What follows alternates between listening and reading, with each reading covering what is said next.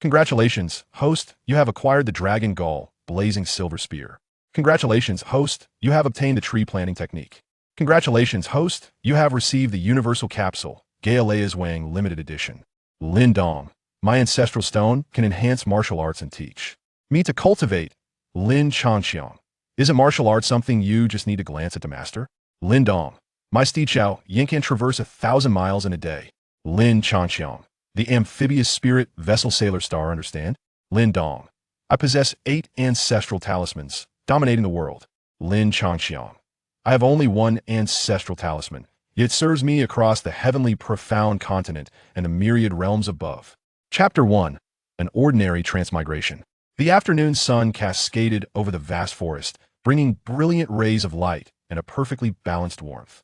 Awakening comfortably from a natural slumber, Lin Changxiang reminisced about the delightful dream from the previous night as he opened his eyes, peering through the gaps between his fingers at the sun. Where is my ceiling? Lin Changxiang was taken aback, sitting up in bewilderment and surveying his surroundings, only to find himself before a sprawling forest seated at its entrance.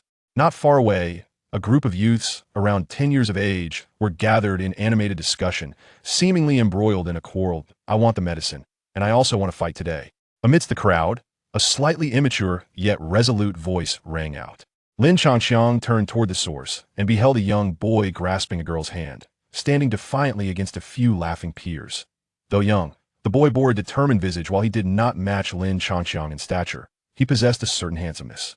The girl he held was even more striking, appearing merely 12 or 13, yet her delicate features were breathtaking to behold. Lin Dong, did my last spar cause you to lose your mind? A sturdier boy compared to his peers stepped forward with a grin, and upon seeing this, the onlookers either chuckled derisively or shook their heads in sympathy, as if anticipating a forthcoming calamity. Brother, don't fight him, we can forego the Qiang grass. Knowing her brother was no match for Lin Shan, Qing Tin anxiously tugged at his sleeve. Lin Dong, Qiang grass. With these two combined, Lin Changxiang instantly realized, isn't this the protagonist of Wu Dong Qiankun? That burly fellow must be Lin Shan, and the girl is Qing Tan? Too late to back out now.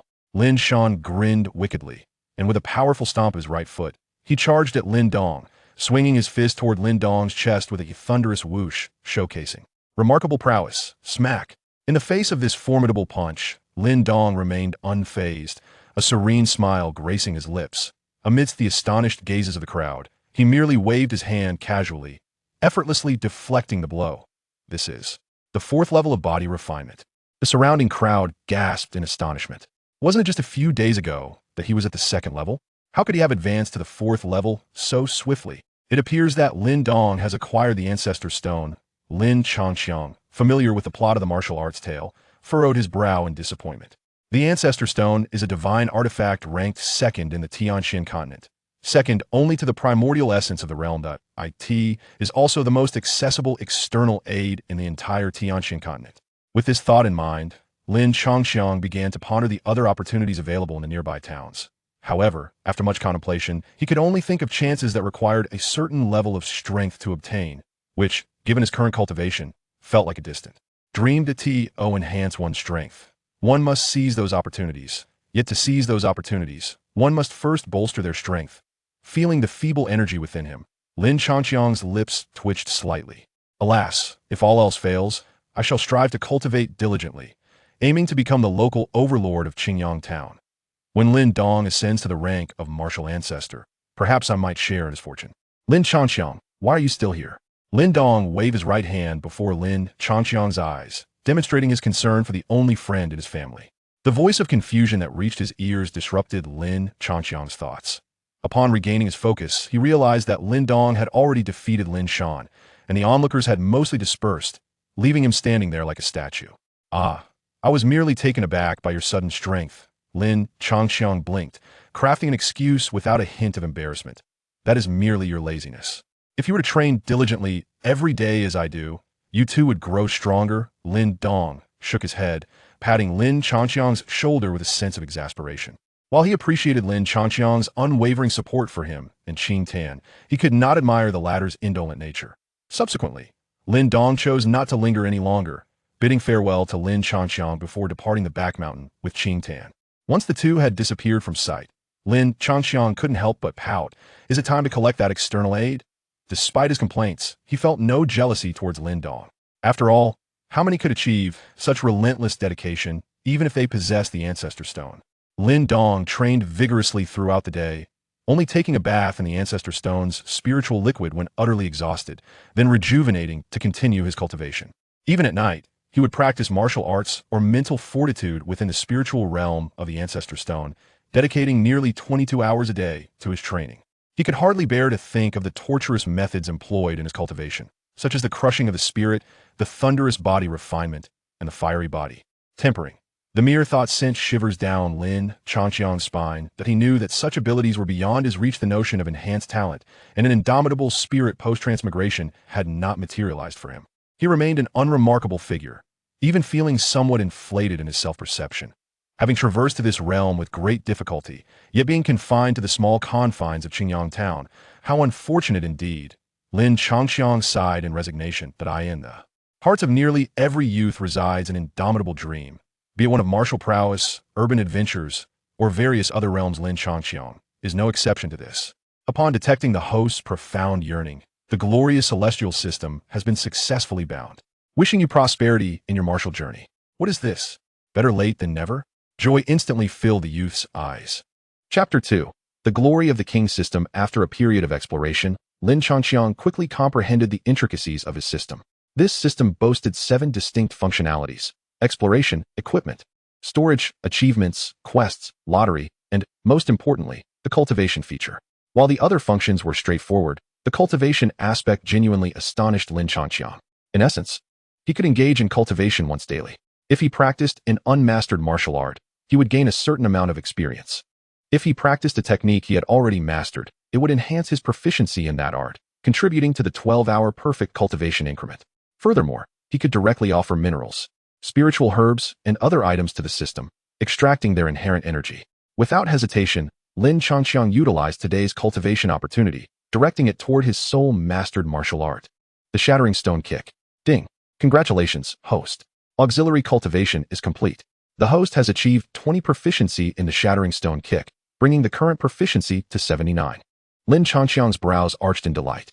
His gaze sharpened, and with a composed demeanor, he inhaled deeply.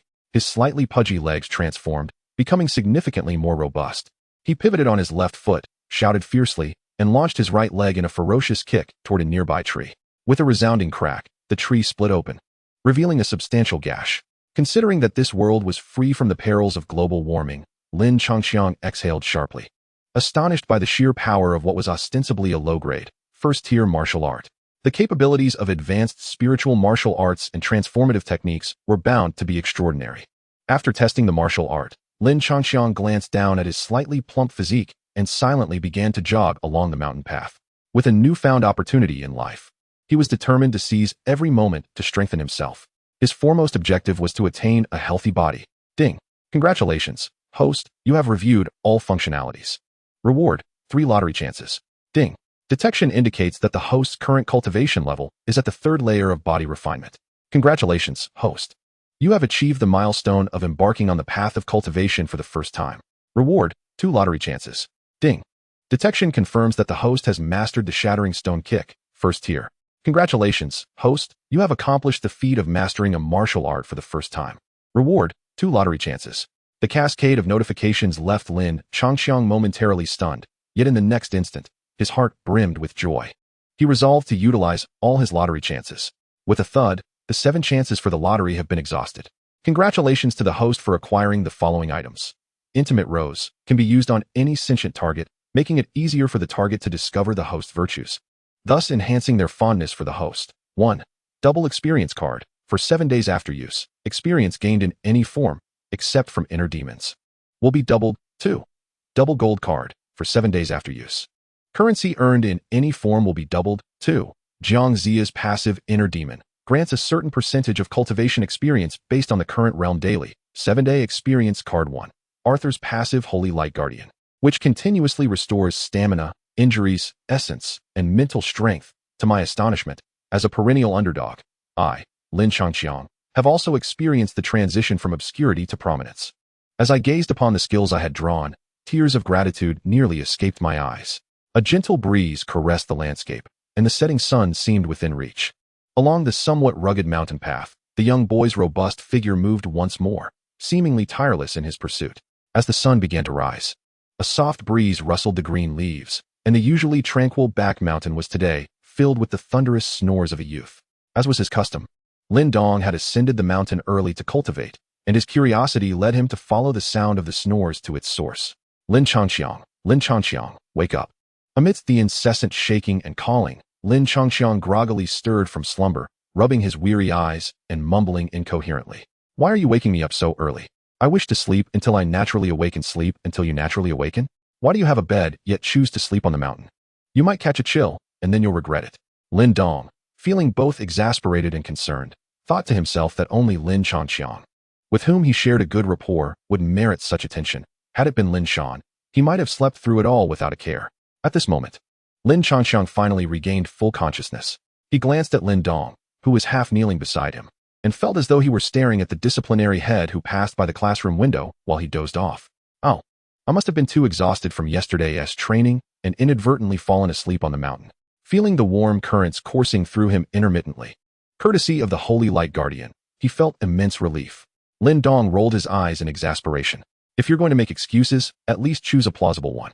You think I don't know your character? Don't even talk about yourself. If this were in the past, I wouldn't have believed it myself. For the first time, Lin Changxiang realized that having a close relationship might not always be advantageous. For instance, he now had to concoct a reasonable explanation for his abrupt change in demeanor. Wasn't I just awakened by your words yesterday? I thought, if only I could be like you, possessing the ability to teach a lesson to those who irk me, then I resolved to cultivate earnestly. Really? Lin Dong regarded Lin Changxiang with skepticism, unable to believe that habits and character could be altered so effortlessly. Is there any doubt? Lin Changxiang confidently patted his chest, only to produce a sound that was more of a slap than a thump. Besides, weren't you supposed to train on the mountain? You'll see for yourself soon enough. Lin Dong looked at Lin Changxiang and couldn't help but smile. All right then, I shall begin my training. With that, he turned and ventured into the depths of the forest. Not long after, the crisp sound of clapping echoed through the woods. Upon hearing the sounds made by Lin Dong during his training, Lin Changxiang suddenly broke into a mischievous grin. Activating the intimate rose, he swiftly returned home to freshen up.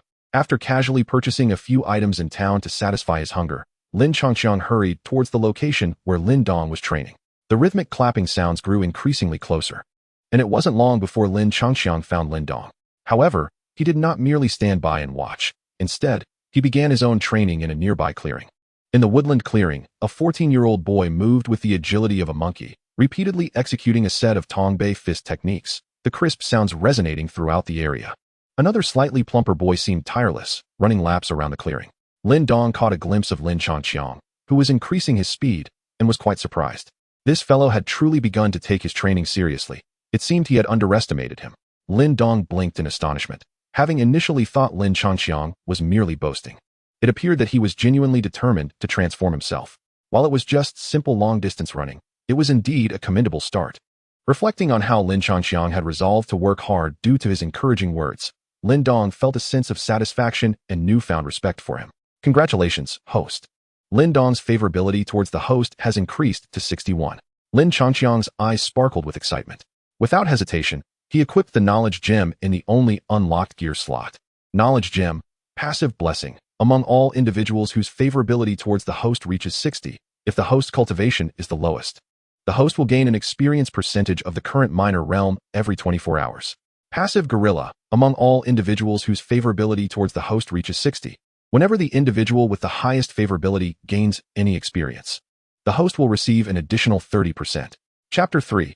Blessing and Gorilla. It has been detected that target Lin Dong is practicing the first-grade martial art, Tongbei Fist. The host will continuously gain additional experience. Assisting in the practice of Tongbei Fist, Lin Changxiang immediately decided to dedicate today's training opportunity to it. After all, those who have witnessed martial arts understand that mastering Tongbei Fist to perfection, achieving the 10th clap, could rival ordinary second-grade martial arts, or even weaker third-grade ones. Although Lin Changxiang always felt this was merely a mini boost granted by the potato overlord to his favored son, assistance in training has been completed. The host has achieved 20% mastery progress in Tongbei Fist. Current proficiency stands at 21%. It has been detected that target Lin Dong is acquiring body tempering realm experience. The host will additionally receive 30%. A double blessing indeed. Lin Changxiang's smile grew increasingly radiant, nearly causing him to forget that the initial stage of body refinement was achieved through physical training. Thus, when Lin Dong practiced martial arts, he not only gained martial experience, but also cultivated his training prowess. Whistling a cheerful tune, Lin Changxiang merrily ran for quite some time, finally completing his daytime tasks, a moment worth celebrating, indeed. Upon noticing Lin Dong still immersed in his training at the center of the clearing, Lin Changxiang's eyes glimmered mischievously. With a sly grin, he scampered over to sit a short distance beside Lin Dong. Engrossed in his boxing practice, Lin Dong noticed Lin Changxiang's presence but paid little mind, assuming the latter had merely grown tired from his run and sought a brief respite. The fact that Lin Changxiang could persist for so long was already beyond Lin Dong's expectations. Reflecting on the possibility that Lin Dong might discover his burgeoning abilities, Lin Changxiang found himself chuckling inwardly, while outwardly maintaining a serious demeanor as he attentively watched Lin Dong execute the Tongbei fist. Initially, he merely stared in awe, daydreaming about the future where he and Lin Dong would triumph over their rivals and vanquish the demonic overlords, instilling fear throughout the Tianxian continent. However, as he observed Lin Dong skillfully unleash the Tongbei fist, both grand and stylish, Lin Changxiang's spirit ignited with fervor, prompting him to leap up suddenly. A true man should aspire to greatness, he exclaimed. Startled by the sudden outburst, Lin Dong froze. His movements halted as he shot an irritated glance at Lin Changxiang. Why are you shouting so loudly? And why do you keep hovering around me? Are you perhaps harboring intentions towards my sister?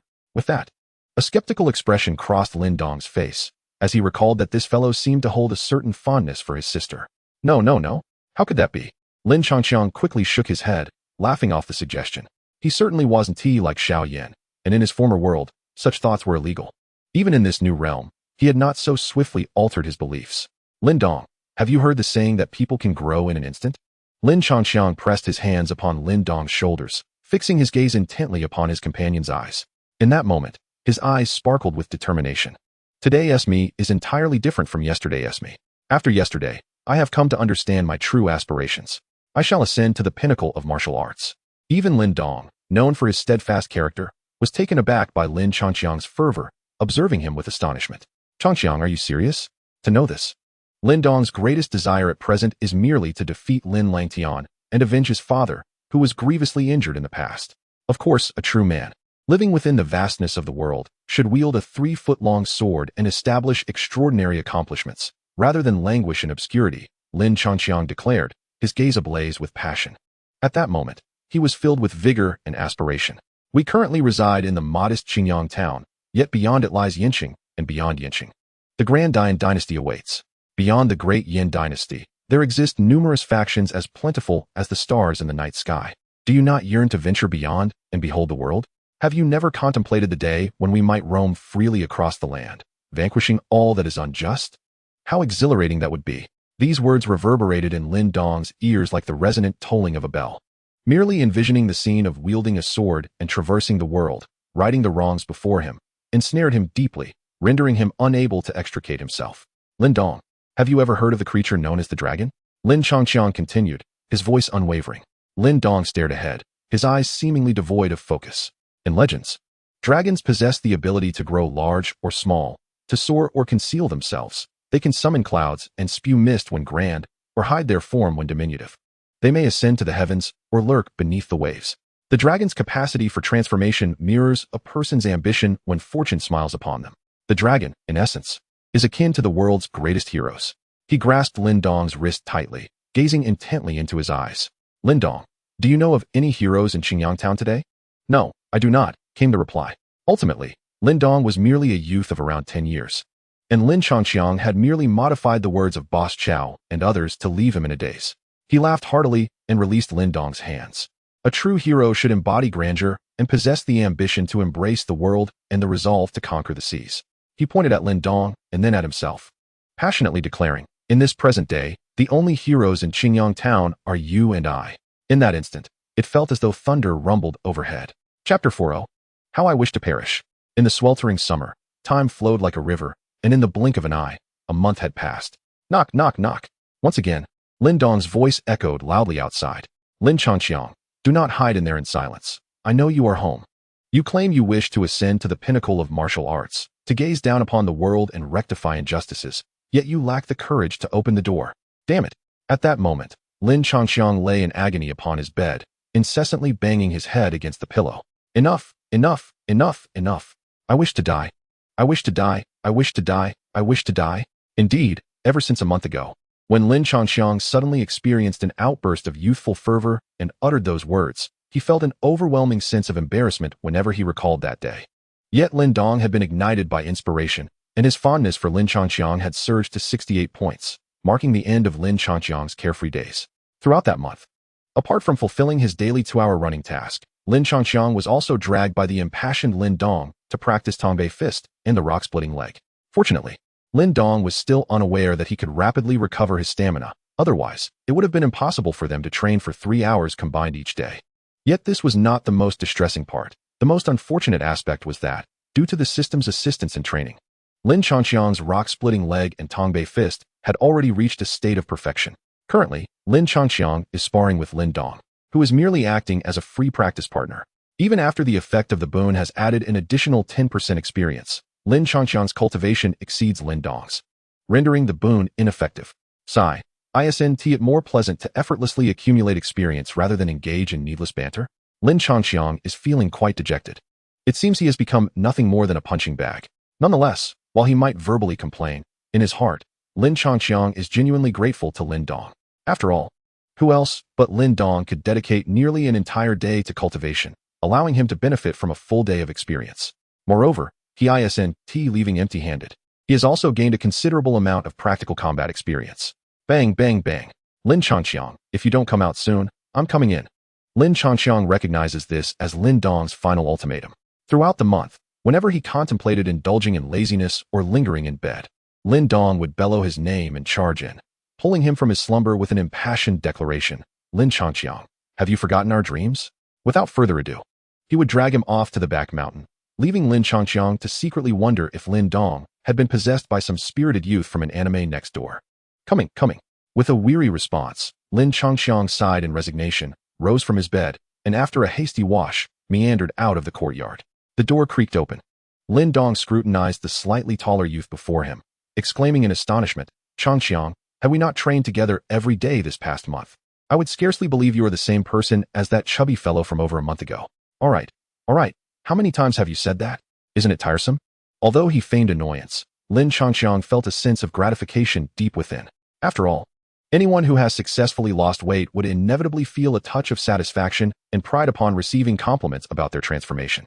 Of course, he had not anticipated that after slimming down, he would bear a striking resemblance to his previous life, still exuding such gallant charm. Let us go. I won't be running anymore. I'll accompany you daily for some practice in Tongbei Fist and stone-splitting leg. With that, Lin Changxiang playfully extended his right hand, casually draping it over Lin Dong's shoulder as they ambled towards the back mountain together. Today, we need not practice Tongbei Fist. Lin Dong, accustomed to Lin Changxiang's little habits, merely smiled lightly. Yesterday, my father taught me a second-tier martial art, the 8 Desolations Palm. Didn't you claim to be a martial arts prodigy? You should be able to grasp this inferior technique after just a few views. What do you say? Shall we practice together today? Lin Dong had always been somewhat skeptical of Lin Changxiang's assertions, and he viewed this as an opportunity to discern whether Lin Changxiang was simply trying to deceive him. Naturally, Lin Changxiang was overjoyed, and he quietly glanced at his personal information. Host, Lin Changxiang, cultivation level, body refinement realm. 5th stage, 92%. Martial arts, stone breaking leg, 1st rank. Tongbei Fist, 1st rank. 8 Desolations Palm, 2nd rank. 2%. Cultivation technique, none. Spiritual power level, none. Secret techniques, none. Spiritual power techniques, none. Treasures, double experience card X2, double gold card X2. Heart demon experience card, lottery chances, none. Goodness, Lin Dong is quite impressive. He has diligently advanced nearly 70% of his martial arts proficiency overnight after acquiring it just yesterday. Regrettably, I retired early last night and did not assist in the cultivation of the 8 Desolations Palm. Otherwise, with today as practice, I could have grasped it at a rudimentary level. Lin Changxiang clicked his tongue, feigning a moment of regret, then focused his mind and commanded, System, cultivate 8 Desolations Palm. Ding. Congratulations, host. Auxiliary cultivation is complete. Proficiency gained, 20%. Current proficiency, 22%. Cackling with glee, Lin Changxiang emitted a laugh reminiscent of a Soul Palace guardian. Meanwhile, Lin Dong merely perceived this fellow's inexplicable excitement over a mere second-grade martial art. Before long, the duo arrived at their usual training ground. Lin Changxiang adeptly settled himself cross-legged on the grass, while Lin Dong moved to the center of the clearing to elucidate and demonstrate the 8 Desolations palm. Renowned for its ferocity, the 8 Desolations palm is characterized by its forceful and expansive movements. Though it appears simple and unadorned, the palm's wind carries an inherent sense of power. Lin Dong paused momentarily, but soon resumed his movements. However, with slight adjustments, he infused the originally fierce technique with a touch of softness. Though superficially indistinguishable, this subtle alteration proved advantageous in combat, leaving opponents at a disadvantage. Upon hearing this, Lin Changxiang realized that Lin Dong intended to teach him the 8 Desolations palm enhanced by the ancestral stone. A warm sensation surged within him. Although he could learn it unaided, Lin Dong was unaware of this fact, and it was the thought that counted. The harmonious blend of rigidity and grace within the 8 Desolations palm, when cultivated to its pinnacle, could rival the might of the 10th strike of the Tongbei fist. Lin Changxiang nodded earnestly, comprehending that the Tongbei fist's balanced strike was inferior to the 8 Desolations palm's balanced strike, which in turn was lesser than the grand move of the Tongbei fist. Speaking of which, even your father is oblivious to your achievement of the 10th strike in the Tongbei fist, yet I am aware. Indeed, you have always regarded me as your own. Before Lin Changxiang could finish his sentence, Lin Dong feigned anger, picking up a small stone and tossing it onto his thigh. Lin Changxiang, seizing the moment, dramatically pretended to be in pain and let out a wail. If only you could rectify this habit of yours. Otherwise, should you encounter a ruthless character who decides to confront you directly, I certainly will not intervene. Lin Dong took several deep breaths to calm his emotions. In his view, Lin Changxiang possessed admirable qualities. After all, during his own moments of vulnerability, he was the only one among the younger generation of the Lin clan who extended a helping hand to both himself and Qingtan, albeit with a tendency to cause quite a stir.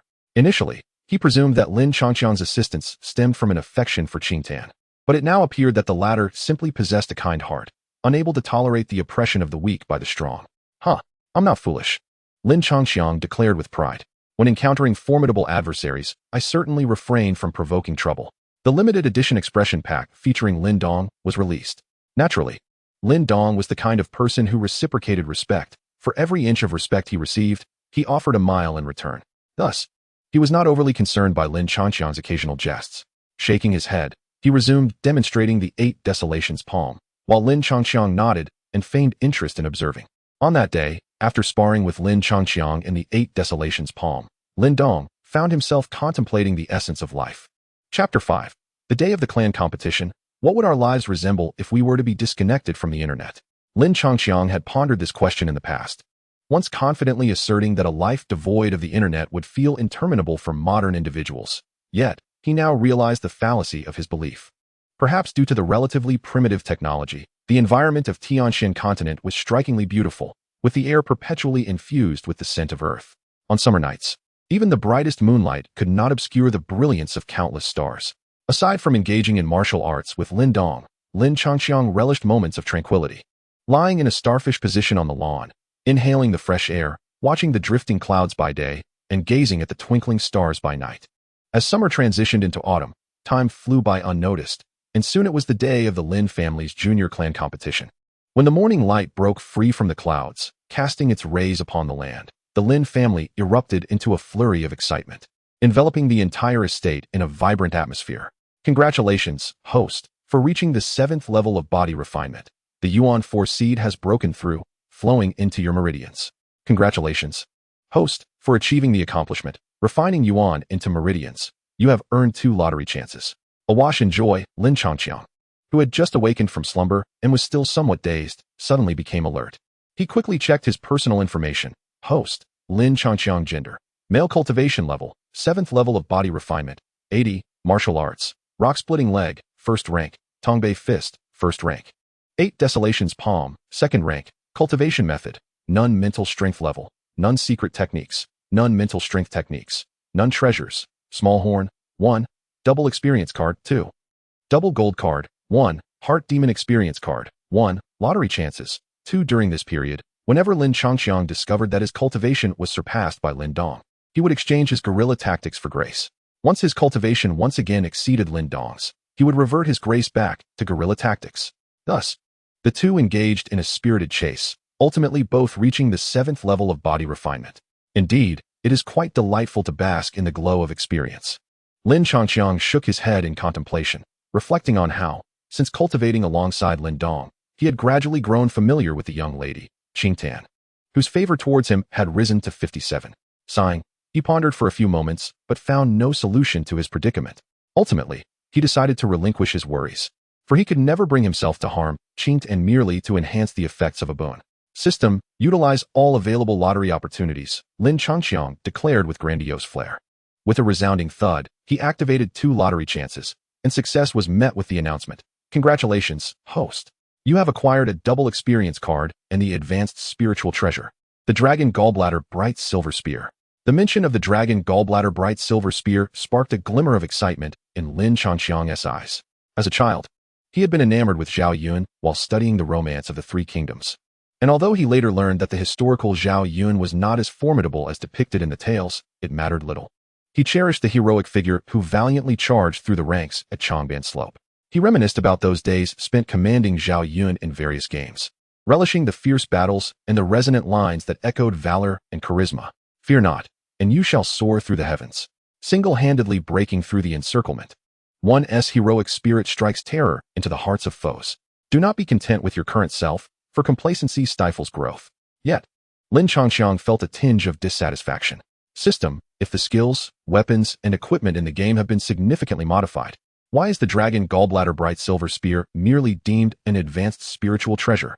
In the Tianxian continent, treasures were categorized into low, medium, and high-grade spiritual treasures, earthly treasures, and heavenly treasures, along with even more potent divine artifacts.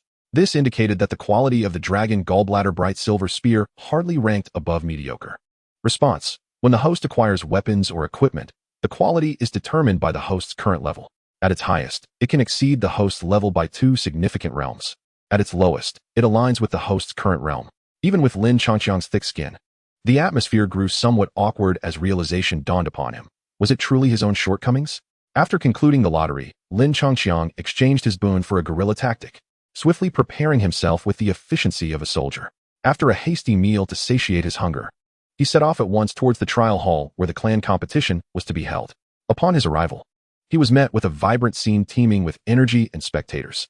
The Lin family, while not the most formidable force in Qingyang town, possessed considerable influence, attracting numerous guests eager to observe the clan competition. This was an opportunity to foster relationships and to gauge the capabilities of the Lin family's younger generation for fresh, exceptional talent was of utmost importance to any lineage. Though not unfamiliar with such bustling gatherings, Lin Changqiang felt a flutter of nervousness. He had always been a mere observer, and today, he was to perform upon the stage. Regrettably, due to his late arrival, he had missed the tense confrontation between Lin Dong's family and the Lin Shan and Lin Hong clans, when suddenly, a throng of people surged into the trial hall. Leading the crowd with a vigorous stride was an elderly gentleman with a head of silver hair and a dignified demeanor. Clad in a brocade robe, he emanated a formidable presence, his keen gaze sweeping across the assembly, exuding an aura of authority without uttering a word. This distinguished figure was none other than Lin Jintian, the patriarch of the Lin family. However, Lin Changqiang, along with his former comrades, preferred to refer to him as Wei Jintian. As soon as Lin Jintian made his entrance, the trial hall erupted in fervor, with all the guests hastily rising to their feet, clasping their hands in greeting. With a genial smile, Lin Jintian exchanged pleasantries with the esteemed guests and engaged in light conversation with the Lin Dong family before gracefully making his way to the main seat.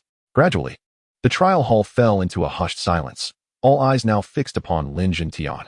In the midst of this collective gaze, Lin Jintian, unfazed, inclined his head towards the VIP section and proclaimed in a resonant voice, "Today marks the day of our Lin family competition. I extend my heartfelt gratitude to all for your presence. I see many familiar faces among us, so I shall refrain from superfluous remarks and delve directly into the matter at hand." Upon concluding his speech, Lin Jintian turned his attention to Lin Ken, who nodded in agreement and proceeded to step onto the expansive arena in the center of the trial hall. From his sleeve, he retrieved a bamboo tube filled with numerous bamboo slips. As per tradition, we shall draw lots to determine our opponents. All young participants, please come forth to draw your slips. As soon as the words left his lips, dozens of youths emerged from the hall, each taking a bamboo slip from the tube. Reminiscing about his high school days, Lin Chongchong stealthily patted Lin Dong on the backside from the corner of the crowd, startling Lin Dong, who turned around only to find Lin Chongchong chuckling behind him. With a disapproving glance, Lin Dong returned his attention elsewhere. There were 5 arenas numbered from 1 to 5. Those who drew slips numbered in the top 10 were to proceed to their respective arenas for the first round. Lin Chongchong glanced at the slip marked with the number 1 and made his way to the first arena. Upon ascending the platform, he discovered that his opponent was not Lin Dong, but rather a youthful boy with charming dimples on his face, prompting a sigh of relief from him. It was not that Lin Chongchong doubted his ability to contend with Lin Dong in a serious bout. His protected state by the sanctified light would enable him to exhaust Lin Dong. However, with both possessing the same level of cultivation at the 7th stage of body refinement, it would be disheartening for one to be eliminated in the very first round.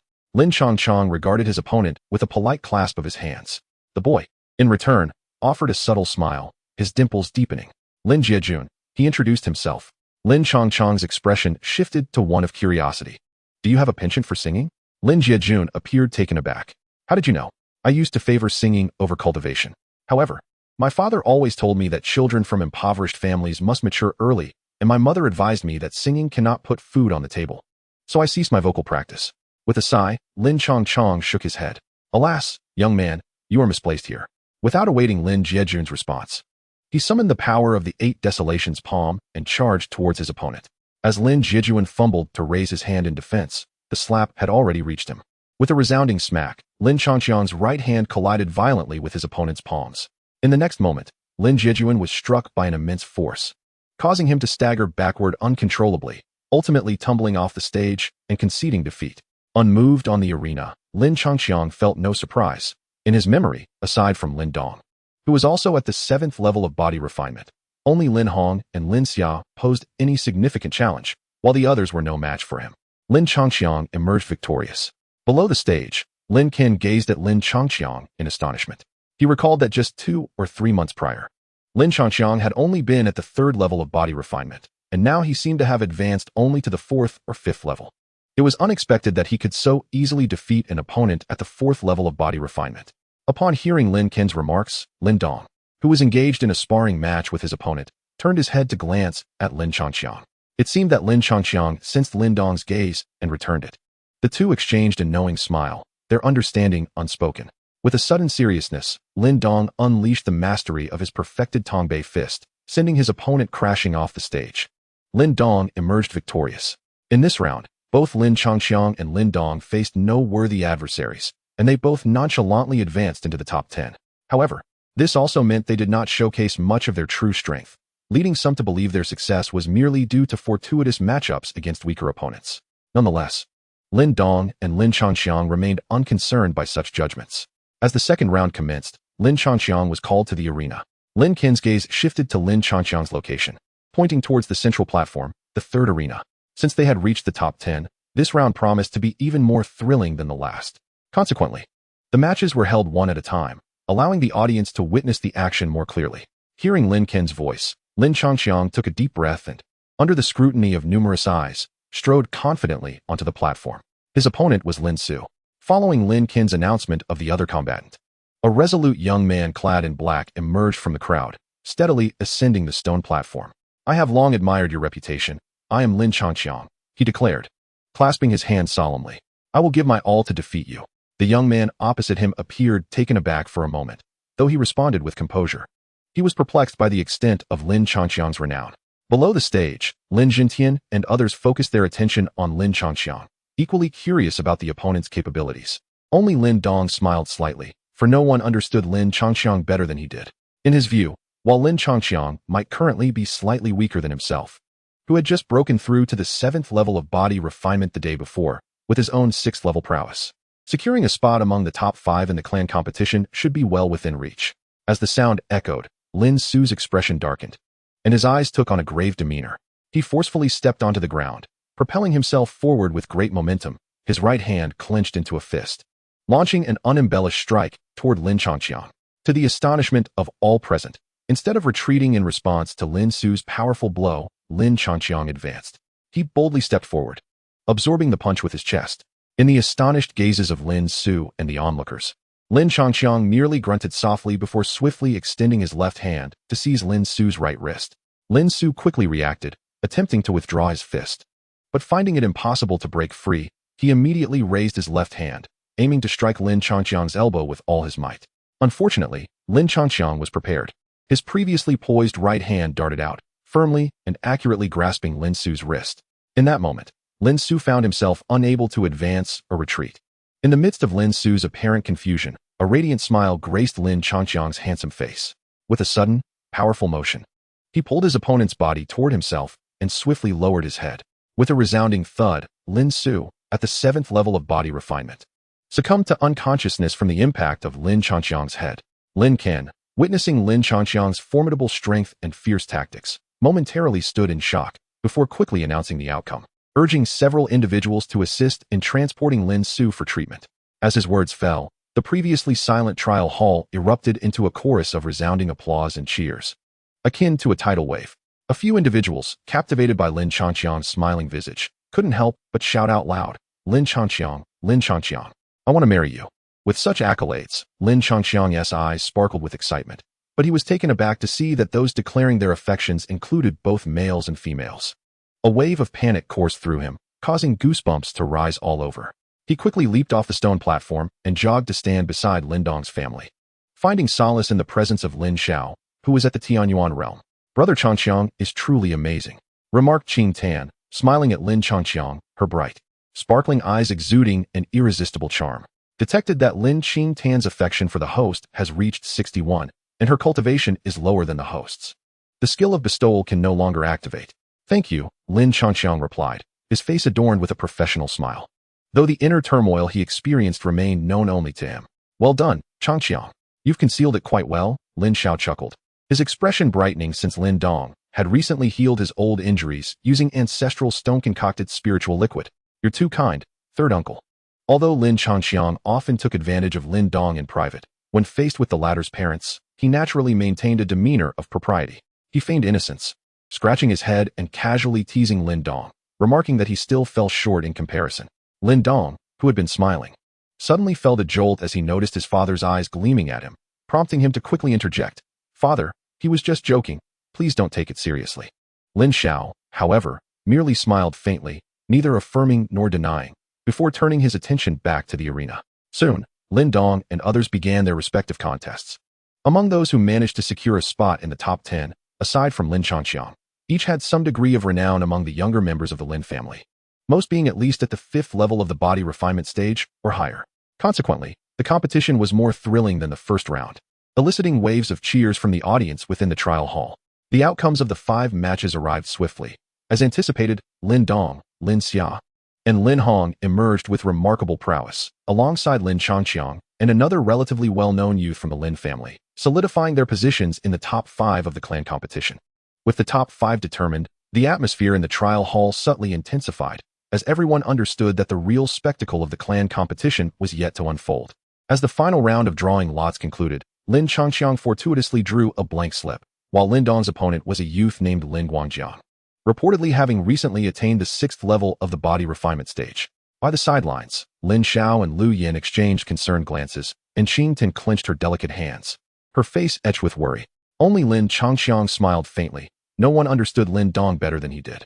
In his view, although Lin Dong appeared somewhat weaker than himself, who had just broken through to the 7th level of the body refinement stage that morning, with the opponent's strength being just a notch below his own, securing a spot in the top 3 of the clan competition should be quite manageable. As expected, the clash between the two commenced swiftly after drawing their bamboo slips. Yet the outcome surprised many. Under Lin Dong's relentless 9 strikes of the echoing fist, even with Lin Guangjiang exerting all his efforts, he was ultimately struck off the stage, disqualifying him from the competition. To defeat Lin Guangjiang with such ease suggested that Lin Dong had indeed inherited his father's talent from years past. From his seat, Lin Jintian observed his grandson on the stage with a sense of pride, stroking his long beard. Lin Dong wins. Next was Lin Xia versus Lin Hong. A flicker of barely perceptible concern crossed Lin Ken's eyes. Hearing her father's call, Lin Xia first responded sweetly, then gracefully twirled her slender waist, floating onto the stage like a butterfly, her poise captivating many young onlookers. Lin Changqiang could only roll his eyes, feeling exasperated. Was it necessary to be so extravagant for merely stepping onto the stage? Of course, he understood that this was not entirely Lin Xia's fault, after all. In many worlds crafted by the potato deity, numerous female characters treated their stage appearances as if they were participating in a beauty contest. Meanwhile, Lin Hong elegantly leaped onto the stage from the opposite side, smiling as he clasped his hands together, addressing Lin Xia, Sister Lin Xia. I kindly request you to show mercy. The moment has surely arrived for me to speak gently. Lin Xia pursed her lips. Yet there was an unusual gravity in her gaze. Lin Hong's strength had likely reached a level comparable to her own.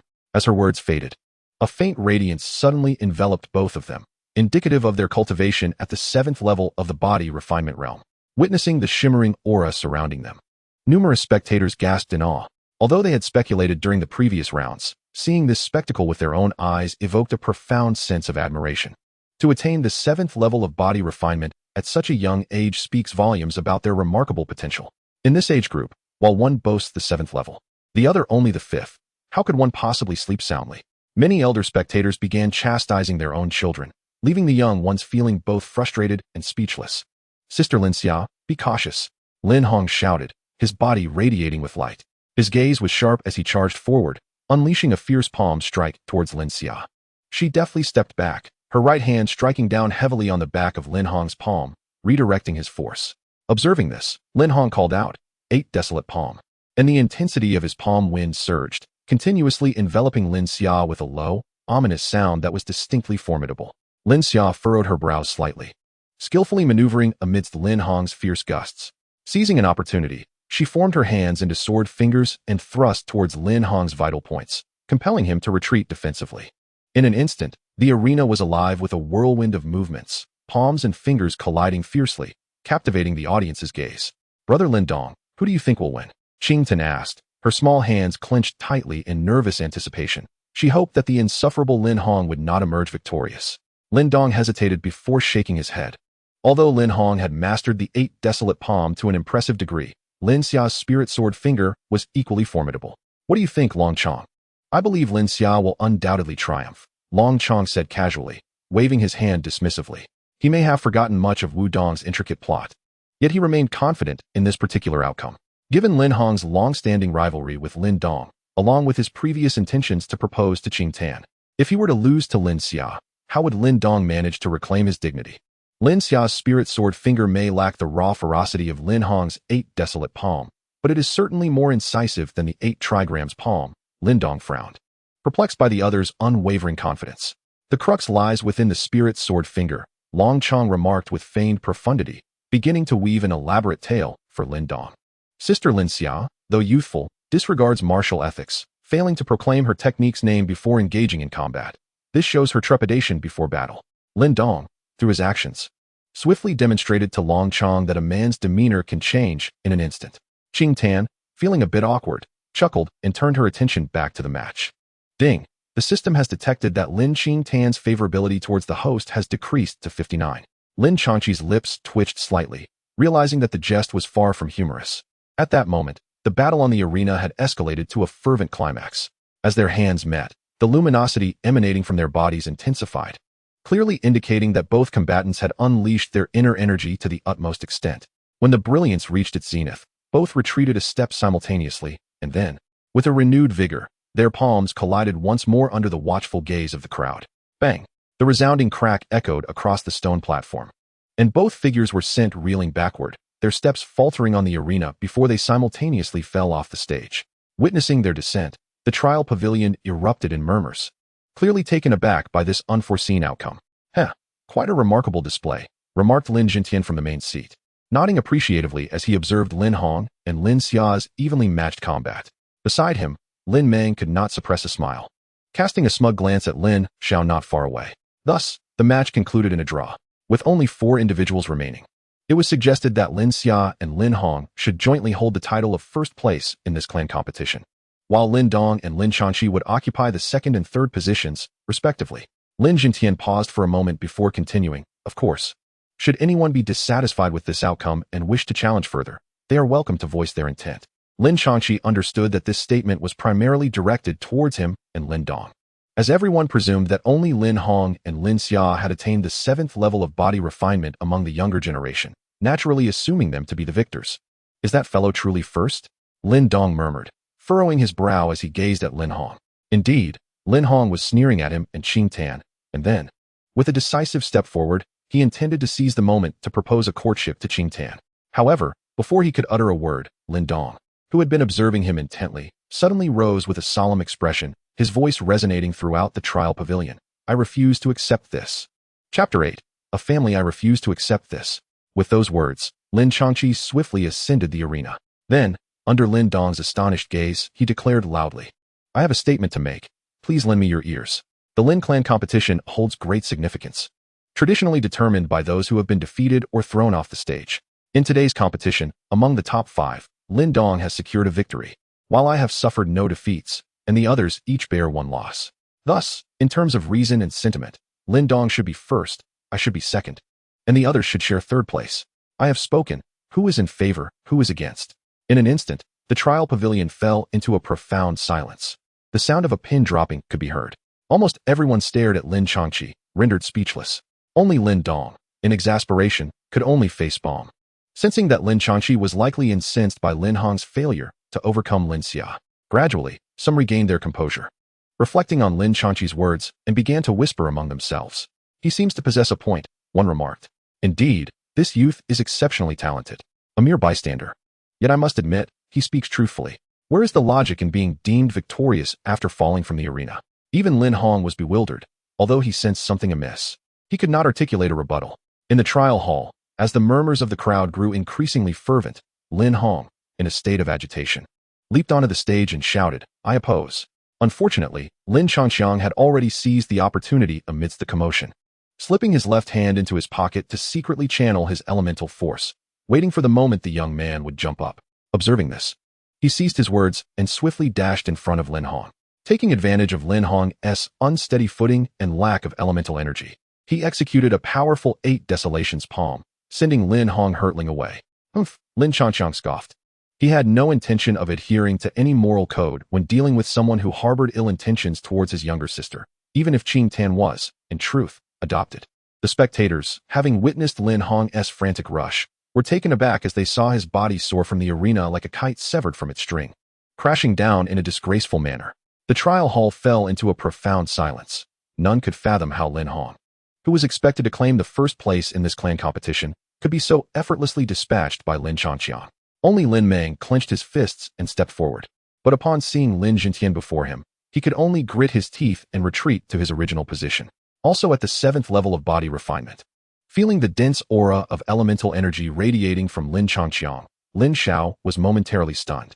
After a brief pause, his body trembled, and he swiftly turned to Lin Dong, a surge of ecstatic joy overtaking his features. If what Changxiang said was true, Lin Dong swallowed hard, feeling a prickling sensation under Lin Zhao's gaze, silently cursing Lin Changxiang in his heart. On the ground outside the arena, Lin Hong's face was ashen, his expression dazed, clearly still reeling from the dramatic turn of events. He could hardly believe that Lin Changxiang, whom he had never regarded with any respect, was indeed at the 7th level of body refinement and had dispatched him with a single strike, an outcome he simply could not accept. Impossible. The penetrating gazes of those around him made Lin Hong feel like he was under scrutiny. With a sudden roar, he stomped the ground and charged back onto the stage, recklessly attacking Lin Changxiang. Observing Lin Hong's frantic demeanor and the furious Lin Mang not far away, Lin Dong furrowed his brow, a sense of foreboding creeping in. Father, if Changxiang strikes Lin Hong again, Uncle may very well take action against him. Hearing this, Lin Xiao glanced at Lin Mang and nodded solemnly. Rest assured, I will not allow Lin Mang to harm him. Lin Changxiang, seeing Lin Hong ascend the stage, was not surprised in the least. However, he had no desire to engage with Lin Hong further. Who knew what would happen if Lin Xiao did not intervene, or if his intervention came too late? Resolute in his decision, Lin Changxiang led Lin Hong towards Lin Ken, who stood at the edge of the stage, stopping before him amidst a look of utter astonishment. Even if Lin Xiao were unable to intervene in time, Lincoln would certainly be able to obstruct Lin Mang. Lin Changxiang exhaled a sigh of relief and turned to face Lin Hong. Although both were at the 7th level of body refinement, one had just emerged from a fierce battle that ended inconclusively and was left disoriented by the sudden encounter, while the other remained calm and composed.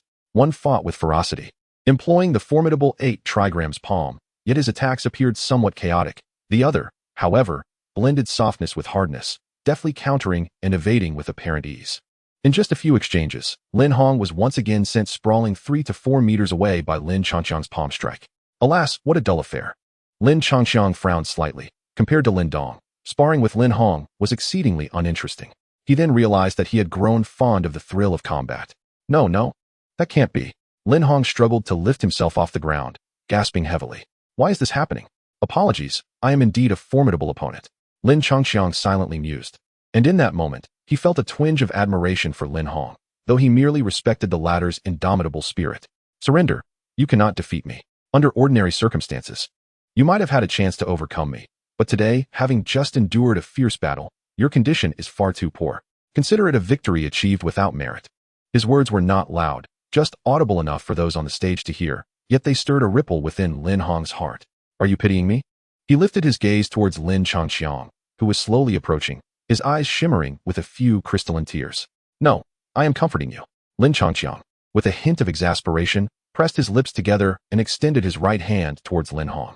We harbor no deep-seated enmity. After all, he is merely a 15 or 16-year-old boy, still immature, and my cousin at that. Though he often bullied Lin Dong has already forgiven him. So what right do I have to hold a grudge? Moreover, I was not the one who was bullied in the first place. Lin Hong stared blankly at Lin Changxiang. Perhaps it was the sunlight illuminating Lin Changxiang that made him feel an aura of warmth and tranquility emanating from him. Hey, are you going to get up or not? Can you at least act like a man? Lin Changxiang impatiently shook his right hand. Either stand up and fight me again or take my hand, rise, and dry your tears. Sitting there wallowing in self-pity makes us a laughingstock in front of others. By the way, I still have a handsome yet slightly effeminate face, now flushed crimson on the arena. He hastily wiped away the tears from his eyes with his sleeve and grasped Lin Changxiang's right hand to stand up. Do you not hate me? Why would I hate you? Because I often bully Lin Dong and have bullied you as well. Oh, then I have bullied you too now. We are even. But Lin Dong, don't worry. Lin Dong is actually quite easy to talk to. He is always good to his own. As long as you sincerely apologize, he will surely forgive you. I am sorry. I express my gratitude, for we are indeed one family. The detection indicates that Lin Hong's affection towards the host has risen to 69, surpassing Lin Dong's 68. The target of the passive gorilla effect has now shifted to Lin Hong. Chapter 9. Rewards after Lin Changxiang and Lin Hong stepped down. Lin Dong refrained from presenting further challenges. Lin Guangjiang, at the 6th level of the body refinement realm, was keenly aware of his own limitations, and thus, the clan competition swiftly reached its conclusion. The final results were as follows. Lin Changxiang secured first place, while Lin Xia and Lin Hong shared second, with Lin Dong in third and Lin Guangjiang in fourth.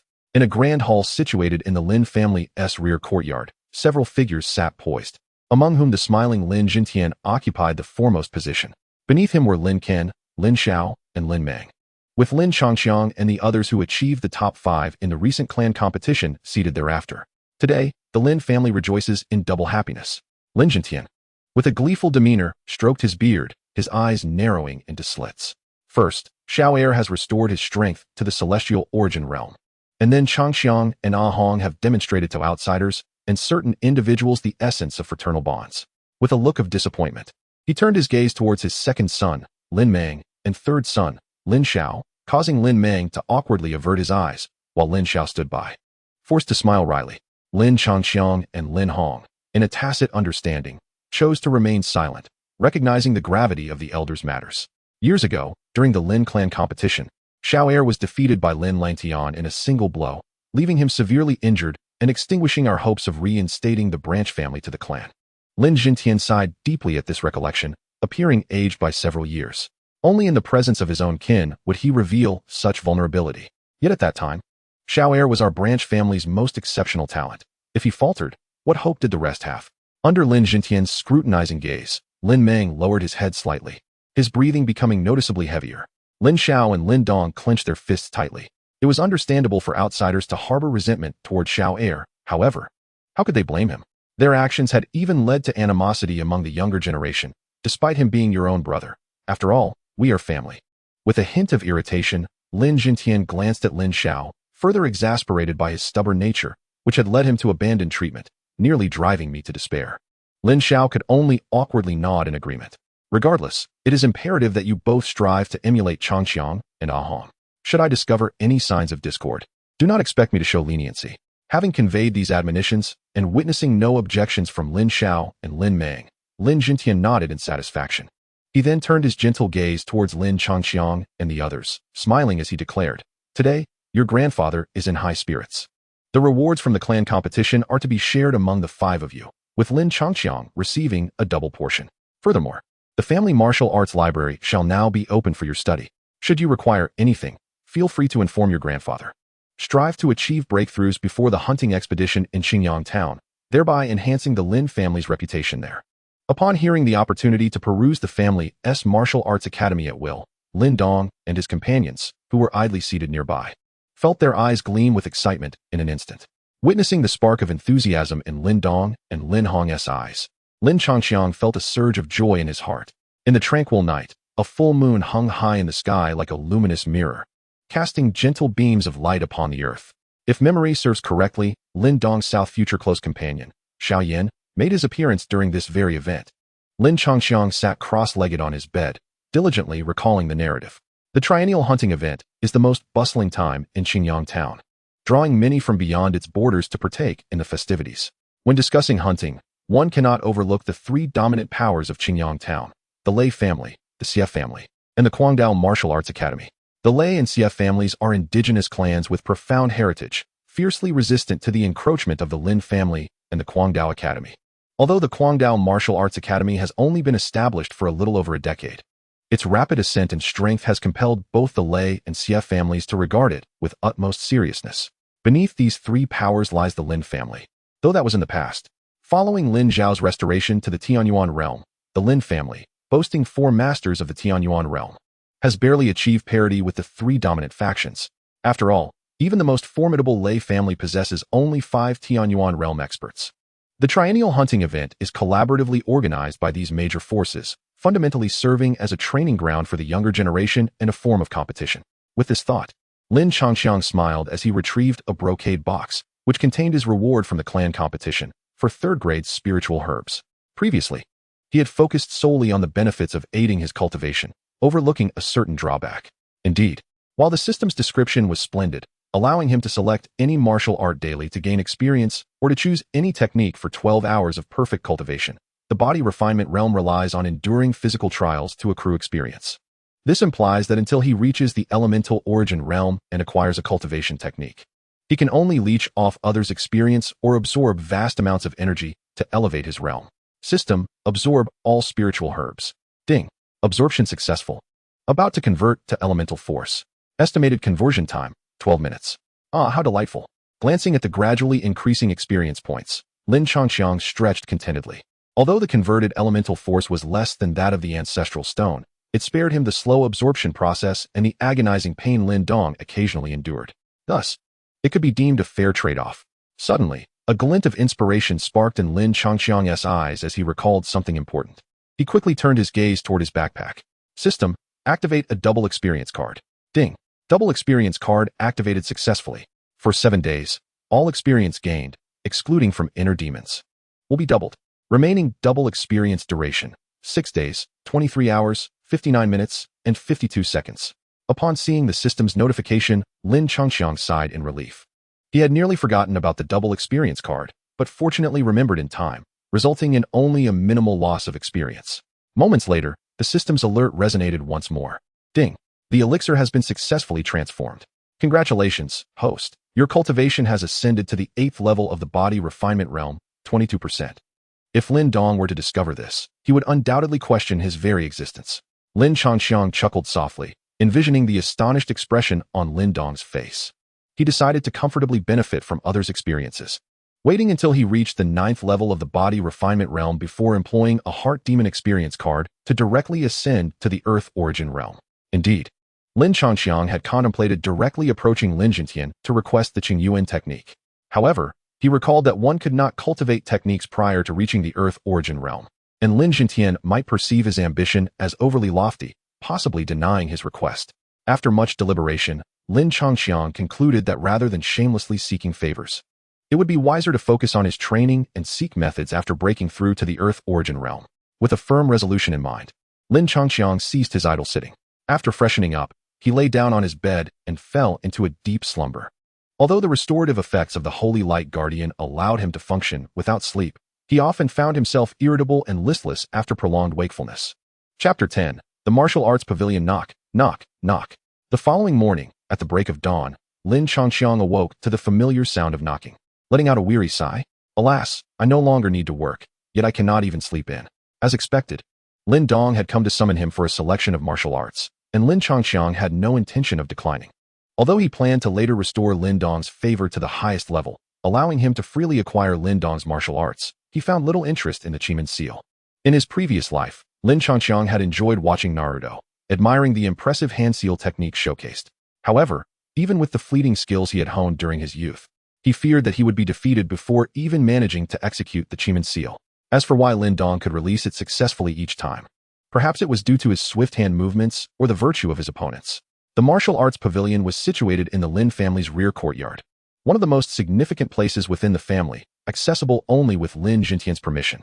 Upon arriving at the entrance, several solemn guards stood sentinel at the gate. Recognizing Lin Changxiang and Lin Dong, they politely nodded before opening the doors. As they entered the pavilion, a fragrant aroma of books enveloped them. Rows of mahogany bookshelves, intricately arranged, were filled with an array of martial arts texts. While Lin Dong's eyes sparkled with eagerness as he prepared to search for third-grade martial arts, Lin Changxiang abruptly pulled him back, giving him a disapproving look. "Are you foolish? It is obvious that valuable items are hidden deep within. What do you hope to find at the entrance?" In truth, Lin Changxiang was already aware that the third-grade martial arts were located inside. He certainly did not wish to suffer the embarrassment he had experienced the previous day. The martial arts hall was unexpectedly vast. Lin Changxiang and Lin Dong ventured deeper for several minutes without reaching the end. The bookshelves on either side had significantly diminished, until they finally discovered a solitary shelf in a corner, housing 10 volumes of third-tier martial arts. These must be all the third-tier martial arts of the Lin family. Lin Dong mused, leaning in with curiosity. Unlike the other shelves, beside each of the 10 ancient tomes stood individual wooden plaques detailing the martial arts within. Lin Changxiang meticulously examined each volume, eager to find one that suited him. Third-tier martial arts, returning windsoft hands.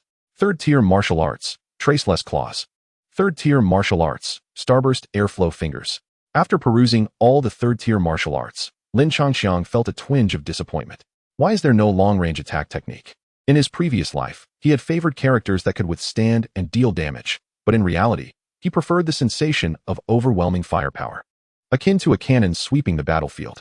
Moreover, with Lin Dong already serving as a resilient warrior in their ranks, and with the anticipated addition of the tank Xiao Yin and the magic assassin Xiao Diao, he naturally envisioned himself as a backline artillery mage or a controller. "I shall choose this fragment of the mysterious gate seal," Lin Changxiang declared. At that moment, he noticed Lin Dong fixated on a dark-hued tome, his eyes ablaze with enthusiasm. Aware that Lin Dong could restore fragments using the ancestral stone, Lin Changxiang felt no need to intervene. "Then I will select the returning windsoft hands," Lin Dong decided. Although its offensive capability was not particularly strong, it proved effective against minions. Initially, Lin Changxiang leaned towards the traceless claws, believing that for someone under the protection of sacred light, trading damage would be advantageous. However, upon reflection, he realized that for one shielded by sacred light, prolonged combat would ultimately be more beneficial. Thus, he ultimately opted for the slightly less aggressive, yet defensively superior returning windsoft hands. After completing the registration, both emerged from the hall with their chosen martial arts. Lin Dong, eager to rush home, was unexpectedly halted by Lin Changxiang, who grasped his arm. "Lin Dong, have you ever heard of motivational quotes?" The moonlight, hazy and ethereal, draped the earth in a gossamer silver veil. At that moment, a weary Lin Changxiang awaited the system's notification, feeling drowsy. Earlier that day at the martial arts hall entrance, he had racked his brain for hours, nearly exhausting every famous saying he could modify for his purpose, proclaiming, "Dignity resides only at the sword's edge. Truth lies within the bow's range. Those who violate the Lin family shall be pursued relentlessly, no matter the distance." In the Xiantian continent, who holds the reins of fate, he had rambled on passionately, even stirring the guards at the entrance to fervor, as if they were ready to charge forth and eliminate the Lei family, the Xie family, and the Mad Blade Martial Hall, claiming dominion over Qingyang town. This had ultimately raised Lin Dong's affinity towards him to 69, tying him for first place with Lin Hong. The young man appeared to be resistant to my motivational words. Lin Changxiang lay sprawled on the bed in a large character shape, devoid of the desire to move. Fortunately, the system's voice timely resonated, preventing him from dozing off. "Beep, a target for guerrilla effectiveness has been detected. You are currently practicing the 5th grade martial art, Chiman Seal. The host will continuously gain an additional 30% experience. Assisting Cultivation, Chiman Seal. Beep, assistance in cultivation successful. Congratulations, the host has acquired 16% experience in Chiman Seal. Current mastery level, 16%, decimal ignored. Beep, congratulations to the host for achieving the milestone. First acquisition of intermediate martial arts, rewarded with 2 lottery chances. The next lottery will surely yield a piece of intermediate martial arts. Lin Changqiang's Spirit Sword. Although he had long anticipated that Lin Dong would master Chiman Seal, he was pleasantly surprised by the rewards for initially acquiring intermediate martial arts, especially the guarantee of obtaining a martial art. Would the same apply for the first acquisition of superior martial arts, such as the creation martial arts or spirit martial arts? Beep, in response to the host. The first mastery of a certain level of martial arts, techniques, and secret skills indeed rewards lottery chances. However, this is the only instance that guarantees a martial art. A puzzled expression formed on Lin Changqiang's face. Is there something special about this instance? Beep, indeed, host. As it was detected that you particularly enjoy forming seals to unleash attacks during the day. It was an odd sensation. Despite the voice still being the same cool female tone, Lin Changqiang felt as though the system was somewhat smug. Regrettably, he often found himself saying no to the self-satisfied system. Does this mean you've taken the liberty to preordain one of my lottery rewards as a martial art involving seal formation? Shouldn't you provide me with compensation? The system seemed perplexed. Is that not why I say you are foolish? Lin Changqiang's heart burned with fervor, yet his expression betrayed a mixture of exasperation and disappointment. Consider this. The martial arts and spiritual treasures obtained from the lottery are always equal to or exceed my current cultivation level, correct? If I had originally planned to wait until the Tianyuan realm to draw, wouldn't the martial art at least have been superior? Now that you've predetermined it to be intermediate, has the reward not diminished? That seems reasonable. Therefore, you must compensate me. Lin Changqiang secretly rejoiced, sensing that the system might not be particularly astute. Although theoretically, he could indeed wait until the Tianyuan realm to draw. His personality suggested that he would likely not preserve the lottery chances.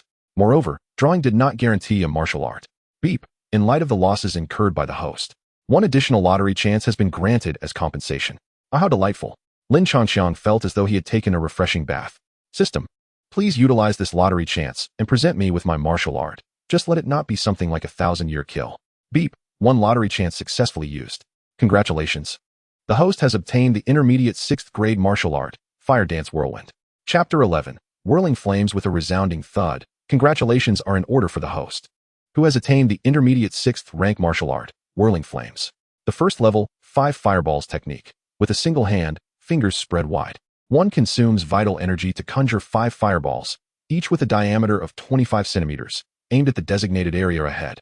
The second level, Flame Vortex. By forming a seal with both hands and expending vital energy, one can summon a flame vortex with a diameter of 1 meter and a height of 3 meters at any specified location within a 10-meter radius.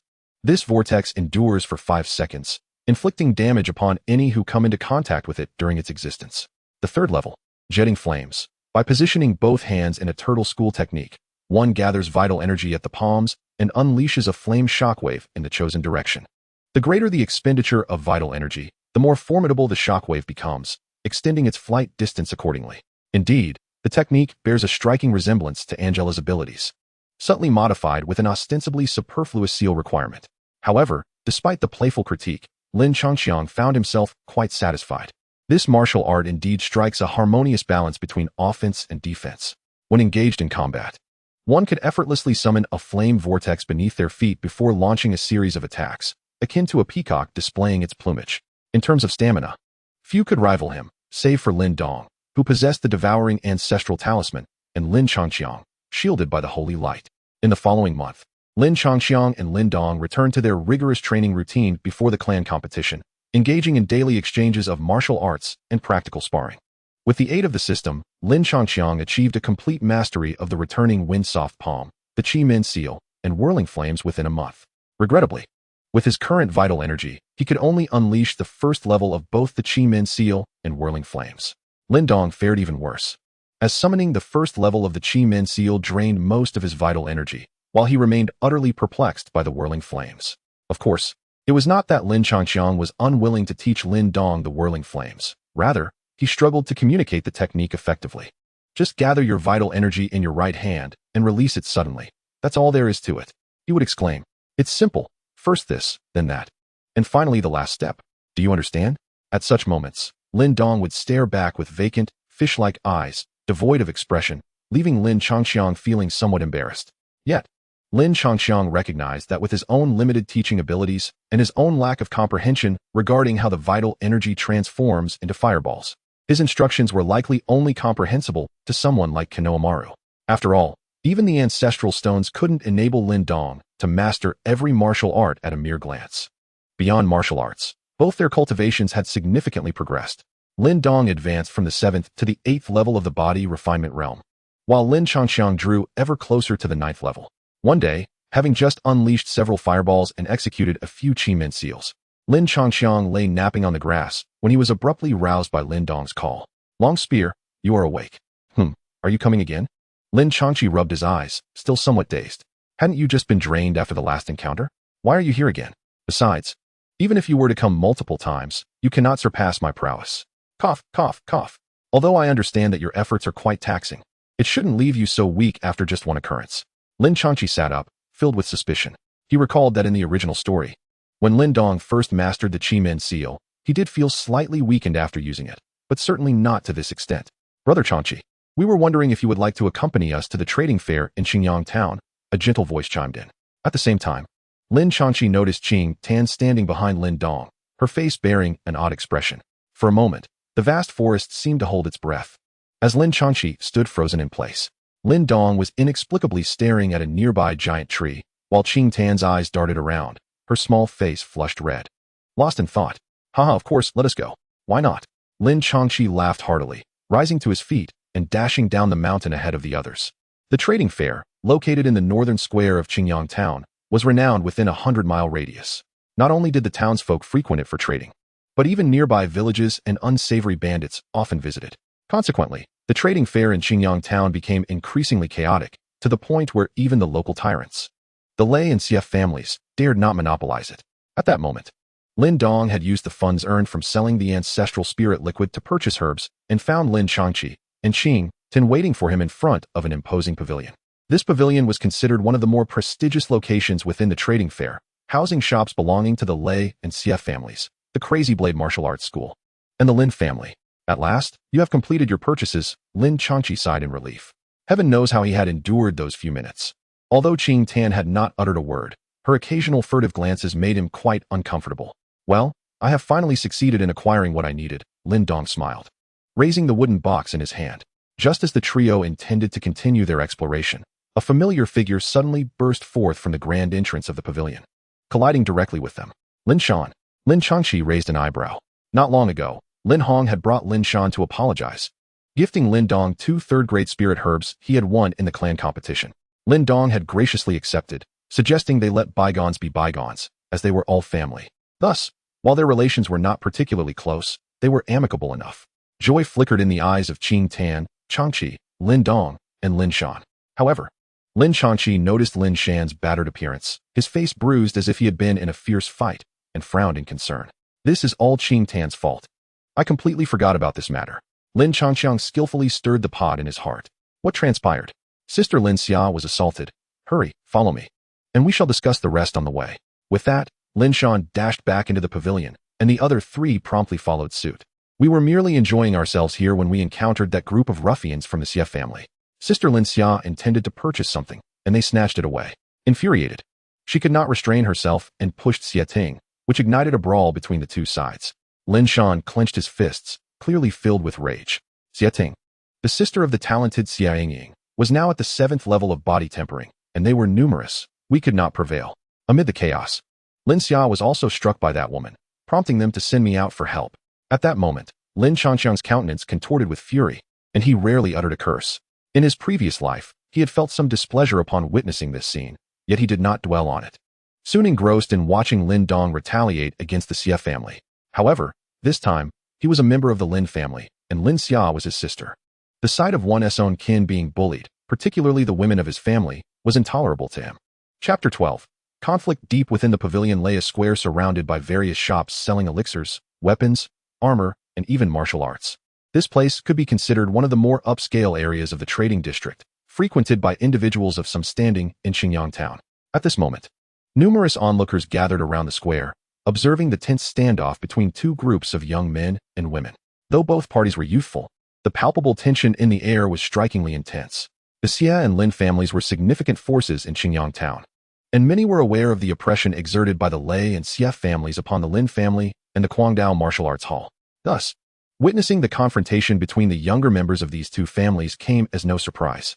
Lin Xia, I advise you to hand over that fox crystal chain, otherwise, you shall not leave here unscathed today.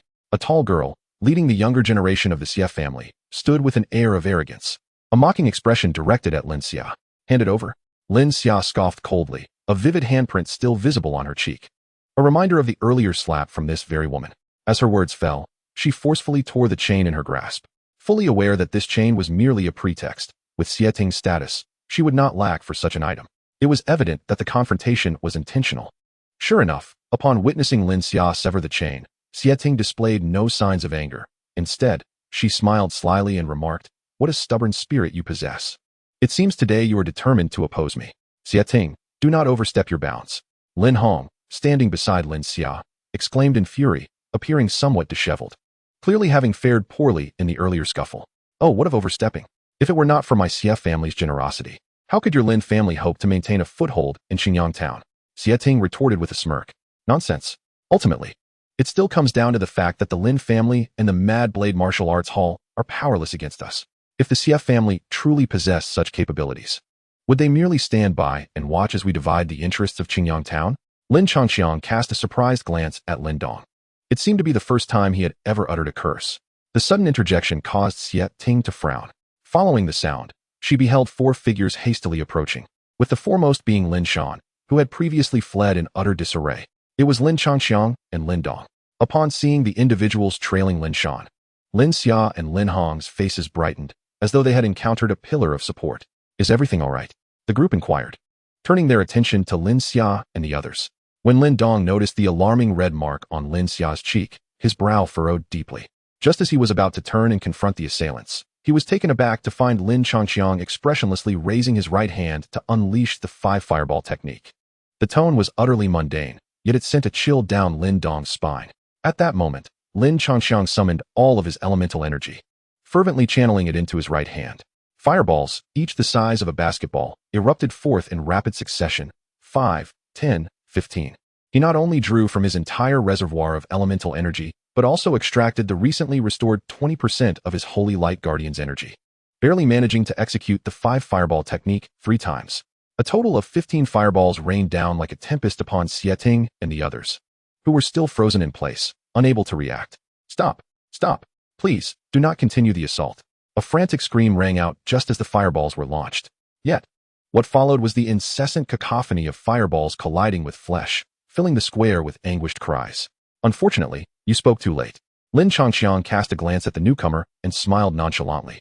As the smoke cleared, incredulous gazes were cast upon Xie Ting and her companions. Each of the younger members of the Xie family lay in tatters, bloodied and battered, suffering varying degrees of injury.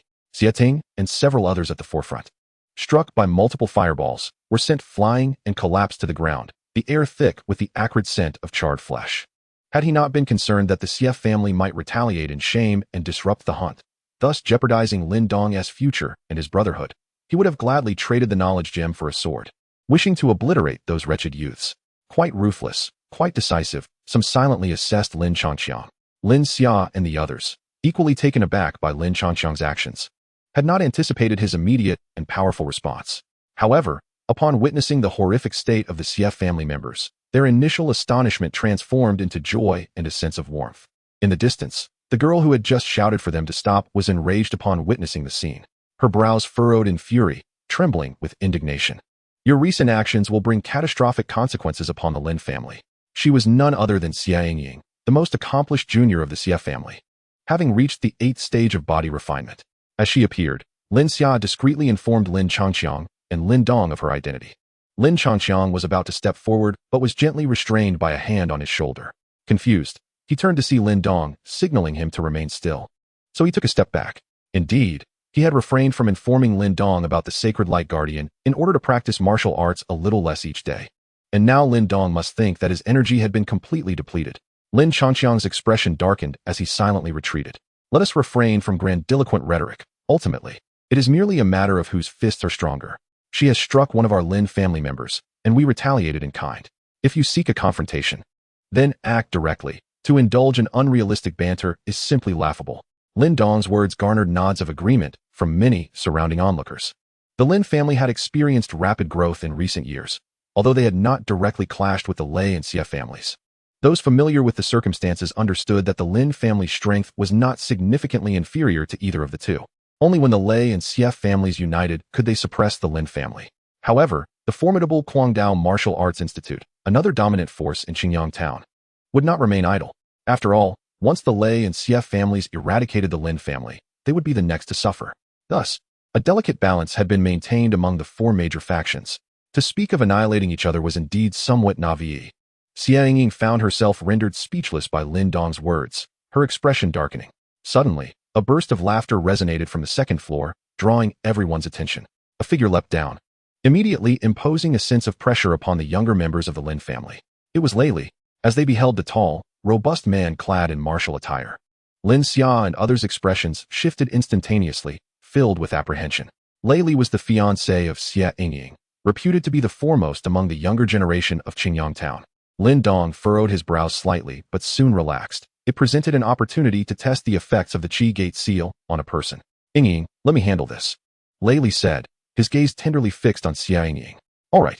Upon seeing Lei Li, Xie Ying regained her composure, and a smile involuntarily crept upon her lips as she looked at Lin Dong. Lin Changqiang, Lin Dong? Lei Li maintained a gentle smile. I must say, I concur with your sentiments. However, you must understand that had it not been for the interference of the Guangdao Martial Arts Institute, the Lin family would have long been chased out of Qingyang town like a stray dog. Such audacity. Lin Changqiang rolled his eyes in exasperation, remarking that both the Lei and Xie families were in cahoots, and questioned how they could blame the Guangdao Martial Arts Institute for intervening. As soon as he finished speaking, Xie Ying's expression darkened, and the smile vanished from Lei Li's face. It seemed that the Lin family members were quite eloquent. With narrowed eyes, Lei Li shrugged his shoulders, then clenched his fists, the sound of cracking bones echoing as he turned his attention back to Lin Dong with a beaming smile. I wholeheartedly agree with your earlier statement. Ultimately, it comes down to whose fist is mightier, and it appears that my fist may be larger than yours. Boom. Lei Li clearly had no intention of allowing either of them time to react. As his words fell, he stomped on the ground and charged forward, his fist emanating a brilliant sheen, accompanied by a fierce gust of wind that rendered Lin Xia and others pale. Seeing that his own energy was nearly restored, Lin Changqiang was about to intervene when he noticed Lin Dong step forward, casually uttering, "Let me handle this," before resolutely launching himself at Lei Li. A series of crisp sounds filled the square, resonating like a symphony. The ninth strike of the Tongbei fist? Many were taken aback, glancing at Lin Dong in astonishment, evidently surprised that someone of his youth had mastered the Tongbei fist to such a pinnacle. However, relying solely on the Tongbei fist to withstand Lei Li's might would undoubtedly be a formidable challenge. As if sensing the thoughts of the onlookers, a faint yet powerful sound reverberated from within Lin Dong's body, inaudible to others. Two fists imbued with fierce energy collided amid the anxious gazes of the crowd, unleashing an invisible shockwave. Thud! A deep sound resonated as the fists met, the powerful force lifting the dust from the ground. Yet contrary to the expectations of Lin Dong's imminent defeat, his form remained firmly rooted to the ground like a boulder against Lei Li, whose strength had reached the ninth layer of body refinement. He had successfully withstood the blow. He actually held his ground. Observing Lin Dong matching Lei Li blow for blow, both the younger generation of the Xie and Lin families were filled with astonishment. Lei Li held significant renown in Qingyang town, and many speculated that he would soon break through to the Earth origin realm within half a year. He was widely regarded as the foremost among the younger generation in Qingyang town. Yet today, he was halted by a younger member of the Lin family, leaving many in disbelief. Xie Ying's expression also shifted slightly, her eyes reflecting a hint of seriousness before she regained her composure. To her, Lin Dong's ability to withstand Lei Li's strike was indeed surprising, but it did not imply that he possessed the qualifications to contend with Lei Li. After all, Lei Li was at the ninth layer of body refinement, on the verge of breaking into the Earth origin realm, considerably stronger than Lin Dong, who was at the eighth layer of body refinement. Moreover, in their previous encounters, Lin Dong had employed martial arts, while Lei Li had not. Therefore, should a true battle ensue, Lin Dong's defeat would be almost inevitable. Only Lin Changqiang, observing from the sidelines, furrowed his brow slightly. Lin Dong had managed to fend off Lei Li's ordinary attacks solely with the 10 echoes of the universal fist. Thus, Even if I possess slightly greater strength than Lin Dong, I would still need to rely on the Fire Dance Whirlwind combined with the Holy Light Guardian to secure victory. Challenging someone of a higher rank is indeed troublesome. Narrowing his eyes, he concluded that it would be more straightforward to crush him with sheer cultivation power. Once I reach the Earth Origin Realm, I shall immediately take Lin Dong to request the Qing Yuan skill, assisting him daily with his cultivation methods while leaving the martial arts for Lin Dong to ponder. The 9 echoes of the Universal Fist? Quite impressive. Lei Li regarded Lin Dong with a look of surprise, then smiled faintly. No wonder you have the audacity to confront me. However, your fortune may soon wane. As soon as the words left his lips, a brilliant sheen emanated from Lei Li's hands, and the fluctuations of his elemental force spread outward, indicating that he was preparing to unleash his martial arts. The expressions of Qing Tan and the others, who had initially smiled at Lin Dong's successful defense against Lei Li, swiftly transformed into concern. Lin Dong, on the other hand, took a deep breath. His countenance grave. It seemed the time had finally come to test the true power of the enhanced Qi Gate seal. Ah, how lively it is here.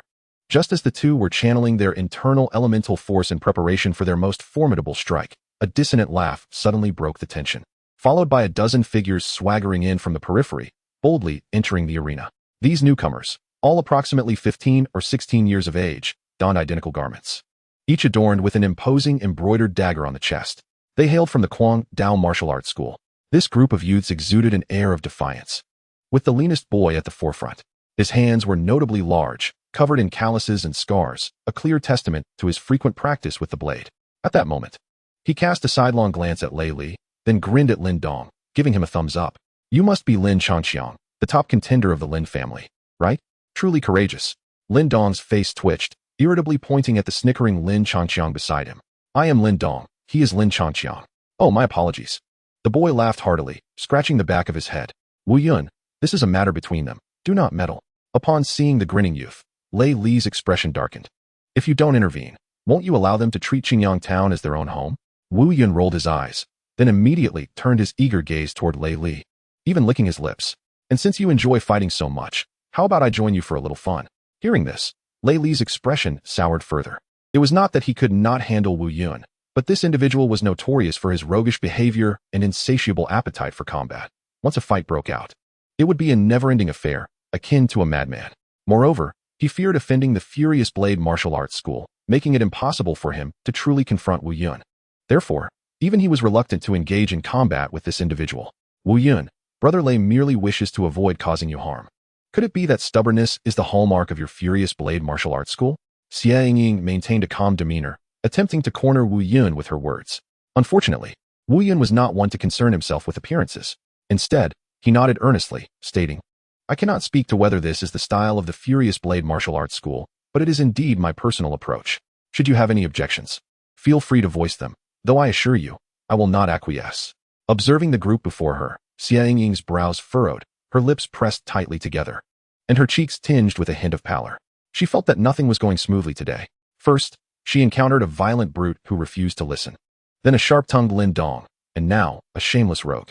Standing beside her, Lei Li's expression tightened, his face darkening as he clenched his fists. Just as tensions escalated between the two parties, a somewhat resigned voice emerged from the pavilion above. All right. I say to you little rascals, you've had your fun. Now it's time to return to your respective homes, for business must continue here. Everyone looked up to see a middle-aged man with a square face, observing them from above, flanked by a dozen burly men. His name was Wang Jinjia, the overseer of this trading hub. Lin Xia whispered quietly behind the two, feeling a wave of relief wash over her. With this man intervening, a brawl was unlikely to ensue.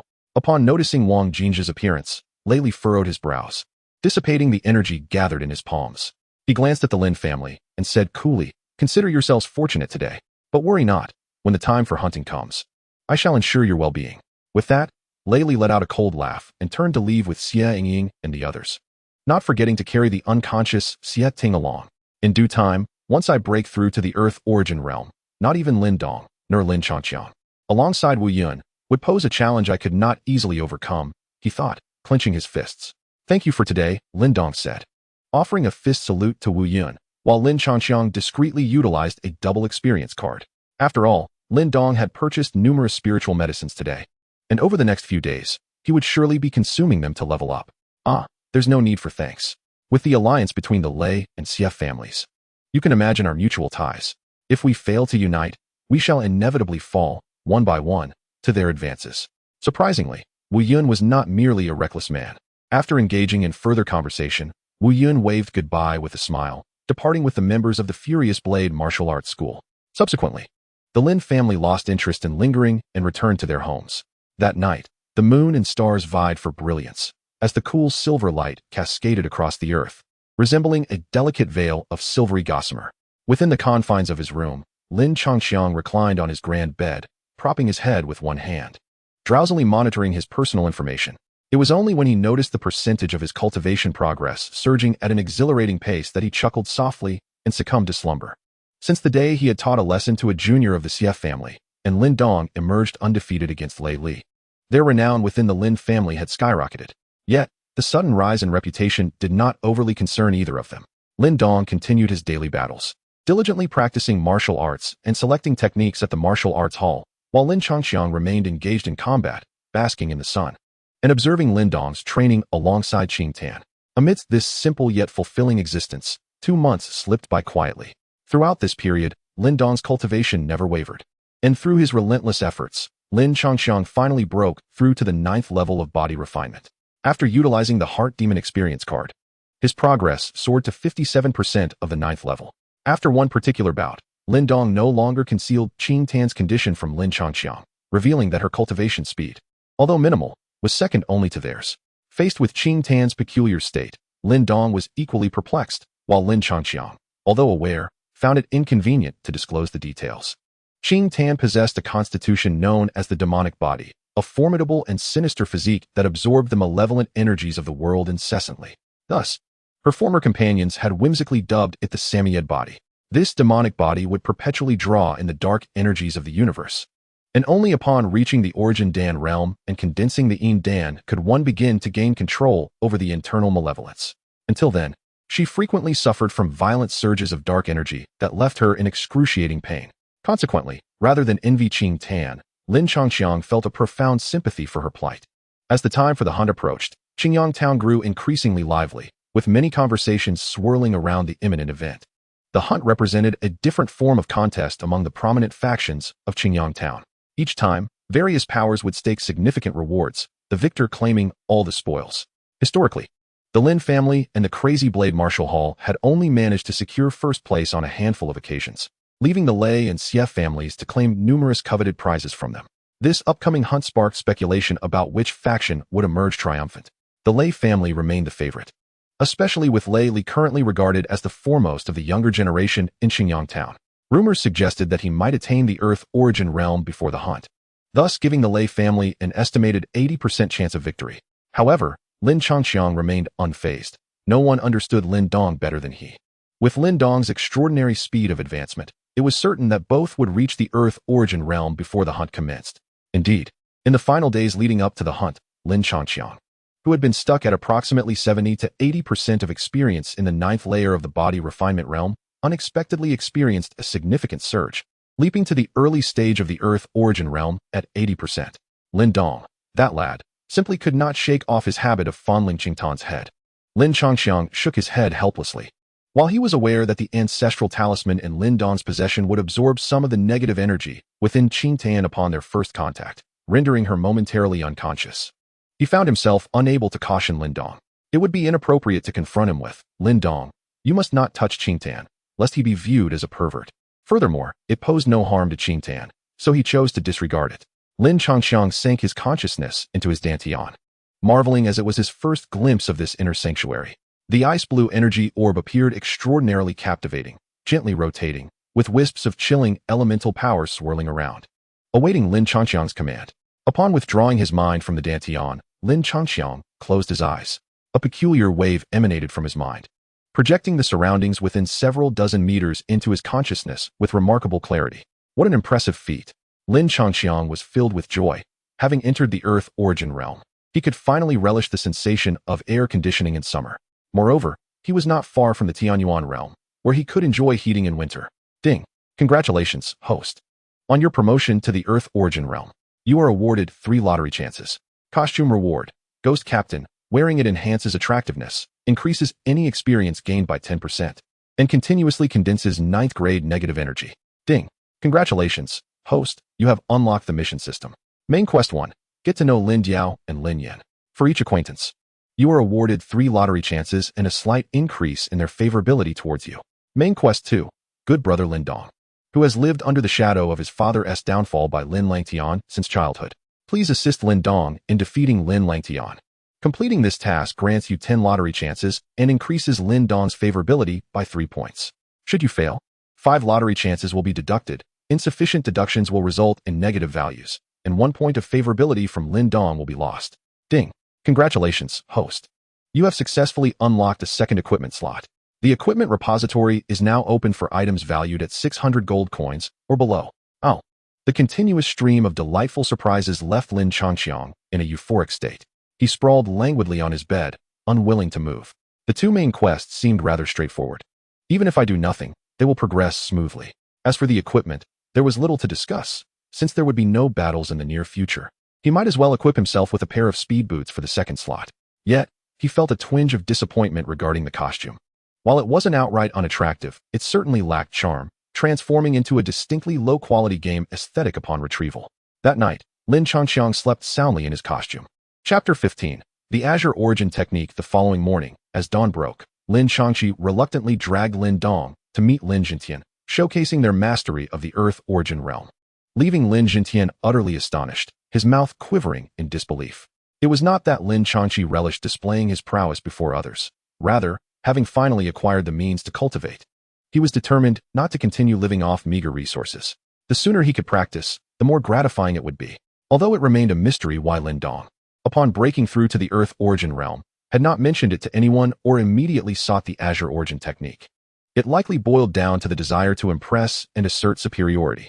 Thus, Lin Changxi unabashedly sold Lin Dong out. Until the two hurriedly exited the rear courtyard with an ancient yellow tome in hand, Lin Jintian continued to chuckle heartily, an unsettling sight for onlookers. Veiled in a shroud of mist, the Lin family's rear mountain welcomed an old acquaintance once more. With a grand gesture, Lin Changxi nonchalantly tossed the Azure Origin technique into Lin Dong's arms, declaring, "Ladies first, Lin Dong, you may examine it first, do not hesitate on my account." To his surprise, Lin Dong exhibited no reaction, immersed in the study of the Azure Origin technique, as if he were oblivious to the world around him, leaving Lin Changxi feeling somewhat out of sorts. The essence of a cultivation technique lies in its method of guiding and refining one's primal energy. For instance, the Lin family's Azure Origin technique enables the opening of 4 meridians, a number that had expanded to 7 under the enhancement of Lin Dong's ancestral stone. These 7 meridians extend to the skin, allowing practitioners to absorb primal energy from the surrounding environment with remarkable speed, far surpassing the sluggish method of mere respiration. It is said that most first-rate scriptures can open dozens of meridians, while some extraordinary texts can even cultivate a perpetual cyclone of energy within the body through unique methods. Consequently, even when not actively cultivating, these cyclones would continuously draw primal energy from the universe, refining the body and enriching the Dantian. Ding. Congratulations, host. You have achieved the milestone. First encounter with primal energy cultivation technique. Reward, 2 lottery chances. Gazing at the display of 7 lottery opportunities, Lin Changxi found himself in a quandary, pondering whether to adopt the cautious approach of his past gaming experiences or to embrace the impulsive nature of one who seizes every opportunity. System. Do you have any 10 draw events for acquiring the legendary Guan Yu, or a guaranteed epic in 10 draws? Ding. In response to the host, single and 10 draws are indistinguishable. Well, that hardly gives me a reason to be reserved. Lin Changxi sighed deeply, rubbing his face. System. I shall utilize all my lottery chances. Upon reflection, he realized that each breakthrough to a new realm grants several lottery opportunities, alongside various tasks and achievement rewards, making the acquisition of lottery chances rather feasible. Considering the impending turmoil after the hunting expedition, it would be prudent to strengthen his own capabilities. With a resounding thud, the 7 lottery opportunities were successfully utilized. Congratulations to the host for acquiring a small trumpet, 2 intimate roses, 2 double experience cards, 1 double gold card, and the 3 skill command for Enhua, namely the command teleportation. This teleportation command consumes energy and manifests a circular magic array with a diameter of 5 meters beneath the host's feet.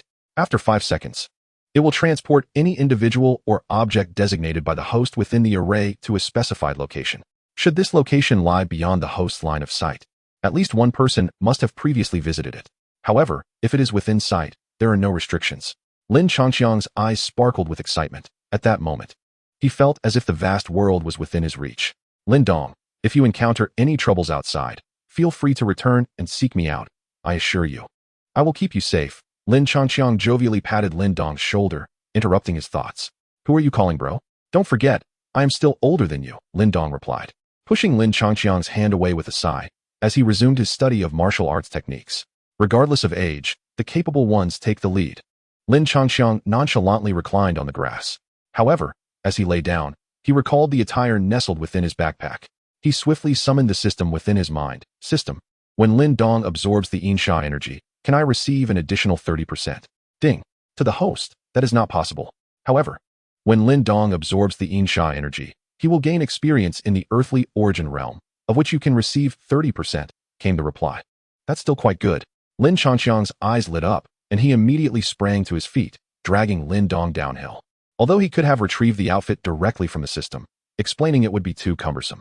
Lin Dong, I have something incredible at my place that you must see. Is it a new martial art? Lin Dong furrowed his brow. What new martial art? It's something far more exhilarating that will make you stronger. Lin Changqiang grinned mischievously, knowing that Lin Dong would be intrigued by the prospect of gaining power. As expected, the moment he spoke, Lin Dong's eyes brightened. Stronger? Yes, let's go. Just show me. Wait, Changqiang, bring the Qingyuan skill. Time flowed like an arrow, and in the blink of an eye, a few fleeting minutes had passed, leading Lin Changqiang and Lin Dong to his home. Knock, knock, knock. Lin Changqiang imitated the sound of Doraemon extracting his gadgets, reaching beneath the bed and dramatically pulling out the Phantom Captain outfit, adorning it with a name befitting the Tianxian continent, Yinsha garment. Unbeknownst to him, Lin Changqiang sometimes felt that his mindset was rejuvenating alongside his body. To be frank, this Yinsha garment was something he had salvaged from an unappreciative shopkeeper. It could continuously gather 9th grade Yinsha energy to assist those in the earthly origin realm in their cultivation. Previously, they were only at the body refinement stage, so he had not rushed to share this information. Lin Changqiang nodded, earnestly coaxing Lin Dong. Now that we have finally reached the Yuan realm, in light of your status as my little brother, I graciously permit you to cultivate alongside me. Who asked for your graciousness? Lin Dong thought. As he gazed into Lin Changqiang's benevolent eyes, his gratitude swiftly evaporated before it could truly take root. If one were to fabricate an excuse, at least it should be a credible one. This treasure was evidently extraordinary. How could the shopkeeper not discern its worth? Lin Dong shook his head helplessly, choosing to remain silent about the matter. Lin Changqiang had no reservations in sharing such a treasure with him. Even if he harbored secrets, everyone possesses their own mysteries. After all, had he not kept his stone talisman a secret from everyone? Ding. The system detected an increase in Lin Dong's favorability toward the host, now reaching 70. Lin Changqiang blinked, finally breathing a sigh of relief. His decision to share the ghost captain with Lin Dong was not made on a whim, but was the result of careful consideration. Unlike the self-serving protagonist found in a few tales, Lin Dong adhered to the principle of live and let live, demonstrating great kindness and responsibility toward his kin. In the original narrative, he had risked his life to save even those he had only recently met, let alone his own people. Most importantly, and what gave him the greatest reassurance, was his ability to perceive the favorability of others. Thus, by monitoring fluctuations in these sentiments, he could discern any unfavorable intentions directed towards him. Clearly, this time, he had placed his bet wisely. Chapter 16. The hunt begins. The time spent in cultivation always seemed to fly by. As the hunting event drew near, the bustling atmosphere of Qingyang town reached its zenith. From within 100 miles, numerous factions flocked to the town, causing the influx of people to reach its highest point in years. While the hunting competition showcased the prominent forces of Qingyang town, it also attracted participation from various other factions. However, their competitive fervor was not as intense as that of the four major forces. Their primary aim was merely to provide their younger generation with some practical experience through this hunting contest. The venue for the hunting competition was set at the Beast Horn Arena, the most magnificent structure in Qingyang town. It sprawled over a vast expanse, encompassing a swath of dense forest spanning several dozen miles. At the heart of this woodland stood an enormous platform, artfully crafted from small mountains, where the champion of the hunting competition would emerge. As the hands of time pointed toward the long-anticipated day of the hunt, the atmosphere in Qingyang town surged with excitement. A throng of people converged upon the Beast Horn Arena, a sight that stirred the blood. Is this where the hunt begins? Lin Dong stood atop a high platform, gazing down at the lush forest below with a hint of astonishment. Indeed, this was the place where dreams took flight. Lin Changqiang, too, was filled with emotion. Aside from the clan's internal strife, this hunting event marked Lin Dong's true moment to shine. Are you referring to our dream of ascending to the pinnacle of martial arts, dominating the world, and traversing all injustices we encounter? Lin Dong suddenly grasped Lin Changxiang's right hand and raised it to their chests, smiling as he uttered words that could render Lin Changxiang utterly speechless, yet he remained blissfully unaware. Then let us strive together. Lin Changxiang, with an expression of disdain, swiftly shook off Lin Dong's hand and retreated a few steps. It is worth noting that behind them stood all the core members of the Lin family, led by the venerable elder Lin Jintian, accompanied by Lin Xiao, Lin Ken, and others. Lin Jintian beamed at Lin Dong and Lin Changxiang, his gaze filled with pride. The recent performances of the two had garnered his increasing attention, and he had even proposed to personally instruct them in martial arts. However, this suggestion was ultimately declined. The thicket below connected to the deep mountains, teeming with ferocious beasts. Participants in the hunting competition would receive a badge signifying their identity before entering. Within that forest, they would need to rely on their own abilities to evade the attacks of those beasts. Observing his father's incessant laughter, Lin Zhao's lips twitched as he took it upon himself to explain the rules of the hunt. Additionally, they would need to devise a way to acquire 10 identity badges from others to qualify for stepping onto the central grand stage. The hunt, after all, was not solely about beasts, it was equally about humans. Lin Dong felt a chill run down his spine, and his previously elevated spirits subsided. Beside him, Qing Tan and Lu Yin grew increasingly concerned. In contrast, Lin Changxiang blinked. The Death Forest, the Heaven and Earth Scroll, and the Central Tower bore a striking resemblance to the Chunin exams in Naruto. With their cultivation at the 9th level of the body refinement realm, ascending the stage would be a mere trifle for them. Lin Ken smiled with satisfaction at the side. Upon hearing this, Lin Jintian's smile grew even more pronounced, for, aside from Lin Dong's family and Lin Changxiang, he alone among the Lin clan was aware that both had already transcended to the Earth origin realm. Oh, if it isn't Lin Jintian. It has been a few days since we last met. A voice laden with sarcasm suddenly echoed from a distance, causing Lin Jintian and the others to frown, their smiles fading. Following the direction of the voice, they beheld a large group advancing, while those in their path quickly dispersed, displaying palpable fear. At the forefront of this entourage were two individuals walking side by side. One was clad in a light gray satin robe, appearing to be of similar age to Lin Jintian, with deep-set eyes and a prominent hawk-like nose, exuding an air of coldness. The other was a middle-aged man, his face adorned with a friendly smile, seemingly amiable. However, those familiar with him knew he was but a smiling tiger. These two old fellows were the heads of the Lei and Xie families. The one who had just spoken was Xie Qian, the patriarch of the Xie family, while the other was Lei Bao, the patriarch of the Lei family. Lin Xiao quietly introduced them to the younger generation. Lin Changqi glanced at the two individuals and quickly lost interest. After all, they were neither Lei Laohu nor Xie Sun, so what was there to dwell upon? Lin Dong then turned his gaze towards their old rivals, Lei Li and Xie Ying. As if sensing Lin Dong's scrutiny, both Lei Li and Xie Ying looked over, the former's face breaking into a playful smile, while the latter brandished her hand like a blade, threatening the two with a swift gesture across her neck. Oh, it seems fate has brought upon them some petty troubles lately. How utterly distasteful, Lin Jintian remarked, observing the approaching members of the Lei and Xie families, his smile radiant. To an untrained eye, one would mistake the two rivals for close friends, merely by the expressions they wore. Hearing this, Lei Bao let out a cold, humorless snort, his gaze sweeping over the Lin family members before finally settling on Lin Xiao. Noticing the powerful waves of energy emanating from the latter, Lei Bao's brows furrowed ever so slightly. It appeared that, as rumored, Lin Zhao's strength had indeed been restored. With each hunting expedition resulting in such considerable losses, anyone would feel a sense of frustration. No wonder the mere thought of hunting brings about such nausea, mocked Xie Qian with a feigned smile. The Lin family members bristled at his derisive words, their expressions darkening. However, Lin Jintian merely waved his hand and smiled gently. I fear this time it will be the Lei and Xie families who feel the strain. I have heard that the Lin family has recently produced two prodigies. They must be these two. Lei Bao mused, his gaze now fixed upon Lin Dong and Lin Changqi. A sinister smile crept across his aged face as he pondered whether they were truly as splendid as they appeared or merely gilded fades hiding decay within. Under the weight of Lei Bao's chilling gaze, Lin Dong felt a shiver run down his spine, only to see Lin Changqi step boldly forward and stand before him, executing a formal salute towards Lei Bao. Your concern is appreciated. I am Lin Changqi, of the Lin family, he declared. He paused for a moment, scanning the surroundings, before boldly locking eyes with Lei Bao. I am not targeting anyone in particular. I merely wish to state that every young descendant present from the Lei and CF families is, without exception, beneath contempt. As Lin Changqi's words echoed through the air, the young members of the Lei and CF families erupted in outrage. Lin Changqi, you can only boast with words. Dare you challenge me to a duel? Come here if you have the courage. Do you lack the strength to confront me face to face? Ultimately, it was Lei Bao who raised his hand, silencing the uproar. The truth will be revealed once the hunt begins. The Lin family need only prepare for the spoils, he declared, leading his group past the Lin family and exiting the scene.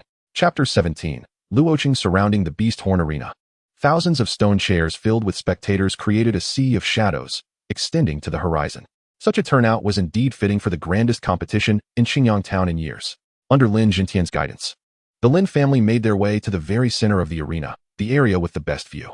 Here, one can not only gaze down upon the verdant expanse of the jungle below, but also clearly witness the spectacle atop the central grand platform. Those permitted to enter this vicinity predominantly belong to notable factions, many of which maintain amiable relations with the Lin family. Consequently, upon entering, numerous individuals approached to exchange pleasantries, all of which were graciously acknowledged by Lin Jintian with a warm smile. After a few courteous exchanges, Lin Jintian guided the group to a prominent vacant table to take their seats. The members of the Lei and CF families also settled nearby, casting merely a fleeting glance at the Lin family before diverting their attention.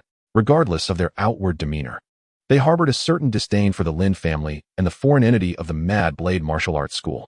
Lin Changxiang and Lin Dong also took their seats, with Qing Tan and Lin Xia positioned to Lin Dong's right, while Lin Hong and Lin Shan sat to the left of Lin Changxiang. The assembly, filled with enthusiasm, began to keenly observe the dense jungle below, where faint, ominous roars of beasts could be discerned. According to Lin Jintian, there may even be demonic beasts lurking within. Such creatures are far more terrifying than ordinary feral beasts. It is said that even the weakest of demonic beasts can effortlessly rend apart individuals below the 7th level of the body refinement realm. Moreover, those of formidable strength possess considerable intelligence and can wield elemental force, making them exceptionally lethal. However, as Lin Ken noted, most demonic beasts typically dwell within larger mountain ranges, and the Beast Horn Arena is rarely populated by such creatures. Thus, the greatest adversaries in the hunt are, in fact, the other competing factions. When Lin Changxiang heard this, he felt as if vibrant banners were unfurling around the latter. While several individuals surveyed the jungle, a large contingent surged into the area, all adorned with identical emblems emblazoned upon their chests. It was the Mad Blade Martial Arts School. As the most rapidly ascending faction in Xingyang Town, their appearance immediately captured the attention of many. Leading the charge was a robust man, his expression impassive, yet his face bore numerous intersecting scars that lent him an air of ferocity. At his waist, a long object wrapped in black cloth could be discerned, likely a long blade. He is none other than the master of the Mad Blade Martial Arts School, Kuanglei Dao, Luocheng, whose meteoric rise is inextricably linked to his prowess. Lin Xiao quietly introduced him, revealing that he too is a master of the celestial origin realm. And if my conjecture holds true, he has likely reached the latter stages of this realm, mere steps away from the origin Dan realm. Few in Xingyang Town can match him in combat. The name Luocheng alone suggests formidable capability, Lin Changxiang mused gravely. In the past, when he first arrived in Xingyang Town with aspirations to establish the Mad Blade Martial Arts School, the Lei and CF families had attempted to obstruct his endeavors. He had boldly challenged Lei Bao to a duel, enduring 3 of Lei Bao's strikes while delivering a fierce blow to his chest, embodying the spirit of a relentless warrior, which instilled trepidation in the hearts of the Lei and CF families, compelling them to relent. Lin Xiao looked at Luocheng with a hint of admiration. Luocheng exuded an overwhelming aura of ferocity and was notably protective of his own. Even the Lei and CF families dared not act too recklessly towards the Crazy Blade Martial Arts Academy. As the conversation unfolded, the group from the academy approached. Lin Jintian rose with a smile, clasping his hands in greeting to Luocheng, who, despite his impassive demeanor, managed to muster a somewhat stiff smile. Over the years, due to the exclusion from the Lei and CF families, the Crazy Blade Martial Arts Academy had grown close to the Lin family, establishing a fairly amicable relationship. Haha, you two have indeed come to participate in the hunt, Luocheng remarked as he greeted Lin Jintian. At that moment, a figure suddenly detached from the group and darted in front of Lin Changxiang and Lin Dong. It was Wu Yun, whom they had encountered at the trading fair previously. Is it possible for you to take the lead? Lin Changxiang jovially patted Lin Dong on the shoulder. Lin Dong and I have agreed to seize the first place in this hunting competition. Lin Dong's eyes widened, and after a moment of hesitation, He merely offered an awkward smile to Wu Yun without saying anything. Once the hunt begins, we might find an opportunity to collaborate. After all, the Lei and Xie families are undoubtedly in cahoots, and facing them 2 against 1 could be rather troublesome. However, Lin Changqiang merely smiled lightly at Wu Yun's suggestion, neither agreeing nor disagreeing. Observing Lin Changqiang's confident demeanor, Lin Dong felt compelled to caution him to exercise prudence, but upon recalling Lin Changqiang's formidable cultivation, he found himself at a loss for words. It was perplexing how Lin Changqiang had progressed through his training, despite their similar cultivation speeds during the body refinement stage, and both breaking through to the early Earth origin stage on the same day. In just over a fortnight, Lin Changqiang had already reached the mid-Earth origin stage. Indeed, Lin Changqiang, who had originally been at 8% of the early Earth origin stage, had managed to attain the mid-Earth origin stage after half a month of auxiliary training, continuous nights spent donning the Ghost Captain's attire, and the painful use of 2 double experience cards. Viewing his status panel, Lin Changqiang nodded in satisfaction. The last double experience card would be saved for when Lin Dong encountered another opportunity to dramatically enhance his cultivation. Dong, congratulations, host. You have triggered side quest 1. Defeat Lei Li and become the undisputed champion among the younger generation of Qingyang Town. Completion rewards. Honor broadcast. Overbearing path. When the host actively emanates vitality fluctuations to display their strength. The vitality fluctuations equate to a 20% increase in experience relative to the current realm. Failure to complete the quest will result in the deduction of 1 lottery opportunity. Congratulations, esteemed host, for triggering side quest 2. Assist the Lin family in emerging victorious during the hunting event. Completion of this task grants 2 opportunities for a lottery draw, while failure results in the forfeiture of 1 draw opportunity. With a 20% increase, it would be prudent to utilize this in the later stages of the Yuan realm, where the odds are significantly in my favor. To others, I would undoubtedly appear to be at the pinnacle of the Yuan realm. Lin Changqi, initially inclined to be idle and let Lin Dong contend with Lei Li, now finds himself compelled to take action personally. Chapter 18. The hunt commences. They are indeed the most exceptional young talents of the Lin family, Lin Dong and Lin Changqi, are they not? At that moment, Luo Cheng, who was engaged in conversation with Lin Jintian, suddenly turned his gaze towards Lin Changqi and Lin Dong. It is a pleasure to meet you, Master Luo. Lin Changqi addressed him earnestly, alongside Lin Dong, both performing a respectful fist salute in recognition of Luo Cheng's considerable prowess that overshadowed their own. Luo Cheng's penetrating gaze swept over the 2, finally nodding in acknowledgement. They are promising talents. The Lin family is fortunate. Hearing this, Lin Jintian stroked his beard, a broad smile gracing his face. Luo Cheng's discerning and critical eye is well known. To receive such commendation was indeed a rare accolade. Luo Cheng was not one to engage in lengthy conversations, and after a brief exchange, he departed with the members of the Frenzied Blade Martial Hall to another seating area, having not once cast a glance at either the Lei or Xie families. Unlike Lin Jintian, Luo Cheng did not indulge in superficial pleasantries. With the arrival of the Frenzied Blade Martial Hall, the most prominent factions in Qingyang Town had gathered. Before long, Lei Bao suddenly emitted a wave of his Yuan power. Rising to his feet, his deep-set eyes surveying the entirety of the Beast Horn arena. At this, the noise in the venue quieted considerably, for the Lei family held significant influence in Qingyang Town and its surrounding 100 miles. Esteemed guests, I trust you are familiar with the rules of the hunting competition, so I shall refrain from elaborating further. Simply procure 10 identity tokens to ascend the grand platform, where the true champion shall be determined. Lei Bao's deep voice reverberated throughout the entire arena, ensuring that every individual could hear him clearly. The identity tokens have already been distributed among the families. Henceforth, they shall be bestowed upon the young participants to enter the Beast Horn arena and commence the hunt. Dong Changqi here. Lin Jintian cheerfully produced 2 black and gold interspersed wooden tokens from his robes, handing them to the 2 youths. As Lin Dong tucked the token into his attire, Lin Changqi pretended to do the same, but secretly stowed his in the system backpack instead. Subsequently, the 2 turned in unison and leapt down from the high platform, landing in the arena. Gazing towards the dense thicket ahead, Lin Dong clenched his palm, feeling a surge of nervousness as he glanced up at the vast sea of spectators surrounding the jungle. Lin Changqi, momentarily taken aback, questioned, "So, once we enter the jungle, are these onlookers merely here to enjoy the scenery?" Upon hearing this, Lin Dong paused slightly, then looked back at the dense forest before turning to the audience, his expression becoming somewhat peculiar. Perhaps they are merely here to witness the final duel. During their conversation, numerous figures had already begun to surge into the jungle, each person remaining vigilant of the others. The hunt had commenced, and the 2 no longer lingered in indecision. walking deliberately into the thicket as the cacophony around them gradually diminished. After orienting themselves, they conferred briefly and then made their way towards the colossal platform at the center, knowing that all participants would eventually converge there, thus sparing themselves the trouble of searching individually. The once tranquil jungle erupted into chaos with the sudden influx of people, the roars of beasts mingling with startled exclamations. Fortunately, Lin Changxiang and Lin Dong had not encountered any wild animals, continuing their journey with a carefree tune until, moments later, 3 figures appeared before them. They halted, intrigued by the trio ahead. "Hand over your identity tokens," intoned a dark-skinned youth, his voice resonant. As he spoke, his 2 companions subtly fanned out, half surrounding the 2, wary of any attempt to flee. "Shall I take this one, or will you?" Lin Dong glanced at Lin Changxiang, blinking playfully. "You may proceed," Lin Changxiang replied nonchalantly, stretching and yawning. "You handled Lei Li last time. It is my turn now. Leave the others to you." Lin Dong chuckled, shaking his head, aware that Lin Changxiang was merely reluctant to engage.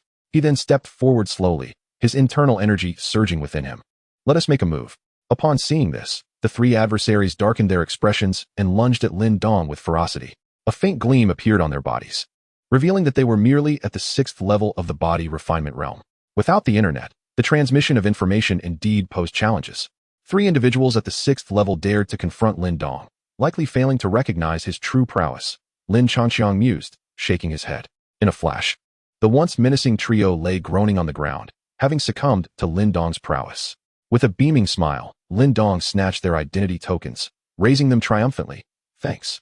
He then leisurely circumvented the fallen figures, rejoining Lin Changxiang as they continued deeper into the jungle, leaving behind the trio with expressions of bitterness. Subsequently, they encountered several unfortunate souls attempting to obstruct and rob them, which proved to be nothing short of a lamb entering the tiger's den for the 2. Now advanced into the Earth origin realm. As time progressed, they delved further into the jungle, where their subsequent encounters included individuals of notable skill. As those who had navigated past numerous ambushes surely possessed some capability, unfortunately for them, they had crossed paths with Lin Dong and Lin Changxiang. Before long, the duo amassed a total of 16 identity tokens, merely 4 shy of their goal of 20. In a quiet corner of the jungle, Lin Dong sat cross-legged, retrieving a piece of sustenance to nibble on, while Lin Changxiang leaned against a tree, gazing skyward at a precise 45-degree angle. Though he was keenly aware of his surroundings through his peripheral vision, he recalled that shortly, an individual would launch a surprise attack on Lin Dong under the pretense of testing his skills. It was Lin Dong's unwavering vigilance and quick reflexes that spared him from being hit. Although Lin Dong was certain that no harm would come to him, and was not angered once the other party clarified the misunderstanding, Lin Changqi still harbored some disdain for the intruder's actions. Thus, he resolved to reciprocate the attack in kind. Before long, just as Lin Dong finished his rations and closed his eyes to rest, a thicket nearby suddenly quivered, and an arrow was abruptly shot towards him. To Lin Changqi's astonishment, in the next moment, yet another arrow surged forth from the same location, this time aimed directly at him. Raising an eyebrow, Lin Changqi swiftly spread his fingers and unleashed a minuscule, yet potent fireball spell in the direction of the incoming arrow. With a whoosh, the 5 fireballs struck and shattered the speeding arrow, continuing onward into the thicket. The ensuing series of explosions erupted in rapid succession, and a shadowy figure was hurled out, crashing to the ground. As the 2 men focused their gaze, they beheld the figure struggling to rise, casting wary glances at them. The assailant was revealed to be a young girl clad in a form-fitting leather outfit, her figure accentuated by the attire. Her skin, instead of the usual pale complexion, bore a healthy bronze hue, exuding a wild and untamed essence. This girl resembled a live leopard, brimming with explosive energy. Unfortunately, despite her efforts to evade the blasts, she had sustained injuries from the explosions and scrapes from her fall. Though her wounds were not severe, it was evident that she could not resist Lin Dong and Lin Changqi. Chapter 19, Fire Python Tiger Cub. A leopard girl, is it? At such a young age, why learn the art of ambush? Lin Changqi approached the girl, an expression of indifference on his face, raising his right hand in a gesture of intimidation. If you seek our identity tokens, I fear you have mistaken your target. Please spare me. Just as Lin Dong was taken aback, a hurried voice suddenly rang out nearby. The rustling of leaves heralded the arrival of a figure who leapt from the underbrush, revealing none other than Wu Yun. Upon seeing Wu Yun, Lin Dong frowned slightly. What is the meaning of this? My apologies, my apologies. This is all a misunderstanding, Wu Yun explained nervously, glancing at Lin Changqi. This is my friend Mu Lingsha. She merely intended to gauge your strength. If you wish to ascertain our capabilities, you could have approached me directly for a spar. Rather than shooting arrows at me while I was resting, Lin Dong retorted, vexed by Wu Yun's lack of common sense. Heh, I was in a rush and didn't think it through, Wu Yun sheepishly replied. Wu Yun forced a smile, yet his heart was shaken profoundly. He had previously believed that both Lin Changxiang and Lin Dong were at the 9th level of the body refinement realm. But it now appeared that he had underestimated their prowess. Never mind, since it was a misunderstanding, he decided to let it pass. Lin Dong shook his head helplessly and suggested discussing their collaboration. With your strength, acquiring 10 identity tokens should be quite easy, so why seek our assistance? It is not merely a matter of identity tokens, Wu Yun replied softly. We have discovered a fire python tiger here. How could such a beast appear in this place? Upon hearing the name, Lin Dong's hand involuntarily trembled, and he looked at Wu Yun with an expression of disbelief. Are you mad? The fire python tiger is comparable to experts of the celestial origin realm. We cannot contend with such a creature. Do not worry. The fire python tiger is currently injured and poses little threat. Moreover, the most crucial detail is that it has given birth to 3 cubs. Cubs? Lin Dong took a deep breath, his expression shifting dramatically. The fire python tiger, once grown, is notoriously fierce, but due to its volatile temperament, it can only be tamed if one starts training it when it is still young. Thus, whoever manages to acquire the cubs will possess a companion rivaling an expert of the celestial origin realm. If this news were to spread, the various factions in Xingyang town would surely become envious. After all, even the Lin family has only 4 individuals in the celestial origin realm. Lei Li and Xia Yingying have already gone over there and found some assistance, so I could only come to you, Wu Yun said gravely. You know that if the Lei and Xia families acquire the fire python tiger cubs, it would not bode well for the Lin family and our crazy blade martial arts hall. Then let us hurry, Lin Changxiang replied decisively. Once we succeed, 1 cub will belong to the Lin family, 1 to your crazy blade martial arts hall, and the last can serve as compensation for injuring her. Concerned about Xiaoyan, he added, however, we must be allowed to choose first. Haha, brother Changxiang, you are magnanimous. Upon hearing Lin Changxiang finally agree to take only 1 cub, Wu Yun could not help but laugh heartily, his face alight with excitement. Even Mu Ling Sha, who had just risen, was momentarily taken aback. For Lin Changxiang's displayed strength was far superior to theirs, effortlessly defeating Wu Yun, who was at the 8th level of the body refinement realm. Clearly, his cultivation had reached the Gu Yuan realm. Time is of the essence. Let us depart at once, Lin Dong urged, rising swiftly. Evidently keen on the fire python tiger cubs, Wu Yun nodded without further ado, turning to lead the way as he dashed into the right side of the jungle. With Lin Changxiang and the others quickly following suit, the trio raced through the jungle, encountering numerous competitors along their path. However, whenever some individuals began to stir, an arrow would suddenly slice through the air, striking the ground before them with force. The violent quivering of the arrow's tail made it clear that should one of those wooden arrows hit them, it would undoubtedly create a gaping wound. Thus, the journey was relatively smooth. Nonetheless, it took them approximately 10 minutes to reach their destination. Upon arrival, Wu Yun paused amidst a thicket, lowering his voice as he addressed the others behind him. Lin Changxiang and Lin Dong quickly advanced a few steps to peer beyond the underbrush. Before them lay an expansive woodland, where they spotted a dozen figures wielding long spears, among whom were Lei Li and Xia Yingying, leading the group. At the center of this assembly stood a monstrous beast towering nearly 10 feet high, its body enveloped in fiery red fur that resembled flames. Its head bore the fierce visage of a tiger, while its tail, raised high, resembled a fiery python. At this moment, this once mighty fire python tiger appeared exceedingly weak, blood gushing from its wounds, staining the ground a deep crimson. Upon witnessing the creature's injuries, the group comprehended why Wu Yun had declared the fire python tiger no longer a threat. This level of injury meant that, regardless of any external attacks, it would inevitably succumb to blood loss. Lei Li and the others evidently recognized this as well. Thus, they only launched tentative attacks rather than engaging in a full confrontation. For even at its peak, the fire python tiger was a formidable opponent, capable of rivaling experts in the Tianyuan realm. Its desperate retaliation would not be easily countered. The cubs of the fire python tiger are located on that rock formation behind it, Wu Yun said, his eyes gleaming with fervor. The group immediately turned their gaze to the rocky outcrop behind the beast, and indeed, they spotted 3 small creatures, stained with blood and still unable to open their eyes. Struggling to rise. They truly are the cubs of the fire python tiger. Even Lin Dong, usually composed, felt an intense excitement surge within him at this sight. See, I told you so. Wu Yun chuckled at Lin Dong's expression before looking at Lin Changxiang. What should we do next? That beast is clearly on the verge of death. We should wait for it to breathe its last. Lin Dong, you can hold off Lei Li, while I will contend with the others from the Lei and Xia families. You two should simply capture the cubs and rendezvous at the agreed location. Lin Changxiang's demeanor turned unusually serious when it came to Xiao Yan. Are you certain? Wu Yun asked, a note of uncertainty in his voice. After all, Lei Li had a dozen individuals on his side. And with Lei Li himself being a formidable force in the Diyuan realm, even Lin Changxiang and Lin Dong, both of whom were also at that level, might not endure for long. Have faith in us, Lin Dong replied with a reassuring smile, confident in Lin Changxiang's fire dance whirlwind. With that, the group turned their attention back to the woodland scene. The fire python tiger's condition had evidently deteriorated significantly. As it faced the assaults from Lei Li and his companions from various angles, it could only sluggishly attempt to evade, blood spraying with each desperate movement. Boom. Given such grievous injuries, the fire python tiger did not last long.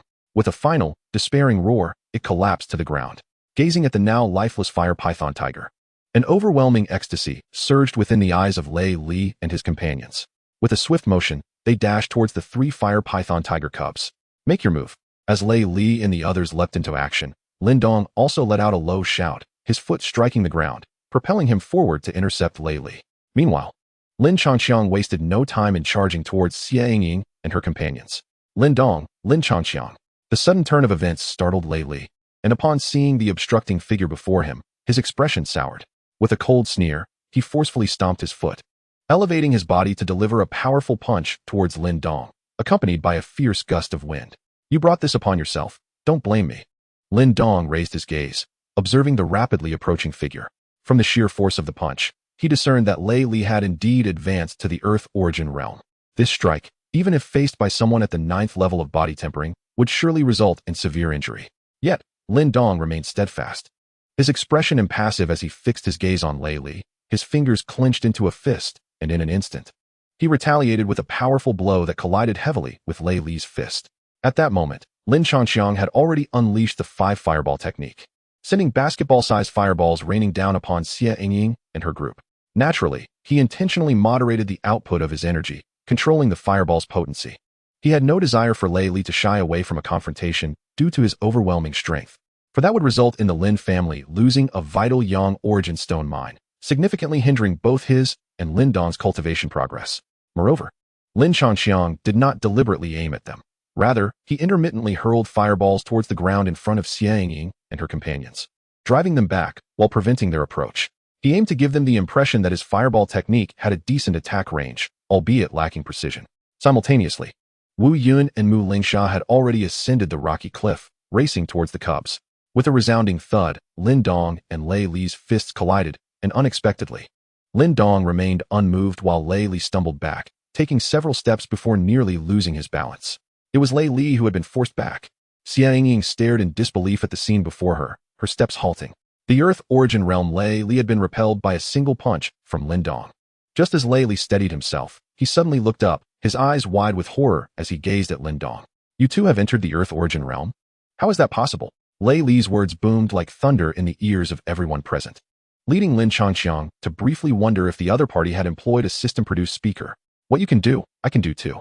Observing Lei Li's ghastly expression, Lin Dong merely smiled, relieved that Lin Changxiang had only displayed the prowess of the 9th level of body tempering. Otherwise, Lei Li would have been left questioning his very existence. Lightning quivered across Lei Li's face, his body trembling involuntarily.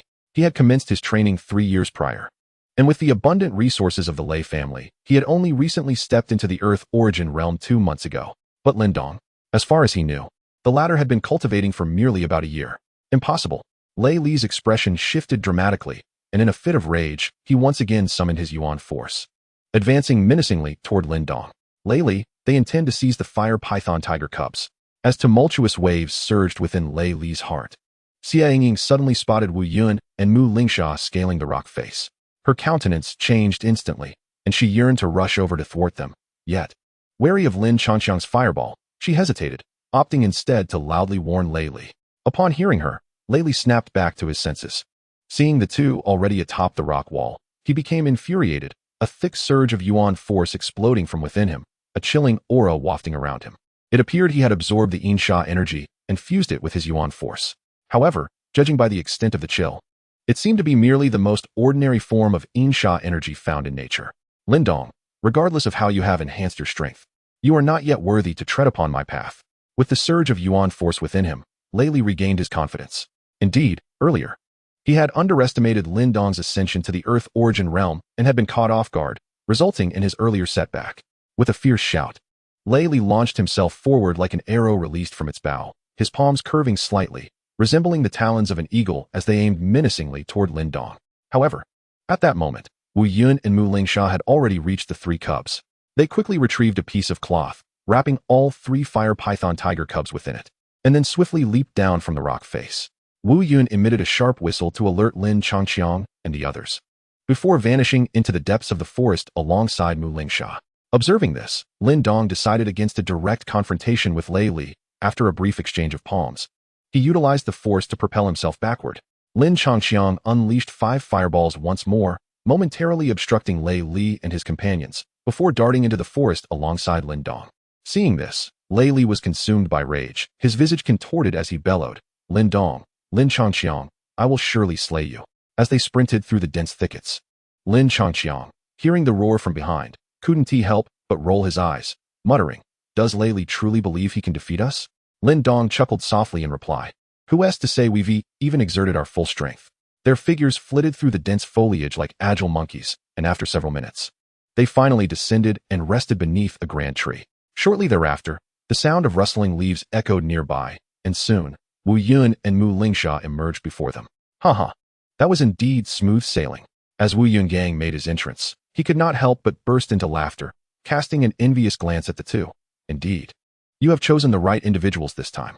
However, dear friends, your speed of cultivation is rather extraordinary.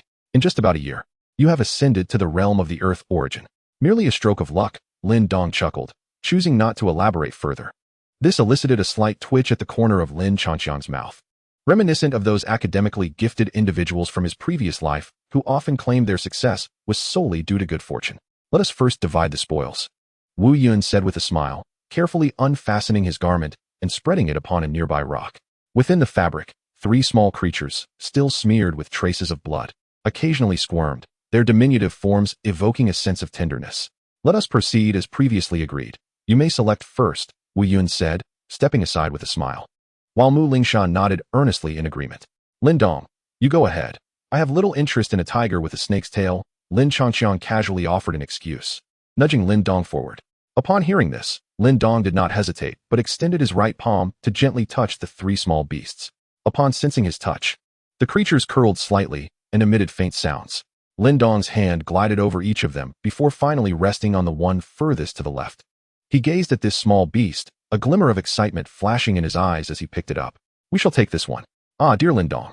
This one appears to be the most frail among the trio. Sustaining it may prove challenging. Are you certain about your choice? Both Wu Yun and Mu Lingsha were taken aback by Lin Dong's selection. Not to worry. This is the one, Lin Dong replied with a smile, shaking his head. His choice was not an act of false generosity. Rather, when he had touched the 3 young beasts, it was only the leftmost one that had caused his mysterious stone talisman to quiver ever so slightly in his palm. Typically, his talisman remained utterly still, rarely stirring. Yet, each time it did, it signified an encounter with something extraordinary. Lin Dong looked down at the young creature in his arms, whose eyes had yet to open. Although his keen sight discerned no apparent uniqueness in this beast, he chose to trust in the talisman, for it was the foundation of his existence. Lin Changqiang, witnessing this choice, smiled with satisfaction. At last, the brothers were gathered, though one remained unconscious and another yet to mature. Dong, congratulations. Main Quest 1 has been completed halfway, granting you 3 chances for a reward draw. Chapter 21. Reporting back with the distribution complete, smiles adorned their faces, in light of their bountiful gains. The rewards from the hunting competition seemed rather trivial in comparison. Let us make our way to the stone platform, Wu Yun said, cradling the young creature carefully in his embrace. Lin Dong nodded in agreement, although he and Lin Changqiang still needed 4 identity tokens to meet the necessary conditions. This was evidently a trivial matter for them. I shall refrain from joining. Mu Lingsha deliberated briefly before ultimately shaking her head. A few individuals momentarily froze, then quickly regained their composure, casting a thoughtful glance at the small beast nestled in Mu Lingsha's arms, nodding in understanding. The value of a juvenile beast capable of reaching the celestial origin realm is exceedingly high, given her strength. It was indeed a wise decision to forego the hunt and prioritize returning the cub. Mu Lingsha expressed her gratitude with a smile, the first since their meeting, and said, "If you ever have time, feel free to visit the Mu family estate. I shall ensure you are well entertained. Haha, no problem. Wu Yun and Lin Dong replied with cheerful nods, while Lin Changqi cast a disdainful glance at Lin Dong. The lad had been quick to agree, yet had pursued Lin Langtian fervently in the early stages, only to obsess over Ling Qingzhu in the latter half, neglecting to seek out anyone until the story's conclusion. Seeing that the others had no objections, Mu Lingsha chose not to linger. After wrapping the cub in cloth, she bid them farewell and prepared to turn away. Wait. Lin Changqi suddenly had a bright idea. Grabbing Mu Lingsha's arm, he cheerfully suggested, since you are not participating in the hunt, why not just give us your identity tokens? It would save us the trouble of searching. Mu Lingsha's lips twitched, yet she said nothing further. With a nod, she readily produced 5 identity tokens from her pocket and handed them to Lin Changqi. Afterward, she gracefully leaped onto a branch, akin to a swift and agile leopard, disappearing into the depths of the forest without a backward glance. Thanks, Lin Changqi shouted after her retreating figure, then turned to the astonished Lin Dong and Wu Yun, waving them to follow. Let us go, now we are not lacking in tokens. As soon as he finished speaking, Lin Changqi dashed towards the heart of the forest, unable to contain his excitement about claiming his rewards. Lin Dong and Wu Yun hurriedly followed suit. The sunlight was not scorching but rather pleasantly warm, creating a delightful atmosphere. At that moment, numerous gazes converged upon the grand platform at the Beast Horn Arena. Calculating the time, it was likely that the participants were nearing the stage. Lin Jintian squinted his eyes, watching the platform with anticipation. Father, no need to worry with their capabilities. As long as they don't encounter Lei Li from the Lei family, obtaining 10 identity tokens will be a piece of cake. Lin Qin beside him mistakenly assumed Lin Jintian was concerned for their safety and offered some comforting words. Hearing this, Lin Jintian merely chuckled softly and nodded, choosing not to elaborate further. Suddenly, cheers erupted from the arena as several figures darted onto the grand platform, including Wu Yun, Lin Dong, and Lin Changqi. As they leaped onto the stone platform, several judges swiftly arrived to inspect the number of identity tokens before nodding and stepping aside. Shortly after the trio had taken the stage, 2 more figures appeared, their faces dark with fury as they glared at Lin Changqi and the others. Lin Changqi appeared unfazed by the furious glares from Lei Li and Xie Yingying, engaging in light-hearted banter with Lin Dong, though he could hardly contain his impatience. Is it finally time? He thought. No one shall take the cub away. Upon witnessing the smiles of the 2 individuals, Lei Li was engulfed in flames of fury. Suddenly, he turned to face the viewing platform occupied by the Lei and Xie families, channeling his inner energy to bellow. Grandfather, Uncle Xie, just moments ago, Ying and I encountered an injured fire python tiger in the forest, along with 3 newly born cubs. After a prolonged struggle, we managed to slay the beast. But unexpectedly, Lin Dong and his companions launched a surprise attack, seizing all 3 cubs. I beseech you, Grandfather, to advocate for us. Lei Li's abrupt outburst left everyone momentarily stunned, followed by a cacophony of commotion erupting throughout the venue. What? In the audience? Whether it was Lei Bao and Xie Qian or Lin Jintian and Luo Chong, their expressions shifted drastically. They were acutely aware of the formidable nature of the fire python tiger. Those 3 cubs represented the future prowess of 3 potential experts of the Tian Yuan realm. This power was not something any family could afford to overlook. 3 fire python tiger cubs. Lei Bao's face flushed crimson as he exchanged a glance with Xie Qian, both of their eyes flashing with understanding.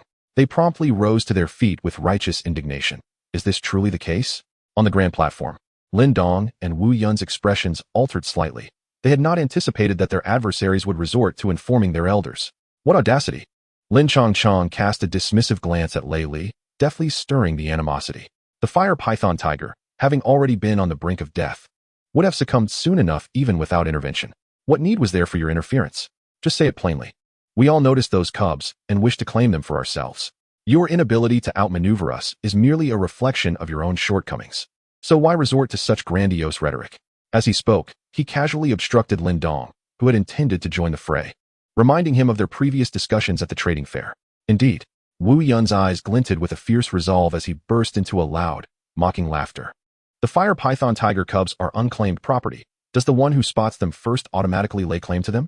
If that were the case, I shall visit the Lei and Xie families tomorrow, and any unmarried woman shall become my wife or concubine.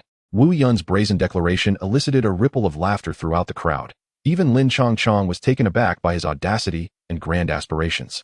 Some nodded in agreement, acknowledging that while his words were crude, they bore a semblance of truth. The fire python tiger did not belong to anyone. Logically, whoever had the prowess to seize the cubs rightfully claimed them. There was no precedence in such matters. Cease your sophistry. Lei Bao's expression darkened as he glared at Wu Yun. Bang! As the words left his mouth, Luo Cheng, not far away, slammed his hand on the table with such force that it shattered into splinters. Gripping the long blade at his waist, his voice was as chilling as ice. Lei Bao, are the words spoken by the Lei family merely the truth? Are those from my Blade of Fury martial arts school simply engaging in sophistry? Do you think my school is an easy target? Indeed, the treasures of heaven and earth rightfully belong to those fated to possess them. Let the younger generation settle their disputes amongst themselves. Old Lei, do you intend to meddle? Lin Jintian also set down his teacup and slowly rose, his voice, though calm, resonated with an undeniable authority. Upon witnessing the Lin family and the Mad Blade martial arts school instantly unite their forces, Lei Bao narrowed his eyes and resolutely declared, the fire python tiger is indeed an untamed creature, but regardless, Lei Li and the others have expended considerable effort. In the end, however, all the benefits have been seized by you. Today, even with your two families allied, you must provide me with an explanation. It was evident from Lei Bao's tone that he was unwilling to allow the Lin family and the Mad Blade martial arts school to easily take the cub away. An explanation? Do you intend to seize it by force? Luo Cheng's expression twisted menacingly as he tore away the black cloth binding his sword and drew it with a swift motion. Master Luo, let's not escalate this situation. Such threats are unbeneficial for anyone, interjected Xie Qian, observing Luo Cheng's readiness to engage in violence. He quickly proposed, how about we determine the ownership through a duel? Whoever wins takes the cub. What do you say? Preposterous. That cub is already as good as ours. Why should we compete for something we already possess? Winning would grant you a free prize, while losing incurs no loss. Such a scenario is simply ludicrous. Lin Jintian retorted with a cold laugh. Although he was aware that Lin Changxiang and Lin Dong had both reached the Earth origin realm, he suspected that Lei Li could not be far behind. I will pledge my Lei family's ironwood farm as collateral. If we lose, the farm shall belong to your Lin family. However, should your Lin family lose, you must surrender the fire python tiger cub to my Lei family. Lin Jintian, do you dare to accept? Chapter 22, The Gamble Ironwood Farm? Upon hearing this, even Xie Qian was momentarily taken aback, for the ironwood farm produced a rare and highly valuable type of ironwood, making it a significant asset even within the Lei family. Lei Bao had audaciously offered the entire estate as a wager. However, Xie Qian quickly regained his composure, as he believed the odds of victory for the Lei family in this duel were exceedingly favorable. Father, perhaps we should reconsider. There is no need to take such risks. Lin Ken, Lin Xiao, and Lin Meng, who stood behind Lin Jintian, all displayed signs of hesitation. After much deliberation, it was Lin Ken who finally urged. To gamble the fire python tiger cub for such stakes would be an egregious loss. You make valid points. However, I choose to accept, Lin Jintian responded with unexpected confidence, much to the astonishment of Lin Ken and the others. One of my greatest pleasures is to outplay those who believe they hold an assured victory. The abrupt shift in dynamics rendered the entire Beast Horn arena silent, followed by a flurry of uncertain gazes directed at Lin Jintian. Father, we must not act impulsively, Lin Xiao exclaimed, taken aback by Lin Jintian's decision. The others, including Lin Meng, furrowed their brows, unable to comprehend why their typically composed father had so easily fallen for the opponent's provocation. Trust me, and have faith in Donger and Changqiang, Lin Jintian reassured, stroking his beard with an air of calmness amidst the scrutiny of skeptical eyes. Hee, Lin Jintian. I never expected that you still possess a hint of the sharpness from your youth. It is truly admirable. Observing Lin Jintian's effortless agreement, Lei Bao felt a twinge of unease. However, as the head of the Lei family, retracting one's words is akin to spilling water. One cannot easily backtrack without becoming the subject of ridicule. Thus, we, the Lei family, have decided to send Lei Li into the fray. Have you, Lin family, chosen your champion? I shall take the stage, Lin Changxiang declared, stepping gracefully into the arena, a radiant smile illuminating his face. Though the curvature of his lips could not rival that of the Nike war god, it nonetheless evoked a sense of uncertainty in the opposing Lei Li. The other competitors on the stone platform instinctively retreated, creating a spacious area in the center. A referee, who had just finished checking the number of identity badges, also entered the arena to officiate this duel. Lei Li cracked his knuckles, his expression dark as he fixed a disdainful glare on Lin Changqiang. Has the Lin family fallen so low that they send a mere 9th layer of body refinement to challenge me? I shall ensure your defeat is absolute. In response to Lei Li's threat, Lin Changxiang merely adjusted his equipment to 2 thunder battle blades, which increased his elemental power and striking force by 6%, and nodded nonchalantly. Ah, yes, you are absolutely correct. Begin. As soon as the words left his lips, Lei Li snorted coldly, a brilliant sheen beginning to shimmer across his body. The intensity of this elemental fluctuation was clearly beyond the reach of the ninth layer of body refinement. Indeed, he had reached the earth elemental realm. The arena erupted in murmurs of astonishment at the sight of Lei Li's elemental glow, and a proud smile spread across Lei Bao's face. Yet, in an instant, his smile froze, for he beheld the same radiant glow emanating from Lin Changqiang, even more intense than that of Lei Li. How could this be? An intermediate stage of the earth elemental realm. As Lin Changqiang's elemental energy surged, the entire arena erupted into chaos. Shock evident on the faces of nearly all present. Though they were somewhat taken aback by Lei Li's earth elemental prowess, it was not entirely unexpected, as he had already reached the ninth layer of body refinement half a year prior, making his recent breakthrough to the earth elemental realm quite normal. However, no one had anticipated that Lin Changqiang, who had only recently emerged onto the scene 6 months ago, had also ascended to the earth elemental realm, and perhaps even surpassed it. In the Lin family's spectator area, Lin Xiao and the others were left dumbfounded. Even Lin Jintian, who had been prepared, stood in stunned silence. These two children, did they not just reach the earth elemental realm a mere 10 days ago? Lin Qin and Lin Mang swallowed hard, simultaneously glancing at Lin Xiao behind them. I cannot say, Lin Xiao replied, equally perplexed at their gaze. Nearby, Lin Hong and the younger members of the Lin family gaped in awe, their eyes gleaming with fervor. Not far off, Lei Bao sat with a sullen expression, his eyes brimming with murderous intent. The speed at which Lin Changqiang cultivated instilled a deep-seated fear within him. This individual must be eliminated, otherwise, the consequences would be dire. This cannot be possible. S visage twisted in fury as he lunged towards Lin Changqiang, his palms contorted into a peculiar arc reminiscent of a venomous serpent poised to strike. Enhanced by his innate energy, his hands sliced through the air, producing a series of sharp gusts. Lin Changqiang, raising an eyebrow with a light chuckle, remarked, "Alas, I am not Lin Dong. I have no desire to indulge in your trivial games." With both hands forming the Yin seal, Lin Changqiang proclaimed the name of his technique, conforming to local customs. Just as approached within striking distance, a fiery vortex erupted from beneath him, inflicting a searing pain that made him grimace in agony. With a cry of despair, he retreated hastily, only to find Lin Changqiang had already raised his right hand. Although the attack had a broad range, its speed was moderate and accuracy poor. He could evade it. In a flash, thunderous impacts resounded, and before could comprehend the situation, he was propelled backward like a kite severed from its string, crashing heavily to the ground. A crimson spray of blood erupted from his mouth as he lay dazed, only regaining awareness as Lin Changqiang approached. Desperately, he tried to push himself up, but ultimately failed, helplessly watching as Lin Changqiang drew nearer. Looking up at Lin Changqiang in despair, found his vision clouded, possibly due to his injuries. In his fading consciousness, he barely heard the murmured words, "Fortunately, I withdrew in time," before darkness engulfed him, plunging him into unconsciousness. In the wake of swift defeat, the arena fell into a profound silence. The members of the Yin families appeared as though bereaved, their expressions marked by disbelief as they gazed at the battered. The outcome had taken everyone by surprise. None had anticipated that, heralded as the foremost youth of Qingyang town, would so easily succumb to Lin Changqiang. Even Lin Dong and Lin Jintian, who had prepared for the fight, were left astounded.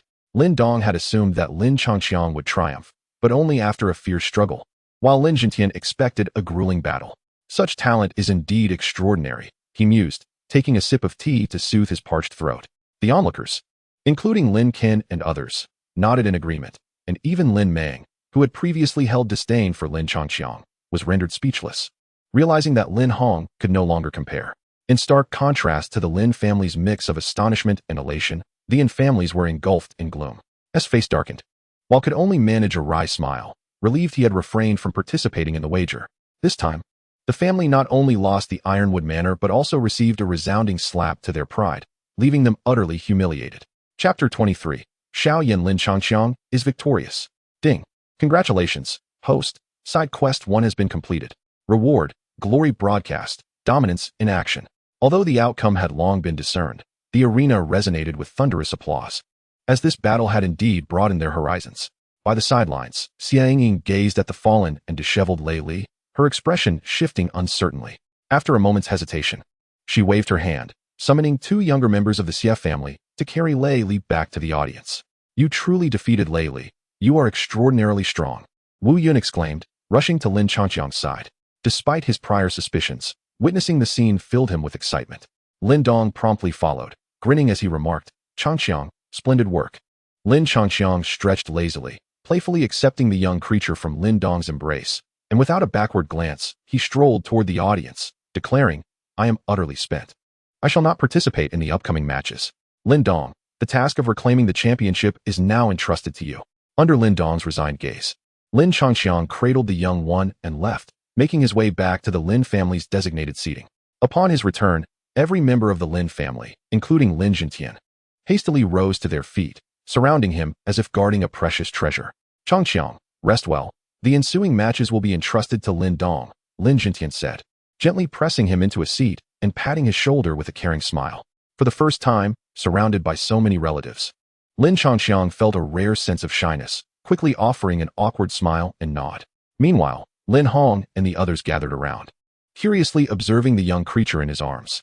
"Old Lei, we must express our gratitude for your generous gift. I hope the transfer of Ironwood Manor will be completed swiftly. I have always held the Lei family's credibility in high regard. You wouldn't let me down, would you?"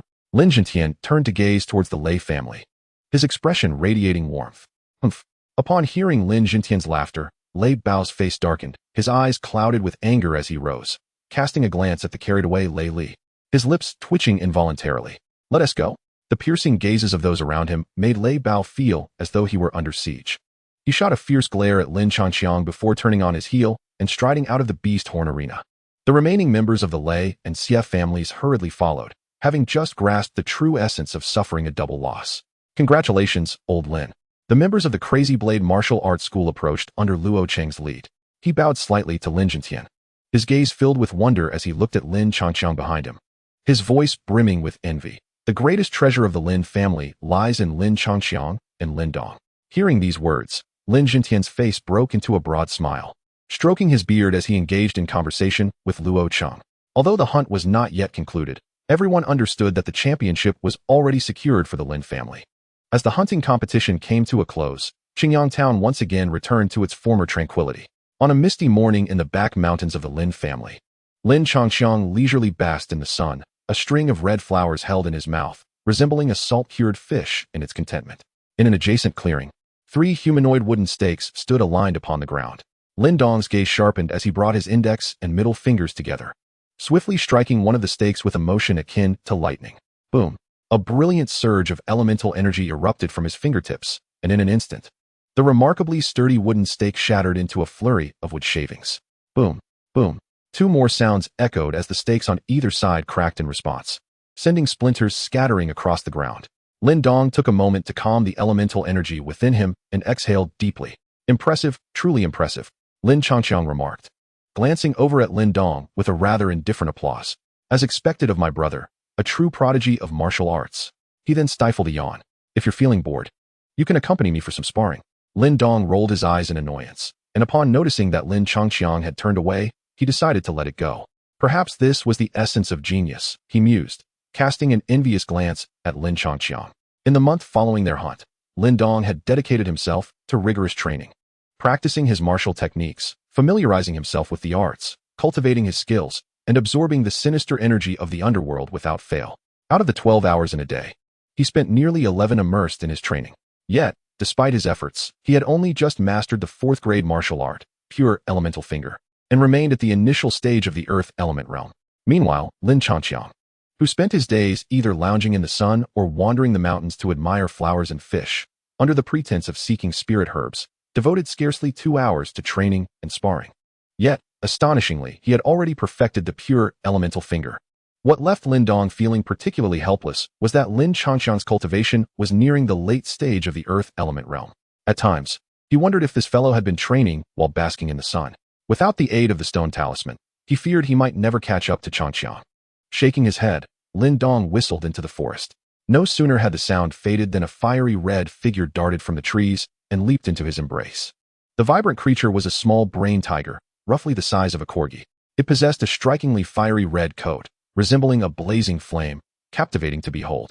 However, the serpentine tail coiled around the young tiger's back added an air of mystery. As Lin Changxiang would say, it was simply adorable. This little tiger was the fire python cub, named Xiao Yan, that Lin Dong had chosen a month prior.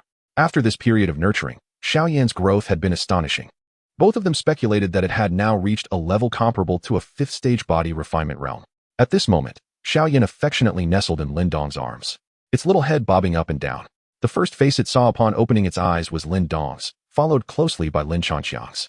After a month, Xiao Yan had come to regard Lin Dong and Lin Changxiang as his closest companions. Naturally, when both were present, he always felt a stronger bond with Lin Dong, as it was Lin Dong who regularly fed him, while Lin Dong was feeding Xiao Yan with the ancestral stone essence. A pair of sinister hands stealthily approached the little tiger, seizing him for a delightful massage that made Xiao Yan purr contentedly. Once Xiao Yan was fed, Lin Dong placed him on his shoulder and exchanged a knowing glance with Lin Changxiang. They both nodded and ventured into the small grove to absorb the day's dark energy. Chapter 24. Ironwood Manor. In the expansive forest, a figure moved like a ferocious tiger, arms swinging as deep blue energy surged forth, causing the ground to shimmer with frost. With a resounding bang, a powerful punch struck an innocent tree, the immense force uprooting it and sending it flying, scattering dirt and debris. "Well done," Lin Changxiang exclaimed, genuinely impressed as he witnessed Lin Dong reach the mid-stage of the Earth origin realm. Compared to his mental prowess, Lin Dong's elemental talent was not particularly remarkable. Thus, achieving such progress from the initial stage to mid-stage in just 2 months was quite extraordinary. Of course, the Ancestral Stone's assistance played a significant role, but with both of them benefiting, it was as if neither had an advantage, wasn't it? "Changxiang, are you nearing the celestial origin realm?" Lin Dong inquired, his eyes sparkling with curiosity. Just days ago, Lin Changxiang had only reached the late stage of the Earth origin realm. Such a rapid breakthrough seemed implausible. "Do you think I'm a once-in-a-century genius?" Lin Changxiang retorted with a playful glare before checking his personal information. Host, Lin Changxiang. Gender, male. Cultivation level, late stage Earth origin realm, 60. Martial arts, returning wind. Soft hands, 3rd tier. Pure elemental finger, 4th tier. Strange door seal, 5th tier. Fire dance whirlwind, 6th tier. Cultivation technique, Qingyuan technique. Mental power level, none. Secret techniques, none. Mental power techniques, none. Treasures, little horn, 2. Affectionate rose, 2. Double experience card, 1. Double gold card, 2. Dragon gallbladder. Bright silver spear, high-level spirit treasure. Phantom captain, costume, lottery chances, 5. Reflecting on the celestial origin realm, he mused that it would take at least another month or 2. Lin Changxiang frowned, feeling dissatisfied. This Qingyuan technique becomes increasingly ineffective as one progresses.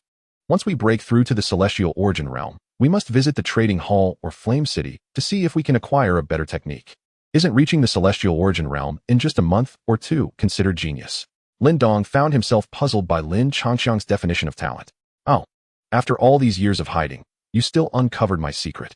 You can't keep fire wrapped in paper," Lin Changxiang thought to himself, realizing that he was advancing faster than Lin Dong, who possessed the ancestral stone. What was there to be dissatisfied about? He then raised an eyebrow and grinned at Lin Dong, playfully urging him to repeat his earlier statement. Lin Dong expertly rolled his eyes, disregarding Lin Changxiang entirely. He wiped the sweat from his brow and whistled towards the forest, soon after which a roar akin to that of a tiger echoed from the depths of the woods. Before long, Xiao Yan burst forth, appearing before the two. In just a fortnight, its size had notably increased, and menacing fangs had begun to sprout from its mouth, revealing a glimpse of its burgeoning ferocity. While the transformation of Xiao Yan filled Lin Dong with joy, it left Lin Changxiang in a state of discomfort. Watching Xiao Yan grow increasingly fierce each day made him ponder the formidable black-skinned giant it would become, leaving him feeling more exhausted. "Changxiang, my father and the others will return tonight. Would you like to accompany me to inquire about the situation at Taimu Village?" Lin Dong suddenly turned to Lin Changxiang, recalling that the latter had shown considerable interest in Taimu Village. "No need, you should go alone. What place do I have in your father-son conversation?" Lin Changxiang replied, a hint of delight flickering in his eyes. With Taimu Village's arrival, the Yanyuan stone would follow, and with the Yanyuan stone, the Tianyuan realm would be within reach. Lin Dong nodded, whistled once more, and took off with Xiao Yan. In the evening, after finishing dinner, Lin Changxiang was startled by a rather chaotic knocking at the door. His eyes sparkled with anticipation as he swiftly opened it, revealing Lin Dong. "Changxiang, those scoundrels from the Lei family. They promised to hand over Taimu Village to our Lin family, yet it's been a month and a half, and they remain silent. We sent someone to urge them, but they are avoiding us," Lin Dong exclaimed, frustration evident in his tone. "How can this be? That wager was made in front of countless witnesses. The Lei family would not dare to go back on their word, would they? That would be utterly shameless." Lin Changxiang feigned shock, his eyes wide. "They haven't explicitly said they are reneging. They are merely dragging their feet on the handover. Isn't that just bullying the honest?" Lin Dong scoffed at the Lei family's tactics. "My father plans to lead a team to Taimu Village tomorrow. If they refuse to comply, We shall force our way in. After all, we are in the right. Lin Changxiang looked at Lin Dong helplessly, pondering how the boy could miss the crux of the matter. Reluctantly, he subtly prompted, "So, will you be going tomorrow?" "Of course." Lin Dong finally realized his purpose for coming. "Right, my father asked me to see if you would join us." "Certainly, why not?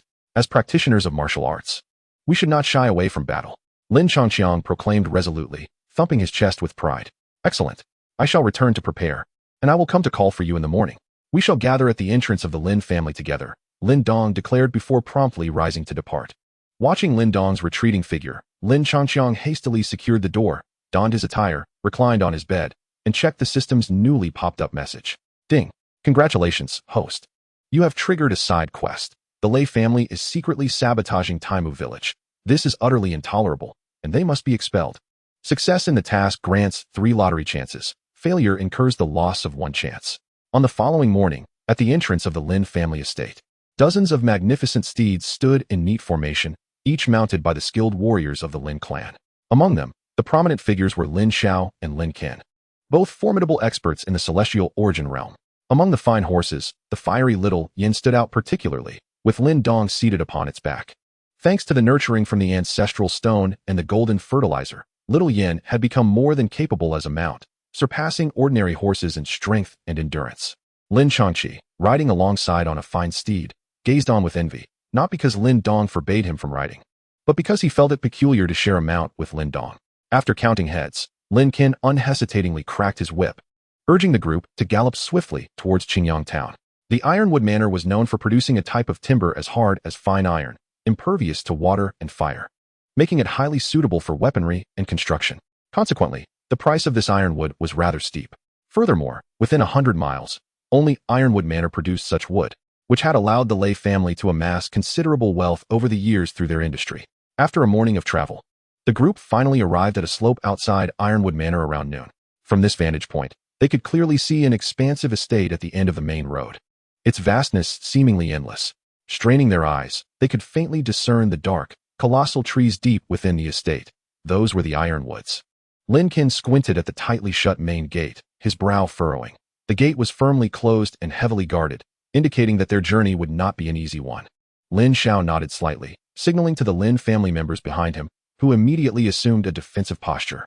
The sound of clanging metal filled the air as they drew their gleaming swords, each face set with a steely resolve, a palpable sense of murderous intent rising among them. Lin Changqi and Lin Dong exchanged glances at this scene, feeling a twinge of anxiety. For their previous experiences in combat paled in comparison to the life-and-death struggles they now faced. Yin Shuangying, take 2 to protect Dong and Changqi. The rest, follow me.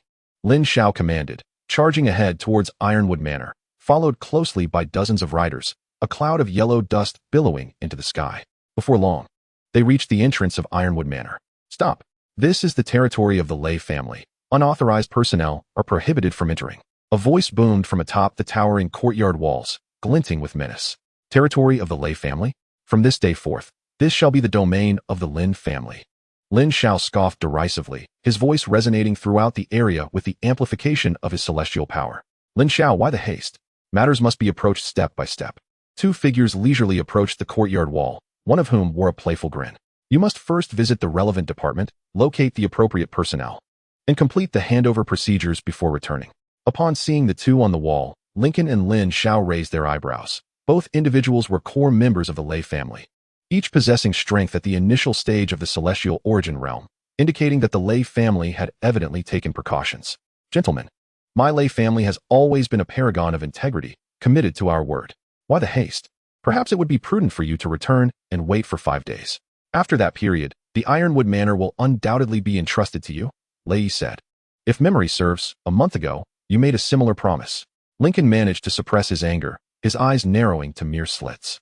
Observing this, Lin Changqi quietly slipped to Lin Dong's side and whispered, Lin Dong, do you think they plan to destroy all the ironwood before we even take possession? Lin Dong, already harboring suspicions, felt his pupils constrict at this suggestion. It is quite possible. Uncle Yin, Changqi, follow me. Let us see if we can find another way into Ironwood Manor. With that, he activated Little Yin and dashed toward the nearby thicket, Lin Changqi promptly following suit. Young Master Yin Shuangying hesitated, intending to stop the 2, but as he opened his mouth to protest, He suddenly recalled that the two youths before him were not helpless children, but rather adept practitioners of the Earth origin realm. After a brief moment of indecision, he waved his hand and followed the others. The five hurriedly traversed through the woods, distancing themselves from the main gate, and soon discovered an unguarded section of the courtyard wall, allowing them to leap into Ironwood Manor. Inside the estate, an eerie silence enveloped the surroundings. Recollecting their earlier observations from the slope, they sprinted toward the location of the Ironwood. However, upon reaching the designated area, a mere glance left Lin Dong and his companions breathless with indignation, their rage surging within them. Even the prepared Lin Changqi could not help but clench his fists, silently exchanging his knowledge gem and swift boots for two thunderblades. I have never encountered such shameless individuals. Yan Shuangying fumed, his teeth grinding. They intend to leave us with a derelict estate. Before their eyes, the area that should have been lush with ironwood was now nearly barren, littered only with countless blackened stumps, bearing hasty axe marks that indicated a rushed job. Yet, what truly darkened their expressions was the sight of figures nearby, pouring foul-smelling concoctions onto the land. The Lei family aimed not only to chop down all the ironwood, but also to ruin the very soil, rendering it incapable of sustaining ironwood ever again. In addition to those laborers pouring the noxious liquids, 13 figures stationed nearby were evidently the Lei family's guards. Yan Shuangying furrowed his brow, sensing the situation had grown precarious. Among the two leading figures, one is familiar to me. His name is Pain. He was once a bandit, but somehow, he transformed into a guardian of the Lei family. This individual possesses strength comparable to mine, both being at the initial stage of the Earth origin realm. I presume the other person is of similar caliber. Uncle Ing, directly fire the signal flare to notify my father and the others. Lin Dong declared resolutely, without the slightest hesitation. Young master, are you certain that once we release the signal, we will be immediately discovered? Yan Shuangying expressed his trepidation. How could we possibly confront 5 against 13? I said, Uncle Ing, have you forgotten that I was easily able to defeat Lei Li, who is also at the initial stage of the Earth origin realm, a month ago? Lin Changxiang chuckled lightly, asserting that not only the initial stage, but even those in the later stages of the Earth origin realm are no match for him now.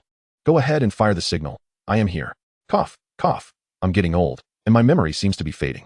Yan Shuangying's face flushed with embarrassment as he realized that the true concern should be for the adversaries. With that, he produced a signal flare from his pocket and ignited it.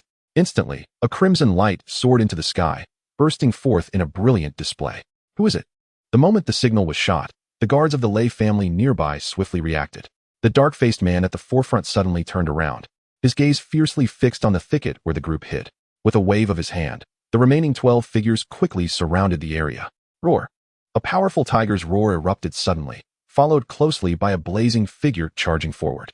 The Fire Python Tiger. It is the Fire Python Tiger. The guards of the Lei family immediately recognized Xiao Yan, their faces filled with terror, wishing fervently to flee at once. Do not panic.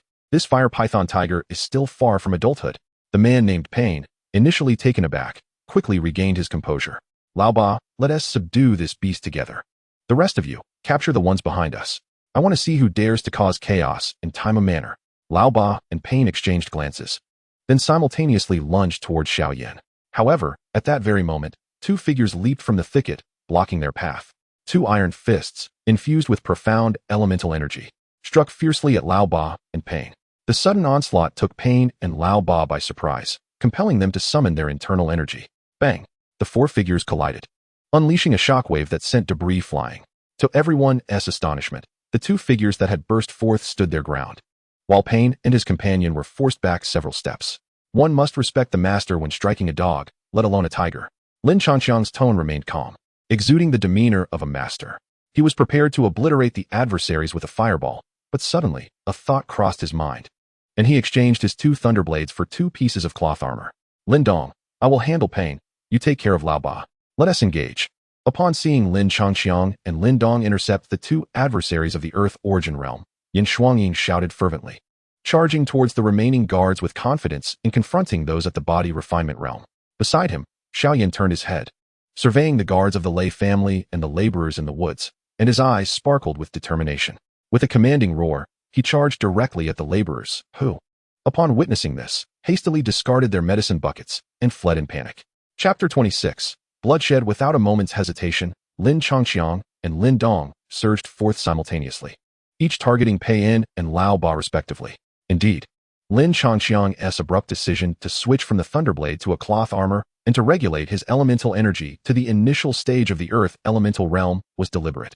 He intended not to annihilate his opponent with a swift fiery whirlwind, but rather to hone his combat skills through a life-and-death struggle.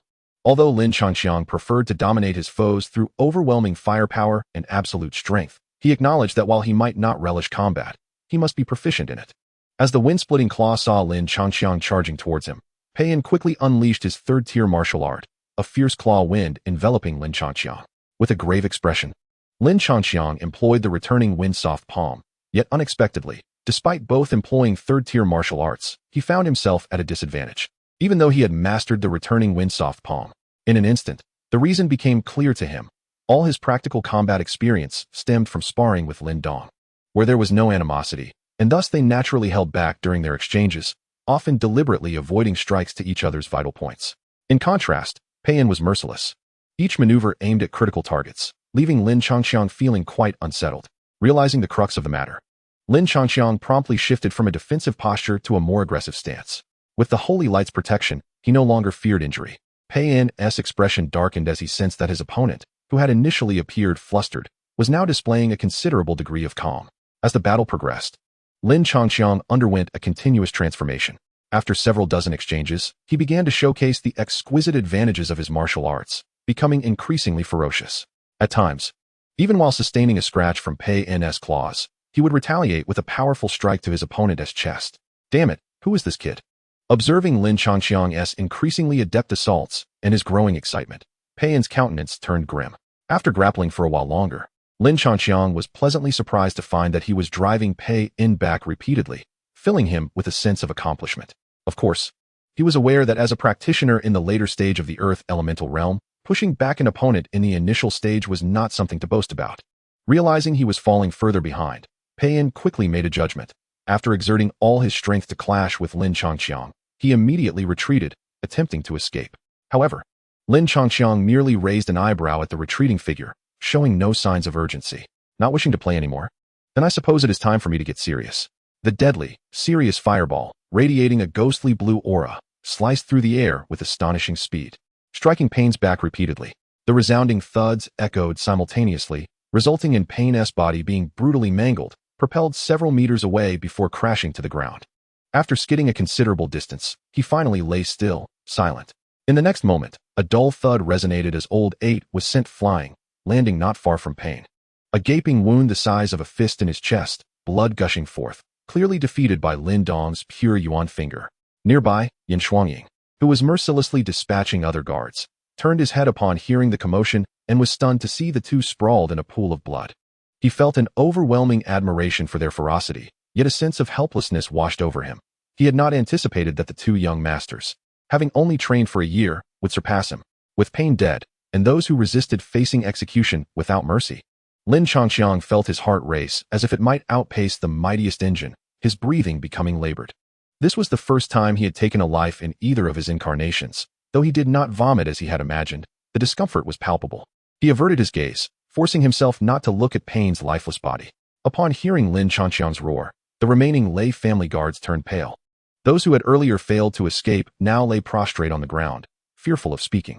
Who dares to wreak havoc in my territory? You are courting death. Just then, a thunderous roar echoed, and a robust figure rushed forward. Lycosa, observing the imposing silhouette, felt a surge of alarm. Young masters, retreat. Lycosa is a formidable expert at the late stage of the Earth origin realm. No need, Lin Dong replied with a smile directed at Yan Shuangying. Uncle Eagle, I had merely utilized my initial Earth origin realm strength. In truth, I am also at the late stage. Yan Shuangying was left speechless, swallowing hard as he turned to Lin Changqiang, who stood resolute in the face of imminent danger. Although Lycosa was a massive figure, his speed was akin to a bolt from the blue, reaching Lin Changqiang in mere seconds. He then stomped the ground fiercely, launching himself into the air. His right leg infused with yuan power, descending upon Lin Changqiang with a powerful kick. Lin Changqiang, already feeling unwell, was further unsettled by Lycosa's bellow. Akin to the discomfort of experiencing diarrhea one day, followed by constipation the next, in a fit of rage, he resolved to abandon any sense of chivalry. Dragon daring. Brilliant silver spear. In the horrified gaze of Lycosa, a spear shimmering with silvery blue light, nearly 2 meters long, materialized unexpectedly in Lin Changqiang's hand. "Do not come any closer." Lycasa's face contorted as he uttered his last words, and then there was silence. The sound was not particularly loud. Rather, it was akin to a cleaver slicing through tofu. Rex was pierced from head to toe, succumbing to death in the most absolute manner. With a swift motion of his right arm, Lin Changqiang flung Rex's lifeless body 2 meters away, at which point blood erupted forth. If blame were to be assigned, it would be for the unfortunate timing of his arrival. Curiously, after slaying Rex, his heartbeat gradually calmed, and his breathing returned to a more measured pace. He then stowed the dragon's bright silver spear into his system backpack. Moments later, a familiar figure arrived, having rushed in upon noticing the signal, Lin Xiao. He appeared visibly shaken, directing a thinly veiled ire towards Lin Dong and Lin Changqiang. "You two brats, I told you to merely observe, not to engage in combat. How could you have intruded like this? Third Master, do not be too quick to fault them. If it were not for the two young masters, this Ironwood Manor might have been entirely obliterated by the Lei family." Yan Shuangying interjected hastily, gesturing towards the chaotic scene of the forest.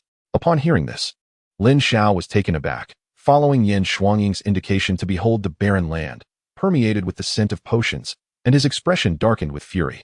"Lin Xiao, although my Lei family conceded this Ironwood Manor to you, until the handover is complete, it remains the property of the Lei family. Your unauthorized intrusion demonstrates a blatant disregard for our status." As Lin Xiao's expression soured, furious shouts resonated from a distance, and soon Lei Qiu and Lei Yi, accompanied by dozens of figures, approached rapidly. Lin Qin followed closely, leading his contingent into the fray. "Humph! Had it not been for this brazen incursion, I would never have imagined your Lei family could be so audacious." Lin Xiao glared at Lei Qiu and his companions, his eyes ablaze with murderous intent. Upon hearing this, Lei Qiu and the others visibly shifted, casting wary glances at the remaining guards, their brows furrowed. The Lei family certainly possessed cunning tactics. No wonder they had delayed for so long, seeking to undermine the very foundation of this Ironwood Manor. Lin Qin's eyes glinted with cold resolve. While the elite members of the Lin family tightened their grips on their weapons, their expressions foreboding, ready for conflict at a moment's notice.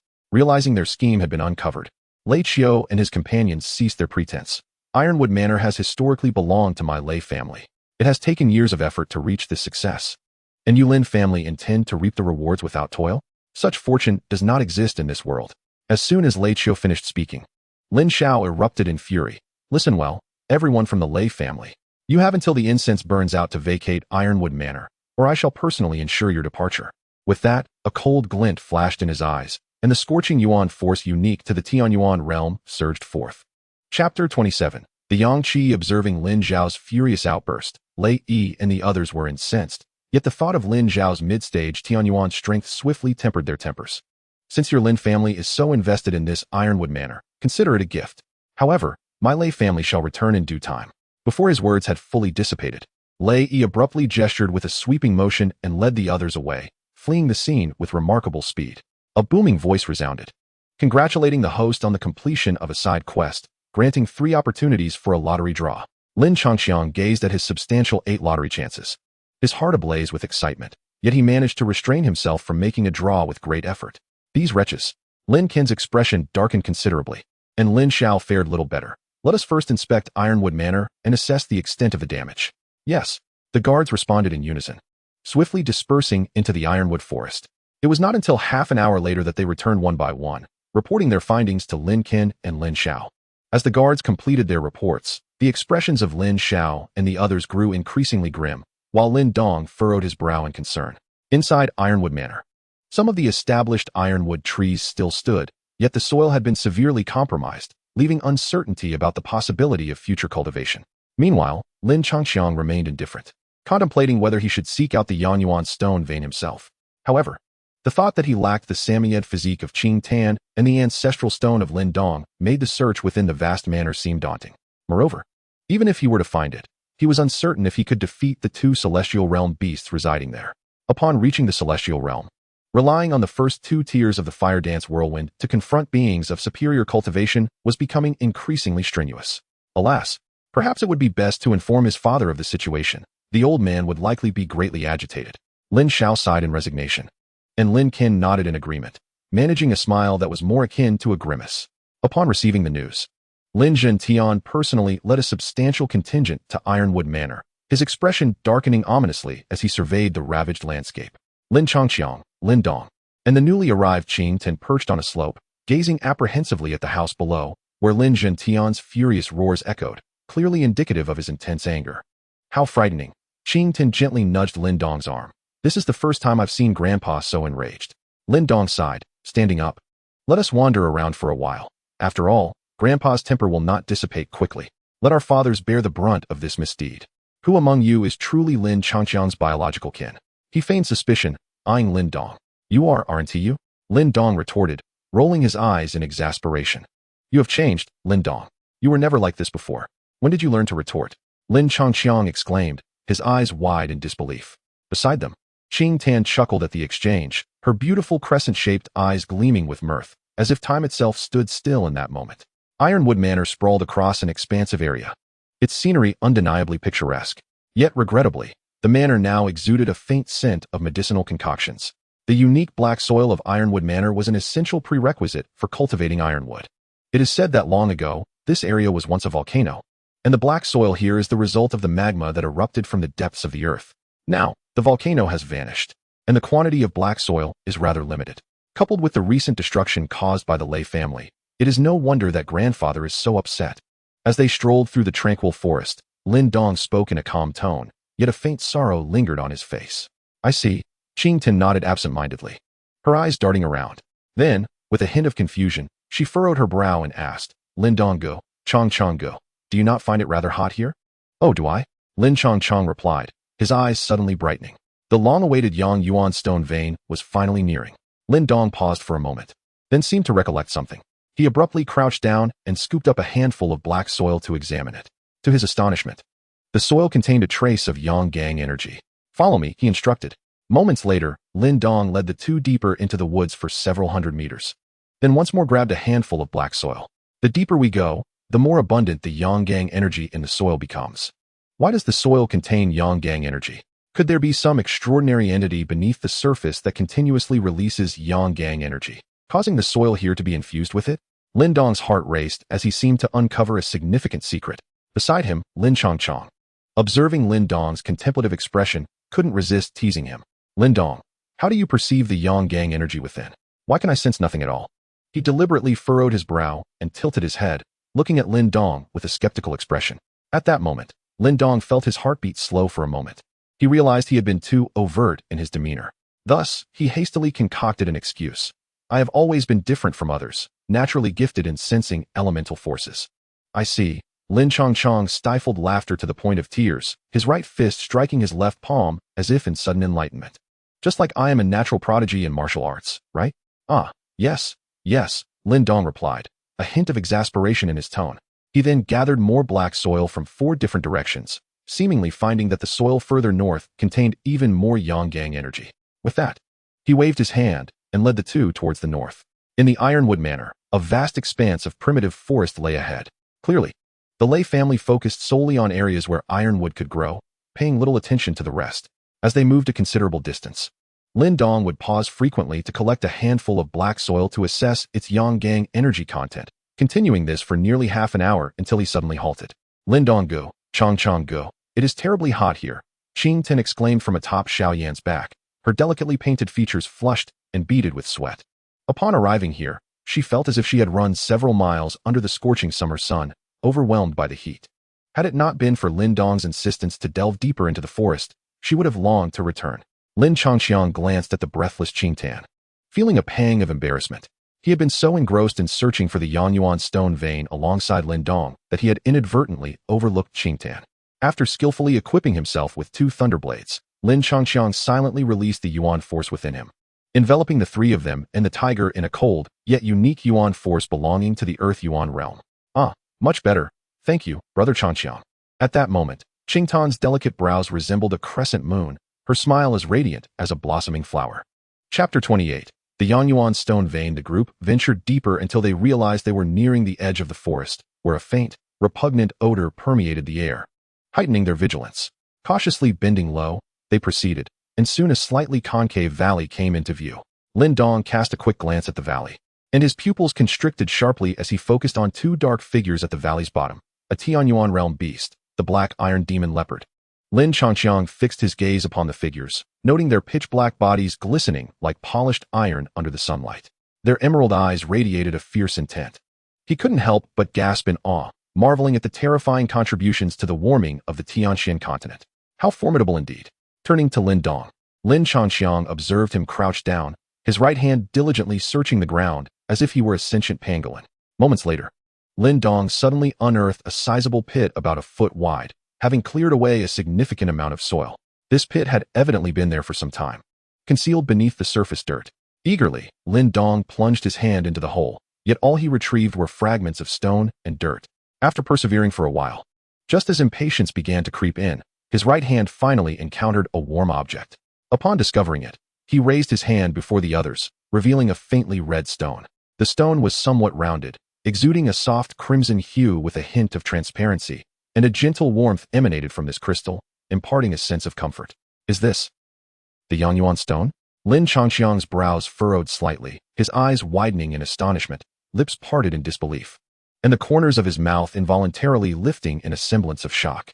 The Yangyuan stone, said to form deep within volcanoes, not only absorbs the yuan force of heaven and earth, but also integrates a modicum of yang energy through prolonged immersion in lava. For a master at the Tianyuan realm, the Yangyuan stone was truly a tailor-made treasure. Lin Changqiang cast a glance at the astonished Lin Dong, who was about to rise. He firmly pressed a hand on Lin Dong's shoulder, fixing him with a gaze that seemed to devour, and whispered, most importantly, the Yangyuan stone rarely appears alone. So it is highly likely that there exists a vein of Yangyuan stone here. Lin Dong's lips twitched involuntarily, his earlier excitement subdued. Enough with the theatrics. If we were to gauge your acting skills with spiritual herbs, your performance would barely be worth 8 first-grade spiritual herbs. I merely feared that your enthusiasm might lead to a commotion upon standing, attracting the attention of those 2 Black Panthers. Lin Changqiang chuckled, then added indignantly, curse the heavens. They bestowed upon me a handsome visage, yet took away my acting prowess. He touched his handsome cheek and his well-defined abdominal muscles, his eyes concealing a mix of 7 parts anger, 2 parts indifference, and 1 part sorrow, half smiling as he mused, perhaps it is meant to teach me resilience. Enough of this nonsense. Lin Dong nearly retched at the thought, casting a disdainful glance at Lin Changqiang before carefully rising to his feet and stealthily retracing his steps outwards. Come on, let us return together and fetch reinforcements. All right. With 2 Tianyuan realm beasts nearby, Lin Changqiang was prudent enough to refrain from jesting further, obediently following suit as the trio, along with the tiger, hastened towards the direction of Lin Jintian and the others. In the hall, Lin Jintian, who had been cursing the Lei family for quite some time, had finally managed to quell much of his anger. Seated at the head of the table, his expression was grim as he regained his composure, while Lin Xiao and the others felt an inexplicable discomfort. Suddenly, the main door of the hall was thrust open with a bang, and Lin Dong, disregarding etiquette, stormed in. Upon seeing Lin Dong, who was covered in mud, Lin Xiao and the others were momentarily taken aback. Just as they were about to speak, Lin Dong unexpectedly pulled a crystal from his bosom and presented it to Lin Jintian. Grandfather, we have good news for the Lin family. I have stumbled upon a treasure, the Yangyuan stone. Gazing upon the faintly red crystal handed to him by Lin Dong, Lin Jintian was initially taken aback. But then he retrieved a similar crystal from his pocket, which bore a striking resemblance to Lin Dong's. Well, young one. Your fortune is indeed remarkable to have discovered a Yangyuan stone, Lin Jintian remarked with a smile, not paying it much heed as he took a sip from a nearby teacup before setting it down again. Grandfather, this was unearthed by Longqiang, Qingtan, and me while we were exploring deep within the Taima Manor. There is likely a vein of Yangyuan stone hidden deep within. Lin Dong's face flushed with excitement. Crack. The teacup in Lin Jintian's hand shattered under the pressure of his grip as he abruptly rose, trembling with anticipation as he looked at Lin Dong. What? A Yangyuan stone vein? Where is it? Take us there at once. Lin Xiao and the others were equally ecstatic. As experts of the Tianyuan realm, no one understood the significance and value of the Yangyuan stone better than they did. Lin Dong promptly nodded. I can lead the way. But there are 2 black iron demonic panthers guarding the area. Black iron demonic panthers? Lin Jintian furrowed his brow, but it soon relaxed. They are merely beasts. We have 3 experts in the Tianyuan realm here, along with you and Lin Dong, 2 more in the Diyuan realm. Dealing with 2 black iron demonic panthers should be a trivial matter, compared to the Yangyuan stone vein, not to mention 2 black panthers. Even if there were numerous other beasts, we would devise ways to eradicate them. Upon seeing this, Lin Dong ceased to speak further, nodded, and turned to exit the hall. Leading Lin Jintian, Lin Xiao, and Lin Qin swiftly towards the depths of the estate. After a mere 10 minutes at full speed, they arrived at the site where the Yangyuan stone was discovered, encountering Lin Changxiang, who had earlier hesitated to return, and the reluctant Qing Tan, who clung to the comfort of air conditioning. Indeed, it was the Black Iron Demon Panthers. Lin Jintian stood above the valley entrance, his expression grave as he gazed down at the two panthers below. Although it was easy to speak of the matter, these two panthers were equivalent to two formidable warriors at the celestial origin realm, thus presenting a significant challenge. After much deliberation, the group decided to first ascertain whether the vein truly existed before making any decisions. Lin Jintian turned his head, and behind him, Lin Xiao and Lin Qin were diligently digging the pit indicated by Lin Dong with shovels. The matter was of utmost importance and could not be disclosed to others yet. Hence the two had to take matters into their own hands. Observing the duo transformed into laborers, Lin Dong couldn't help but chuckle. "Why do you not use your yuan power to simply lift this soil away?" Lin Changxiang asked, his expression one of confusion. He had found this peculiar when reading the original text. Some claimed it was due to concerns about being discovered by the panthers. Yet after Lin Dong unearthed the Yangyuan stone vein, Lin Jintian had directly used his yuan power to do so. Moreover, even if they truly wished to dig with shovels, they could still employ their yuan power. Why toil away like ordinary folk relying solely on physical strength? At his words, Lin Dong and the others suddenly stiffened, then turned to stare blankly at Lin Changxiang. It was Lin Jintian who first regained his composure, leaping into the pit. Channeling his yuan power at the late stage of the celestial origin realm, and with a sweeping gesture, a gust of wind erupted, overturning layers of soil. As the soil receded, a layer of red light emerged before their eyes. It was a pale crimson rock layer, within which were embedded numerous glistening pale red crystals, sparkling brilliantly under the sun's rays. Illuminated by the red glow, the group's mouths fell agape, their gazes entranced by the magnificent crystal mine, momentarily rendered speechless. "It truly is the Yangyuan stone vein," Lin Xiao murmured, his body trembling with excitement. "Our Lin family shall be transformed by this. Heaven bless our Lin family." Lin Jintian exclaimed, tears streaming down his face after many years. With the presence of this Yangyuan stone vein, the Lin family's development would undoubtedly accelerate exponentially. In due time, not only would they secure a place in Qingyang town, but even across the entire Yinqing Tiandu County, the Lin family would establish its presence. Furthermore, his dream of returning to his ancestral roots had gained a substantial chance of realization. Chapter 29. Slaying the Panthers. Regarding the news of the Yangyuan stone vein, Lin Jintian opted for the utmost secrecy. Only those present that day were privy to this information. This matter was of paramount importance to the Lin family, for if they could fully harness the potential of this vein, the family's strength would experience a meteoric rise. At that time, even if both the Lei and Xie families united their forces, they would pose no threat. Early the next morning, Lin Jintian gathered nearly 60% of the Lin family's manpower here, fortifying their defenses to an impenetrable state, transforming the entire Taimu Manor into a veritable fortress. Lin Changxiang considered mentioning that such actions might be seen as suspicious, akin to the phrase "the presence of silver in an empty room," but upon reflection, he decided against voicing his thoughts, knowing that in the original narrative, the Lei family had not yet realized the situation either. Additionally, Lin Jintian summoned hundreds of workers from other Lin family outposts, the majority of whom would be dispatched to chop down ironwood, serving as a smokescreen for their true intentions. Only a select few of the Lin family's most loyal followers would be covertly sent to the back mountain to mine the Yangyuan stone vein. Of course, before mining could commence, the black iron demon leopards at the valley's bottom had to be dealt with. Consequently, even the long-retired Lin Jintian intended to take matters into his own hands. At the valley's entrance, Lin Changxiang and Lin Dong observed from their elevated position when three figures leapt down, their toes lightly tapping as they swiftly landed securely at the valley floor. Just as they descended, the two black leopards noticed their presence, and a low growl reverberated through the valley. "I will handle the one on the right. The two of you must work together to deal with the other, and ensure a swift resolution to eliminate any future threats," Lin Jintian declared with a piercing gaze directed at the leopards before charging towards them. A brilliant surge of elemental energy erupted from within him, revealing a dynamic flow of yin and yang. It seemed that the old man was on the brink of achieving the harmonious convergence of yin and yang to form an elemental Dan. Observing Lin Jintian's imposing aura, Lin Dong nodded slightly. Upon stepping into the elemental Dan realm, one would be regarded as a formidable force even within the vast Yan dynasty. In Qingyang town, while experts in the Tianyuan realm were rare, they were not entirely uncommon. Among the four major factions, the Lin family, Xie family, and Guangdao Martial Arts Hall each had 4 Tianyuan realm masters in residence, while the Lei family boasted 5. Yet, scouring Qingyang town, not a single master had reached the elemental Dan realm. This alone illustrated the daunting challenge of achieving the harmonious convergence of yin and yang to condense into a Dan. Indeed, without the balance of yin and yang, there can be no birth or growth. Thus, the universe is complemented by these dual forces. Lin Chongxiang sighed regretfully, lamenting that his elder had not taken a new spouse. Otherwise, he might have already broken through to the elemental Dan realm.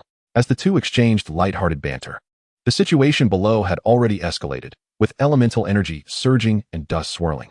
In a short time, the two demon leopards were forced to retreat, perilously close to defeat.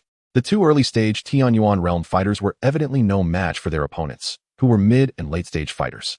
With a thud, Lin Jintian's fingers suddenly thrust forward, striking decisively at one leopard's head. The overwhelming elemental force erupted from his fingertips, which pierced through the black leopardess skull, delivering a lethal blow. Not far off, Lin Xiao and Lin Ken executed their own pure elemental strikes, attacking the other leopard in a coordinated fashion, leaving it unable to respond. It could only let out a final, woeful cry before meeting its demise. At that moment, the little flame beside Lin Dong suddenly let out an excited roar and leaped directly down the steep mountain wall. Lin Chongxiang and Lin Dong exchanged glances before hastily following suit. To their astonishment, the little flame dashed straight to the corpse of the Black Panther, opening its jaws to tear into it. Before long, it had ripped open the body and retrieved 2 pitch-black crystals, swiftly rolling its tongue and swallowing them whole. This little creature certainly possesses discerning taste, recognizing the value of demon crystals. Lin Jintian furrowed his brow, realizing that the little flame's intelligence seemed to surpass that of ordinary demon beasts. However, he quickly reassured himself, as it was, after all, his own tiger. A higher intellect could only be an asset, so he dismissed his concerns. Father, the black iron demon leopard has been eliminated. Should we not commence our work? Lin Qin's eyes were filled with eagerness.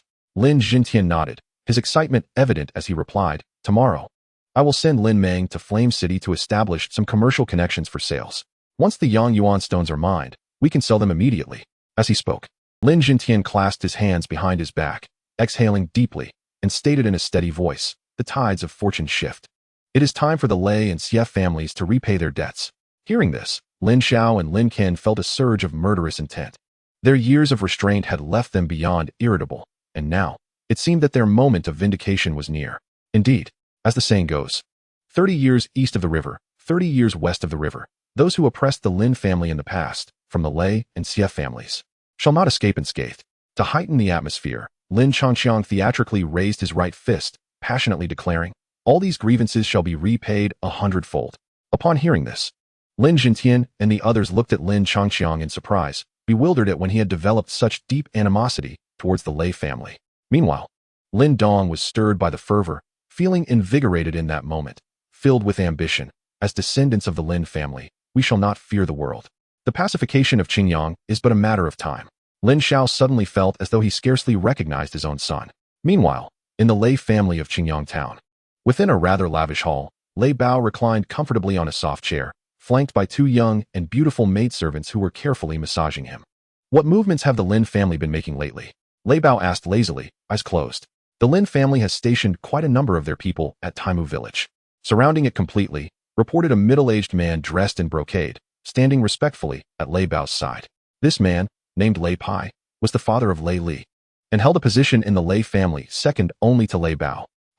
They truly are a bunch of inconsequential characters, Lei Bao scoffed disdainfully. The black soil at Taimu village has been largely destroyed, its value diminished significantly, yet the Lin family still treats it as a treasure. Father, although the Ironwood Manor may seem insignificant to our Lei family, it remains a coveted prize for the Lin family, which has only been established for 2 or 3 decades. They would be loath to relinquish it. Regardless of the circumstances, that group of scoundrels from the Lin family has caused us to lose the Ironwood Manor without justification. And this matter cannot simply be overlooked. Lei Bao suddenly opened his eyes, determined to leverage our connections in Yen City to negotiate a purchase of the Lin family's ironwood at the lowest possible price. The advantages of the Lei family are not easily acquired. Indeed, father. Lei Pai nodded, a sinister smile spreading across his face. Chapter 30. Breakthrough to the Celestial Origin Realm. After slaying the black iron demon leopard, the Lin family quietly commenced the extraction of the mineral vein, selecting each worker through a rigorous vetting process. Those fortunate enough to be chosen were generously compensated and permitted to relocate their families to reside at Ironwood Manor, thereby rewarding them while simultaneously ensuring their silence. Lin Changqiang, although unable to assist in this endeavor, opted not to return to Qingyang Town. Instead, he remained under the pretext of nearing a breakthrough to the celestial origin realm, wishing to cultivate in an area abundant with yang qi. For 2 months, he either sparred with Lin Dong or battled beasts to hone his combat skills. When fatigued, he would visit the Yang Origin Stone Mine to request several stones for absorption. Consequently, 2 months later, he finally broke through to the celestial origin realm, attaining the long-coveted warmth. Ding! Congratulations, host, for breaking through to the celestial origin realm. Reward: 3 lottery chances. Reward: Daylight Prince outfit, when worn, enhances appearance and grants a 10 increase in experience gained. Continuously generates 9th grade yang qi. This system has truly gone to great lengths to assist me in condensing the highest quality yuan dan, thought Lin Changqiang, feeling a swell of emotion as he checked his personal information. Host: Lin Changqiang. Gender: male. Cultivation level: early celestial origin realm 1. Martial arts: pure yuan finger 4th grade. Chiman seal 5th grade. Fire dance whirlwind 6th grade. Cultivation technique: Qing yuan gong. Mental power level: none. Secret techniques: none. Mental power techniques: none. Treasures: dragon gallbladder. Bright silver spear, high-level spirit treasure. Ghost captain outfit, lottery chances 11. Finally, Lin Changqiang had awaited this day. Ding! 11 lottery chances successfully utilized. Congratulations, host, for obtaining 3 double experience cards, 2 double gold cards, 3 affection roses. The Pandorong mask, upon wearing, allows the wearer to alter their appearance to resemble anyone they have previously encountered. With a limit of 3 changes per day, a name change card, abandon the past, reinvent oneself. Upon use, all individuals' affection towards the host will reset to 50, and all memories related to the host will be forgotten. And Mid-Autumn Mooncakes, upon use, increases the affection of all blood relatives of the host by 5 points. Aside from the most fundamental experience cards, gold cards, and intimacy roses, it appears that among the other 3 items, only the mask of the plump panda holds substantial significance. Lin Changqi furrowed his brow, feeling somewhat disheartened. While the name-changing card seemed extraordinarily powerful, it was of no practical use to him. The Mid-Autumn Mooncake, on the other hand, could be utilized. Yet what was the point of a mere 5 points of affection? Fortunately, as Lin Changqi wallowed in his discontent, the system promptly restored a portion of his vitality. Ding! Congratulations, host, for reaching the celestial origin realm. The 3rd equipment slot has been unlocked. An equipment valued at 900 gold coins or below is now available. As per usual, the 1st slot contains a knowledge gem, the 2nd a pair of swift boots, and the 3rd slot, just as Lin Changqi contemplated selecting from the most prestigious items such as the Snow Mountain round shield, an equipment worth merely over 700 gold coins caught his eye. Evolution Crystal, with attributes enhancing current maximum elemental force and mental strength by 10%. The unique passive, Courageous reward, for every minor realm breakthrough. The host instantly restores all elemental and mental force as well as any injuries, for every major realm breakthrough. The corresponding maximum elemental force or mental strength is permanently increased by 10%. This is utterly astonishing. Lin Changqi's breath quickened. Though the first effect of the courageous reward was commendable, for one under the protection of holy light like him, it merely served as an embellishment. However, the second effect was formidable. Despite the seemingly modest increase of 10%, the cumulative effect over time could be terrifying. If one were to consider his and Lin Dong's maximum elemental force at the onset of the celestial origin realm as 1, and each major breakthrough doubled that value. Then after progressing through the elemental Dan realm, creation realm, nirvana realm, life profound realm, death profound realm, turning wheel realm, reincarnation realm, and ancestral realm, Lin Dong's ultimate elemental force would be 1024, while his own would be 2656. It seems the best fit for me is indeed the artillery mage. As Lin Changqi envisioned his future, casting the great desolate prison finger like a fireball, he equipped the evolution crystal in the 3rd slot. Long spear, long spear. Lin Changqi chuckled foolishly as he opened his eyes, only to find Lin Dong gazing at him with a puzzled expression. What are you grinning about? I recalled something delightful, Lin Changqi replied, feeling a bit embarrassed, as he had indeed presented a rather foolish visage moments ago. He decided to take the initiative, saying, "Forget that for now. What brings you here to visit me? Aren't you supposed to be battling with the little creatures in the forest? That's called fighting demon beasts." Lin Dong raised an eyebrow, retorting with irritation, but soon sighed in resignation. Grandfather plans to visit Flame City tomorrow to sell the recently excavated Yang Origin Stones in exchange for Yang Origin Pills to enhance our Lin family's strength. I recall you've been eager to go to Flame City for quite some time. How about we explore together? Absolutely. I have been waiting for this day for ages. Lin Changqi narrowed his eyes slightly. If his memory served him correctly, during this visit to Yen City, Lin Dong was expected to encounter an individual who would attempt to leverage his formidable cultivation to engage in unscrupulous dealings. Were it not for the renowned prohibition against violence in the mystical realm, which had led to that individual being intercepted, Lin Dong would likely have faced dire consequences. Very well, I shall take my leave, he said, observing Lin Changqi's exuberant demeanor. Lin Dong smiled and prepared to return home. However, just then, Lin Changqi unexpectedly seized Lin Dong's arm, gazing at him with a significant look. Do not depart tonight. Let us remain together until dawn. Lin Dong, wearing an expression of bemusement, regarded Lin Changqi with curiosity, uncertain of his intentions. Lin Dong, allow me to show you my prized possession. In a flash, Lin Changqi produced the daylight prints from his fourth-dimensional shirt, much to Lin Dong's astonishment. Tada! The sunlight armor. The sound unique to Doraemon echoed once more. To be candid, I discovered this sunlight armor in an abandoned house at Ironwood Manor. It possesses the remarkable ability to continuously condense the chi of the ninth-grade sunlight, aiding one's cultivation. Given that we had only recently entered the Earth origin realm, I refrained from informing you sooner. Lin Changqi rambled on, his confidence bolstered as Lin Dong's favorability exceeded 70. Now that I have reached the celestial origin realm, and you have progressed to the late stage of the Earth origin realm, I shall generously permit you to train alongside me, considering you are my younger brother. Lin Dong displayed an expression starkly contrasting his usual demeanor, akin to that of a dead fish. Do you not find this situation somewhat familiar? Do I? Lin Changqi feigned ignorance, but soon, under Lin Dong's disapproving gaze, he grew flustered. Damn it, just tell me whether you want to or not. Surprisingly, Lin Dong did not respond with his usual coyness. Instead, after a moment of silence and a deep breath, he fixed a sharp gaze upon Lin Changqi, as if making a momentous decision. Changqi, let us swear brotherhood. Chapter 31. The deceptive marketing account, let us swear brotherhood. Lin Dong, adopting an unusual seriousness, regarded Lin Changqi intently. In that instant, Lin Changqi felt as though he had encountered a much-needed rain after a prolonged drought. What was it about martial movement of the universe that he preferred over battle through the heavens? Was it because Lin Dong's abilities surpassed those of Xiaoyan? Not necessarily. Both Yao Lao and Fenju were formidable in their own right. Was it due to the presence of Ling Qingzhu and Ning Huanhuan? Not at all. Xiaoyan had more romantic entanglements than Lin Dong. Ultimately, what he cherished most was the bond among the three brothers, Lin Dong, Lin Diao, and Lin Yan, who shared life and death, fortune and misfortune.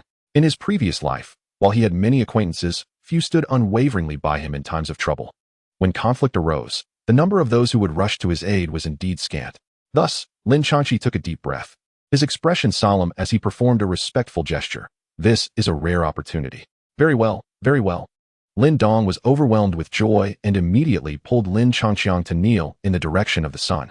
Heaven above, earth as witness, mountains and seas as allies, sun and moon as covenant. Today, I, Lin Dong, and Lin Changqiang pledge brotherhood, sharing fortune and facing adversity together. We do not seek to be born on the same day, in the same month, or in the same year, but only to die on the same day, in the same month, and in the same year. Should we go back on this vow, let heaven and man unite to punish us. Please rise, my brother, Lin Dong urged, gazing at Lin Changqiang with incredulity. Changqiang, I am older than you, so by reason and sentiment, I should be the elder brother. Not at all. Lin Changqiang shook his head. Have you not heard that in martial arts, there is no distinction of seniority? The capable take precedence? I am at the Tianyuan realm, while you are at the Diyuan realm. Thus it is only right that I am the elder brother. Lin Dong furrowed his brow. Cultivation levels can change. Who knows when I might surpass you? Yet your age will never change, so I should still be the elder brother. Suddenly, Lin Changqiang, as if awakening from a dream, interrupted. Aren't we already family? Aren't we brothers by blood? Why must we swear brotherhood? Upon hearing this, Lin Dong was left speechless, staring at Lin Changqiang in a daze. Looking rather foolish. After a long moment, he finally reacted, awkwardly scratching his head. Perhaps we should just pretend this never happened. How can we? We have sworn an oath. Lin Changqiang pondered for a long while, stroking his chin, and finally came up with a brilliant idea. Let us decide through a game of rock, paper, scissors. Are you serious? What else do you propose that is fair? All right then. 3, 2, 1. Rock, paper, scissors. Lin Changqiang looked at his rock, deep in thought. I remember reading in a previous life that strong-willed individuals tend to choose scissors. Why did Lin Dong choose paper? Wasn't it said that optimistic personalities prefer paper? Haha. Changqiang, let us abide by the outcome.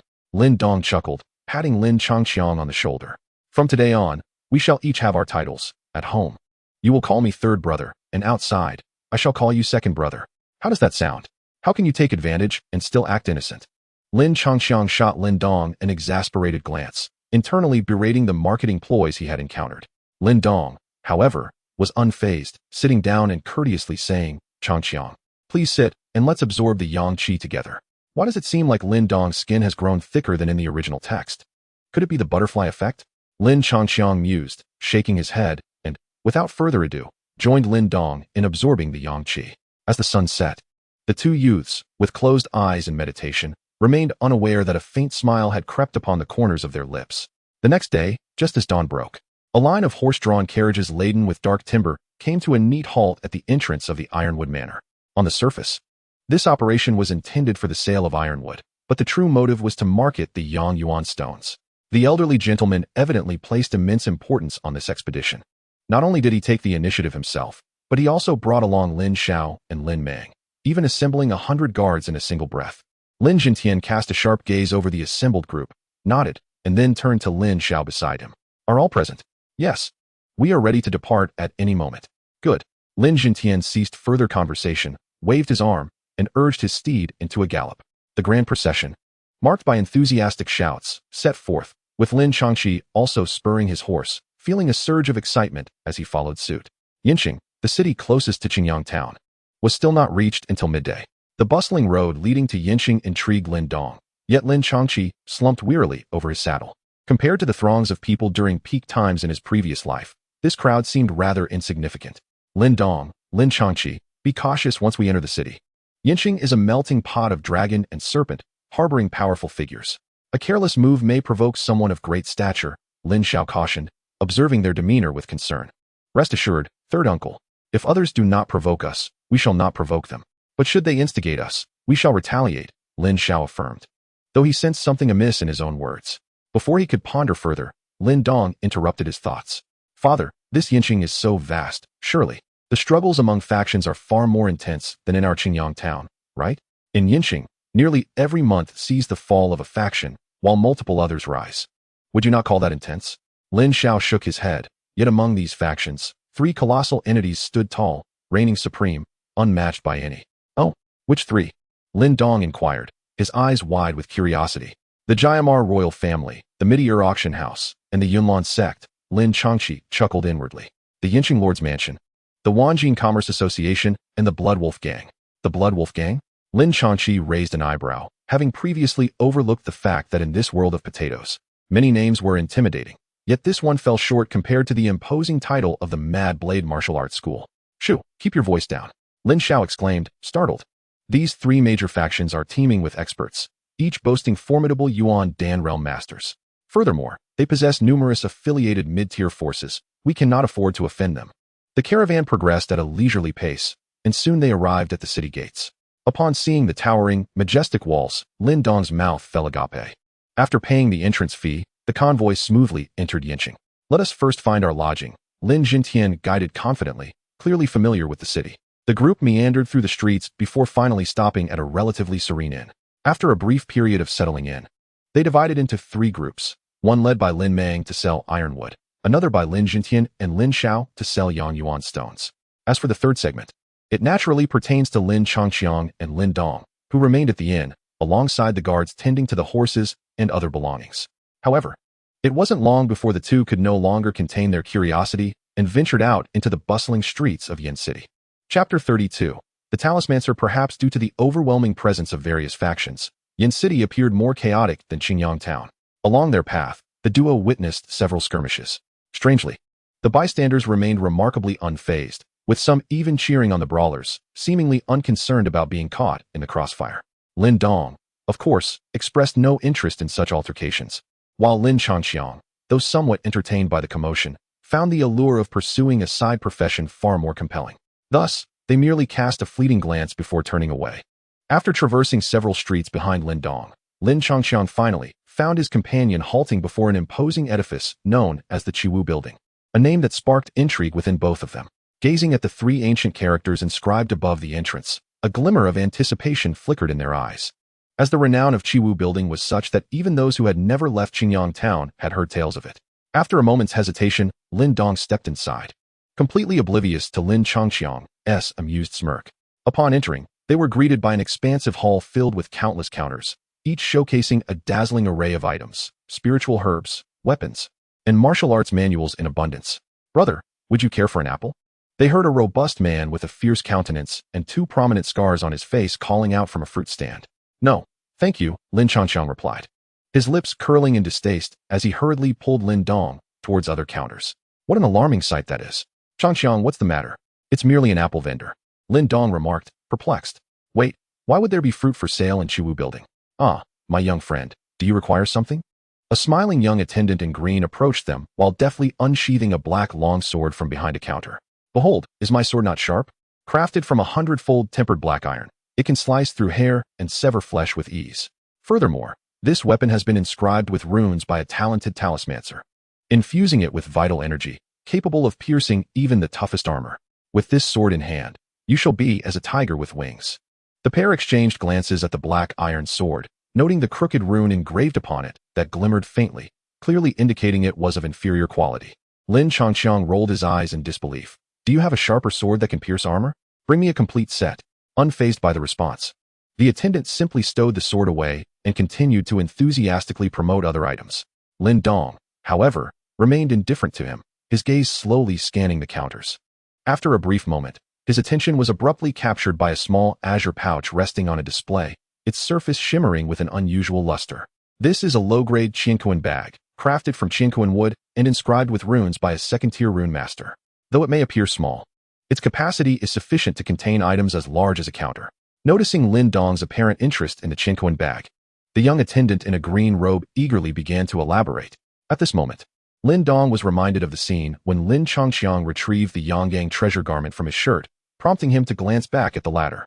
He found the latter nodding seriously, seemingly oblivious to Lin Dong's gaze. A second-tier rune master? Lin Changxiang feigned confusion as he looked at the attendant. Although he was aware of such matters, the novice tutorial was indeed meant to be imparted. It was not until this point that the attendant's smile momentarily faltered, suspecting he had encountered two impoverished souls. Yet he continued with his patient explanation. A rune master is a specialized profession capable of condensing the primordial energies of heaven and earth into unique runes.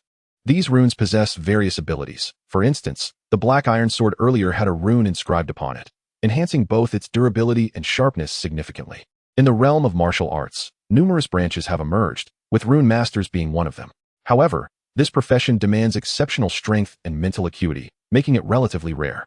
Rune masters are classified into 5 tiers, with the first tier being the lowest and the 5th tier the highest. Generally speaking, merely being a first-tier rune master requires one to attain the Earth origin realm. Achieving the rank of a second-tier rune master grants one esteemed status among the major factions in Yin City. Upon hearing this, even Lin Changxiang regarded the young attendant with newfound respect. His service attitude nearly rivaled that of his past employees. Lin Dong furrowed his brow, while he desired the item. Its price seemed rather steep. After a moment of contemplation, he retrieved a bottle from his pocket, within which lay 10 pills of varying hues, extracted from spiritual herbs using stone runes. "Can you assess the value of these pills?" Lin Dong placed the bottle upon the counter, smiling confidently. In response, the young attendant scrutinized the pills within the bottle, his expression shifting to one of surprise. He then gently rang a bell behind him. Shortly thereafter, a middle-aged man with a beaming smile approached, enthusiastically addressing Lin Dong. "Is it this young brother who wishes to sell something?" His gaze fell upon the bottle on the counter as he picked one pill, bringing it to his nose to inhale gently. These pills should be extracted from spiritual herbs, correct? The medicinal properties seem quite mild, making them suitable for those in the body refinement realm. "How about this? I shall offer you 5 Yangyuan stones for each pill. What do you think?" "That won't do. If I purchased the Qianquan bag, I would be left with only 2 Yangyuan stones." Lin Dong rolled his eyes and reached for the bottle. "I might as well sell them elsewhere." The middle-aged man promptly covered the bottle. "Young brother, don't be hasty. How much do you wish to receive?" "At least a 1-to-10 ratio," Lin Dong replied. Regarding Lin Dong's exorbitant demands, the middle-aged man could only shake his head in resignation. 1-to-7 was the maximum, and even that was a rather fair price. Without hesitation, Lin Dong joyfully agreed to the transaction. The middle-aged man, with a wry smile, instructed a nearby attendant to retrieve the Qinkuan bag, and, before Lin Dong, placed 22 Yang Yuan stones into it.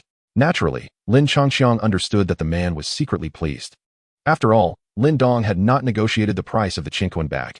Eagerly, Lin Dong accepted the Qinkuan bag and examined it with great satisfaction. His attention soon shifted to the left side of the bag, where a peculiar rune flickered faintly. Lin Dong focused intently on the enigmatic symbol, his mind involuntarily converging upon it. Suddenly, his vision blurred, while the rune hidden on the Qinkuan bag became increasingly distinct. In this strange state, a unique wave of energy surged within Lin Dong's mind, revealing his mental power. This invisible force flowed forth from his head, gradually taking shape before him. Although the outline was rough and indistinct, it bore a striking resemblance to the rune on the Qinkuan bag. Congratulations, host. You have made your initial contact with mental power cultivation. You are rewarded with 3 lottery chances. Chapter 33.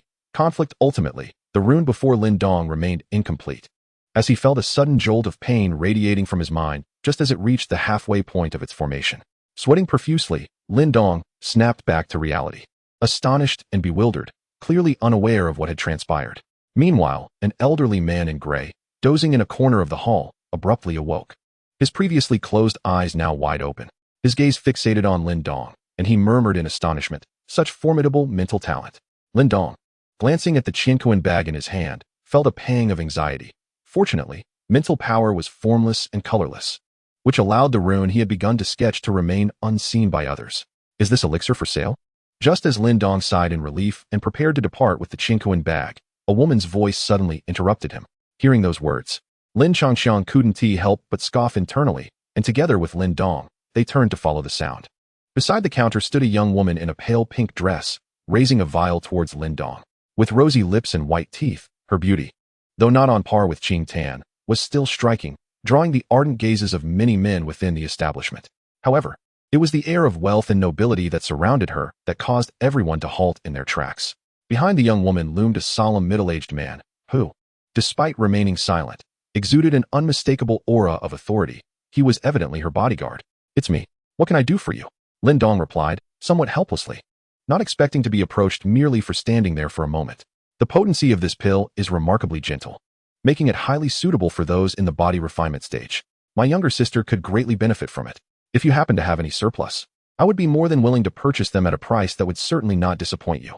The young woman glanced at Lin Dong and Lin Changxiang, finding them rather unremarkable, and surmised that they were not affiliated with any prominent faction in Flame City, thus feeling more confident in her approach. "I apologize, but I have been fortunate enough to come by these pills, and I no longer have any left." Lin Dong shrugged, aware that these pills were refined from third-grade spiritual herbs, and he barely had enough for his own cultivation, let alone any surplus to spare. Moreover, a commoner without sin can still suffer for possessing something precious. If he were to reveal an abundance of pills, it would only signal to others that he was wealthy, which could jeopardize his safety. The young woman narrowed her brows, clearly perceiving Lin Dong's response as dismissive, wondering how such pills could be so casually acquired. "I say, Qingxiu, if you desire the pills, why not speak directly to Brother Liu? Why go through the trouble of seeking someone else to buy them?"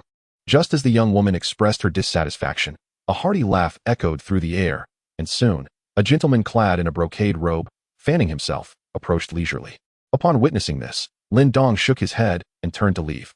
However, as he did so, a figure abruptly blocked his path. It was the guard behind the young woman.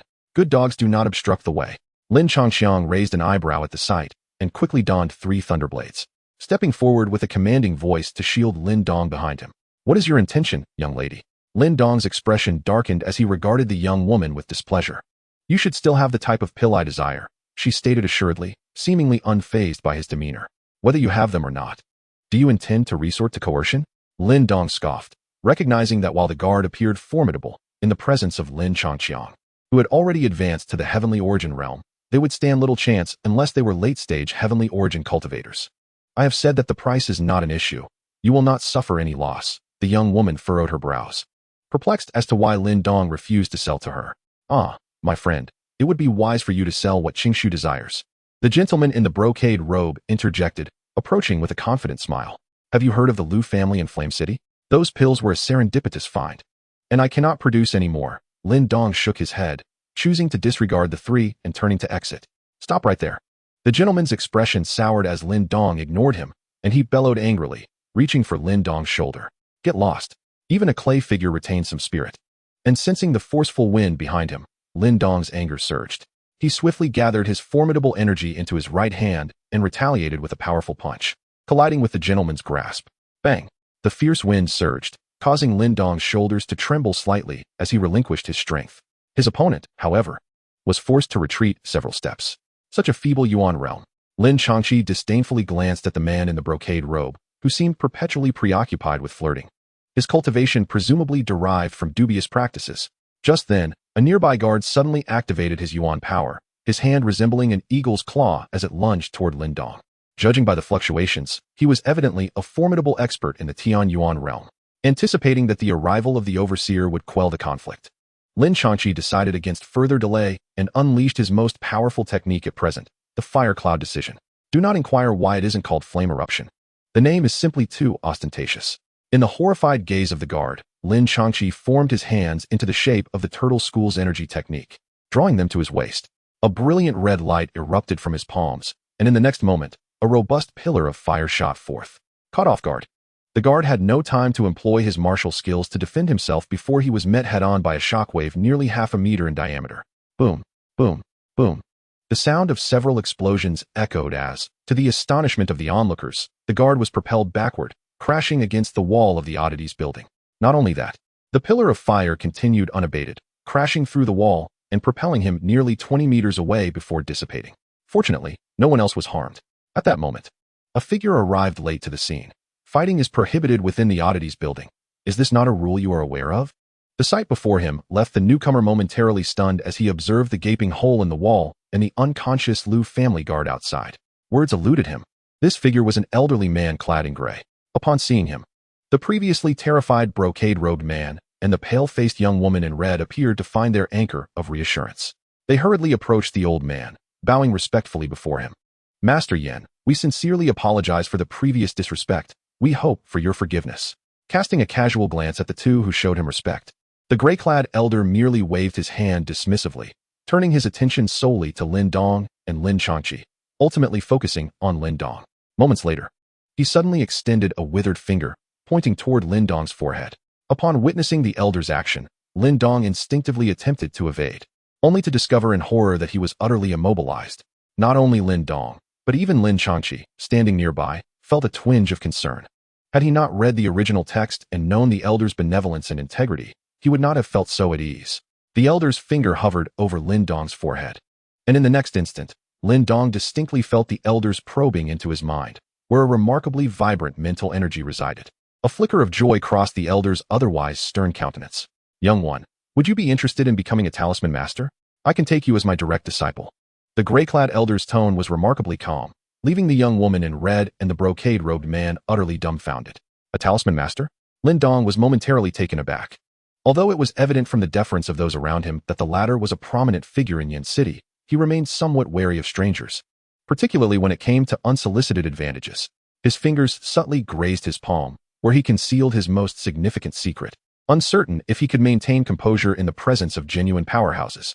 While Lin Changxiang understood Lin Dong's apprehensions and was aware that no one in the entire De Yin dynasty could see through the ancestral stone, he chose to remain silent. Thank you for your kind intentions, old sir, but my current abilities are rather modest. If I were to divert my focus to the study of talismanic arts, I fear it would be too much to handle. Lin Dong expressed with a hint of regret in his gaze towards the elder, eliciting astonished reactions from those nearby. Did he not realize how many sought to become the elder's disciple in Yin City, yet found the door closed? The elder appeared momentarily taken aback before responding with a hearty laugh. The art of talismans is not merely about inscribing symbols on objects. A truly formidable talisman master can command the very tides of fate with a mere gesture.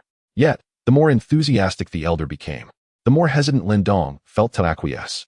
Had he no secrets to guard, he would gladly seize the opportunity to align himself with such a distinguished figure, but regrettably, he could not ascertain whether the man before him could discern his concealed stone talisman. After careful consideration, Lin Dong ultimately opted for a polite refusal. Might I be allowed to return home to discuss this matter with my family before making a decision? Very well. I shall abide by your wishes. Whenever you arrive at a conclusion, feel free to bring this item to the Wanjin Merchants Association to find me.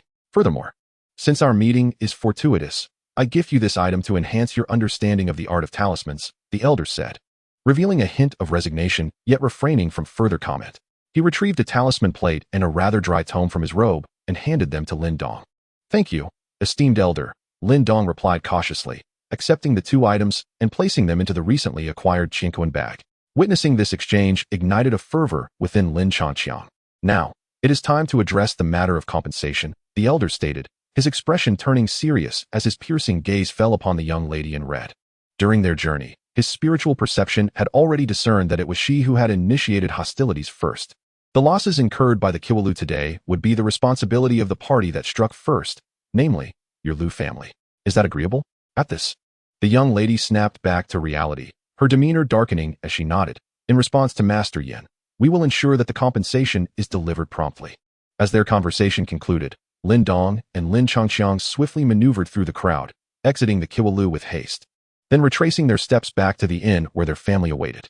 Upon returning, Lin Dong finally exhaled in relief and cast a disgruntled glance at Lin Changqiang. "You could have simply reprimanded that guard. There was no need to create such a commotion. Fortunately, that elder was reasonable, otherwise, we might have been detained. Who appointed you as my dear elder brother?" Lin Changqiang feigned a heartfelt gaze at Lin Dong, articulating with precision, "I cannot help but ponder. Had I not been present at that moment, and if the peculiar artifact pavilion had no such regulations, wouldn't you have been beaten to a pulp? That I could endure." Observing Lin Changqiang's indignant demeanor, Lin Dong felt a surge of emotion, despite knowing the other's words were laced with intentional sentimentality. Just as Lin Dong was at a loss for words, Lin Zhentian and the others, who had previously stepped out, returned to the inn. "Father, how did it go?" Upon seeing Lin Xiao and the others return, Lin Dong swiftly shifted the topic. "Not bad at all. The Yang Yuan stones certainly have no shortage of buyers, and the selling price is quite reasonable. We exchanged 300 Yang Yuan stones for a total of 32 Yang Yuan pills." Lin Xiao chuckled, patting Lin Dong's shoulder, while Lin Zhentian beamed with delight beside him. Only Lin Changqiang felt a pang of heartbreak. 300 Yang Yuan stones, if refined by Lin Dong using the ancestral stone, could have yielded 100 Yang Yuan pills. Of course, he understood that this was unrealistic, as Lin Dong's cautious nature would prevent him from easily revealing his unique capabilities. As they conversed, the door swung open once more, and they turned to see Lin Mang entering with a grim expression. "How did the ironwood sales go?" Upon seeing Lin Mang's countenance, Lin Zhentian furrowed his brow, sensing an ominous premonition. "Damn it, the price of ironwood has been forcefully driven down by 30%.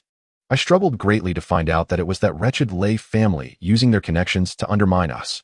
Lin Mang's nostrils flared in anger, his breath resembling that of a pump. Hearing this, both Lin Zhentian and Lin Zhao's expressions turned solemn.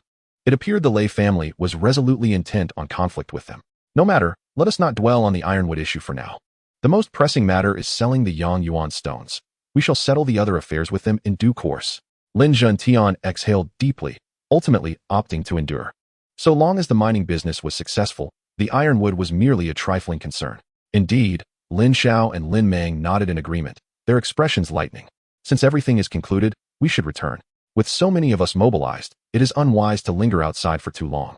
Naturally, no one opposed this, and they promptly organized their convoy to depart from Yin City. Meanwhile, in a certain room within Yin City, two figures sat facing each other, one of whom was Lei Pihu from the Lei family.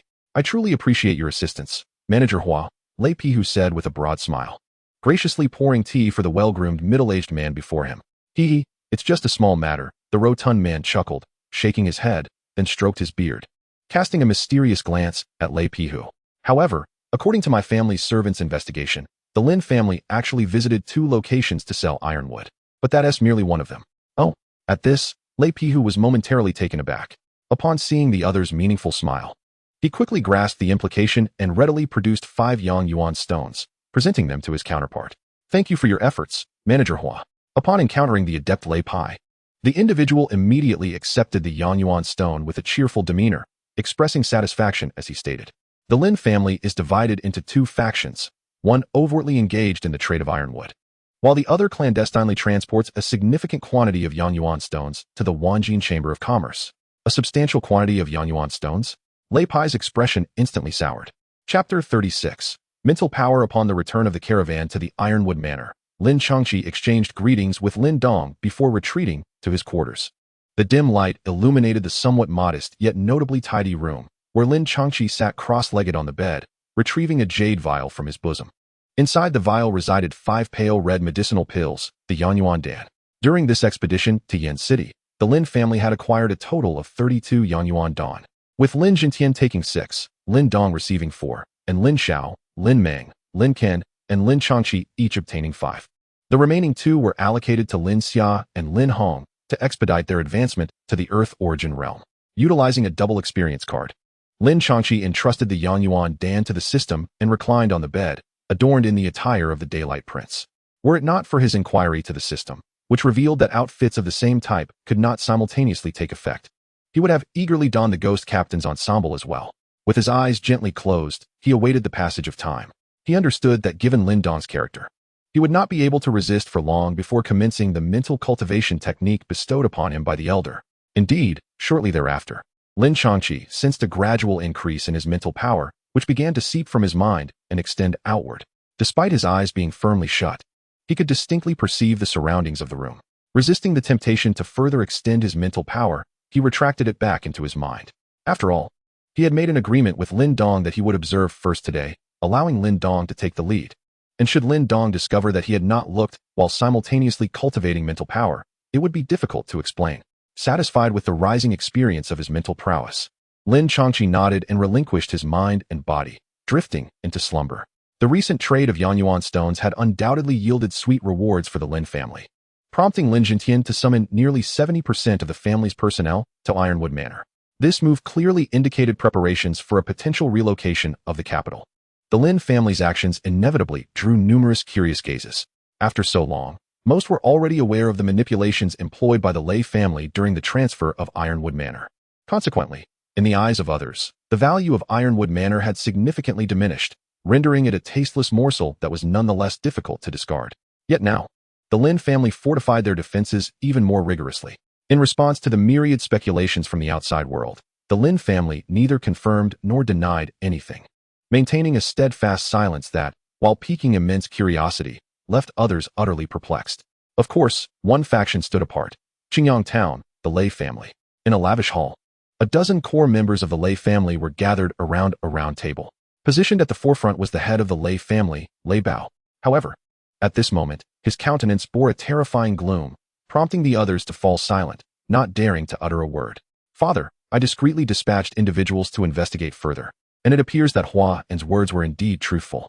The Lin family's visit ostensibly aimed at selling ironwood, yet their true intention lies in the trafficking of Yanyuan stones."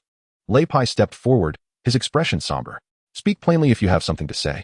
Upon hearing this, the corner of Lei Bao's eye twitched slightly, and his demeanor grew increasingly grim. The recent actions of the Lin family must be well known to all present. The remaining stock of ironwood at the Ironwood Manor was clear in everyone's mind. If the Lin family's maneuvers were merely for the remaining ironwood, it would suggest that Lin Jintian had indeed lost his wits. At Lei Pai's words, the crowd furrowed their brows. It was undeniable that Lin Jintian played a pivotal role in the Lin family's ascent to the 4th seat in Qingyang Town. To label him merely as an old fox was not far from the truth, yet few would believe he had become senile. Since their motives did not revolve around ironwood, the Lin family must possess ulterior intentions. Coupled with the batch of Yanyuan stones they sought to sell, the expressions of those present darkened further. Thus, if my conjecture holds merit, the Lin family likely discovered a vein of Yanyuan stones deep within Ironwood Manor. Lei Pai's proclamation resonated like a thunderclap, rendering the entire hall into a profound silence. After a prolonged pause, someone incredulously stood up, exclaiming, "Nonsense! My Lei family has operated for several years and has never uncovered any Yanyuan stone veins within Ironwood Manor. The issue lies in our focus solely on the areas conducive to ironwood growth, neglecting the deeper explorations of the forest." Lei Pai, too, appeared helpless. He inhaled deeply, casting a nervous glance at Lei Bao. "Father, it seems we have inadvertently gifted a valuable estate to the Lin family." With a resounding crash, Lei Bao's right hand clenched tightly, shattering the teacup in his grasp into a fine powder, the tea splattering onto the floor. The mere mention of Yanyuan stone veins, encapsulated in 5 simple characters, twisted Lei Bao's heart in anguish. Observing his contorted and fierce visage, the assembly fell into a respectful silence, refraining from further speech. "Deploy all our spies to meticulously monitor the Lin family's every move. Should they attempt to journey to Yen City again, inform me immediately." Lei Bao inhaled deeply, his fury gradually subsiding, yet his voice carried the chill of a frigid rain-laden wind, instilling dread in the hearts of those who listened. Understood. In response, Lei Pai and the others promptly acquiesced, exchanging glances before hastily departing the hall. As they exited, the chamber once again succumbed to an oppressive stillness. While Lei Bao remained seated, his expression still icy. After a considerable silence, he declared with fierce resolve, "Lin Jintian, do not blame me for my ruthless actions." In the blink of an eye, 3 months elapsed. During this period, Lin Changxiang and Lin Dong returned to their former training regimen in the body refinement realm at the Lin family's rear mountain. By day, they engaged in martial arts sparring. And when fatigue set in, they practiced their elemental energy. Lin Dong would occasionally offer guidance to the younger members of the Lin family, including Qing Tan. As night fell, Lin Xiao and his companions stealthily made their way to Lin Changxiang's abode, engaging intermittently in the cultivation of their spiritual energy while absorbing the radiant yang energy emitted by the Daylight Prince. Under this tranquil regimen, Lin Dong achieved a swifter breakthrough to the early stages of the Tianyuan realm than depicted in the original text, while Lin Changxiang's cultivation naturally progressed to the mid-stage of the Tianyuan realm. System, check personal information. Host, Lin Changxiang gender, male cultivation level, mid-stage Tianyuan realm, 37, martial arts, pure yuan finger, 4th rank, Chiman seal, 5th rank. Fire dance whirlwind, 6th rank, cultivation technique. Qing Yuan skill spiritual energy level. Apprentice talismancer, 21, secret techniques. Nun spiritual energy techniques. Divine movement chapter, entry level. Treasures, small trumpet, 2. Intimate roses, 5. Double experience cards, 3. Double gold cards, 4. Lottery chances, 3. Gazing upon his own cultivation, Lin Changxiang let out a satisfied chuckle. In recent times, to prepare for the impending threat from the Black Dragon Village, he chose not to cultivate both spiritual and elemental energies simultaneously. Instead, he devoted all his auxiliary training sessions to enhancing his combat prowess through elemental energy. The next day, outside Taimu Manor, a large caravan once again gathered. This journey would undoubtedly attract individuals with ulterior motives. Lin Jintian gazed solemnly at the convoy, his voice tinged with concern. Oh, could it be that the Lei family intends to strike against us? Upon hearing this, Lin Qin and others changed their expressions slightly. Lei Bao is known for his fierce demeanor yet timid nature, rarely willing to act unless greatly benefited. He would not easily make a move. Lin Jintian scoffed derisively, stating, "According to our scouts, it is the Black Dragon Village that seeks to make a move against our Lin family. How could the Black Dragon Village possibly know that our Lin family possesses Yang Yuan stones? They must also understand that we are not to be trifled with." Lin Xiao pondered, perplexed. Within the several hundred miles surrounding Qingyang town, many bandits lurked, among which the Black Dragon Village was the most formidable. The members of the Black Dragon Village were notoriously ruthless, and they boasted 2 leaders at the Tianyuan realm. Historically, the Black Dragon Village and our Lin family have maintained a non-aggression pact. Why would they suddenly choose to attack us? Lin Meng furrowed his brow. Could it be that the Lei family is instigating trouble? Who else could it be but the Lei family? Lin Qin's expression darkened. Indeed, Lin Jintian nodded slightly. This time, I shall lead the expedition personally, accompanied by Lin Xiao and Lin Meng. Lin Qin, Lin Changxiang, and Lin Dong will remain to guard Taimu Manor. At this juncture, a smile emerged on Lin Jintian's face as he glanced at the silent Lin Changxiang and Lin Dong. They surely do not suspect that our Lin family has gained 2 additional practitioners in the Tianyuan realm. When the time comes, regardless of where they strike, it shall be a 2 to 3 confrontation. Upon hearing this, Lin Xiao and the others regarded Lin Dong and Lin Changxiang with astonishment, causing the 2 to feel a bit embarrassed. And they could only nod in acknowledgement. Time is of the essence. Lin Xiao, Lin Meng, let us depart. Yes, soon. The resounding sound of galloping hooves echoed outside the village, a low rumble reminiscent of an impending storm. Standing atop the courtyard wall, Lin Dong watched as the caravan departed the estate in grand procession, stirring up clouds of yellow dust under the gaze of the onlookers. Before racing towards the end of the road, I hope everyone remains safe. Lin Dong exhaled softly, acutely aware of the tense atmosphere surrounding him. Even the younger generation wore somber expressions in response to the palpable unease. Old hopes indeed, Lin Changxi murmured, then clapped Lin Dong's shoulder with a carefree gesture. What are you so anxious about? The Black Dragon stronghold has but 2 in the celestial realm, while we boast 3. What is there to fear?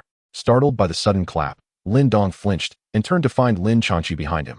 He shot him an exasperated glance, but chose to remain silent. Under Lin Changxi's jovial remarks, the previously taut atmosphere began to ease, with the younger ones regarding the duo with admiration. Even Lin Hong was no exception. Indeed, Changxi had a point. Lin Qin smiled, then bellowed, "Everyone, keep your eyes wide open. Should you spot any suspicious individuals, sound the alarm." A chorus of affirmations rang out from the courtyard wall, and the arrows, glinting with a cold sheen under the sun, transformed the estate into a state of heightened alert. Meanwhile, a hummingbird flitted into the Lei residence, landing upon Lei Bao's shoulder. Extracting a small scroll of white paper from the bird's feet, Lei Bao cast a swift glance. A cruel smile curling at the corners of his mouth.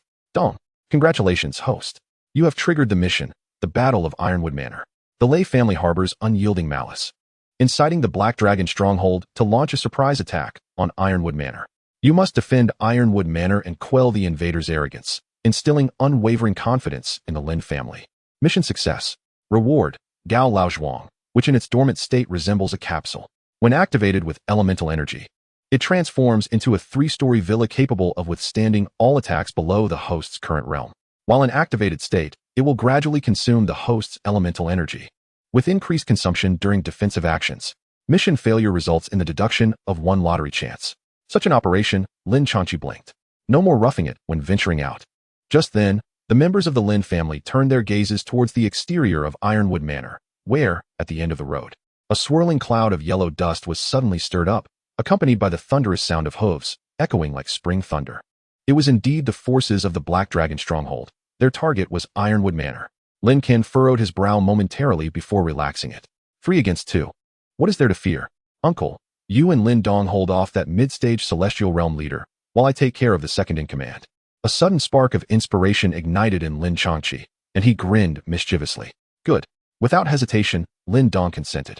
Well aware that Lin Changqi was not the type to seek unnecessary bravado, Lin Ken hesitated briefly before nodding in agreement. In his eyes, Lin Changqi, with his mid-stage celestial realm prowess, would not only hold his ground against the second in command of the Black Dragon stronghold, but would likely gain the upper hand. Under the combined assault of him and Lin Dong, the formidable leader of the opposing faction could not withstand for long. As the forces of the Black Dragon stronghold drew near, a flag adorned with a black dragon vividly emerged before the eyes of the crowd, the serpent-like creature coiling menacingly, exuding an aura of dread. Simultaneously, Lin Changqi, unfazed, methodically equipped himself with the guardian armor, thorn gauntlets, and the boots of endurance, squinting ahead. Previously, I had dispatched a message to the Guangdao Martial Arts School, instructing them to keep a close watch on the Lei and Xie families. Now, all we need to do is focus on repelling the forces of the Black Dragon stronghold, Lin Ken proclaimed with a relaxed demeanor, eliciting laughter from those around him, filling the air of the Ironwood Manor with a light-hearted spirit.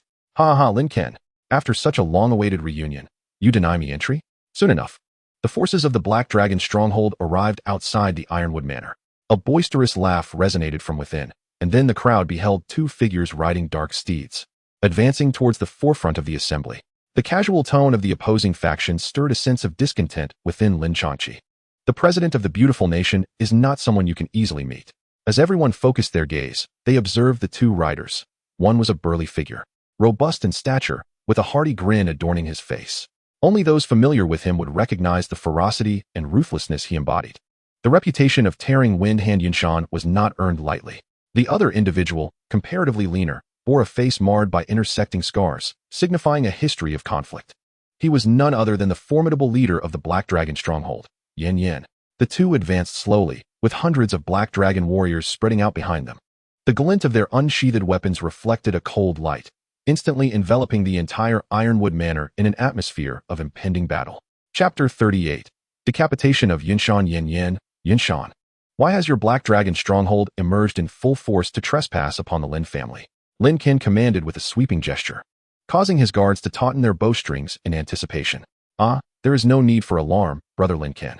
We merely heard rumors that within the Ironwood Manor lies a great treasure, and we have come to take a look, Yin Yin replied, his smile devoid of genuine warmth. Do you truly believe your Black Dragon stronghold possesses the strength to contend with my Lin family? Lin Ken's expression grew peculiar. If previously, it was indeed a challenge for the Lin family to confront the Black Dragon stronghold with their forces divided. Now, well, how can you ascertain your strength without a trial? I am aware that your Lin family is formidable, boasting 4 formidable warriors of the Tianyuan realm, but now, it seems you are left with only yourself. Yin Yin, no longer concealing his intentions, let out a sinister chuckle, drawing a large blade from his waist. With a swift motion, he propelled himself forward, the surging elemental force coalescing around his weapon. With a vigorous swing, a 1-meter-long blade of energy shot forth, hurtling towards the entrance of the Ironwood Manor. Upon witnessing this, Lin Qin snorted coldly, seizing a long spear and darting forward to intercept Yin Yan's attack. Clang! The clash of blade and spear erupted in a shower of sparks, the robust elemental force erupting in a powerful explosion, ultimately causing both combatants to stagger back several paces.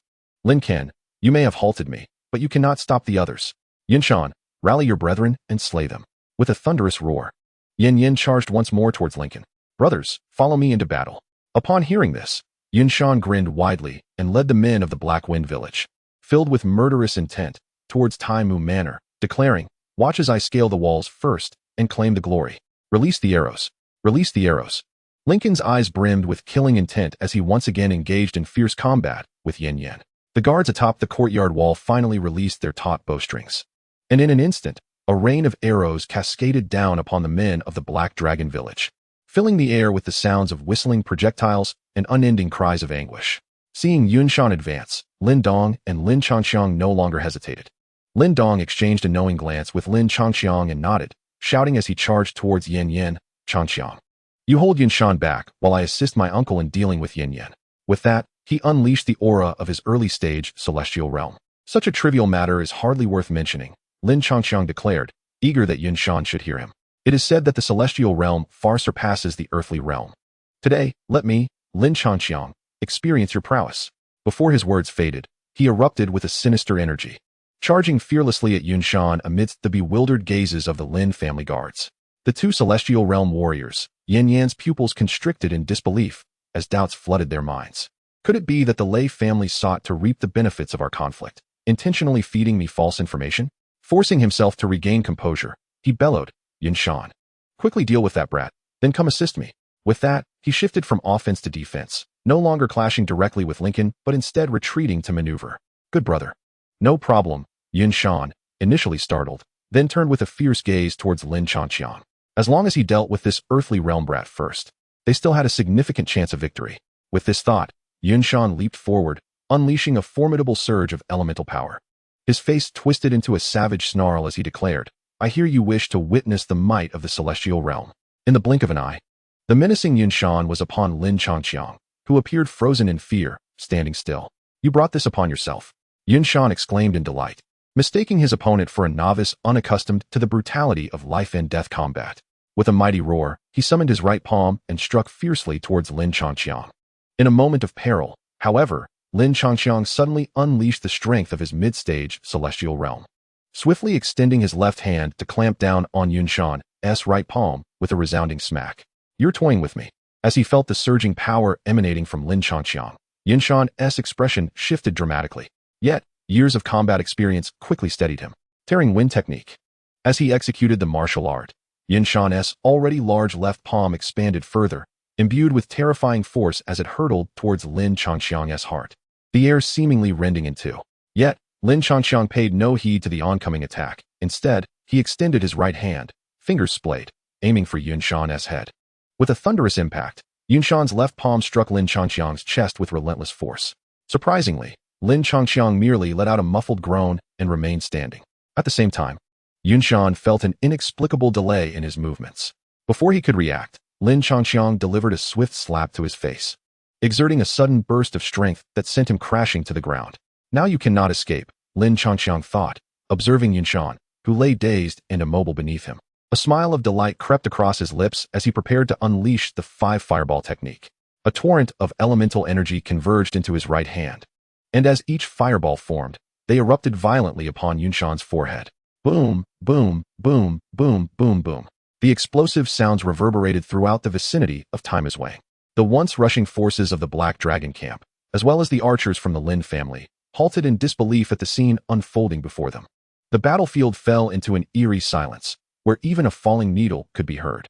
Yin Shan, at the Heavenly Origin realm, had been defeated by a mere teenager, and judging by the current situation, his survival seemed unlikely. The 3 Heavenly Origin realm members from the Lei family, sensing a surge of power from their opponent that equaled, if not surpassed, their own, wore expressions of deep concern. In a moment of clarity, one of them engaged Lin Changxiang in a brief clash before decisively retreating, shouting, "Retreat! Retreat!" Upon hearing Yin Yan's desperate call, the already demoralized forces of the Black Dragon camp fled like a receding tide, leaving behind numerous bodies riddled with arrows. Witnessing the enemy's collapse, the morale of the Lin family soared. Just as some guards were eager to pursue and strike, Lin Qin raised his right hand, signaling them to halt. Boom. Mission accomplished. Congratulations, host, for obtaining Gao Laozhuang. With this, Lin Changxiang ceased his exuberant display, and the chaos of Taimazwang gradually subsided. It was then that everyone realized, to their astonishment, that they had suffered no casualties while successfully repelling the Black Dragon camp. Cheers erupted into the sky. Heaven did not give birth to Changxiang. For eons, it has been like a long night. The world's grandeur is contained within a single stone. Yet Lin Changxiang possesses 8 parts of it. Like a celestial demon descending, he truly is a deity among mortals. The crowd marveled at Lin Changxiang. Overwhelmed by the fervent gazes surrounding him, he felt goosebumps rise on his skin, regretting not simply defeating Yunshan in a straightforward manner. Instead of envisioning a grand battle akin to Naruto against Kabuto. Meanwhile, Lin Qin approached with a hearty laugh, clapping Lin Changxiang on the shoulder. Well done, my boy. You truly are impressive. Only Lin Dong wore a look of helplessness, thinking that Lin Changxiang had concluded the matter far too swiftly. He had yet to fully enjoy the thrill of the fight. Chapter 39, Bloodbath at Black Dragon Camp. As the setting sun draped the earth in a golden veil, a familiar caravan reappeared at the end of the road. The journey had been smooth, suggesting that the Black Dragon Camp either dared not strike or had headed straight for Taimazwang. At the forefront of the caravan, Lin Mang gazed toward the estate at the horizon and couldn't help but chuckle. Beside him, Lin Xiao was about to speak when his expression suddenly changed. He detected a faint scent of blood in the air. Lin Jintian swiftly turned to look at Lin Xiao, only to find the latter's brow furrowed, clearly having sensed the same ominous odor. Humph! These vermin dare to trespass upon the territory of the Lin family. Lin Jintian's countenance darkened. While he was certain that the forces of the Black Dragon stronghold would return in defeat, the Lin family would undoubtedly suffer some losses as well. Let us return and assess the casualties. With that, he urged his horse forward, spurring it towards the Ironwood Manor, followed closely by Lin Xiao and the others. A pack of insignificant knaves dares to encroach upon my family's domain. Within a hall of the manor, Lin Jintian's face was cold and menacing, while Lin Xiao and Lin Mang's eyes blazed with murderous intent. Father, please temper your wrath. Observing Lin Jintian's furious demeanor, Lin Qin quickly stepped forward to offer solace. Fortunately, we had anticipated this and did not leak the news of Donger and my breakthrough to the celestial origin realm. After a brief pause, he added cheerfully, as soon as the Black Dragon stronghold launched their attack, Donger and I managed to hold back Yin Yin, while Chong Chong dispatched Yin Shan within mere moments, causing the members of the Black Dragon stronghold to flee in panic. Thus, our Lin family has suffered no losses whatsoever. As soon as the words left his lips, the entire hall fell into silence, and Lin Jintian, along with the others, gazed at Lin Chong Chong in astonishment. How could you possibly defeat Yin Shan in just a few moments? Even for Lin Jintian, it would not be an easy task to eliminate someone in the early stages of the celestial origin realm within such a brief span. Lin Chong Chong, though aware that Yin Shan was not particularly clever, had nonetheless defeated him due to his overconfidence. He shook his head in exasperation, bemused by the reactions of those around him, which were even more pronounced than when they learned of his and Lin Dong's advancements into the celestial origin realm. Indeed, it is as he says. Seeing the astonishment on Lin Jintian and the others' faces, Lin Qin chuckled awkwardly. Chong Chong claimed to be at the Earth origin realm, and Yin Shan believed him without question, leading to a reckless exchange of injuries. In the end, Chong Chong emerged unscathed, while Yin Shan met his demise. Upon hearing this, Lin Jintian and the others found themselves torn between laughter and tears, their previously somber mood lightening with amusement. Lin Lang Tian of the Lin clan had begun cultivating at the tender age of 10, taking 5 years to reach the celestial origin realm. Yet, now Donger and Chong Chong had both achieved the early and mid-levels of the celestial origin realm, respectively, in just over a year. At last, our Lin family from Qingyang Town has produced 2 prodigies. Lin Zhentian beamed with delight. Hearing Lin Zhentian mention Lin Lang Tian, Lin Dong squinted his eyes and clenched his fists, while Lin Chong Chong privately mused, they are merely 3 pretenders, competing over who has the greater advantage. Lin Lang Tian, too, was an individual who bore the traits of a protagonist, orphaned at a young age. He survived a harrowing fall from a cliff and fortuitously encountered the spirit of Master Mu, who aided him in becoming a genius of the Lin clan, enjoying the finest resources available. Regrettably, the grandfather he found was of little worth, far inferior to the ancestral stone and his own system. Young duo, long spear. You two should refrain from venturing outside for the time being. Remain at the estate and devote yourselves to rigorous training, striving to surpass Lin Langtian at the earliest opportunity. Lin Jintian smiled amiably at the two, then turned his gaze towards Lin Xiao and Lin Meng. You two will accompany me tomorrow to exact vengeance upon the Black Dragon stronghold. Father, the leader of the Black Dragon stronghold is notoriously cunning. Having fled in disarray today, he is likely to have gone into hiding, Lin Meng remarked, his brow furrowed. I had already dispatched someone to follow them in secret as they escaped. Lin Qin smiled faintly, having anticipated this. He knew his father's character would never allow such a slight to go unpunished. Lin Xiao, however, frowned. Father, the Black Dragon stronghold has only 2 masters at the Celestial Origin Realm, yet they dared to attack our Lin family, without fear of retaliation. There must be some underlying scheme. Lin Jintian nodded, a fierce expression emerging on his face. Within 100 miles, the only families capable of supporting the Black Dragon stronghold are the Lei and Xia clans. Tomorrow, Lin Xiao and Lin Meng shall join me in bloodily cleansing the Black Dragon stronghold, to serve as a warning to others. Lin Qin will remain at the Taimu Manor. Should the Lei or Xia families make a move, he is to notify the Kuang Dao Martial Hall. The group spoke in unison. The following day, at 3 in the morning, while the sky was still shrouded in darkness, numerous figures clad in black gathered outside Taimu Manor. Though silent, a chilling aura of murderous intent permeated the air. Observing the assembled forces, Lin Jintian nodded in satisfaction. Then, without further ado, waved his hand and charged out with Lin Xiao and Lin Meng, a great multitude following like a surging black tide. As the earth gradually awakened, a sliver of morning light pierced the night silence. Inside Taimu Manor, many young members of the Lin family had risen early to practice martial arts. Lin Dong engaged in conversation with Lin Xia, Qing Tan, and others, occasionally correcting their techniques. However, at that moment, Lin Changqi lay languidly on a patch of grass, drowsy and out of sync with the diligent efforts of his peers. I believe Lin Hong and I can break through to the Earth Origin Realm within 2 months. While we may not compare to you and Changqi, we could at least be of some assistance to the family, Lin Xia said, brushing aside a stray lock of hair. She then shifted the topic towards Lin Changqi. Lin Dong, don't you practice with Changqi every day? Doesn't he train like this daily? I feel like I've never seen him engage in any form of practice. Perhaps that is the hallmark of a genius, Lin Dong replied, casting a weary glance at Lin Changqi. The time he dedicates to training each day surely does not exceed 3 hours. I have tried to persuade him to take his training seriously and not squander his innate talent, yet he claims he can cultivate simply by lying down. That martial arts can be learned by observing a few times. Lin Dong shook his head. If Lin Changqi were to train as diligently as I do, dedicating over 20 hours a day, he would have surely reached the Yuan Dan realm by now. Lin Xia widened her eyes in disbelief. How is it possible to cultivate while sleeping? Learning martial arts just by watching others. This sounds like a ruse to deceive the gullible. I was initially skeptical as well. But his rate of progress in cultivation and mastery of martial arts has indeed been astonishing. Lin Dong sighed. This was even more infuriating than Qing Tan. Although Qing Tan's cultivation of elemental power could continuously progress, she still had to practice her martial arts herself. At that moment, a thunderous sound of hooves suddenly echoed from outside the manor. The crowd, filled with excitement, rushed to look outside, only to witness a large number of horsemen approaching Taimu Manor from afar. Before long, they surged into the estate like a tidal wave. Gazing at the triumphant Lin Zhentian and others, the manor erupted with joyous cheers. In Chapter 40, The Enormous Skeleton. Within a wooden cabin beside the Yang Yuan stone mine, Lin Changchong and Lin Dong sat quietly on their beds, eyes closed, continuously absorbing the 9th-grade Yang Qi emitted by the Daylight Prince.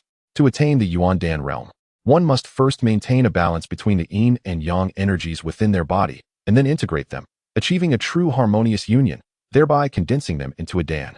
Lin Dong gradually opened his eyes and smiled at Lin Changchong, remarking, however, with your Yin Sha ceremonial attire and Yang Qi treasure garments, this originally daunting step has transformed into the simplest of tasks. Of course, one must consider who I am, Lin Changchong replied with a subtle smirk, noting that since acquiring the Daylight Prince, he hardly regarded the Yang Yuan stone at all. It is time for the routine inspection. Shall you go, or shall I? Lin Dong raised an eyebrow. Let us go together. It would be a pleasant diversion. In cultivation, one must strike a balance between work and relaxation.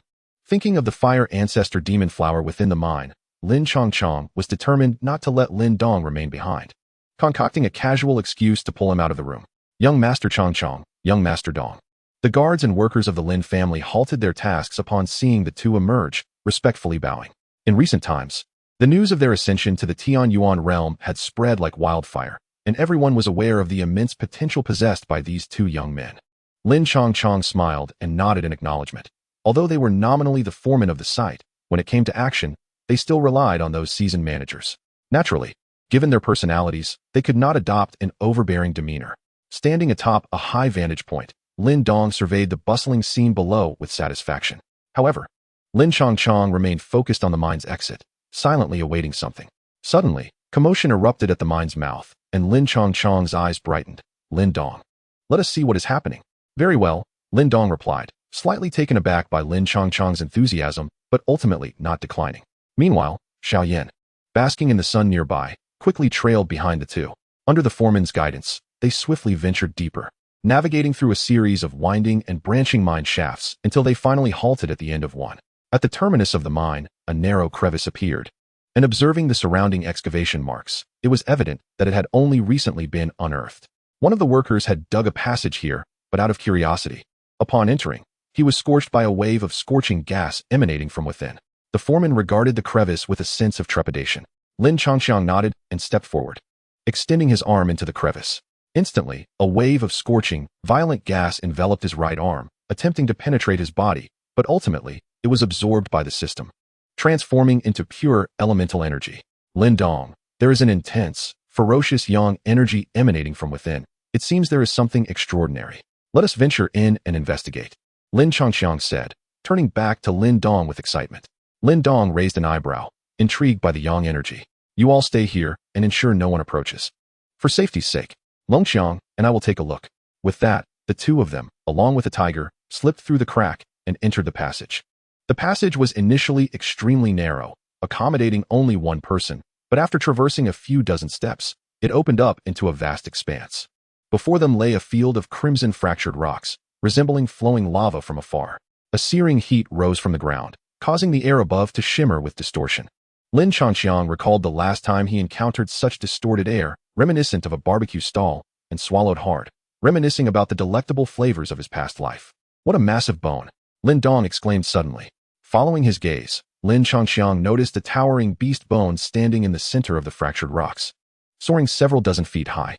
Although this colossal remnant was reduced to mere white bones, both sensed an extraordinary pressure emanating from it. It was not difficult to surmise that it must have belonged to a formidable beast, though the reason for its demise here remained a mystery. As the two marveled, the small flame beside them suddenly transformed into a red blur, rushing toward the ominous, white beast bone. This scene startled Lin Dong, who was apprehensive about the little flame encountering danger. Gritting his teeth, he dashed forward, with Lin Chongxiang quickly following suit. The trio swiftly traversed the fractured rocks, slowing down as they neared the beast bone. The small flame halted next to the skeleton, its once majestic form now dwarfed in comparison.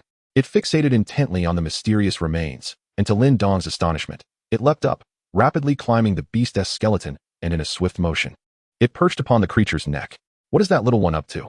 Lin Dong furrowed his brow, puzzled by the small flame's actions. Have you forgotten about the two black iron demon leopards? Lin Chongxiang replied, watching the small flame with anticipation. Are you suggesting a demon crystal? Lin Dong's eyes widened in realization as he focused intently on the small flame.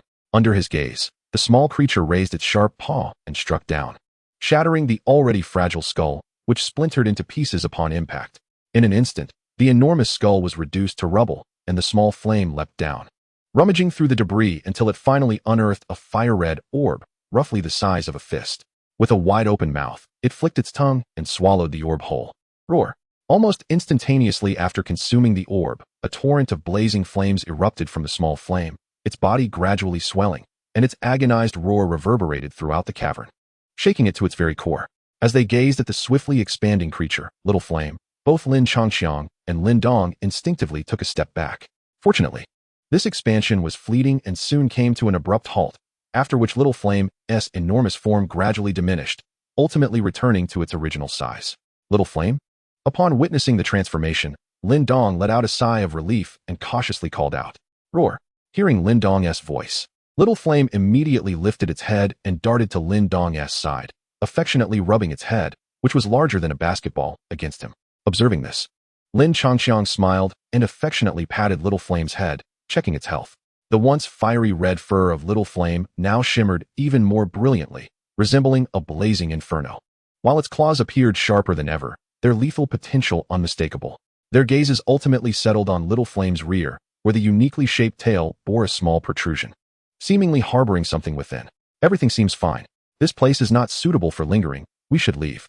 With Little Flame seemingly unharmed, Lin Dong felt a wave of retreating thoughts. However, just as he was about to withdraw, Little Flame suddenly emitted a series of roars towards a particular direction. Taken aback, Lin Dong hesitated, while Lin Changqiang, his face alight with joy, activated a double experience card. Following Little Flame's indication, they turned their attention to a region behind the skeletal remains, where a patch of lava rock lay. Atop this rocky expanse bloomed a strikingly vivid, almost enchanting crimson flower, surrounded by a delicate red mist. Chapter 41. The Fire Ancestor's Demon Flower. The mysterious owner of that skeleton is likely intent on devouring this flower, Lin Dong murmured, his gaze fixated on the alluring blossom. The captivating flower stood alone amidst the rocks, swaying gently, exuding an aura of peculiar charm and temptation. Little Flame circled the rocky area, occasionally letting out low growls at the mesmerizing flower above, yet it dared not approach. Lin Changqiang stood silently beside, refraining from uttering a word.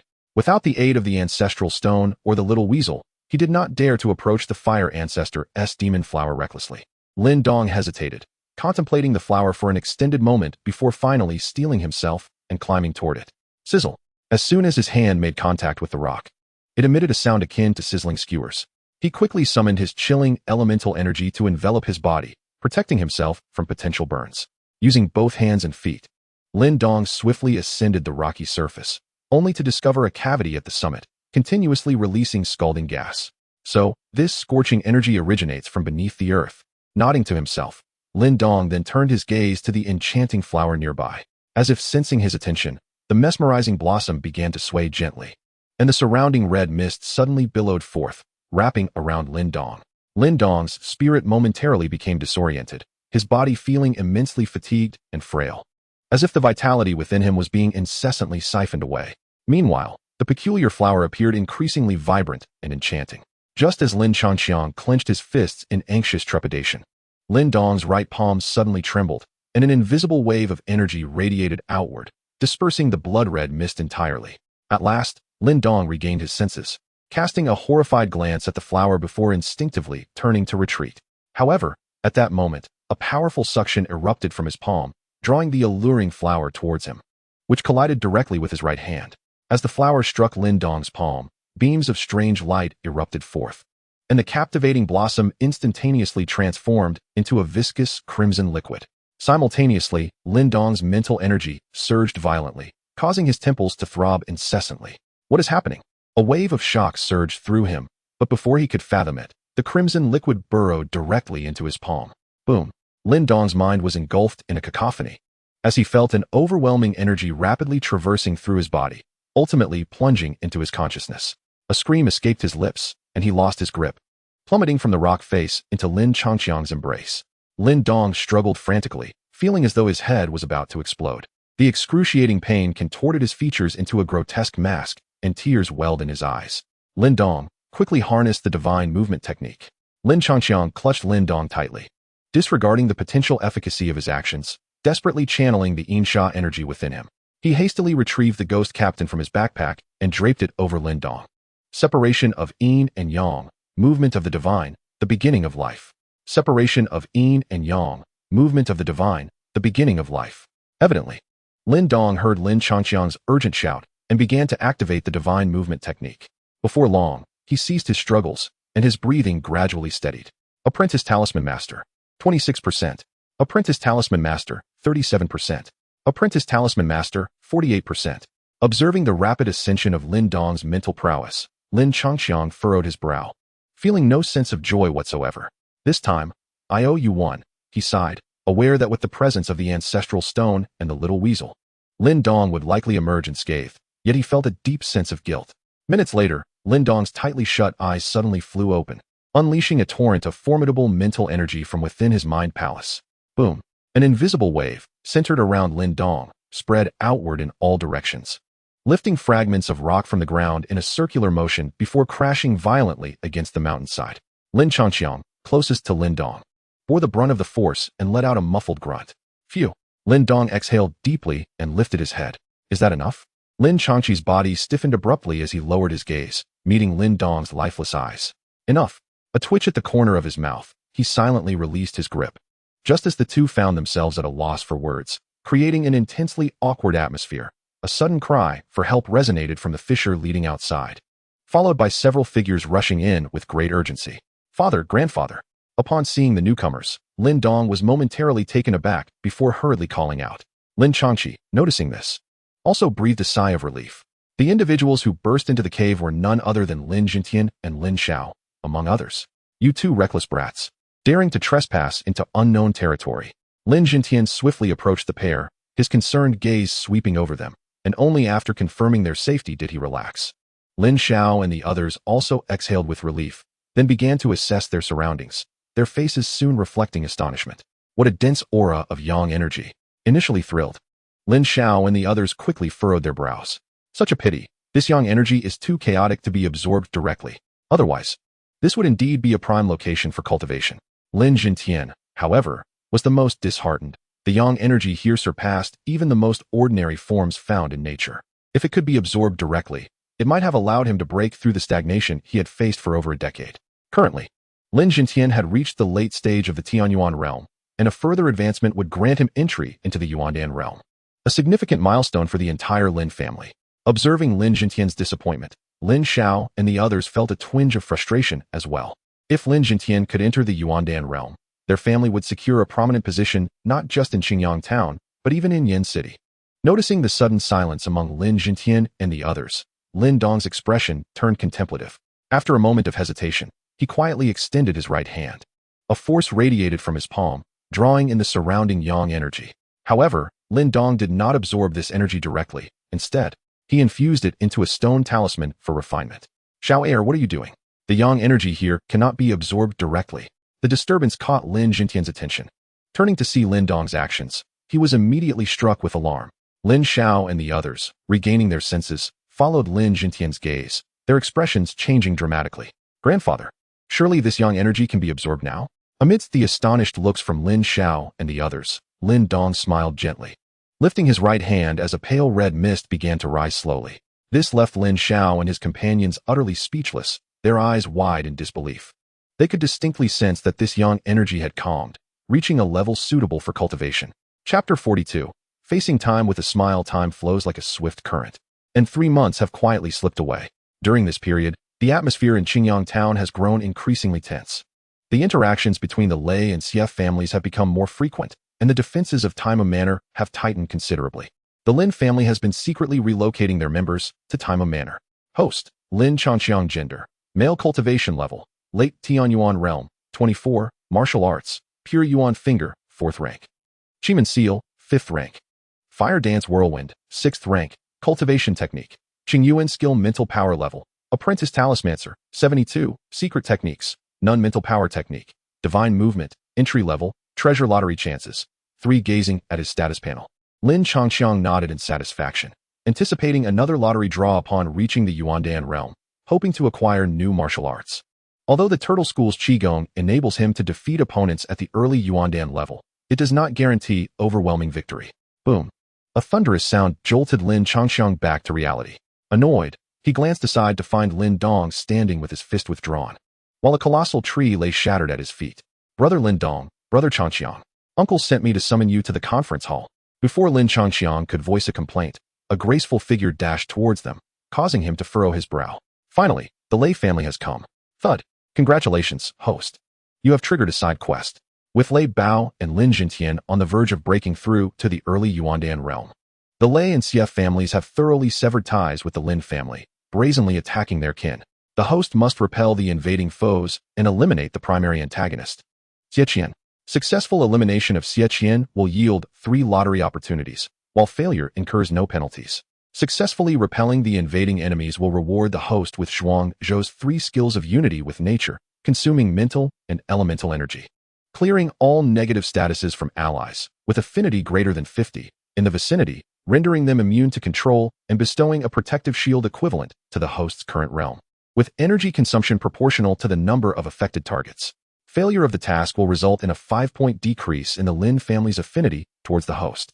In the conference hall, Lin Changqiang pushed the door open and strode towards the center, closely followed by Lin Dong.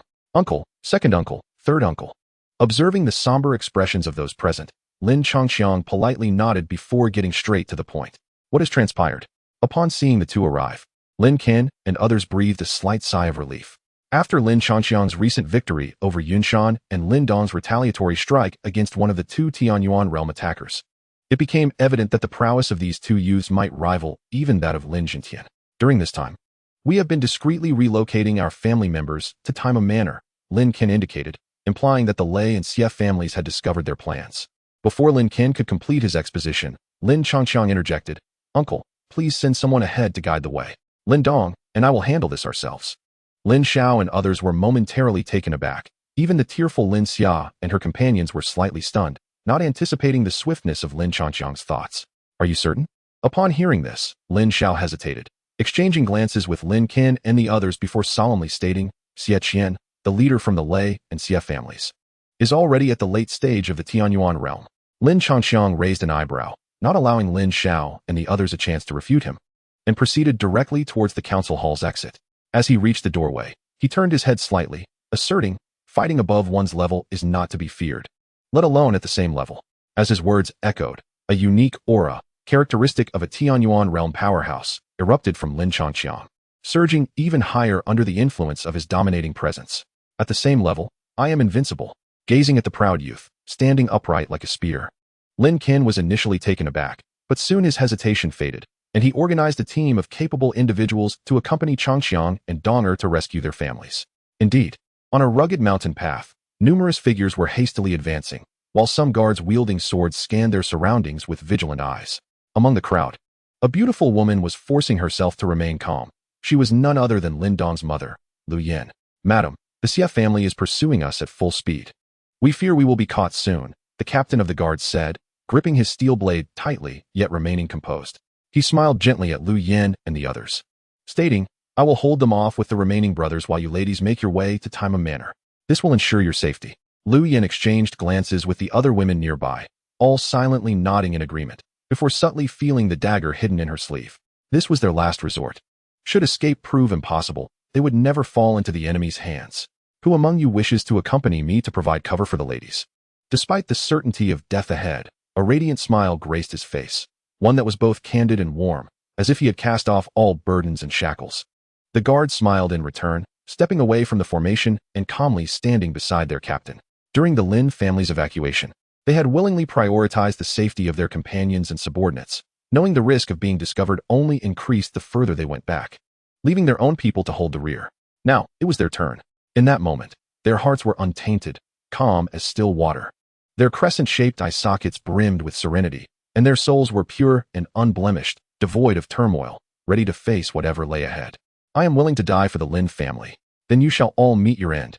Just then, from the woods a few dozen meters behind, countless arrows suddenly shot forth, while Xie Qian, who had called out, wore a face of confusion, misunderstanding, and fear. "Hi, old manor." The hastily arrived Lin Changxiang, without a moment's delay, activated the universal capsule with his primordial energy. Though he was unsure why these guards bravely chose to sacrifice themselves without fear, Lin Changxiang knew they were the ones he sought to protect. Under the impetus of primordial energy, Gao Laozhuang surged dramatically, instantaneously transforming into a 3-story villa approximately 10 meters high, which then thunderously collapsed, shielding the guards before them. A deluge of arrows rained down, striking the protective barrier of Gao Laozhuang without causing the slightest ripple. At that moment, everyone stood in stunned silence. Even the guards, prepared for a noble sacrifice, were momentarily taken aback. Xie Qian, Lin Changxiang and Lin Dong landed successively before Gao Laozhuang, an invisible malevolence emanating from both of them. Fire cloud decision. Without hesitation, Lin Changxiang positioned his hands in a gesture reminiscent of the Turtle School's energy wave, a resplendent crimson glow blossoming from his palms, pulsating with brilliance. In the next instant, a fearsome fire pillar, more than half a meter in diameter, erupted forth. Lin Dong, acknowledged. Chapter 43, Breakthrough, Yuan Dan Realm. Observing Lin Changxiang relentlessly assaulting Xie Qian, Lin Dong swallowed hard, then, without delay, surged forward and lifted Lin Changxiang with fervor. "We are even now, you fool," Lin Changxiang exclaimed, exasperated. Were it not for the necessity of annihilating the Lei and Xie families, he would not have found himself in such a predicament. Indeed, although Lin Changxiang had mastered the fire dance whirlwind, he could only manipulate its power, not alter the direction of the attack at will, achieving that would likely necessitate reaching the Yuan Dan realm. Thus, This was the strategy they had deliberated upon their arrival. As the Lin family guards gazed in astonishment, Lin Changxiang concentrated his thoughts and reverted Gao Laozhuang back into a versatile capsule, storing it in the system's space. Subsequently, Lin Dong, with a look of intrigue, embraced Lin Changxiang and began to unleash a barrage. Boom, boom, boom. The orange-red light cleaved through the darkness. Explosions resonating throughout the forest as one enemy after another fell beneath the fire pillar, dirt flying, foliage turning to ash amidst the cacophony of screams. In stark contrast to the swift demise of the foes, the survivors endured a more harrowing fate, their spirits shattered by the infernal spectacle as they scrambled for safety, some even crying out in despair. Yet, Lin Changxiang and Lin Dong showed no mercy, fully aware of the dire consequences had they arrived later. To the left, front right. Be careful not to harm our own. Lin Dong, are you a fool? Is your mental energy merely for peeping? Boom, boom, boom. Amidst Lin Changxiang's shouts, Lin Dong gritted his teeth, continuously altering his course, directing his wrath solely at the Lei and Xie families. Thus, they bombarded their adversaries at maximum power for an extended period until the system notification sounded, prompting Lin Changxiang to cease the output of primordial energy. Dong, congratulations, host. Side quest completed. You have earned 3 lottery chances and acquired Zhuang's 3 skills of unity with heaven and man few. The expenditure was overwhelming. I almost couldn't return. Lin Changxiang hastily extricated himself, adjusting his attire and wiping the sweat from his brow. This is truly our accomplishment. Lin Dong glanced around. The smoke had dissipated, revealing a landscape marred by craters and a pervasive darkness.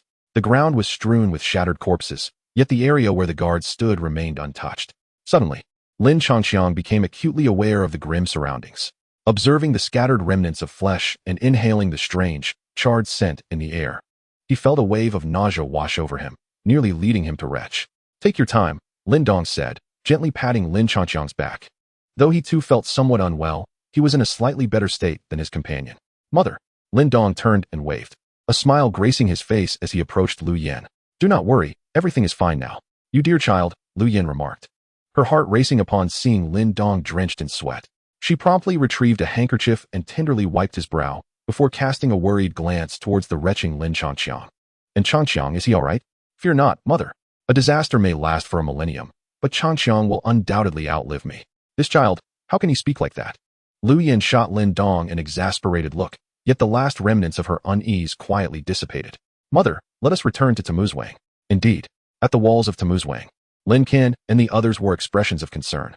Since Lin Changxiang and Lin Dong had departed, they had remained there, anxiously gazing towards the end of the street. At last, a familiar group emerged in the distance, allowing their anxious hearts to finally find solace. Even Xie Qian, at the late stage of Tianyuan realm, could do nothing against the two. Changxiang and Donger are truly remarkable, Lin Mang sighed as he observed the duo ahead of the convoy. Lin Xiao nodded in appreciation.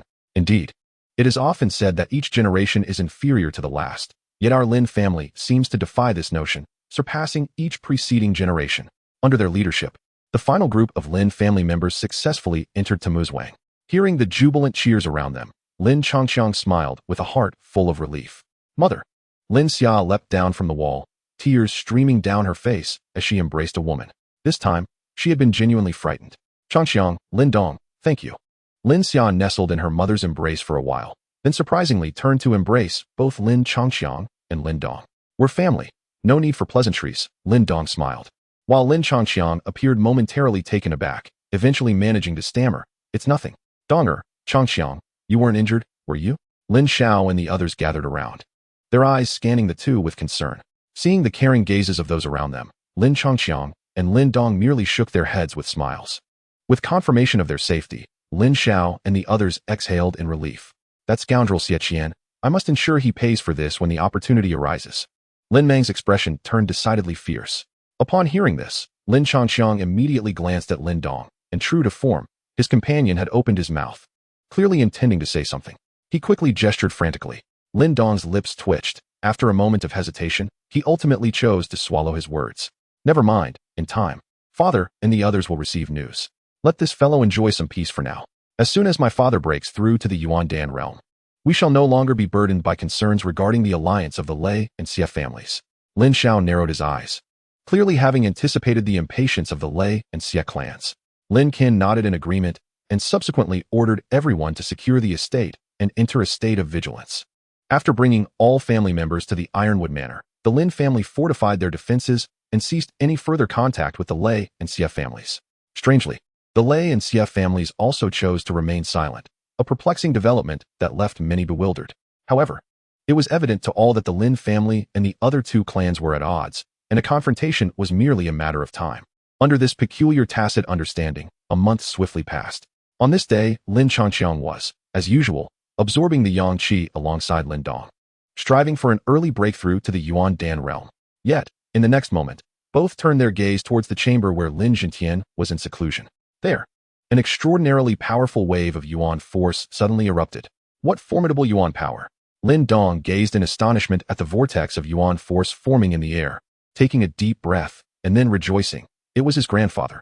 He had finally broken through to the Yuan Dan realm. Indeed, Lin Changqiang, observing the tornado-like vortex of Yuan force, squinted his eyes and said, "It is time we settled accounts with the Lei family." Chapter 44. The wedding. Since Lin Zhentian ascended to the minor Yuan Dan realm, the Lin family no longer remained solely on the defensive. Some spies were discreetly dispatched back to Qingyang town to gather intelligence on the Lei and Xie families. Moreover, the Lin family reached out to the Guangdao Martial Arts School to discuss a potential collaboration. Their relationship had been relatively amicable due to the Lei and Xie families' influence. Thus, the Guangdao Martial Arts School did not outright refuse, albeit with some hesitation, for engaging in a conflict would undoubtedly incur significant losses. However, this hesitation dissipated rapidly once they learned of Lin Zhentian's advancement to the minor Yuan Dan realm, and that Xie Qian had already been eliminated by Lin Changqiang. Not long after the two parties concluded their discussions regarding collaboration, an unexpected invitation from the Lei and Xie families arrived at Ironwood Manor. In a hall within Ironwood Manor, a red invitation lay quietly on the table. Why would the Lei and Xie families suddenly send an invitation, especially for the wedding of Lei Li and Xie Ying? Lin Shao furrowed his brow.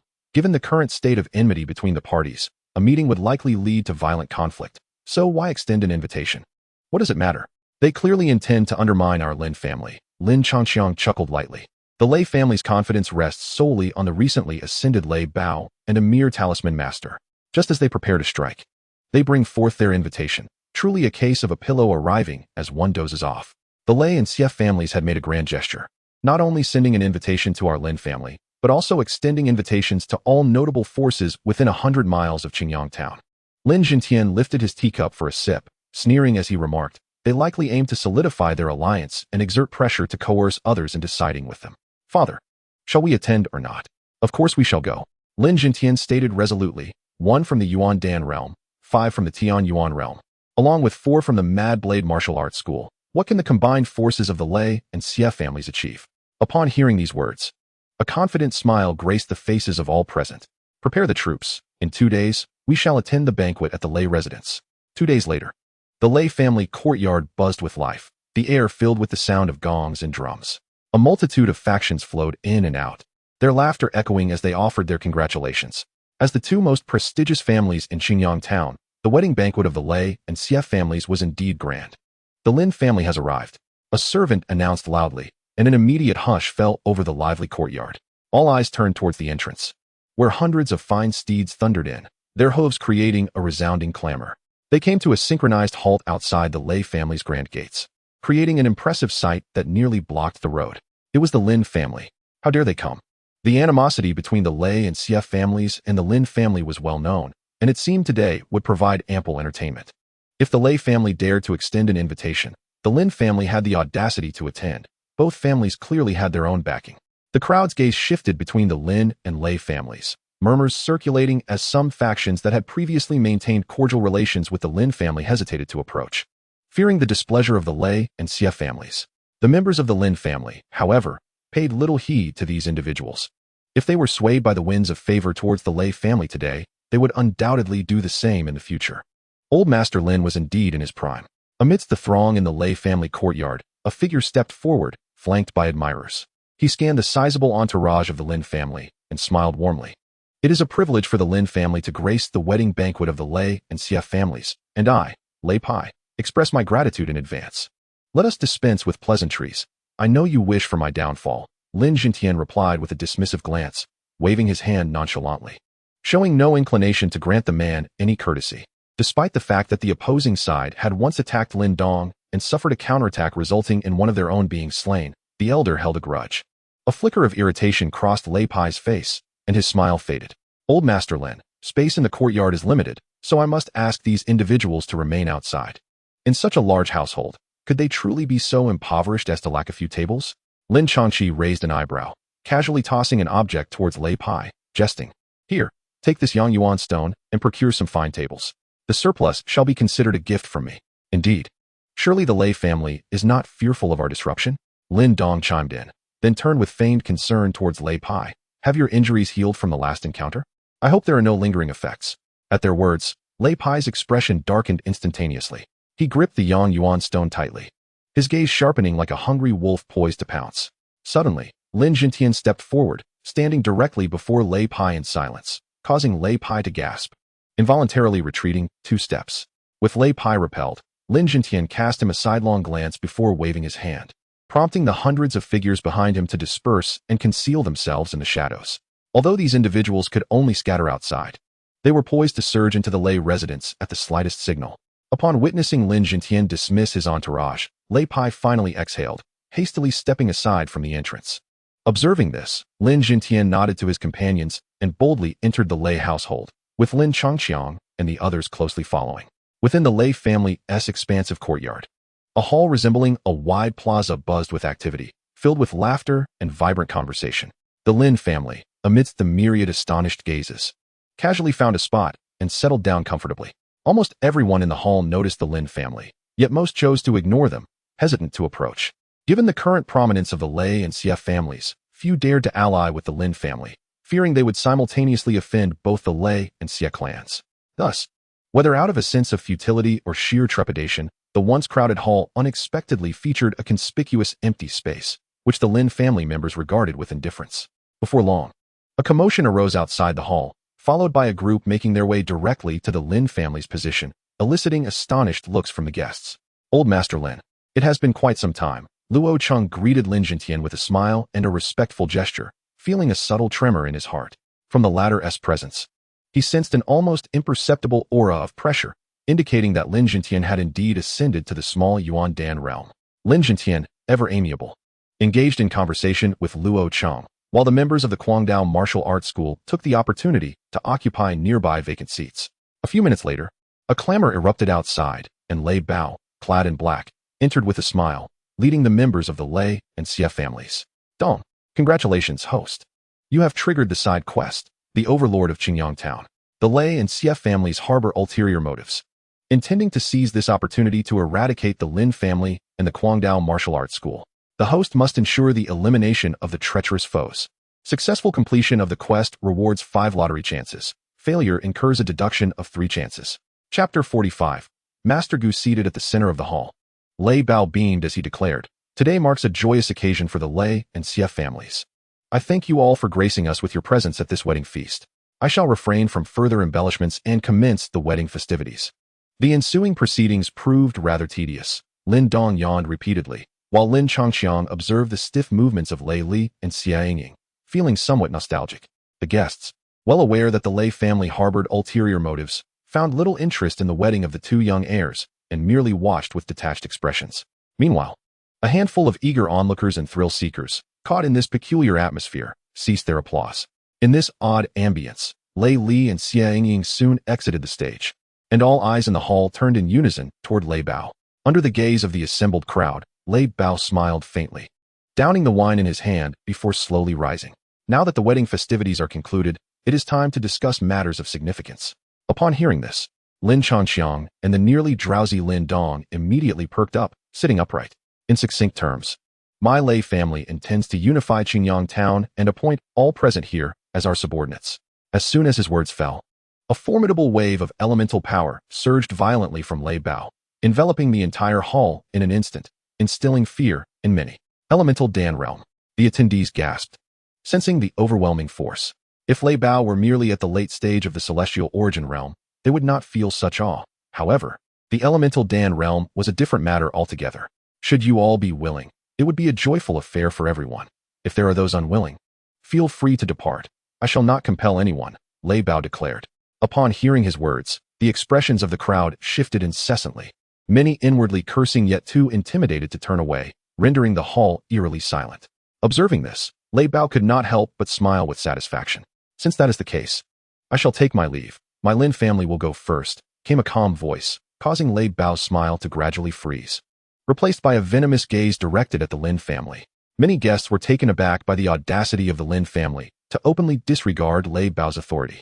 At the Guangdao Martial Arts School, Luo Cheng also felt trepidation due to Lei Bao's strength. However, witnessing the Lin family's bold stance, he steeled himself and stood, declaring, "My Guangdao Martial Arts School harbors no such intentions either." Although the unfolding situation surprised Luo Cheng, he was resolute in not allowing the establishment he had painstakingly built to become mere pawns of the Lei and Xie families.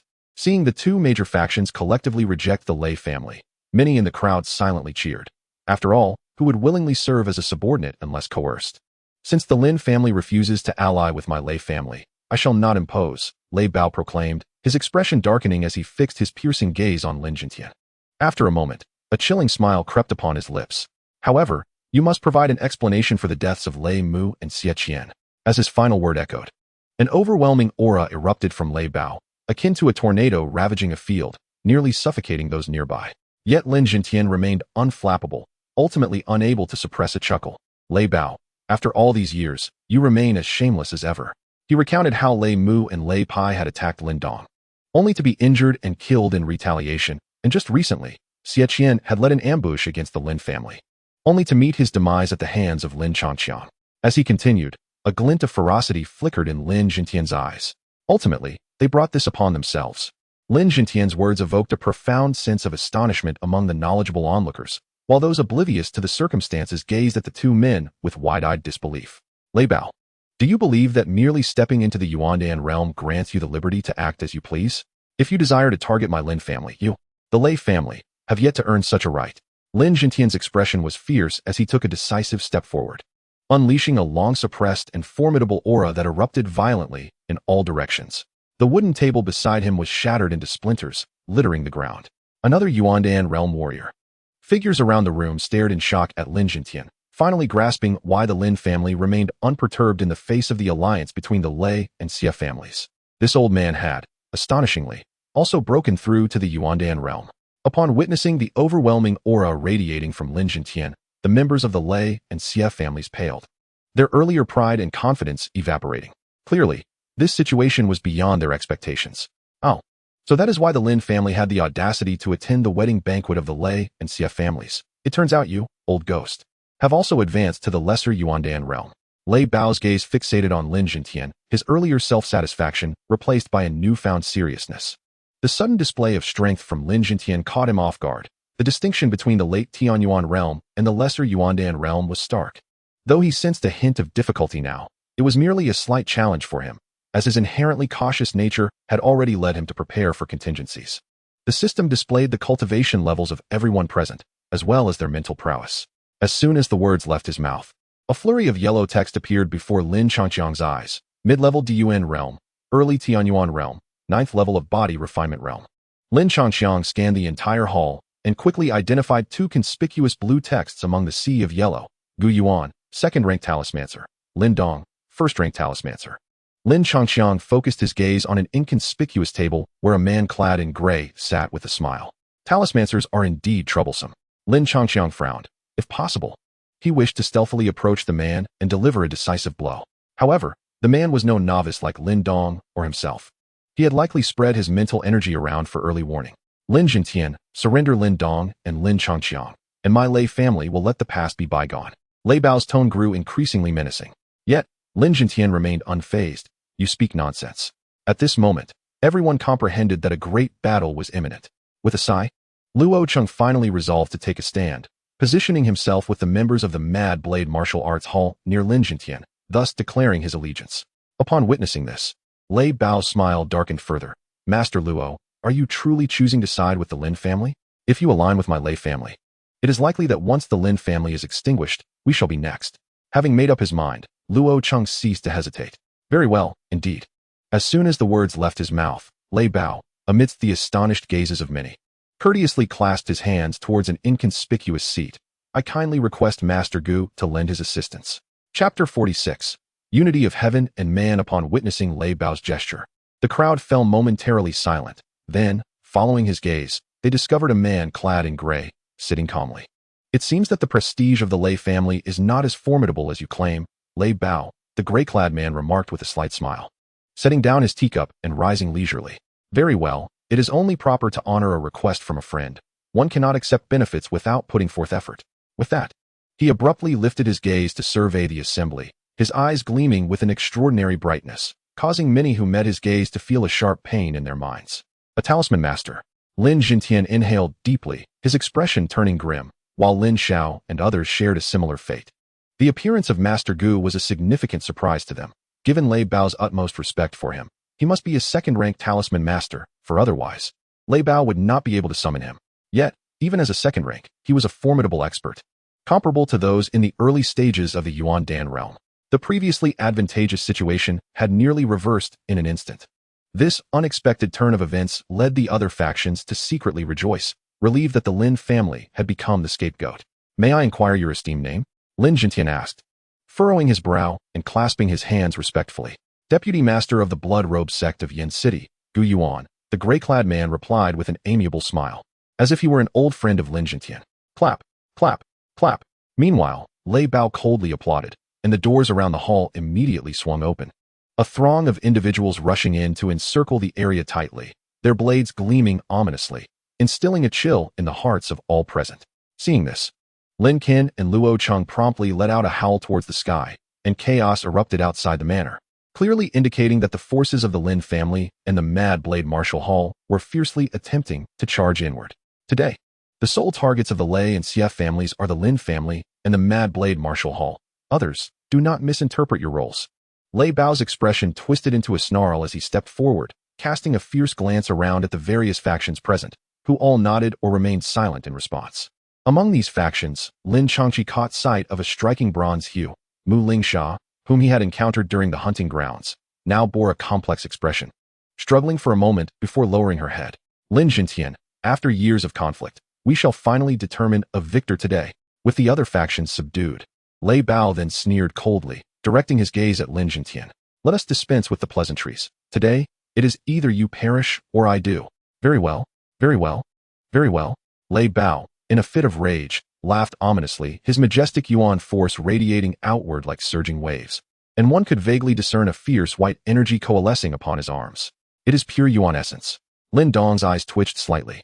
After Lin Jintian ascended to the Yuan Dan realm, they had come to understand the nature of this energy.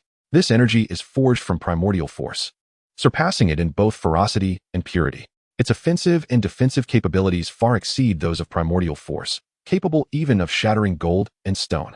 Master Gu, the remaining individuals will be in your care.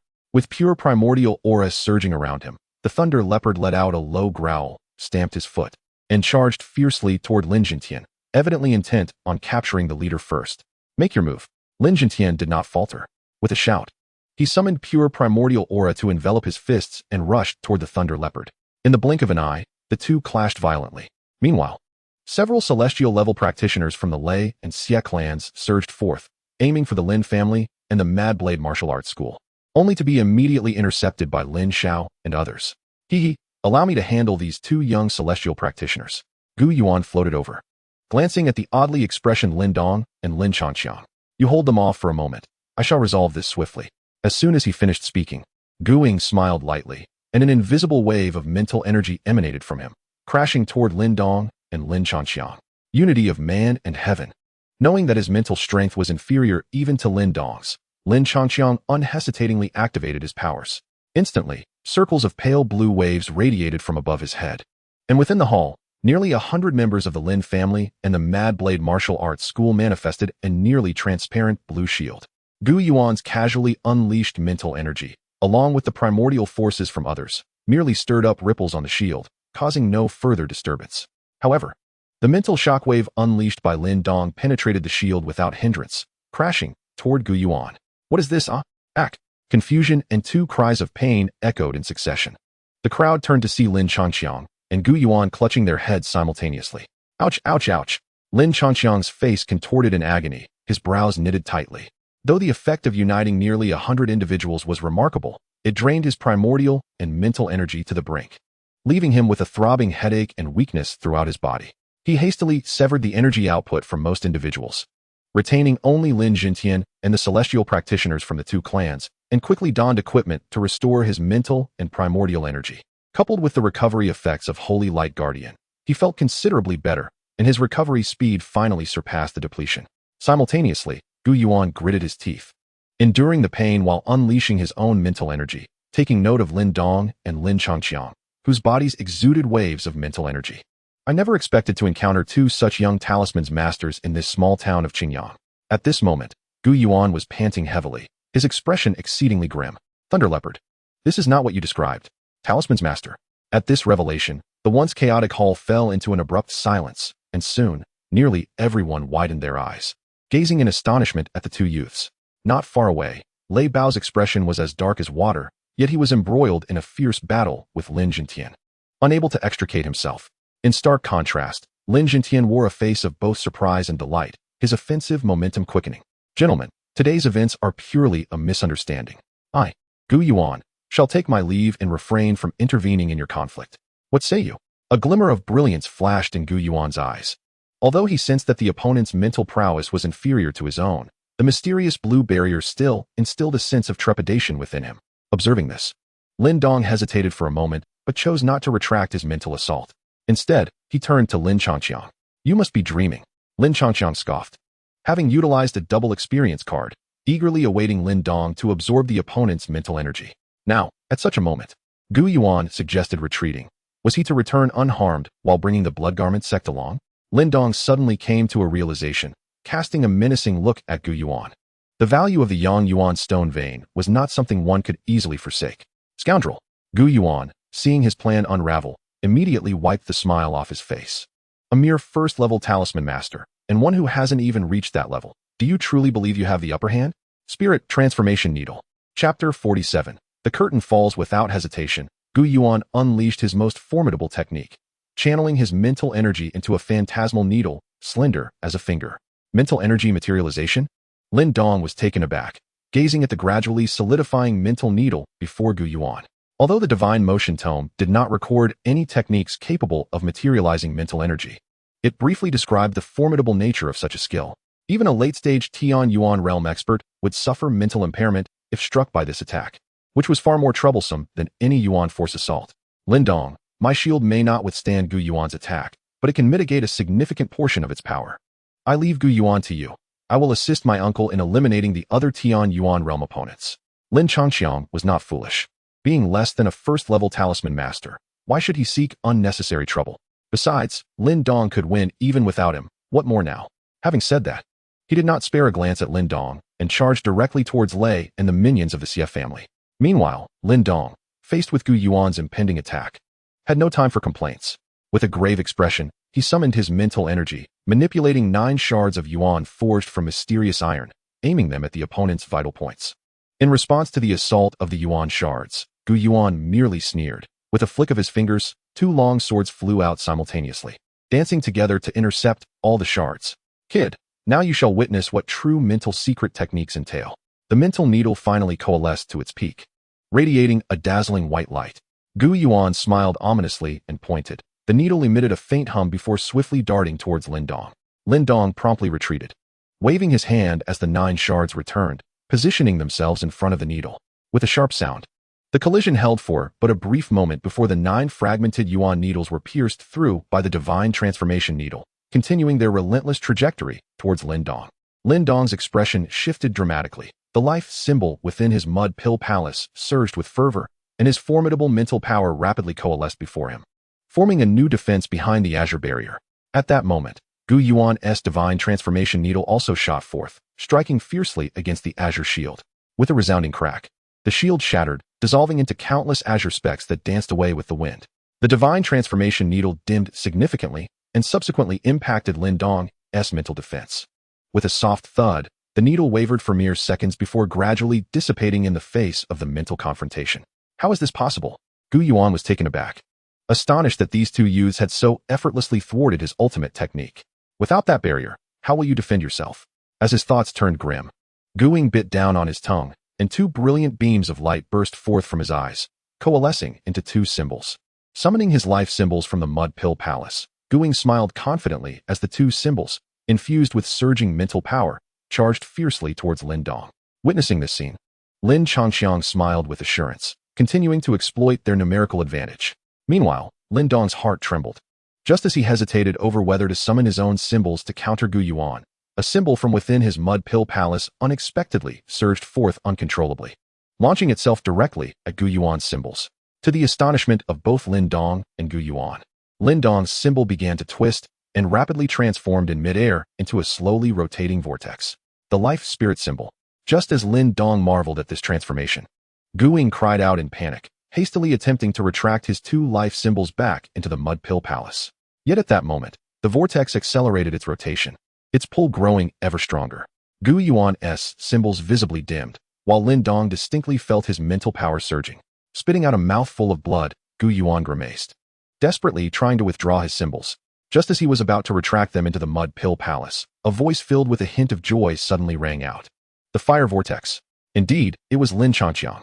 In this chaotic battle, Lin Changxiang had finally discerned the flaw of the fire dance whirlwind. It possessed a remarkably large attack range. While a wide attack range is advantageous, it becomes a liability amidst the tumult of battle. Whether employing the firepower-dominant 5-fireball technique, the dual offensive and defensive fire vortex, or the sustained assault of the jetting flames, it was all too easy to harm one's own allies. Thus, during the previous melee, Lin Changxiang had relied solely on his cultivation advantage and the strategy of overwhelming numbers to dismantle his opponents one by one. Yet, during the fierce confrontation between Lin Dong and Gu Yuan, the surging and perilous mental energy instilled such terror that those nearby dared not approach, hastily retreating. Oh! The searing pain pierced through Gu Yuan, distorting his features, and his movements faltered involuntarily. The two talismans that were initially meant to be retracted from the Mud Pill Palace veered once more, hurtling towards Lin Dong's vortex like arrows released from their bowstrings. With a resounding crash, the two already dim talismans erupted, transforming into a myriad of luminescent particles that merged into the vortex. At that moment, the vortex reverted to its original talisman form, swaying gently back to Lin Dong's Mud Pill Palace. Coughing up a mouthful of blood, Gu Yuan could no longer sustain his body, collapsing to the ground with a thud, blood frothing from his mouth, his eyes reflecting a blend of fear and hatred. The blood-robe sect will not spare you. As his voice faded, he lay motionless on the ground, breathless. Gu Yuan was dead? The atmosphere seemed to freeze at that moment. Gazing at Gu Yuan's unblinking eyes, a tidal wave of shock surged through everyone present.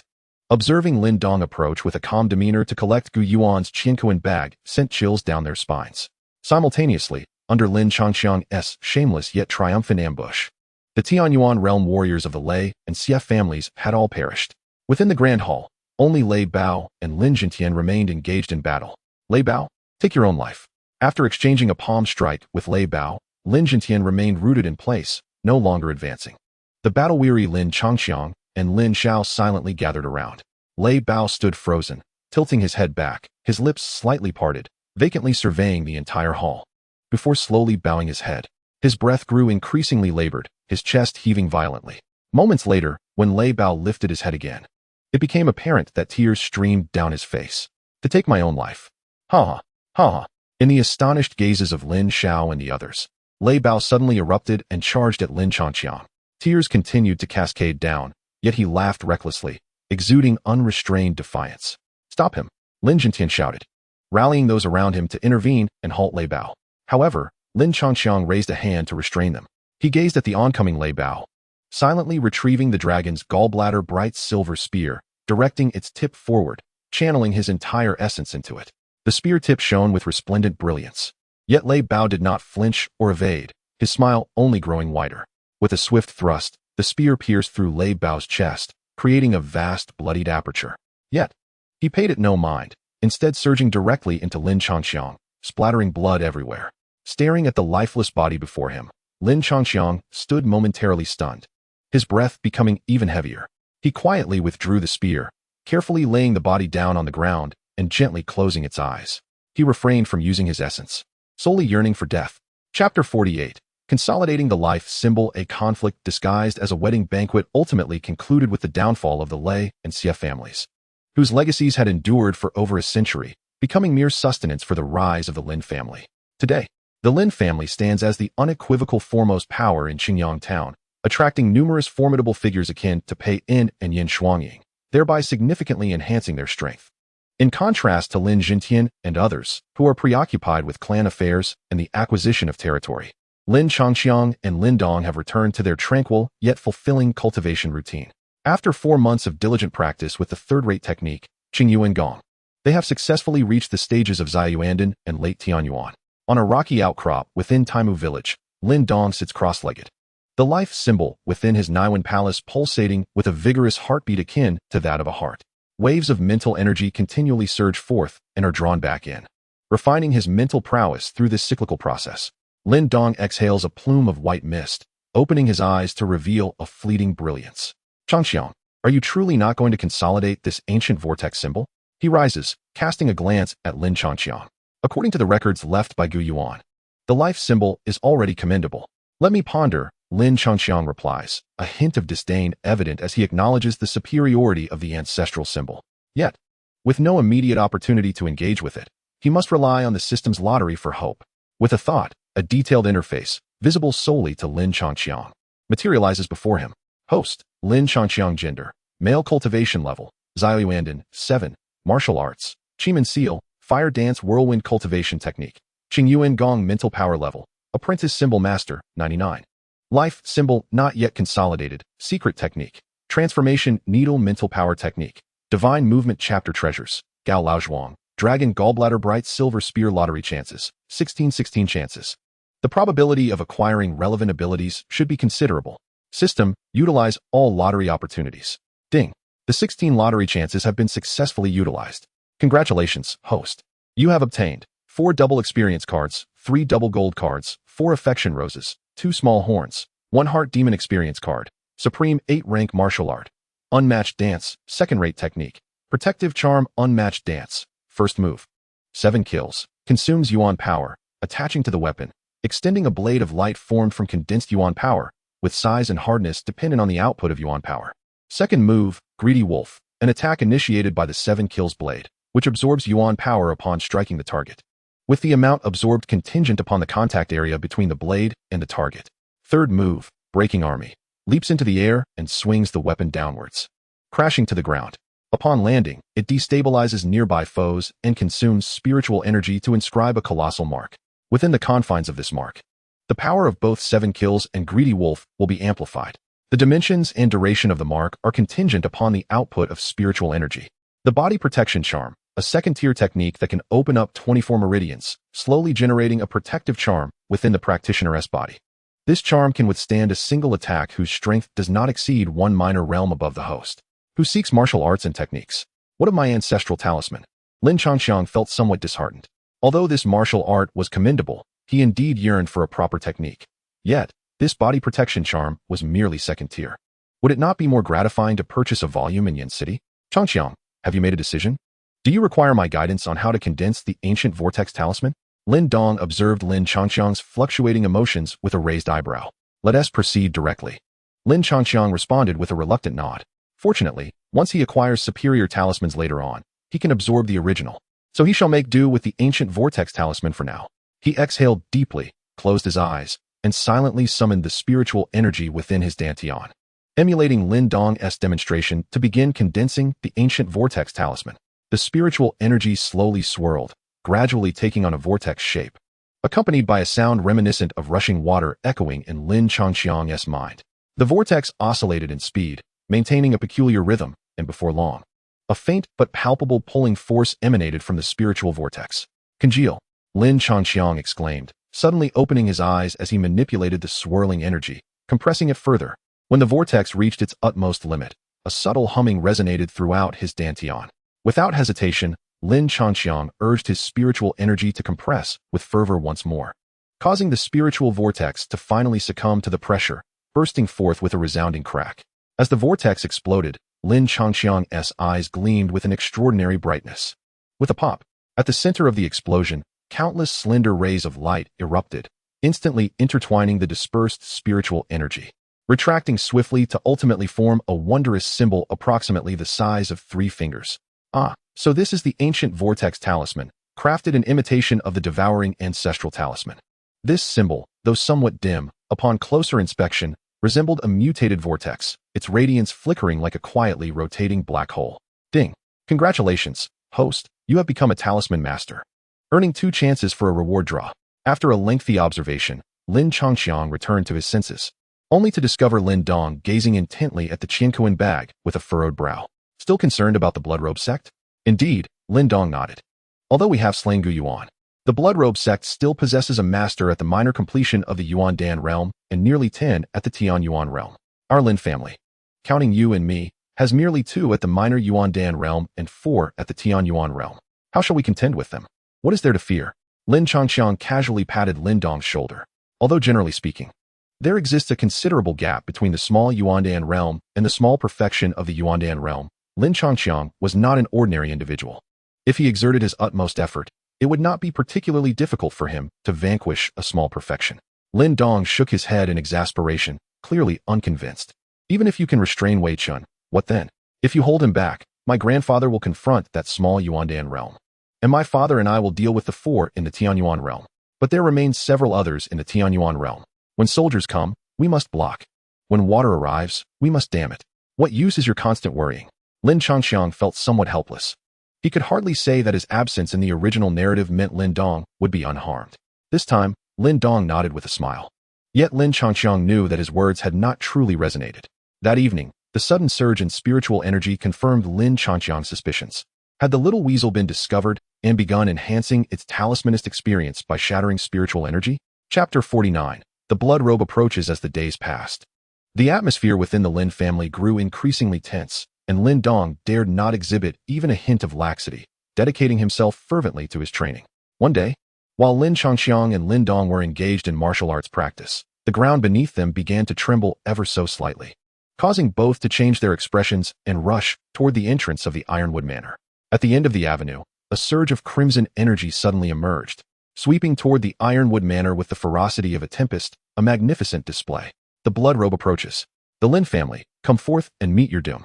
A throng of figures rushed to the gates of Ironwood Manor, and a thunderous roar, enveloped in elemental force, erupted above the manor like a clap of thunder.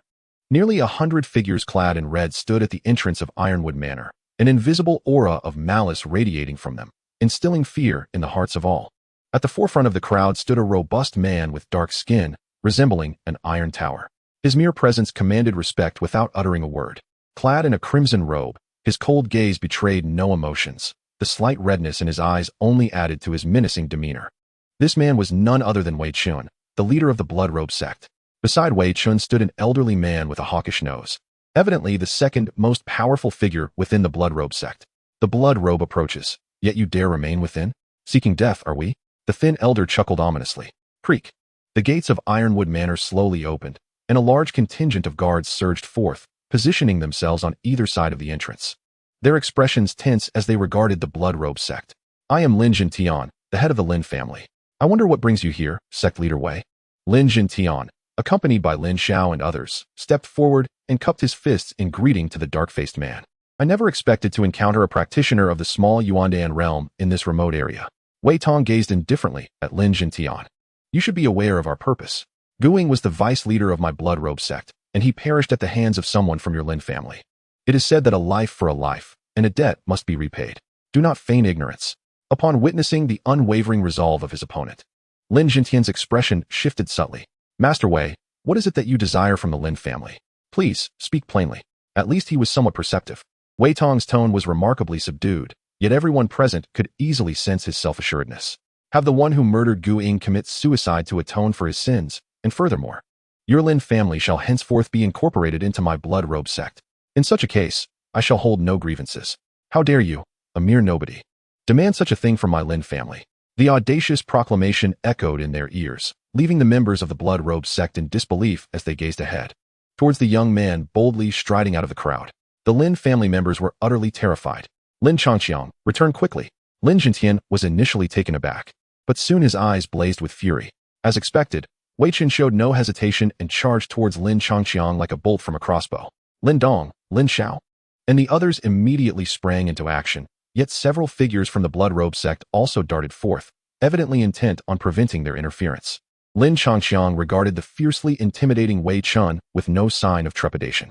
Instead, he let out a cold laugh and swiftly retrieved the dragon's spine silver spear from his backpack. 7 kills, breaking army, unity of heaven and man. A brilliant white light erupted from the spear's tip, rapidly extending until, in an instant, the originally 2-meter-long spear surged to nearly 3 meters. Pure yuan energy surged forth as Lin Changxiang leapt towards Wei Chun, raising his spear high and bringing it down with tremendous force. Simultaneously, a nearly transparent blue barrier enveloped him. Bang! The spearhead collided with Wei Chun's fist, and a powerful shockwave radiated outward, dispersing the surrounding dust completely.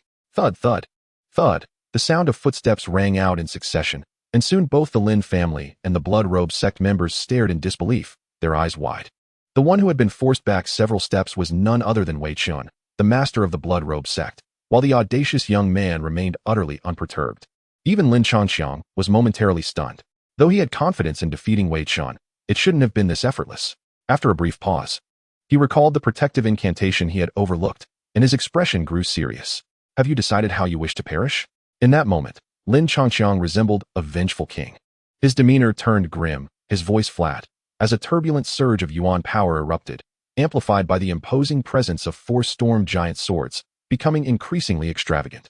Simultaneously, a mysterious rune began to rise from the crown of his head, swiftly transforming into a rapidly spinning vortex. Minor Yuan Dan Realm, first-rank Rune Master. Wei Chun's breath grew heavy. He sensed that the other's yuan power was likely slightly inferior to his own, yet not by much. However, that was not the most crucial factor. What truly concerned him were the bizarre techniques employed by his opponent. He observed the 3-meter spear in Lin Changxiang's grasp and the strange imprint at his feet, recalling the fleeting golden and blue lights from their earlier clash, sending a chill through his heart. What on earth are those entities that can withstand my attacks and scathe, while simultaneously siphoning my vital energy? Wei Chun's face was as inscrutable as water, his mind racing wildly, yet he could not fathom an answer. His gaze flickered incessantly as the others fell silent, their eyes converging upon him. His forthcoming actions would determine whether the day would end in a river of blood or be swiftly concluded. Humph, I shall remember this grudge. Retreat. Wei Chun, being a decisive individual, uttered a fierce remark before promptly turning his horse, leading the charge towards the end of the main road. Behind him, the blood-robe sect's followers dared not linger and followed suit in unison. Outside Ironwood Manor, Lin Changxi observed the swiftly retreating figures, narrowing his eyes. How I wish to eliminate him right now. Should all means be employed, Lin Changxi was confident he could dispatch Wei Chun within 10 minutes. If he were to give his all, trading injury for injury, he could accomplish it in a mere 5. Yet, he could not guarantee that within those few minutes, Lin Xiao and Lin Jintian would remain unharmed, as their adversaries possessed 4 to 5 more celestial realm experts than they did. This was merely one concern, the other being, if he were to slay Wei Chun now, the repercussions would undoubtedly involve the elder coming for the younger. When the Blood Wolf gang arrived, he would truly be at a loss. Lin Changxi sighed helplessly, dispersing his vital energy and stowing away the Dragon's Lament silver spear before turning to the members of the Lin family. What are you all doing so close to me? He barely restrained himself from uttering a classic expletive, gazing incredulously at those before him. Unbeknownst to him, Lin Dong and the others had quietly positioned themselves behind Lin Changxi, their expressions filled with fervor as they gazed at him. In that moment, Lin Changxi felt as though he had become the centerpiece of a mid-autumn mooncake. Chapter 50. Xiansu. The news of the Lin family's triumph over the Blood-Robe sect quickly spread throughout Qingyang town, prompting various factions, previously reveling in schadenfreude, observing with detached interest or filled with concern, to pay their respects, making the Lin family the center of attention. Yet, amidst the jubilations of the Lin family, Lin Changxi and Lin Dong appeared unfazed by the accolades, quietly departing Ironwood Manor for Flame City. Setting off at dawn, they arrived in Flame City by afternoon, whereupon entering, they casually sought refuge in a local inn. Changxi, let us visit the Wanjin auction house tomorrow.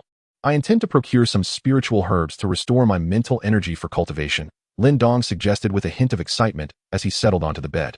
He had long heard of the Wanjin auction house's legendary status, but had never had the opportunity to visit. Indeed, Lin Changxi nodded, sharing in the exhilaration. He had accumulated several double gold cards. Once Lin Dong acquired the 3-yang decision, he would resell it, engaging in a cycle of buying and selling. And the thought of impending wealth filled Lin Changxi with uncontainable joy. The following morning, after the two had completed their morning routines, they hastily made their way to the auction house, without even partaking in breakfast. I had anticipated that the trading post in Qingyang town would be sufficiently opulent. Yet the Wanjin auction house surpassed it in grandeur. Upon arriving at the Wanjin auction house, Lin Dong could not help but exclaim in admiration. And even Lin Changqi was secretly amazed by the resplendent architecture. Having come from a modest background in his previous life, he had seldom entered such lavish venues. Outside the auction house, a throng of people gathered, creating a lively atmosphere that could only rival the excitement of a hunting event in Qingyang town. Lin Dong took a few deep breaths to steady his nerves before he mustered the strength to weave through the crowd, with Lin Changqi following closely behind. A mischievous grin on his face. The Wanjin auction house was divided into an outer and an inner section, while the outer area was vast. The items traded there were often inferior to those in the inner sanctum, where prices soared significantly. Even within the outer section, fourth-grade spiritual herbs were not particularly rare, let alone the third-grade herbs awarded for clan competitions. After perusing the outer area, without finding anything of interest, the two decided against lingering and headed directly towards the inner section. However, they were halted at the entrance by a guard who informed them that entry required the payment of 10 Yang Yuan stones. Upon seeing the outstretched hand, Lin Dong's expression darkened, and with a hint of irritation, he produced 20 Yang Yuan stones. Is this how one goes about living? 2 Yang Yuan pills would suffice, he muttered. As the guard regarded him with a bemused expression, Lin Changqi snatched the Yang Yuan stones from Lin Dong's grasp. Realizing the oversight, Lin Dong sheepishly retrieved 2 Yang Yuan pills, which he happily presented to the guard. Just as they were about to enter, a commotion erupted from a distance. Sensing the disturbance, Lin Dong turned his head out of curiosity, while Lin Changqi's eyes sparkled with intrigue. As they observed, the crowd parted in unison to reveal several figures approaching. Among them, the most striking was a woman clad in a red gown, with skin as fair as snow and a curvaceous figure. Her exquisitely delicate face was adorned with a regal yet warm smile, exuding a mature charm that was both alluring and dignified. Beside her stood a tall young woman in green attire, equally beautiful but with a more youthful, aloof demeanor. However, unlike the surrounding enthusiasts, their attention was drawn to an elderly man among the group. Isn't that the gentleman who provided us with the divine movement technique? Lin Dong blinked in surprise, instinctively withdrawing his gaze, unaware that Lin Changqi had not concealed his interest but had instead discreetly released a thread of mental energy. This mental energy felt oddly familiar. Indeed, in the next moment, Master Yin raised an eyebrow, his thoughts stirring as a surge of mental energy swiftly enveloped Lin Changqi's form within a breath's time. Lin Changqiang, seemingly belatedly aware, hurriedly enveloped himself in spiritual energy, severing Master Yan's perception. It is him.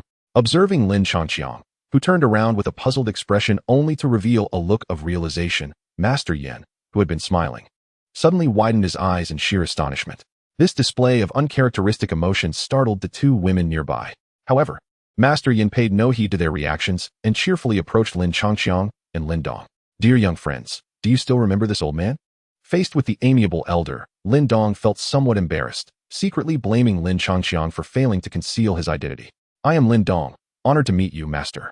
This junior, Lin Changqiang, pays respects to his esteemed predecessor. The two clasped their fists in greeting. Though their words differed, their politeness was unmistakable. Truly a remarkable pair. Master Yin chuckled, stroking his long beard. Would you care to have a discussion with me? Of course, it would be an honor, but I dare not impose.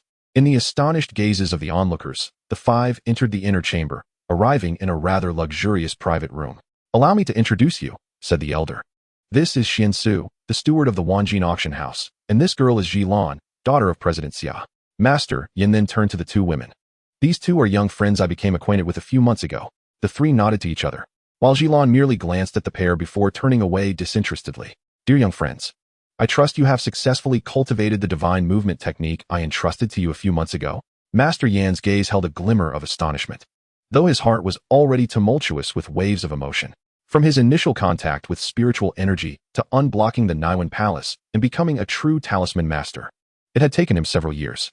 I had thought that even with your exceptional talents, reaching this stage would take at least a year, yet it appears I have underestimated you.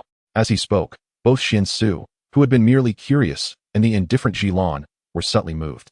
In Yin City, while talisman masters were not exceedingly rare, it was indeed unheard of for someone to unblock the Naiwan Palace in such a short span of months. Lin Changqiang and Lin Dong exchanged a glance, silently nodding in agreement. May I inquire why you have summoned us, esteemed elder?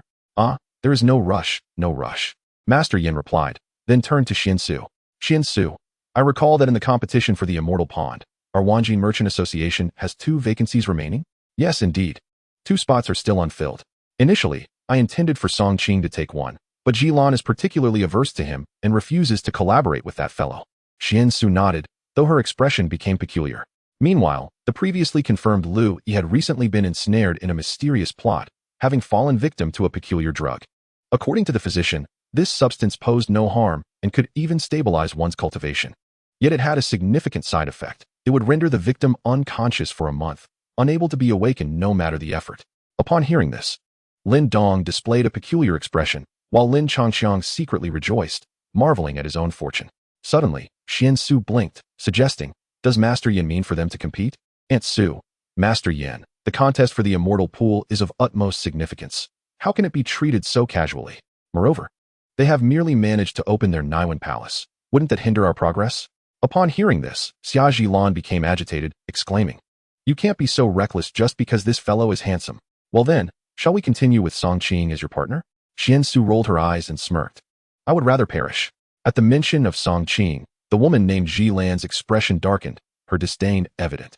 Clearing his throat, just as Xia Jilan was about to relent, Lin Changxiang lightly coughed, capturing everyone's attention. He then quietly summoned the pure essence within him, prompting Lin Dong to exude his aura of late-stage Tian Yuan realm. How can one at the late-stage Tian Yuan realm possess such power? Sensing the fluctuations of Yuan force from Lin Changxiang and Lin Dong, the 3 rose abruptly, mouths agape in disbelief, while Xia Jilan questioned her very existence. Jilan, supported by the Wealthy Merchant Association, has only just reached the late-stage Tian Yuan realm, yet you too, distracted by cultivating your mental energy, have managed to achieve this level, and perhaps even surpass it. Master Yin took a considerable time to regain his composure, yet he continued to gaze at the 2 with astonishment. Meanwhile, Xian Su's beautiful eyes sparkled, lost in her thoughts. "You, my dear, have always been proud and dismissive of others. Now you understand what true genius entails." Xian Su gently tapped Xia Jilan's forehead, a mix of exasperation and pride in her expression. The latter nodded vacantly, speechless. Since that is the case, I wonder if the 2 young friends would be willing to assist us in securing the contest for the immortal pool?" Master Yin smiled confidently. "If you agree, I can personally help you refine your life talisman." Upon hearing this, Lin Dong's expression turned peculiar, ready to decline, yet he noticed Lin Changxiang's curiosity. "Elder, might I inquire what this immortal pool is?" Master Yin, observing Lin Changxiang's eager eyes, couldn't help but chuckle, glancing at Xian Su, who smiled and nodded in return. The immortal pool is, in essence, a wondrous entity of heaven and earth, containing exceedingly pure yin and yang energy, which can accelerate one's cultivation to the Yuan Dan realm. And the condensed Yuan Dan will be at least of 6 stars. To the east of Yin City lies an immortal pool, discovered jointly by our Wealthy Merchant Association and the Blood Wolf Gang. At the mention of the Blood Wolf Gang, the smile faded from Xian Su's face, clearly indicating a significant enmity between the 2 parties. "We both wish to monopolize the immortal pool, yet could not outmaneuver each other. After much deliberation, we devised this contest for the immortal pool. In simple terms, it involves a martial competition to determine ownership, with each side dispatching 3 young individuals to engage in combat. Employing a best-of-3 format, the victorious party will then gain the opportunity to absorb the energies of the immortal pool." At this juncture, a smile graced Xuansu's face once more. The trio from the Blood Wolf Gang consisted merely of 2 in the late stage of the celestial origin realm and 1 in the mid-stage. With the support of our 2 young masters, victory seems assured. Lin Changxiang nodded in realization, a hint of embarrassment flickering across his features as he blinked. "Could we perhaps indulge in the pool afterward?" Upon hearing this, Master Yan's eyes widened in astonishment, while Xuansu furrowed her brow and cast an apologetic glance at the 2. "It is indeed my oversight. I neglected to mention that the Alchemist's Pool offers limited assistance to those above the celestial origin realm." No worries, no worries. The main concern is for my brother Lin Dong to enjoy the experience. I seek merely a novelty. Of course, the novelty was a pretext. The true motive lay in the desire for additional chances at the lottery. The main quest of befriending the little weasel had stagnated for quite some time, and Lin Changxiang was growing impatient. "Wait, dear young friends, do you not wish to condense your life sigils?" Master Yan's disbelief was palpable. Without assistance, the process of refining life sigils was indeed arduous. The 2 exchanged glances, and without further hesitation, their thoughts aligned, conjuring 2 sigils that shimmered with an otherworldly glow before them. The 3 fell into silence, their senses dulled by the spectacle. In the following moments, the details of their collaboration were swiftly settled. Lin Changxiang and Lin Dong departed the private room, later purchasing some spiritual herbs and a tome on mental techniques at the auction before returning to the inn with an air of tranquility. Upon entering their chamber, Lin Dong eagerly retrieved 5 jade boxes. As he opened the lids, a captivatingly refreshing fragrance wafted into the air. Watching Lin Dong as he began to refine the elixirs, Lin Changqiang felt a surge of contentment. Ever since their camaraderie reached 75, Lin Dong no longer concealed his use of ancestral stones for refining elixirs. For the subsequent 3 days, the two remained resolutely indoors, dedicating all their time to cultivation while patiently awaiting the contest for the alchemist's pool. With the assistance of the elixirs, Lin Dong's mental prowess surged dramatically, bringing him perilously close to becoming a second-tier sigil master in just 3 days. Lin Changqiang, not one to hold back, utilized an experience card to elevate himself to 32% as a first-tier sigil master. As for the advanced mental technique, the sharp spiral wave, Lin Dong had become quite adept, while Lin Changqiang remained oblivious, having devoted all his practice sessions to the protective spell. In Lin Changqiang's perspective, the sharp spiral wave was merely a tasteless endeavor. His mental prowess lagged significantly behind his elemental power, and he deemed it more prudent to focus on enhancing his strength. On the 4th day, as the morning sun rose, Lin Dong, having adjusted himself to peak condition, slowly opened his eyes and roused the slumbering Lin Changqiang. "Changqiang, wake up! It's time to set forth." Lin Dong leaped from his bed, filled with excitement, seeing this as a prime opportunity to catch up to Lin Changqiang in cultivation. Lin Changqiang, still somewhat dazed, quickly shook off his slumber and hurriedly rose to wash and dress. Chapter 52. The clamor. As Lin Changqiang and Lin Dong entered the Wanjin Chamber of Commerce, they beheld 5 individuals standing opposite each other. On one side stood Xian Su and Xia Zhilan, while on the other was a delicate-looking youth clad in blue, accompanied by 2 elderly gentlemen. "Supervisor Su, are these the superior candidates you mentioned? They appear rather unremarkable to me," one of the old men remarked dismissively, casting a casual glance at Lin Changqiang and Lin Dong. "Esteemed young lords, these 2 gentlemen are the stewards of our Wanjin chamber, and this young man beside them is Song Qing, the heir of the Song family," Xian Su said, offering a resigned smile. "You are Song Qing?" Lin Changqiang inquired, glancing at Xia Zhilan, who, for some inexplicable reason, reminded him of Zhou Zhira and Song Qingshu. "Indeed, I am Song Qing, the young master of the Song family in Yen City," the youth replied, rising to his feet with a broad smile as he approached Lin Changqiang and Lin Dong, bowing politely. However, a chilling whisper soon reached their ears, unheard by others. "You would do well to concede voluntarily. I might reward you for your compliance. Otherwise, you should be wary in Yen City from now on. Esteemed gentlemen, the contest for the immortal pool is not as simple as you imagine," one of the elderly stewards remarked coolly. "Do you possess the strength to contend with young Master Song?" The contest for the immortal pool was of utmost importance. Naturally, the capable would rise while the inept would fall. Thus, under the incredulous gazes of Lin Changqiang and Lin Dong, Song Qing confidently turned to Xian Su and flashed a charming smile. "I propose a duel to determine the candidates." Clamor.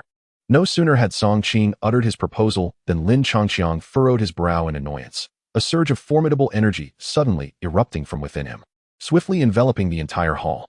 Yuandan realm. Feeling the overwhelming energy emanating from Lin Changqiang, the 2 stewards were left speechless, their eyes wide in astonishment. "Do we still need to continue?" Lin Changqiang raised an eyebrow, observing the shock on the faces of the 3. According to his assessment, the 2 stewards were merely at the minor Yuandan realm, while the so-called formidable Song Qing was only in the mid-stage of the Tian Yuan realm. Even inferior to the chuckling Xia Zhilan, it was baffling where his confidence stemmed from. Song Qing's expression darkened as he clenched his fists, yet he refrained from making a move.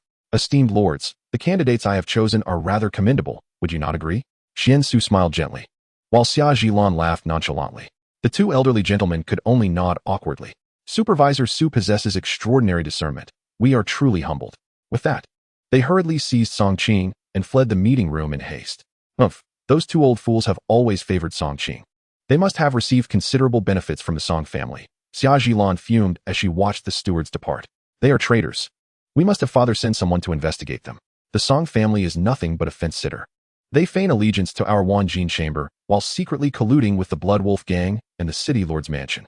Xian Su shook her head and then turned her gaze towards Lin Changqiang and Lin Dong, a captivating smile gracing her face. "This time, I must sincerely thank you both. It is but a matter of mutual benefit," Lin Changqiang replied nonchalantly, waving his hand dismissively. "Shall we set off then?"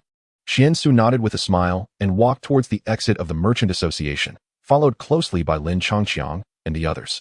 The group mounted their steeds, and after traversing for more than half an hour, they finally arrived at a secluded mountain on the eastern outskirts of Yin City. Upon reaching the summit, they were greeted by a small, crystalline pool, approximately 10 feet in diameter. The water within appeared extraordinarily enchanting. One half seemed to be boiling fervently, bubbling with energy, while the other half exuded an icy chill, presenting two distinctly contrasting attributes that were remarkably well-defined. The yin-yang eye of ice and fire. The thought sparked amusement in Lin Changqiang as he chuckled to himself. Manager Su, you have arrived rather late. A voice tinged with impatience suddenly broke the tranquility. Lin Changqiang turned towards the source and discovered two factions facing each other on either side of the pool. The speaker, a burly man, stood at the forefront of one group, his imposing figure adorned with a tattoo of a blood-red wolf on his arm. The subtle fluctuations of his elemental energy evoked a sense of apprehension even in Lin Changqiang. Yushan, the leader of the Blood Wolf gang. At the pinnacle of the Yuan Dan realm, he mused inwardly. Why the haste, leader you? As Lin Changqiang discreetly assessed Yushan's cultivation. A man in a brocade robe from the opposite side maintained a cheerful demeanor, seemingly unfazed by Yushan's imposing presence. Presumably, this was Xiao Wanjin, the president of the Wanjin Merchant Association. In this instance, Lin Changqiang needed no further investigation to ascertain the identity of the man. After all, in Yin City, only Xiao Wanjin and the city lord, Sure Hao, would dare address Yushan in such a manner. Enough with the pleasantries. Let us commence now that everyone is present. Yushan declared impatiently, dismissing any desire for verbal sparring with the merchant leader. Engaging in a battle of wits with a merchant association president was hardly a pursuit worthy of his time. Xiao Wanjin chuckled lightly, casting his gaze towards the approaching Xian Su and her companions. However, he suddenly paused as his eyes scanned the group. Where are Xian Su, Song Qing, and Lu Yi? Lu Yi encountered some complications and could not attend, while Song Qing was replaced due to his insufficient strength. Xian Su replied with a gentle smile. Rest assured, President. With Lin Changqiang and Lin Dong here, victory in this contest for the Immortal Pool shall undoubtedly belong to our Wanjin Merchant Association. Upon hearing this, Xiao Wanjin's expression brightened. He held great trust in Xian Su's judgment and promptly offered a friendly smile to Lin Changqiang and Lin Dong. Among the three representatives sent by the Blood Wolf gang were Yushan's children, Yu Feng and Yu Ling, both currently at the late stage of the Tian Yuan realm, and the son of a venerated member of the Blood Wolf gang, who was at the mid-stage of the same realm. As Xiao Wanjin introduced the members, three figures also emerged from the Blood Wolf gang, positioning themselves beside Yushan. Among them, one handsome young man donned white garments, his countenance graced with a gentle smile, presenting a stark contrast to the intimidating demeanor of the other members of the Blood Wolf gang. Another man, clad in gray, appeared rather ordinary, silently standing there like a guard. In contrast, the remaining woman was quite beautiful, but still fell short when compared to Xian Su, even less impressive than Xia Zhilan. Xia Zhilan, come forth and face the consequences. Lin Changqiang was still puzzled as to why the system had not triggered a mission. Yet the woman boldly stepped forward, striding into the open space between the two factions, brandishing a fiery red whip and looking provocatively at Xia Zhilan. Yu Ling, are you eager to embarrass yourself? Xia Zhilan replied without hesitation, a cold smile gracing her lips as she approached. The two women harbored grievances, and this battle was bound to be a fierce clash. As the two entered the fray, the crowd stepped back once more, creating a larger arena. Chapter 53. The Contest of the Immortal Pool. The first round begins. A powerful surge of elemental energy erupted from both women simultaneously, scattering the withered leaves on the ground. The fiery red whip struck through the air like a serpent, aiming for Xia Zhilan. Unwilling to be outdone, Xia Zhilan scoffed, and a blazing red long sword materialized in her grasp, engaging with Yu Ling. The sword and whip danced in a spectacular display, captivating Lin Changqiang. However, despite both being in the late stages of the celestial origin realm, Yu Ling's strength paled in comparison to Xia Zhilan's, and she quickly found herself at a disadvantage. While Xia Zhilan grew increasingly formidable, before long, with a resounding crack, Yu Ling's whip was sent flying from her hand, crashing to the ground.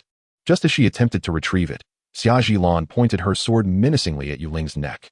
First round, victory goes to the Wanjin Chamber of Commerce. Humph. Xia Zhilan smiled slightly, uttering nothing more, merely casting a glance at the gloomy-faced Yu Ling before gracefully turning and returning to her side. Come back, Linger. Yushan seemed unfazed by Yu Ling's defeat, waving his hand dismissively. Fenger, it's your turn. Yu Feng nodded with a smile, stepping into the arena as a dark red spear appeared in his grasp. With a subtle shake of his arm, he executed a series of graceful spear moves, exuding a certain elegance. A spear wielder. Lin Dong, leave this to me. Lin Chongqing's eyes brightened. He relished the opportunity to battle against those with lower luck. Without waiting for Lin Dong's response, he retrieved the dragon's gallant silver spear from his backpack and made his way into the arena. Second round, commence. Yu Feng's gaze sharpened, cutting through the air like a blade as he brandished his spear and charged forward. 7 kills. Unlike the excitement of his first display, Lin Chongqing appeared somewhat disinterested this time, not even unleashing the breaking army maneuver. He felt confident enough to face a celestial origin opponent without exerting his full strength. With a resounding clang, Yu Feng's red spear collided with Lin Chongqing's massive 3-meter spear. Yet, to the astonishment of all present, Yu Feng was unable to withstand even a second of the impact before being sent flying. Under such a heavy blow, Yu Feng unexpectedly spat out a mouthful of fresh blood, sliding several meters across the ground before coming to a halt. Even the dark red spear in his hand had become slightly bent. In the second round, the Wanjin Merchants Guild triumphed. As the referee's voice echoed, an eerie silence enveloped the arena. Aside from Xian Su, Lin Chongqing, and Xia Zhiban, the others from the Wanjin Guild were left dumbfounded, while members of the Blood Wolf gang could scarcely believe their eyes. Even the usually composed Yushan felt a twitch at the corner of his mouth, casting a somewhat pained glance at the gray-clad youth, Jiang Li, beside him. Regret washed over him as he pondered why he had chosen to reserve his trump card for last. In the next moment, however, the Wanjin Guild erupted into cheers. Xian Su, your foresight remains as astute as ever. Seeing such a decisive victory in the contest for the immortal pool, Xiao Wanjin was thoroughly exhilarated.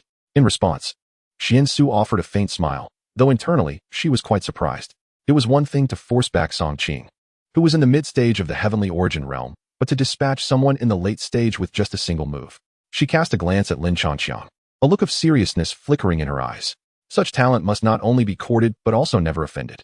Meanwhile, Lin Chongqing, who had just returned to the Wanjin Guild, felt somewhat displeased. TSK, I was careless and forgot it was best 2 out of 3. I was still considering picking an easy target and leaving the more troublesome ones to Lin Dong. You guild leader, now that the outcome is clear, we shall not hold back, Xiao Wanjin said with a cheerful demeanor, clasping his hands in greeting. Ah, Xia guild leader indeed has a capable assistant. Yushan narrowed his eyes, speaking with evident irritation. Flattery, flattery, Xiao Wanjin chuckled, seemingly oblivious to the barbs in Yushan's words. Now that the victor is decided, the immortal pool rightfully belongs to my Wanjin guild, does it not, Yushan guild leader? Upon hearing this, Yushan clenched his fists tightly, while Yu Feng and Yu Ling wore expressions of deep dissatisfaction. The rest of their group, noticing the tension, also gripped their weapons firmly, observing the Blood Wolf gang's movements. The experts from the Wanjin Guild exchanged glances, their expressions shifting as they instinctively reached for their waists. Oh, does Yushan guild leader intend to renege? If that were to happen, news of it would spread throughout the city by tomorrow. Xiao Wanjin maintained his calm gaze on Yushan, though this time, his smile had faded. Yushan remained silent for a moment before letting out a cold snort. Rest assured, my Blood Wolf gang can accept defeat. With that, he waved his hand, instructing someone to assist the battered Yu Feng, leading the Blood Wolf gang down the mountain. Yet, just as Yushan passed by Lin Chongqing, he suddenly halted, smiling at the latter. This young friend is quite the striking figure. Should you ever be interested, I welcome you to visit the Blood Wolf gang for a discussion. I shall treat you with utmost respect. Indeed, I shall pay a visit in due time. Faced with Yushan's beaming countenance and his paltry goodwill rating of 43, Lin Chongqing felt an overwhelming sense of disdain, forcing a faint smile through great effort. Afterward, Yushan, having said all he needed, nodded and turned to lead his group away, leaving the mountaintop considerably emptier. In this dispute over the celestial pool, I extend my heartfelt gratitude to my young friend with the long spear. After the Blood Wolf gang departed, Xiao Wanjin approached with a smile, and the high regard of 56 was indeed a source of satisfaction for Lin Chongqing. A trivial matter, really, Lin Chongqing chuckled, deeming the benefits promised by Miss Xian Su to be insignificant in comparison. Xiao Wanjin paused momentarily, glancing towards Xian Su. Previously, the two young masters had mentioned that for their involvement, no other compensation was necessary, simply the opportunity to partake in the pool's essence. With graceful steps, Xian Su nodded towards Xiao Wanjin and subtly signaled with her eyes. Xiao Wanjin, momentarily taken aback, chose not to voice his thoughts, recognizing that the strength and talent of the other party were indeed worthy of alliance. As they approached the pool, the rich and pure energies of yin and yang became increasingly palpable to their senses. Among them, perhaps only Lin Chongqing remained entirely unfocused on the pool. Having previously assessed the energy within, it was evident that enough existed for 4 individuals to absorb, since Lin Dong and Lin Chongqing would occupy 2 slots. He decided that the remaining two should be entrusted to Zhilwan and Xia Shi. After contemplating for a brief moment, he finalized his selection.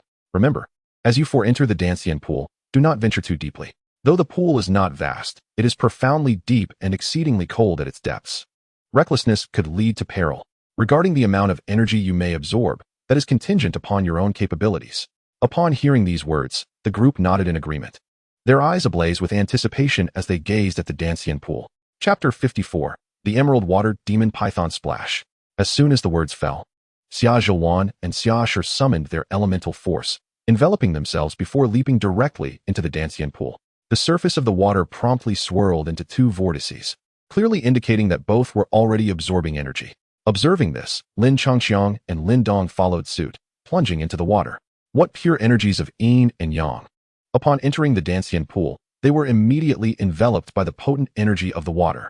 Lin Dong swiftly activated the protective incantation taught by Lin Changqiang, drawing in energy continuously. Meanwhile, Lin Changqiang felt a tinge of boredom, for the system would directly convert energy for him, eliminating the need for him to exert effort in practicing techniques. Fortunately, he had his own unique way to relax. System, check personal information. Host, Lin Changqiang Gender, male cultivation level, minor Yuan Dan realm, 39, martial arts, fire dance whirlwind, unmatched chaos dance cultivation technique, protective incantation mental power level, 1 seal master, 46, secret techniques, transformation needle, sharp spiral wave mental power techniques, divine motion chapter treasures, Gao Laozhuang, dragon gallbladder bright silver spear lottery chances, 2. With a sigh of relief, Lin Changqiang thought, soon, once I reach the minor perfection of the Yuan Dan realm, I should be able to overpower Yushan. He closed his eyes, awaiting the moment in tranquility. Before long, Lin Dong opened his eyes, cautiously glancing at the three, still absorbing energy, and exhaled softly. Just as he intended to dive deeper alone, he suddenly halted. Young man, hurry up. You wouldn't dare to go back on your word, would you? Upon seeing Lin Dong, Lin Changqi suddenly fell into a daze, and the anxious voice of the little mink echoed in Lin Dong's mind. Have you forgotten who saved you when you were nearly done in by the fire ancestors' demonic flower? Nonsense. I, Lin Dong, never renege on my promises. He retorted. I was merely contemplating whether to call for Changqi. Have you lost your mind? If you call him, my presence will be exposed, and consequently, the stone talisman will be revealed. Did you not remember my earlier warning? The stone talisman must remain concealed. It was precisely because of this talisman that I was left with nothing but my spirit. Lin Dong paused, suddenly realizing that Changqi was already aware of the talisman. Are you trying to drive me to madness? The little mink felt as if its spirit were about to disperse from frustration. Forget it, do as you wish. Seeing the little mink fall silent in anger, Lin Dong felt a tinge of embarrassment. After clearing his throat, he swiftly swam to Lin Changqi's side. Changqi, Changqi, Lin Dong called out. When Lin Changqi finally opened his eyes, Lin Dong explained his intentions, to which Changqi readily agreed, following Lin Dong deeper into the abyss. In the depths of the Dan Immortal Pool, the terrain was exceedingly intricate. Lin Changqi trailed behind Lin Dong, navigating through numerous passages until they reached their destination, a submerged cavern. The cavern was relatively small, with the only exit being the passage through which they had entered. Lin Changqi surveyed the cave and soon noticed a blue orb of light at its center. The orb, roughly the size of a basketball, hovered quietly in the air. Upon closer inspection, a faint serpentine shadow could be seen swimming within. What is this? Lin Dong glanced at Lin Changqi and cautiously inquired of the little mink within the talisman. This is the spirit of the azure water demonic python, the little mink replied. Surprisingly, this time its voice resonated throughout the cavern rather than just in Lin Dong's mind. Lin Changqi, taken aback, quickly turned to Lin Dong. Who is speaking? Changqi. This is the little mink. As Lin Dong introduced it, a mouse, about the size of a palm and as black as ink, suddenly emerged from his hand. I discovered it within the talisman. It claims to be the previous owner of the talisman, having hidden inside after being reduced to mere spirit by its enemies. Congratulations, host. Main quest 1 has been completed. You have earned 3 chances for a reward draw. Lin Changqi blinked at the little mink before him, astonished. Who would have imagined that the once mighty ruler of the demon domain, the celestial mink, would now appear in this form? Rats can grow from stones, can they? Fool. You are the rat. You both are rats. Witnessing Lin Changqi's astonishment, the little mink's fur bristled with indignation, its tiny, gleaming black eyes ablaze with fury. Amused by the little mink's adorable demeanor, Lin Changqi's playful spirit ignited. A talking mouse. What a sight. Have you never seen one? Is everyone in the Lin family devoid of common sense? Lin Dong, explain this to him. I, the esteemed mink, will not tolerate this. After speaking, the little ferret angrily burrowed back into the stone talisman. Lin Dong, noticing this, chuckled as he began to explain to Lin Changqiang, who appeared equally bewildered. All right, little ferret. Come out. Do you still want that demon spirit? No sooner had the words left his mouth than the little ferret emerged with a swift motion, completely shedding its earlier indignation. By the way, little ferret, what is the strength of this demon spirit? Are you certain I can defeat it? Lin Dong furrowed his brow, sensing a formidable energy emanating from the demon spirit. The little ferret, who had just moments ago been brimming with excitement, suddenly hesitated and after a moment of contemplation replied. It's probably equivalent to the peak of the Yuan Dan realm. Are you out of your mind? One of us is at the late stage of the Tian Yuan realm, and the other at the minor Yuan Dan realm. How could we possibly defeat this thing? Lin Changqiang exclaimed. Upon witnessing Lin Dong's unwavering intent to flee, the little ferret grew anxious, but before it could voice its concerns, Lin Changqiang seized Lin Dong's arm. Lin Dong, allow me to give it a try. You're serious? Lin Dong gazed at the earnest expression on Lin Changqiang's face, bewildered. Did you not notice what lies beyond that glowing orb? Following Lin Changqiang's pointing finger, Lin Dong looked past the orb and beheld 3 round beads, interspersed with black and white, radiating a pure essence of yin and yang. Hey, you've got a keener eye than Lin Dong. Those are yin-yang beads, formed over many years from the energy of the Dan immortal pool. The combined essence of the yin and yang you both absorbed barely amounts to 1/10 of a single yin-yang bead, and the purity is incomparable. The little ferret exclaimed hastily, fearing Lin Changqiang would have a change of heart. Even the finest treasures require a life to wield them, Lin Dong remarked, furrowing his brow. Though he yearned for the yin-yang beads, he was wary of awakening the azure water demon python. Rest assured, Lin Dong, for me, defeating someone at the peak of the Yuan Dan realm is merely a matter of time, Lin Changqiang replied with a smile. Equipping himself with the guardian armor that bolstered his defenses, with the protection of holy light, as long as the opponent could not vanquish him in a short span, victory would ultimately be his. With that, he unsheathed the dragon gallbladder bright silver spear and strode towards the azure water demon python without a glance back, casually casting a close bond spell towards the little ferret. 7 kills, breaking the army, unity of heaven and man. Apologies. I was drawn into a gaming session by former classmates today and could only manage a single update. Additionally, for those interested, you may join group 940586025 to urge for updates or simply engage in conversation. Chapter 55. Devouring, slumber 7 kills. Unity of heaven and man. A resplendent and dazzling white light erupted from within Lin Changqiang, gradually coalescing at the tip of his spear. In the blink of an eye, the originally 2-meter-long silver spear surged to 3 meters in length. Simultaneously, a faint blue barrier quietly materialized, encircling him in a surreal and splendid manner. Yet, Lin Changqiang did not immediately strike. Instead, he stood still, awaiting the complete restoration of his expended yuan power. Breaking the army. At last, he made his move. The blinding brilliance erupted in a cataclysmic explosion, ascending like a fiercely burning white flame.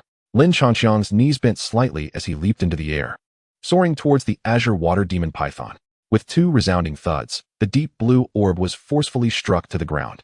Simultaneously, a piercing shriek erupted from within the orb, reverberating throughout the cave.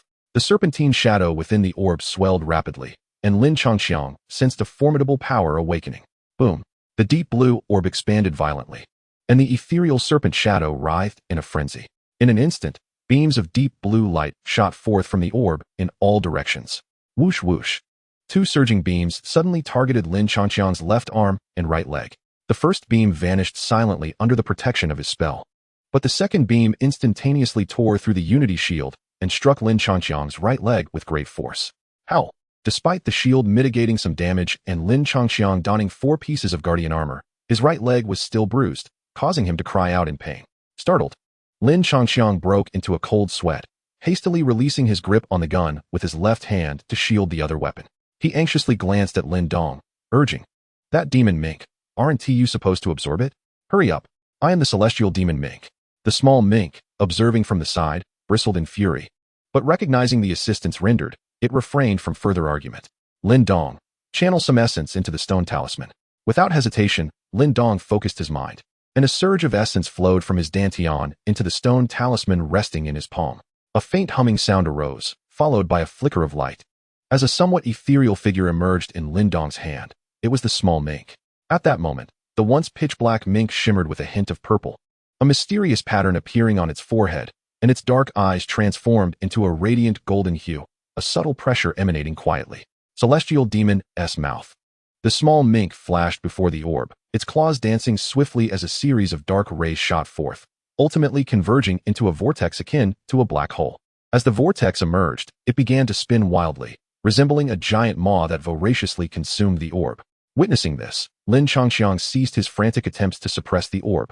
Switching his equipment to 4 storm greatswords, he thrust the swords into the orb with force before hastily retreating, not forgetting to pocket the yin-yang pearl hidden behind the orb. Bang! The deep blue orb finally erupted, revealing the demon's spirit concealed within, which expanded dramatically into a colossal python over 10 yards long, albeit somewhat illusory. As the azure water demon python appeared, it opened its massive mouth to unleash a torrent of blue water towards the small mink. But in the next moment, an immense suction force emerged, and the water column was swallowed whole by the black vortex. Meanwhile, the spirit of the azure water serpent transformed into a fleeting azure light, letting out a mournful cry before being drawn into the whirlpool. After consuming the spirit of the azure water serpent, the little weasel also morphed into a beam of light, expressed its gratitude, and then burrowed back into the stone talisman. Lin Dong let out a sigh of relief, turning to glance at Lin Changxiang behind him. "Oh, when did you change your trousers?" Cough, cough. Let's not dwell on such trivial matters. Lin Changxiang's face flushed with embarrassment, feeling fortunate for having stashed numerous garments in his spatial storage. "Here, this is the yin-yang pearl that the little weasel spoke of.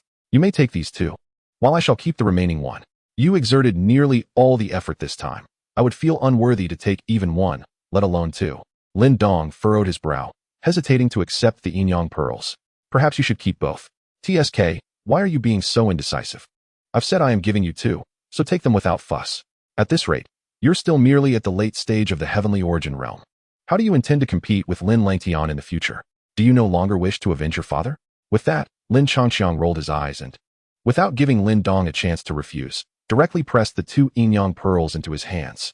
The remaining one, he used a double experience card on, allowing the system to absorb it. Upon hearing Lin Langtian's name, Lin Dong instinctively clenched his fists. However, he no longer resisted, expressing his gratitude as he accepted the yin-yang pearls.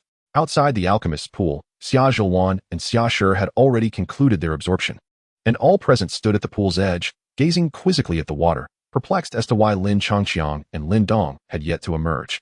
Could it be that they encountered some mishap down there? Xian Su furrowed her brows. "Unlikely.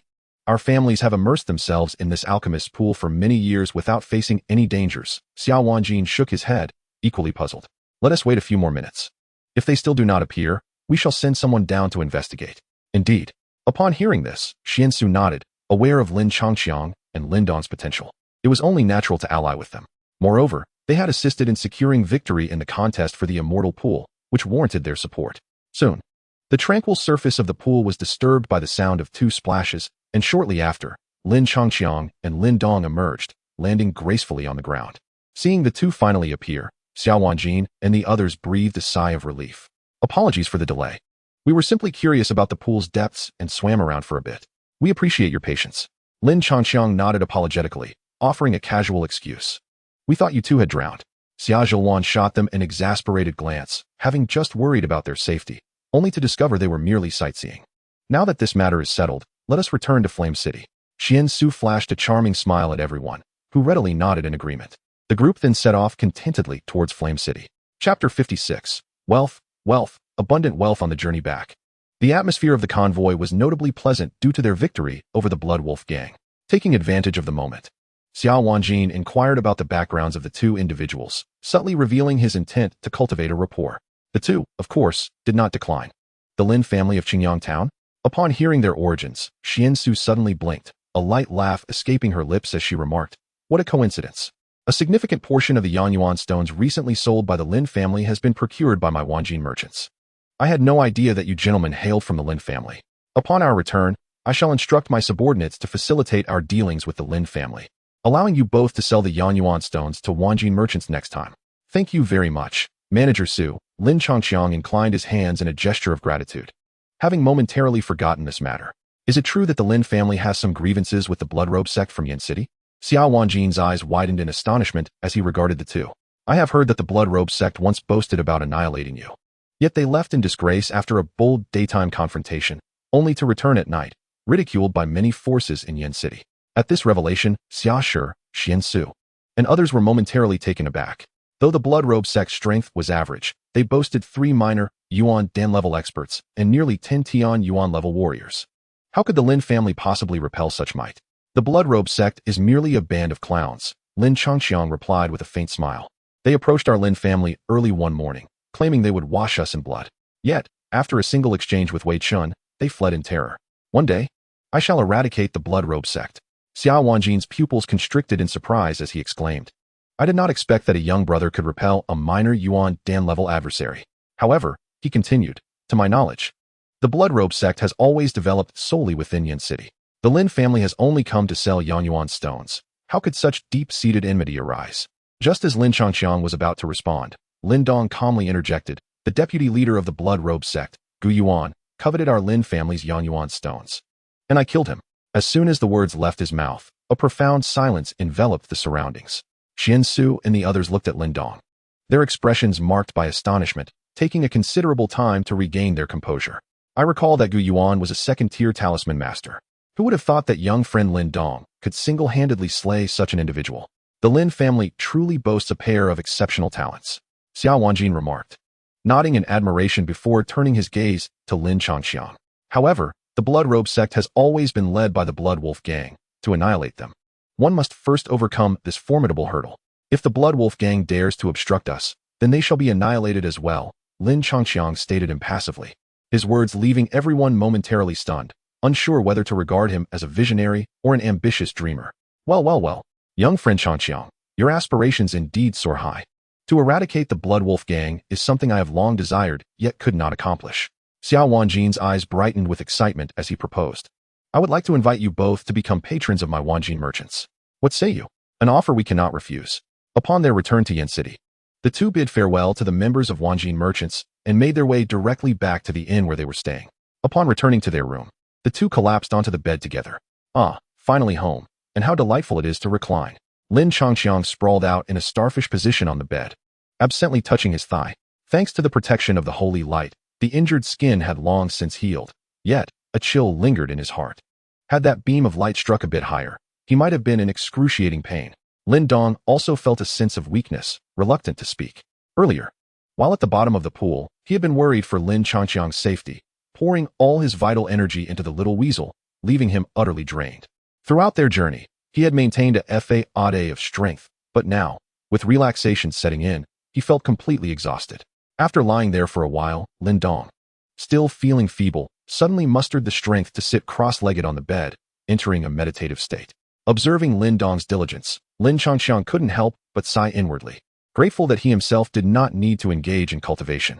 After a considerable time spent in meditation, feeling his body nearly restored, Lin Dong finally retrieved 2 yin-yang pearls from his chinquan bag. The 2 orbs, displaying contrasting black and white hues, floated before him, emanating waves of potent and pure energy that rippled through the room. Beside him, Lin Changxiang abruptly opened his eyes in astonishment, feeling somewhat embarrassed as he realized that his system was automatically absorbing the energy radiating from the 2 pearls. These truly were the most precious treasures of the Dan Immortal Pool. Lin Dong gazed fervently at the yin-yang pearls. The energy contained within just one of them surely surpassed what the 4 of them had absorbed together during the day. Witnessing this, Lin Changxiang chuckled and closed his eyes again, thinking, well, as long as you are pleased. Wait. Lin Changxiang suddenly sat up in alarm, startling Lin Dong. I have already taught Lin Dong the protective incantation. Does that mean he no longer needs to purchase the cultivation manuals? As Lin Dong looked at him with a perplexed expression, Lin Changxiang's mind raced, contemplating for a while before ultimately deciding to use Lin Dong's abilities as a money-making machine. Lin Dong, I recall you can use 3 Yang Essence stones to refine a Yang Essence pill, right? Lin Changxiang firmly grasped Lin Dong's shoulders. Indeed, what of it? Lin Dong replied. Then why do you still use Yang Essence stones to refine Yang Essence pills, only to buy spiritual herbs with the pills, which you then use to concoct medicinal pills, and finally sell the pills for Yang Essence stones? Why not simply refine Yang Essence pills directly from Yang Essence stones, and use the pills to acquire more Yang Essence stones instead? Lin Dong was left speechless. In the days that followed, Lin Changxiang ventured out early and returned late, exchanging Yang Essence pills for Yang Essence stones during the day and delivering them to Lin Dong at night. Meanwhile, Lin Dong remained confined within the inn, diligently refining Yang Essence pills, only to have Lin Changxiang go out and exchange them again each morning. In just 10 short days, through Lin Dong's tireless efforts and Lin Changxiang's double coin card, they amassed an impressive total of 60,000 Yang Essence pills. This was despite Lin Changxiang's cautiousness in disguising himself as the rotund figure of Pongo Rongrong to avoid drawing attention while exchanging Yang Essence stones at different shops, which cost him considerable time. Otherwise, they would have had even more. Within the inn, Lin Changxiang and Lin Dong once again reclined upon the bed. This time, even Lin Dong felt disinclined to rise and practice, yearning instead for a period of genuine relaxation. He breathed heavily, glancing at his reflection in the mirror, and noted with dismay his haggard appearance. His hair was a disheveled mess, and after 10 consecutive days without sunlight, his complexion had paled considerably. Let us practice just this much. I truly lack the energy to continue, Lin Changxiang remarked, casually tossing a Yang Yuan Dan for the system to absorb. With this multitude of Yang Yuan Dan, how long shall it take us to absorb them? Who cares? We shall utilize them, and when they are depleted, we can refine more. Lin Dong wiped away a few tears from the corners of his eyes. Despite his exhaustion, he felt a deep sense of contentment. When had he ever encountered such wealth? Changxiang, you are truly a genius. You are as well. Chapter 57. The Talismancer Assembly Host, Lin Changxiang Gender. Male cultivation level. Minor perfection of Yuan Dan realm. 82. Martial arts. Fire dance whirlwind. Unmatched chaotic dance cultivation technique.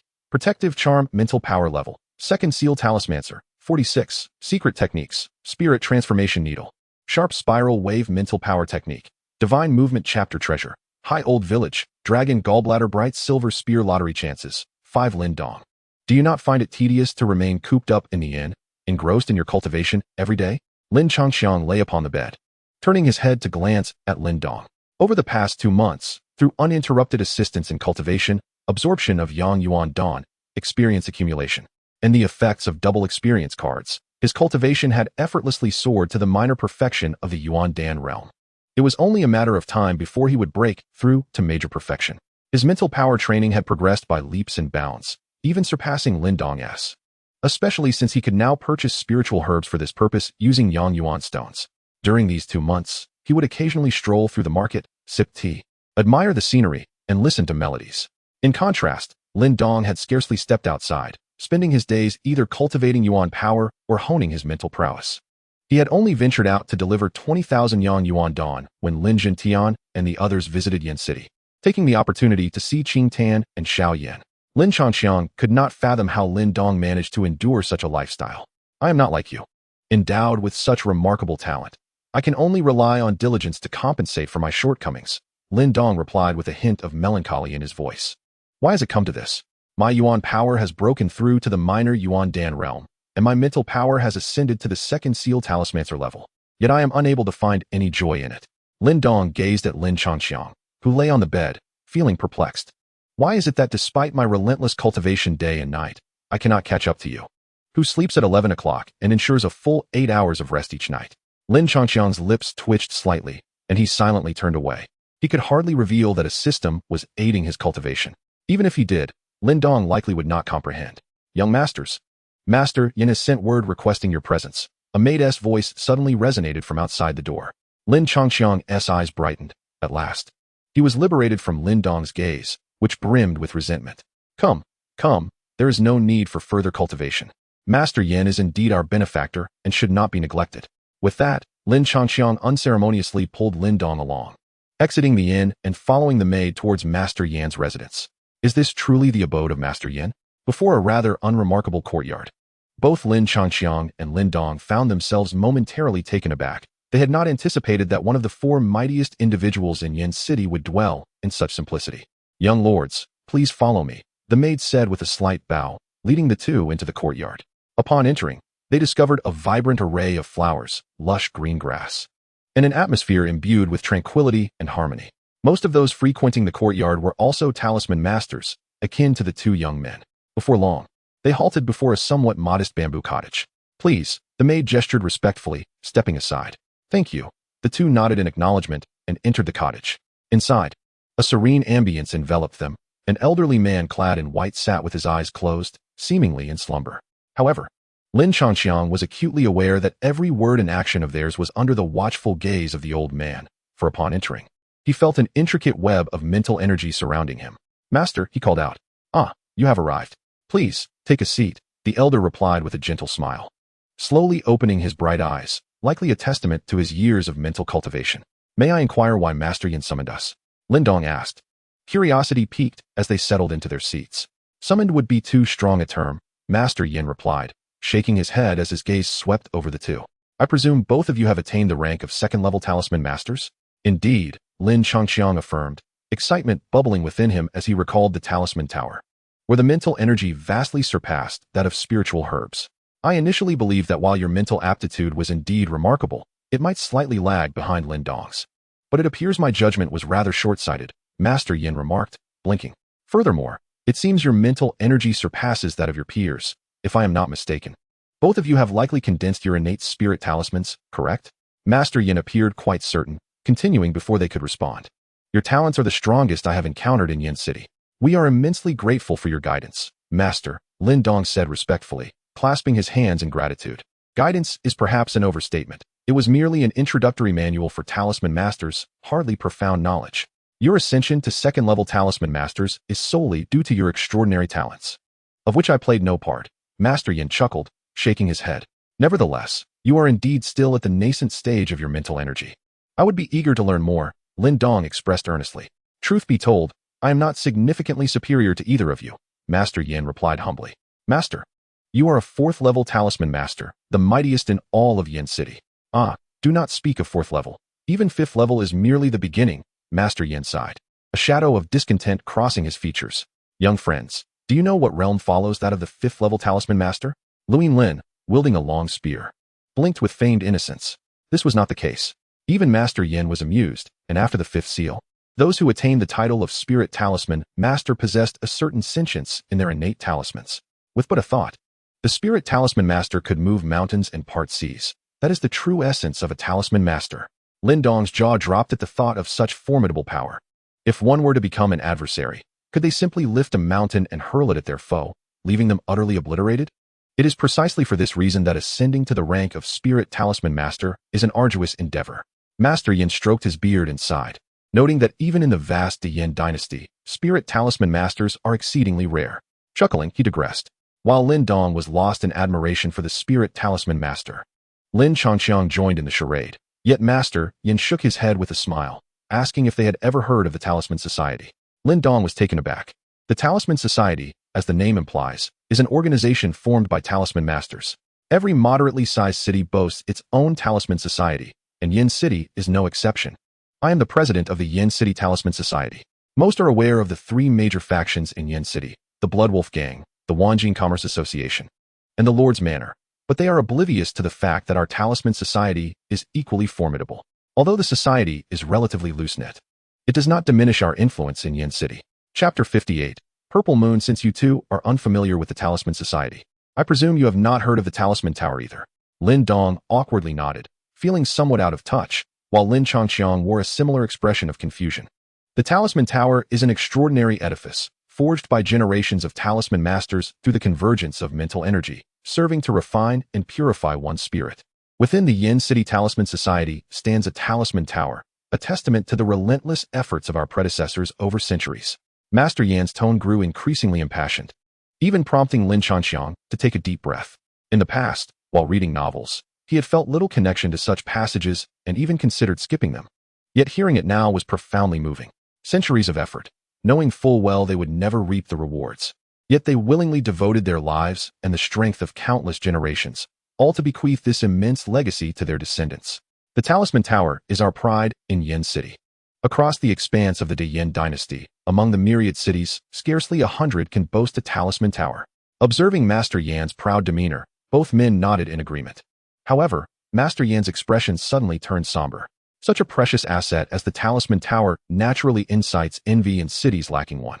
Consequently, some cities resorted to brazenly seizing the talisman towers of others. Fortunately, intervention from the imperial family of the Yin dynasty halted this, leading to the establishment of a regulation known as the Tower Duel.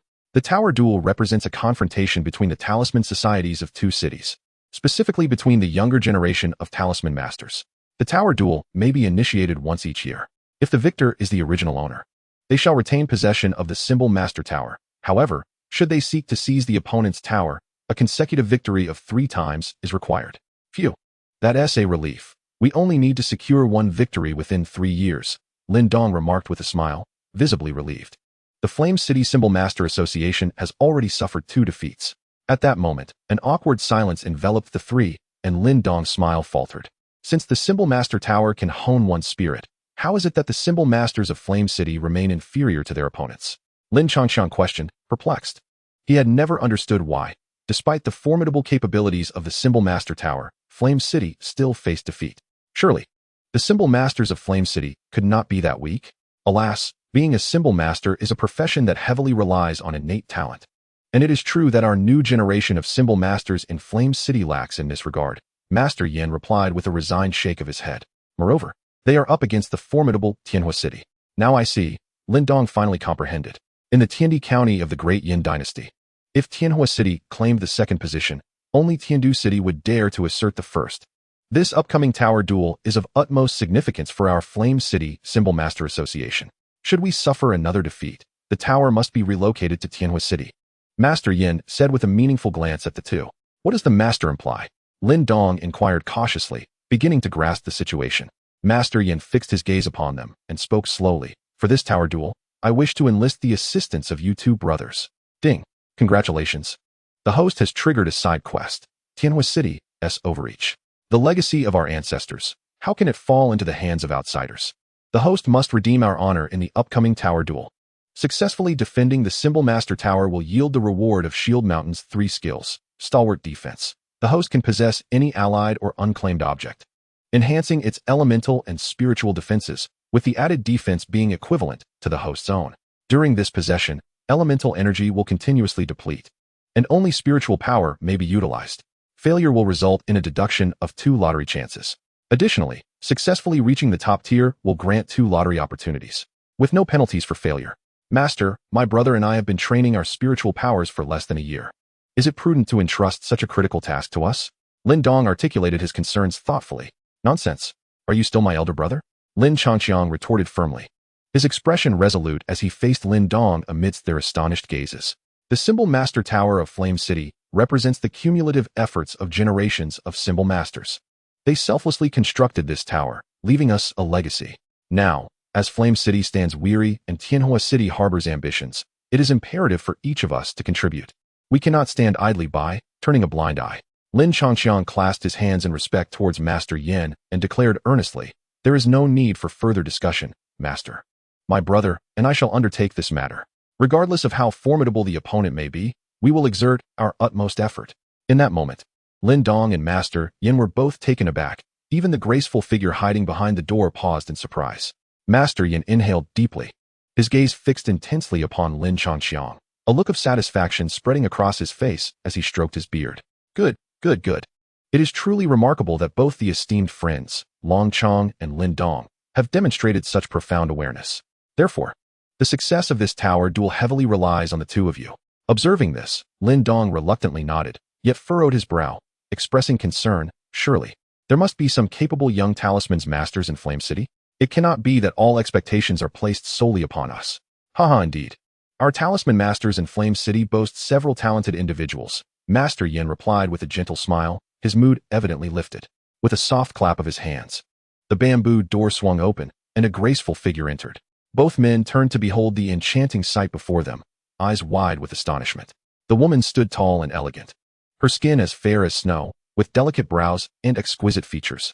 Dressed in a flowing purple gown, she exuded an enchanting beauty, though her icy demeanor made it clear to others that she was not one to be trifled with. Even Lin Chong, who had encountered numerous stars in his previous life, could not help but marvel at her unparalleled beauty. Master Yan, the woman greeted as she entered the bamboo house, her voice cool and composed. Since her arrival, she had merely cast a fleeting glance at Lin Chong before disregarding the 2 men entirely. I am Ziyue, the most outstanding talent among the younger generation of our Flame City Talisman Association. Like you 2 brothers, I am also a 2nd-tier talisman master. Lin Chong's eyes widened in surprise, nearly bursting into laughter. Lin Dong, however, was taken aback, astonished that someone seemingly of similar age to himself was also a 2nd-tier talisman master. Ziyue, dear friends Long Chong and Lin Dong are also part of our Flame City Talisman Association. I invited them here to enhance our chances in the tower duel. Master Yin explained kindly, as if unaware that she had previously lingered at the door. Upon hearing this, Ziwei merely glanced at the two men before swiftly averting her gaze, coolly stating, "With my presence, it is more than sufficient to ensure that Tianhua City returns in defeat. Child, the mental fortitude of friends Long Chong and Lin Dong is not in the slightest inferior to yours," Master Yin remarked apologetically, casting a glance at the two. Upon hearing this, Ziwei's beautiful eyes flickered, and an overwhelming surge of mental energy erupted from within her, forcefully directed toward Long Chong and Lin Dong. Lin Dong frowned, his spirit awakening, as he summoned forth a mental force that matched Ziwei's intensity. Yet, just as he prepared to retaliate, an even more formidable mental force erupted, expanding outward in a semicircular wave, deliberately avoiding the direction of Master Yin and Lin Dong. The two mental forces collided silently, but in the next instant, Ziwei's energy was swept away like a leaf uprooted by the wind, dissipating quietly into the air. A low hum resonated throughout the bamboo house, the immense mental energy enveloping the space while the furniture remained untouched. Sensing the overwhelming force around her, accompanied by a barely perceptible buzzing sound, Ziwei's lips parted slightly in surprise as she turned her gaze toward Long Chong. Ah, such a formidable intensity of spiritual power. Could it be that you are nearing the level of a third-tier rune master? Master Yin, who had been observing from the sidelines, expressed his astonishment.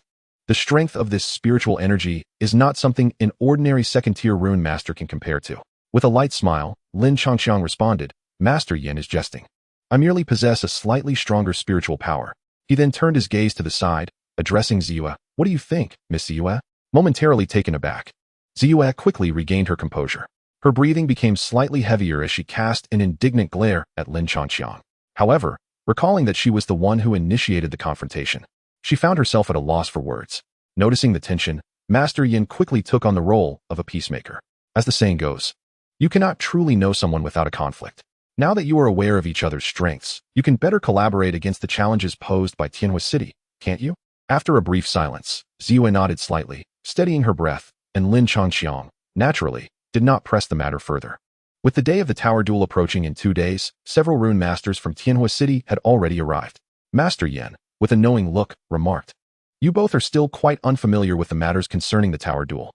Allow Ziwei to guide you around the Rune Master Association and explain the rules of the duel."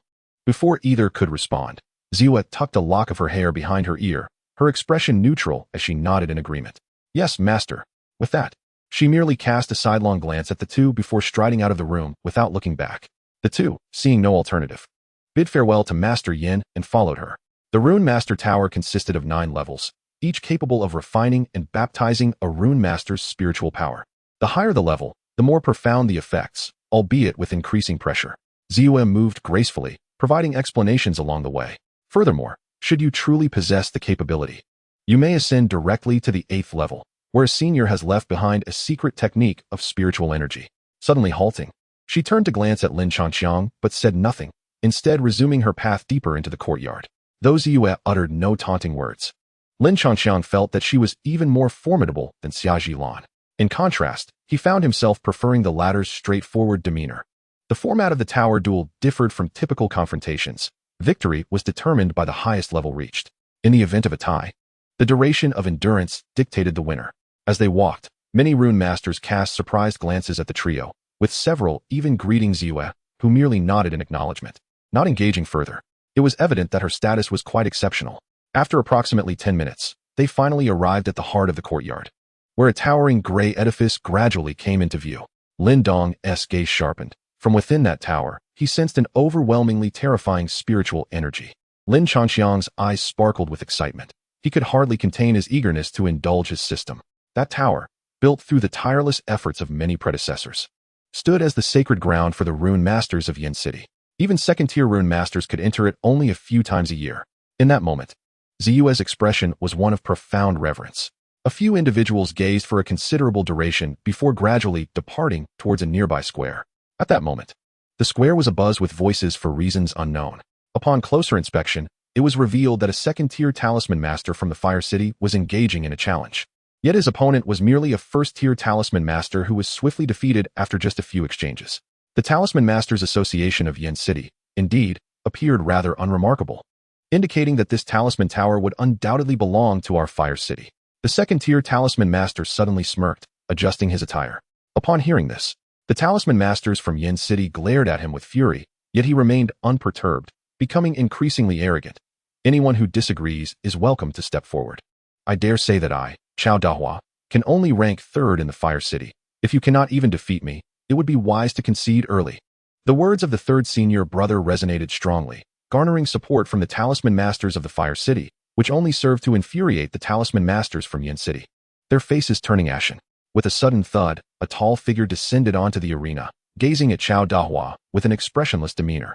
If that is the case, I shall be your opponent, Lin Chanxiang remarked coolly, seamlessly equipping 4 powerful staves that augmented his mental prowess by 36%.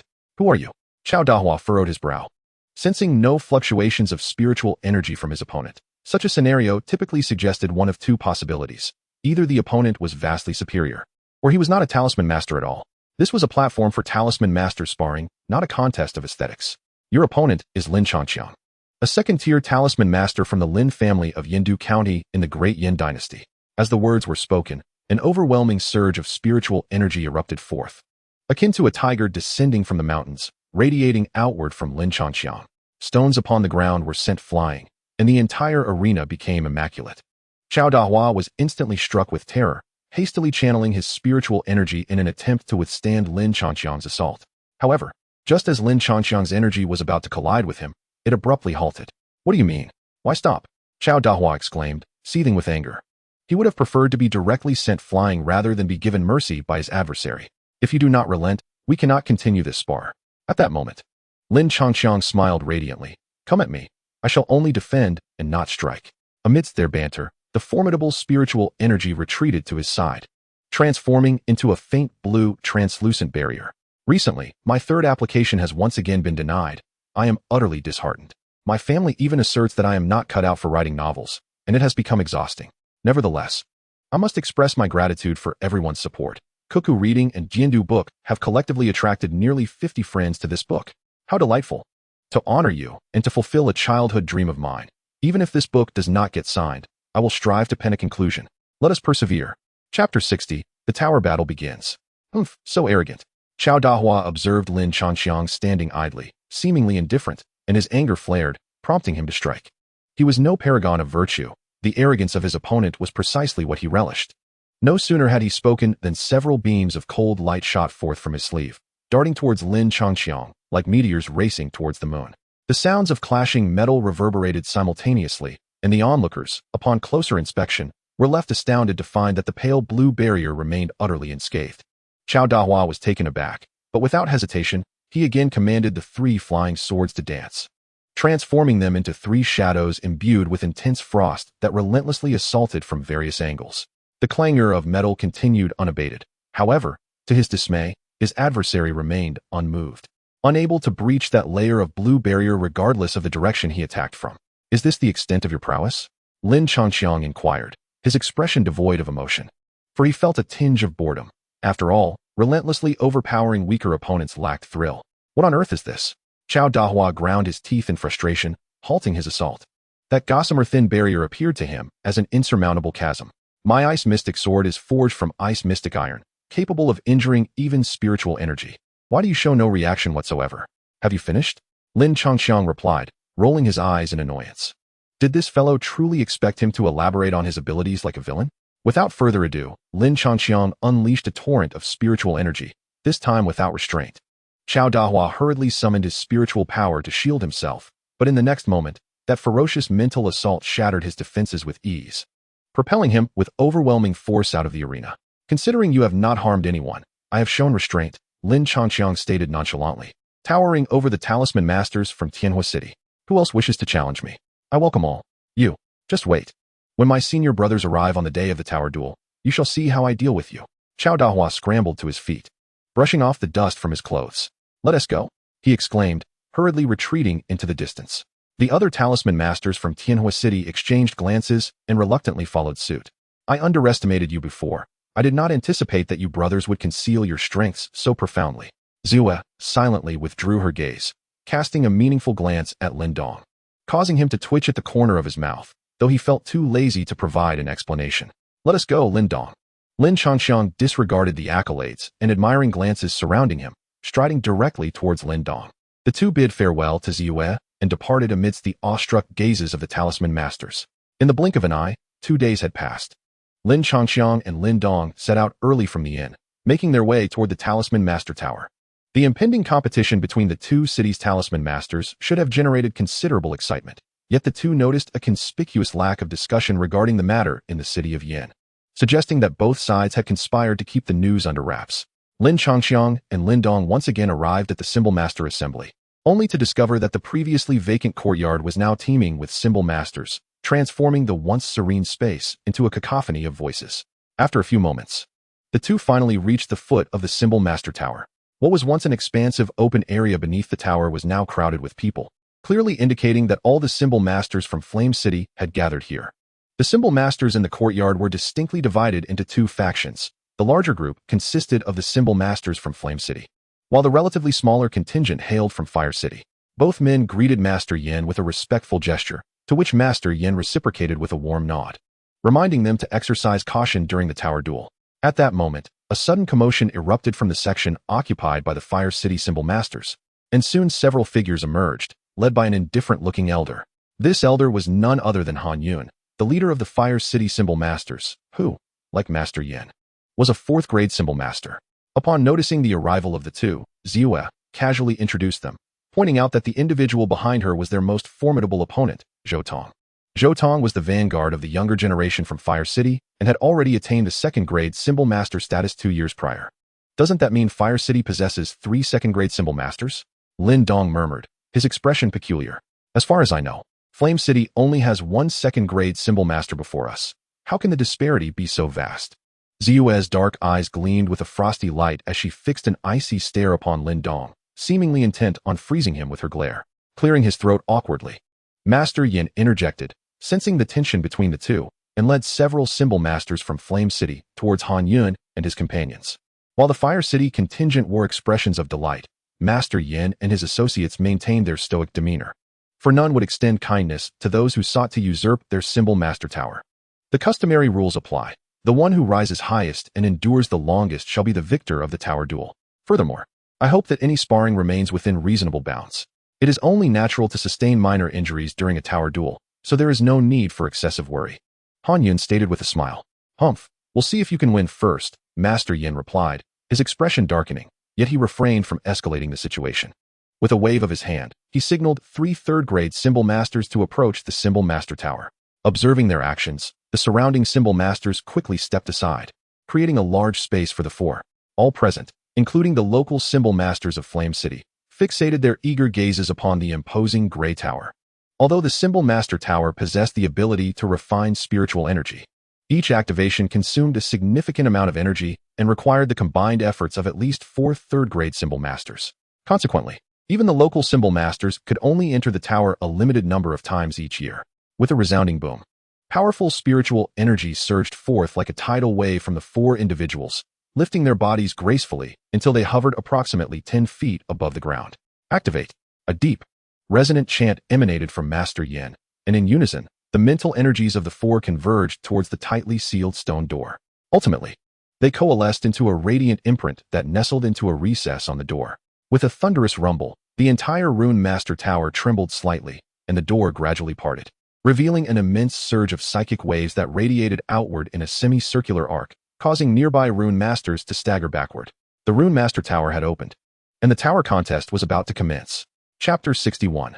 The 4th level, struggle. As Master Yin's words faded, the surrounding Rune Masters gazed fervently at the tower. Suddenly, someone shouted, "Charge!" Instantly, the restrained joy within everyone erupted, and they surged forward towards the Rune Master Tower. Zhou Tong, Lu Mao, Chao Dahua. It's time for you to move as well. Observing the scene before him, Han Yun looked at his 3 disciples, a confident smile gracing his lips. Among the Rune Masters of Yin City, only Ziyue is commendable. The rest are merely mediocre, not worth mentioning. Master Han, Lin Changxiang possesses some ability. He defeated me yesterday, Chao Dahua remarked, recalling the nonchalant demeanor of his opponent, his teeth gritting in frustration. Lin Changxiang? A nameless junior, Han Yun dismissed. In the tower, you shall handle him as you see fit. Understood. At this, Chao Dahua nodded excitedly, while Lu Mao beside him fanned himself with a gentle smile. Let us proceed. Noticing that the throng had mostly entered, Zhou Tong, who had remained silent beside Han Yun, finally spoke. Lu Mao and Chao Dahua promptly nodded in agreement. This year marks the third and final year for you, Zhou Tong. No matter the means you employ, you must secure victory in this tower contest. Han Yun cast a discreet glance at Yin Xian in the distance before saying this emphatically. Zhou Tong paused momentarily, then nodded calmly. With a swift motion, he propelled himself forward, gracefully entering the tower, followed closely by Lu Mao and Chao Dahua. Let us also make our move. Satisfied to see the rune masters from Tianhua City entering the tower, Lin Changqiang shared a smile with Lin Dong as they approached the rune master tower at a leisurely pace. Changqiang Dong, whether we can preserve the rune master tower hinges entirely on you.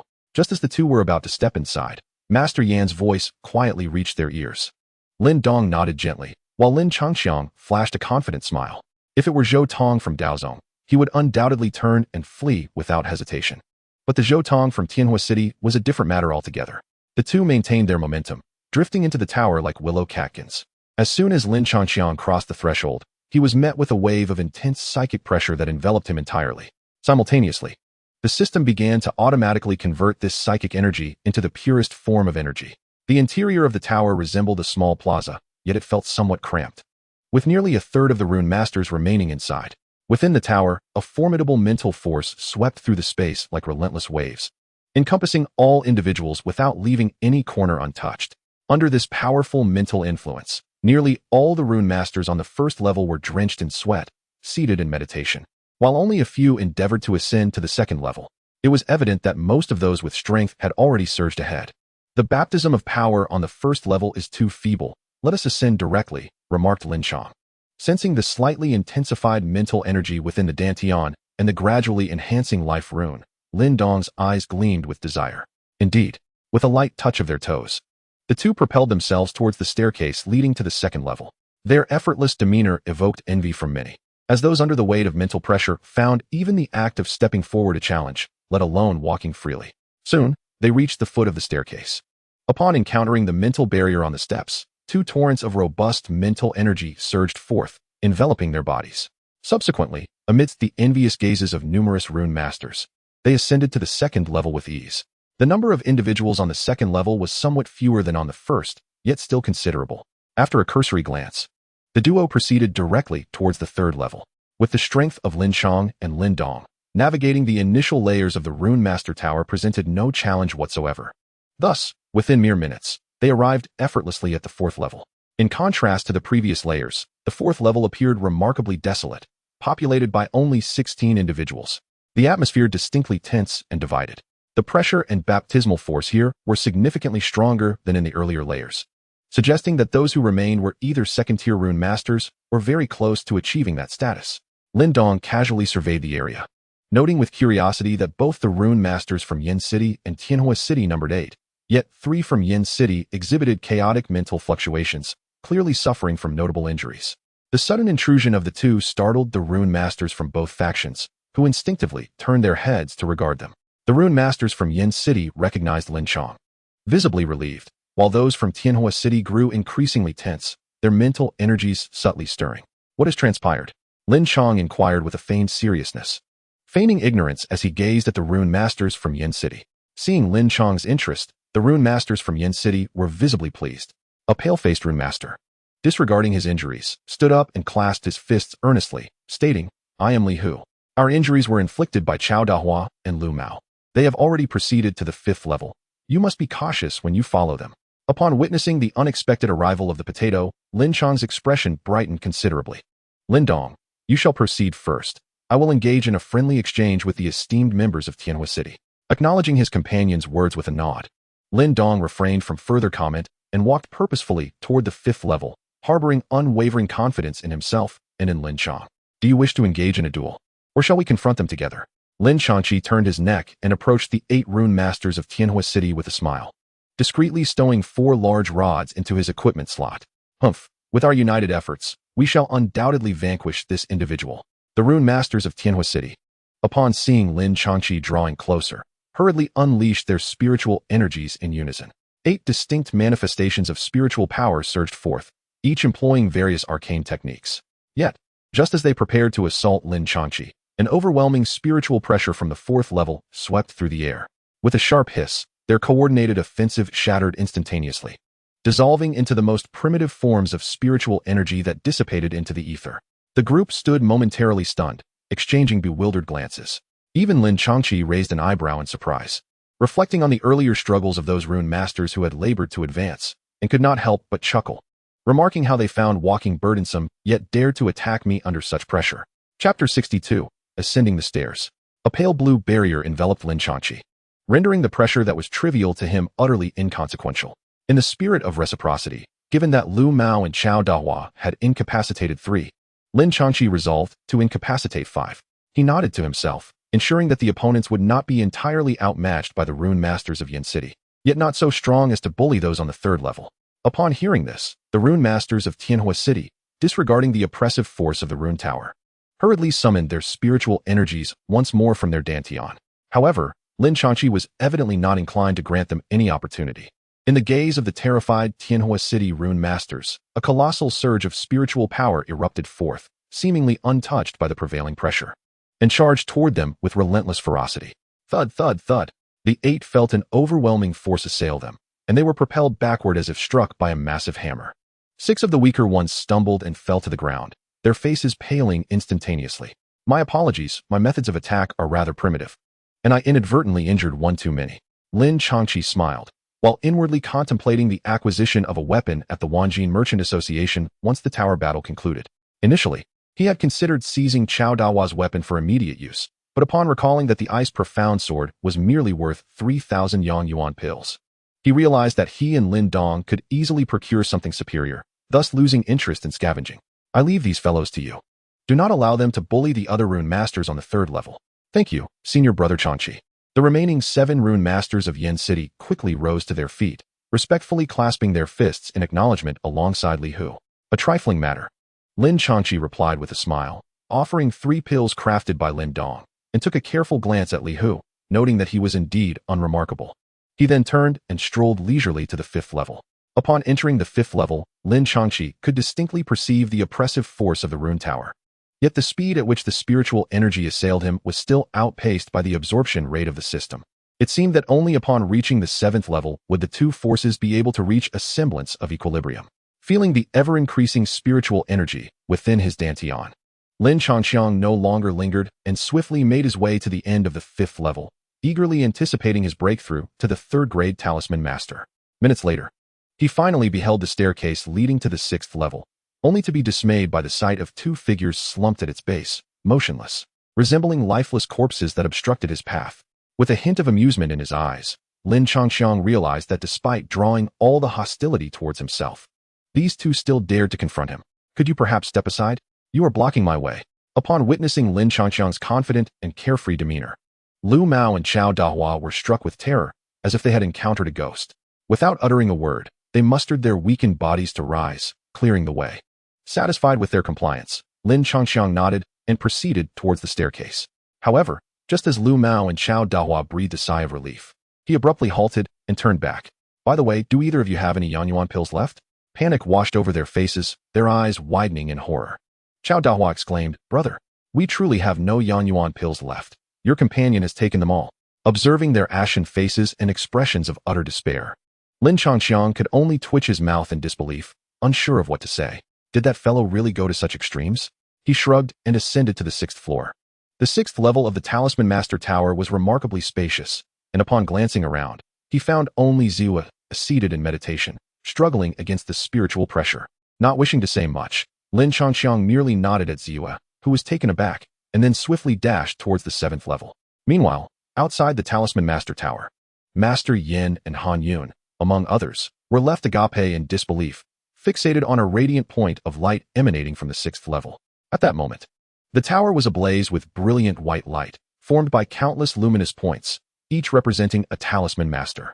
Thus, the luminosity of the tower diminished as it ascended, and by the time it reached the 7th level, only a few points of light remained.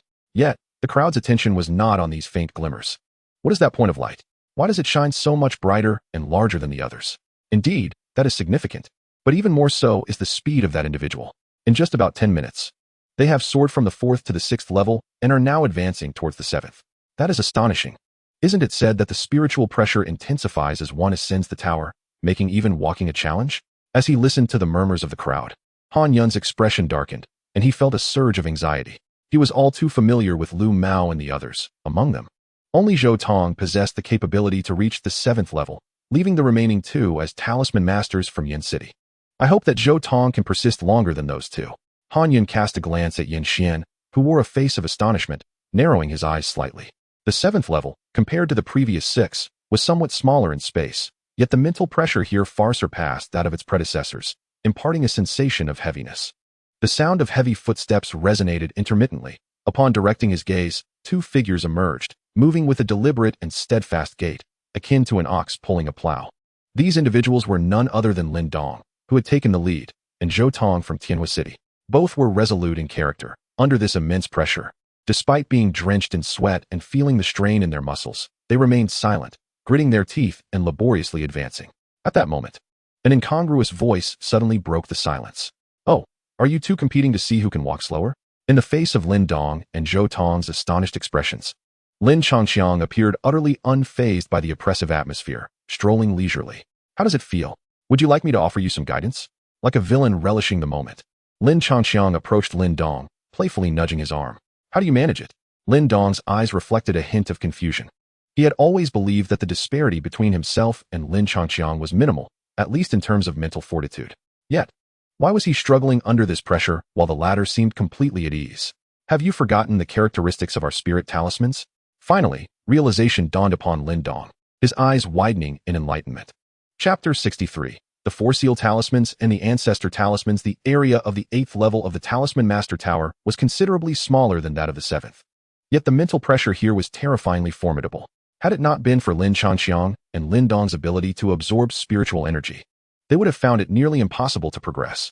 According to Master Yin, the 8th level harbored a spirit technique of a formidable grade. Lin Dong surveyed the floor with excitement, quickly focusing his gaze upon the towering stone tablet at the center.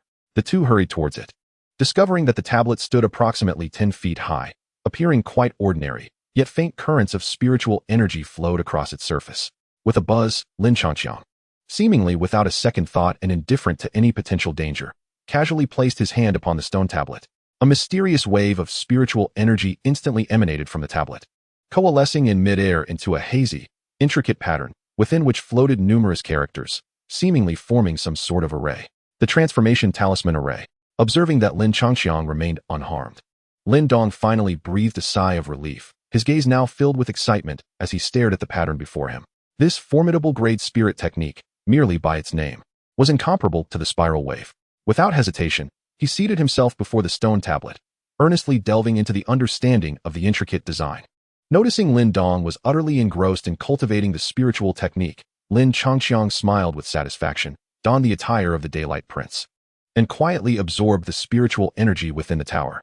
Days passed, and the oppressive force of the Talisman Master Tower intensified, while the cultivation of both individuals surged at an astonishing pace.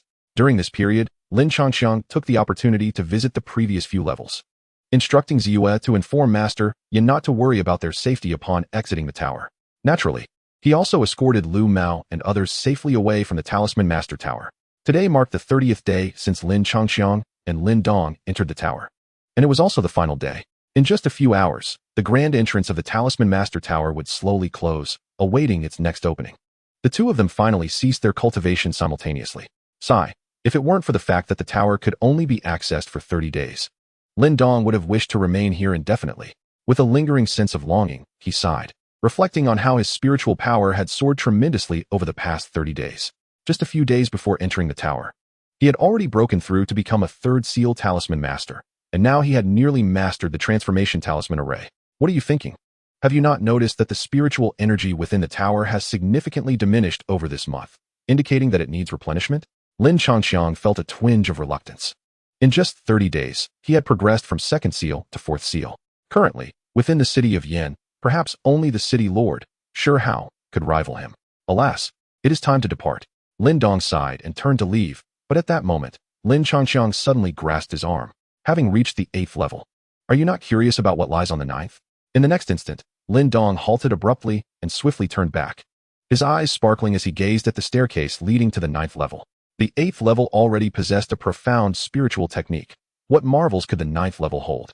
Under Lin Changxiang's enticing words, Lin Dong could hardly suppress his curiosity, hastening towards the stairs with great excitement. Lin Changxiang, seeing this, smiled and followed closely behind. The two soon arrived at the 9th level, only to find it surprisingly ordinary, with a small area of merely a dozen or so feet. The floor was covered in dust, appearing quite disheveled compared to the previous 8 levels. Strangely, this level lacked any semblance of spiritual pressure.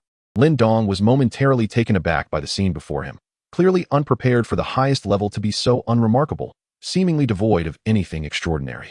However, as he stood in a daze, Lin Changxiang's gaze was already fixed upon the walls on either side, where numerous obscure patterns were etched. Upon closer inspection, these patterns vaguely formed two exceedingly complex ancient runes. These two runes were extraordinarily enigmatic, causing dizziness in those who beheld them. Yet they seemed to embody the profound truths of the universe, irresistibly drawing one in for deeper contemplation. Lin Dong, do you sense that the rune on the left possesses a familiar essence? Following Lin Changxiang's gaze, Lin Dong quickly noticed the rune on the left wall. However, just as he became engrossed in his study, a faint pulling force quietly emanated from it. This subtle force nearly caused the life talismans within their minds to be drawn forth uncontrollably. Sensing this strange attraction, Lin Dong felt a chill run down his spine. He hurriedly stepped back 2 paces, staring incredulously at the rune before him. As Lin Dong reflected on Lin Changxiang's words, a spark of insight ignited within him. His gaze fixated on the intricately complex, ancient runes, and he suddenly realized that the archaic symbols on the wall bore a striking resemblance to the life symbols they had both condensed. It appeared that the life symbols they had crafted were merely a simplification of these very runes. Lin Changxiang feigned astonishment as he looked at Lin Dong. Yet a sense of urgency stirred within him. If that little weasel did not appear soon, he would be at a loss for how to continue the narrative. Fortunately, perhaps due to the overwhelming surprise he felt, Lin Dong remained oblivious to any oddities, his focus unwaveringly fixed on the 2 ancient runes emblazoned on the wall. After some time, he finally discerned some hasty inscriptions in the corner of the design. Perhaps due to the passage of time, the writing was quite indistinct, and it took a considerable amount of observation before they could recognize the 2 most prominent characters. Ancestor rune.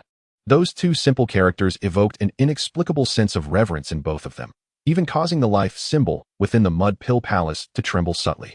This sensation was so profound that even Lin Changxiang, who was well prepared, was not exempt from its effects.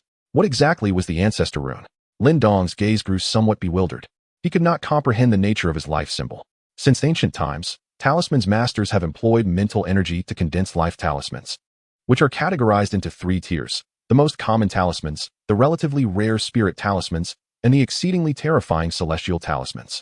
Suddenly, a soft voice echoed, and the little weasel's form gradually materialized on Lin Dong's shoulder, appearing in Lin Changxiang's relieved gaze. Its tiny, beady eyes were now intently fixed on the 2 ancient runes on the wall. Yet, the most formidable force in the universe was not the celestial talismans, but rather the ancestor runes, formed from the very rules of heaven and earth. Each ancestor rune possesses the power to traverse the cosmos, and those who gain the approval of an ancestor rune, provided they do not meet with misfortune along the way, are destined to become among the most powerful beings in existence. It was truly unexpected that in this small flame city, there were individuals aware of the ancestor rune's existence. How astonishingly potent could these ancestor runes be? Witnessing this typically enigmatic little weasel exhibit such reverence towards the so-called ancestor runes left Lin Dong momentarily stunned, though his expression soon transformed into one of delight. Changxiang, as it stands, we each have one of the 2 ancestor runes. Chapter 64, The Map. Are you dreaming? Lin Changxiang couldn't help but chuckle in disbelief, while the little weasel regarded Lin Dong as if he were a fool, scoffing. The ancestor rune. A pinnacle artifact of the universe. When it appears, not just 2, but even a single one discovered would send the entire Great Flame Dynasty into chaos. Lin Dong felt a twinge of embarrassment at this, but curiosity quickly overcame him. How many ancestor runes are there in total? There are 8 ancestor runes in the world. These 2 patterns are merely imprints of the ancestor runes, the little weasel replied, shaking its head with a tone filled with nostalgia. I once encountered a formidable being who possessed an ancestor rune. Their power was utterly monstrous, far beyond even my peak strength at the time. During the peak of its power, the little ferret's strength was an enigma to Lin Dong. However, it could be surmised that it surpassed the 3rd realm of creation and ascended to the nirvana stage. Yet, even such formidable prowess seemed terrifying in its own right. leaving one to ponder the exaggerated might of the ancestor talisman's possessor. Little ferret, you must have noticed that the innate spiritual talismans within my Niwen Palace bear a resemblance to the ancestor talisman on the left, Lin Changxiang interjected, unable to ignore the lack of focus on the matter at hand. You insolent brat, show some respect. I am several centuries old. You should refer to me as Master Ferret. Upon hearing Lin Changxiang's address, the little ferret huffed in indignation, its petite form bouncing up and down on Lin Dong's shoulder. All right, Master Ferret, no problem. You. The little ferret glared angrily at Lin Changxiang before turning back to Lin Dong.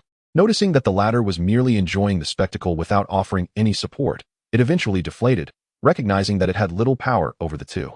Your innate spiritual talismans indeed bear some relation to this ancestor talisman, but they are merely replicas, albeit well-crafted, possessing a hint of the ancestor talisman's efficacy. Is that so? What a pity. Changxiang, we should be on our way. Lin Dong waved his hand, preparing to turn away, when Lin Changxiang abruptly extended his arm to stop him. Wait a moment. He blinked and articulated his long-prepared thoughts. Lin Dong, do you think the creator of that ancient vortex talisman and the one who left this pattern at the talisman tower could be the same person? Oh, that makes some sense, considering they originate from a similar location.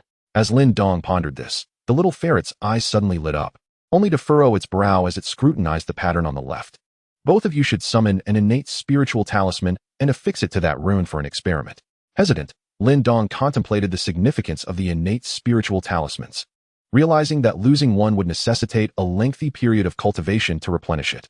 He turned to seek Lin Changxiang's opinion, only to find that the latter had already affixed an innate spiritual talisman to the wall, gazing at him with wide, innocent eyes. Sighing, Lin Dong ultimately acquiesced, and as the little ferret suggested, summoned an innate spiritual talisman from his Niwen Palace. Observing this, Lin Changxiang smiled broadly.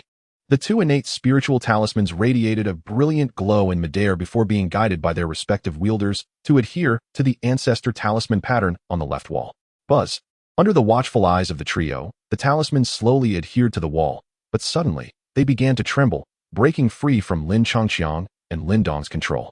In Lin Dong's wide-eyed horror, they twisted and morphed, ultimately transforming into two palm-sized whirlpools. Remain calm. It is merely an innate spiritual talisman. Even if it is lost, it can be cultivated back, and one's cultivation will not decline. If we can uncover any information related to the ancestor talisman, it would be worth 100 talismans. Do not lead us astray. Upon hearing that his cultivation would not regress, Lin Dong sighed with relief, yet still harbored some concerns. Were it not for your assistance last time, I would hardly bother with you too. If you could uncover the ancestral talismans, such ancient artifacts would undoubtedly elevate you to renowned figures in this world. The little weasel curled its lip, crossing its small arms over its chest and casting a furtive glance at Lin Changxiang as it recalled the events at the Dancian pool. Meanwhile, the two swirling vortices began to emanate faint wisps of spiritual energy, akin to endless beams of light, striking the patterns on the left side. As the spiritual energy made contact, the wall's designs gradually radiated a soft glow, casting beams of light that converged in midair before the wall, ultimately forming two intricate images. Is this a map of the Great Yin Dynasty? Lin Dong stared in astonishment at the images before him. After observing for a while, he finally realized that a small segment of the illustration was identical to the map of the Great Yin Dynasty. However, unlike an ordinary map, this one, composed of gathered light, prominently featured two conspicuous red dots. Could these red dots correspond to the two ancestral talismans? The little weasel took a deep breath and smacked its lips. You two must have accumulated great virtue from your ancestors. One of the dots was located outside the Great Yin Dynasty. Little weasel, do you know where this is? Lin Changxiang inquired, pointing at the other red dot. The little weasel shrugged, resigned to the fact that it had given up correcting Lin Changxiang's address for it. As long as he no longer referred to it as a rat, it was acceptable. That should be the chaotic demon sea. It's still too early for you. You should focus on finding the Great Yin Dynasty first. At that moment, the two spiritual maps suddenly transformed into two orbs of white light, diving into the vortices of the two individuals. Subsequently, the vortices shifted and reverted to two ancestral talismans, returning to their minds. The fact that someone could discern the locations of two ancestral talismans within the small Great Yin Dynasty was utterly absurd. The little weasel finally regained its composure, visibly astonished. There were only 8 ancestral talismans in the world, yet 2 of their locations resided within this dilapidated talisman tower. What's the big deal? The remnants of the pure Lotus Demon Fire map only have 4 copies across the continent, yet the remote corners of the Jama Empire have 2. Lin Changxiang silently scoffed at the astonished little weasel, reflecting that this map seemed to be left by Li Hu. Since we have resolved matters here, we ought to descend. It would be unwise to remain trapped inside. Lin Dong quickly regained his composure, for he was not even a talisman master yet, and the prowess of the ancestral talismans was beyond his comprehension. All right, let us depart. I shall return to the stone talisman. Lin Changqiang nodded. Upon seeing this, the little weasel waved its paw at the two, and then slowly dissipated into a wisp of dark light, entering the stone talisman in Lin Dong's palm. Witnessing the little weasel bid farewell to them, Lin Changqiang and Lin Dong exchanged smiles before heading directly down the staircase. Chapter 65, Ghostblade Sect, Han Jinluan. Upon the resounding sound, congratulations to the host. The side quest has been completed, granting 2 opportunities for a lottery draw, resulting in the acquisition of the Shield Mountain's 3rd skill, Solidarity. As Lin Changqiang and Lin Dong stepped out of the Sorcerer's Tower, they were met with several figures resembling wooden stakes, who gazed at them with a mixture of astonishment and intrigue, as if they were observing a peculiar creature. Master Yan, did we not inform you through Ziyue that you need not worry about us? Why have you all waited until now? Lin Dong felt somewhat uneasy under the peculiar stares of the onlookers. Are you foolish? Even Lin Changqiang's gaze towards Lin Dong now held an unusual intensity. If Master Yin and the others had not arrived, who would have closed the gates of the Sorcerer's Tower? Ahem, let us not dwell on that for now. Young friends, have you ventured into the 9th level? Master Yin disregarded their antics, fixating his intense gaze upon them, his voice quivering with excitement. The spiritual barrier leading to the 9th level is exceedingly formidable. It has been many years since anyone has managed to enter. Unbeknownst to Master Yin, Lin Changqiang and Lin Dong had gained some insights during their battles in the tower and, with the aid of the cleansing power within, had made slight breakthroughs, thus successfully entering the 9th level. Lin Changqiang chuckled lightly, nonchalantly attributing their achievement to their cultivation. Oh, Master Yan's eyes sparkled with realization. He had heard that the 9th level was mostly devoid of substance, containing only some bizarre murals, the authenticity of which remained uncertain. Indeed, we took a brief look around and then descended directly. Lin Changqiang replied casually, prompting Lin Dong to swiftly interject, anxious that Lin Changqiang might divulge the matter of the ancestral talisman. Witnessing their nonchalance, Master Yin and the 3 third-tier talismancers beside him could not help but draw a deep breath, their astonishment barely concealed. Thank you both immensely. Ziyue stepped forward gracefully, nodding towards them, her demeanor now softened, devoid of its previous coldness. It was unclear whether her change was due to their strength or her gratitude for their preservation of the Sorcerer's Tower. Glad to have fulfilled our duty. Ziyue gazed at the gentle smiles adorning Lin Changqiang and Lin Dong's faces, momentarily taken aback. Perhaps it was merely an illusion, but she felt that the two before her were increasingly resembling one another. In a region slightly north of Yen City, a brand new estate had recently emerged, surrounded by numerous guards resembling wooden stakes. According to Master Yin, during the month Lin Changqiang and Lin Dong spent within the tower, the Lin family stronghold had relocated from Taimu Manor to Yen City, successfully establishing ties with the Wanjin Merchant Association. This estate was now the Lin family's residence in Yen City. However, upon their arrival at the estate, Lin Changqiang and Lin Dong discovered an unexpected stillness. Apart from the guards, many younger members of the family were gathered, their expressions filled with concern as they engaged in earnest discussion. Brother Dong, Brother Changqiang. The sharp-eyed Qingtan immediately leaped up upon spotting them, hastily making her way towards the duo, while Lin Xia and Lin Hong looked on with immense delight. You two have finally returned. Qingtan's bright, clear eyes turned crescent-shaped, radiating joy. Yes, we have returned. Lin Changqiang smiled as he gently patted Qingtan's head. Lin Dong furrowed his brow and asked, Qingtan, what has happened? Where are Grandpa and the others? The joy on Qingtan's face instantly dissipated as she recalled recent events. Clenching her fist, she appeared quite enraged. The last time our Lin family transported the Yanyuan stone from Taimu village to Yen City, we were ambushed along the way, and my father and uncle were injured. Was it the Bloodclothes sect or the Bloodwolf gang? A flicker of grimness crossed Lin Changqiang's eyes, while Lin Dong silently awaited the answer. According to Grandpa, it was likely the Ghostblade sect and the Bloodclothes sect. The Ghostblade sect? Lin Changqiang frowned, struggling to recall this faction, concluding that their strength might not be formidable. Although the Ghostblade sect could not compare with the top 3 forces like the Wanjin Chamber of Commerce, they were still quite powerful, especially since they had recently allied with the Bloodwolf gang. Most importantly, their leader, Ghostblade Han Jinluan, was renowned in Yen City as the foremost expert below the realm of Yuandan Great Perfection, significantly surpassing Wei Chun of the Bloodclothes sect. Lin Xia looked at the two with concern. After learning about her father's injuries, she had felt immense anger but was powerless to act. Ultimately, She could only place her hopes on Lin Changqiang and Lin Dong. I know you can hold your own against Wei Chun, but that Han Jinluan, sister, please lead the way. Lin Changqiang gradually reined in his murderous intent and forced a faint smile.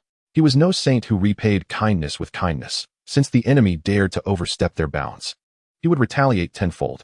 This time, he intended to obliterate the Blood-Clothed sect, the Ghost Blade sect, and the Blood Wolf gang entirely. But sister, Lin Changqiang and I are the strongest in the Lin family now. If we both stay hidden at home, shall we allow Grandpa and the others to be bullied? A cold current swirled in Lin Dong's eyes. Trust us. Yes. Seeing the confident expressions on their faces, Lin Xia's eyes gradually brightened. She nodded resolutely and ran toward the center of the city. Follow me. Qing Tan, Lin Hong. You stay home and ensure no one else goes out while we deal with the Bloodblade sect. Lin Changqiang calmly instructed, then turned fiercely and ran towards the city center with Lin Dong and Lin Xia. In the heart of Yin City, there was a vast square, quite renowned among the numerous structures. Due to the multitude of forces within Yin City, gang conflicts were frequent. To avoid unnecessary trouble during skirmishes, the central square gradually became the customary location for negotiations and confrontations. Today, this square was filled with various factions from Yin City, presenting a strikingly formidable sight. At the center of these numerous forces stood several groups, namely the Blood-Clothed sect, the Blood Wolf gang, the Ghost Blade sect, the Wanjin Chamber of Commerce, and the Lin family, the focal point of this incident. At the forefront stood Yushan, flanked by Wei Chun, who resembled a towering black tower, and a middle-aged man with a striking resemblance to Pan On, whose shifty eyes belied his seemingly innocent demeanor, exuding an air of repressed passion. This individual was none other than Han Jinluan, the leader of the Ghost Blade sect, renowned as the foremost figure beneath the pinnacle of the Yuan Dan realm in Yin City. Chapter 66. Please teach me, began Xiao Wanjin, his demeanor shifting from jovial to stern as he locked eyes with Yushan. The Lin family is an ally of my Wanjin Chamber of Commerce. The Ghost Blade sect and the Blood Cloak sect have seized the Lin family's Yang Yuan stones, and they must provide an explanation. Otherwise, my Wanjin Chamber of Commerce shall not remain idle. Yushan chuckled nonchalantly. Having dispatched individuals to investigate the identities of Lin Changqiang and Lin Dong following his failure in the Dan Immortal Pool dispute, he discovered that the Lin family had historical grievances with his subordinate, the Blood Cloak sect, and possessed a vein of Yang Yuan stones. Tension escalated in the atmosphere as the two leaders exchanged barbs, prompting many onlookers from surrounding factions to retreat in a mix of anticipation and trepidation. Old Lin, I suggest we let this matter rest. We have all suffered losses. This could clear the air between us, Han Jinluan scoffed, his words igniting outrage among Lin Jintian and Lin Xiao. You speak nonsense. Lin Jintian fumed, his temper flaring. With Lin Changqiang and Lin Dong absent, the strongest defenders of the Lin family were merely himself and Lin Xiao, who had just broken through to the minor Yuan Dan realm. Their strength against the Blood Cloak and Ghost Blade sects was painfully inadequate. You brazenly seized our Yang Yuan stones and dared to act against us. How could the Lin family simply let this slide? Lin Jintian, I advise you to take a step back, Wei Chun remarked coolly, casting a disdainful glance at the Lin family. Though lacking the overt mockery of Han Jinluan, his contempt was palpable. If it were not for the intervention of the Wanjin Chamber of Commerce, your Lin family might not see the dawn of tomorrow. Arrogance. As Wei Chun and Han Jinluan grew increasingly audacious, Xiao Wanjin's expression turned icy. Without a moment's hesitation, he stepped forward. A dazzling surge of Yuan force coalesced within his right palm, and he unleashed a punch that soared through the air toward Wei Chun. The colossal fist, wrought from concentrated Yuan force, surged forward with a deafening rush, its overwhelming pressure causing many to pale. Wei Chun's eyes widened in alarm as the punch hurtled toward him. With a resounding crash, the fist, akin to a bolt of lightning, sped forth, yet it failed to make contact with Wei Chun. Just as Xiao Wanjin initiated his strike, Yushan had already moved several steps forward, effortlessly deflecting the blow with a mere flick of his sleeve, his stance unwavering. President Xia, we have gathered here today to seek a peaceful resolution to the matter concerning the Yang Yuan stone. Do you intend to exert pressure through force? Yushan smirked with a hint of satisfaction, asserting that regardless of whether the Wanjin Commerce Association intervenes, the Lin family cannot possibly contend with the Blood Robe sect and the Ghost Blade sect. Yushan, it seems you are the one attempting to impose your will, retorted Xia Wanjin, while Xian Su, standing beside him, furrowed her brows, sensing the gravity of the situation. Huh. Yushan chuckled lightly before directing his gaze towards Lin Jintian, clearly dismissing Xian Su's presence. Old man Lin, I happen to have a solution that could benefit all parties. It simply depends on whether the Lin family is agreeable. If this plan comes to fruition, I could even persuade the Blood Robe sect and the Ghost Blade sect to publicly apologize to your Lin family. Upon hearing this, Lin Zhentian's vigilance intensified rather than waned. Having lived for many years, he harbored no illusions that an adversary would extend goodwill without ulterior motives. How about this? From now on, whenever the Lin family transports Yang Yuan stones, they may directly hire personnel from the Blood Robe sect and the Ghost Blade sect to escort them, provided they receive a share of the profits once the transaction is completed. Yu Shan, undeterred by the increasingly grim expressions of the Lin family, continued to speak unabated. In this manner, the Blood Robe sect and the Ghost Blade sect will naturally foster amicable relations with you, and within 100 miles of Yin City. No one would dare to lay a hand on your Lin family's convoys. Would that not be a joyous outcome for all? Yu Shan, you are exceedingly brazen. Upon hearing Yu Shan's so-called advantageous proposal, Lin Zhentian and Lin Mang turned pale with fury, unable to contain their indignation any longer. Allowing the Blood Robe sect and the Ghost Blade sect to escort the Yang Yuan stones is akin to letting a cat watch over fish or a monkey guard a peach orchard. Yu Shan, your cunning is indeed remarkable, Xian Su remarked, unable to conceal her disdain as she observed Yu Shan's shameless demeanor.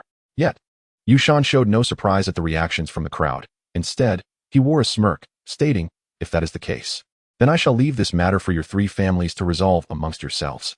However, I must forewarn you, I hope you will not meddle recklessly, otherwise, it would be a slight against our 5 families. Yu Shan cast a stern glance at the surrounding factions, causing those who met his gaze to involuntarily flinch. Nodding in silent curses, is that truly your stance? Just as the Lin family and the Wanjin Commerce Association found themselves at an impasse, a resounding voice echoed throughout the plaza. Subsequently, the crowd beheld 3 figures, a pair of men and a woman, standing atop 3 blazing red swords, gracefully ascending from the periphery of the crowd before landing smoothly in the center of the plaza, eliciting astonished gazes from onlookers. Why didn't you two bring me along from the start? Lin Xia queried, casting a puzzled glance at Lin Chongchong and Lin Dong. Her voice lowered, so only the 3 could hear. Lin Chongchong and Lin Dong paused momentarily, but quickly regained their composure. Are you certain you won't intervene in the grievances between my Lin family and theirs? Lin Chongchong regarded Yu Shan with a calm demeanor, his energy cultivation nearing a breakthrough to the pinnacle of the Yuan Dan realm, and his spiritual power reaching the level of a 4-seal talisman master. If he could not overpower Yu Shan, he might as well throw himself against a wall. However, since the opponent was so determined to line up for their demise, he could hardly refuse their goodwill. Long Gun, Donger, upon witnessing the emergence of Lin Chongxiang and Lin Dong, Lin Zhentian and Lin Xiao felt a wave of relief wash over them. In their eyes, with Lin Chongxiang at the minor perfection stage of the Yuan Dan realm and Lin Dong at the small Yuan Dan realm, even if they could not defeat the adversary, they had already secured an invulnerable position. Unbeknownst to them, these 2 young men had become the pillars of the Lin family. Observing that Lin Zhentian and the other 4 were unharmed, Lin Chongxiang could not help but exhale in relief. He smiled at the members of the Lin family and gently nudged the eager Lin Dong and Lin Xia towards them. Go on, I'll handle things here. No sooner had he spoken than Lin Xia could no longer contain her tears, rushing towards her father, while Lin Dong turned back to glance at Lin Chongxiang.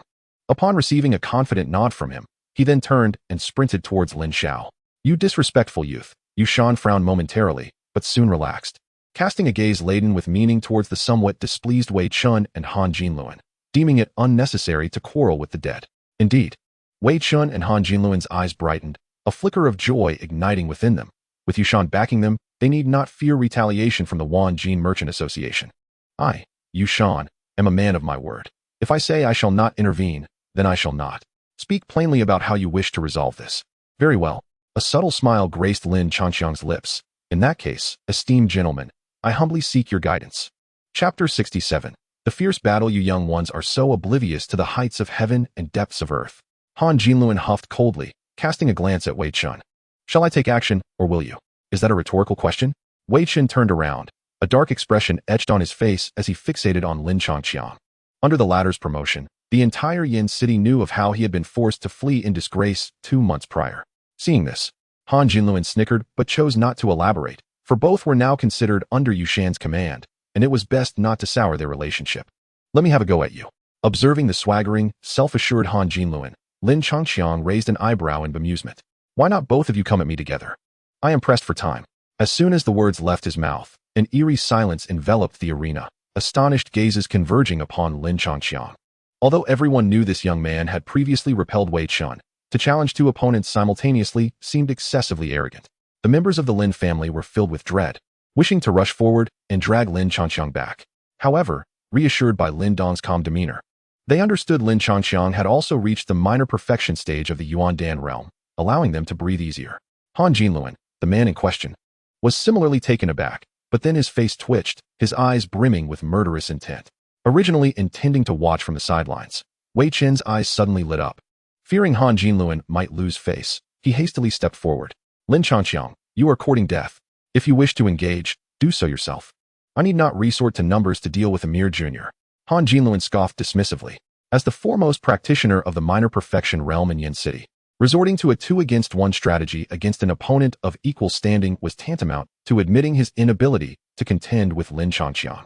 Upon hearing this, Wei Chun was momentarily taken aback. He had struggled against his adversary even when the latter was merely at the minor Yuan Dan stage, let alone now. Sigh. I merely wished to fulfill his final wish before his demise. Observing Wei Chun's hands clasped behind his back and his melancholic demeanor, Han Jinluan felt for the first time that he had misjudged him. The other's tenacity was far thicker than he had anticipated. Wei Chen's voice was barely audible, just enough for Han Jinluan and Yu Shan beside him to hear. Consequently, Lin Changqiang, standing in the center, grew impatient. If you are unwilling to engage in a 2-against-1, allow me to take on both of you single-handedly. He frowned, gazing at his opponents as if they were mere corpses, and raised both hands, invoking the prince's battle technique. As his words fell, 10 basketball-sized orbs of orange-red fire materialized out of thin air, streaking through the air like fiery meteors, aimed at both Wei Chun and Han Jinluan. Upon witnessing the fireballs hurtling towards them like arrows released from a bow, both Wei Chun and Han Jinluan ceased their dialogue. With nimble steps, they swiftly evaded to the sides, easily dodging the assault. In the next instant, Wei Chun moved like lightning, surging towards Lin Changqiang with formidable momentum. His right fist clenched tightly, delivering an unembellished yet powerful strike. Celestial Comet Fist. This punch appeared deceptively simple, merely a straightforward jab. Yet the layers of pure Yuan vital energy coalescing within it made the sheer terror of this move unmistakably evident. Whoosh! The wind from his punch disturbed the air, producing a sharp and piercing whistle. Ghost Blade Unleash. Han Jinluan did not remain a passive observer. With a cold snort, he drew the large blade from his waist. Infused with Yuan power, dazzling arcs of blade light erupted forth, chilling the very skin. Han's 3 twisting kills, gripping his blade in his right hand. Han Jinluan's gaze became piercing. He bent slightly, then suddenly lunged forward. With a resounding thud, he darted forth like a cheetah pouncing on its prey. Most astonishing was that with each step he took, 3 dark afterimages quietly emerged, only to vanish in succession. With each afterimage that disappeared, the brilliance of his blade light intensified, and when all 3 afterimages had dissipated, the radiance of his blade reached its zenith. Witnessing this scene, anyone familiar with Han Jinluan could not help but be stunned. This was his renowned finishing move. It was said that he had once single-handedly slain 2 formidable opponents, both at the minor Yuan Dan stage, with this technique. Yet this time, he had unleashed it from the very outset. Even Xia Wanjin's expression turned grim as he gripped his teacup tightly. Only a handful of individuals in the entire Yin City could withstand Han Jinluan's move with ease. 7 kills, Greedy Wolf. Unity of heaven and man. As the 2 individuals approached, Lin Changqiang remained unperturbed. With a swift motion of his right hand, a silver spear, gleaming with a radiant blue light, materialized in his grasp. Simultaneously, a faint blue, ethereal barrier enveloped him silently. He deftly channeled his vital energy into the spear, and in an instant, the dragon's dandelion silver spear surged in size, expanding to 2 meters, then 3, and finally 4 meters, more than twice Lin Changqiang's height. Humph. Ostentatious, yet insubstantial. Only children strive for flamboyance in combat. Observing his opponent's imposing demeanor, Han Jinluan suppressed the envy flickering in his eyes and bellowed, unleashing a terrifying blade of light that tore through the air like a white beam, hurtling towards Lin Changqiang. At that moment, Wei Chun, standing nearby, swallowed hard. Halting his advance, he vaguely recalled that the last time his attack was thwarted, the spear's length appeared to be merely 3 meters. Lin Changqiang, meet your demise. As he relinquished his blade, Han Jinluan's expression paled. Though this technique possessed overwhelming power, its consumption of vital energy was equally formidable. Nonetheless, he held absolute confidence in this maneuver, having previously dispatched numerous opponents of equal caliber. It seemed that the flying dagger presented an opportune moment to test whether his released attack could siphon vital energy using the greedy wolf technique. Lin Changqiang raised an eyebrow casually, initially assuming his adversary was akin to Wei Chun, favoring close combat. Then, Amidst the astonishment of the onlookers, Lin Changqiang remained steadfast, not flinching in the face of such a formidable assault. Instead, he casually thrust his spear forward, intercepting the blade's trajectory. Clang! The clash of blade and spear resonated loudly. Yet they separated almost immediately, leaving only the deafening hum of their collision echoing in the air. In that moment, the spectators gazed at Lin Changqiang in disbelief, even forgetting to cover their ears. They watched in awe as the terrifying blade, with a mere flick of Lin Changqiang's wrist, was sent spiraling backward, crashing into the ground with a resounding thud that kicked up a cloud of dust.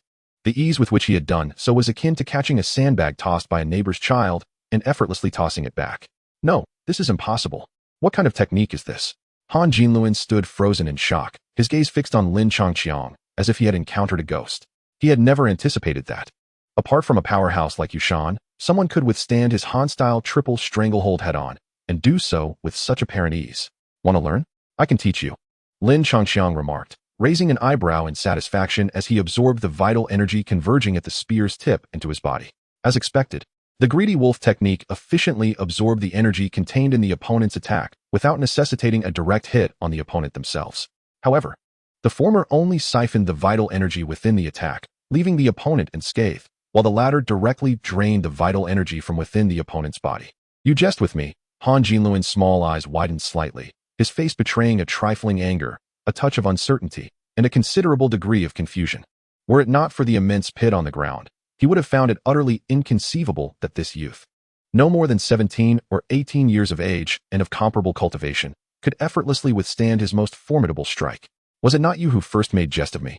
Lin Changqiang remarked, casting an odd glance at Han Jinluan before resolutely grasping his spear and advancing towards his opponent. You inquire about my techniques.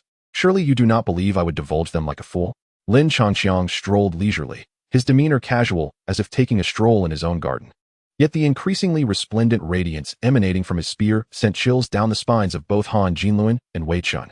Meanwhile, Yushan, who had been vigilantly observing the situation, clenched his fists tightly, his expression gravely serious.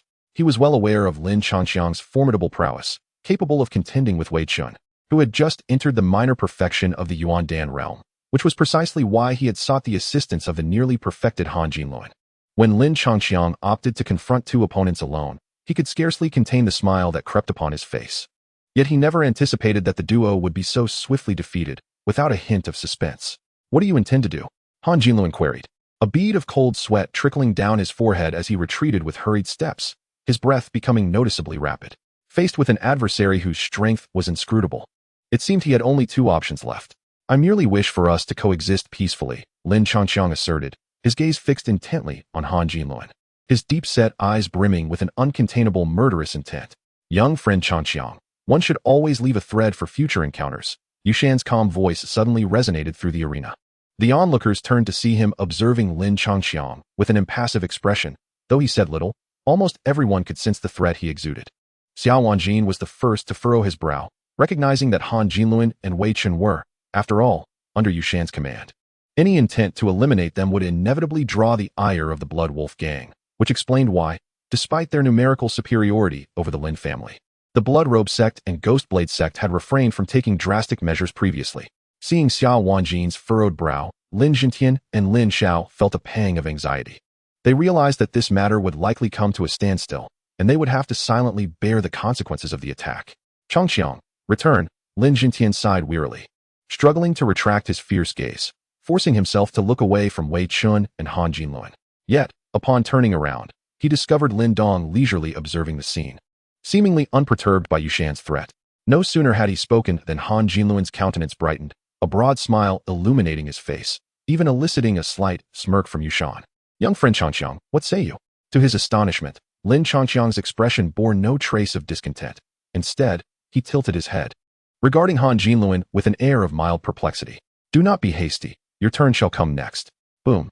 As Lin Changqiang's voice faded, an immediate hush fell over the crowd, but in the next instant, the square erupted with fervor, reminiscent of a joyous occasion at the Lei family. Everyone began to chatter animatedly, their voices rising in a cacophony.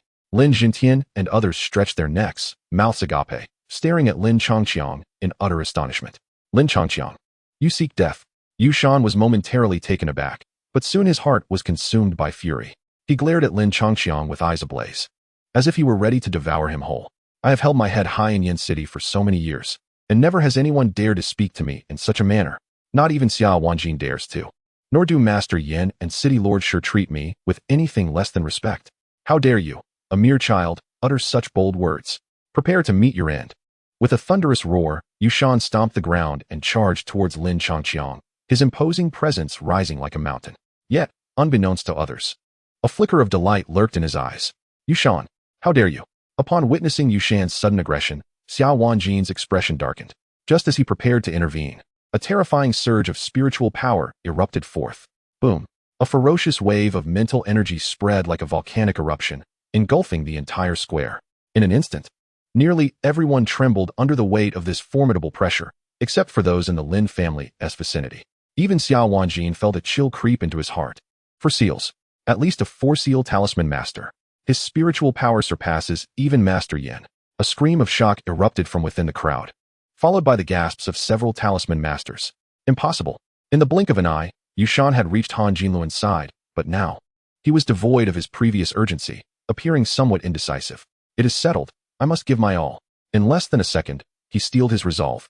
Fearful of Lin Changqiang's prodigious talent. Mountain Fist. With a grave expression, Yushan unleashed a powerful punch, his pure yuan energy surging forth explosively. That overwhelming pure yuan energy coalesced into a semblance of a mountain, accompanied by a fierce gust of wind, crashing down upon Lin Changqiang. Yushan had evidently grasped a hint of the concept of form. Witnessing this, Xiao Wanjin's expression grew serious. The concept of form is the essential path to entering the third realm of transformation. Only by comprehending this concept can one ascend to the first stage of the third realm, the forming stage. Simultaneously, under Lin Changqiang's command, a vast reservoir of spiritual power surged forth, rapidly converging and transforming above his head. In the blink of an eye, it manifested into a dazzling talisman array several meters in size, adorned with countless ethereal yet extraordinary runes.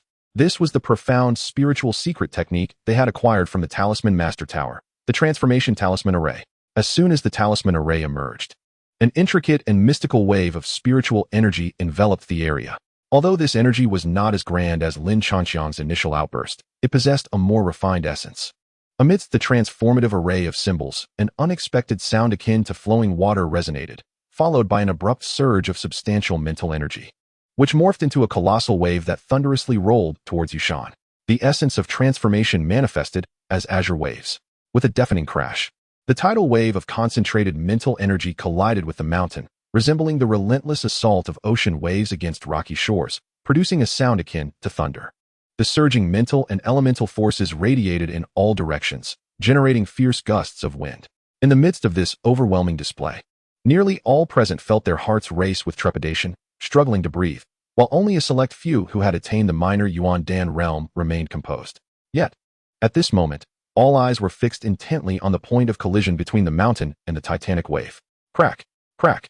After merely a second of stalemate, fissures appeared on the indistinct mountain, leaving Yushan wide-eyed with astonishment. It was evident that he was no match for Lin Changqiang. However, Yushan found himself trapped in a precarious situation, gritting his teeth as he desperately summoned the pure elemental energy within, attempting to stabilize the mountain peak. Simultaneously, he exerted considerable effort to conjure another indistinct mountain that materialized before him, serving as a barrier. Humph! Observing his opponent barely fend off his attack, Lin Changqiang remained unfazed, merely snorting in disdain as 4 innate spirit symbols emerged from his Niwen palace, hovering before him and exuding a multitude of mental energy that continuously flowed into the array above his head. Empowered once more, the colossal wave surged forward relentlessly toward the 2 mountains. In an instant, Yushan felt an overwhelming force crash against his chest. To his horror, he realized that immense cracks had spread across the entire mountain, which was on the verge of collapse. Boom! The 2 mountains were inevitably shattered, transforming into a vast quantity of primordial elemental energy that dissipated into the air. With the mountains weakened, the wave appeared somewhat ethereal, yet still retained its momentum, crashing into Yushan, forcing him to stagger backward. He retreated several steps before stifling a groan, blood seeping from the corner of his mouth. For a moment, silence enveloped the entire square, akin to the stillness before a storm, as everyone's hearts churned with anxiety. Wei Chun and Han Jinluan, who had long since moved aside, exchanged glances filled with a mix of relief and apprehension. The now stabilized Yushan stared blankly at Lin Changqiang, gasping for breath, his chest rising and falling rapidly, questioning whether he was experiencing an illusion. You managed to withstand 70% of my strength. Impressive indeed. Lin Changqiang suppressed a smile, his expression stoic as he regarded Yushan. It had been a long time since he had indulged in such exhilarating pretense. Now, let us see how you fare against this move. Transformative array of symbols, 10,000 transformations of flame. The transformative array comprises 3 tiers: transformative light, transformative azure waves, and the most formidable, 10,000 transformations of flame. Under the formidable prowess of Lin Changqiang, the current manifestation of Wanhua Yin has become his most potent technique, far surpassing even the unparalleled 8-rank martial arts, Wushuang Luandits. Above him, the previously established array of symbols quietly disintegrated, transforming into countless strands of mental energy, which intertwined and fused, moments later sketching out an entirely new formation. As soon as the formation emerged, it began to rotate at an astonishing speed, and with its whirl, a fierce wave of spiritual fluctuation spread forth. Though this wave was somewhat less potent than its predecessor, it emanated an intensely scorching and violent aura. The robust mental energy surged frantically towards the center of the formation, compressing itself until, in the next instant, it morphed into a pulsating orb of flame. This fiery sphere, no larger than a human head, instilled a profound sense of dread in nearly all onlookers the moment it materialized. A chilling realization gripped them. Remaining still would spell their doom. Fully aware of the fire's intensity, Yushan was paralyzed by fear, neglecting even the blood trickling from the corner of his mouth as he turned and bolted towards the edge of the arena at full speed. Lin Changqiang observed Yushan's retreat with calm composure. With a mere thought, the fireball hesitated for a moment and then shot forth like an arrow, darting towards Yushan. The air warped in the wake of the flame, and waves of searing heat surged upward, causing the temperature in the arena to rise noticeably. As Yushan felt the escalating heat behind him, his expression morphed into one of profound distress. Cornered with no escape, his response was worthy of a leader of a significant faction. With a fierce glint in his eyes and gritting his teeth, he turned defiantly to face the impending danger. He unleashed a brilliant surge of pure yuan energy from his fists, hastily conjuring 2 indistinct peaks that collided violently with the flame. Boom. This time, the peaks failed to offer even a moment's respite, shattering instantaneously in the face of Yushan's horrified gaze. The inferno, imbued with chaotic energy, struck him directly. Bang! In the incredulous eyes of the spectators, the flame erupted explosively, unleashing a terrifying shockwave that swept across the arena. Everyone felt a wave of heat wash over them. Even Lin Changqiang, the wielder of Wanhua Yin, found it hard to believe his own eyes. Where Yushan had once stood, a massive crater with a diameter of at least 20 meters now gaped, within which only a few flickering flames continued to burn, leaving no trace of Yushan behind. An eerie silence enveloped the plaza. Nearly all present were too frightened to utter a sound, save for the sporadic crackling of the embers in the crater, the source of which remained a mystery. Lin Changqiang's expression turned grave as he meticulously searched the depths of the pit with his mental energy, yet he found nothing. How careless of me! Lin Changqiang lamented silently, chagrined. He had truly underestimated the formidable power of Wanhua Yin, which had even obliterated Yushan's Qingkuan bag. Changqiang, Wei Chun, and Han Jinluan were eager to flee. Lin Xiao's voice abruptly shattered the silence in the arena. The youthful girl, her face alight with excitement, had been seething with resentment as she fixed her gaze on the foe who had injured her father. Even during the confrontation between Lin Changqiang and Yushan, she remained acutely aware of Wei Chun and Han Jinluan's movements, and now, her vigilance bore fruit. Her voice, as melodious and clear as a lark, transformed into a deathly incantation in the ears of Wei Chun and Han Jinluan. The two, who had been stealthily retreating, did not even spare a glance back at Lin Xia before they fled in disarray, their radiant yuan power erupting from beneath their feet. To the astonishment of all, as Lin Changqiang uttered a single word, Wei Chun and Han Jinluan froze in place, as if ensnared by a spell, much to Lin Changqiang's mild surprise. What must we do to be spared? Wei Chun turned to Lin Changqiang, his tone thick and hesitant, though he was acutely aware of his inferiority in strength. He was also the leader of a faction and could not grovel for mercy. Meanwhile, Han Jinluan, from a distance, silently regarded Lin Changqiang, evidently aligning his stance with Wei Chen's. Observing the two maintain their silence, neither subservient nor arrogant, Lin Changqiang felt no pang of compassion. Had I been the one defeated at Taimo Manor, what would the Bloodrobe sect have to say? He then cast a detached glance at Han Jinluan. If it were not for the Wanjin merchants, how would the Ghostblade sect treat the Lin family? Brothers, you have all witnessed. This wretch has chosen to betray us all. Whether we flee or stand our ground, death is inevitable. We might as well fight. Han Jinluan suddenly shouted frantically towards the members of the Ghost Blade sect. In response, Wei Chen clenched his teeth. He understood that, before Lin Changqiang, even a multitude of lackeys would be of little consequence. Yet every additional ally who joined the fray would afford him a glimmer of hope for survival. Stand together. His yuan power is limited. He cannot defeat us all alone. Even if it comes to attrition, we can wear him down. The ranks of the Blood Robe sect and the Ghost Blade sect began to stir restlessly. Just as they prepared to surge forward, two resounding explosions echoed, followed by the emergence of two unfathomable pits in the ground. A bunch of lowly wretches, Lin Changqiang mused, his final vestige of reluctance evaporating as he witnessed the two attempting to rally their subordinates for a chance at survival. He waved his hand, dispersing the formation above his head, and cast a dispassionate gaze over the members of the Blood Wolf Gang, Ghost Blade sect, and Blood Robe sect. Yushan and the others are dead. None shall act recklessly. Remain in place and await my judgment. Those who defy this command shall face certain death. A reader expressed dissatisfaction with the previous digressions, and upon reflection, I found their reasoning sound. Therefore, I have omitted them. Such matters will henceforth be addressed in the comments section. Chapter 70. The body of Samo and the death of Yushan. The demise of Yushan was akin to a thunderbolt from a clear sky, an unforeseen calamity. The Blood Wolf Gang, which had stood resolutely in Flame City for over a decade, crumbled entirely within a single day, drastically altering the dynamics of the region. Within half a month, the forces of the former Blood Garment sect, Ghost Blade sect, and Blood Wolf Gang, having been identified and denounced by the Lin family, had been purged of all those who participated in the theft of the Yang Yuan stones. Some obstinate diehards were completely eradicated, leaving only a handful of ordinary members to escape unscathed. The considerable wealth amassed by the Blood Wolf Gang naturally found its way into the coffers of the Lin family, while the territories were predominantly handed over to the Wanjin Merchant Association, as the Lin family lacked the capacity to absorb such vast expanses of land. Those factions that had previously relied on or allied with the Blood Wolf Gang hastily severed ties, fearful of repercussions. Some even audaciously claimed to have distanced themselves from the gang long ago, promptly aligning themselves with the Wanjin Merchant Association. With the downfall of the Blood Wolf Gang, apart from the official power of the City Lord's mansion directly under Tiandu County and the traditionally discreet Talismans Association, the Wanjin Merchant Association emerged as the preeminent force within Flame City. Nonetheless, it was widely recognized that the Lin family, located in the northern part of Flame City and known for their understated approach, was the true king without a crown. To the public, Lin Changqiang, who single-handedly vanquished Wei Chen, Yushan, and Han Jinluan, possessed strength that rivaled that of the city lord, Shi Hao. Amidst the tumult in Flame City, Lin Changqiang and Lin Dong seemed detached from the chaos. Aside from exchanging for the Yang Yuan pills necessary for their cultivation, they remained largely indoors, engrossed in the exhilarating process of enhancing their prowess.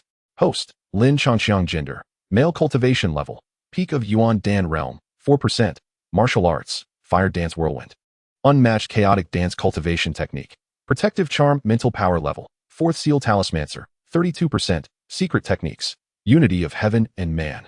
Transformation talisman array. Mental power technique. Divine motion. Chapter lottery chances, 7 treasures. Within the serene courtyard, 2 figures sat in a meditative pose, resembling stone sculptures. Surrounding them were hundreds of Yang Yuan pills, and under the influence of their dual attractors, a torrent of robust Yuan power flowed continuously into their bodies. This tranquil atmosphere persisted for a full 2 hours before Lin Dong exhaled a long breath, signaling the end of his cultivation, as Lin Changqiang slowly opened his eyes. Indeed, cultivating Yuan power proved to be far more challenging than nurturing mental strength. Lin Dong shook his head in resignation. His mental prowess was nearing that of a 4th seal talismancer, yet his Yuan power had only recently achieved a minor breakthrough within the Yuan Dan realm. At this rate, reaching the peak of the Yuan Dan realm would likely take at least another month. If Master Yin and the others were to hear this, he would probably receive a fair share of disdainful glances. A smile graced Lin Changqiang's face, surprised by Lin Dong's unexpected mastery in mundane studies. Brother Changqiang, Brother Dong. Just as the two were about to engage in a martial arts exchange, a dejected girl clad in a green robe abruptly intruded upon the tranquil courtyard. I am still unable to absorb the Yang Qi. Observing the tearful maiden before him, Lin Dong furrowed his brow in concern. Ever since Qing Tan ascended to the heavenly origin realm, her strength had ceased to grow naturally as it once did. Most perplexing was the fact that no matter how diligently she attempted to absorb the Yang Qi, her cultivation showed no signs of improvement. The Yang Qi, upon entering her body, was entirely devoured by the terrifying Insha energy within her. In light of this predicament, Both were at a loss for solutions. Lin Dong found himself utterly bewildered, unsure of how to address the issue. While Lin Changqiang recalled that a rare herb known as the extreme Sha Yin dragon saliva was required, yet the tomb would not open for at least another 2 months, leaving him equally powerless. Do not worry, Qing Tan.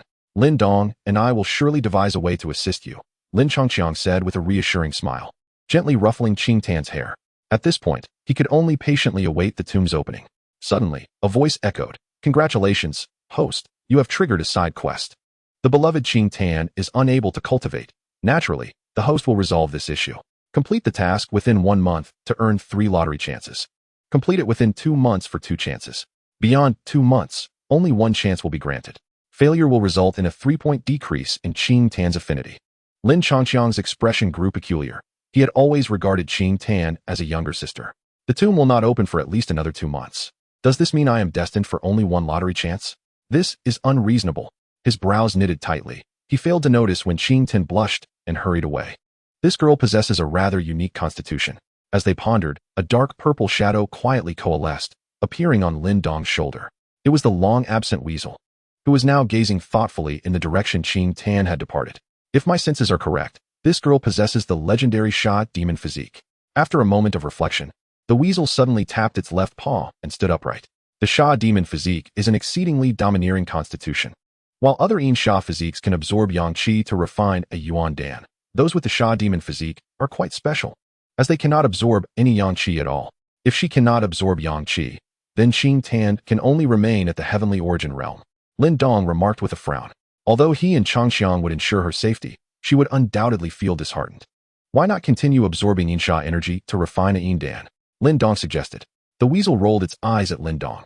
Forcing her to absorb Yang Qi is an utterly foolish approach. The Yin Sha energy within her cannot be resolved. Even if she were to forcibly absorb Yang Qi, she could not refine a Yuan Dan. Most individuals can only absorb the dual energies of Yin and Yang to refine a Yuan Dan. But there exist a select few with unique physiques capable of refining either a Yin Dan, composed solely of Yin Sha energy, or a Yang Dan, comprised exclusively of Yang Qi. In terms of sheer power, the Yin Dan and Yang Dan surpass the ordinary Yuan Dan. Albeit individuals with such constitutions often endure the torment of Yin Sha energy or Yang Gang energy prior to the condensation of their Dan, suffering immensely. In severe cases, their mental faculties may even be damaged. Upon hearing of these grave consequences, Lin Dong's expression shifted dramatically. What must one do to expedite the condensation of Yin Dan? Absorbing spiritual herbs imbued with Yin Sha energy or seeking out objects of extreme Yin would naturally accelerate the process. Wait, do you mean that simply absorbing a substantial amount of Yin Sha energy suffices, and it is not imperative to find an object of extreme Yin? Lin Changqiang suddenly raised his head, retrieving the ghost captain from his spatial storage. What about this? This is 9th grade Yin Sha energy. The little mink's dark, sesame-like eyes widened to the size of green beans, realizing it could continuously emanate 9th grade Yin Sha energy. This is indeed a type of extreme Yin object, and a top-tier one at that. As soon as the words left his mouth, Lin Changqiang paused, then looked at the little mink and chuckled foolishly, while Lin Dong exhaled a sigh of relief beside him. Chapter 71. The heartbreak of Red in the Tomb Mansion. With the issue of Qing Tan's inability to cultivate resolved, life became considerably more leisurely.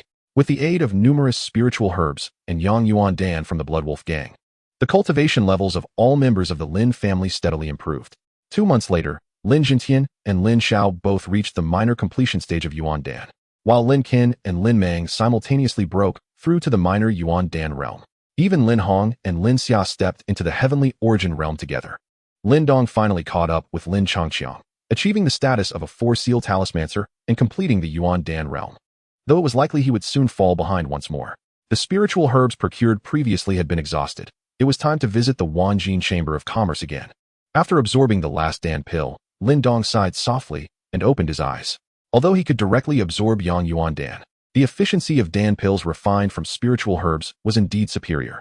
Noticing Lin Dong's dissatisfied demeanor, Lin Changqiang smiled slightly and stood up. Over 2 months had passed, and they should have managed to acquire 6th grade spiritual herbs by now. If not, they could make do with 5th grade ones. Even that would be better than Yang Yuan Dan.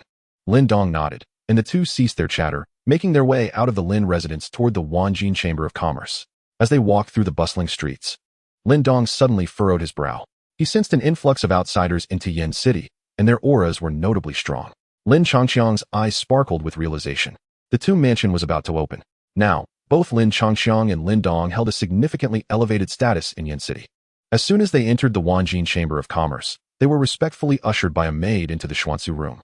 You two young masters are truly like dragons that appear only when needed, always coming to find me only when in need of spiritual herbs. In the study, Xuansu smiled behind her fan, playfully rolling her eyes at the two. She then gracefully rose, her elegant qipao accentuating her curves. Every smile and frown imbued with an enchanting charm. Even Lin Changxiang, who had encountered countless individuals in his past life, could not help but secretly marvel at the beauty of the other person. Sister Su, you jest, Lin Dong replied awkwardly with a smile. By the way, have you heard any news regarding the 6th grade spirit herb? Xian Su let out a soft hum, her expression revealing a sense of pride as she smiled charmingly and nodded. There is indeed a 6th grade spirit herb that was initially reserved as the Pai Sida assistance for the auction. However, since both of you young masters require it, we naturally negotiated with the seller and acquired it directly. As they chatted, Xian Su gently clapped her hands, and soon, a maid entered, carefully holding a jade platter.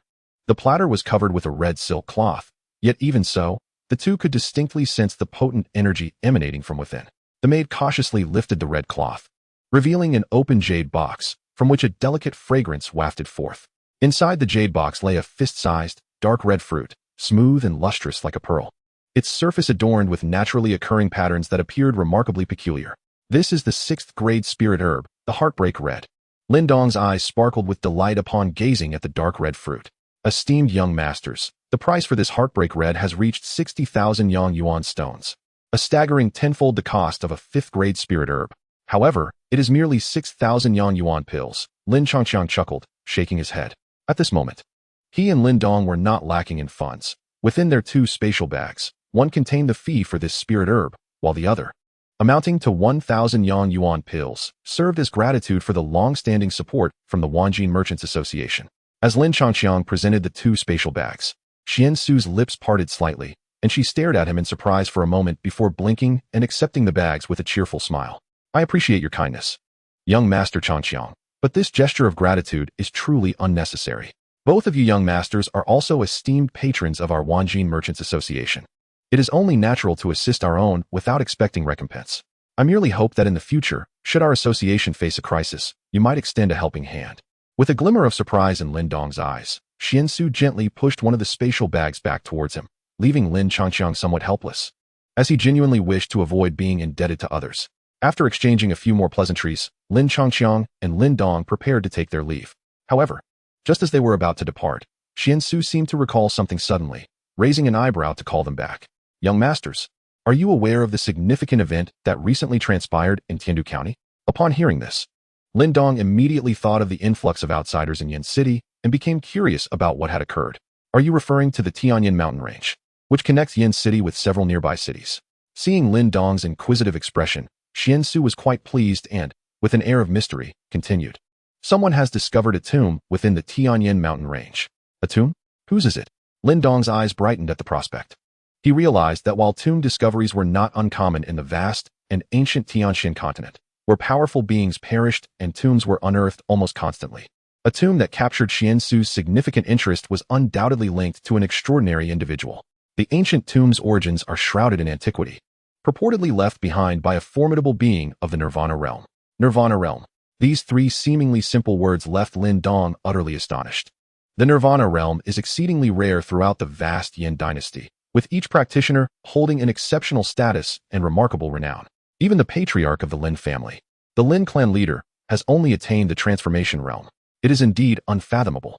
Xian Su nodded with a sense of wonder, stating that according to our information from the Wanjin Merchant Association, countless powerful figures from across the Tiandu County have flocked here, including representatives from the 4 great clans of the Yin dynasty.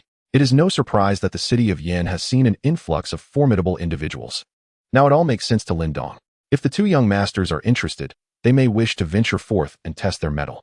Given your prowess, even if you do not acquire the legacy of that Nirvana realm expert, you are bound to gain considerable insights.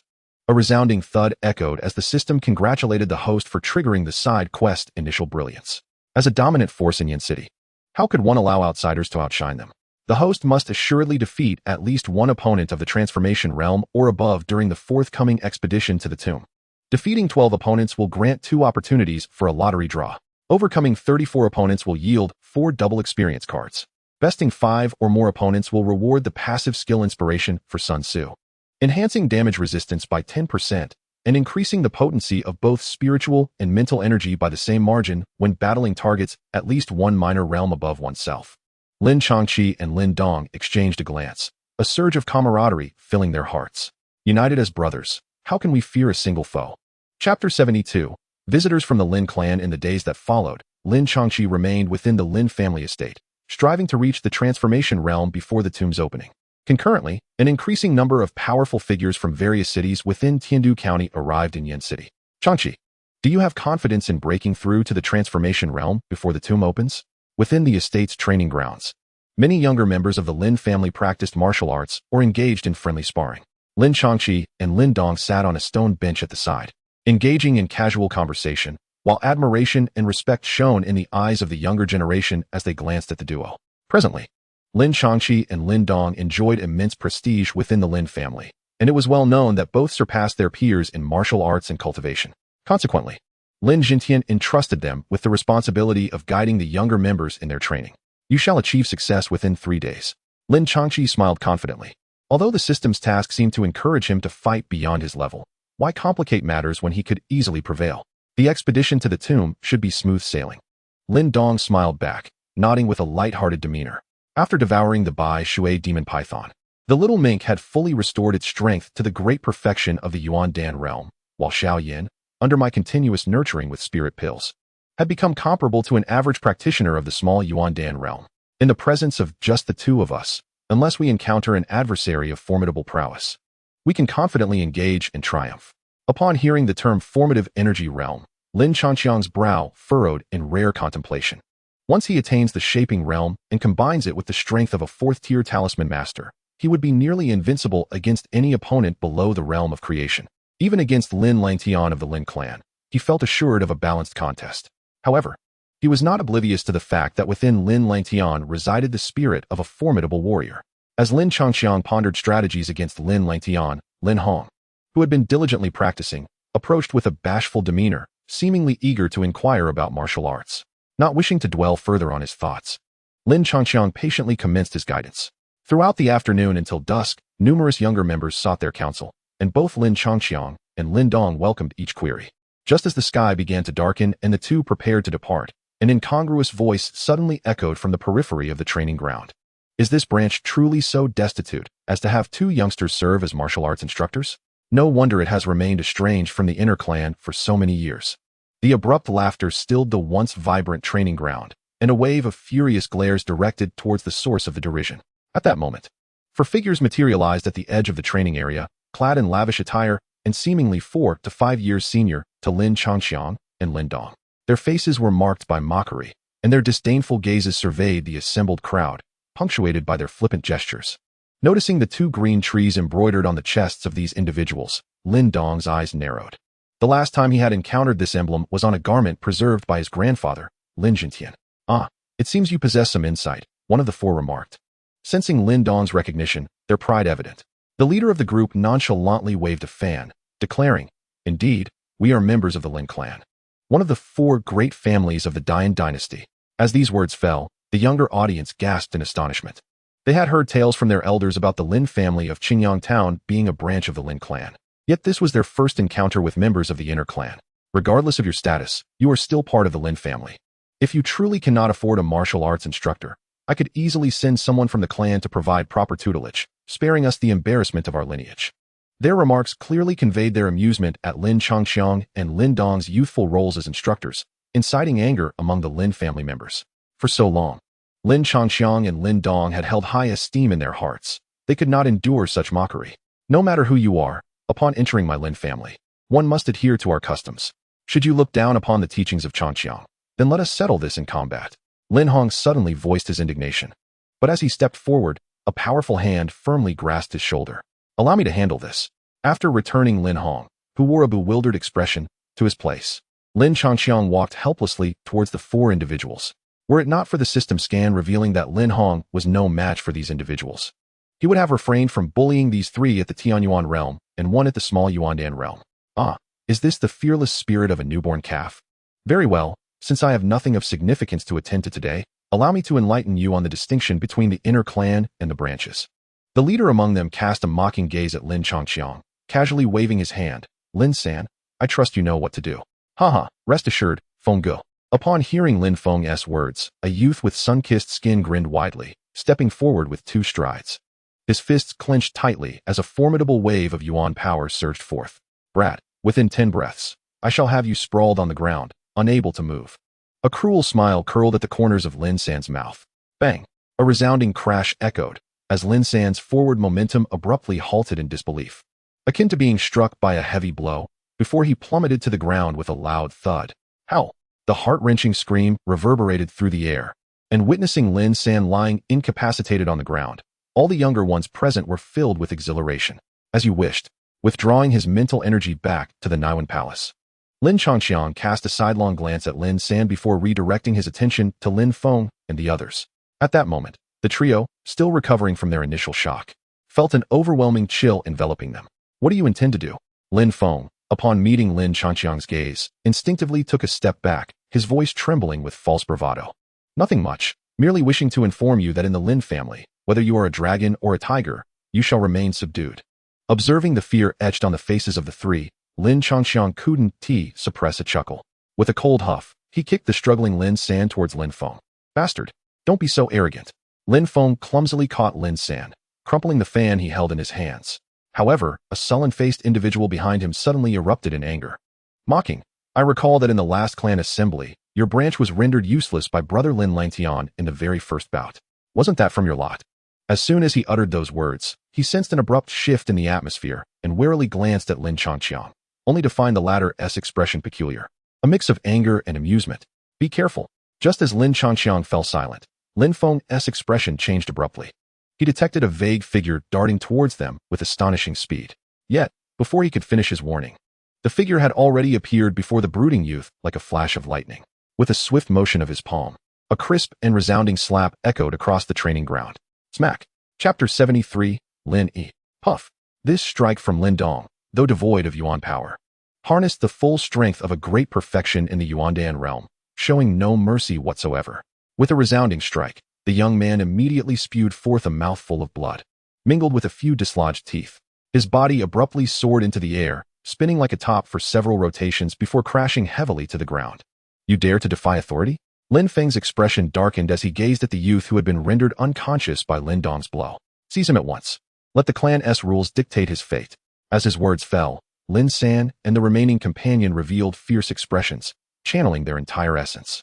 Yet, before they could act, 2 razor-sharp, ice-profound swords had unknowingly been positioned at their throats, emanating a chilling aura. Seeing the 2 paralyzed with fear, Lin Dong turned his gaze back to Lin Feng. Taking a step forward, a terrifying and formidable mental pressure descended upon Lin Feng like a mountain. Feeling this overwhelming force, Lin Feng's face turned pale with shock. He hastily summoned his energy to resist, but in the next moment, his legs buckled uncontrollably, and he collapsed to his knees on the training ground. Bang! 3 at the Celestial Origin Realm, and 1 at the Minor Origin Dan Realm. Dare to act recklessly in my Lin family. As Lin Feng found himself immobilized, Lin Dong's icy voice resonated slowly. How can his mental power be so formidable? Lin Feng's face was filled with astonishment. He had already exhausted his energy, yet the oppressive mental pressure resting upon his shoulders remained unyielding. Now, even taking a breath felt exceedingly laborious. It was understood that while he may not be at the pinnacle among the younger generation of the Lin clan, he was far from ordinary. The current reality forced him to acknowledge that these 2 young men possessed strength far surpassing his own. Beside him, Lin San and his companion were wide-eyed, staring intently at the kneeling Lin Feng, their hearts churning with turmoil. Even if they were to remove the swords hovering before their throats, they would likely still lack the courage to move. Lin Feng continued to struggle desperately, attempting to withstand the mental pressure and rise, but Lin Dong remained impassive, taking a measured step forward. With this step, the mental pressure upon Lin Feng intensified once more. His complexion drained of color, and his body was forcibly pressed to the ground, appearing exceedingly wretched. In that moment, his posture bore a striking resemblance to that of Lin San from earlier. Scoundrel! Feeling the earth's scent upon his face, Lin Feng's anger surged, and his energy erupted once more as he summoned strength in his arms. However, just then, the mental pressure weighing on him suddenly dissipated. leaving him with a disorienting sensation that caused his blood to surge violently. Cough, cough. As the mental pressure lifted, Lin Feng began to cough violently. Lin Dong cast a glance at him, beckoning with his hand to retract the ice-profound swords from the two men's throats. We are here to impart martial arts. Do you have any objections? Gulp. Under Lin Dong's indifferent gaze, Lin San and his companion simultaneously swallowed hard, their hairs standing on end, and hurriedly shook their heads in fright. Even Lin Feng, who has barely reached the minor realm of Yuan Dan, has been subdued. One can only imagine the fate of the rest of them. By heavens, how did the Branch family suddenly produce two such prodigies? With their strength, I dare say even brother Lin Yi might struggle to prevail. The two exchanged glances, each reflecting the shock in the other's eyes. If the esteemed guests have no further business, I kindly ask you to take your leave, Lin Dong remarked, casting a glance at Lin Feng, who was rising from the ground. He then disregarded the four and strode back to the sidelines, his voice calm, yet resonant. Continue your training. Indeed, at the sound of Lin Dong's words, all the younger members of the Lin family responded with palpable excitement, their gazes towards the two now filled with increasing admiration. Observing this, Lin Changqi decided against leaving the training ground. Instead, he settled by the side and leisurely sipped his tea, recalling that these individuals, while lacking in other talents, excelled at reporting grievances. What shall we do, Brother Feng? Lin San asked, his expression bittersweet as he noticed the nonchalant demeanor of the two. The four had initially intended to flaunt their prestige before the younger generation of the Branch family, but it seemed their attempt had backfired, leaving them with considerable embarrassment. Lin Feng's face alternated between hues of pale and furious, casting a venomous glare at Lin Dong before turning to exit the arena. Let us seek out Brother Lin Yi. Watching the retreating figures, Lin Changqi nodded in satisfaction, though Lin Dong's brow furrowed slightly. Although we are nominally a branch of the Lin clan, in their eyes, we might as well be beneath the common folk. To be precise, our status in their perception is likely akin to that of household servants. Lin Changqi chuckled wryly. Aside from a select few, the opinions of the clan members were not far removed from those of the four before him. Fortunately, the clan leader maintained a semblance of normalcy. I find their views inconsequential, yet it seems my grandfather's aspirations may become increasingly elusive. Are you suggesting that we return to the inner clan? Lin Changqi shook his head at Lin Dong's forlorn expression, smiling as he pushed the brewed tea towards him. Returning to the inner clan doesn't necessarily require their approval, you know. What do you mean? In this world, after all, it is strength that speaks volumes. Gazing at the twilight sky, Lin Changqi remained unfazed. We established ourselves as the foremost power in Qingyang town without the consent of the Lei family, and we became the dominant force in Yen City without the endorsement of the Blood Wolf gang. Thus, he turned to Lin Dong, a roguish smile gracing his lips. We can indeed seize control of the Lin clan based on our undeniable strength. The clan leader of the Lin family, as rumored, has merely attained the pinnacle of the transformation realm. Even if he conceals his true power, so what? The realms of forming, qi, transformation, and even the subsequent nirvana realm, are they truly insurmountable for us? Observing Lin Dong's slightly labored breathing, Lin Changqi extended his left hand with a grin. I am confident I can cultivate to the nirvana realm. What about you?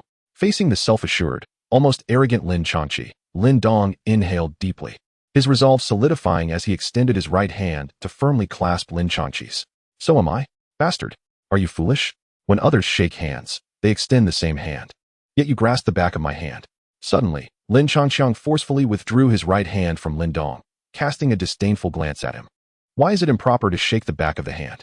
Upon seeing Lin Dong's bewildered expression, Lin Changqiang found himself at a loss for words, unable to articulate an explanation. Fortunately, at that moment, a breathless yet graceful figure rushed over, interrupting their thoughts. Changqiang, Lin Dong, grandfather requests your presence in the hall. Chapter 74. Lagging behind sister. Those members of the Lin clan must have gone to complain, right? With a smile, Lin Changqiang rose to his feet upon seeing Lin Xia before him. You truly guessed correctly, Lin Xia replied, her expression casual, evidently confident in the young man before her. This time, a considerable number of individuals from the Lin clan had arrived, most of them from the younger generation. Among them, the most formidable were Lin Yi, nearing the pinnacle of the Yuan Dan realm, and Lin Ku-er, who had attained the rank of a third seal talisman master. It was said that even within the Lin clan, they were regarded as exceptional talents. However, for you two, this should not pose much of a challenge, she continued, her smile growing increasingly radiant, her gaze toward the two boys brimming with pride. Lin Changqiang and Lin Dong exchanged a glance, both smiling faintly as they proceeded toward the hall. They had long since surpassed the notion of the Yuan Dan realm as a rival. Seeing the two head directly toward the hall, Lin Xia hurriedly followed suit. The other younger disciples on the training grounds also set aside their practice, eagerly rushing toward the hall, their instincts telling them that something intriguing was about to unfold. Upon their arrival at the hall, they were greeted by the sounds of laughter and conversation. Without hesitation, they strode through the door. Inside, a considerable number of individuals were present. Besides Lin Jintian and Lin Xiao, the previously dismissed Lin Feng and others also stood among them. Upon spotting Lin Changqiang and Lin Dong, fear and resentment flickered in their eyes. Before these individuals stood two young people, yet unlike Lin Feng and his companions, this man and woman were seated gracefully in chairs. The man appeared to be around 24 or 25 years old, tall and handsome, exuding an air of distinction with his elegant attire. The woman beside him donned a white dress and possessed a captivating beauty. What was most astonishing, however, were her mesmerizing eyes, characterized by a pair of irises that glimmered with a blue luminescence, giving her an otherworldly allure. Simultaneously, the man and woman scrutinized Lin Changqiang and Lin Dong with keen interest. The man raised an eyebrow, a cryptic smile playing at the corners of his lips, while the woman's beautiful eyes revealed a flicker of surprise. Regarding their reactions, Lin Changqiang remained unfazed, confidently entering the hall alongside Lin Dong, both bowing respectfully to Lin Jintian, who occupied the main seat. Upon seeing Lin Changqiang and Lin Dong, Lin Jintian smiled and gestured toward an elderly man clad in gray beside him. Changqiang, Donger, this gentleman is the leader of the Lin clan for this occasion. An old friend of mine. You both should address him as Master Tao. The younger generation pays respects to Master Tao. In the midst of a gathering, one with sharp brows and bright eyes, and another with a face akin to a jade crown, truly presented an image of remarkable talent. It appears that your aspirations for the clan meeting 2 years hence may soon be fulfilled. The venerable Mr. Tao regarded Lin Changqiang and Lin Dong with a smile, stroking his long beard. Mr. Tao, the clan meeting is not merely a matter of appearances, remarked Lin Tao. At this, a well-dressed gentleman nearby smiled slightly, tapping the armrest. The moment those words were uttered, both Lin Jintian and Lin Tao were visibly taken aback, clearly not expecting someone to take a polite remark so seriously. Yet, his point was not without merit. Has no one taught you that one should not interrupt elders while they speak? As his words fell, the entire hall fell into a profound silence. Lin Yi's fingers, poised above the armrest, froze in midair as he gazed at the youth who had turned to cast a cold glance his way, a surge of inexplicable anger rising within him. Cough, cough. Sensing the tension in the atmosphere, Mr. Tao quickly cleared his throat and shifted the topic.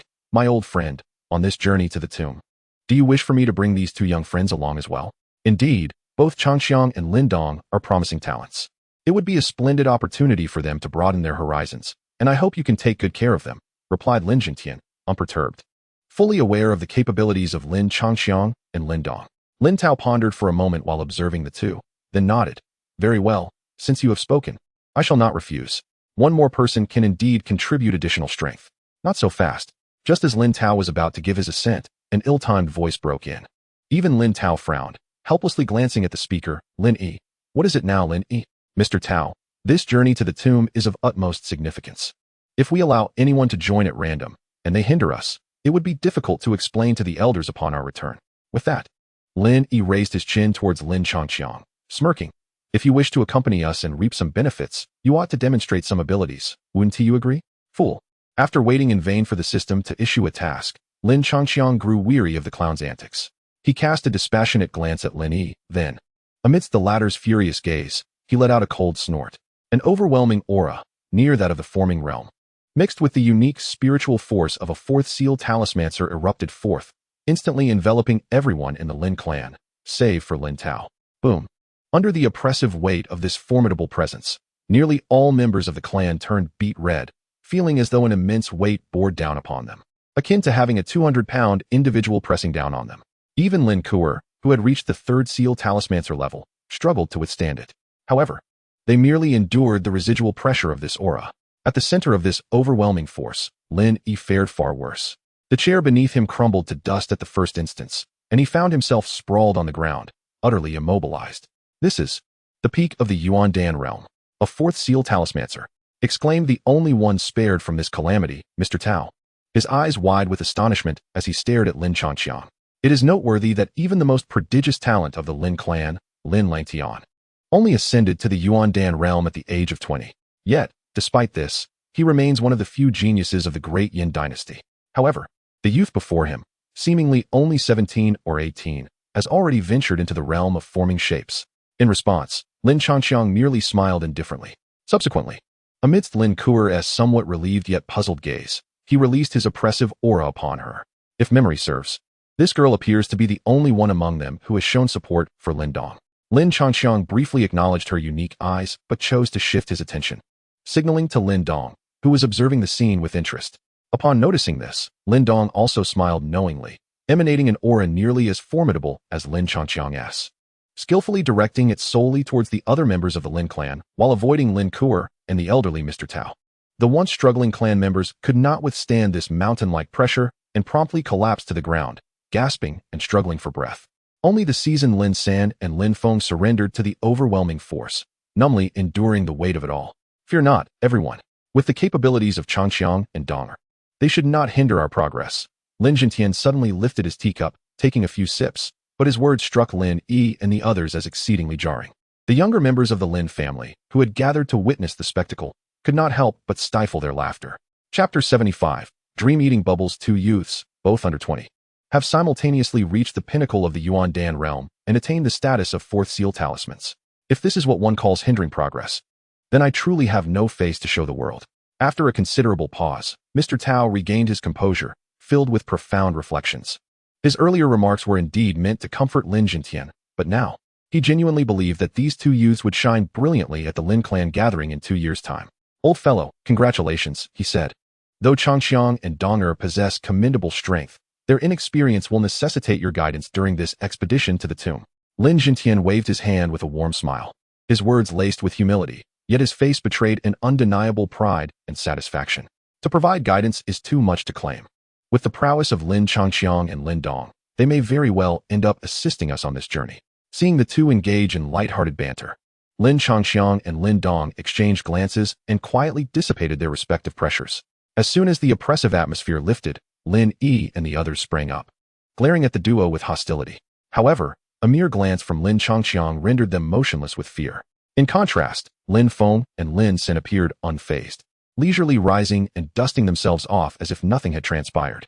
Observing this, Lin Jintian merely chuckled before turning his attention back to the two brothers. Changxiang Donger. The opening of the tomb is a rare opportunity. In 3 days, you shall accompany Mr. Tao to the Tianyin mountain range. Yes. In the ensuing days, the Lin clan took residence in the guest quarters of the Lin family estate. After their initial experiences, they dared not flaunt their prowess before the younger generation of the Lin family. Lin Changxiang and Lin Dong seized every precious moment to enhance their strength.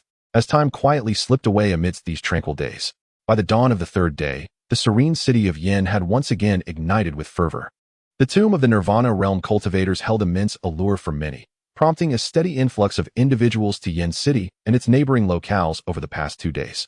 After a brief respite, they hastily formed groups to venture towards the Tianyin mountain range, anxious that the treasures might be snatched away by others if they tarried too long. However, Lin Changxiang and his companions remained unperturbed, fully aware that without a formidable force from the transformation realm, the tomb's seal could not be breached. Following 2 days of concentrated absorption, Lin Changxiang finally broke through to the shaping realm by the morning of the 3rd day. Host, Lin Changxiang. Gender, male. Cultivation level, shaping realm, minor accomplishment, 1. Martial arts, fire dance whirlwind. Unparalleled chaotic dance cultivation technique. Protective spell mental energy level, for seal talismancer, 64, secret techniques, unity of heaven and man. Transformation talisman array mental energy technique, divine motion lottery chances, 10 treasures, ding. Congratulations to the host for successfully breaking through to the shaping realm, rewarding an additional 3 lottery chances, utilizing all available lottery opportunities. At this moment, Lin Changxiang's face was alight with anticipation, having restrained himself from drawing for so long. Even he, a typically reserved individual, found it hard to contain his excitement. Ding. All 13 lottery chances have been expended. Congratulations to the host for receiving 4 double experience cards, 3 double gold cards, 3 affectionate roses. 2 little tiger cakes, freshly baked pet treats that slightly enhance a pet's talent and intimacy, and the mental energy technique Dream Feaster. Dream Feaster, a second-tier technique that generates a mental vortex within the Niwen Palace, accelerating the cultivation of mental energy. When the host falls into slumber, 2 transparent bubbles composed of mental energy gradually form externally. The outer bubble, spherical and with a 2-meter radius centered on the host, will automatically burst outward upon receiving an attack, while the inner bubble clings closely to the host's body, capable of withstanding a single attack. The power of both inner and outer bubbles is equivalent to a standard strike at the host's current realm. Lin Changxiang could not help but furrow his brow, feeling a twinge of conflict upon encountering such a characteristic. Although skills or items with this trait could be utilized as one's cultivation progressed, they were not enhanced by equipment and could not independently augment their power.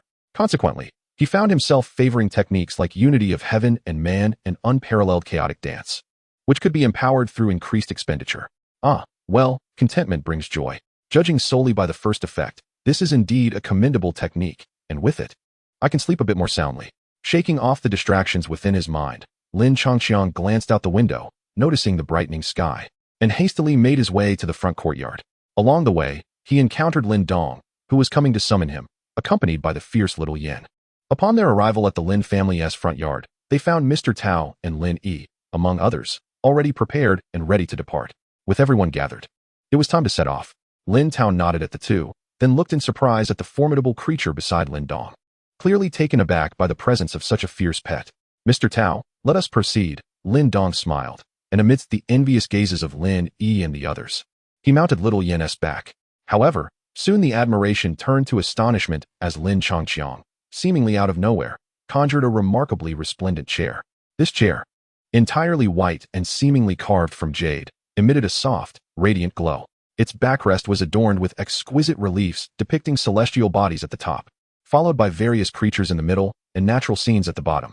The left armrest was intricately carved with dragons and phoenixes, while the right featured a depiction of the mythical Kunping alongside a colossal, winged creature. The entire chair exuded an indescribable grandeur and beauty. Isn't this just stunning? Could it possibly be a mid-level or even high-level spiritual treasure? I desire it so much. The younger members of the Lin clan began to chatter excitedly about the chair's magnificent appearance, which radiated both antiquity and majesty. Lin Kuer's dual pupils sparkled with interest, and even Lin Dong appeared somewhat taken aback, though he soon seemed to grasp something and nodded knowingly. However, apart from Lin Dong, another individual discerned the truth. It's the materialization of elemental energy. You've reached the forming stage, Lin Tao exclaimed, his body trembling with excitement as he shouted without regard for decorum. The others initially stood in stunned silence, but soon, they gaped at Lin Changxiang as if he were a marvel, and in the next moment, the entire Lin family erupted in commotion.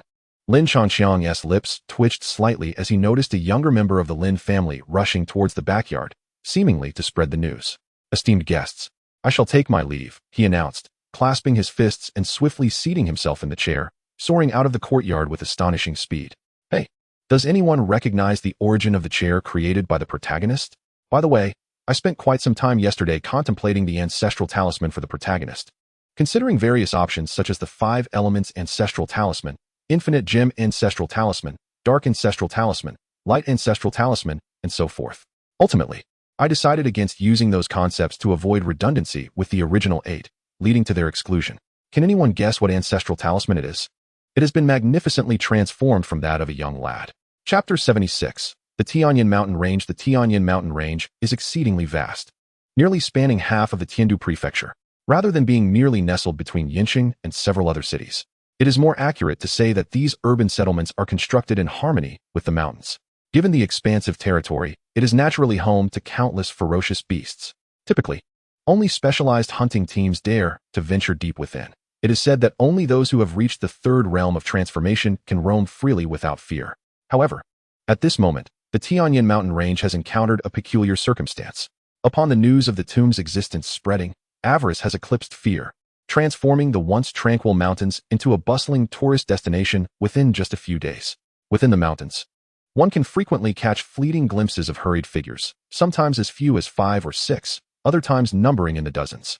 Practitioners of the Tianyuan realm and those with minor accomplishments in the Yuandan realm are almost ubiquitous. And even those who have achieved minor perfection in the Yuandan realm are not a rarity. Amidst this throng, many beasts find themselves bewildered and suffer the consequences, although numerous astute creatures have already fled the scene. As for those beasts lying in wait, hoping to seize a meal amidst the chaos, even if they succeed once, they are swiftly eradicated by other passing teams. The atmosphere is undeniably promising, yet nearly everyone remains vigilant, fully aware that they must guard against not only the beasts but also the hidden arrows lurking in the shadows. Nevertheless, a party approaching from the direction of Yinqing appears remarkably distinct. Within this group, Nearly every individual strolls leisurely, engaging in light-hearted conversation. Even the outer guard seemed to chat idly, exuding an air of nonchalance akin to that of tourists, utterly devoid of wariness. However, those who have encountered this party invariably pause in astonishment, subsequently either hastening away or hurriedly stepping aside to watch them pass, without further movement. Sir, there is a scent of blood ahead, and it is not that of a beast. An experienced middle-aged guard suddenly halted mid-stride. Proceed straight ahead. Came a languid voice from above. Understood. Noticing the absence of any intention to take a detour, the guard resumed leading the group through the thicket, too apathetic to draw his weapons from their sheaths. Soon, dozens of individuals materialized before the party. As this group came into view, the dozens resting in the clearing immediately grasped their weapons, and the imposing figure at the forefront fixed a menacing gaze upon them. An old man, a dozen guards, several youngsters, and someone floating in the air. Hey, little ones, make way. Upon seeing the youth reclining in the air, along with the ethereal chair beneath him, the burly man suddenly bellowed for them to clear the area, sprinting leftward for a good 30 to 40 meters before coming to a stop. Those who had been seated or lying down hastily followed their leader's lead. With the Yuan-Dan realm at full perfection, Lin Changqiang opened his eyes, cast a glance at the interlopers, and lost interest. His objectives lay with those of the shaping and qi realms. Let us proceed. With a faint utterance, he closed his eyes once more, guiding the chair towards the direction indicated on the map.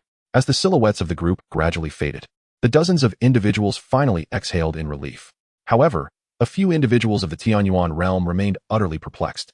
Isn't he merely a talisman master? What is there to fear?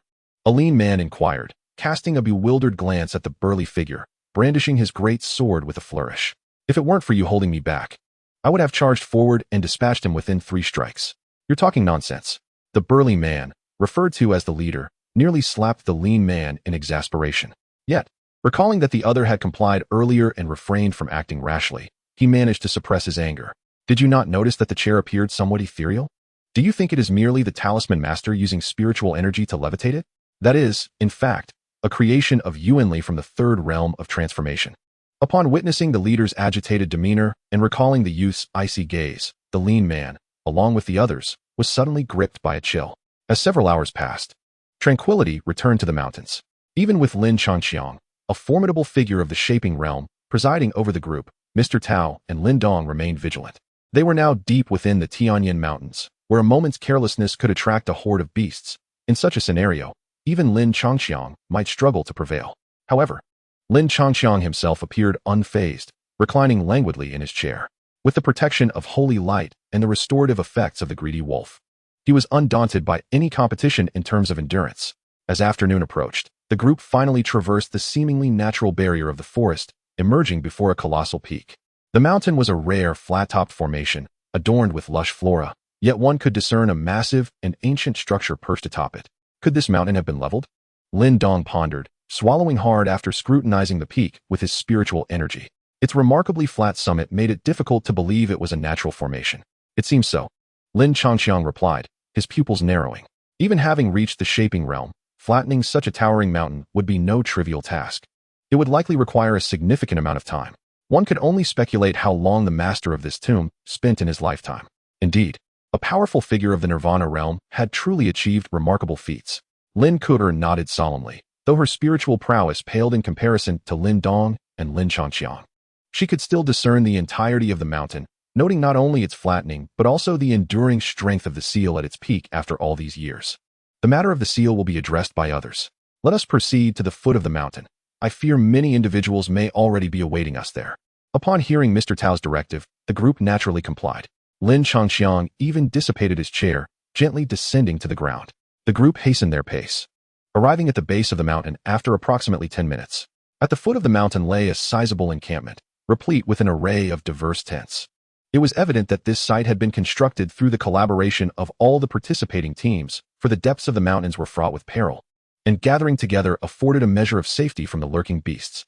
The arrival of Lin Changqiang and his companions sparked a sense of vigilance among many in the camp.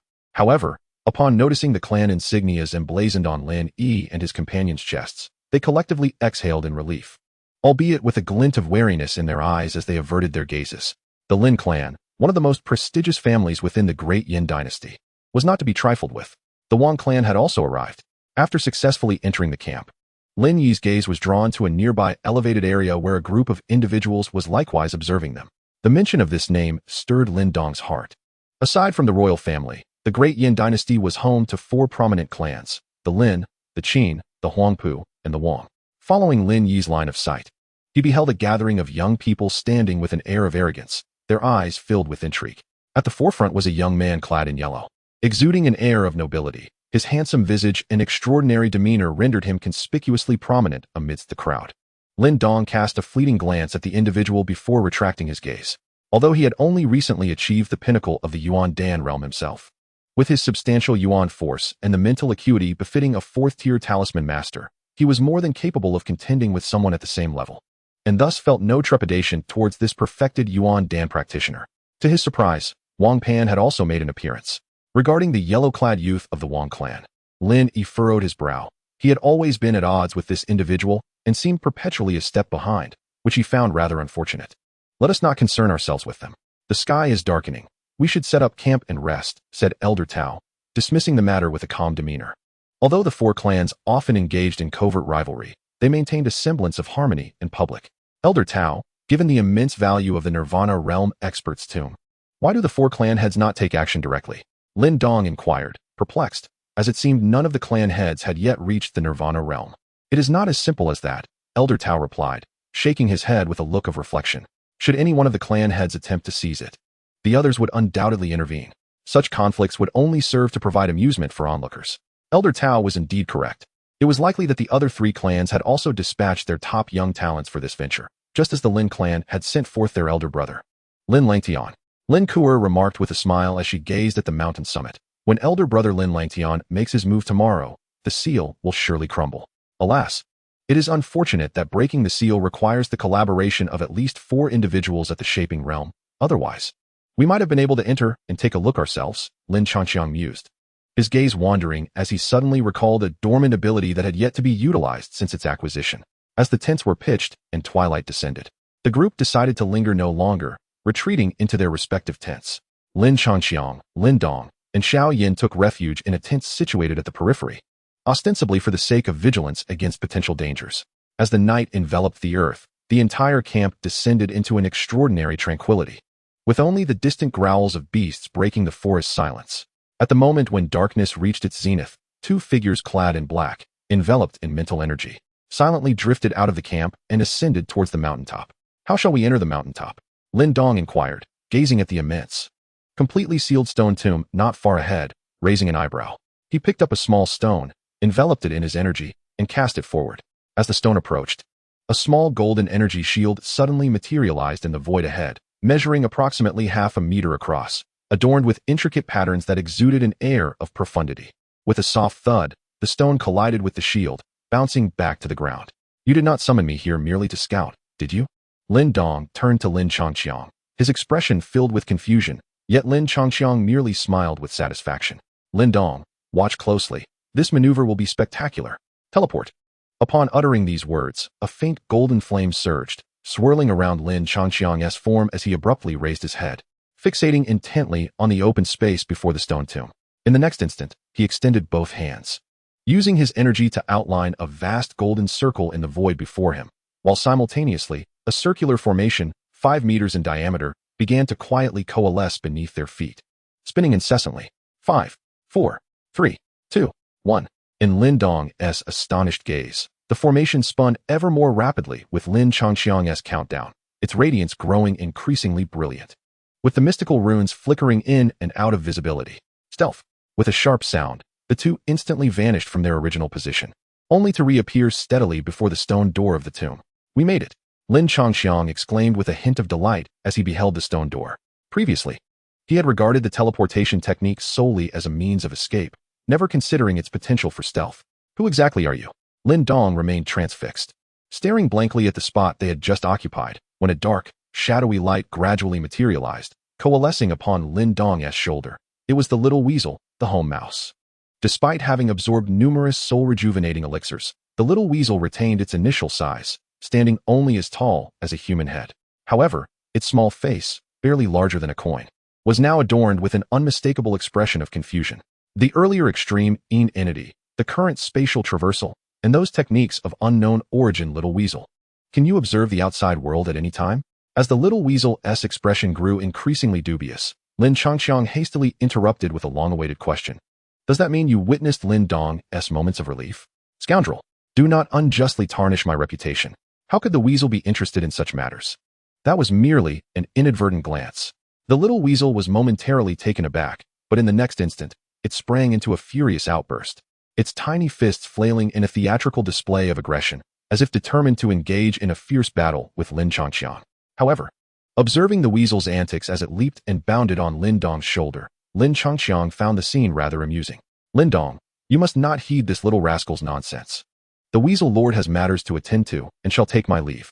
After assessing the disparity in combat prowess between them and realizing it was futile to challenge Lin Changxiang, the little weasel could no longer withstand their scrutinizing gazes and transformed into a wisp of black light, vanishing into the ancestral stone. After a prolonged silence, Lin Dong cast a disdainful glance at the ancestral stone resting in his palm. This stone talisman is not worth keeping.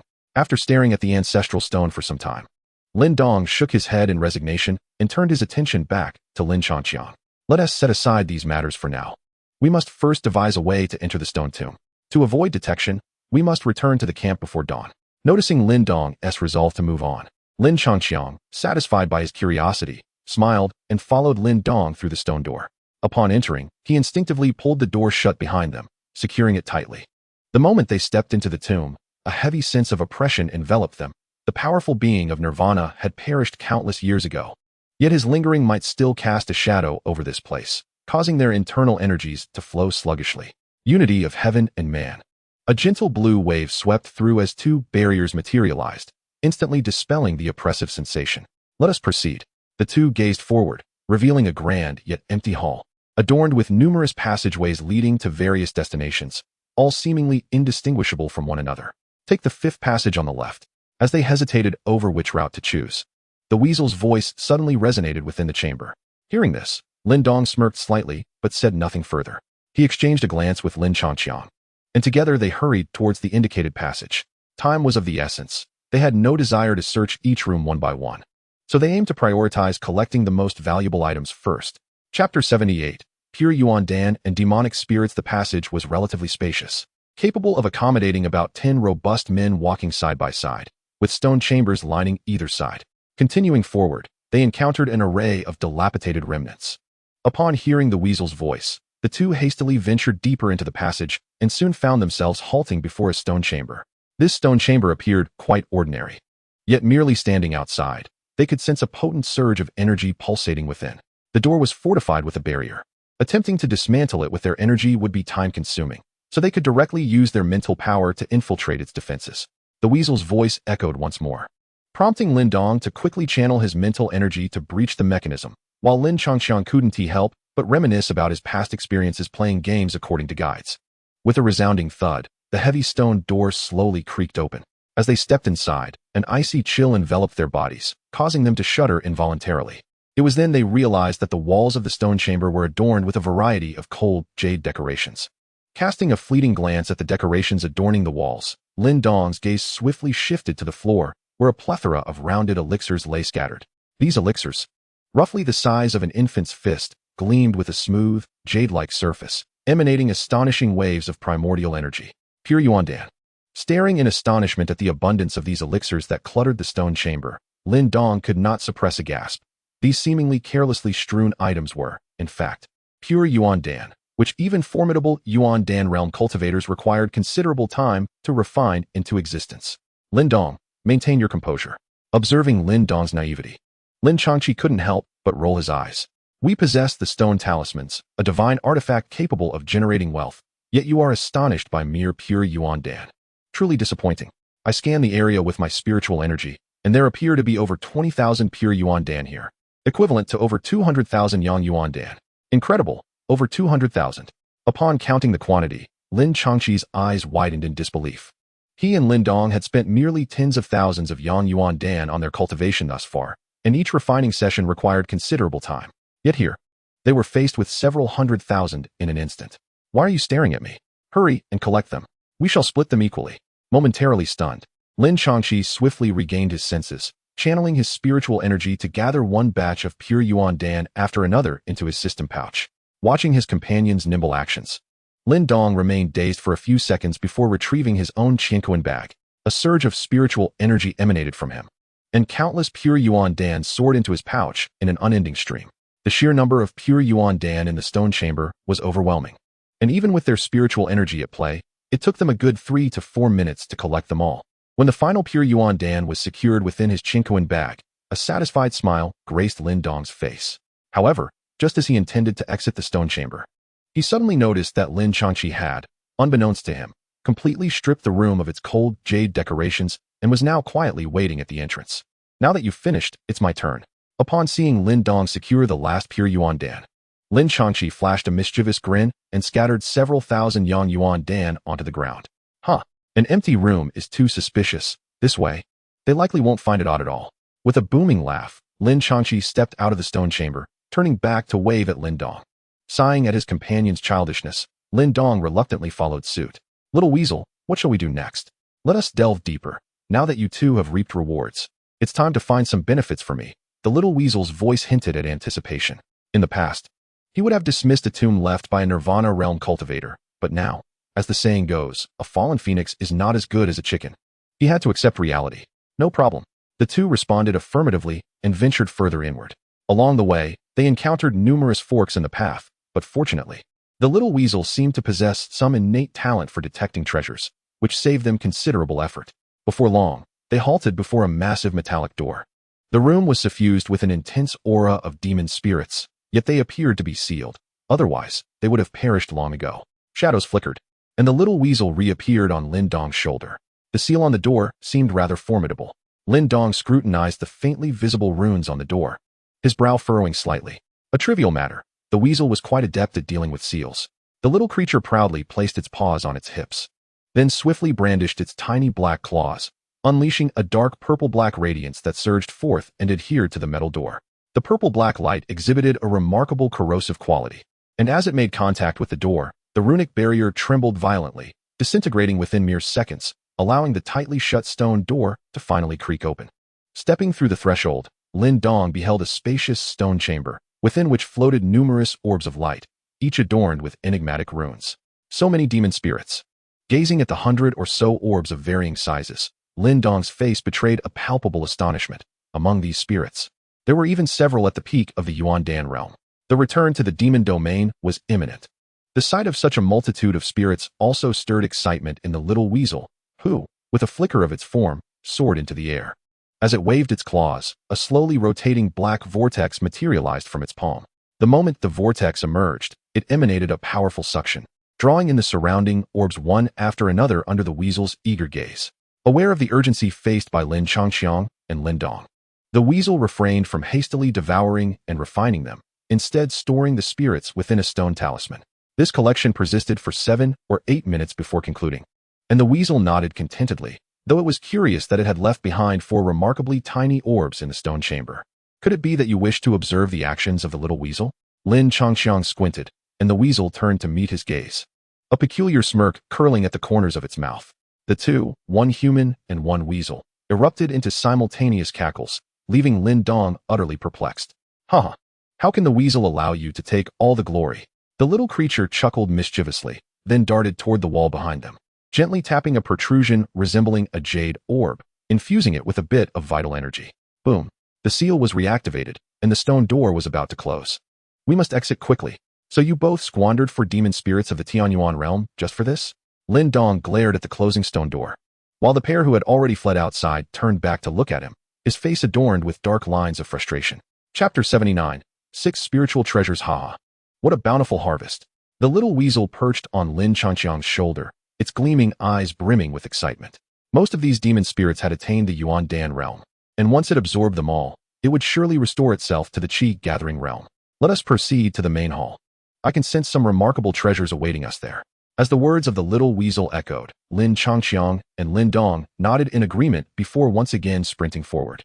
After approximately 7 or 8 minutes of frenzied pace, the seemingly endless passageway finally opened up.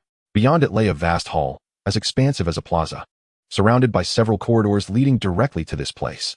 Unlike the previous two stone chambers, which had been filled to the brim, this hall was remarkably spacious.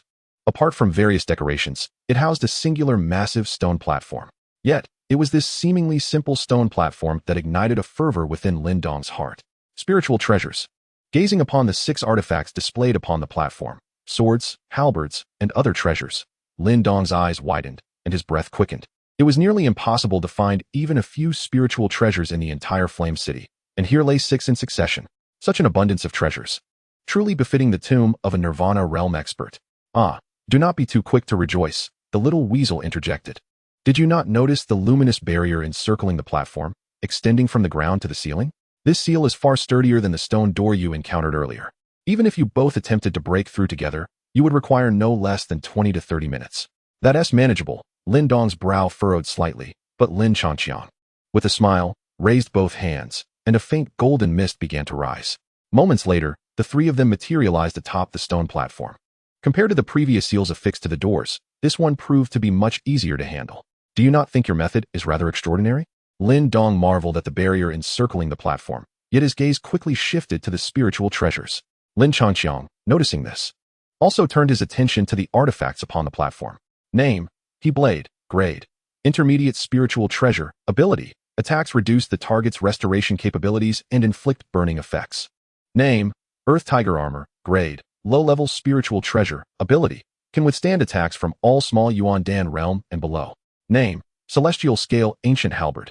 Grade, Advanced Spiritual Treasure, Semi-Finished. Ability, contains a trace of dragon blood, enhancing the power of the Celestial Scale Halberd technique. Name, Bellflower Bow. Grade, Low-level Spiritual Treasure.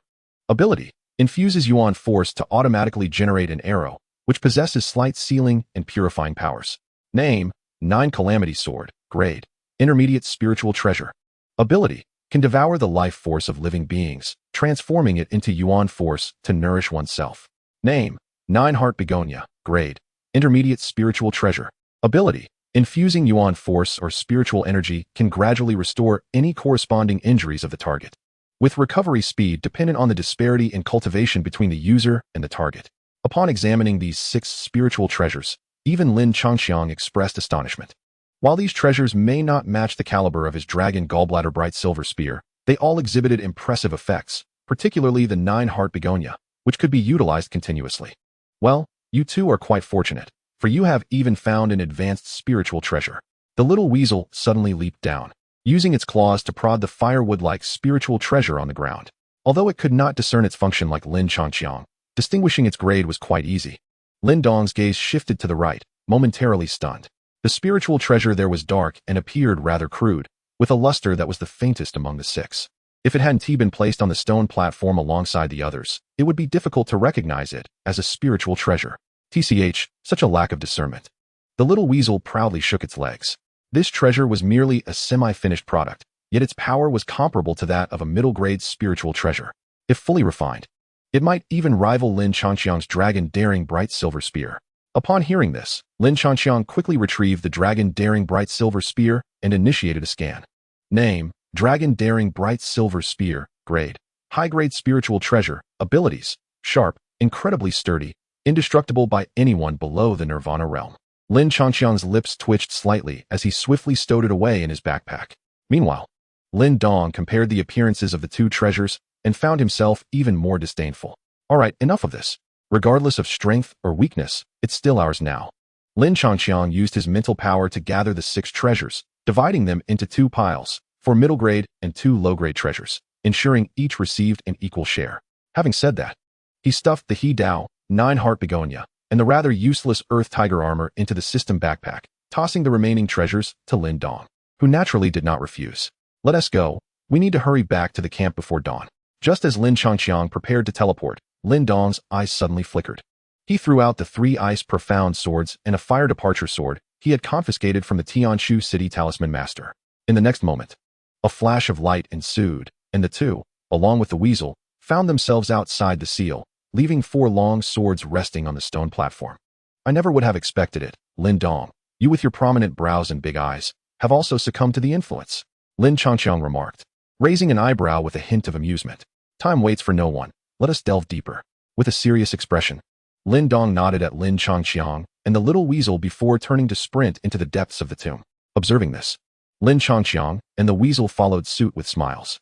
The passage leading from the grand hall to the depths was singular, filled with countless towering wooden stakes tightly interlinked, narrowing the path into several smaller routes whose destinations remained unknown. On the ground within the passage, numerous humanoid puppets stood, their bodies entirely dark and gleaming, evidently forged from metal. These were talisman puppets, favored by many strong practitioners for training juniors and serving a defensive purpose.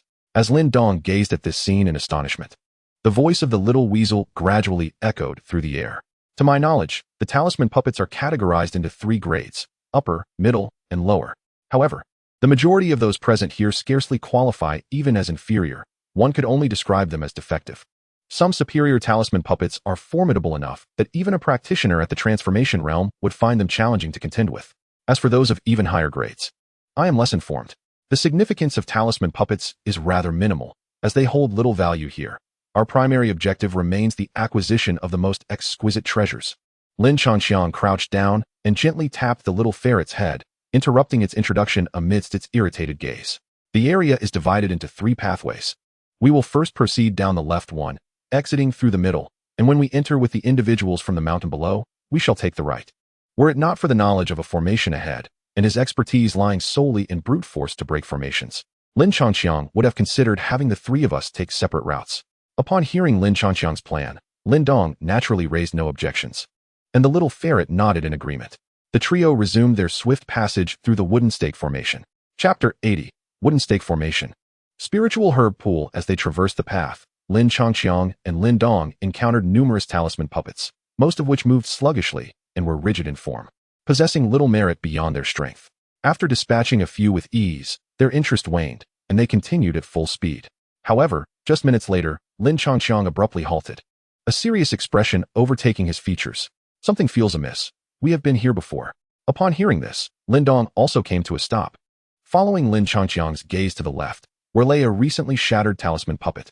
Ah, it appears to be a formation, the little ferret noted, irritation creeping into its demeanor as it scanned the surroundings, scratching its claws. How troublesome. I detest these insufferable formations. What should we do now? Lin Dong asked, bewildered. If we remain trapped here, it would be quite embarrassing if they were to spot us. Do not fret, though I am not particularly adept at formations. This wooden stake arrangement is not overly sophisticated, the little ferret replied, waving a paw and closing its eyes. A peculiar wave of energy began to emanate. Proceed straight ahead for 300 meters. Moments later, the little ferret opened its eyes and pointed forward.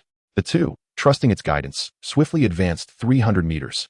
Yet still found no end in sight. Push that wooden stake to the right front with force. As soon as the words left its mouth, Lin Changqiang, already eager, struck the stake with his palm. Boom. With the force of his hand, the wooden stake slid aside, revealing a concealed passage before them. What a clever mechanism. After expressing their admiration, Lin Changqiang and Lin Dong stepped into the passage and continued onward, following the little ferret's guidance. They pushed open several more passages until they finally arrived at a spacious training ground. Inside this training ground, over 100 talisman puppets were neatly arranged, appearing indistinguishable from those in the wooden stake formation. Merely useless decorations, Lin Dong remarked, raising an eyebrow and allowing a casual smile to grace his lips as he surveyed the talisman puppets. Just as he was about to take a confident step forward, the voice of the little weasel suddenly resonated softly. These spirit puppets are all of inferior quality, with combat capabilities comparable to the peak of the Yuan Dan realm.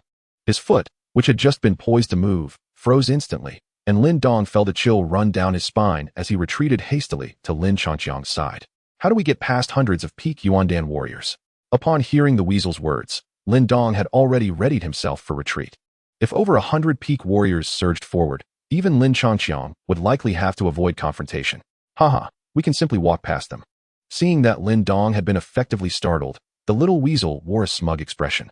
These spirit puppets are actually all scrap. They possess no energy whatsoever, and the runes within them have dissipated. They are now nothing more than useless iron clumps. Wait, so you're saying that as long as we inscribe runes on these puppets, they can be reactivated? Lin Changqiang looked at the spirit puppets with a glimmer of delight. Although he did not require fighters from the Yuan Dan realm, having them as a protective talisman for the Lin family would be quite advantageous. This way, even if he and Lin Dong were to leave Flame City, the Lin family could rest easy. Upon hearing this, the little weasel was momentarily taken aback, then awkwardly scratched its head. Theoretically, yes. but I've never been particularly interested in spirit puppets, so I really don't know how to inscribe runes on them. This is easily resolved. We can seek advice from seniors knowledgeable in this area. If all else fails, we can sell them directly. For now, let us gather these spirit puppets. Lin Changxiang nudged Lin Dong's arm, and together they began to pack up the puppets, though his thoughts drifted to the master of the tomb. The two collected the spirit puppets and smoothly traversed the training ground until they arrived by a tranquil lake. The surface of the water was undisturbed, yet it did not exude the foul scent typical of stagnant waters. Instead, a rich and fragrant aroma enveloped the area. At the center of the lake stood a small pond constructed of jade stones, roughly 10 meters square and irregularly circular, exuding a peculiar beauty. Lin Changxiang conducted a brief scan and immediately discovered several high-grade spiritual herbs within. We've struck it rich. A gleam of joy sparkled in Lin Dong's eyes upon seeing the herbs, and without a moment's hesitation, he retrieved several jade boxes and darted towards the stone pond like an arrow. Just then, however, a familiar mental force lifted his body, halting his charge. Surprised at first, Lin Dong soon relaxed upon realizing it was Lin Changxiang's mental energy, turning to him with a puzzled expression. I've scanned the area with my mental energy. There are nearly 300 spiritual herbs growing here, including 3 of the 7th grade, 14 of the 6th grade, around 60 to 70 of the 5th grade, and nearly 200 of the 4th grade. Lin Changxiang withdrew his gaze from the stone pond, his eyes fixed intently on Lin Dong, harboring a greedy thought. Regardless of whether it is of the 7th, 6th, 5th, or 4th rank, it is evident that we do not wish to overlook even a single specimen. However, leaving an empty pool here seems rather abrupt. Upon hearing these words, Lin Dong frowned. During the Lin family's previous clan competition, the rewards were merely a few 3rd-grade spirit herbs. How could he now bear to leave higher-grade herbs for others? Upon reflection, constructing an empty pool in the lake is indeed quite normal and reasonable. After a moment of inner turmoil, Lin Dong remained exceedingly reluctant. To appear normal, they would need to leave at least 100 spirit herbs, which would be far too unprofitable. It would be better to take them all. Even if it were discovered that someone had acted first, they would not know who it was. Observing Lin Dong's resolute determination, Lin Changxi suddenly smiled, dissipating the spiritual energy that had been supporting Lin Dong.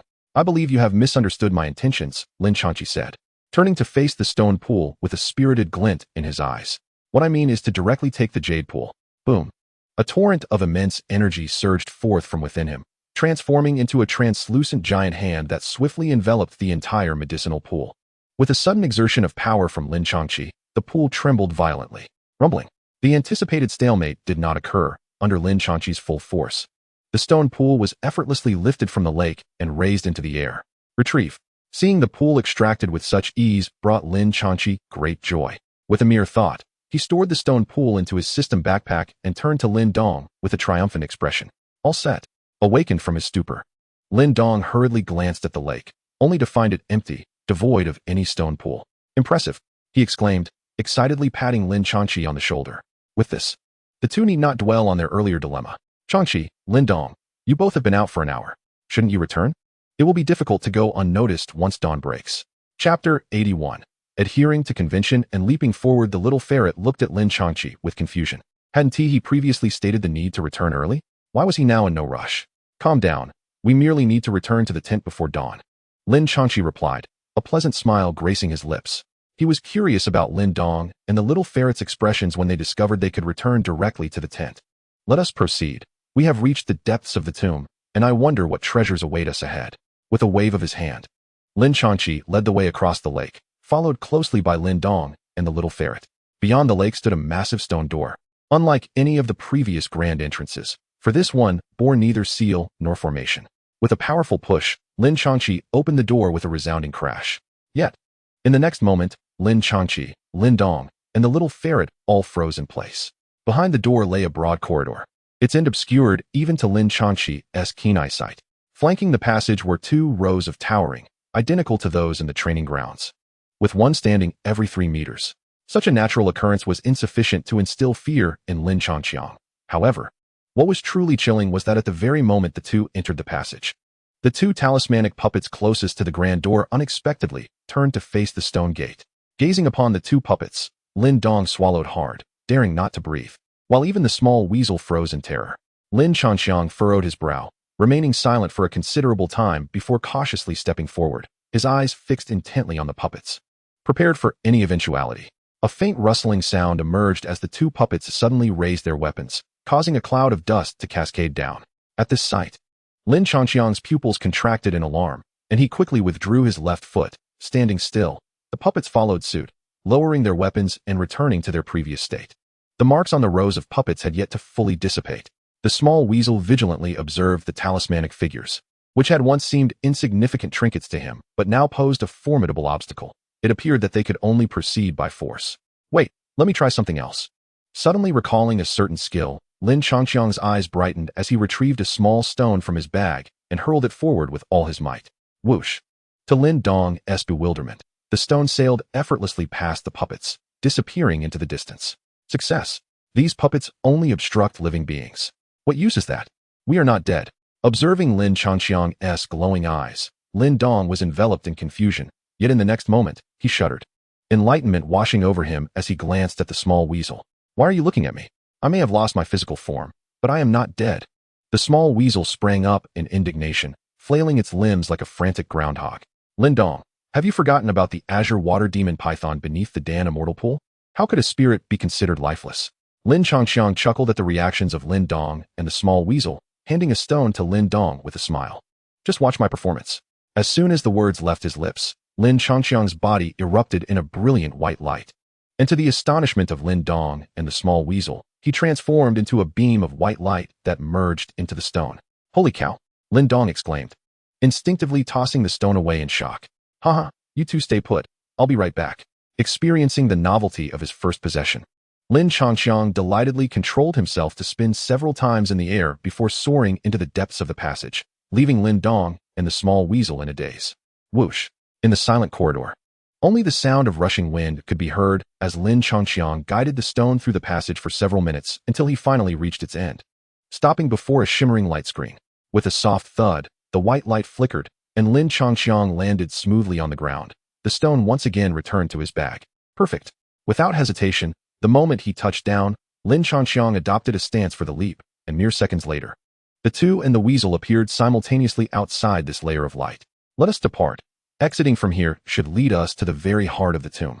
With that, Lin Changqi took a decisive step forward, stepping into the shimmering curtain of light, followed closely by Lin Dong and the little weasel, both of whom wore expressions devoid of emotion, having grown somewhat desensitized.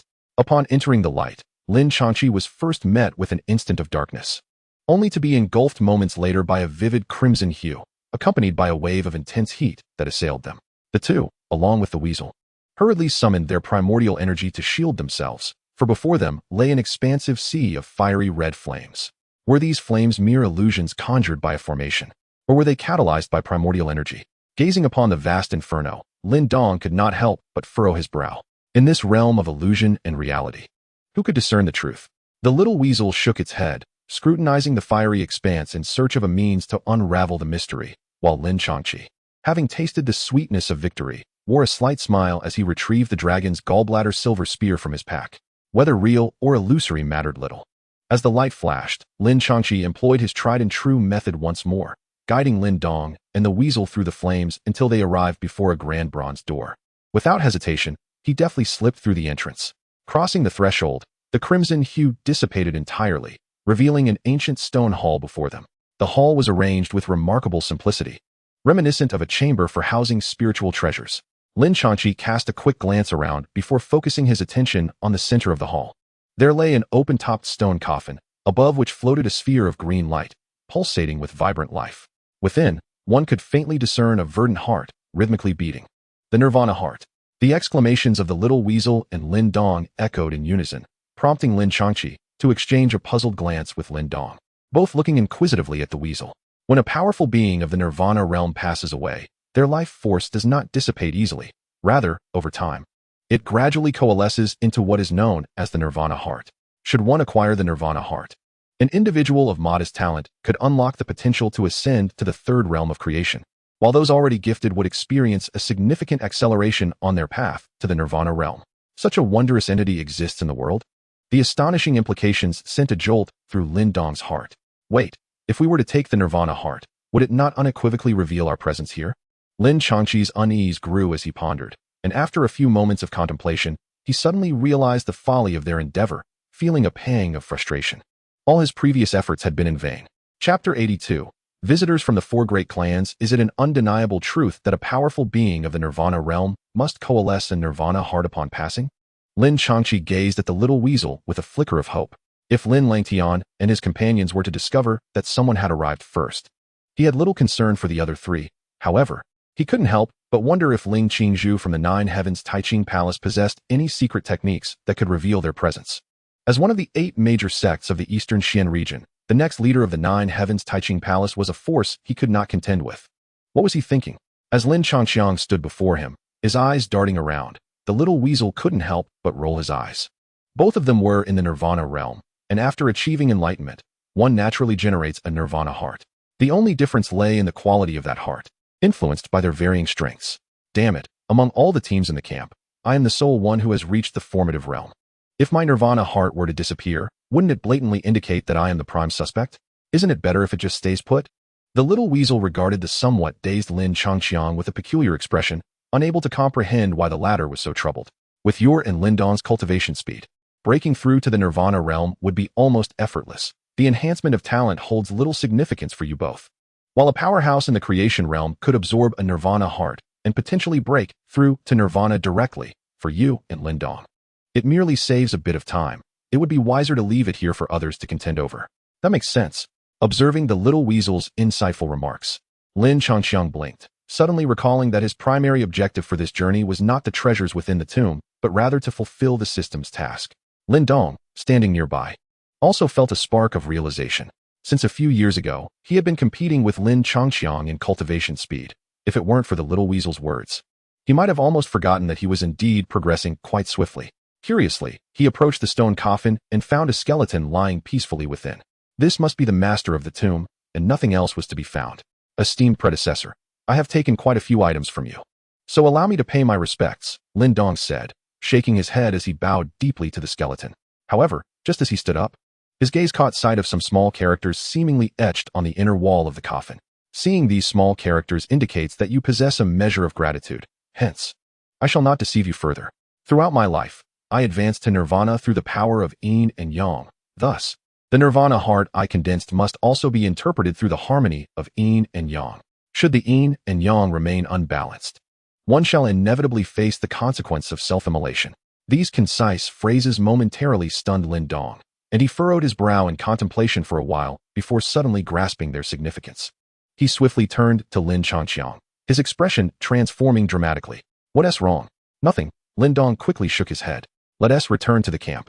It's merely a Nirvana heart. With the mysterious stone talisman in hand, we are never short of energy.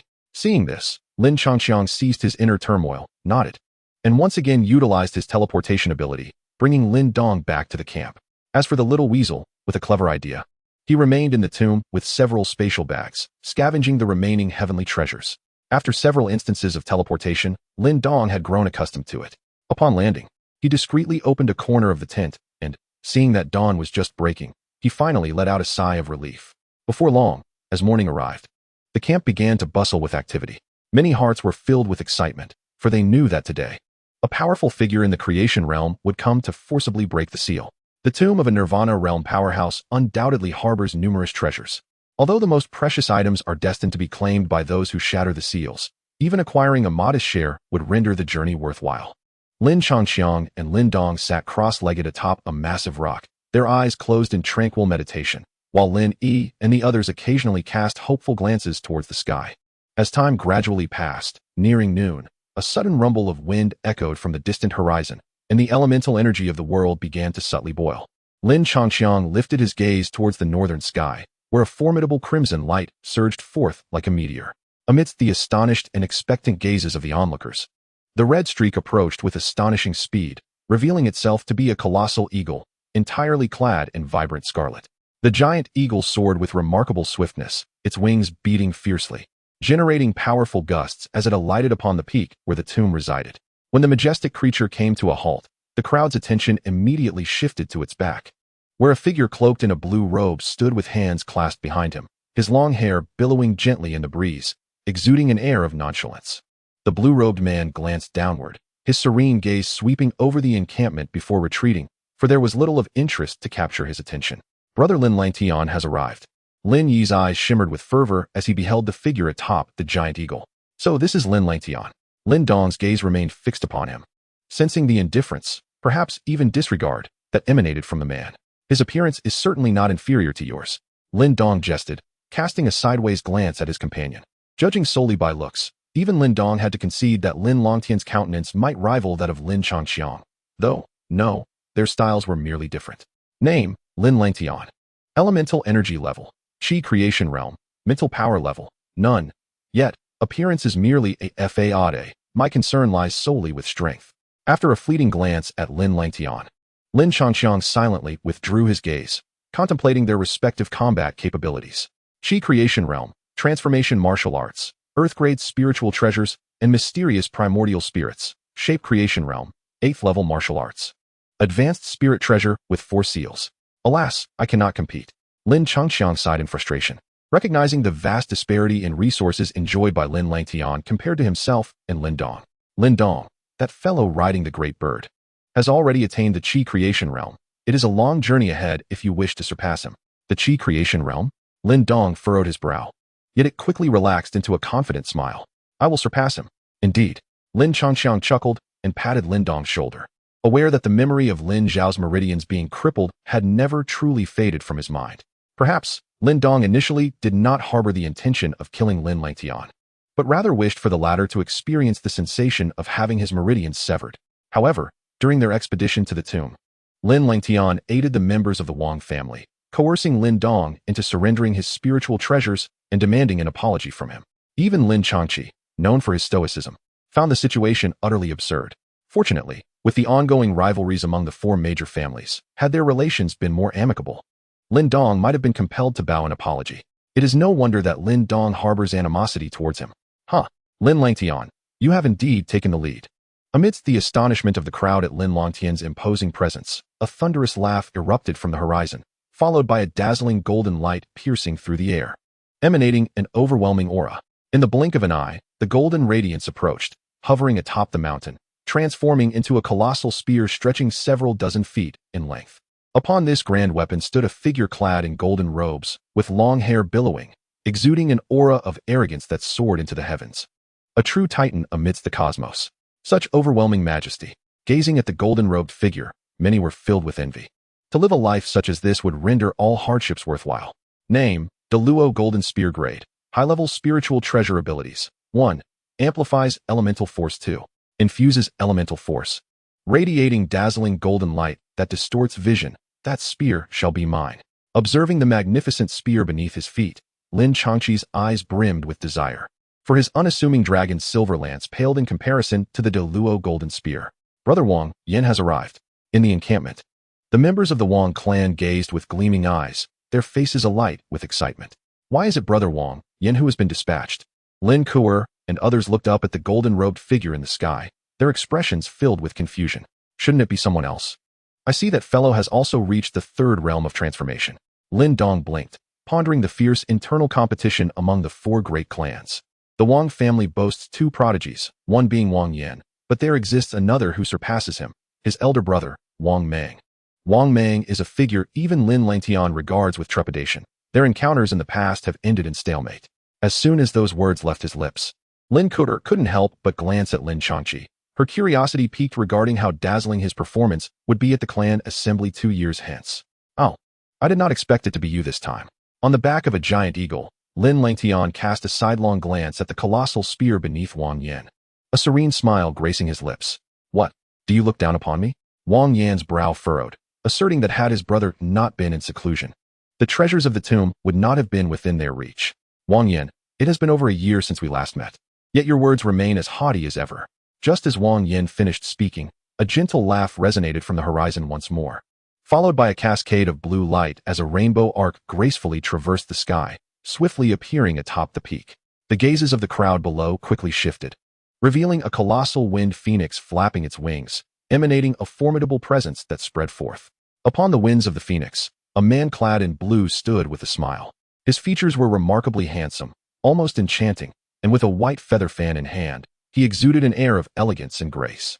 Qin Shi, what brings you, neither man nor woman, to this gathering? Wang Yan glanced at Qin Shi, disdainfully rolling his eyes. You've even brought forth the Qin clan's phoenix. Quite the preparation you have. Oh, did you not also bring the golden spear of Daoyuo? Knowing full well that Brother Langtian has ascended to the Qi creation realm, if we are ill-prepared, we might return empty-handed. Qin Shi lightly waved his fan, smiling as he nodded at Lin Langtian, seemingly unfazed by Wang Yan's mockery. Noting the indifference, Wang Yan merely shrugged and redirected his gaze toward the seal enveloping the mountain peak. When shall we break the seal? No rush, another individual is yet to arrive. A rare glimmer of emotion flickered in Lin Langtian's eyes. Another? Did not the Huangpu family declare they would not send anyone? Wang Yan was taken aback, furrowing his brow. Indeed, the Huangpu family will not come, but they have invited an even more formidable presence. Oh, who might that be? In the vast Dian dynasty. Few can elicit such admiration from you, Lin Langtian.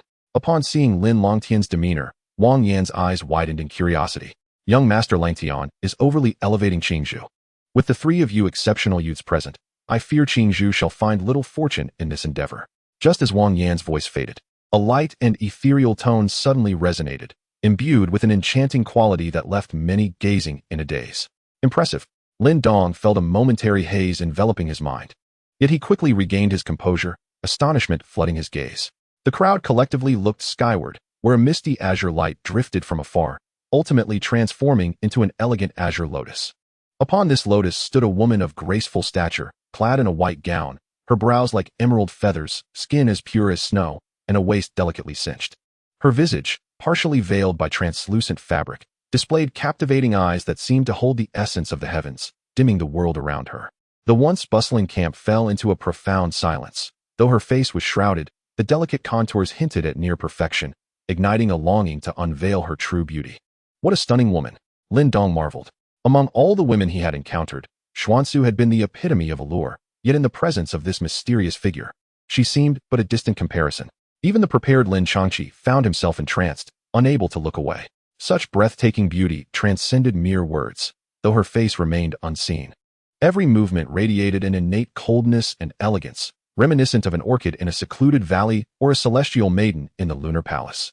With a figure both slender and proportionate, shoulders delicately sculpted, and a waist like a tightly bound silk ribbon, her graceful neck and radiant complexion captivated all, fragrance unenhanced, and beauty unadorned. In awe, Lin Changqiang's eyes sparkled as though illuminated by stars. It was only at this moment that he could truly comprehend the sentiments shared by Song Yu and Chao Ji. After expressing his thoughts, he involuntarily inhaled deeply, attempting to calm his racing heart. Yet, in the blink of an eye, he perceived the figure suspended in the air glancing in his direction. Surely, it must have been an illusion. However, when he focused intently on the individual, he found that she was already assessing the seal atop the mountain. It turned out to be Miss Qingzhu, who had graciously arrived from the Qin realm. In the sky, Qin Shi offered a slight bow to Ling Qingzhu, clearly aware of her origins. What a surprise. I didn't expect you to take an interest in matters of our great Yin dynasty, remarked Wang Yan. His gaze fixed on Ling Qingzhu, brimming with unabashed fervor. It is merely coincidence, she replied with a polite smile, then redirected her attention to the mountain seal. Now that everyone is gathered, let us proceed to tear apart the seal. Agreed. Lin Langtian nodded slowly, his gaze towards Ling Qingzhu carrying a hint of something different, albeit well concealed. Esteemed ones, though this seal was left by a powerful Nirvana realm expert, its potency has diminished significantly over the years. If we strike at its core, breaking it should pose little challenge. Upon hearing Lin Langtian's words, the others nodded in agreement. Enough idle chatter, let us act. Chapter 84, Breaking the Seal. Entering the tomb with no time to waste, Wang Yan was the most agile, swiftly stomping his right foot. The Deluo golden spear trembled, and brilliant golden light rapidly coalesced at its tip, ultimately transforming into a golden spear beam extending over 10 zhang, hurtling forth with great velocity. Boom, boom. As the spear beam surged, it created a series of deep explosions, the spectacle awe-inspiring. Qin Shi, standing atop the Fenghuan bird, smiled slightly, his feather fan fluttering. And soon a torrent of azure waves materialized before him, roaring into motion. Lin Langtian, with his hands clasped behind his back, made no visible movement. Yet a colossal red vortex suddenly materialized above him. A surge of primordial energy erupted from within, swiftly transforming into a massive crimson sword, which, with a flash of red light, tore through the sky and shot forth. In contrast to the three others' aggressive onslaught, Ling Qingzhu's attack appeared remarkably tranquil. With a graceful gesture, one petal fell from the azure lotus beneath her feet, subsequently enveloped in a rich green light. tracing a beautiful arc as it silently drifted towards the seal atop the mountain. As the four commenced their assault, the primordial energy in the heavens surged, leaving many in the encampment astonished. To wield primordial energy to such an extent, it seemed only those who had entered the third realm of creation could achieve it. To enter the third realm of creation and wield primordial energy to this degree? Lin Dong's eyes widened in disbelief as he gazed at Lin Changxiang. In his recollection, the latter's demonstration of creation realm strength had consisted solely of a chair and a hand, devoid of the overwhelming force that stirred the primordial energy with mere gestures. I don't know. I've never truly exerted my full strength, Lin Changxiang replied, blinking. If the creation realm could exhibit such might, one could only wonder how formidable the nirvana realm would be. No worries. We shall have our chance soon. Lin Changxiang gazed intently at the sky, resolutely mindful of his mission. Name, Ling Qingzhu, energy level, creation realm, mental power level, none. Name, Lin Langtian, energy level, chi formation realm, mental power level, none. Name, Wang Yin, energy level, shape creation realm, mental power level, none. Name, Qin Shi, energy level, shape creation realm, mental power level, none. Name, Feng Wan, energy level, shape creation realm, mental power level, none. The cultivation levels of 4 individuals and a bird became vividly apparent to Lin Changxiang. However, at the same time, 2 conspicuous names emerged in the void beside Qin Shi and Wang Yin. Name, Shun Tung, energy level, chi formation realm, mental power level, none. Name, Mali, energy level, chi formation realm, mental power level, none. Lin Changxiang was momentarily taken aback. He had assumed that having a protector like Wang Yin was already quite prudent. Yet, Qin Shi's caution surpassed even that of Wang Yin. Fortunately, this revelation alleviated his concerns regarding their numbers. As Lin Changxiang's gaze flickered, a formidable onslaught surged towards the mountaintop, all eyes fixated upon it. As these attacks approached, the space outside the tomb slightly distorted, and an energy shield quietly manifested, adorned with intricate and resplendent patterns. Boom! The first to strike was Wang Yin's imposing spear light, crashing against the shield with an explosive force of energy, sending ripples cascading across its surface. A torrent of blue waves soon followed, pouring forth at the point of impact, accelerating the ripples' spread and darkening their hue. Before the waves could completely dissipate, a massive crimson sword, propelled by an overwhelming ferocity, thrust into the shield, gradually embedding itself, yet struggling to penetrate further. Bang! Crash! In the sky, Lin Langtian's lips moved slightly, and the crimson giant sword erupted violently, unleashing a frenzied expansion of energy that obliterated numerous runes on the shield, creating a significant fissure. This spectacle left many in awe, astonished that despite the fierce assault from the 3 powerful figures, the seal remained largely intact. Just as the crowd marveled at the resilience of the seal, an unassuming azure glow gracefully descended upon the barrier. Crack! Upon contact, petals disintegrated, yet the barrier was momentarily suffused with a greenish hue. Subsequently, a series of faint cracking sounds echoed as the seal began to fracture. The seal is on the verge of breaking. Witnessing this, numerous spectators erupted with excitement, some gazing in astonishment at the mysterious woman, clearly taken aback by the extraordinary nature of her abilities. Bang! The once precarious light barrier finally shattered with a resounding explosion, unleashing a massive storm of primal energy that surged from the mountaintop down to the valley below. Let us go. With the barrier's collapse, for figures in the sky transformed into streaks of radiant light, swiftly descending upon the summit, eliciting jubilant cheers from the throngs at the mountain's base. The seal has been breached. Rush forth. The prospect of wealth awaited them today. The previously tranquil peak erupted into a cacophony as nearly everyone exerted themselves in a fervent dash toward the summit.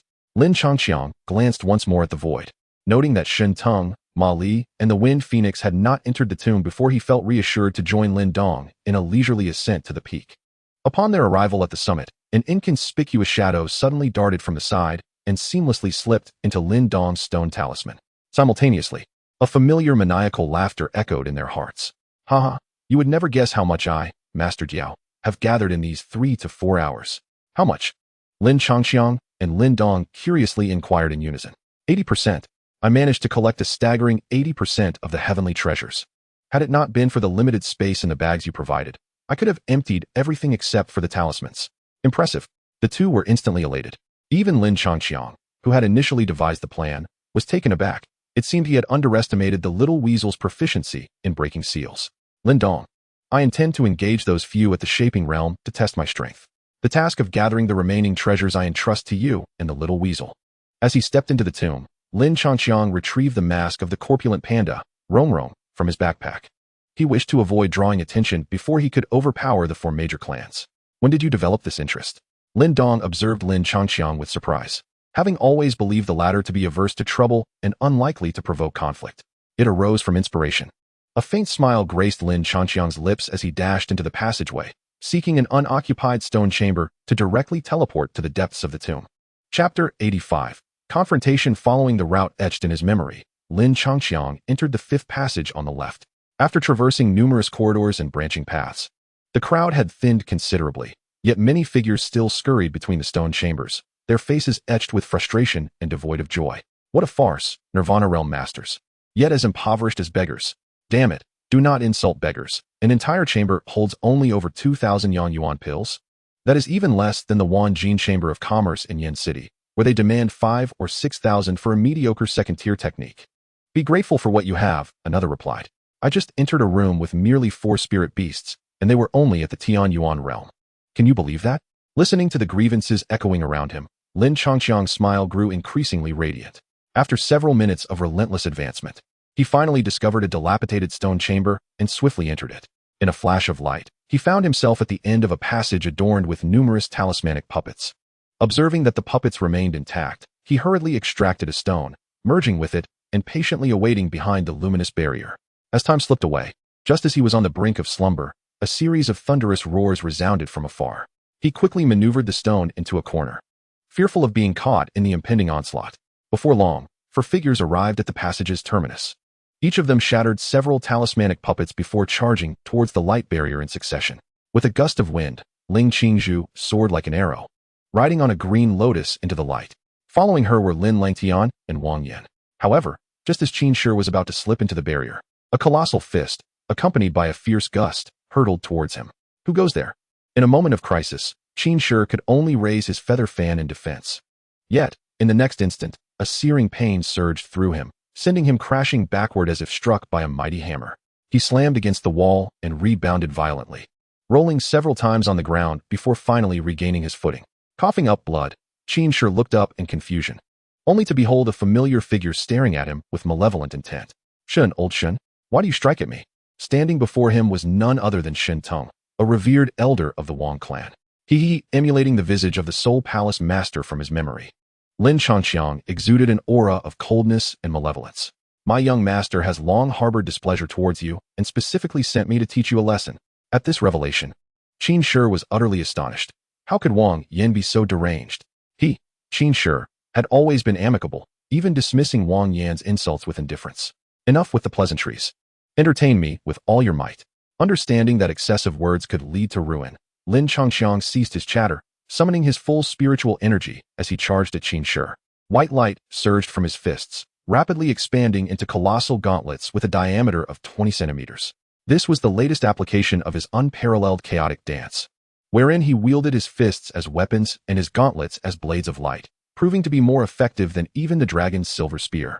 Seeing this, Qin Shi hastily infused his feather fan with spiritual energy, which promptly extended to a height equal to that of a person. Remarkably, this was a mid-tier spirit treasure. You think you can block me at my level? Pathetic. With rapid, successive punches creating afterimages, each strike landed heavily upon the feather fan. The defense of the mid-tier spirit treasure appeared futile, as Qin Shi was instantly slammed against the wall behind him.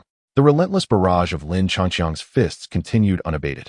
He would not relent until the system transformed his power from 0.5 to 15. Despite the intermediate spiritual treasure mitigating the intensity of the assault, Qin Shi felt as though his entire body was on the verge of collapse, plagued by excruciating pain. He desperately channeled the vital energy within him. Yet every time he managed to gather even a modicum of power, it would be shattered by a single punch.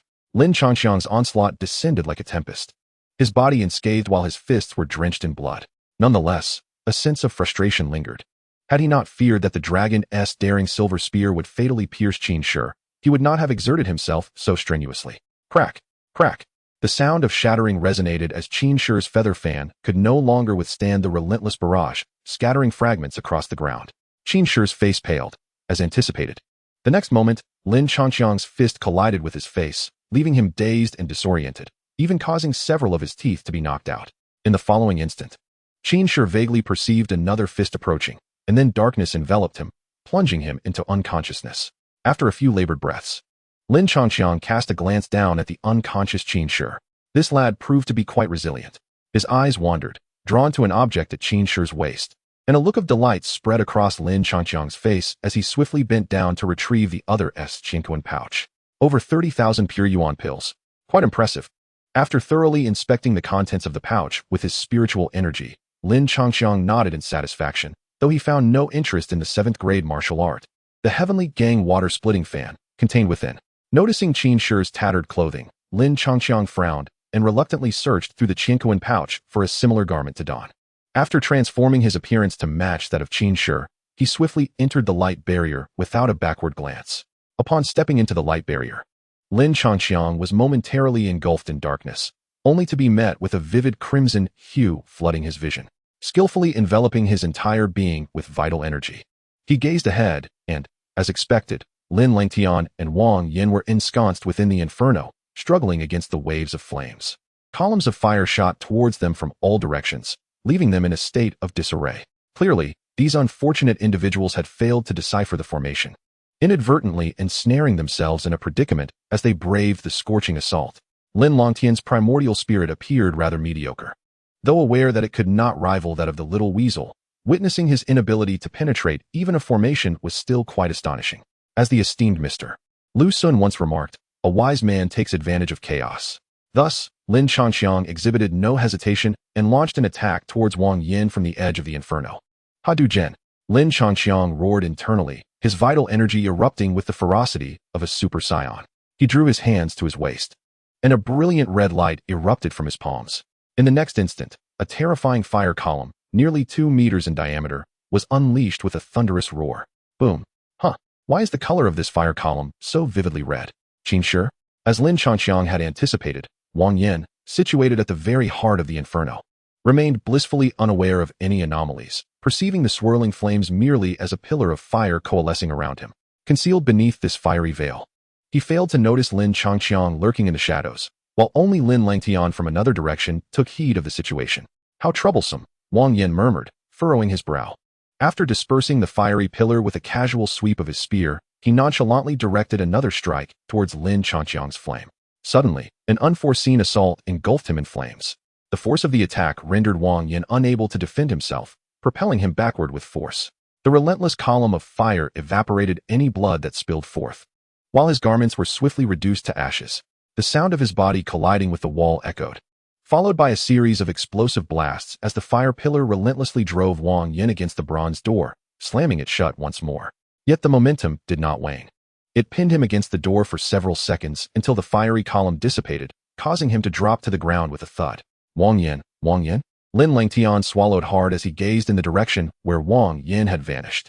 After shattering an incoming fire column, he swiftly turned, his expression alert as he fixed his gaze upon Qin Shi. Mu Shi, have you yet to decipher the formation? Lin Langtian silently urged, feeling a pang of impatience. After all, he found himself ensnared within the fiery array, and should Qin Shi seize the opportunity to strike, he could only hope to protect himself. Patience is a virtue. Remain calm. In no more than half an hour, I shall dismantle this array, a sinister voice echoed in Lin Longtian's mind. That fool, Wang Yin, had mocked others outside, and thus met his fate. You have not wronged him. Why would he turn his ire upon you? While Lin Langtian deliberated with Mu Shi, Lin Changqiang stood momentarily dumbfounded before the blaze. Suddenly, he recalled the last occasion when he had possessed the dragon gallbladder bright silver spear, enduring the onslaught head-on. Heavens! Must I resort to rigid conventions before Lin Langtian? After a brief contemplation, Lin Changqiang's eyes brightened with inspiration. Without further ado, he pivoted and strode directly into the luminous barrier, returning to the corridor adorned with talismans. Upon arrival, he first bestowed upon Qin Shi a fresh garment before reclining beside him to initiate the leap. In a flash of brilliance, the next moment saw Lin Changqiang and Qin Shi lying beside Wang Yin. With practiced ease, he stowed away the Qinquan bag and the Deluo golden spear, exchanged Wang Yan's attire, and then activated the leap once more, arriving at the grand hall at the entrance of the tomb. The plan was a success. Everything unfolded seamlessly, and Lin Changqiang could not suppress a surge of joy as he surveyed the shattered stone door in the distance, unhurriedly inspecting Wang Yan's Qinquan bag. In addition to the pure Yuan Dan, martial arts, and various materials for refining weapons, Wang Yan's Qinkuan bag was filled with a hodgepodge of items, which left Lin Changqi somewhat disheartened. He had not expected this lad to be poorer than Qin Shi. After tallying his gains, Lin Changqi wasted no time. Immediately using a double experience card and applying today's auxiliary training to the Golden Platform Town Demon Palm. With a resounding thud, the auxiliary training was completed, and the host was congratulated with a 24 experience gain for the Golden Platform Town Demon Palm. With a casual motion, Lin Changqi summoned a golden platform of about 7 or 8 zhang in size, nodding in satisfaction before using his last opportunity for disguise to transform into Wang Yan. After meticulously tattering his clothing, Lin Changqi drew out the Deluo golden spear and charged out of the tomb. "Old Shen, avenge me!" His furious shout echoed like thunder across the heavens as a figure clad in gray swiftly descended from the sky, accompanied by Feng Wan and an elderly woman who also landed beside him. "Young Master Wang Yan, what has happened?" The gray figure revealed itself to be an elderly man with white hair, and he looked astonished at Lin Changqi's tattered garments. "Old Shen, you must stand for me," Lin Changqi lamented. "I merely jested with Qin Shi outside the tomb," yet he feigned indifference while nursing a grudge. "When we joined forces to confront a puppet at the Shaping Realm, he brazenly struck from behind with a Tian Gang Pipa, sending me crashing right in front of the talisman puppet, and while it pursued me, he fled deep into the tomb." As Lin Changqi recounted Qin Shi's transgressions, he endeavored to evoke sympathy from Wang Yan, becoming increasingly agitated, with tears streaming down his cheeks. "This is impossible. My young master has always been benevolent. How could he launch a sneak attack?" The elderly woman was taken aback, while Feng Wan glared furiously at him. Even Shin Teng, standing nearby, began to question his own ears, clearly incredulous that Qin Shi could commit such an act. "How dare you insinuate that I am slandering him?" With both sides hesitating to act, Lin Changqi seized the initiative, launching a Golden Platform Town Demon Palm without hesitation. Blinding golden light erupted from his palm, rapidly coalescing into an ethereal golden platform spanning 10 zhang, and with a thunderous crash, it barreled towards the elderly woman. Boom! The proximity of the participants allowed Lin Changqi's sudden strike to directly hit both the elderly woman and Feng Wan. The resplendent golden platform erupting into a myriad of golden rays, reverberating like thunder atop the mountain. "Wang Yan, have you lost your mind?" The elderly woman staggered back several paces to regain her balance, a trickle of crimson appearing at the corner of her mouth, while Feng Wan was knocked to the ground, rolling several times before coming to a halt. In light of this, let the battle commence. The clay figure still harbored a flicker of defiance. And what of a living being? Provoked incessantly by Lin Changqiang, the elderly woman was engulfed in fury, casting aside her doubts. Her withered hand shot forth, unleashing a torrent of surging energy that morphed into a colossal wave of deep azure, surging towards Lin Changqiang. Following closely was Feng Wan, who raised her head and let out a piercing cry, summoning several gusts of pale azure winds that howled forth with ferocity. "Let the confrontation unfold. If we fear, we shall not bear the surname Wang. Elder Shun, I shall contend with Feng Wan, and the old woman will be your charge." Seeing the opponent finally retaliate in anger, Lin Changqiang was filled with elation. He grasped his weapon, and the body of the Deluo golden spear trembled, releasing a brilliant golden light that swiftly enveloped the entire battlefield. The clash was imminent, and the elder in gray could not idly watch as Wang Yan was assaulted. Thus he reluctantly intervened. A gray wheel spun forth from his sleeve, its razor-sharp edges swirling menacingly around it. The dark blade slices through the heavens. With a keen gaze fixed upon the elderly woman, the gray-clad elder struck without mercy, his finger pointing forth as the wheel's rotation accelerated violently, darting towards her with astonishing speed. Chapter 87. She flees, he pursues. She can't soar away as the dark light burst forth. It quickly expanded to the size of a grinding stone, yet when compared to the towering wave, it was but a minor spectacle. The deep blue wave collided with the dark light, yet contrary to expectations, it did not shatter the enemy. Instead, it merely slowed the dark light's momentum before being forcefully cleaved apart. Observing Shen Teng block the elderly woman, Lin Changqiang exhaled in relief. To confront two foes without revealing his true identity was indeed a formidable challenge. After effortlessly dispelling the oncoming tempest with the golden platform suppression palm, Lin Changqiang surged toward the airborne Feng Wan, determined not to employ any martial arts aside from the golden platform suppression palm. As he infused his energy, the golden spear in his grasp resonated with a deep hum, and with each step he took upon the air, golden flames erupted beneath his feet. Supported by an overwhelming surge of energy, he swiftly closed the distance between himself and Feng Wan. As the gap diminished, Feng Wan grew anxious. hastily conjuring several more whirlwinds as she ascended, her claws sweeping in rapid succession, unleashing a barrage of azure wind blades that shot forth alongside the gales. Such trivial skills dare to challenge me? Unfazed by the incoming assault, Lin Changxiang wielded his golden spear with deft precision, dispersing the wind blades and whirlwinds effortlessly. Realizing her attacks bore no fruit, Feng Yuan quickly acknowledged the disparity between them. Suddenly, she spread her wings wide, transforming into a streak of azure light, fleeing into the distance. Humph, seeking escape? As Feng Yuan darted away, a flicker of delight danced in Lin Changxiang's eyes. With his energy surging anew, he quickened his pace, pursuing Feng Yuan relentlessly. A solitary figure pursued and another fled, swiftly distancing themselves from the mausoleum. Observing that Shen Teng and the old woman had faded from sight, Lin Changxiang decided to no longer conceal his prowess, promptly placing 5 storm giant's words into his equipment slot. Merging with his weapon, he gripped the spear tightly, channeling all his inner energy into it. The originally nearly 3-meter-long Deluo golden spear suddenly extended to an impressive 30 to 40 meters. Its fierce golden radiance illuminating half the sky. With a mighty roar, he hurled the colossal spear towards the wind phoenix. As the spear left his grasp, Lin Changxiang transformed into a beam of white light, entering within the spear's confines and accelerating with renewed mental strength. The golden light cleaved through the void, the sound of explosive energy reverberating continuously. Below, the mountains were thrown into chaos, countless birds and beasts startled into a frantic disarray. The spear, now hastened, almost instantaneously caught up with the wind phoenix. Sensing the imminent threat from behind, a profound fear surged within her. She understood that failure to evade would result in severe injury. With a tremendous effort, she flapped her wings, attempting to dodge the attack through a sudden change of direction. Alas, under Lin Changxiang's mental lock, she was merely a moment too late. With a thunderous crash, the golden spear struck fiercely upon the wind phoenix's back, the overwhelming force shredding her feathers and creating a massive gaping wound.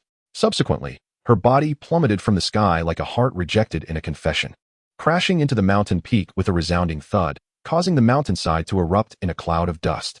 As he beheld the ravaged peak, Lin Changxiang disengaged from the spear and emerged, grasping the Deluo golden spear as he descended. Gently, he landed on the ground, where the surrounding dust had settled, revealing the wind phoenix's form. There she lay, contorted in the crater, bloodied and emitting mournful cries from her beak. Noticing Lin Changxiang's approach, a flicker of human-like fear glimmered in the wind phoenix's eyes. Defying her injuries, she forcefully emerged from the pit. Just as Lin Changxiang anticipated a desperate struggle, the wind phoenix collapsed to the ground with a thud, her body trembling uncontrollably. Do you wish to acknowledge me as your master? Lin Changxiang raised an eyebrow, and the wind phoenix nodded repeatedly, clearly indicating that this creature, a being of the forming realm, had begun to comprehend human speech. Her intellect appeared commendable, and her strength was passable. Lin Changxiang chuckled, affectionately stroking the wind phoenix's head, seemingly intrigued. The wind phoenix, sensing a glimmer of hope, sighed in relief. Yet, in the next instant, a silver-blue long spear pierced through her skull. You're not quicker than I, Lin Changxiang remarked, wiping the blood from his weapon before stowing the dragon gallbladder silver spear alongside the wind phoenix's lifeless body into his backpack. Should a masterless wind phoenix seek a master, he would certainly not refuse. However, this creature belonged to the Qin clan, and he feared that his conquest today would lead to confrontation from a higher power tomorrow. Once again, resplendent golden light shone brightly, and in the next moment, a figure soared skyward upon the colossal spear, heading towards the mausoleum. Upon Lin Changxiang's arrival at the tomb, the scene was already in disarray. Shen Teng and the old crone were both marred with injuries, yet they continued to engage in a fierce battle, exchanging colossal waves and towering peaks, flying swords and circular blades. It was evident that both had ignited true flames of conflict. Young master, please lend me your strength. Seeing Lin Changxiang descend beside him, Shen Teng was instantly elated, while the old crone's expression shifted dramatically. After repelling the blade disc with her flying sword, she retreated swiftly, plunging directly into the tomb. Don't even think about fleeing, Shen Teng exclaimed, rushing toward the tomb. However, just as he took a few steps, a searing pain struck the back of his head, and darkness enveloped him as he collapsed to the ground. Task progress, 45. After seizing the opponent's Qinquan bag, Lin Changxiang dashed into the tomb. Just one target away from completing his mission, he had no intention of letting his efforts go to waste. The moment he entered the tomb, a familiar pale blue wave swept over him, dispelling the stagnation within his body. Lin Changxiang scanned his surroundings and spotted the old crone fleeing down the 7th passage, prompting him to pursue her immediately. having battled with Shun Tung for an extended period and now affected by the tomb's oppressive force. The old crone was no match for Lin Changqiang. Within 10 seconds, he had closed the gap between them, with a shimmer of gold and blue. The Deluo golden spear and the long Danbright silver spear manifested in succession. Without hesitation, Lin Changqiang hurled the former at the old crone, while wielding the latter to charge forward. With a swift flash of golden light, the spear struck the old crone, sending her hurtling backward, rolling several times before finally halting her momentum. Blood splattered across the ground, and before she could even cry out in pain, she scrambled to her feet. Yet in the next instant, the sound of a blade piercing flesh echoed. The long Danbright silver spear had penetrated her body. Her eyes widened in shock as her form softened, collapsing lifelessly to the ground. Congratulations, host. Side quest completed. Rewards: 2 lottery draws for double experience cards, passive fervor activated. After reclaiming the Deluo golden spear and the long Danbright silver spear, and removing the old crone's Chinquan bag, Lin Changqiang wasted no time. He dispelled his disguise and activated his leap, teleporting to the deepest stone hall. Chapter 88. A mere nirvana heart. Not worthy of half a glimpse from Ling Qingzhu upon reaching the innermost sanctum of the tomb once more. The green light atop the sarcophagus and the verdant heart within had diminished significantly, with the remaining portion continuously melting into a pure essence, suspended before the woman. The woman, standing upon a green lotus, hovered gracefully above the sarcophagus, resembling a celestial being fallen to the mortal realm. As the nirvana heart melted, a surging force of primordial energy ebbed and flowed like the tide, resonating with the sound of rushing water within the stone hall. With a deliberate sound, Lin Changqiang announced his presence, causing the woman to suddenly turn her head. "It is you?" To his surprise, her clear eyes shimmered with a glimmer of recognition, and her elegant figure, even in this ancient tomb, resembled a captivating masterpiece. "Oh, do you recognize me?" A flicker of understanding crossed Lin Changqiang's eyes. "Previously, beyond the luminous veil, I extend my gratitude for your commendation, noble sir." However, as Ling Qingzhu offered a slight bow and turned her gaze back to Lin Changqiang, her eyes revealed no flicker of emotion. The nirvana heart, she feared, could not be relinquished. Lin Changqiang cast a glance at the verdant orb before nonchalantly diverting his attention to the ethereal beauty suspended in the air.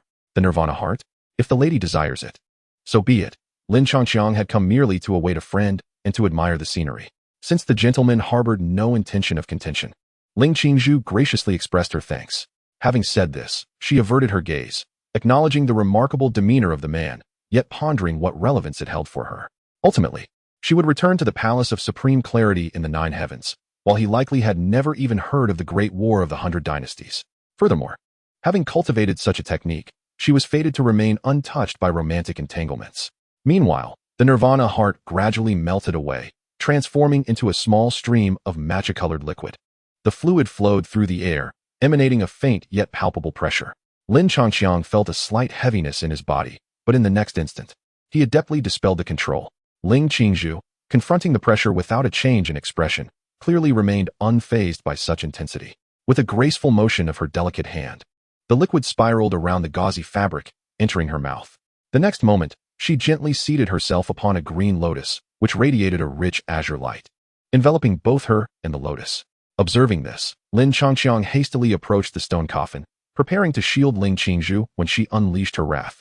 He had no desire to wait for the master of the tomb within to emerge, granting that old fellow the power of life and death over him. Sure enough, before long, a violent surge of energy erupted from the sky, its source being within the green lotus. Within the lotus, Ling Qingzhu's snow-white skin was tinged with a hint of crimson, as a vast and pure energy surged forth from her being, causing the azure veil to tremble incessantly. A glint of cold light flickered in Ling Qingzhu's eyes, and with a flurry of her graceful hands, a formidable force erupted from within her, striving to suppress the rampant energy. Below, Lin Changqiang witnessed the azure shield flickering, and he released a wave of pale blue energy toward the green lotus. Alas, before the blue light could reach the lotus, it dissipated under the brilliance of the azure glow. Thus, Lin Changqiang stood before the coffin, silently awaiting the unfolding events. The nirvana heart, after all, was the culmination of a nirvana realm expert's lifelong cultivation. Therefore, even though Ling Qingzhu had reached the pinnacle of the creation realm, she remained but a hair's breadth from the nirvana realm and ultimately could not withstand the encroaching energy. Minutes later, the azure veil finally shattered, and Ling Qingzhu found herself enveloped by an overwhelming aura of purine. In ordinary circumstances, This energy might serve as a potent tonic, but when it became excessive, it morphed into a lethal poison. If left unresolved, its accumulation would give rise to pure fire, incinerating her body from within.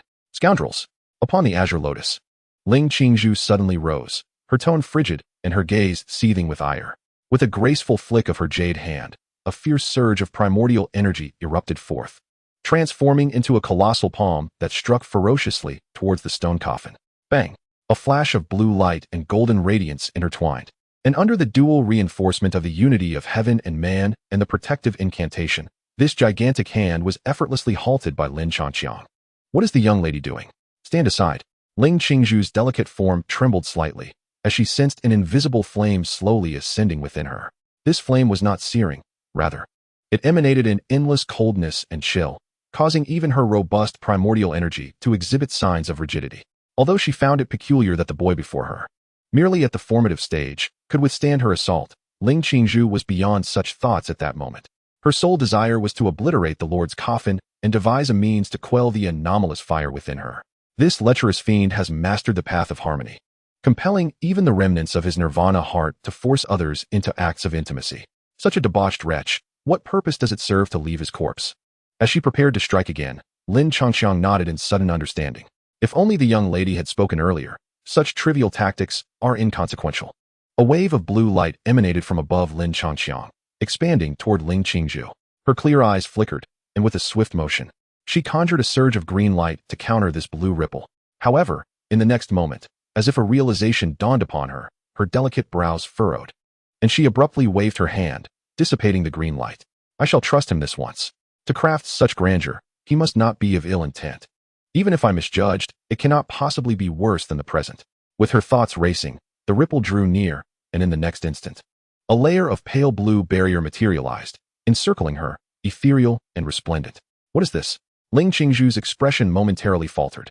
She felt the raging flames dissipate into thin air, and her primordial energy returned to normal, the pure energy wholly absorbed.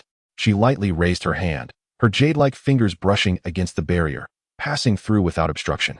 Clearing adverse influences is my specialty, Lin Changqiang remarked, nodding gently, feeling a sudden lightness in his body. He no longer had to dwell on his thoughts. Indeed, he preferred to win the heart before the body. Thank you, young master, for your assistance. Qingzhu shall forever be grateful. With the anomalous fire purged, Ling Qingzhu felt a wave of relief wash over her. Contemplating how the young man had remained unperturbed in the face of her earlier fury stirred a ripple in her heart. Is there anything the young master desires? Qingzhu shall do her utmost to procure it, in gratitude for your kindness. Oh, Lin Changqiang gazed at the descending figure from the air, his eyes remarkably clear. No need for recompense. I merely wish for the young lady to unveil her veil, that I may behold your beauty. Ling Qingzhu's delicate brows knitted slightly. According to her master's teachings, she should not entangle herself with any man, yet the request was not unreasonable. Just a glance should pose no harm, should it? After a moment of contemplation, she ultimately let out a soft sigh and removed her veil.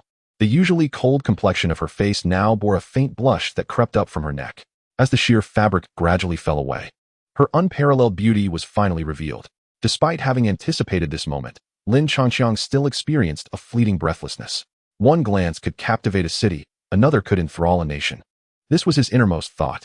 Truly magnificent, he exclaimed, the words escaping his lips unbidden. Chapter 89. The conclusion and the great sun thunder source, truly magnificent. Upon hearing this coarse yet candid praise, even the composed Ling Qingzhu found herself slightly embarrassed. Before Lin Changqiang could steal another glance, she hastily wrapped herself in the veil once more. I have fulfilled my promise to you, and from now on, we shall have no further entanglements. In that instant, as she veiled herself again, Ling Qingzhu had regained her tranquility, and her gaze towards Lin Changqiang became as serene as a still ancient well. Wait. As Ling Qingzhu made to leave the great hall, Lin Changqiang quickly stowed away the stone coffin and approached her. Might I inquire if Miss Qingzhu is already betrothed? If not, where shall I seek you? Ling Qingzhu did not respond immediately. Instead, she quietly regarded Lin Changqiang. After a long pause, a subtle ripple of emotion stirred in her clear eyes. Nine Heavens Ta Ching Palace, Ling Qingzhu. With that, she gracefully bypassed Lin Changqiang and strode toward the bronze doors without looking back. Lin Changqiang, as if compelled by an unseen force, reached out his hand, his fingers brushing through the air, yet ultimately grasping nothing. The doors opened once more and slowly closed again. Lin Changqiang finally withdrew his gaze and activated his teleportation, soon reuniting with the small weasel and Lin Dong in a chamber in Yen City. After attempting such a long-distance teleportation for the first time, Lin Changqiang felt an overwhelming emptiness in his dantian as soon as he landed. He promptly collapsed onto the bed and began to absorb large quantities of pure yuan pills, while Lin Dong sat nearby, happily refining spiritual herbs. Lin Dong, in due time, I plan to depart from Yen City and venture into broader realms. Lin Changqiang lay listless on the bed, his eyes fixed on the ceiling, yet filled with visions of the scenery hidden beneath the veil. Departing from Yen City? Aren't you going to finish absorbing all the pure yuan pills and spiritual herbs first? By then, you might be on the verge of reaching the Qi creation realm, Lin Dong remarked, puzzled, although he continued his task of refining the herbs without pause. Spiritual herbs can be absorbed at any time, but our martial arts are rather inadequate, and our techniques leave much to be desired. Casually tossing the Deluo golden spear and the Tiangang water-splitting fan to Lin Dong, Lin Changqiang began to contemplate the great ancient monument of Dahuang County. 2 7th-grade martial arts? Did you find a shortcut? Lin Dong was somewhat taken aback. He and the small weasel had nearly emptied the entire tomb, uncovering only some mid-tier martial arts and a collection of low-tier techniques. Yet Lin Changqiang had managed to unearth 2 superior ones right off the bat. You truly guessed correctly. Lin Changqiang blinked. The golden platform's demon-seizing palm and the Tiangang water-splitting fan had been seized from the Wang and Qin clans, respectively. Exercise caution when using them and avoid drawing the attention of the 4 great clans. The air lingered for a brief moment as Lin Dong fixated his gaze on Lin Changqiang for a considerable time, only to ascertain that the latter was indeed serious and that he had not misheard. Changqiang, are you truly earnest? He inquired. Rest assured. I typically incapacitate individuals upon our first meeting. They have never even glimpsed my visage. Are you still apprehensive about my capabilities? Upon hearing Lin Changqiang's firm assertion, Lin Dong felt a wave of relief wash over him. Then let us bide our time a little longer. After I break through to the shaping realm in a few days and assist Qing Tan in condensing the Yin Dan, we shall depart from Yen City together. As he spoke, Lin Dong seemed to recall something, his eyes growing increasingly resolute. You both lack the requisite strength for venturing out into the world. Suddenly, the small weasel appeared, its beady eyes fixed intently upon the two. Changqiang's cultivation is commendable, yet merely sufficient for self-preservation. If you wish to make a name for yourselves in the great Yin dynasty, you must possess first-rate techniques and transformative martial arts. It's easy for you to say that. The entire Yen City lacks superior techniques and transformative martial arts. Even President Xia is merely managing with 6th-grade martial arts. Can we conjure them out of thin air? Lin Dong retorted, rolling his eyes in exasperation. Yet, the small weasel seemed undeterred, sporting a smug expression. You may not possess them, but the stone talismans do. With your current pinnacle strength in the Yuan Dan realm, you should be able to activate some of the seals on the stone talismans. Activate the stone talismans? Lin Dong was momentarily taken aback, before his eyes ignited with fervor. He had long suspected that these talismans harbored extraordinary origins and capabilities that transcended what he had thus far discovered. It appeared that his previous inability to detect their other powers stemmed from insufficient cultivation. In gratitude for your assistance in acquiring numerous spirit beasts, I shall lend you a hand, the weasel declared, grinning at Lin Dong's enthusiastic demeanor. It then transformed into a wisp of dark light and darted into the stone talisman, while Lin Dong plunged his consciousness within. Observing this, Lin Changqiang promptly accessed his personal information, brimming with anticipation. As expected, the page soon underwent minor alterations. Personal information host, Lin Changqiang gender, male cultivation level, minor achievement in shaping realm, 7, martial arts, unmatched chaotic dance. Golden platform demon suppressing palm cultivation technique. Great Sun Thunder Body Spirit Power Level. 4 Seal Talismancer. 68. Secret Techniques. Unity of Man and Heaven. Transformation Talisman Array Spirit Power Technique. Dream Eater Lottery Chances. 2 treasures. In the next moment, Lin Dong joyfully opened his eyes and tossed a golden technique book toward Lin Changqiang. Changqiang, this is the first-rate technique, Great Sun Thunder Body, which can open up 44 meridians and create a vortex of yuan power beneath the skin, automatically drawing in the yuan power from the surrounding environment. Furthermore, the yuan power condensed through the Great Sun Thunder Body is known as Great Sun Thunder Yuan, possessing the efficacy to refine flesh and temper bones. The process is divided into 3 stages. The first stage is referred to as the Copper Thunder Body, which, upon completion, renders the body comparable to a low-level spiritual treasure. The second stage is the Jade Thunder Body, akin to a mid-level spiritual treasure. When the third stage, the Great Sun Thunder Body, reaches its pinnacle, A single punch can withstand even most high-level spiritual treasures. After Lin Dong imparted the technique to Lin Changxiang, he did not wait for a word of thanks from the latter before immediately entering a state of cultivation. Observing this, Lin Changxiang could only shake his head and immerse his mind into his dantian. Within the dantian, the dark golden essence pill, adorned with star patterns, began to spin, unleashing a torrent of majestic primordial energy. Boom! The vigorous primordial energy surged through the meridians. With a thought, Lin Changxiang directed the rolling primordial energy along the route of the great sun thunder body, surging into unfamiliar meridians. Simultaneously, the primordial energy within his body underwent subtle changes. The originally dark golden primordial energy, as the meridians were unblocked, gradually became more radiant, exuding a domineering and vigorous aura. Clearly, this enhanced primordial energy was what Lin Dong referred to as the great sun thunder essence. The resplendent golden primordial energy flowed like a flood within his body, and faintly, it seemed as though thunderous dragons roared. Each time this energy coursed through the meridians, a peculiar energy akin to electric currents silently integrated into his bones and flesh. Lin Changxiang could sense that his body was steadily strengthening at a gradual pace. In the days that followed, Lin Changxiang and Lin Dong did not venture far from home. Other than instructing Qing Tan and others in martial arts, the two remained largely confined to their chambers. After expending a total of 50,000 pure essence pills, they finally unblocked all the meridians, yet the copper thunder body remained unattained, as this step required the induction of lightning into the body. Chapter 90. Departure sunlight streamed through the window, casting warm patches of light upon the ground. Lin Dong slowly opened his eyes, and the surrounding golden primordial energy quietly dissipated. With all 44 meridians opened, it was time for us to leave Yin City. Oh, did you not say we would depart only after breaking through to the shaping realm? Lin Changxiang reluctantly removed the daylight prince attire, having prepared to absorb 100,000 pure essence pills before setting off. Have you not been cultivating the great sun thunder body recently? Lin Dong felt somewhat embarrassed. He had obtained only over 30,000 pure essence pills from the tomb, and he was nearly out. Yet, in Yin City, transactions were primarily conducted with yang essence pills, which were markedly less efficient compared to pure essence pills, leaving him with talismans, but no means to generate wealth. That is fine. After all, Qing Tan has successfully condensed her Yin pill, and the Lin family faces no external threats in Yin City. We can leave with peace of mind. Lin Changxiang smiled, gathering the scattered pure essence pills once more. Neither of them was one to linger unnecessarily. Having decided to depart, they naturally would not dawdle. After a brief tidy-up, they informed Lin Xiao and the others of their plans.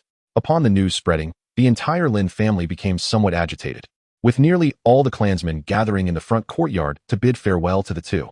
At this juncture, the reputations of Lin Changxiang and Lin Dong within the Lin family have undeniably eclipsed that of Lin Jintian and others.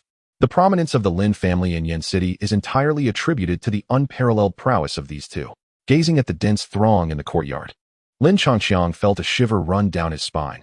He deemed this spectacle far more daunting than engaging in a skirmish with someone at the origin realm. Changxiang Donger, exercise utmost caution while you are out there, Lin Jintian implored, his expression laden with reluctance. Although he was well aware that the two were far from ordinary and would not be confined by the modest boundaries of Yin City, the pangs of separation stirred a deep sense of sorrow within the elder's heart. Grandfather, rest assured, you know us well, Lin Changxiang replied, somewhat fatigued. He understood that in the eyes of these elders, even if he were to save the world in the future, he would still be regarded as that impetuous child of yore. Beside him, Lin Dong chuckled and shook his head in agreement. Indeed, grandfather, with our combined strength, we could certainly escape even from those ancient entities in the creation realm. A small creature, Xiao Yin, let out an adorable growl beside them, seemingly echoing their sentiments. Upon their return from the tomb, the two had coaxed some demonic essence for Xiao Yin, and while they cultivated the great sun thunder body, the little creature diligently refined the demonic essence. Although Xiao Yan's power did not yet match Lin Dong's, he was capable of contending with those at the pinnacle of the origin Dan realm. Moreover, Lin Changxiang had fed Xiao Yin some small tiger cakes he had acquired. But curiously, after consuming them, Xiao Yin merely licked his lips without any further reaction, though it appeared his belly had slightly expanded, leaving them uncertain if it was merely an illusion. A true man aspires to distant horizons. A dragon ought to soar in the skies, Lin Jintian declared, patting the shoulders of the two with considerable strength, yet warmth flowed through their hearts. Subsequently, they entrusted Lin Jintian with 20,000 pure origin Dan, talismans, and various techniques, including the great sun thunder body, before bidding farewell to the others. Without any further delay, they departed Yin City through a spatial leap. Not far outside Yin City, two figures and a fiery red silhouette abruptly materialized amidst the dense foliage. So, where do you intend to go now? A flash of violet-black light flickered as the little weasel perched on Lin Dong's shoulder. The Great Wilderness Prefecture. In the tranquil forest. A wave of mental energy emanated from Lin Changqiang's mind, eventually coalescing into a mental map before the two. This map predominantly depicted the territory of the Great Yin Dynasty, and in the lower left corner, a blood red dot marked the location of one of the ancestral talismans, the very destination of their journey. As for the other ancestral talisman, its distance from the Great Yin Dynasty was far too great for them to reach at this moment. During our time, we scrutinized the map closely. The site of the ancestral talisman should be situated in the Great Wilderness Prefecture, located in the westernmost region of the Great Yin Dynasty. The Great Wilderness Prefecture is a vast county, significantly larger than the Tiandu Prefecture, second only to the Imperial County of Dian. Due to its proximity to the border, the Great Wilderness County is particularly chaotic, with various sects vying for power, creating a tumultuous mix. Even the prestige of the four major clans of the Yin Dynasty is somewhat diminished in such a place. The level of danger there far surpasses that of Yin City or even Tiandu County. The so-called perfection of the Yuan Dan realm may allow one to thrive in Yin City, but in the Great Wilderness County, it is merely adequate. The journey to the Great Wilderness County is long, requiring passage through several county cities and mountain ranges. This journey presents an opportune moment for me to break through to the shaping realm, thereby increasing our chances of obtaining the ancestral talisman. It would be ideal to successfully cultivate the copper thunder body as well. Thus, even if we encounter an opponent in the Qi gathering realm, we would be able to respond with composure. However, this is no simple feat. Lin Dong sighed softly as he gazed at the clear sky. The process of infusing thunder into the body is perilous. A moment's carelessness could lead to being struck dead by lightning, leaving no recourse for grievance. What fear is there of mere heavenly thunder? I shall take the initiative. In contrast to Lin Dong, Lin Changqi displayed considerable confidence. After all, the original Lin Dong had not fully opened his meridians and was merely at the peak of the Yuan Dan realm, yet he could withstand heavenly thunder. For Lin Changqi, whose meridians are fully opened and who is in the shaping realm, it should be a trivial matter. Resolute in his decision, Lin Changqi waved his right hand and summoned a chair to sit upon. A flash of white light passed, and his figure shot forth like an arrow released from its bow. Upon witnessing this, Lin Dong quickly mounted his tiger, gently patting its back. Xiao Yin immediately let out a roar and chased after Lin Changqi into the dense forest.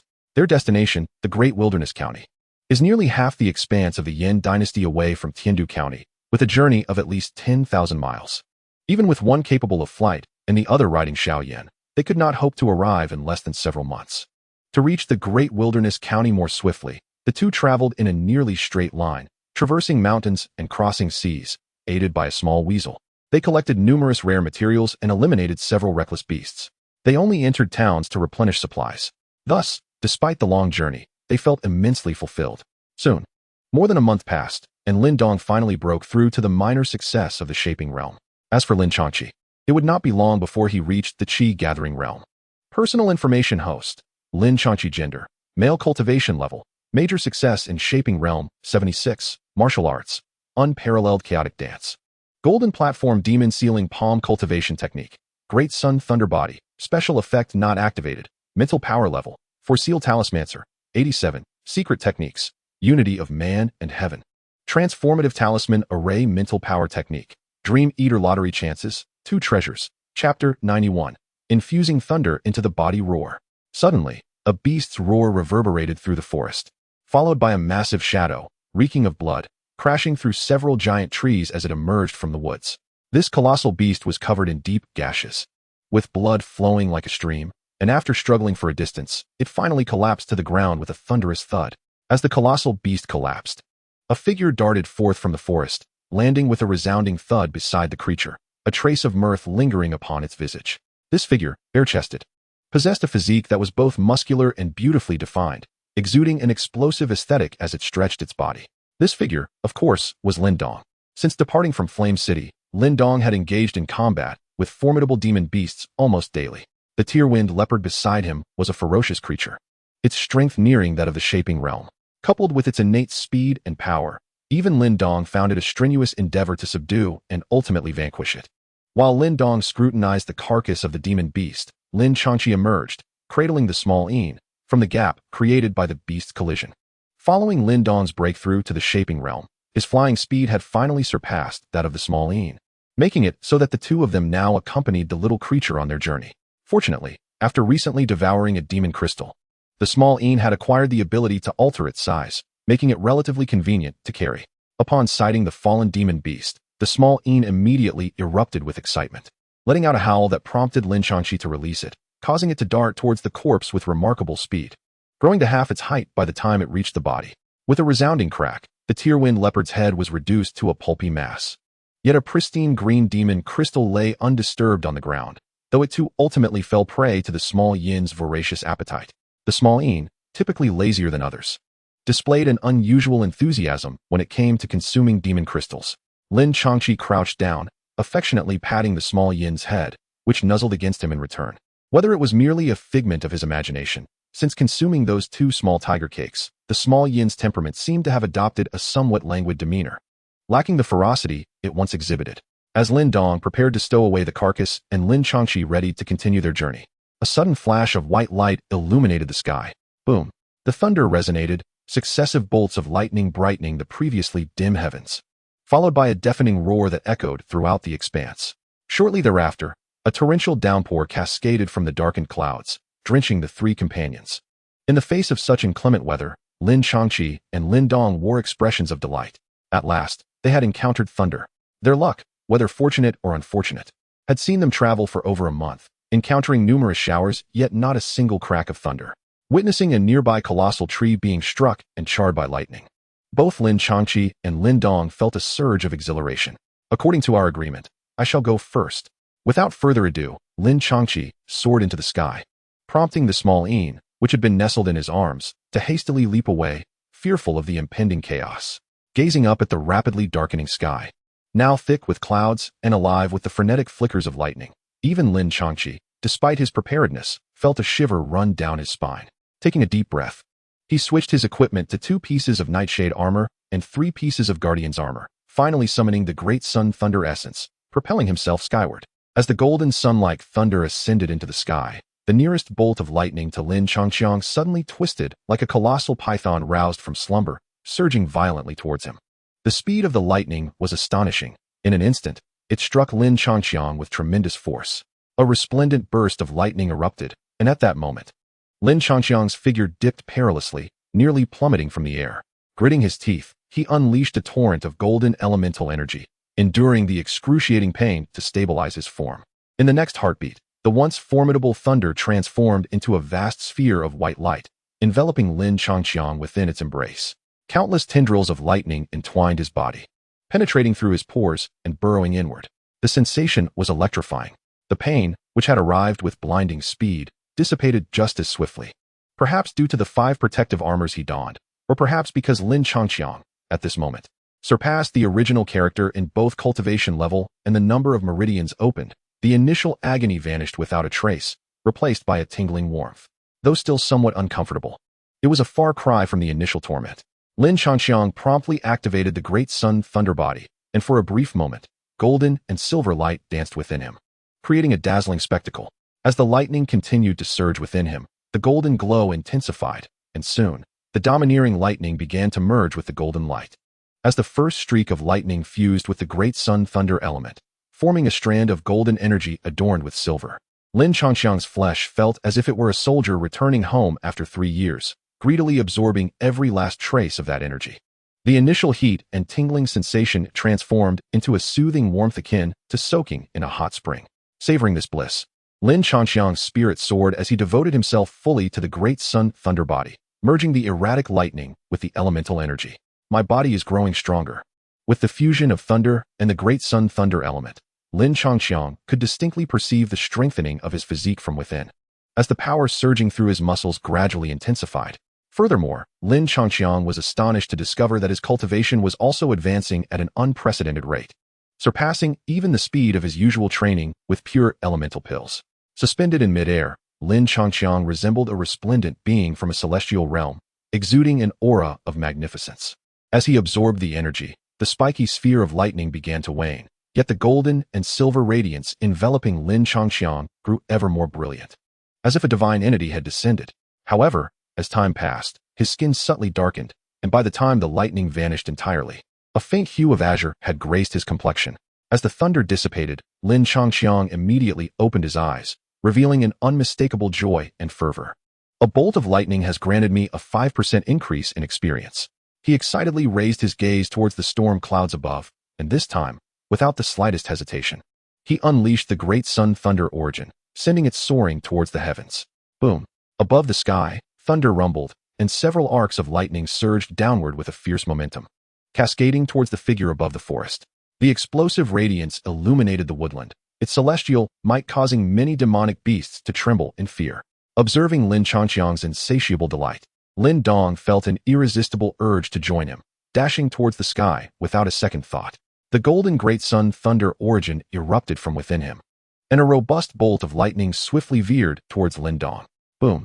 In the next moment, a joyous laugh and a mournful cry resonated through the air, accompanied by the thunderclaps. Chapter 92. The copper thunder body reaches perfection. The torrential rain continued for a full 4 hours. During this time, Lin Dong absorbed 8 bolts of lightning, while Lin Changqiang absorbed an impressive 11. With such an abundant supply of energy, Lin Dong directly advanced from the great perfection of the forming stage to the minor perfection of the qi gathering stage, eliciting envy from Lin Dong. Moreover, both of them summoned their respective life spirit talismans during the process. Unlike the great sun thunder origin, these talismans did not fuse with the lightning, but instead devoured it. After consuming the lightning, their spiritual strength was imbued with a hint of electric brilliance. Not only did their quantity significantly increase, but the quality also enhanced by at least 30%, becoming more refined and lethal. The taste of lightning was truly unforgettable. Watching the storm clouds recede like a tide, Lin Changqiang couldn't help but feel a twinge of regret. If only the rain could last a little longer, he might even reach the rank of a 5-seal talisman master. One must admit, it was indeed true.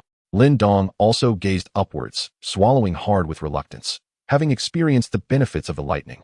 He found himself quite fond of this bittersweet sensation. After a moment of symbolic lamentation, Lin Changqiang lowered his gaze to his body, only to discover that his skin had taken on a faint bronze hue. He pinched his arm, feeling its extraordinary hardness. It was nearly impossible to compress without exerting considerable force. Clearly, his copper thunder body was nearing perfection, and once his skin fully transformed into a complete bronze color, the first level of the great sun thunder body would be deemed complete. With a satisfied smile, Lin Changqiang focused his thoughts and retracted the copper thunder body, watching as the bronze color gradually faded. However, at that moment, he noticed something amiss. "Where are my clothes?" Raising an eyebrow, he remained silent, quietly retrieving his garments to dress, then turned to Lin Dong with a beaming smile.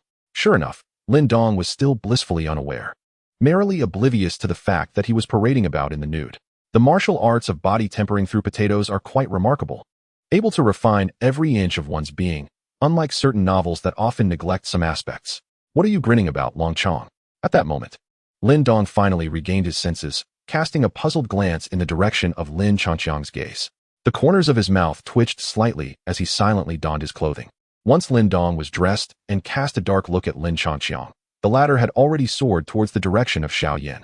Seeing this, he had no choice but to follow suit. Soon, Lin Changqiang cradled Xiaoyan once more, and together with Lin Dong, they ascended towards the vast wilderness of the Great Wilderness County. The Tianxian continent is vast, and even the lowly Dayan dynasty dwarfs Lin Changqiang's previous homeland of Huaguo. Consequently, the two of them flew through the boundless forest for nearly a month without sighting an end in sight. Fortunately, during this month, they encountered 2 thunderstorms. However, after advancing into the qi gathering realm, the energy required for progression became substantially greater, preventing Lin Changqiang from achieving full mastery. Nevertheless, with a quicker absorption rate, he outpaced Lin Dong and became a 5th seal talismancer, perfecting the copper thunder body. On a steep peak, a solitary figure sat quietly at the summit, a chilling bronze hue enveloping every inch of his form, emanating a formidable aura. Clearly, the power concealed beneath that bronze exterior was immense. Within his dantian, the originally ping-pong ball-sized dark golden essence had now expanded to the size of a billiard ball, shimmering with resplendent gold and specks of silver. The essence contained within was a world apart from what it had been before. As the essence surged, significant transformations occurred within his Niwen palace. 4 innate spirit talismans hovered within, exuding a robust mental force, arcs of electricity wrapping around them, continually filling the entire Niwen palace. On the largest talisman, a deep fissure was widening, heralding the imminent splitting of the 5th seal. Crack! At last, a crisp sound echoed as the fissure reached its limit, and the once massive talisman finally split, transforming into two slightly smaller talismans. With the birth of the fifth talisman, the Niwen Palace was instantly engulfed in tumultuous waves. Countless electrified mental energies surging forth like a volcanic eruption, roaring outward from the Niwen Palace. Boom!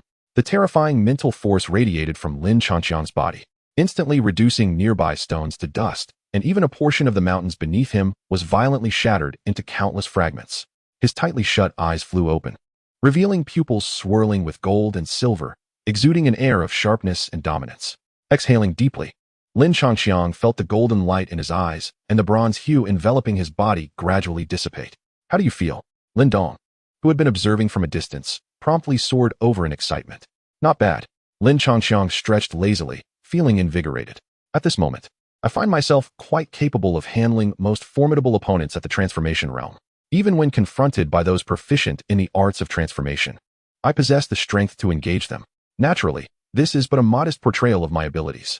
With a minor accomplishment in the Qi cultivation realm, a mastery over the 5 seal talismans, and the restorative effects of the sacred light's protection, I could even triumph over Lin Langtian, who is at the transformation realm. Of course, this presumes that the opponent's primordial spirit does not intervene." Just as Lin Dong, filled with envy, grasped Lin Changqiang's arm, a familiar roar echoed through the distant forest, tinged with hints of anger and urgency. It was Xiao Yan. Their expressions shifted as they exchanged glances and instinctively darted towards the source of the sound. At that moment, in a clearing within the forest, over 20 figures encircled Xiao Yan. A fire python tiger had remarkably grown to such a stature. It was indeed rare. "Capture it for me, so I can nurture it properly." At the periphery of the clearing, a young man clad in black fixated his fiery gaze upon Xiao Yan. Surrounding this young man were 3 guards, forming a triangular formation to shield him. Upon hearing his command, those encircling Xiao Yan sprang into action, some wielding ropes, others brandishing blades, all launching an assault against Xiao Yan. Roar! Faced with their onslaught, Xiao Yan appeared rather agitated. A flash of red ignited in his tiger eyes, and he shot forth like a cannonball. In a whirlwind of claws, several unfortunate souls were instantly torn asunder. "My lord, this fire python tiger is rather peculiar. At this rate, it may soon break through to the shaping realm, without a few at the peak of the Yuandan realm intervening. It will be challenging to subdue it," one of the guards remarked, frowning as he observed Xiao Yan's fierce power. "Huh, if it were a mere ordinary fire python tiger, would I concern myself with it?" The young man smirked. "Chao Shu, you may also join the fray. Quickly subdue it to avoid hindering my father's affairs." "Yes."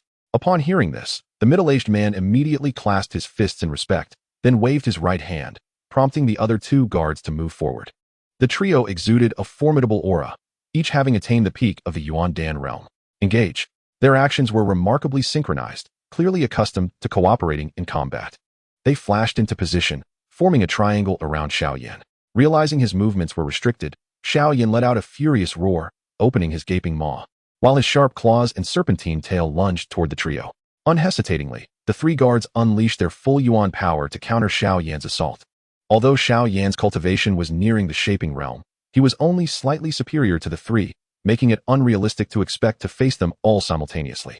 In a swift turn of events, he found himself caught off guard, while entangled with 2 of his assailants.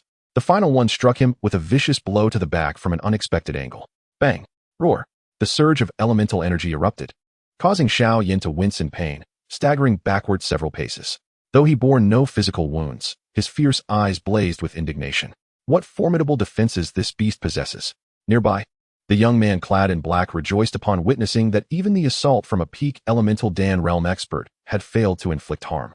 Binding fingers, unable to subdue Xiao Yan, the 3 guardians exchanged knowing glances and simultaneously stepped forward, their fingers curving toward the front. 3 beams of elemental energy shot forth in an instant, converging above Xiao Yan's head to form a massive white net, which descended upon him, binding him tightly. Roar! As his body was ensnared, Xiao Yan struggled fiercely, yet the colossal net, conjured by the combined might of 3 peak experts, proved far too resilient to tear apart. "Humph! Let us see how you flaunt your ferocity now." Noticing Xiao Yan ensnared, 2 of the guardians ceased their attempts, leaving only the man known as Uncle Chao to maintain the flow of elemental power, ensuring that the net's potency remained unabated. The young man in black nodded in satisfaction. But just as he approached with a smile, a figure shimmering in gold and silver suddenly descended from the heavens. With a resounding crash, Lin Changqiang landed. causing the very ground to shatter beneath him, sending countless clods of earth flying. In the next instant, a massive golden platform, accompanied by a fierce gale, hurtled down toward the three guardians with lethal intent. Feeling the oncoming storm, the guardians' pupils dilated in alarm. In their haste, they summoned their elemental power to strike upward, abandoning control of the elemental net, allowing Xiao Yin to finally break free. Boom! The golden platform struck down heavily upon the trio, unleashing a violent wave of elemental energy that sent dirt soaring half a meter into the air. Cries of agony and muffled groans erupted, and when the dust settled, it was revealed that the three had been driven into the ground, with only about a third of their upper bodies remaining above the surface. They convulsed violently, blood gushing forth, clearly suffering grave injuries. My apologies. I have made every effort to temper the force, Lin Changxiang said with a radiant smile. Yet the young man in black felt a chill creep over him. At that moment, Lin Dong finally arrived, and upon seeing Xiao Yin sheltered behind Lin Changxiang, he breathed a sigh of relief and gently descended from the air, transcending the three realms. Witnessing Lin Dong soaring through the skies and recalling Lin Changxiang's earlier descent, all present were gripped by trepidation. Even the guardians embedded in the earth stifled their cries of pain, silencing themselves in fear. Ultimately, it was the young man in black who mustered his courage to bow slightly toward the two. I am Di Yun, the direct heir of the Di family from Daon County. I was unaware that this fire python tiger was your mount. I sincerely apologize for any offense caused. I hope for your forgiveness. This time, even Lin Changxiang was somewhat taken aback, but he quickly regained his composure. In the original narrative, Lin Dong had merely reached the pinnacle of the Yuan Dan realm, and thus these individuals were not worthy of concern. However, now that both he and Lin Dong had attained the third realm of transformation, how could the Di family, with only one member at the shaping realm, dare to provoke them? At that moment, a figure clad in a blue robe hastily emerged from the forest. Esteemed gentlemen, indeed my son was in the wrong, he said. But you and this fire python tiger have already inflicted considerable harm upon my Di family's guards. Perhaps it would be best to let this matter rest. Lin Changxiang and Lin Dong turned around with calm expressions, regarding the figure that had emerged from the trees, revealing no hint of surprise. As they landed, their vast spiritual senses detected the presence of this individual. The man in the blue robe, though not young, with a sprinkling of white hair, possessed keen eyes that radiated authority, clearly accustomed to holding a high position. Yet, at that moment, he gazed at Lin Changxiang and Lin Dong with a sheepish smile, his eyes betraying a sense of trepidation. Achieved the minor success in the shaping realm? Lin Dong glanced at the newcomer, then nonchalantly turned away to check on the injured Xiao Yin. In contrast, Lin Changxiang smiled gently and nodded. No harm done. Xiao Yin often forges alone, which can easily lead to misunderstandings. Upon witnessing their reactions, the blue-robed man's expression sharpened. The earlier three-way confrontation had made him realize the formidable strength of these two young men, yet he now recognized he had underestimated them. His heart was filled with astonishment. To have reached the third realm of transformation at such a young age, they were unparalleled talents within the entirety of Daon County. Farewell. Seeing that the man before him remained silent, Lin Changxiang no longer lingered. He lifted the now smaller Xiao Yin into the air, intending to continue their journey towards the great wilderness county alongside Lin Dong. However, as the two prepared to depart, the blue-robed man's gaze flickered slightly, and he suddenly soared into the air. Esteemed gentlemen, please stay your course. Lin Changxiang and Lin Dong, upon observing this, furrowed their brows and halted. Lin Dong gradually summoned the power of the great sun thunder element, and faint sounds of thunder began to resonate. Such a disturbance might have gone unnoticed by ordinary individuals. Yet the middle-aged man in blue seemed to sense it, causing him to recoil several meters. Please, do not misunderstand. I am Di Jie, the head of the Di family. He clasped his hands in a gesture of respect. Recognizing he was not a match for the duo, he proceeded with utmost caution. The reason for my interruption is that I have a request. If you could lend your assistance in this matter. My Di family is willing to offer a reward of 100,000 pure yuan dan. As soon as he finished speaking, Di Jie produced a chinquan bag, his gaze fixed anxiously upon the two. Had it not been for their earlier actions clearly indicating they were not malevolent beings, he would never have dared to approach them in such a way. Furthermore, if these youths were indeed wicked individuals coveting his family's wealth, they could have easily attacked directly, knowing that he and his companions were no match for them.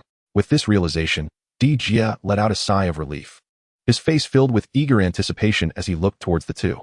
Before you prompt us to take action, you must elucidate the matter at hand, Lin Changxiang remarked, blinking his eyes. Beside him, Lin Dong was equally intrigued. Within this forest dwelled a peculiar beast known as the Thunder Source Crystal Beast. Observing that the two did not act, Di Jie felt a surge of confidence. The Thunder Source crystal beast did not feast upon flesh, but rather thrived on thunder. Within its being resided a core of Thunder Source, containing an immense and exceptionally pure force of lightning. This energy would perfectly complement the techniques of my D family. Though this beast possessed formidable strength, it would become weakened for a time following each ascension, and now, it was mere days away from its next evolution. Oh, this lad is quite astute, speaking 9 parts truth and 1 part fabrication. The advantages of the Thunder Source crystal beast extend beyond mere surface value. Just as Lin Dong was about to acquiesce, the voice of the little weasel suddenly resonated in their minds. Chapter 94. The Thunder Source crystal beast. The Thunder Source within the Thunder Source crystal beast not only harbors tremendous energy, but, once refined, can imbue one's essence with a trace of lightning power.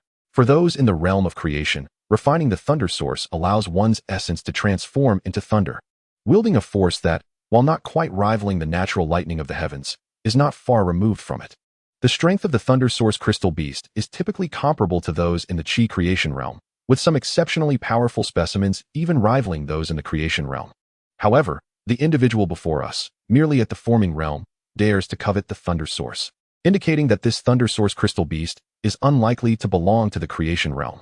Upon hearing the little weasel's continuous remarks, a glint of brilliance flashed in Lin Dong's eyes.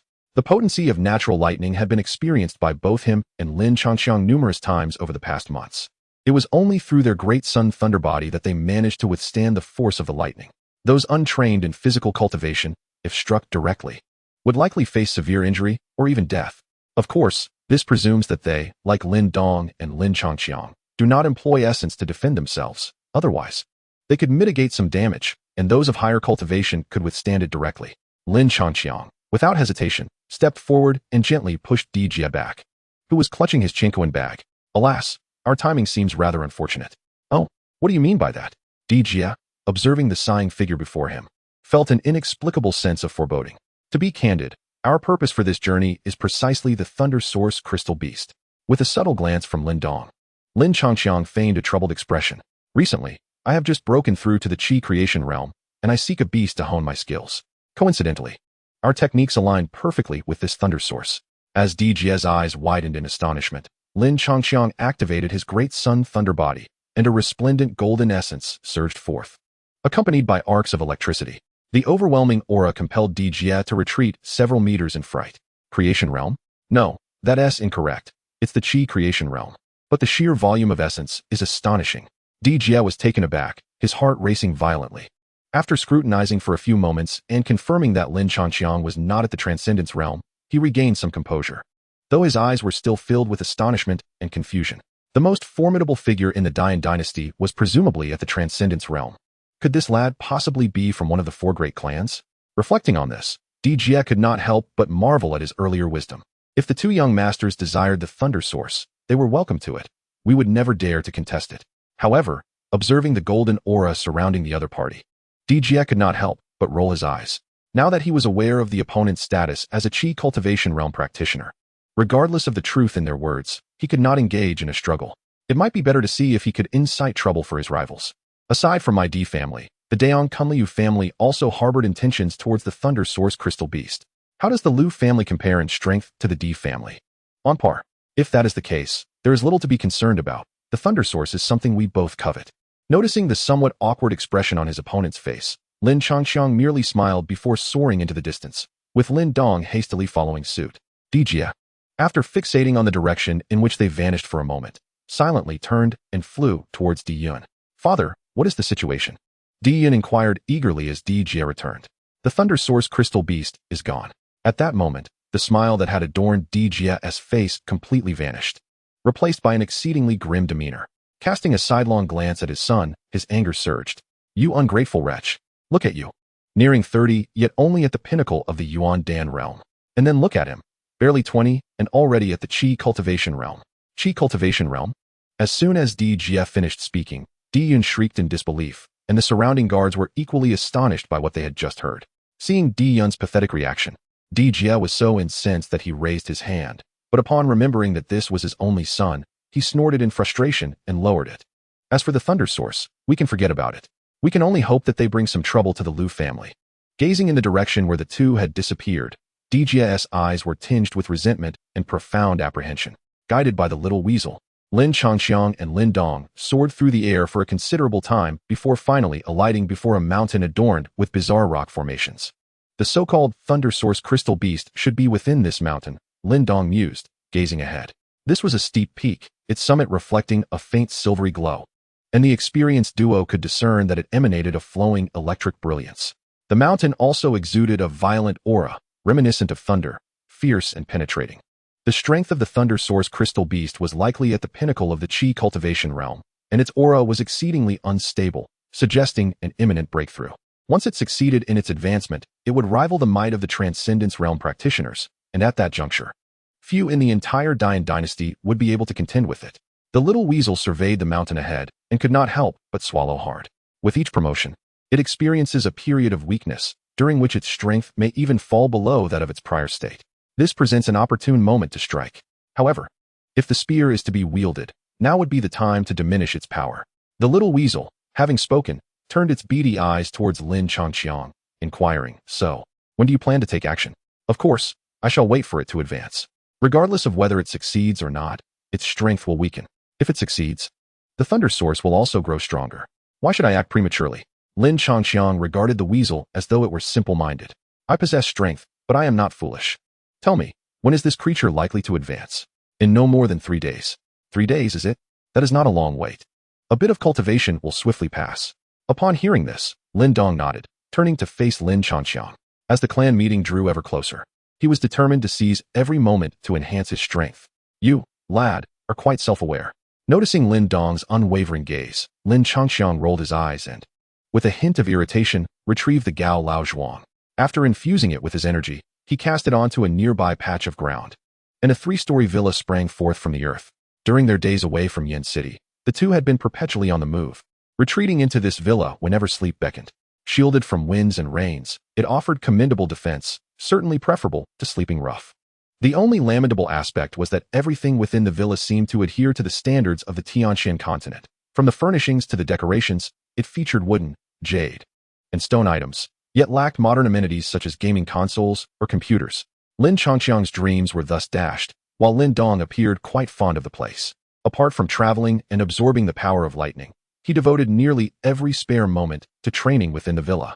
As soon as the villa settled, Lin Dong excitedly pushed open the grand door and hurried inside, followed closely by Xiao Yin, who promptly shrank in size and scurried behind, diving onto the sofa upon entry. Upon witnessing this, Lin Changxiang could only shake his head. After donning his energy-replenishing equipment, he stepped into the villa and closed the door. After all, the Gao Lao Zhuang consumed the user's energy as soon as it expanded. Chapter 95. Resolving the Liu family the following day, as dawn broke the night. A peculiar tent suddenly appeared to the southeast of the villa where Lin Changxiang resided. This tent was massive. While it did not surpass the height of the Gao Lao Zhuang, its footprint was nearly double that of the latter. Numerous figures dashed from the forest and entered the tent, only to emerge shortly thereafter, hastily retreating back into the woods. Within the tent sat a dozen figures, each exuding a formidable aura. At the center sat a man with a ruddy complexion and white beard, his visage somewhat aged, yet his eyes shimmered with authority. Reporting to the clan leader, the D family has brought a considerable force, with even D. Jia personally participating. However, it is perplexing that since yesterday, all members of the D family have camped in place, and there has been no sign of movement. A scout within the tent respectfully conveyed the report. Upon hearing this, the venerable elder furrowed his brow in deep contemplation. What trickery is that rascal DJ up to now? Should he continue towards the location of the Thunder Source Crystal Beast?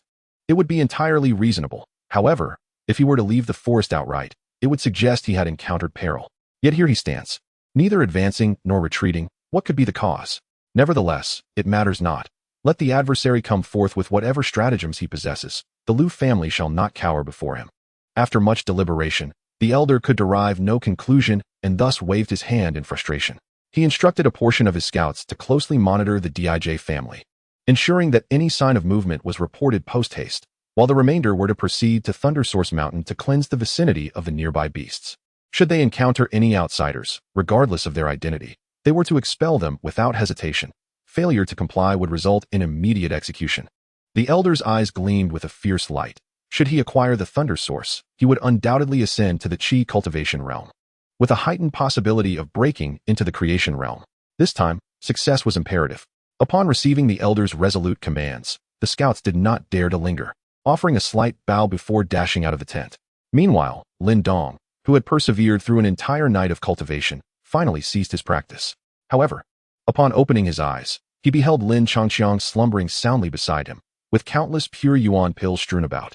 As torrents of pure elemental energy flowed continuously into the latter's body, Xiao Yin lay comfortably on the sofa, its snowy belly substantially distended, clearly having indulged in a feast and now engaged in digestion. A purple-black weasel rested atop its belly, rhythmically rising and falling in tandem with its host's breathing. Feeling a slight imbalance, 3 black lines appeared on Lin Dong's forehead, yet in the next moment, he found himself smiling faintly at the harmonious scene before him and quietly exited the villa. While cultivating mental strength, meditation can replace sleep. However, after an extended period without rest, one's spirit inevitably becomes fatigued. Lying on the grass outside the villa to bask in the sun, Lin Dong felt his taut nerves begin to ease. Just then, a rustling noise emerged from the nearby thicket. Lin Dong refrained from speaking and immediately rose to his feet, quietly observing the newcomers. 2 men clad in fitted attire appeared, and upon seeing Lin Dong and the elder Gao Zhuang behind him, they displayed evident surprise. The Liu family from Daon County is conducting business here. We ask that idle folk vacate the premises, lest we encounter difficulties.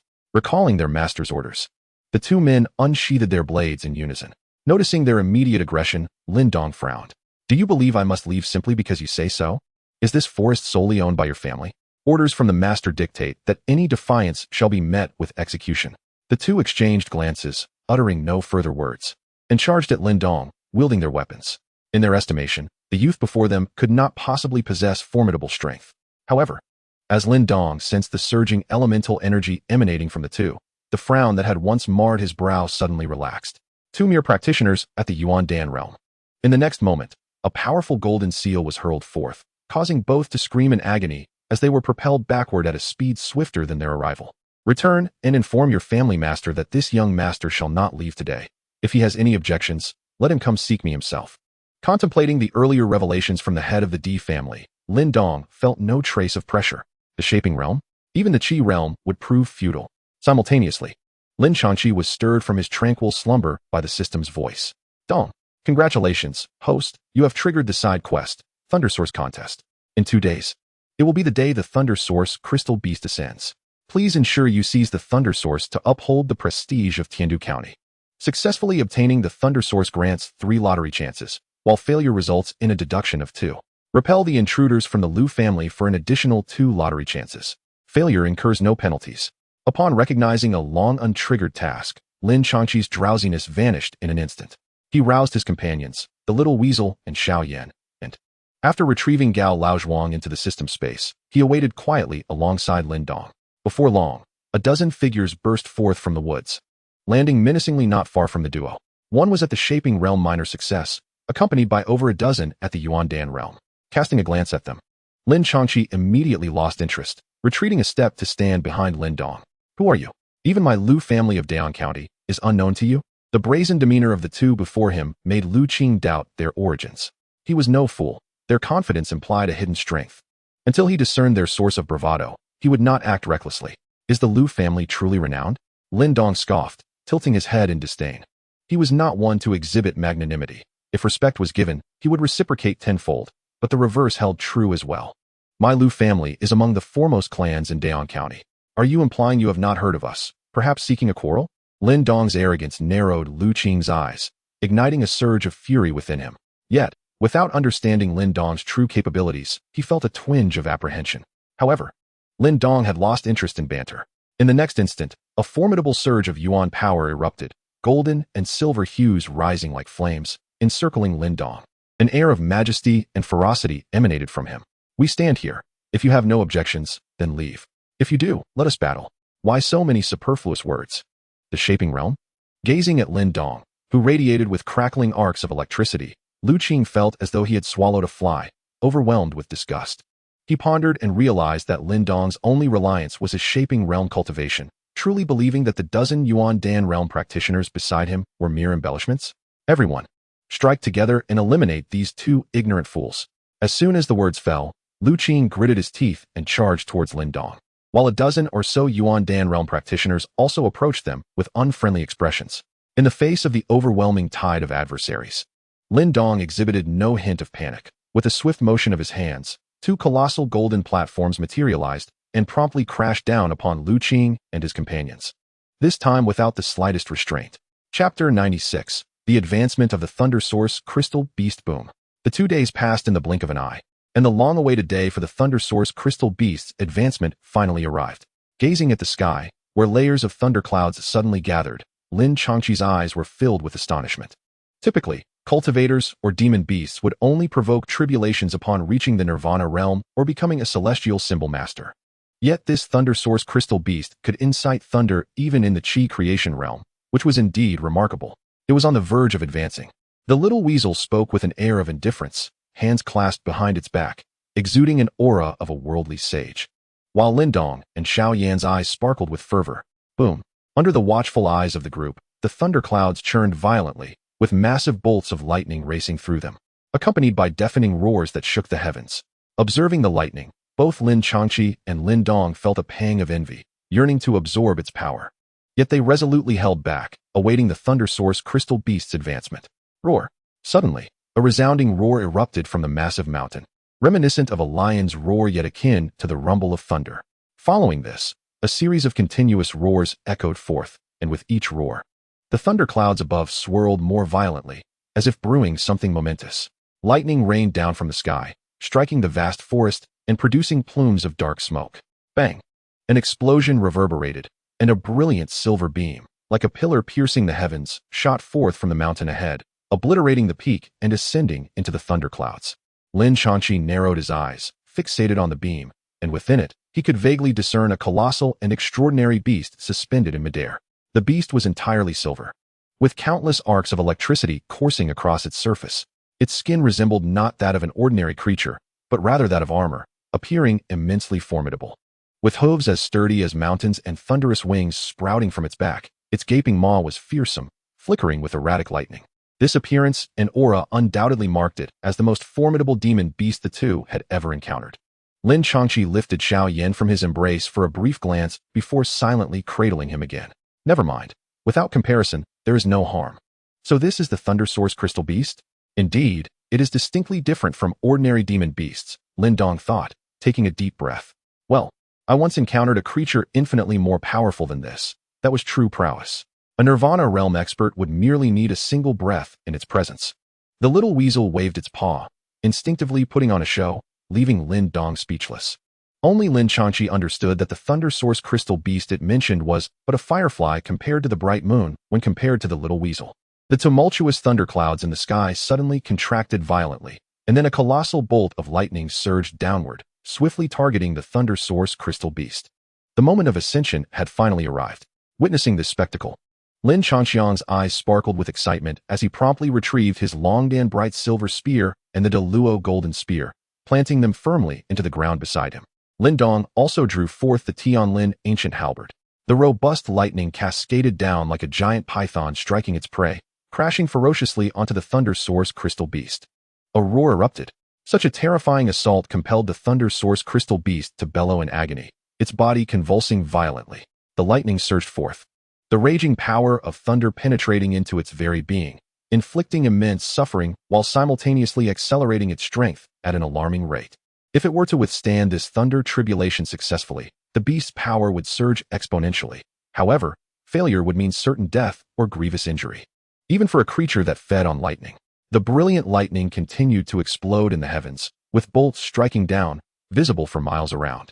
Many beasts trembled in fear at this awe-inspiring celestial might, while only a few formidable creatures could withstand such primal terror. The Thunder Source Crystal Beast had achieved great mastery in the Qi-gathering realm. How could it resist the onslaught of thunder with ease? Lin Dong observed the colossal beast, writhing in agony under the relentless strikes, his brow furrowing slightly. Foolish child, do you not understand? This thunder is not a natural phenomenon, but rather a tribulation. Incomparable to the energy you absorb, he mused. Perhaps due to their shared identity as beasts, the little weasel was reminded of its own past trials during tribulations, and it couldn't help but sneer, rolling its eyes. Even the lightning on a spear would cause pain for a time. For you, a single bolt could bring you to your knees. Thunder tribulation? Is it truly that exaggerated? Lin Dong pondered. Let it unfold, whether human or beast. Ascending to a higher realm is no simple feat. Observing Lin Changqiang's calm demeanor, Lin Dong nodded slightly, his gaze fixed on the beast engulfed in thunder, patiently awaiting the outcome. The thunder tribulation raged for nearly half an hour before the tempestuous thunderclouds began to show signs of abating. At that moment, the thunder source crystal beast, standing defiantly in the air, bore numerous wounds, silver blood cascading down, and its luster significantly dimmed, clearly indicating severe injury. A roar. Despite its battered body, its spirit soared, and it emitted an excited bellow towards the thunderclouds, for it sensed that success was within reach. Seemingly incited by this roar, the thunderclouds churned violently, coalescing into a swirling vortex. Instantly, a black inverted tornado formed in the sky, within which lightning flickered ominously, an embodiment of terror. In the next heartbeat, an exceptionally thick bolt of lightning tore through the heavens, crashing down with tremendous force upon the thunder source crystal beast. Witnessed with shock by the onlookers. Boom. The moment it was struck, the thunder source crystal beast plummeted from the sky, crashing heavily into the forest, uprooting trees within a radius of several meters, obliterated by the ensuing shockwave. Would this fellow be struck down by lightning? Observing the terrifying thunder, Lin Dong could not help but swallow hard. Fortunately, in the next moment, a feeble roar resonated throughout the forest once more. Under the astonished gaze of Lin Changqiang, a silver light gradually ascended, ultimately hovering in midair, unleashing an indomitable roar towards the storm clouds, which began to dissipate. At this moment, the silver light emitted by the thunder source crystal beast was exceedingly dim, akin to a candle flickering in the wind. Its body, reminiscent of crystalline armor, was marred by numerous cracks, yet a closer inspection would reveal a brighter layer of crystalline armor quietly developing beneath those fissures. Once this crystalline armor successfully matured, the thunder source crystal beast's strength would surge dramatically. Clearly, it had achieved a breakthrough. It was both fortunate and unfortunate. Strike. At the instant the command was issued, Lin Changqiang soared into the air, closely followed by Lin Dong. Two beams of golden and silver light shot forth like comets upon the moon, racing towards the thunder source crystal beast with astonishing speed. The abrupt appearance of the two figures provoked an immediate, furious roar from the thunder source crystal beast. Its enormous eyes fixated on them, as brilliant arcs of lightning coalesced in its mouth before erupting forth. With a swift flash of blue light, the violent lightning was effortlessly repelled. In the next moment, the brilliant golden, silver blue, and dark golden spear lights arrived successively, piercing through the beast's head before its bewildered and terrified gaze. Bang! 3 bloody holes erupted, and silver blood burst forth like fireworks. Despite the thunder source crystal beast having ascended to the realm of transformation, and its head being larger than a stone pedestal, its strength was virtually non-existent, and it was swiftly vanquished by the two. Such was the consequence of not clearing the area before a tribulation. As they watched the body begin to descend, Lin Changqiang sighed as he sheathed his weapon and reached out to lift the corpse, while Lin Dong's eyes sparkled with fervor. Upon landing with the corpse, Xiao Yan and Xiao Jiao hurriedly approached. Their roles in dealing with demon beasts were always well defined. Xiao Jiao consumed the demon spirit, while Xiao Yan took the demon crystals and flesh, with anything neither desired being left for sale in the town. Seeing this, Lin Changqiang wasted no time, tearing open the body of the thunder source crystal beast to extract a dazzling thunder orb the size of a head, and tossed the carcass to Xiao Yan and Xiao Jiao. Roar! An excited roar erupted as Xiao Yan instantly opened its gaping maw and began to feast on the thunder source crystal beast. Xiao Jiao, with a mischievous grin, waved its claws, unleashing a purplish-black light that surged into the beast's body. In the next moment, a shimmering silver energy orb was drawn forth, within which a minuscule thunder source crystal beast struggled incessantly. Once Xiao Jiao consumed the demon spirit and Xiao Yan devoured the flesh, Lin Changqiang finally retrieved the high-quality zhuang and tossed it onto the ground nearby. Upon entering the villa, the outer layer of the elemental barrier illuminated, and everyone commenced the refinement of their respective gains. Chapter 97. The pinnacle of atmospheric mastery. Upon entering the villa, a sudden surge of electric brilliance enveloped Xiao Yan's form, as shimmering strands of red and orange fur concealed a subtle silver luminescence. What could this be? Fret not, for this is the essence being refined from the blood of the thunder source crystal beast. Unlike Lin Dong, whose face was etched with concern, the little ferret remained remarkably composed. Although Xiao Yan's innate talents were rather ordinary, his extraordinary ability to devour and assimilate bloodlines was indeed exceptional.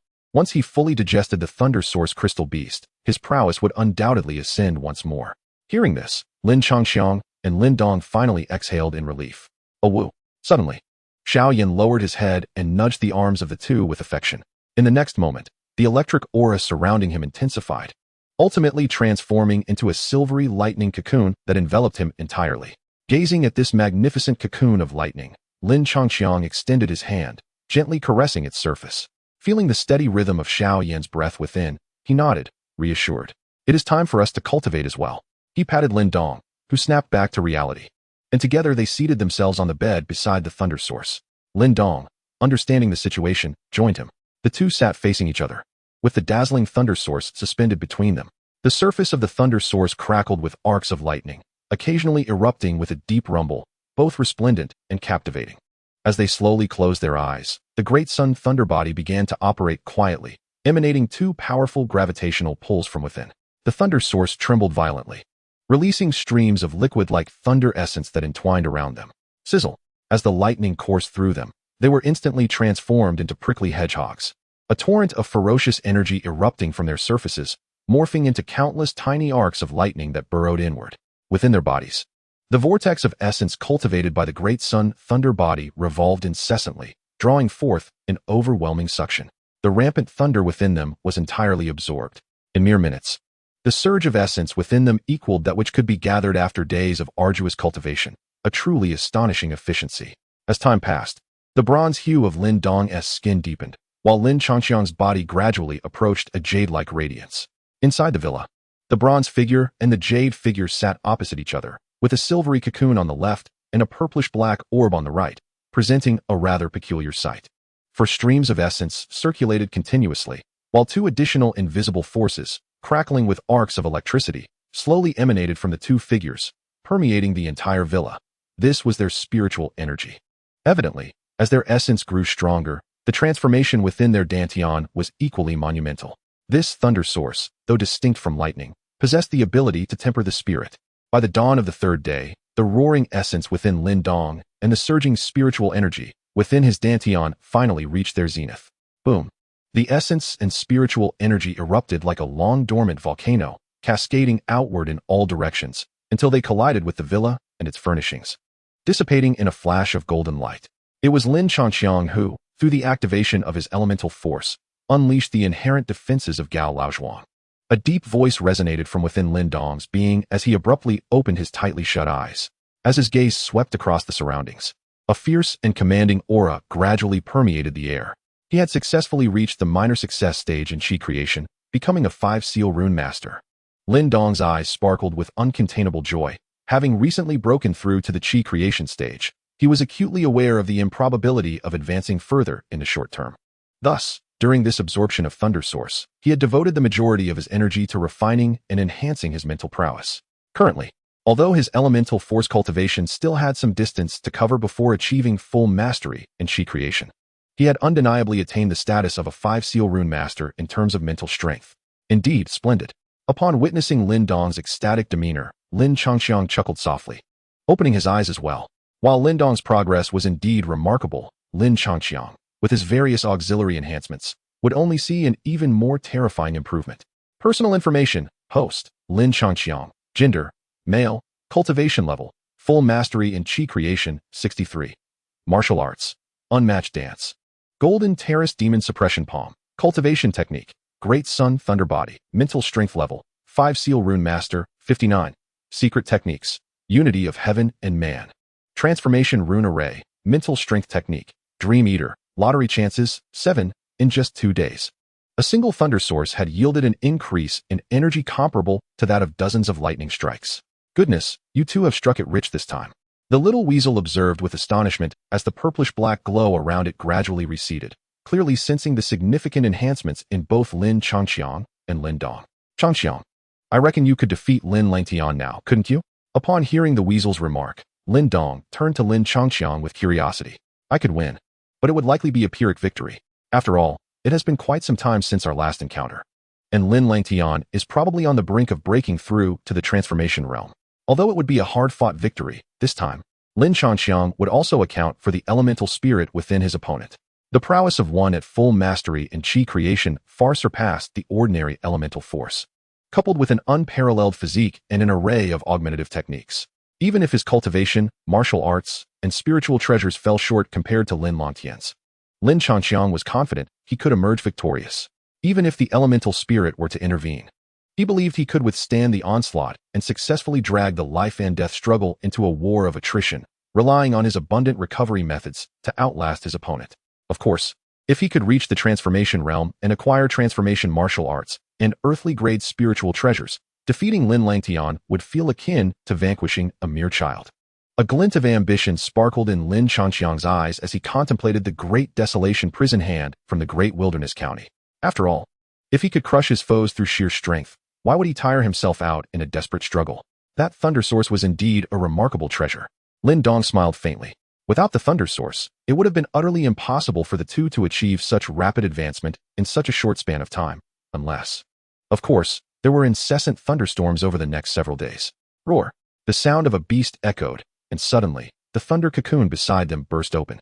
After a long slumber, Xiaoyan finally completed its refinement. The two men and the weasel turned their gaze toward the commotion, only to behold a colossal creature standing majestically, exuding an overwhelming aura. Xiaoyan, gazing at the dramatically transformed giant beast, Lin Changqiang and Lin Dong were momentarily taken aback, quickly revealing expressions of astonished delight. On the ground, the giant beast stood proudly, its body adorned with a red crystalline armor that occasionally sparked with arcs of electricity. Aside from its differing hue, it bore a striking resemblance to the crystalline armor of the Thunder Source beast. Moreover, to their astonishment, two wings shimmering with lightning had sprouted from Xiaoyan's back, emitting a low rumble of thunder with each flap. Truly, it was an impressive sight, exuding an air of majesty. However, in the next instant, both men froze in place. A woo! Seeing everyone staring at it, Xiaoyan joyfully howled. Then, to the shock of Lin Dong and Lin Changqiang, began to shrink rapidly. The crystalline armor gradually faded away, and in the end, it transformed into a chubby, round little tiger. With a swift leap, the red and white striped little tiger jumped into Lin Changqiang's arms. Upon weighing it, it turned out to be merely around 20 pounds, hardly heavier than a cat. Lin Changqiang, what on earth have you been feeding it? Return my magnificent Xiaoyan. Chapter 98. Master of Life and Death, Jiang Yining. After a brief respite, the two set forth once more, soaring towards the Great Wilderness County. Within a few days, they arrived at the outskirts of the misty forest. In the misty forest, an eerie milky mist coiled around them, a peculiar fog that even the spiritual force struggled to penetrate. Above the forest, a chilling aura permeated the air, a terrifying cold that would overwhelm even those at the peak of the Yuan Dan realm in no time. However, before the two, Lin Changqiang and Lin Dong, who were at the Qi creation realm, the potency of this cold seemed rather trivial. As they activated their copper thunder bodies, they soared through the cold air effortlessly, hastening towards the Great Wilderness County. Approaching the county, Lin Dong felt a surge of excitement at the thought of the legendary ancestral talisman, while Lin Changqiang appeared somewhat distracted. The Master of Life and Death, Jiang Yining. It had been quite a while since Lin Changqiang last beheld Wudong, and he had nearly forgotten most of the characters. Yet he could never forget Jiang Yining. After all, she was the senior sister of the ancient 8 masters from countless years ago, yet now, she appeared as a petite little girl. Suddenly, Lin Dong noticed a fluctuation of yuan power ahead. He lifted his gaze toward the distance, and Lin Changqiang, sensing it as well, swiftly darted forward, leaving Lin Dong bewildered. Bang! In the fog-enshrouded clearing, dozens of individuals were huddled tightly together, encircled by ferocious beasts that relentlessly charged at them. However, it was evident that these individuals were seasoned and their coordination was impeccable. Each beast that charged forward was met with a barrage of assaults, often sustaining severe injuries with a single encounter. The weaker ones were obliterated into mere pulps. These creatures truly posed a nuisance. Master, when will this end? Amidst the throng, a man felled an advancing beast with 2 swift strikes, wiping the blood splattered across his face. Soon, in less than a day's journey, we shall return to Great Eagle City. The figure known as the Master was a robust middle-aged man, his powerful presence accentuated by the obsidian-heavy sword he wielded. As he swung the sword, it exuded a palpable strength. Any beast that came into contact with it would be grievously injured. Father, go for it. Uncles, you too. In the center of the crowd, an 8 or 9-year-old girl clad in a red shirt was energetically waving her small fists, encouraging everyone. Her clear, youthful voice seemed to dispel the weariness that enveloped the crowd. Yining, stop fooling around. Beside her, a tall young woman quickly pulled her close, sharing a notable resemblance. The little girl complied, retreating behind the young woman. Just then, 2 figures shimmering in gold and silver streaked through the air, akin to arrows piercing the cold, darting into the forest. Do you require assistance? Before the question had fully escaped their lips, both humans and beasts turned to regard one another with uncertainty. In the midst of the throng, two youths observed the assembly with mild curiosity, golden flames swirling around them, accompanied by crackling arcs of electricity that radiated an aura of peril. Roar! As Lin Changqi scrutinized Jiang Yinin, the surrounding beasts suddenly emitted low growls, their initial trepidation overtaken by impatience and desire, inching closer. You dare act so brazenly without even reaching the forming shape stage? Lin Changqi glanced over the horde, noting that the strongest among them barely reached the peak of the Yuan Dan realm, and promptly lost interest. With a casual gesture of his right hand, nearly 100 enormous fireballs began to coalesce and subsequently shot out in all directions. Before the beasts could react, they were engulfed by the oncoming fireballs, their cries of agony ringing out before abruptly ceasing. As the smoke cleared, everyone was astonished to find that dozens of beasts lay lifeless around them. Xiaoyan, nestled in Lin Dong's embrace, and the small weasels sleeping in the ancestral stone, immediately sprang into action, beginning their respective feasts. When the youth glanced back at the group, they felt a chill run down their spines, gripping their weapons tightly, anxiety etched on their faces. Ultimately, it was the middle-aged man, the master, who mustered the courage to step forward. Thank you for your assistance, esteemed one. I am Jiang Taishu, the master of the Eagle Martial Arts Hall in Great Eagle City. Lin Changqi, Lin Dong. Observing the crowd, who resembled startled birds, Lin Changqi could not help but chuckle. Upon our arrival in this unfamiliar land, we hope that you might guide us on our journey. In return, I am willing to assist you in dealing with the two mist leopard crocodile kings that lurk nearby. You can sense the mist leopard crocodile kings? Jiang Taisu exclaimed, his eyes widening in surprise. The mist leopard crocodile king is renowned as the most formidable beast in the mist forest, and they always strike in pairs, a male and female working in unison, capable of rivaling the most accomplished practitioners of the forming stage. Furthermore, within the confines of this misty forest, they can utilize the fog to conceal their forms, making them both elusive and perilous adversaries. Esteemed guests, I must confess that our Eagle Martial Arts Academy ventured into the mist forest for a hunt, only to mistakenly slay a cub of the mist leopard crocodile king. Consequently, we have found ourselves pursued by the two adult kings. If you could assist us in eliminating this threat, we would be immensely grateful. Witnessing Lin Changchang effortlessly dispatch a multitude of beasts, Jiang Tai-su realized that Lin's cultivation must surpass even the Qi formation stage, thus making the task of vanquishing the mist leopard crocodile king seem trivial. This matter is easily resolved. Lin Dong, I entrust it to you. With a bemused expression on Lin Dong's face, Lin Changchang promptly nudged him toward the depths of the mist, turning to rejoin the members of the Eagle Martial Arts Academy. Faced with this unexpected turn of events, Lin Dong could only roll his eyes in resignation, silently drawing forth the ancient Tian Lin spear and directing it toward the source of the aura. Big brother, your little tiger is so beautiful. May I pet it? A porcelain-like girl in a crimson dress blinked innocently, her eyes sparkling as she gazed at Xiao Yin nearby. Yin, do not act foolishly, the tall maiden admonished, pulling Jiang Yin back with a hint of caution in her gaze directed toward Lin Changchang. Unfazed, Lin Changchang merely winked at Jiang Yin. Name, Jiang Yin, reincarnator, cultivation level. Mental strength. Xiao Yin is currently having his meal. Once he is finished, you may hold him. Observing the series of question marks, Lin Changchang took a deep breath, suppressing his astonishment before playfully offering Xiao Yin to the little girl. At this, a gleam of joy illuminated Jiang Yin's face. Chapter 99. The ancient tablet of the great wasteland here, you may hold him. Lin Changchang's face softened into a gentle smile as he looked at the adorable girl before him. Upon hearing this, Jiang Yin beamed with delight, cautiously extending her hands to receive Xiao Yin. The little creature instinctively lightened its weight, comfortably settling into her embrace. Jiang Shui, observing this interaction, felt her own wariness begin to dissipate. Before long, as Lin Changchang engaged in casual conversation with Jiang Tai-su and others, Lin Dong finally returned. It's taken care of. A resounding crash echoed as two massive forms were unceremoniously dropped to the ground. The moment Xiao Yin, nestled in Jiang Yin's arms, caught sight of them, he bolted towards the fallen beasts. As the onlookers focused their attention, they were greeted by the sight of two grotesque corpses of fearsome beasts. Indeed, it is truly the mist leopard crocodile king. Jiang Taishu's eyes widened in astonishment, and the others from the Eagle Martial Arts Hall wore expressions of sheer disbelief. They turned to Lin Dong, only to find him entirely unscathed, even his garments remaining flawless. An involuntary swallow escaped their throats as tumultuous waves surged within their hearts. It is well known that these two mist leopard crocodile kings possessed cultivation at the minor completion stage of the forming aspect realm. To dispatch them in such a brief span indicates that the youth before them has, at the very least, attain the major completion stage of the forming aspect realm. Esteemed gentlemen, I am in awe.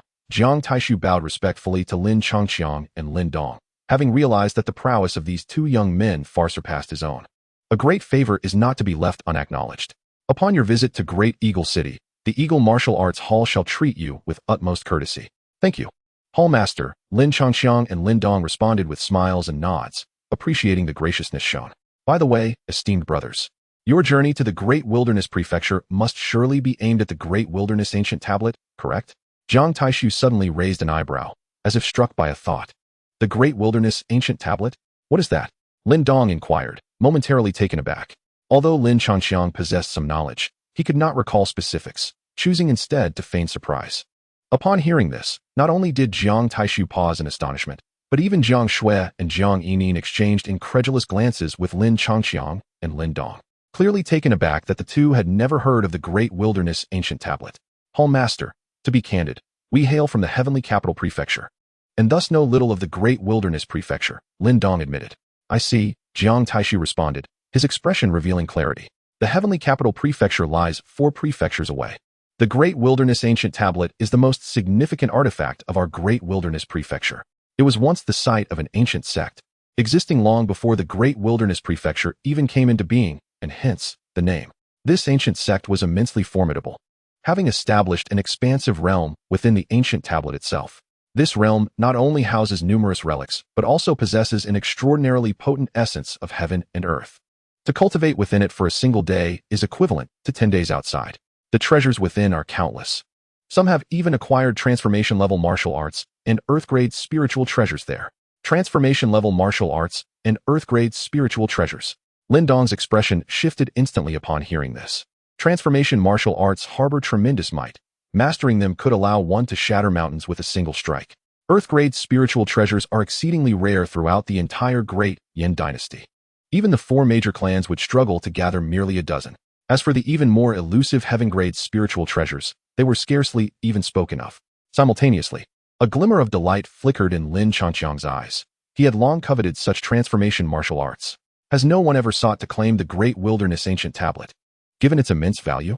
Lin Dong queried, casting a puzzled glance at Jiang Taishu, who was more than willing to elucidate. You may be unaware, but the Great Wilderness Ancient Tablet is sealed with a formidable enchantment. It is said that even a Nirvana realm expert could not breach it. However, this seal experiences a period of weakening every 3 years, presenting the most opportune moment for entry. During such times, countless formidable individuals flock to the Great Wilderness County, eager to test their fortunes. With merely 6 months remaining until the next diminishment of the seal, I surmised your intentions were directed towards the ancient monument. At this juncture, the voice of the little weasel suddenly resonated within the hearts of the two. Given that the Great Wilderness Ancient Monument is likely a remnant of ancient sects, it may be connected to the ancestral talisman. The talisman depicted on the map could very well reside within. Even if it is not present, we should still be able to glean information pertaining to the ancestral talisman. In light of this, it is worth a try. Lin Dong nodded, a gesture meant for both the little weasel and Jiang Taishu. Lin Changqiang stroked his chin, vaguely recalling that the devouring ancestral talisman was seemingly in the possession of a certain force within the Great Wilderness County, though the name of that force eluded him. Brother Jiang, are there any notable forces we should be wary of in the Great Wilderness County? As newcomers, we must tread carefully. The 2 young gentlemen jest. For with your prowess, while you may not traverse with impunity, there is little to fear. The Great Wilderness County is teeming with numerous factions, countless beyond reckoning. Yet only 3 major forces warrant your attention. Zhang Lei pondered for a moment, stroking his chin. These 3 eminent forces are the Yingui sect, the Daimo Gate, and the Martial Alliance. Upon hearing these names, Lin Changqiang recalled that the devouring ancestral talisman was indeed in the hands of the Yingui sect. The Yingui sect excels in manipulating talismanic puppets, with elite disciples carrying them at all times. Not only are they incredibly formidable, but their tactics are also ruthless and cunning. In the past, a sect dared to challenge the Yingui sect and was met with a bloodbath, as countless talismanic puppets slaughtered their stronghold, and the entire sect was transformed into puppets themselves, truly terrifying beings. The members of the Daimo Gate relish in honing their physical prowess, each one more savage than monstrous beasts. When battling them, one must avoid close quarters, for dire consequences await those who do not. As for the Martial Alliance, it is led by the Tianwu Pavilion and comprises numerous martial halls, boasting formidable strength and, in comparison to the former 2, an impressive number of warriors.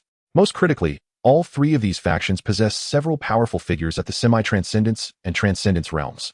Listening to Jiang Tai-Su's account, Lin Chongchong felt a twinge of astonishment. Given that these three forces had emerged early on, he had always assumed their strength was merely slightly superior to that of the Wanjing commerce. However, it now appeared that even if they did not rival the four great clans, they were not far behind. Could it be that the Eagle Martial Pavilion is one of the many martial halls within the Martial Alliance, and that Great Eagle City is the territory of the Eagle Martial Pavilion? Contemplating the name of Great Eagle City, Lin Dong cast a curious glance at Jiang Tai-Su, who, in turn, displayed a somewhat uneasy expression. To apply for membership in the Martial Alliance, one must at least attain minor success in the Qi cultivation realm. Upon witnessing this, Lin Chongchong and Lin Dong exchanged a knowing glance, quickly diverting the conversation, and the group resumed their jovial discourse.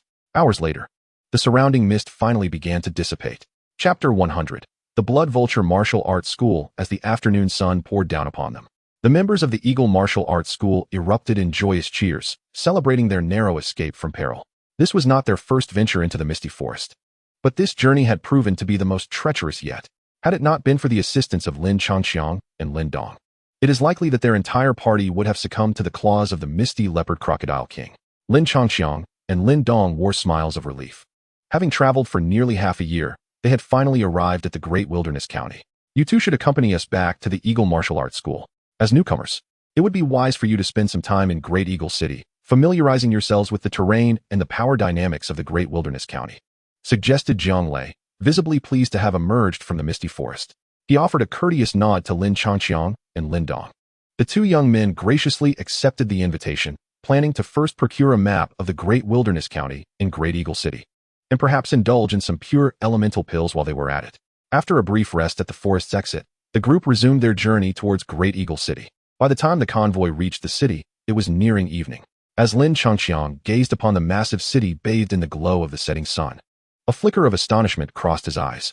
While Yin City was the third largest city in Tiandu County, Great Eagle City, located on the fringes of the Great Wilderness County, was remarkably more expansive. The convoy slowly entered the city, and the surrounding pedestrians immediately cleared a path, their demeanor exceedingly respectful. It was evident that the Eagle Martial Arts School held a prestigious position within Great Eagle City. After a 10-minute journey along the spacious streets, a vast martial arts hall came into view.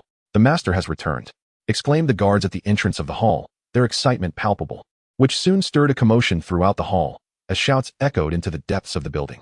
"Master, you have finally returned." Upon seeing the unfamiliar faces of Lin Chongxiang and Lin Dong, a senior figure from the hall hastily approached Jiang Taishu to whisper a report. The smile on Jiang Taishu's face quickly faded. He turned to Lin Chongxiang and Lin Dong, offering a polite nod of apology before addressing Jiang Shui. "Shuer, please take these two young gentlemen to rest. Ensure they are given the finest accommodations. One room will suffice. We are accustomed to sharing meals and quarters," Lin Chongxiang interjected. "Very well, then, gentlemen, please follow me," Jiang Shui responded with a slight bow, leading the way into the martial arts hall, with Lin Chongxiang and Lin Dong following at a leisurely pace. Meanwhile, Xiaoyan had been sent to entertain Jiang Yining. For maintaining a good rapport with the master of life and death would undoubtedly yield benefits. As they walked, numerous apprentices from the hall regarded the two with a mix of scrutiny, curiosity, and envy, yet the two remained unfazed. Observant Lin Chongxiang noted that Jiang Shui's delicate brows were furrowed slightly, as if she were troubled by something. The young lady was evidently troubled by the Blood Vulture Martial Arts Hall. "How did you know?" Lin Chongxiang's words had unveiled her thoughts, and Jiang Shui turned in surprise. She recalled that Lin Chongxiang had only arrived in Great Eagle City on the first day, so how could he be aware of the Blood Vulture Martial Arts Hall? To be candid, while I have some understanding of spiritual energy cultivation, it was merely a passing mention from a traveler that brought the Blood Vulture Martial Arts Hall to my attention. This was a falsehood. In truth, Lin Chongxiang held a profound memory of the two daughters of the Jiang family. Although they were not as pivotal as Lin Langtian and the Little Weasel, they were certainly more significant than Zhou Tong and Qin Shi.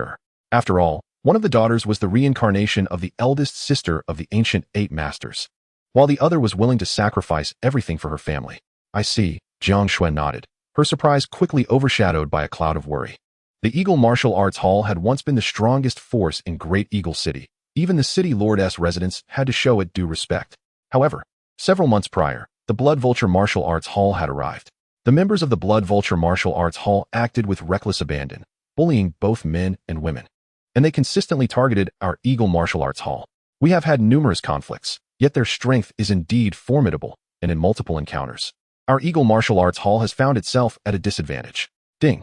Congratulations, host, you have triggered a side quest. Eliminate the menace. The Blood Vulture Martial Arts Hall bullies the weak and terrorizes the locality. As a once promising youth of the 21st century, it is imperative that you eradicate them. Due to the weakness of the opponent, completion of this task will yield only 2 lottery chances as a reward, with no penalties for failure. Lin Changxiang inwardly cursed the Blood Vulture Martial Arts Hall. In his recollection, the last time he had triggered such a meager reward for a task, he had barely reached the Yuan Dan realm. Gentlemen, the guest rooms are ready, and it is getting late. Let us take our rest for today. Tomorrow, I shall accompany you both to procure a map of the city. At the door of a guest room, Jiang Shui paused. Upon seeing Lin Changxiang and Lin Dong nod in agreement, she turned and gracefully departed. How about it? Do you need assistance? After Jiang Shui left, the two entered the guest room, and Lin Dong immediately turned to Lin Changxiang. Of course, we must assist. Lin Changxiang naturally patted Lin Dong's shoulder. There are many who rely on their cultivation to bully others, far too many to count, and I cannot intervene in every instance. However, since I have encountered this situation, it is only fitting that I take action. A glimmer of murderous intent flickered in Lin Changxiang's eyes. He was no paragon of virtue, yet he detested witnessing tragedy unfold. If one encounters a foe and cannot prevail, it is wise to remain aloof. If one can triumph, then one must intervene. Let us assist then. The two exchanged knowing smiles, their intentions unspoken. The following day, Jiang Shui and Jiang Yining waited outside the room early in the morning. After Lin Changxiang and Lin Dong tidied themselves, the four set off towards the martial arts hall. After spending some time in the city acquiring maps, clothing, and spiritual herbs, Lin Changxiang and Lin Dong prepared to return home. With Jiang Shui and Jiang Yining present, it is rather inconvenient to engage in the illicit trade of pure Yuan Dan. Although Lin Changxiang and Lin Dong possess sufficient strength to navigate through the Great Eagle City with ease, exercising caution is never detrimental. As the two women concluded their shopping, Jiang Shui, serving as a guide, offered a subtle smile and prepared to lead the group back along their original path. However, just as the quartet was about to exit the trading area, her pace unexpectedly slowed. Following Jiang Shui's gaze, Lin Changxiang soon beheld a gathering of dozens of individuals approaching from a short distance ahead. Adorning their chests was a martial arts school emblem, featuring an embroidered crimson vulture. Undoubtedly, these were the members of the Blood Vulture Martial Arts School. Ah, is that not Shui? What a delightful coincidence to encounter you here. One figure, wielding a folding fan, stepped forward with a mischievous grin. We should leave. Jiang Shui shot a frosty glare at the man, then chose to ignore him, attempting to maneuver past the members of the Blood Vulture Martial Arts School. Yet, the fan-wielding individual merely snapped his fingers, and dozens of guards moved to obstruct Lin Changxiang and the others. It has been quite a while, Shui. Have you forgotten to greet me? Seeing the unmasked desire in the man's gaze, Jiang Shui's countenance turned icy. Shui, you may not be aware, but our Blood Vulture Martial Arts School has issued a challenge to your Eagle Martial Arts School. My father has already arranged a duel with your father.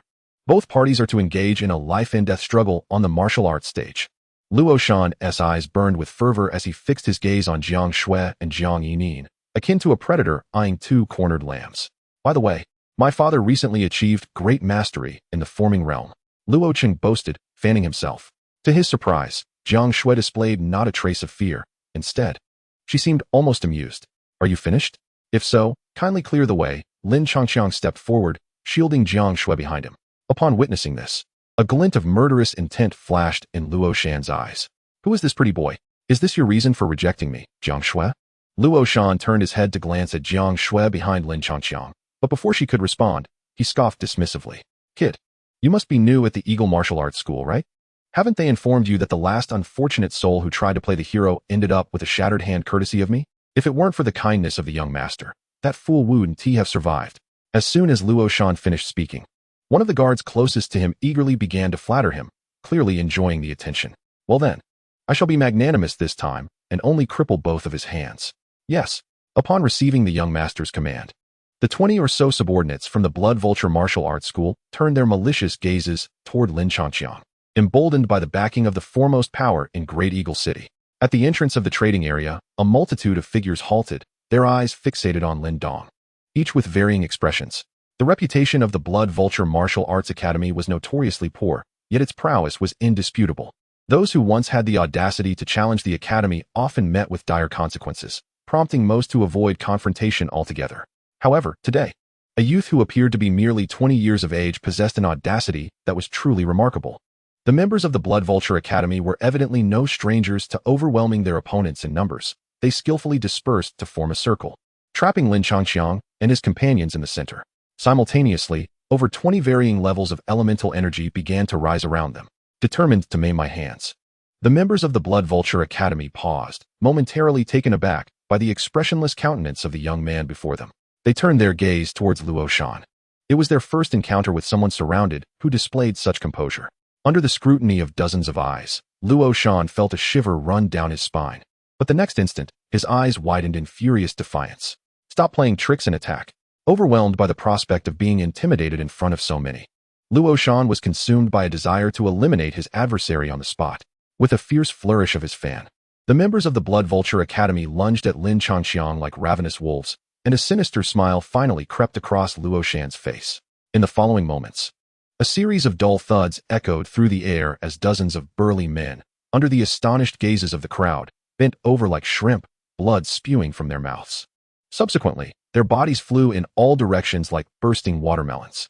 Fortunately, the intense pain rendered them unconscious the moment they were struck. As Lin Changqiang approached, his demeanor calm and unyielding, the smile on Luo Shan's face twisted into one of sheer terror. What do you intend to do? My father is Luo Zhixiang. If you dare lay a finger on me, he will make your life a living hell. If you leave now, I can pretend none of this ever happened. As Luo Shan retreated, Lin Changqiang exerted his mental power to immobilize him, rendering him unable to move. A drop of kindness deserves a fountain of gratitude. No sooner had he spoken than a brilliant golden light flashed, and before anyone could react, Luo Shan's figure vanished, leaving only a large crater in his wake. With some residual elemental energy lingering within, was this fellow not afraid of retribution from the Blood Vulture Academy? The surrounding area fell into an eerie silence, where both fear and elation mingled, yet all dared only to whisper in their hearts, wary of incurring the wrath of the enigmatic youth. Jiang Shui was equally startled by Lin Changqiang's ruthlessness, but soon, her surprise transformed into delight, while Jiang Yining remained transfixed, her eyes glued to the unfolding scene. Let us depart. Lin Changqiang wiped his hands and turned to Lin Dong and the others. They nodded in agreement and strode away with an air of nonchalance, leaving behind a multitude of unconscious figures. As they exited the trading arena, Lin Changqiang suddenly halted, turning to Jiang Shui. Take me to the Blood Vulture Martial Arts Academy. Are you certain that the Blood Vulture Martial Arts Academy boasts a greater number of members than our Eagle Martial Arts Academy? While I acknowledge the exceptional prowess of the two young masters, the opposing side not only has one who has reached the pinnacle of the forming realm, but also possesses hundreds in the essence and celestial realms. Jiang Shui stared in astonishment at Lin Changqiang, while Jiang Yining beside her widened her eyes in disbelief. I have slain Luo Shan. Thus, his father will undoubtedly seek vengeance upon me. If that is the case, why must I wait for them to come to me? In contrast to the Jiang sisters, Lin Changqiang and Lin Dong remained unfazed, lacking any interest in those beneath their cultivation level. Lead the way. A mere pinnacle of the forming realm does not concern me in the slightest. Observing the confident Lin Changqiang and the utterly composed Lin Dong, Jiang Shui felt her excitement swell, her cheeks flushed, and her breath quickening. She finally comprehended that she and her father had vastly underestimated these two youths. Follow me. The young girl eagerly pulled Jiang Yining and hurriedly dashed out. Witnessing this, Lin Changqiang and Lin Dong exchanged glances and chuckled as they followed suit. Outside the Blood Vulture Martial Arts Academy, dozens of guards stood languidly, basking in the sun and enjoying the breeze, reveling in their leisurely duties. In the grand city of Eagle, few occupations could be as relaxed as this, especially since the Blood Vulture Martial Arts Academy now reigned as the preeminent force in the city. Who would dare to cause trouble here? As the two young men and two young women suddenly arrived, the guards stationed at the entrance perked up, eager for their favorite part of the day. Halt! Who are you? This is the Blood Vulture Martial Arts Academy, and no idle folk may pass. Upon hearing the shout, the other guards outside the academy became instantly alert, directing their attention toward the quartet. Lin Changqiang from the Eagle Martial Arts Academy has matters to discuss with your master. Kindly relay the message, he stated. After deliberating, Lin Changqiang and Lin Dong had already decided upon the fate of those affiliated with the Blood Vulture Martial Arts Academy. Firstly, the notorious Luo Zhixiang must undoubtedly be dealt with. To allow his subordinates to bully and oppress others is a crime that cannot go unpunished. Secondly, his loyal followers would meet the same fate for their complicity. As for the remaining individuals, only those who have not engaged in wrongdoing would be spared, as they deserved a chance at life. Chapter 102. Kicking down the academy. Initially, the expression of the head guard at the Eagle Martial Arts Academy was one of disdain. Yet in the next moment, he noticed Jiang Shui and Jiang Yining standing nearby. Ah, it is the esteemed young ladies of the Jiang family. I must apologize for my earlier oversight. Please do not take offense. I shall promptly send someone to inform our master. Would you kindly wait a moment? As soon as he spoke, he summoned a subordinate and whispered a few instructions, prompting the latter to hastily rush inside the Blood Vulture Martial Arts Academy. The other guards at the entrance immediately straightened their posture, regarding Jiang Shui and her companions with newfound respect.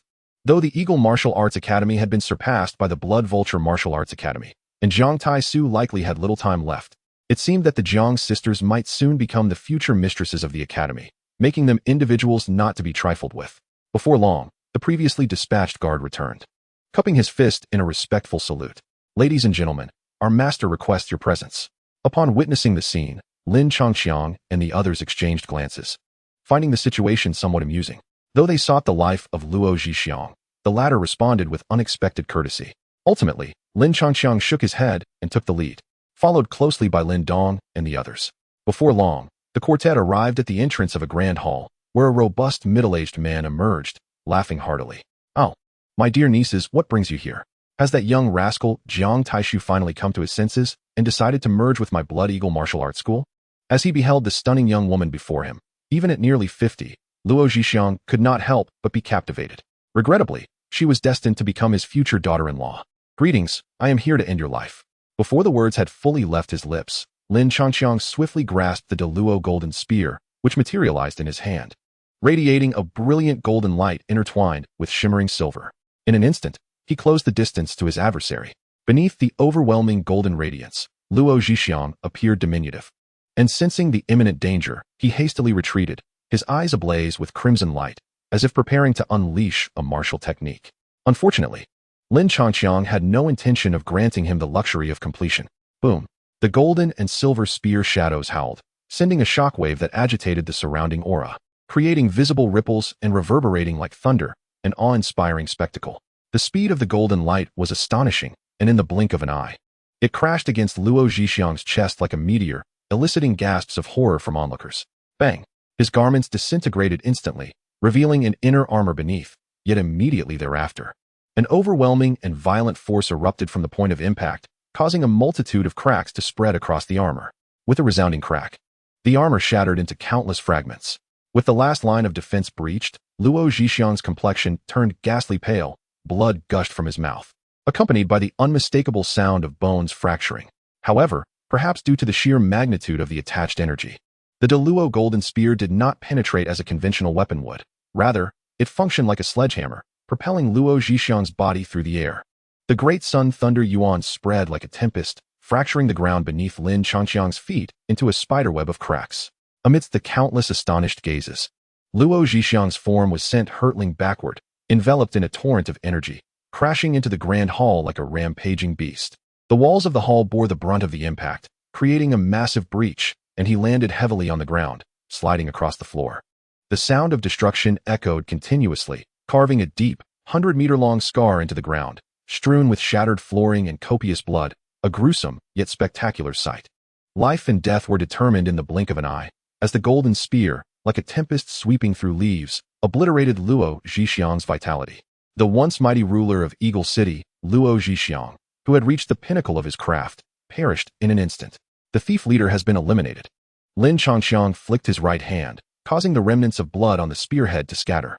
The once surging aura of energy gradually subsided, leaving only a faint layer swirling around him. He gazed at the guild master, lying on the ground like a lifeless dog, and an eerie silence enveloped the surroundings. The members of the Blood Vulture Martial Arts Hall turned pale, some even beginning to retreat discreetly. The formidable nature of the Blood Vulture Martial Arts Hall was entirely attributed to the presence of Luo Zhixiang. Their fundamental strength was not significantly greater than that of the Eagle Martial Arts Hall. However, with the guild master's humiliating defeat and the collapse of their pillar, this would pose a fatal blow to the Blood Vulture Martial Arts Hall. It was foreseeable that those who had been oppressed by them in the past would soon arrive. Fueled by rage, their only recourse now was to flee, with no other options available. Unfortunately, at this juncture, their fates rested entirely in the hands of others. Whoosh. Lin Changxiang's gaze turned icy as he looked at those attempting to escape. With a powerful flick, the Daluo golden spear slipped from his grasp, striking the ground before one person with the speed of lightning, instantly paralyzing that individual with fear. Witnessing this, the others hastily froze in place, their hearts racing. Everyone remained rooted to the spot. Any further movement would result in death. Initially, Lin Changxiang's voice echoed only near the Blood Vulture Martial Arts Hall, but in the next moment, he soared into the air, rising above the tallest buildings of Great Eagle City before halting his ascent. Boom.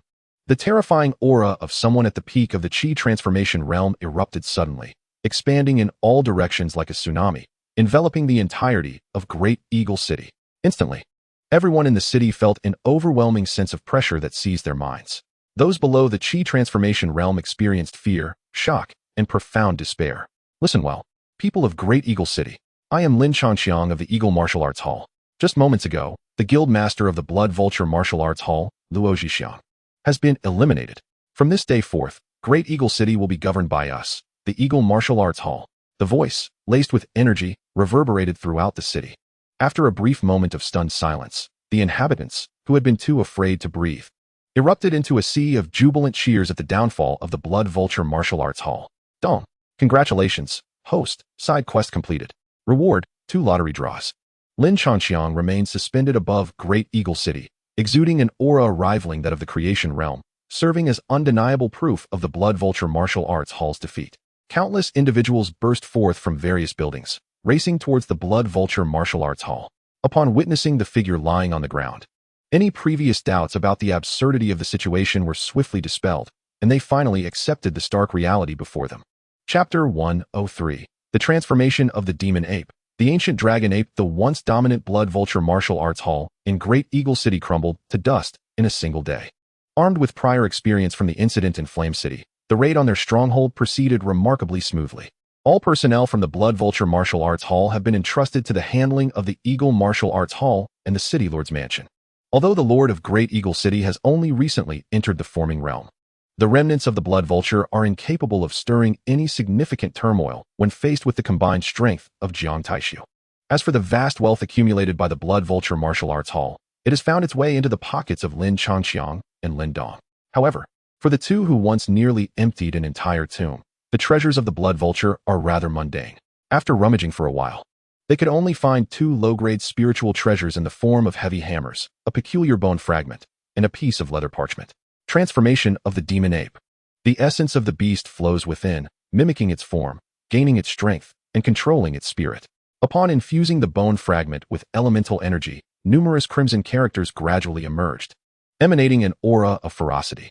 Of course, this degree of malevolence was insufficient to intimidate Lin Changxiang and Lin Dong. This martial technique imitates the beasts of the mystical realm, enabling the practitioner to acquire certain beast-like abilities for a brief period. The cultivation process requires the refinement of the essence blood of ape-like demon beasts. The higher the rank of the beast, the greater the power gained, albeit with increased difficulty in refinement. Overall, it bears some resemblance to the Great Sun Thunder Body, though it is considerably more intricate and perilous. The little weasel cast a disdainful glance at the bone fragment in Lin Changxiang's hand before turning away to continue searching through the various spiritual herbs. Hearing this, Lin Changxiang lost interest and casually tossed the bone fragment to Lin Dong. My Great Sun Thunder Body is on the verge of advancing to the Jade Thunder Body. It will suffice before the Nirvana realm, so I shall not practice this demon ape transformation. What about you, Lin Dong? Just as Lin Dong hesitated, the weasel's voice echoed once more, reminiscent of a devil's whisper. With every ounce of power comes an equal measure of danger. Weak essence blood is easy to refine, yet offers minimal enhancement. Conversely, strong essence blood provides significant augmentation, but the risks and suffering during refinement are exponentially greater. So how will you choose? Upon hearing these words, Lin Dong tightened his grip on the bone fragment, contemplating deeply before finally exhaling a heavy breath. Considering the time, the clan assembly is just over a year away, right? Although he did not finish his sentence, both Lin Changxiang and the little weasel understood his intent. I have made up my mind. Not only will I practice, but I shall pursue the strongest. Despite the challenges posed by refining a stronger demon ape bloodline, Lin Dong felt no fear. In terms of resources, he could not compete with Lin Langtian. In talent, he fell short of Lin Changxiang. However, in willpower and courage, he believed he would not yield to anyone. Well, this little rascal shows some spirit. In that case, I shall lend you a hand, the little weasel declared, raising its chin with a hint of pride. While Lin Changxiang nodded in agreement with a smile. I shall do the same. Having made their decision, Lin Dong flipped his hand and stored the bone fragment in his cosmos bag, turning his attention to the final item, the piece of leather parchment. Carefully unfolding it, they discovered it to be a hand-drawn map, marked with several red dots.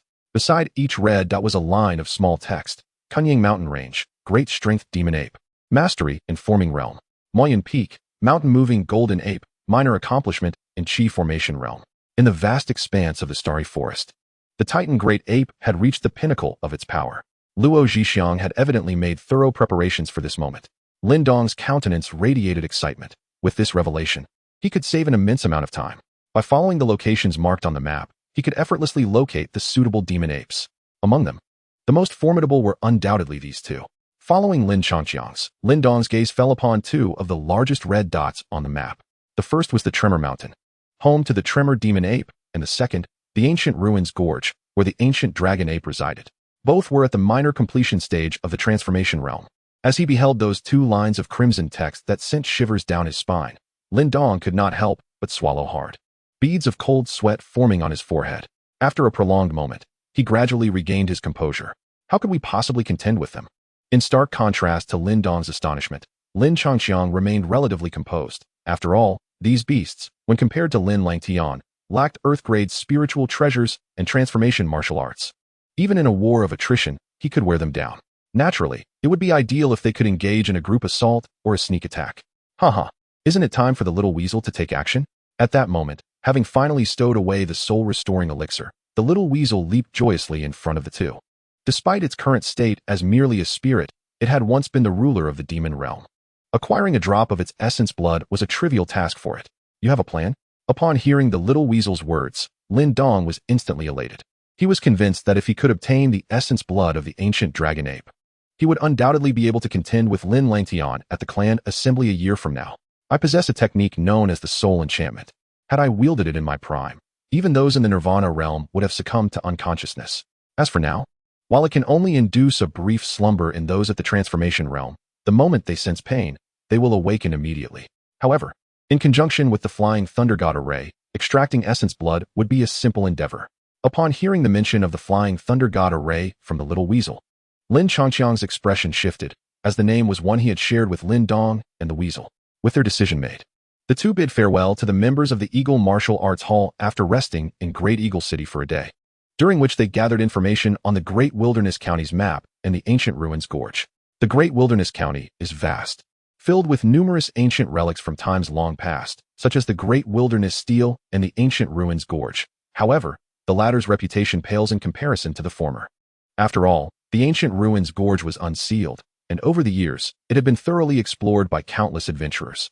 The gorge harbored numerous demon beasts, most of which possessed remnants of ancient bloodlines, rendering them significantly stronger than ordinary demon beasts. Consequently, powerful factions frequently organized hunts to capture them. As the value of that ancient bloodline was extraordinarily high, the most renowned and powerful beast within the Ancient Ruins Gorge, and the target of their expedition, was none other than the ancient dragon ape. It was said that many factions had once attempted to claim it, only to suffer devastating losses and return in defeat. Among all the sects surrounding the ruins of the ancient abyss, the most formidable is a power known as the Ancient Sword Sect. This sect holds considerable renown even throughout the vast expanse of the Great Wilderness Prefecture, primarily due to their leader and 3 elders, all of whom are masters of the Chi creation realm. The sect leader and the Grand Elder have achieved great mastery within this realm, while the second and third elders have attained lesser accomplishments. Coupled with hundreds of disciples and the sect's protective formation, the Ancient Sword Array, even the ancient dragon ape cannot best them. However, should the two parties encounter one another in the wild, the members of the Ancient Sword Sect would find themselves at a distinct disadvantage. Chapter 104. The Ancient Sword Sect. The Ancient Abyss is located to the north of the Great Wilderness Prefecture. The two individuals, traveling at full speed, reached the outskirts in just 2 days. Lin Changxiang stood atop a towering peak, gazing into the distant forest, where he could sense an ancient and formidable aura.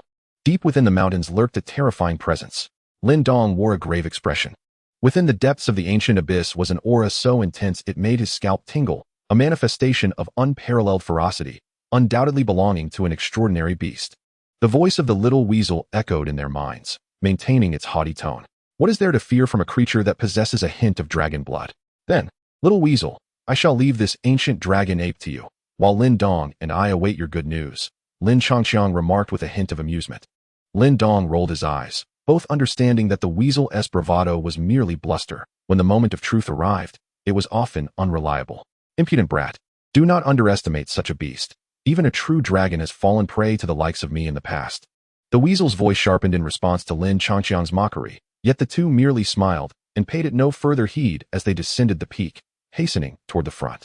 This was the periphery of the ancient abyss, where numerous figures could be seen entering and exiting, some in groups of Yuan Dan realm practitioners, others boldly treading forth in the Qi creation realm. The beasts of the ancient abyss are notoriously fierce, demanding utmost caution. As Lin Changqiang and Lin Dong arrived, they attracted several glances, but those gazes quickly shifted away, cautious of the two. The duo paid no mind to this and strode purposefully toward the forest. Adhering to the customary practice, the spirit beasts belonged to the little weasel, while the flesh and blood belonged to the little flame. However, it was curious that after half a day's journey, the strongest beast they encountered was merely at the pinnacle of the Yuan Dan realm. A stark contrast to the perilous tales they had heard. It appeared as though the area had been thoroughly swept clean. In contrast to Lin Dong's bewilderment, Lin Changqiang remained remarkably composed. It matters not. Our objective is solely the ancient dragon ape. I doubt anyone else would dare to covet it. Upon hearing this, Lin Dong felt a sense of relief. Aside from those ancient monsters at the pinnacle of the creation realm, few others within the great Yin dynasty could contend with the ancient dragon ape. Damn it, those arrogant scoundrels of the ancient sword sect truly know no bounds. As the two continued their journey, three figures suddenly emerged ahead, making their way towards the periphery. Cease your complaints. The ancient sword sect is recognized as the mightiest force in the ancient wasteland, and it is customary for them to conduct such blockades several times a year. It seems fortune has turned against us this time.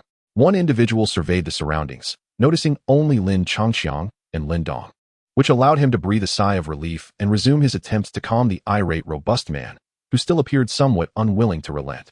By the time they complete the blockade, the spiritual herbs and the valuable, yet easily manageable demonic beasts of the ancient wasteland will likely be depleted. What a stroke of bad luck. All right, keep your voice down. If the people of the ancient sword sect overhear us, we may not perish, but we will certainly be stripped bare.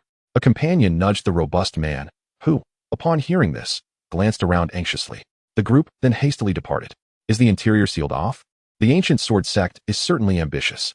Observing the retreating figures, Lin Dong furrowed his brow, clearly taken aback by the unexpected situation. When soldiers come, we will counter. When water flows, we will divert it. They have only 4 at the energy formation stage, while we possess 2. The advantage lies with us. Upon hearing Lin Changqiang's jest, Lin Dong merely smiled calmly. Indeed, although they were not arrogant, they believed they could contend with several adversaries of the same realm. Unless the ancient sword sect invoked the power of their sect's grand formation, they would undeniably be no match for the two of them. Subsequently, the two dismissed the blockade imposed by the ancient sword sect and proceeded deeper into the forest. After some time, they finally reached the entrance of the ancient wasteland. Lin Changqiang gazed ahead, where he saw a dozen figures standing with swords drawn, firmly blocking the entryway. Their similar attire and the embroidered long swords on their chests indicated they were undoubtedly disciples of the ancient sword sect. The two exchanged glances and feigned ignorance of the presence of the sect members, strolling nonchalantly towards the entrance. Here come 2 more. Upon spotting Lin Changqiang and Lin Dong, the 10 or so disciples of the ancient sword sect broke into smug laughter. As the foremost sect in the ancient wasteland, the ancient sword sect never announced their intentions to seal the area in advance, preventing others from making fruitless trips and even deriving pleasure from it. Stop. The ancient wasteland is now sealed off by our ancient sword sect. Entry is prohibited. The disciples of the ancient sword sect stepped forward in unison, their swords half drawn, while a middle-aged man clad in green slowly emerged from the ranks. Name: Lu Jindao. Cultivation, minor accomplishment in energy formation. If we insist on entering, what will you do? Lin Changqiang observed the man before him with keen interest, which caused Lu Jindao to hesitate slightly. He was no fool. The 2 youths standing before him clearly possessed some form of assurance if they dared to force their way through. We kindly ask you not to make this difficult for us. This is an order from our sect. Should you insist on proceeding, we will have no choice but to report to the elders. Surprised by the politeness of the other party, Lin Changqiang found himself somewhat taken aback. As he had prepared to act decisively, inform the elders that 2 individuals at the Qi creation realm intend to enter the ancient wasteland. Should there be any objections, Let them come forth to address me directly. As soon as the words left his lips, Lin Changxiang deliberately released a trace of his qi creation aura, casting a glance at the disciples before proceeding towards the entrance alongside Lin Dong. Feeling the surge of energy, the disciples of the ancient sword sect, along with Lu Jindao, were immediately drenched in cold sweat, hastily stepping aside to clear the entrance. Even after Lin Changxiang and Lin Dong had distanced themselves, they remained in a state of shock, with a few of the more timid ones anxiously patting their chests in trepidation. What should we do, Lu Go? Signal them. What else can we do?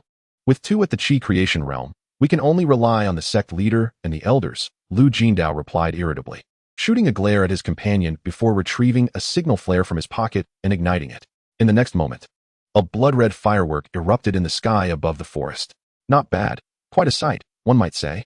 However, Lin Changxiang and Lin Dong merely glanced up momentarily, unperturbed as they continued their descent. Like lightning, the two figures weaved through the terrain, only pausing after approximately 10 minutes of full-speed advance.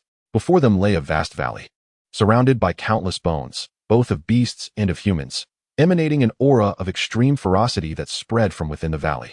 The two ascended to one end of the valley, peering into its depths where an enormous figure, towering several dozen feet high, became immediately visible. Gazing upon this colossal form, Lin Dong found his breath momentarily halted. As he sensed an overwhelming pressure, it was likely that those below the transformation realm would struggle to even remain standing in its presence. This was, apart from Ling Qingzhu, the most formidable being they had encountered, an ancient dragon ape at the minor completion of the transformation realm. Chapter 105. The fruit of all beasts. The massive dragon ape lay within the valley, its snores echoing thunderously, enveloped in a savage aura. Its body was a glossy black, resembling iron forged to perfection, with muscles that reflected a cold, robust sheen under the sunlight, clearly imbued with explosive power. Atop the giant ape's head rested a stout horn, adorned with intricate markings that exuded a primal essence. This horn, a gift from its draconic bloodline, was a weapon of immense might, one that the ancient dragon ape would not wield lightly unless absolutely necessary. The voice of the little ferret echoed in their minds. Yet Lin Changxiang's focus remained entirely on the dragon ape. What are those two fruits? Following Lin Changxiang's gaze, Lin Dong noticed a massive stone basin beside the ancient dragon ape, seemingly carved out by sheer force. The basin brimmed with a deep crimson liquid, reminiscent of coagulated blood, at the center of which grew two dark red fruits. Their shape was peculiar, as if assembled from various beasts, pulsating with a red aura every few seconds, evoking a sense of dread. Those are the fruits of all beasts. The little weasel suddenly emerged from the stone talisman, its gaze astonished as it fixed upon the two blood fruits. Indeed, the ancient dragon ape was merciless, having condensed the fruits of myriad beasts. What are these fruits? Lin Dong's eyes were intensely focused on the fruits, sensing the immense energy they contained. Unlike other spiritual herbs, the fruits of myriad beasts were not naturally occurring. They were forged through ruthless methods. To concoct these fruits, one must first gather the blood essence of countless ferocious beasts, then refine it into a medicinal form using secret techniques, and finally, after approximately 6 months of nurturing with fresh blood, they could be completed. It seemed that the countless bones scattered throughout the valley were those of beasts drained of their life essence by the ancient dragon ape. The horrifying process of their creation sent chills down even Lin Changxiang's spine. The efficacy of the fruits of myriad beasts was astonishing. These two fruits would mature in about a month, allowing the ancient dragon ape to utilize their power to undergo evolution, transcending from the minor stage of creation to a half-step into nirvana. Moreover, these fruits held similar benefits for humans, capable of refining the physical body, albeit not to the same extent as for beasts. The little weasel grinned slyly at Lin Changxiang and Lin Dong, knowing that their characters would surely be tempted. Therefore, I shall claim both the fruits and the blood essence. Lin Changxiang's heart burned with fervor. Obtaining the fruits would enable him to cultivate the jade thunder body to its pinnacle, allowing him to confront Lin Langtian with ease. What should we do now? Lin Dong's gaze was equally fervent. Were it not for his inability to match the ancient dragon ape alone, he would have charged out. Do not rush. I have a plan. A wicked smile crept upon Lin Changxiang's lips as he contemplated the ancient sword sect beyond the wasteland. Let us remain here until the ancient dragon ape ventures out to hunt. We shall then descend to pluck the fruits and teleport directly outside the wasteland, leading the disaster to the ancient sword sect. Upon hearing this, Lin Dong's eyes lit up with excitement, and he nodded vigorously, while the little weasel could hardly contain its mischievous grin. Resolute in their decision, they concealed themselves in the forest outside the valley to avoid detection by the ancient dragon ape. They waited for half a day, And as dusk approached and the sun neared the horizon, the ancient dragon ape finally awakened. A deafening roar erupted, sending shivers through the hearts of countless beasts in the forest, for they knew the tyrant of the ancient wasteland was about to haunt. Thud, thud, thud, the heavy footsteps echoed as the ancient dragon ape strode forth, shaking the ground with each step. As its figure gradually faded from view, joy surged in the eyes of Lin Changxiang and Lin Dong, who wasted no time in darting out of the forest towards the valley. However, just as they reached the stone pool, intent on seizing the fruits of myriad beasts, the little weasel suddenly burst forth from the stone talisman, standing defiantly before them. Do not pluck them just yet.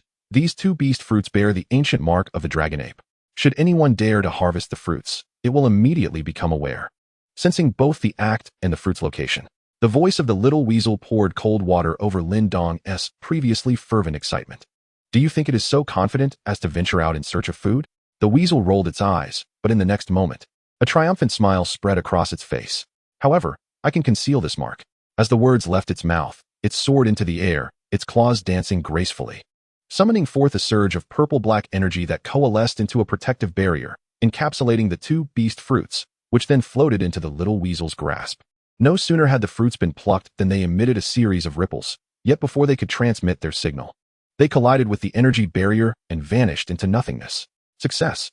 The weasel divided the purple-black energy into two spheres, each enveloping a beast fruit, and tossed them to Lin Changxiang and Lin Dong. The two, upon receiving them, hastily stowed the fruits away in their backpacks and spatial bags. Now, it is time to witness my performance. A cunning smile graced the faces of the trio, and with a flash of light, they were teleported to the outskirts of the ancient ruins. The little weasel adeptly burrowed into a stone talisman, while Lin Changxiang retrieved a map from his backpack. And together with Lin Dong, they hastened towards the direction of the ancient sword sect. The sect's mountain gate was not far from the ancient ruins. Merely half an hour later, Lin Changxiang beheld, not far ahead, the massive complex situated on the mountainside. Surprisingly, although it was the foremost power of the ancient ruins, the headquarters of the ancient sword sect, aside from its vast expanse, appeared rather unremarkable, save for a colossal stone sword, several tens of feet in length, standing prominently among the structures. Here, the foremost sect of the ancient ruins seemed no different from the Great Eagle City, aside from the density of its inhabitants. Gazing at the clusters of buildings on the mountainside and the multitude of small dark figures traversing among them, Lin Dong could not help but frown. It was his first encounter with a true sect, yet it was a profound disappointment. Whether strong or weak, our intention is merely to leverage them to injure the ancient dragon ape, not to join their ranks. Lin Changxiang shook his head and retrieved a beast fruit from his bag. Noticing this, Lin Dong also produced his own. Now, it is your turn, little weasel. I have told you countless times to refer to me as Lord Weasel. The weasel's voice echoed in their minds. And then the purple-black energy enveloping the two beast fruits quietly dissipated, releasing two strange pulses of energy. What ensued was bound to be a spectacle. Chapter 106. The great battle is imminent within the grand hall of the ancient sword sect. Three figures clad in similar attire sat together. They were the three elders of the sect, Elder Zhao Qian, Elder Sun Li, and Elder Zhou Wu. Elder Zhou, it is rare to see you in such high spirits. It appears today has brought you considerable gains, Elder Zhao commented with a chuckle. Indeed, there have been some rewards, Elder Zhou replied with a smile, then turned his palm over to reveal two purple spiritual herbs, releasing a fragrant aroma into the air. 7th grade spiritual herb, purple sungrass. Upon discerning the appearance of the two medicinal herbs, Zhao Qian and Sun Li could not help but reveal expressions of admiration. Once I refine these two purple yang grasses, I may very well ascend to the pinnacle of the chi-creating realm, akin to the sect leader and the senior brother. Zhou Wu, with a beaming smile, stroked his beard. 7th grade spiritual herbs are rare treasures, coveted even by the mightiest of those in the creation realm. To find two such herbs is indeed an extraordinary stroke of fortune. My junior brother possesses remarkable opportunities. Thus, the strength of our ancient sword sect shall surely advance further. Zhao Qian smiled faintly, yet his expression abruptly shifted. What is happening? He sensed a slight tremor coursing through the hall, and simultaneously, Sun Li and Zhou Wu noticed it too, their brows furrowing in concern. Soon, Zhao Qian seemed to perceive something, his expression altering as he swiftly dashed out of the hall, followed closely by Sun Li and Zhou Wu. The three of them, with serious countenances, gazed westward, where the tremors that shook the very mountains originated. What is that, and why does it approach our ancient sword sect? Sensing the violent aura, Zhao Qian's face darkened. With a flick of his right hand, a sword of elemental force soared forth, striking the massive bell above the hall with a resounding clang. As the resonant chime echoed, figures surged forth from within the ancient sword sect like a swarm of locusts, converging continuously upon the expansive training ground before Zhao Qian. In a concealed cave, an elderly man clad in gray robes, with flowing white hair, hastened out and ascended above the hall. All personnel, assume a state of heightened alert. The old man's gaze was sharp, and his cold voice, enveloped in elemental energy, reached the ears of every disciple of the ancient sword sect. He was none other than the sect leader, Gu Ding. Yes, sect leader. The disciples responded in unison, drawing forth their swords from their waists. The three elders before the hall also took to the air, joining the gray-robed elder, their expressions grave as they gazed towards the distant forest, where an aura of ferocity drew ever closer. Simultaneously, Lin Changxiang and Lin Dong, who were originally traversing the path of the ancient dragon ape, swiftly circled wide within the forest, stealthily positioning themselves behind the ancient sword sect. With a thunderous roar, the earth began to quake, and all disciples of the ancient sword sect turned in astonishment towards the west, their faces paling in an instant. There, amidst the distant woods, a colossal figure towering 60 to 70 meters high, radiating an overwhelming aura of violence, charged directly towards the ancient sword sect. The towering trees, reaching 20 meters high, seemed like frail weeds beneath the feet of the giant ape, crushed and obliterated at will. From the giant ape's crimson beastly eyes, it was clear to all that the intruder bore ill intentions. The ancient dragon ape, a piercing and shrill roar erupted, resonating painfully in the ears of all present. In that moment, every disciple of the ancient sword sect felt an impending calamity looming before them. The ancient dragon ape, in the midst of the air, the leader of the ancient sword sect and the three elders displayed expressions of astonishment. Despite their formidable prowess, they felt a twinge of trepidation when confronted by an opponent of such caliber. How could this beast dare to approach our ancient sword sect? Gu Ding's voice took on a sharper tone, while Zhao Qian beside him swallowed hard. The less experienced Sun Li and Zhou Wu were already beaded with sweat. Ever since their last battle 3 years prior, they had maintained a mutual non-aggression pact with the ancient dragon ape, even going so far as to avoid hunting demonic beasts in its territory. How could this creature be so audacious? Nevertheless, Gu Ding resolved to let it experience the might of the ancient sword sect. His expression hardened. There was no time to discern the reasons behind this intrusion. The immediate priority was to defend against this beast, or the ancient sword sect would suffer grave losses. All disciples, heed my command. Those at the minor Yuan Dan realm and above, proceed immediately to the protective formation and take your positions. Yes, as the head of the sect, Gu Ding commanded great respect, and even with the ancient dragon ape's assault, most disciples quickly regained their composure. They swiftly made their way to the mountain gate, surrounding the colossal stone sword that stretched several dozen feet in length, each finding a place in the formation and settling into a meditative posture. 3 junior brothers, unite to preside over the formation. Yes, the 3 descended directly to the vicinity of the enormous stone sword, arranging themselves in the formation of heaven, earth, and man, and unleashed their potent yuan power, continuously channeling it into the stone sword. As they infused their energy, the multitude of ancient sword sect disciples, along with the protective elders, rallied their inner yuan force, which swelled like radiant rivers flowing into the stone sword, creating a mesmerizing spectacle. Roar! At last, the ancient dragon ape approached the mountain gate of the ancient sword sect, the distance closing to merely 100 meters. The colossal ape let out a thunderous roar. And then, to the astonishment of countless onlookers, it lifted a small mountain nearly 30 meters high and hurled it towards the ancient sword sect with ferocity. The small mountain soared through the air, accompanied by a booming sound, casting a massive shadow that turned many disciples pale, their feet trembling in fear. Gazing at the descending mountain, Gu Ding's eyes narrowed. With a swift motion, he pointed his right hand like a sword, and the enormous stone sword quivered.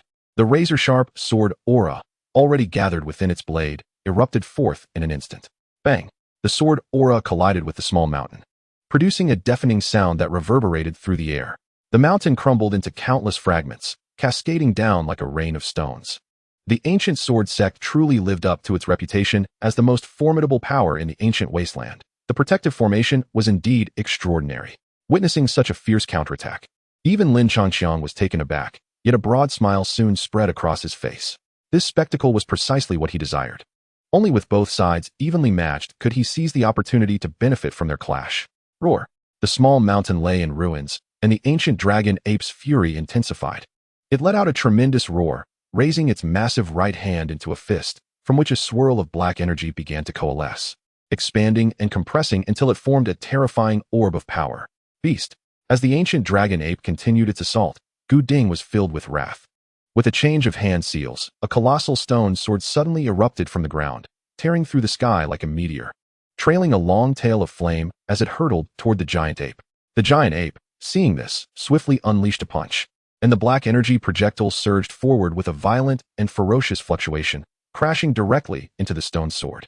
Chapter 107. The Great Battle of 300 Rounds. Boom. As the two forces collided, a terrifying wave of energy erupted, sending towering trees in the vicinity flying, while the released energy swept through the area like a typhoon. Even Lin Changqiang, who was concealed behind the ancient sword sect, felt a fierce gust of wind approaching. The ancient sword array, vital energy slash. Gu Ding's expression hardened, and with a furious shout, the torrents of surging vital energy accelerated, howling into the stone sword suspended in the air. Buzz. With such an immense infusion of vital energy, the originally dull stone sword radiated a brilliant sheen, as if countless sword lights had condensed upon it, sharp to the utmost degree, so much so that merely gazing at it could blind the eyes. Whoosh! The brilliance surged forth, and the stone sword darted out, accompanied by a multitude of sword lights that carried an awe-inspiring might, slashing down upon the ancient dragon ape in a furious strike. This blow nearly encapsulated the power of all the formidable warriors of the ancient sword sect, and even though the ancient dragon ape was a beast of the creation realm, it dared not underestimate the attack. It crossed its arms defensively before its body, and a tide of black light surged forth from within, forming a set of black armor upon its upper body. Clang! The stone sword struck the luminous armor, the thunderous clang of metal resonating through the heavens and earth, as countless tiny sword lights and black energy scattered in all directions, creating a veritable storm upon the ground. Clang! Clang! Clang! As the overlord of the wasteland, the ancient dragon ape could not remain passive. After fending off the ancient sword sect strike, it let out a furious roar, and its body swelled once more. Then, the giant ape swung its massive fists, unleashing a relentless barrage upon the stone sword, conjuring a tempest of black wind and sword rain once more.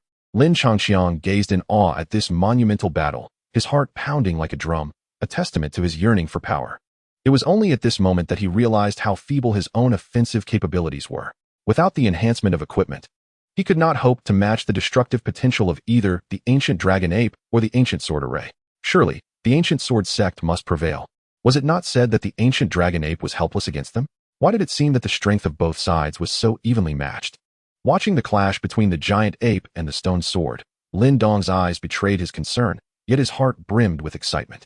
He turned his gaze to the surroundings, faintly perceiving numerous figures rushing towards him. It was evident that the tremendous commotion had attracted many formidable beings from the vicinity of the ancient wasteland gorge. Boom! A tempestuous surge of primal energy swept through, obliterating swathes of forest. As the myriad figures converged from all directions and witnessed the colossal ape swinging its fists, desperately attempting to approach the ancient sword sect, an almost universal moment of stupefaction ensued. What had the members of the ancient sword sect been doing while sealing off the ancient wasteland gorge? They had even drawn out the ancient dragon ape. Since the battle 3 years prior, wherein the ancient sword sect had gained a slight upper hand, the ancient dragon ape had not ventured beyond the gorge for a considerable time. These individuals have always been arrogant. This time, they have likely provoked the ancient dragon ape once again. Truly, retribution is swift. Almost everyone relished in silent glee.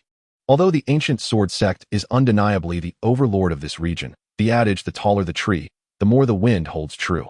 Coupled with their tyrannical ways, there are many factions harboring dissatisfaction towards them.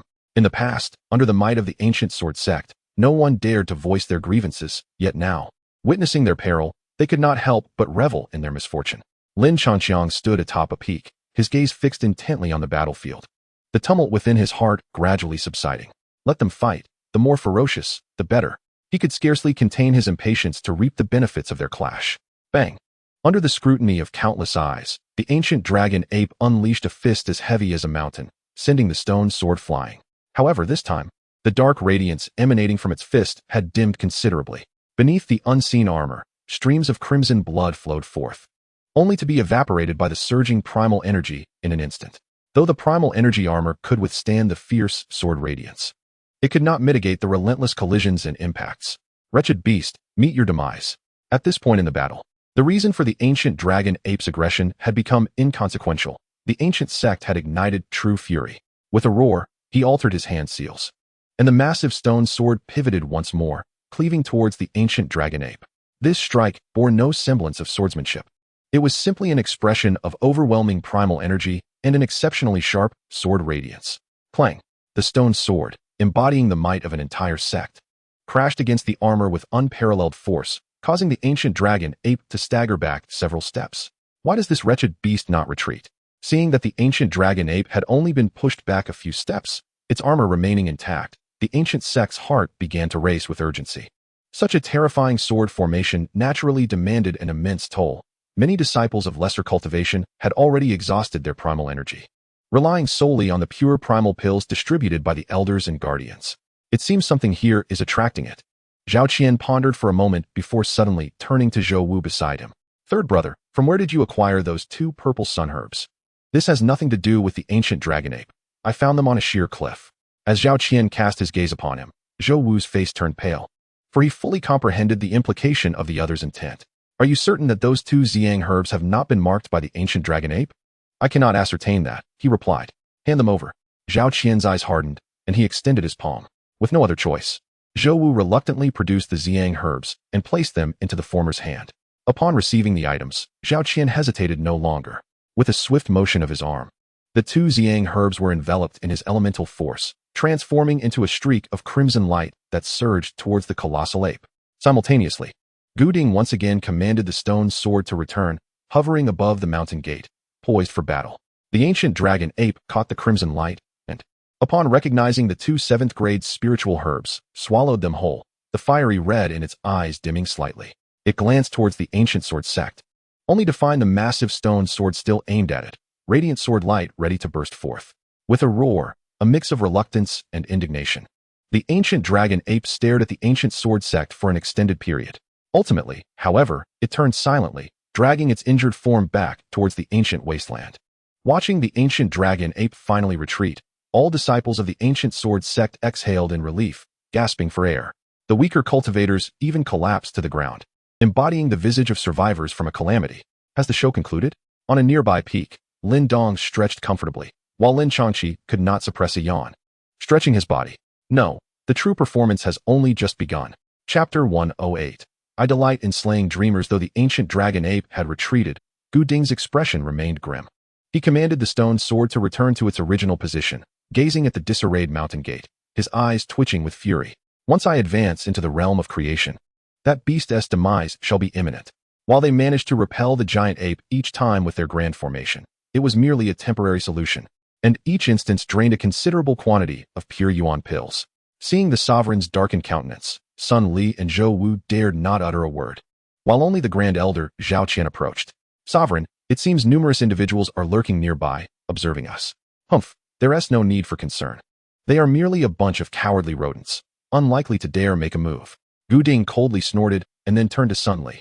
Third, during the blockade of the wasteland, did you encounter any suspicious individuals? Suspicious individuals? Zhou Wu's expression momentarily froze, and he recalled the earlier reports. Indeed, I heard from the disciples that 2 youths at the Qi creation stage, carrying a plump cat, forcefully breached the ancient wasteland. However, by the time I arrived, they had already vanished, and I subsequently led the disciples back to the sect. The sovereign's implication is, Zhao Qian and the others' expressions shifted, their fists tightening. Our ancient sword sect has stood for many years, having made numerous enemies. It is highly probable that someone intends for us to engage in conflict with the ancient dragon ape, leading to mutual destruction, allowing them to profit as a bystander. Gu Ding's demeanor was serene, yet his eyes brimmed with malice and murderous intent. The moment those 2 entered, the ancient dragon ape charged towards my ancient sword sect. If you claim there is no connection, would you believe it? Dispatch orders to keep a vigilant watch on the surrounding forces during this time, and send out a contingent to search for those 2 youths within the Great Wilderness County. Yes, Zhao Qian and the others responded promptly, their voices low as they regarded Gu Ding's fierce countenance. While the members of the ancient sword sect busied themselves with the aftermath, Lin Changqiang had already instructed the little weasel to once again mask the scent of the 10,000 beasts fruit, and transported Lin Dong to the valley where the ancient dragon ape resided. The ancient sword sect indeed possessed considerable prowess, managing to suppress the ancient dragon ape in combat. Reflecting on the earlier fierce battle, Lin Dong was filled with admiration. This was the advantage of having a sect. Although the ancient sword sect lacked a strong figure in the transformation realm, their collaboration rendered even the ancient dragon ape powerless. The strength of the ancient sword sect was fairly commendable, were it not for the protective array. Even 4 practitioners in the Chi transformation realm would stand no chance against the ancient dragon ape. The little weasel materialized, still exuding its characteristic arrogance. However, it was indeed surprising that the ancient sword sect could injure the ancient dragon ape, allowing my bewitching technique to persist for a longer duration. How long can it last? Lin Changxiang inquired curiously, glancing at the little weasel. If memory served him right, the original little weasel had failed to maintain the technique for even a minute. 3 minutes. The little weasel proclaimed proudly, hands on its hips, only to be met with the disdainful expressions of Lin Changxiang and Lin Dong, which incited its fury. What does that look? The ancient dragon ape is a being of the transformation realm, though in my prime, drawing a drop of its essence would have been a mere flick of my wrist. Now, with my strength diminished, ensuring it remains unconscious for 3 minutes is quite an achievement. Seeing the little weasel bouncing around like a cat with its tail stepped on, Lin Changxiang could only pat its head. All right, we know you're formidable. I am merely curious, since you can daze the ancient dragon ape, why not extract some essence and eliminate it while it's incapacitated? Would that not be more efficient? Lin Changxiang genuinely believed this approach to be quite practical, yet it seemed the little weasel had not employed it since. It's not that simple. Upon sensing Lin Changxiang's capitulation, the little weasel finally settled on his shoulder with a huff. This bewitching technique has a significant flaw. If the caster is attacked, the target awakens swiftly, and it only works on those weaker than oneself. Were it not for the ancient weasel's high realm in the past, and the fact that the ancient dragon ape was injured, it would have been nearly impossible to daze it. Moreover, success would require it to be asleep first. It's a clever tactic for dealing with lowly minions, Lin Changxiang admitted, struggling to find further compliments. Suddenly, a thunderous sound echoed from afar, accompanied by the snapping of trees. Lin Changxiang and Lin Dong exchanged glances and quickly concealed their presence, retreating into the forest outside the valley, while the little weasel swiftly burrowed into the stone talisman. The sound echoed from afar, gradually drawing near, then receding once more. The 2 individuals remained silent, patiently awaiting the unfolding events. This period of anticipation felt somewhat prolonged, until the darkness enveloped the entire valley. Only then did Lin Changxiang sense the once ferocious and tumultuous aura within the valley begin to settle into tranquility. The rumbling snores emanating from within the valley clearly indicated that the ancient dragon ape had succumbed to slumber. Without uttering a word, the 2 exchanged glances and, in perfect concord, emerged from the thicket, soaring into the valley. Descend, the voice of the little Martin echoed in their minds. Nodding in agreement, they cautiously glided down into the valley at a measured pace. Their landing was approximately 10 meters away from the ancient dragon ape, and as they touched down, the foul stench emanating from the creature became palpable. Thump, thump. In the stillness of the night, Lin Changxiang's heart raced, thundering against his chest. Although the giant ape posed no mortal threat, even if it awoke, it would undoubtedly require considerable effort to evade it. Yet, Lin Changxiang couldn't help but reminisce about the tension and thrill of sneaking out to play on the computer in the dead of night in his past life. It's your turn, little Martin. The purplish-black figure materialized, lazily ascending above the ancient dragon ape's head. The little Martin's gaze turned serious as it regarded the slumbering behemoth. Suddenly, it opened its mouth, releasing a plume of purplish-black mist that enveloped the ancient dragon ape silently. Simultaneously, Lin Changxiang sensed the previously tense muscles of the giant ape gradually relaxing. Just as the little Martin prepared to extract the giant ape's essence with its agile paws, Lin Changxiang unexpectedly soared above the creature's neck, discreetly brandishing the Deluo golden spear.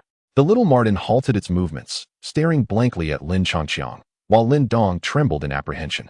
What do you intend to do? Though neither uttered a sound, Lin Changxiang easily deciphered their unspoken words. He remained silent, merely flashing a grin and giving a thumbs up with his left hand. Then, amidst the terrified gazes of the little Martin and Lin Dong, a blinding golden light illuminated the entire valley. The Deluo golden spear's passive amplification of elemental energy had been triggered. The first form of the unmatched dance of chaos, 7 kills, was activated. The Holy Light Guardian had commenced the restoration of elemental energy, and 5 storm giant swords had been equipped. The next strike would be as formidable as a thunderclap. Chapter 109.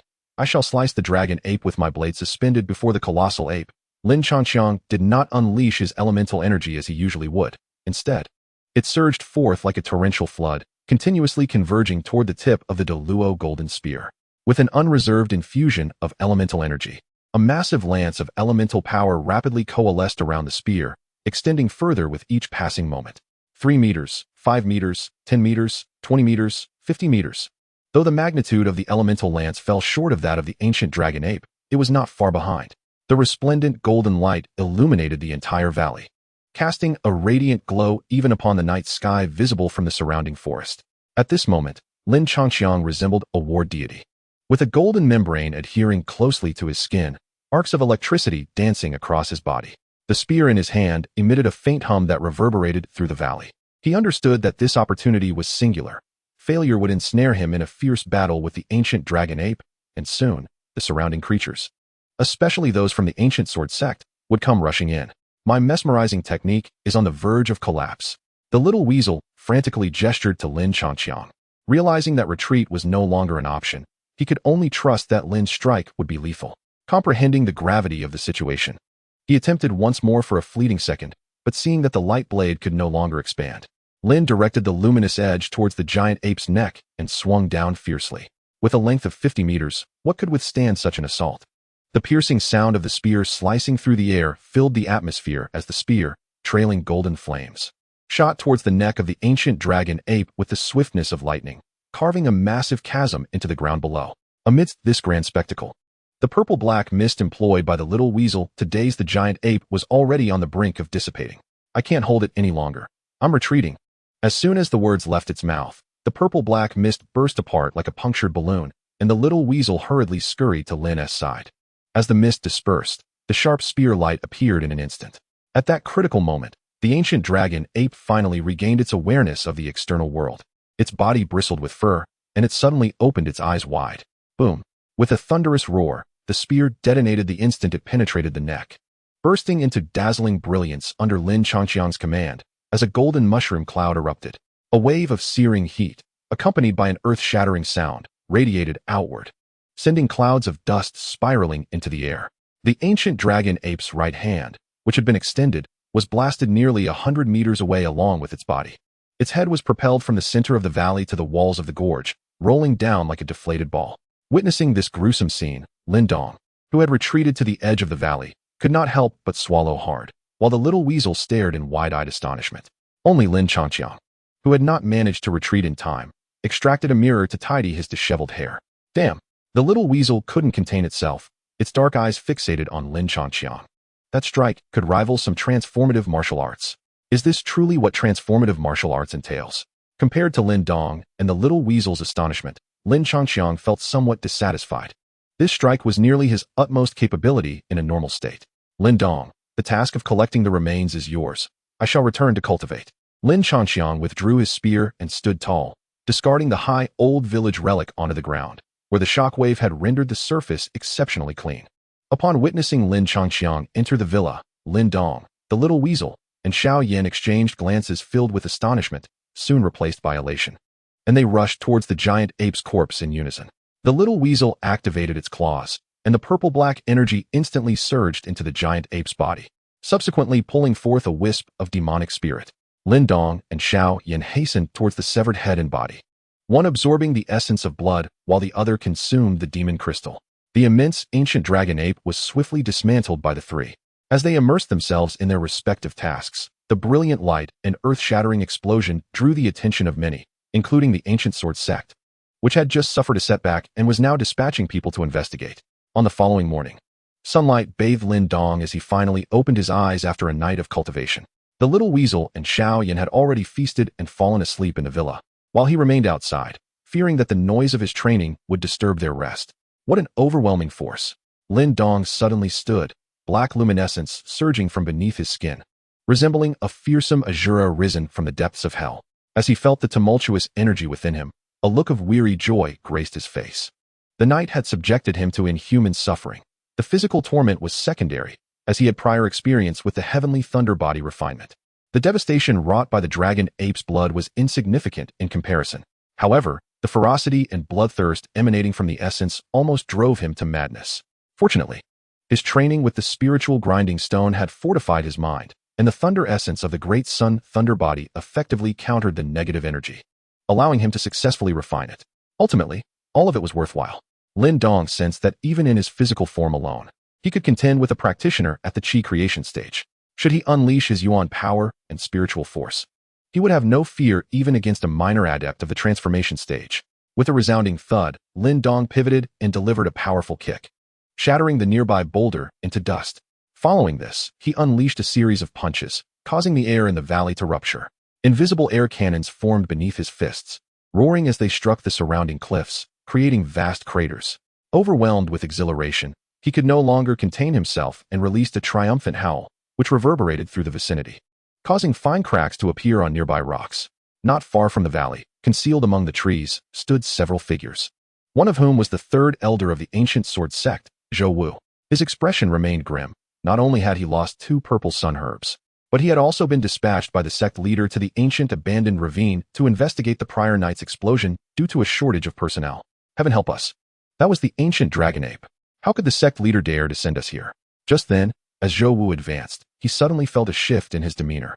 He seemed to hear someone shouting, and curiously, the sound appeared to emanate from the valley where the ancient dragon ape had been. Wait here, I shall return shortly. With thoughts of the sect leader's conjecture in mind, Zhou Wu's gaze flickered as he issued the command and transformed into a gray shadow, darting away, leaving his fellow disciples of the ancient sword sect exchanging puzzled glances. His figure darted through the forest like a bolt of lightning. In just a few fleeting moments, he arrived at the outskirts of the valley. After a brief moment of hesitation, he gritted his teeth and stealthily floated into the valley. If the ancient dragon ape is inside, I will flee at once. Chapter 110. The Jade Thunder Body and the auction. Zhou Wu ascended the valley with great caution. Peering downwards, there, he beheld a youth practicing martial arts, alongside a grand villa and a deep pit. Not only that, but the pit also contained massive skeletons, surrounded by countless scattered tufts of hair and splattered blood. Upon witnessing this scene, Zhou Wu was momentarily taken aback, then began to scrutinize the youth with a mixture of suspicion and intrigue. Judging by the fluctuations of elemental force emanating from the youth's every move, he surmised that the boy had at least reached the Qi transformation realm. Remembering the words of his master, a dreadful suspicion arose in his heart. Could it be that this lad was the instigator, leading the dragon ape into combat with us, and subsequently slaying the wounded beast? Zhou Wu shuddered violently, his body bristling with apprehension. He swallowed hard, daring not to use his elemental force, and stealthily made his way downward. Once he had slipped into the forest, he suddenly accelerated towards the distance. Lightning streaked across the sky, moving with astonishing speed, as if propelled by the very wind itself. After consuming the flesh and blood of the ancient dragon ape, Xiaoyan's power surged once more. Although he could not hope to match Lin Changqiang and Lin Dong in a direct confrontation, his speed, aided by his thunderous wings, had already surpassed theirs. At times, Lin Changqiang found himself envious of this ability to devour and assimilate. The two were headed to a town deep within the Great Wilderness Prefecture, known as Golden Puppet City, the sole locale nearby set to host a grand auction. With the opening of the Great Wilderness Ancient Monument approaching, the simplest and most effortless way to enhance their combat prowess in a short span was to find someone to complete the refinement of Lin Dong's semi-finished spiritual treasure. After all, this step merely required sufficient funds, and the two were not lacking in that regard. Xiaoyan's form sped forth like a shooting star, surrounded by a barrier of elemental force that shielded him and his companion from the raging winds. On the back of the tiger, 2 figures sat cross-legged like statues, their body temperatures significantly lowered, their breaths nearly imperceptible. In their hands, they held 2 pills refined from the beast fruit. Once they had absorbed the pills, the two would undoubtedly succeed in cultivating the Jade Thunder Body, rendering any attacks from below the Qi transformation realm akin to mere tickles against their skin. As time passed, the bronze hue of Lin Dong's copper thunder body faded entirely, replaced by a lustrous jade-like sheen, appearing as resilient as a diamond. In contrast, Lin Changqiang's condition differed.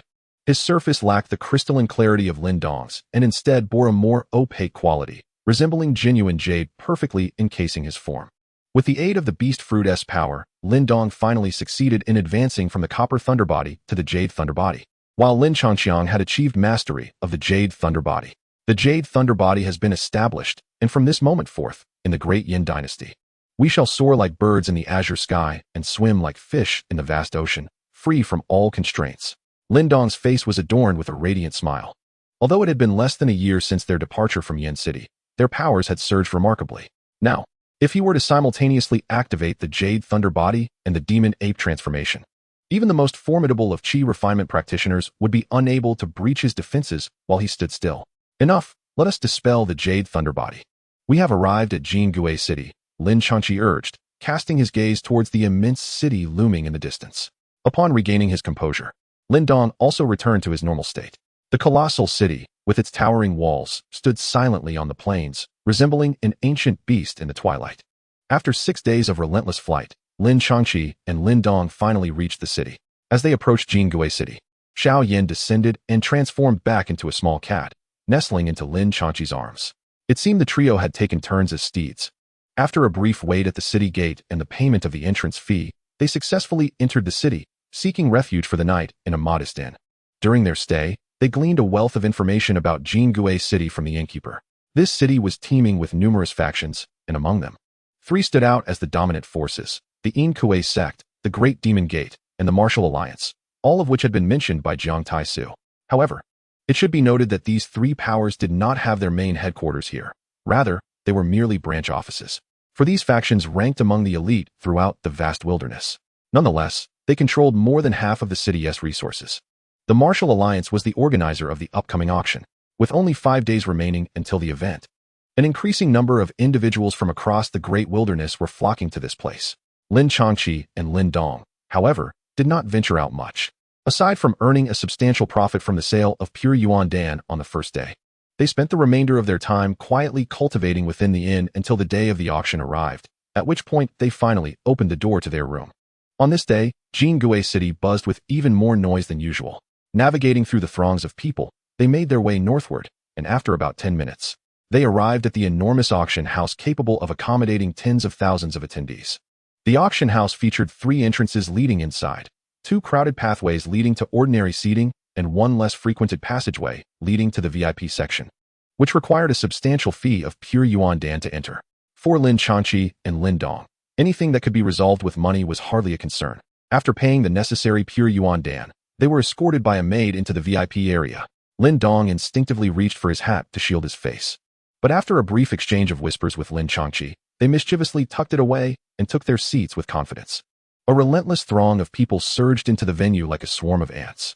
In just a few short minutes, the auction house, capable of accommodating tens of thousands, was nearly filled to capacity, leaving only a few scattered ordinary seats and several VIP sections unoccupied.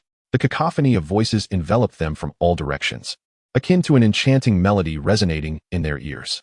Fortunately, both individuals were adept at using their mental prowess to form a thin membrane around themselves, effectively isolating the surrounding clamor.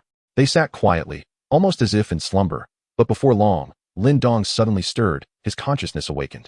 He gazed toward the front of the auction, where a young woman clad in a black dress sat gracefully. She appeared remarkably youthful, with an exquisite visage and fair skin. Her lustrous hair casually secured with a jade hairpin, her alluring figure exuding an air of charm.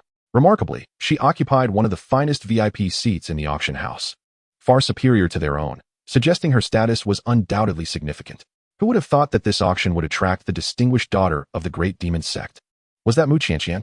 Ah, this girl is a rare talent of the Great Demon Sect, not only gifted but also possessing a beauty that could enthrall nations. It is said that many young elites within the sect have clashed over her affections. Among the young men of the Great Wilderness County, those who have laid eyes on her surely harbor some infatuation for such a bewitching creature. If only they could hold her in their embrace, they would willingly trade years off their lives. As Lin Dong overheard the whispers around him, he realized that this individual was indeed the daughter of the sect leader of the Great Demon Sect, which explained her exceptional treatment. Mu Qianqian seemed to possess the cultivation of a minor success in the Qi formation realm, suggesting that she was likely a leading figure among the younger generations of both the Martial Alliance and the Shadow Puppet Sect. Having assessed Mu Qianqian's prowess, Lin Chanqiang discreetly withdrew his gaze, and Lin Dong chose not to dwell on her any longer. Despite her remarkable talent, she still fell slightly short compared to the foremost disciples of the 4 great clans. Subsequently, several more individuals entered the front rows, each pausing to engage in brief conversation with Mu Qianqian. Perhaps this was due to her striking appearance, but more likely it was because of the formidable power she represented. The Great Demon Sect is, without a doubt, a first-rate force within the vast Yin dynasty, while they still lag behind the 4 great clans. They reign as a dominant power in the Great Wilderness County, and few dare to provoke them.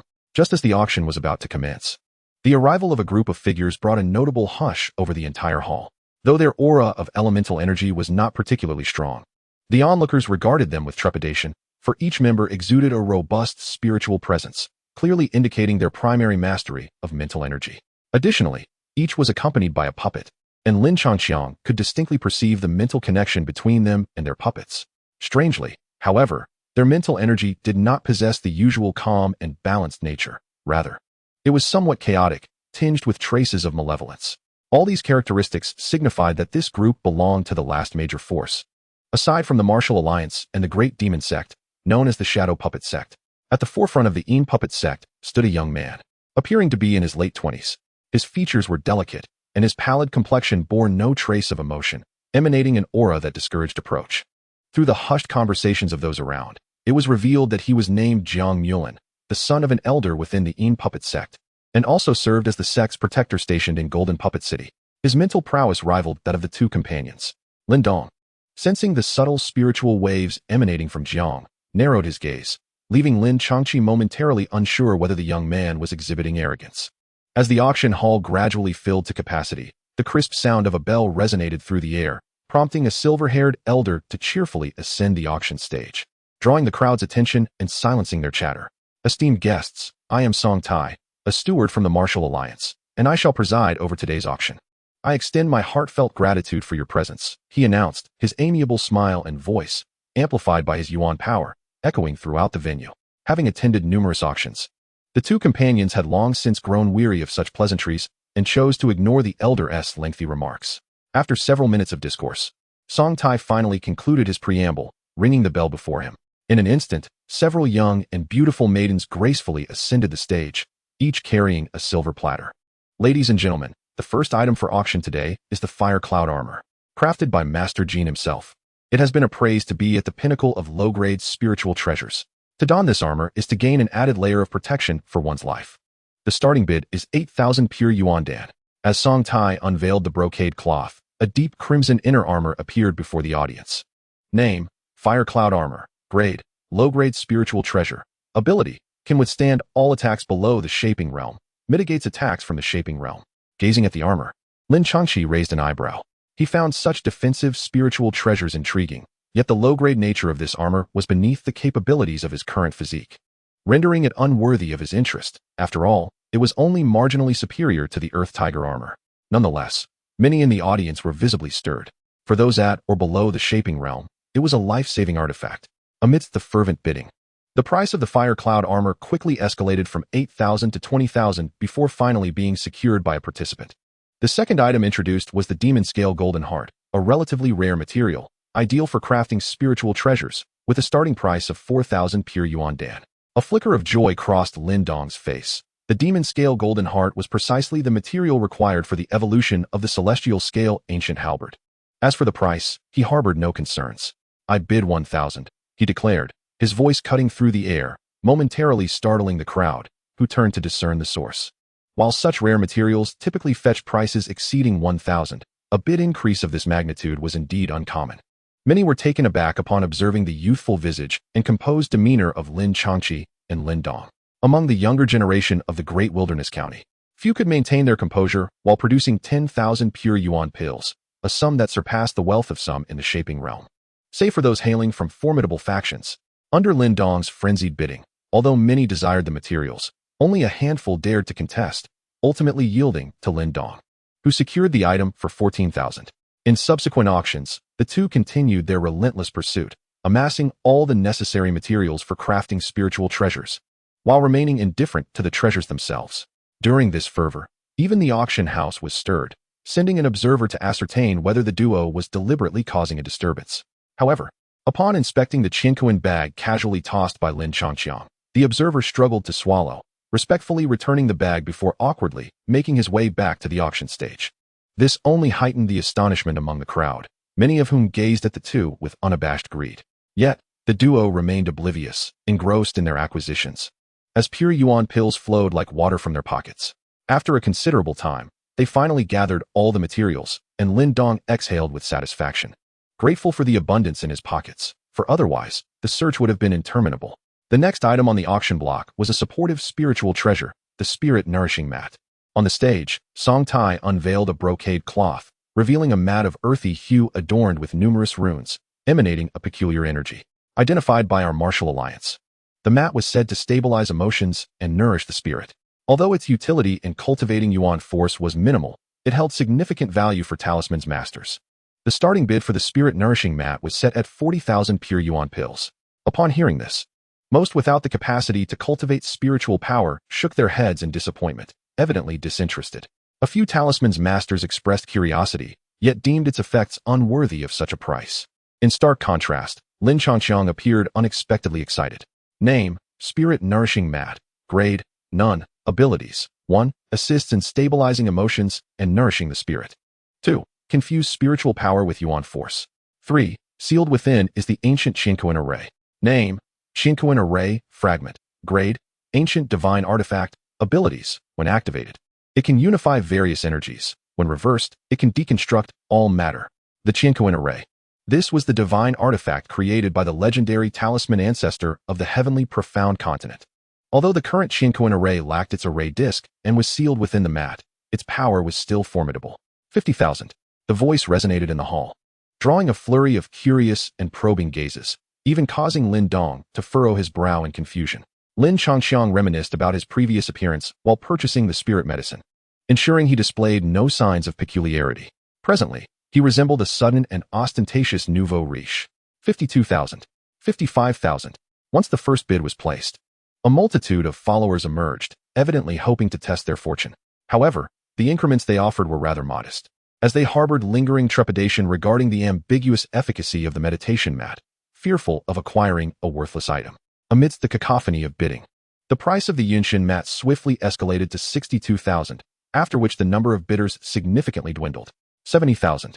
Suddenly, a somewhat feeble voice resonated through the hall, momentarily stalling several eager contenders.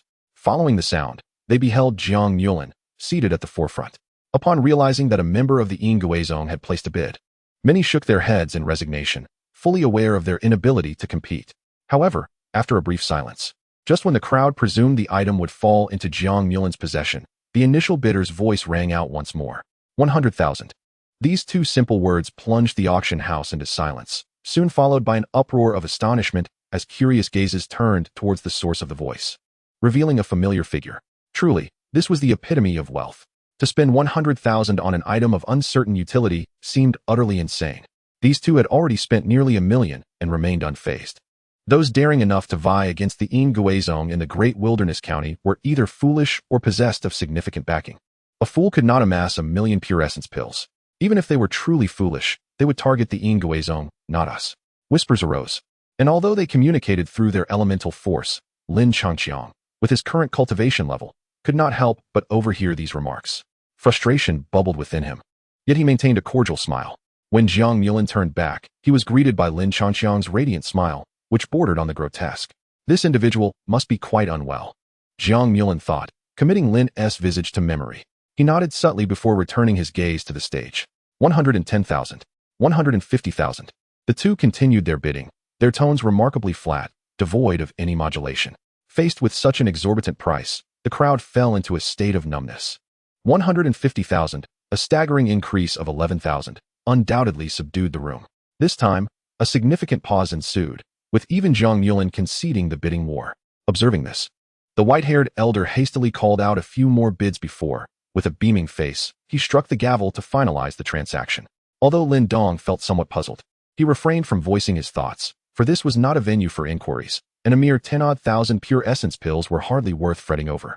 The auction continued, unveiling numerous valuable items, including a superior-grade 8th-tier martial text. Regrettably, it pertained to blades, which did not pique the interest of either party. The piece de resistance of this auction is a high-grade spiritual treasure known as the Golden Silkworm Robe, with an astonishing starting bid of 130,000. Its defensive capabilities are truly formidable, capable of effortlessly disregarding attacks from a perfected realm practitioner, significantly mitigating assaults from those in the formative realm, and even weakening strikes from those in the transformative realm, provided one can withstand the intense impact. Otherwise, even if the treasure remains unscathed, the individual may perish. Naturally, Lin Dong was immensely covetous of this item, and after a prolonged contest with Mu Qianqian of the Great Demon Sect, he managed to elevate the price from 130,000 to 280,000 before finally securing it. After departing from the VIP section, Lin Changqiang and Lin Dong first navigated through the auction house to collect their acquisitions, which included Lin Dong's golden silkworm robe and Lin Changqiang's spirit-nourishing mat. Lin Changqiang gazed with delight at the earthy yellow mat, which felt cool to the touch and was adorned with numerous profound and complex runes. Neither mental energy nor elemental force elicited any response from the mat. At this moment, a whimsical thought of Mr. Xiaoyan crossed Lin Changqiang's mind. Quickly, use your invincible to devise a solution. However, he was aware that the mat required both elemental force and mental energy to be input simultaneously while maintaining equilibrium. Any attempt to incinerate it would merely unleash the ancient formation contained within, which he was currently incapable of suppressing. Once they had meticulously accounted for their items and confirmed nothing was amiss, they stored a considerable amount of spiritual herbs into their cosmos bags, preparing to seek someone to commence the refining process. Yet, as they exited the room, a delightful fragrance suddenly enveloped them. Turning toward the source, they were taken aback to find Mu Qianqian of the Great Demon Sect approaching.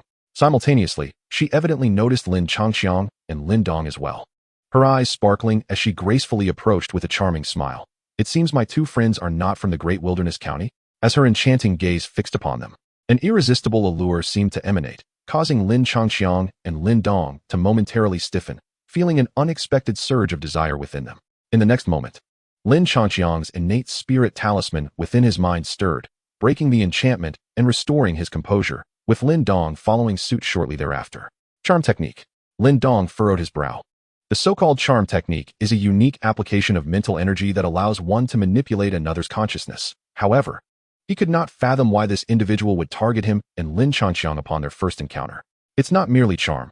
This girl possesses a naturally alluring physique, capable of captivating hearts with her every glance and smile, igniting an insatiable desire. The voice of the little weasel echoed in their minds, tinged with surprise. We hail from the distant eastern lands, seeking to obtain martial arts knowledge from the great wilderness ancient steel. May I inquire as to why you seek us, miss? While Lin Dong pondered, Lin Changqiang had already engaged in conversation, for he was well aware of the situation. If my perception is not mistaken, it seems that both of you are in the Qi gathering realm. However, I wonder if you happen to be keeping a rather plump cat. Mu Qianqian's eyes flickered with curiosity as she regarded Lin Changqiang and Lin Dong, sensing a subtle yet palpable aura of danger emanating from them. Nonetheless, she paid little heed to it. After all, as the daughter of the Grand Demon Sect's leader, few dared to lay a hand on her in the Great Wilderness Prefecture. A plump cat, you say? That is a tiger, just a tad more robust. Observing the inexplicable anger radiating from the youth before her, Mu Qianqian took a step back in surprise, but then, for reasons unknown, a smile broke upon her lips. Indeed, they are the individuals sought by the Ancient Sword Sect. Chapter 113. Alchemy. Might I inquire if you gentlemen are aware that you are currently being pursued by the Ancient Sword Sect? Indeed, that very Ancient Sword Sect, the foremost power of the ancient wasteland. Although their strength pales in comparison to our Grand Demon Sect, they still rank among the top 10 in the Great Wilderness Prefecture. Mu Qianqian appraised the two young men, a smile dancing at the corners of her mouth. It was evident who among them was more worthy of forging alliances, two youths capable of effortlessly producing 1,000,000 pure yuan pills, as opposed to four elderly individuals whose cultivation had stagnated for years. The Ancient Sword Sect claims that anyone who assists in locating two individuals in the Qi gathering realm, accompanied by a feline-like beast, more specifically, a tiger, shall be rewarded with 10,000 pure yuan pills. 10,000? That is merely a pittance. Lin Changqiang rolled his eyes, contemplating the idea of disguising himself to report his own whereabouts for a greater sum. Lin Dong, standing nearby, nodded nonchalantly. After all, without the protective formation of their sect, the Ancient Sword Sect combined could hardly match their prowess. We appreciate your kind intentions, Miss Mo. Seeing that the two young men dismissed the threat posed by the Ancient Sword Sect, Mu Qianqian felt a flicker of astonishment. It seemed she had acted unnecessarily. However, since the two gentlemen were familiar with her, she inquired about their names. Lin Dong, Lin Changqiang. After exchanging a few more pleasantries, Lin Changqiang and Lin Dong made their way out of the auction house, heading southward towards the city.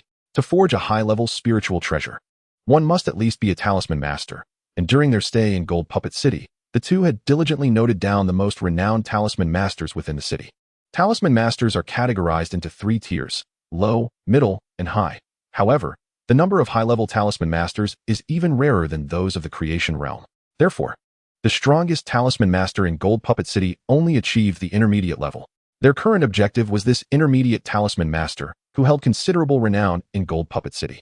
His faction, the 10,000 Treasures Pavilion, ranks just below the Een Puppet Sect, the Grand Demon Sect, and the Martial Alliance.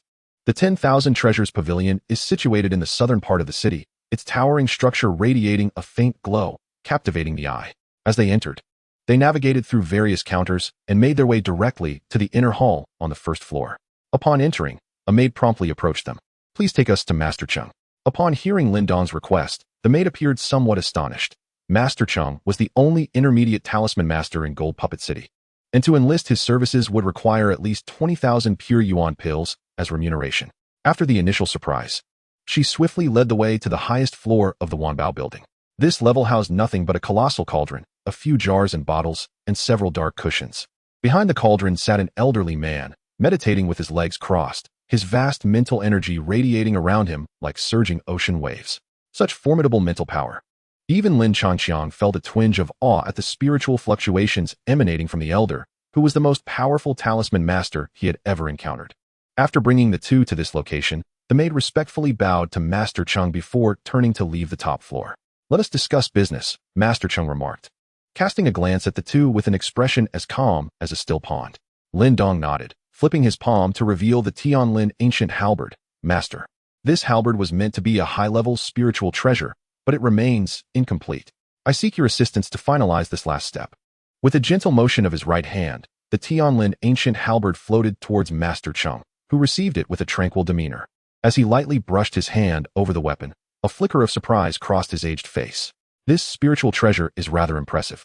Yet completing the final step requires numerous materials. I have gathered all the necessary materials," Lin Dong declared, waving his hand as an array of items soared from his Chinquan bag, landing steadily before Master Chung. After inspecting the materials, Master Chung turned his gaze to Lin Dong. 60,000 pure yuan pills.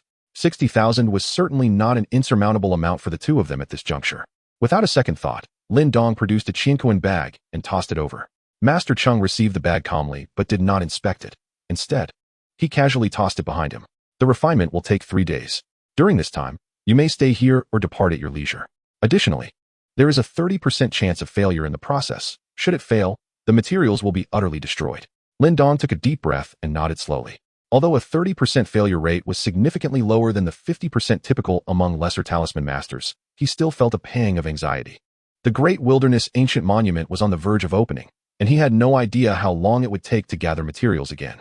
"Do not fret. If it fails, I shall gift you my dragon dandelion silver spear," Lin Changqiang reassured, giving Lin Dong's shoulder a gentle nudge.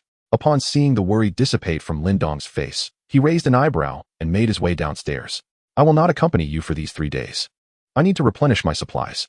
The supplies he referred to were, of course, pure yuan pills. While Lin Dong was unable to concoct pills in his absence, he still had a considerable stock of unsold pills left over. However, before that, there was one more matter to attend to. Lin Changqiang exited the Wanbao building and headed towards the outskirts of the city. Meanwhile, among the two individuals who had been conversing outside, one suddenly dashed off into the distance, while the other stealthily trailed behind Lin Changqiang. Unfortunately, these two were entirely unaware that Lin Changqiang had already noticed them the moment they left the auction. Throughout the journey, Lin Changqiang encountered no obstacles.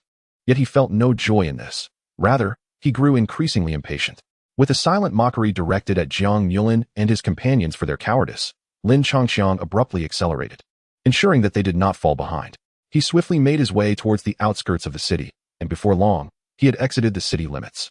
After traversing a short distance outside the city, he feigned exhaustion, reclining against a tree in the forest, closing his eyes to rest.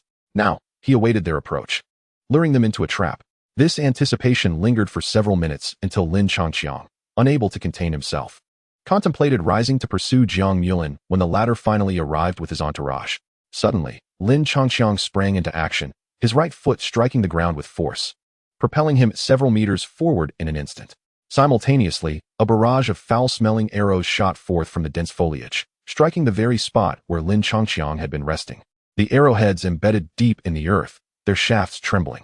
As Lin Changqiang's eyes sparkled with expectation, figures emerged from the quaking thicket. Among them was Jiang Yulin, the guardian of the Yin puppet sect stationed in Jin Puppet City. A glimmer of excitement crossed Lin Changqiang's face as he scanned the group, a sly grin forming. According to the system's detection, among Jiang Yulin's followers, there were merely 2 at the pinnacle of the shaping realm, 3 at the minor accomplishments of the shaping realm, while the rest had yet to reach the shaping realm at all. Was this not akin to confronting a mere training dummy? "Kid, You can't possibly think you can escape the grasp of Protector Jiang? Sneered one hawk-nosed practitioner of the shaping realm, bowing mockingly to Jiang Mulin. Yet, Jiang Mulin merely cast a sidelong glance at the hawk-nosed man before shifting his focus back to Lin Changqiang, showing no interest in the sycophantic flattery, and even appearing somewhat annoyed by it. You have two choices before you. First, hand over the spirit-infused mat to me, and I can guarantee your admission into the Yin puppet sect. Second, you will perish at my hands. His cold voice resonated, and the members of the Yin puppet sect advanced a few steps, surrounding Lin Changqiang with predatory gazes. To their astonishment, Lin Changqiang remained utterly unfazed, instead letting out a laugh. Only a handful of practitioners at the Shaping Realm and Yuan Dan Realm, without a single one at the Transformation Realm, dare to challenge me. Lin Changqiang? Boom. The moment his words fell, a golden light erupted like the sun at dawn, the resplendent radiant thunder force detonating violently. The members of the Yin puppet sect found their eyes filled with this golden brilliance, as an overwhelmingly potent force surged forth, fracturing the ground into a spiderweb of cracks, and uprooting the surrounding flora and fauna. In a bid to ensnare them all, Lin Changqiang unleashed his full strength from the outset. This is impossible. How can a practitioner at the Qi-generating realm unleash such power? The members were called Mu Qianqian of the Great Demon Sect, also a practitioner at the Qi-generating realm. Yet why was Lin Changqiang so vastly superior? In an instant, the tide of the battle shifted. All members of the Yin puppet sect stared at Lin Changqiang in terror, some retreating silently while others stood frozen, trembling uncontrollably. Even the perpetually expressionless Jiang Mulin widened his eyes in astonishment at this moment. Knowing that his father had reached the pinnacle of the Qi formation realm, he was acutely aware of its formidable prowess, which emboldened him to confront the adversary alongside 5 masters of the forming image realm and several from the Yuan Dan realm. However, it now appeared that the opponent's strength far surpassed that of his father. No, that was not quite right. If one were to consider the sheer magnitude of their Yuan power, even the leader of the Shadow Puppet sect might not emerge victorious. Altogether, a single fist cannot contend against 4 hands. If we fight with all our might, we may yet have a chance at survival. Otherwise, we will be picked off one by one. In an instant, Jiang Mulin made his decision. With a swift motion of his sleeve, a shadow of deep gray surged forth, imbued with a fierce aura, charging towards Lin Changqiang. This was, unmistakably, his intermediate-level puppet. Seeing this, the others clenched their teeth, suppressing their fear, and drew their weapons to advance. As they charged at him, Lin Changqiang felt not trepidation but exhilaration. With a mere thought, his skin transformed into a lustrous jade hue, resembling an indomitable golden statue radiating an air of authority. In the next moment, a barrage of attacks, varying in strength, descended upon him. Swords, knives, palms, and fists struck like a tempest against Lin Changqiang. Clang, clang, boom. A cacophony of sharp and piercing sounds erupted, yet Lin Changqiang remained unmoved, as if he were an unyielding wall. The weapons clashed against him as though hitting iron, yielding no effect. Instead, they rebounded, with the inferior quality weapons sustaining visible cracks. As for those who attacked with fists and feet, their martial arts met with an even more pitiful fate. The Yuan power enveloping their strikes dissipated silently upon contact with Lin Changqiang, akin to paper meeting the wind, achieving nothing of consequence. Only the intermediate-level puppet managed to land a heavy blow, pushing Lin Changqiang back a half-step, yet it merely elicited a muted grunt from him, clearly causing no harm.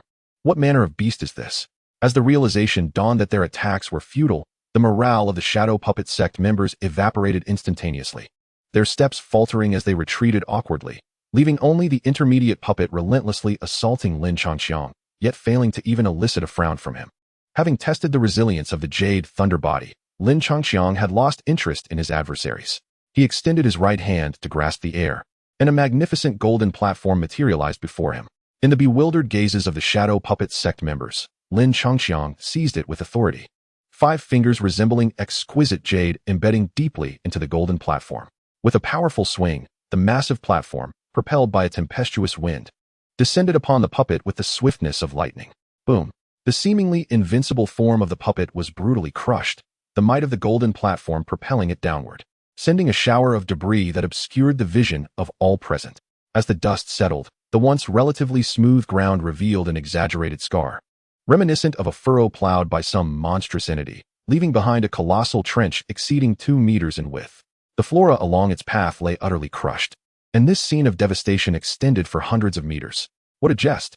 We are under no obligation to confront an adversary that we cannot possibly defeat. Witnessing such unfathomable power, the The members of the Een puppet sect felt an overwhelming sense of trepidation. They harbored no belief in their ability to contend with it. Return to the Golden Puppet City. As long as we can reach that place, as long as we can escape to our stronghold in the Golden Puppet City, safeguarded by formations, even this monster would be rendered powerless. It was unclear who shouted, but the entire contingent of the Een puppet sect immediately reversed direction and fled, including the protector Jiang Mulan, who had already dashed away even before the cry rang out, neglecting the talismans as if fearing that any delay would invite some horrific fate. Was it too late to flee now? A voice laced with mirth echoed in their ears, yet the members of the Een puppet sect found no joy in it. The few lagging behind, who had reached the Yuan Dan realm, were drenched in cold sweat, their hair standing on end. Droplets of perspiration trickling down their foreheads only to be instantly dried by the fierce winds of their escape. At the moment, I unleash my Yuan force. You should have fled. With those words, Lin Changxiang flashed forward to confront a Yuan Dan realm adversary, delivering an unadorned yet devastating punch. Before the opponent could react, their head was obliterated in a brilliant flash of white light, their body instantly reduced to ashes. Feeling the commotion behind them, fear enveloped the hearts of all. Those in the shaping realm exerted every ounce of strength to soar towards the Golden Puppet City, while the Yuan Dan realm members could only run in despair. Alas, despite possessing such terrifying physical prowess, even without any speed-enhancing martial arts, Lin Changxiang could still close in on his foes with the explosive force of abundant Yuan energy, akin to a piercing sword. With a series of muted thuds, all the Yuan Dan realm individuals fell before Lin Changxiang's fists, unable to withstand even a single exchange. The remaining members of the shaping realm dared not linger, frantically fleeing towards the Golden Puppet City, regretting not having been born with wings. Terrified that a moment's delay might invite lethal retribution. Chapter 115. The absorbable mental energy as the number of those still fleeing dwindled. It was not just the Yuan Dan realm members who fell. Even a few slower individuals from the shaping realm met their demise at Lin Changxiang's hands.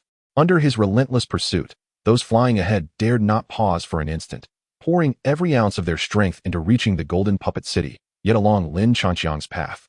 Splashes of crimson continued to bloom. When the entire group was left with only Jiang Mulan and two fully realized shaping realm practitioners, the magnificent city finally came into view. At this moment, Jiang Mulan found himself in a state of utter disarray. His complexion was ashen, his attire disheveled, and beads of sweat incessantly trickled from his forehead. In stark contrast to the aloof aristocrat he had presented at the auction house, he appeared as a completely different person. The two practitioners of the formulation realm, on the verge of tears, pushed their vital energy to its limits, desperately flying onward, even as their meridians throbbed with pain. Faster! Flee more swiftly! Alas! The roar within their hearts did not manifest into any miraculous salvation. Hello, farewell. Lin Changxiang's voice echoed like a specter in the ears of the two members of the Een puppet sect. Though formidable within the confines of Golden Puppet City, the two now felt an overwhelming surge of vital energy erupt behind them, and soon thereafter, they succumbed to eternal unconsciousness. Do not approach. As they neared Golden Puppet City, the figures entering and exiting the city gates took notice of their rapid approach. Yet, at that moment, Jiang Mulan's subordinates had all perished. For the first time in nearly 30 years, he truly grasped the meaning of despair. Een Soul Blade. Just as Lin Changxiang was about to catch up to Jiang Mulan, a potent wave of spiritual energy erupted from the latter's mind, stirring even Lin Changxiang's composure. A menacing gray serrated blade, nearly 10 zhang in length, materialized above Jiang Mulan's head, tearing through the air as it surged toward Lin Changxiang. With a flash of blue light, a pale azure barrier appeared momentarily before dissipating. Yet the terrifying spiritual blade also vanished into oblivion. Sensing the dissolution of the blade and the tightening proximity of Lin Changxiang's fist, Jiang Mulan felt a chill sweep over him. Although he had anticipated that this technique would yield limited results, he had not expected it would fail to even deter his opponent. In light of this, Jiang Mulan's gaze hardened, and the veins on his forehead throbbed as a torrent of spiritual power surged forth, coalescing before him into a gray skeleton of considerable size. This was the Een puppet sect's secret technique, the devouring skeleton, capable of absorbing the spiritual energy of others and refining it for personal use. Within the Een puppet sect, only those who had attained the status of a true disciple were permitted to learn it, and in normal circumstances, its use before outsiders was strictly forbidden to avoid drawing public ire. Yet now, nothing was more paramount than his own life. A piercing howl erupted from Jiang Mulan's lips, and from the eye sockets of the gray skeleton, two orbs of spiritual flame suddenly ignited. Simultaneously, the skeleton emitted a strange humming sound, and a gray vortex took shape, emanating a formidable pull. This force bore no effect on tangible objects. Yet Lin Changxiang felt the spiritual energy within his Naiwan palace subtly signaling an impending rupture. Contribute your spirit to me. To Jiang Mulin's astonishment, a peculiar expression of delight crossed Lin Changxiang's face. With a mere thought, 5 of his life symbols from within his Naiwan palace surged forth, transforming into 5 rapidly spinning vortices of spiritual energy. At long last, I have awaited your arrival. Unfortunately, I did not yield to despair. Lin Changxiang cheerfully hummed a tune, forcefully thrusting his hand, which directly pressed 5 swirling vortices onto the skeletal figure. A terrifying surge of suction erupted forth, instantly enveloping the entire skeleton. As Jiang Mulin's expression betrayed self-doubt, the mental energy within the gray skeleton was swiftly consumed by Lin Changxiang. Although his own devouring skeleton could also absorb mental energy, claiming it as his own necessitated other secret techniques, rendering it impossible to devour another's mental energy, as Lin Changxiang did so effortlessly. What astonished him further was that after consuming the mental energy, Lin Changxiang experienced no backlash. Instead, the brilliance in his eyes intensified. Under Lin Changxiang's relentless consumption, the gray skeleton rapidly became insubstantial, ultimately being obliterated in a single grasp. Feeling the sudden surge of mental energy within his mind, a satisfied smile graced his lips. You demon! Jiang Mulin gasped in horror, his face a canvas of dread for the unknown. The abilities displayed by Lin Changxiang had far surpassed his comprehension. Forgive me. I do not trouble others unless provoked, but should one offend me, I shall assuredly retaliate. Lin Changxiang chuckled softly as he placed his palm upon Jiang Mulin's forehead. The force of suction abruptly consuming the mental energy within the latter's mud pill palace with brute ferocity. Having chosen to pursue my demise, you should be prepared for sacrifice. With a sudden surge of power, the golden essence erupted, utterly annihilating Jiang Mulin's form into nothingness, thus conclusively ending this grim encounter. Casting a glance at the bewildered crowd by the city gate, Lin Changxiang descended into the underbrush without concern. He then activated his teleportation, returning to his prior ambush site. After retrieving Jiang Mulin's intermediate talisman, he directly teleported back to the inn he had rented in Jinkui City.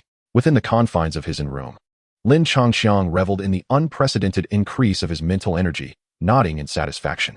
He could sense that with but a thought, he could effortlessly manipulate nearly all objects within a 100-meter radius. After acclimatizing to the spiritual intensity of a talisman master, he proceeded to the familiar task of looting. With a flick of his right hand, a dozen colorful Qianquan bags appeared before him.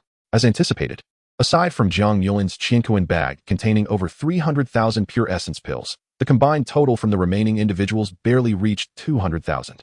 As for other items, few were noteworthy, save for 2 moderately impressive secret techniques.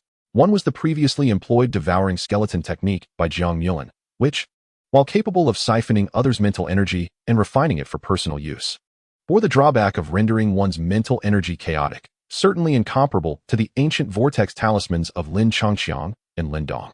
The other technique, known as the Yin Demon Howl, could transform mental energy into sound waves, boasting formidable power, yet its execution was especially challenging. Even Jiang Mulin, a fellow low-level talisman master, had been unable to fully manifest it. Certainly, Lin Changxiang was devoid of such concerns. After all, for him, there existed no secret technique that could not be comprehended. The only distinction lay in the duration of the endeavor. Once he had gathered all his belongings, Lin Changxiang was on the verge of seeking out Lin Dong at the Wanbao building when a familiar voice, long absent, suddenly resonated. Dong, congratulations, host, for triggering the side quest. Eliminate the young to confront the old. The matter of defeating Jiang Mulin has become known to the Yin puppet sect, and they have dispatched personnel to inform Jiang Mulin's father, Jiang Muyang. Please ensure that you repel the incoming adversaries. Successful completion of the task grants 5 lottery draws. Failure results in a deduction of 2 draws. Chapter 116. Refinement completed when Lin Changxiang arrived once more at the Wanbao building. The refinement of the heavenly scale ancient halberd had entered its final phase. At this moment, the halberd exhibited a somewhat iridescent hue, with various colored liquids meticulously applied to its surface, derived from an array of precious materials. Under Master Cheng's adept manipulation, a formidable wave of spiritual energy surged forth, enveloping the heavenly scale ancient halberd. Subsequently, a fierce blaze erupted from the halberd, radiating scorching waves of heat that rendered the atmosphere oppressive and stifling. 2 streams of spiritual energy emanated from the Naiwan Palace, as Lin Changxiang and Lin Dong skillfully shielded themselves from the heat, their eyes diligently scrutinizing the ancient halberd. Faced with the ferocious spiritual fire Wisps of green smoke began to seep from the halberd, and the myriad liquids clinging to its surface began to boil. Under Master Cheng's mental pressure, they incessantly fused into the halberd's core. With the continuous influx of these liquids, the heavenly scale ancient halberd began to tremble violently, accompanied by a resounding hum. Melt. Master Cheng's expression turned grave, and with a thought, the spiritual fire enveloping the halberd constricted sharply. With a crackling sound, akin to water splashed into a hot oil pan, those vividly colored liquids were forcibly integrated into the halberd, unleashing a resplendent radiance that burst forth. What a domineering spiritual treasure! Witnessing this spectacle, a flicker of astonishment crossed Master Cheng's eyes. He then extended his right hand, forming an invisible grasp of spiritual energy that firmly secured the halberd. The urgent hum persisted, gradually transforming into a resounding dragon's roar. Both Lin Dong and Master Cheng's expressions shifted. Lin Dong's was one of delight, while Master Cheng bore a look of astonishment, clearly unprepared for the halberd to emit the legendary sound of a divine beast. In contrast, Lin Changqiang remained largely unfazed, for he was well aware that the little weasel within the ancestral stone was the young leader of the Tianyao weasel clan, which, like the dragon clan, was one of the 4 great overlords of the demon domain. With a whoosh, the tremors of the heavenly scale ancient halberd intensified, ultimately shattering the grasp of the spiritual hand. A fierce and commanding beam of light surged skyward, obliterating the ceiling in an explosive display. Excellent! Excellent! Lin Dong, brimming with excitement, rushed forward, channeling the essence of the jade thunder body as he grasped the celestial scale halberd. The halberd's radiant glow gradually diminished, finally extinguishing after a brief span of 10 seconds.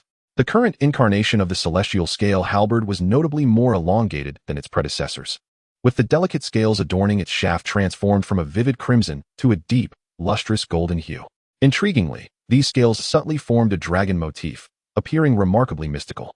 At the tip of the halberd, 2 sharp, curved edges extended outward, exuding a chilling brilliance that was both fierce and imposing. The celestial scale halberd in Lin Dong's hand was irresistible, and his eyes sparkled with joy. The weapon had indeed become significantly more formidable than before, rivaling even Lin Changqiang's Daluo golden spear without a hint of inferiority. Although Lin Changqiang was already aware of the evolved state of the celestial scale halberd, curiosity prompted him to conduct a probe. Name: Celestial Scale Halberd. Grade: High-level spiritual treasure. Ability: contains a trace of dragon bloodline, enhancing the might of the celestial scale halberd's techniques. Chapter 117. Supplementary update: Your spiritual treasure has been successfully refined. This transaction is thus completed. Master Cheng's gaze shifted to Lin Dong, his tone now restored to calmness. Lin Dong nodded slightly, expressing his gratitude to Master Cheng before stowing the celestial scale halberd into his Qingquan bag. He then departed Wanbao building alongside Lin Changqiang, returning to their inn. Upon entering their room, Lin Changqiang eagerly retrieved the spirit cultivation mat, which exuded a gentle, cool aura. Instantly, both felt their spirits invigorated, the mental vortex within their minds spinning with increased velocity. This mat was valued at 15,000 pure yuan pills. Feeling its slight enhancement, Lin Dong shook his head in confusion, thinking it paled in comparison to the golden silkworm treasure garment. At that moment, however, the little weasel emerged unsteadily from the ancestral stone, landing atop the mat. This mat is no ordinary item, the weasel discerned, sensing that something was sealed within it. Scratching its chin, the little weasel scrutinized the ancient yellow mat, which was adorned with intricate and peculiar runes, defying comprehension. Neither elemental force nor mental energy seemed effective against it. Perhaps a trial by fire would suffice? Wait, let me handle this. Observing the eager little weasel, Lin Changqiang wasted no time in grasping the mat with both hands, channeling his inner elemental energy into it, accompanied by arcs of mental energy. As these two forces surged into the mat, a flash of dark light momentarily appeared, only to dissipate with a soft puff. It worked. It truly worked. For reasons unknown, the little weasel appeared more exhilarated than Lin Changqiang. So, it requires both mental energy and elemental force simultaneously. If I am not mistaken, they must also maintain a delicate balance. In contrast to the excited little weasel, Lin Dong stood somewhat skeptical, while Lin Changqiang wore a serious expression. After experiencing 2 or 3 failures, he was now fully engaged in the challenge posed by the mat. It must be said that mastering the balance between 2 forces is indeed no easy task.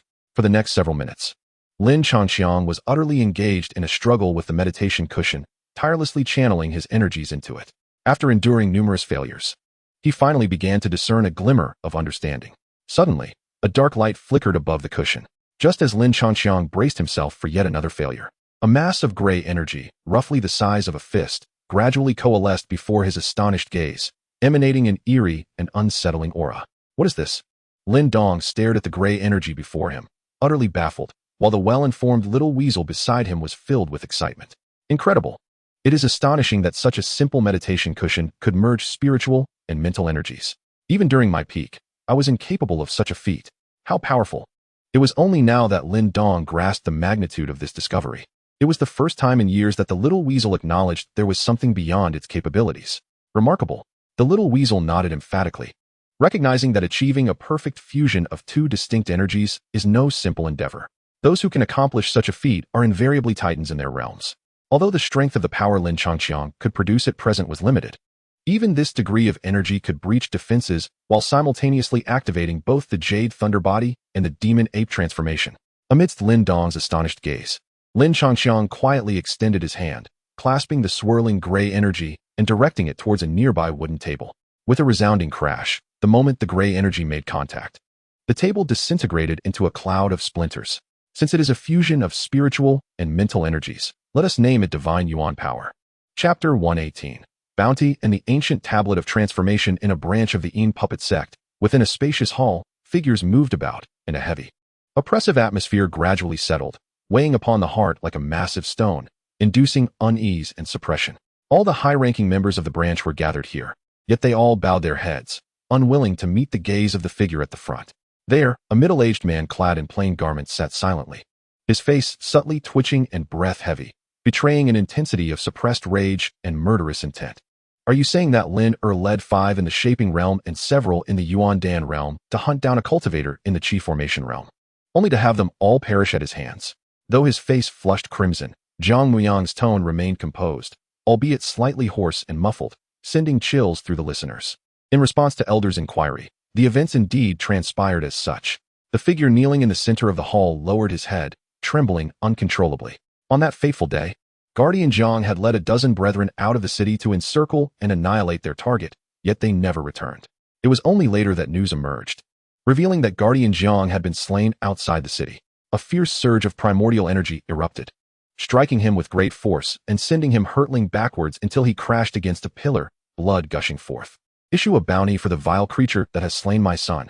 Let those who have seen him replicate his likeness and disseminate it throughout the vast wilderness. For I shall ensure he has no sanctuary to escape. The pent-up fury within him could no longer be contained as Jiang Muyang rose to his feet. Unleashing a desperate roar, his face contorted in rage. Li Fei, I shall proceed to the headquarters to meet with the sect master. The matters of this branch will be entrusted to you.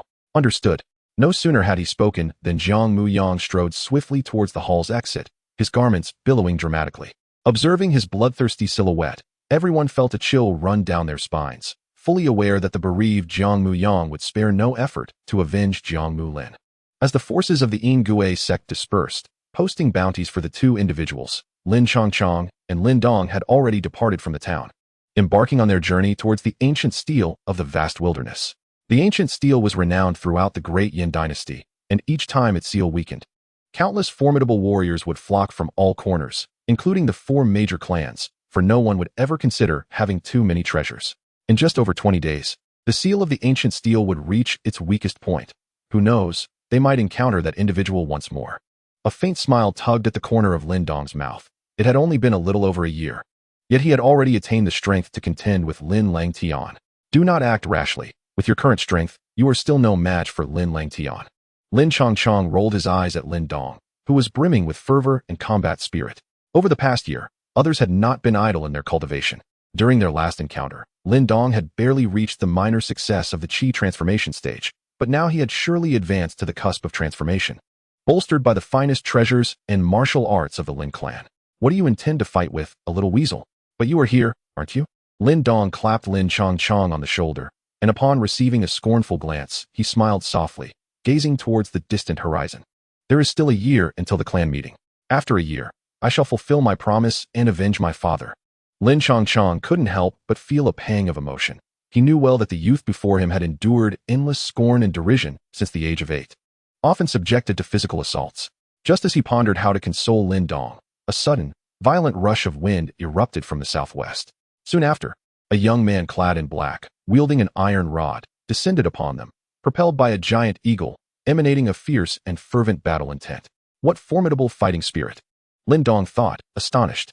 He could sense that despite the black-clad youth also being at the minor success of the Qi transformation stage, he possessed a spirited intensity that Lin Dong lacked. Simultaneously, the black-clad youth noticed them as well. His gaze shifted to Lin Changchong and Lin Dong, and a look of surprise crossed his face as he gradually slowed his descent, landing upon the peak where the two stood. In the presence of Wu Fatian, a figure brimming with audacity, he approached Lin Changchong and Lin Dong, extending a courteous gesture while gazing at them with fervent enthusiasm. A smile danced on his lips, for he sensed that neither of them was inferior to him. Particularly, the exceptionally handsome youth radiated an aura that had evidently reached the pinnacle of the Qi refining realm. Lin Dong's eyes twitched involuntarily, and Lin Changchong stood speechless, realizing he had encountered the legendary martial enthusiast, individuals who, regardless of victory or defeat, only grew more exhilarated, proving to be quite troublesome. I have no interest. What about you? Lin Changchong inquired, shaking his head and glancing at Lin Dong. Aside from the latter, he had no desire to spar with someone weaker than himself. As anticipated, the diligent Lin Dong, who was preoccupied with his training, also declined with a shake of his head. Subsequently, they showed little inclination to linger, gently patting Xiao Yan, who returned to his normal size, and leaped onto the back of the tiger, preparing to depart. I've heard that the Yin Puppet Sect and the Ancient Sword Sect are both on the lookout for two young Qi refiners accompanied by a tiger. It must be you two, right? Wu Fatian suddenly blinked, a radiant smile illuminating his face. Upon hearing this, Lin Dong's expression darkened slightly, and he turned to regard Wu Fatian with displeasure. Are you sent by the Yin Puppet Sect? Haha, those who traipse about with corpses cannot summon me. Wu Fatian chuckled, waving his hand dismissively, displaying little reverence for the Yin Puppet Sect. I merely noticed your discord with them and thought to offer a word of caution, to stir up some chaos for the Yin Puppet Sect. Ah, I see. Lin Changchong nodded in understanding, having been puzzled by Jiang Mu Lin's father's prolonged absence in seeking revenge. It seemed the man realized he was no match and sought the might of the entire Yin Puppet Sect to avenge his son. No wonder this side quest offered 5 chances for a lottery draw. Several formidable figures resided within the Yin Puppet Sect. However, it would not be long before he himself would break through to the creation realm, at which point the members of the Yin Puppet Sect would surely be left astonished. Thank you, the two expressed with a polite gesture towards Wu Fatian, before gently tapping Xiao Yan, who flapped his wings, and, with a resounding clap of thunder, transformed into a streak of lightning, speeding off into the distance. Chapter 119. The Plain, the Ancient Tablet, the Yin Puppet Sect. The Ancient Tablet of the Great Wilderness, situated upon the Great Wilderness Plain, stands as the most ancient existence in the Great Wilderness Prefecture. Many regard this relic, handed down from the distant past, as mere legend, unable to fathom the immense power that sects of that era possessed. The seal upon the tablet remains unbroken to this day. Even the mightiest of creation realm warriors find themselves powerless against it. This enduring strength is precisely why the ancient tablet of the Great Wilderness continues to stand resolutely. It is said that even those in the Nirvana realm have attempted to claim it, only to return defeated. Thus, whenever the seal of the ancient tablet is lifted, a multitude of powerful beings are drawn forth, and this occasion is no exception. As Lin Changxiang and Lin Dong arrived at the fringes of the vast wilderness plain, the multitude of figures scattered across the landscape resembled a swarm of ants, bustling incessantly. Above, silhouettes occasionally darted through the air, riders astride various steeds and spiritual treasures, leaving behind radiant trails of light that streaked across the azure sky like vibrant ribbons. The scene was indeed lively. Gazing upon the throngs before him, Lin Dong could not help but marvel, while Lin Changxiang fixed his gaze into the depths of the ancient wilderness, where an enigmatic and terrifying wave of energy seemed to pulse. In the face of such energy, even Lin Changxiang, having ascended to the creation realm within these past 20 days, felt profoundly insignificant. Were the sects of ancient times truly this formidable? Despite the passage of ages, their overwhelming dominance remained unblemished. Lin Dong, too, sensed the wave, his eyes filled with awe. The spectacle was quite remarkable, indeed. A voice echoed in their minds, that of the little weasel, revealing a hint of surprise. This wave possessed an anti-flight effect, making it increasingly difficult to soar higher the deeper one ventured into the plains. Even those in the Qi creation and creation realms could only fly at low altitudes, their speed significantly hampered, to soar freely as they would in the outside world. One would at least need to attain the Nirvana realm. At this juncture, the little weasel abruptly changed its tone, laughing with a hint of pride. However, This anti-flight wave is something I can conveniently shield myself from. Upon hearing this, the two were somewhat taken aback but did not dwell on it. For with their current cultivation levels, unless faced with a coalition of several creation realm experts, they could always retreat without issue. Naturally, even so, they did not boldly fly in but instead descended as the number of aerial travelers diminished. Summoning the little flame to transform into a small cat that Lin Dong cradled in his arms as they ventured deeper into the plain. Along their path, they stirred quite a commotion. Many noticed the duo with the small cat, resembling the wanted figures on the notice, yet upon recalling their formidable cultivation, they promptly chose to discreetly retreat and inform the members of the Ancient Sword Sect and the Shadow Puppet Sect. Upon reaching the depths, the expansive plain was densely populated with a sea of figures. At the forefront stood powerful factions from the Great Wilderness County and the Great Yin Dynasty, occupying the most advantageous positions, clearly demarcated from one another.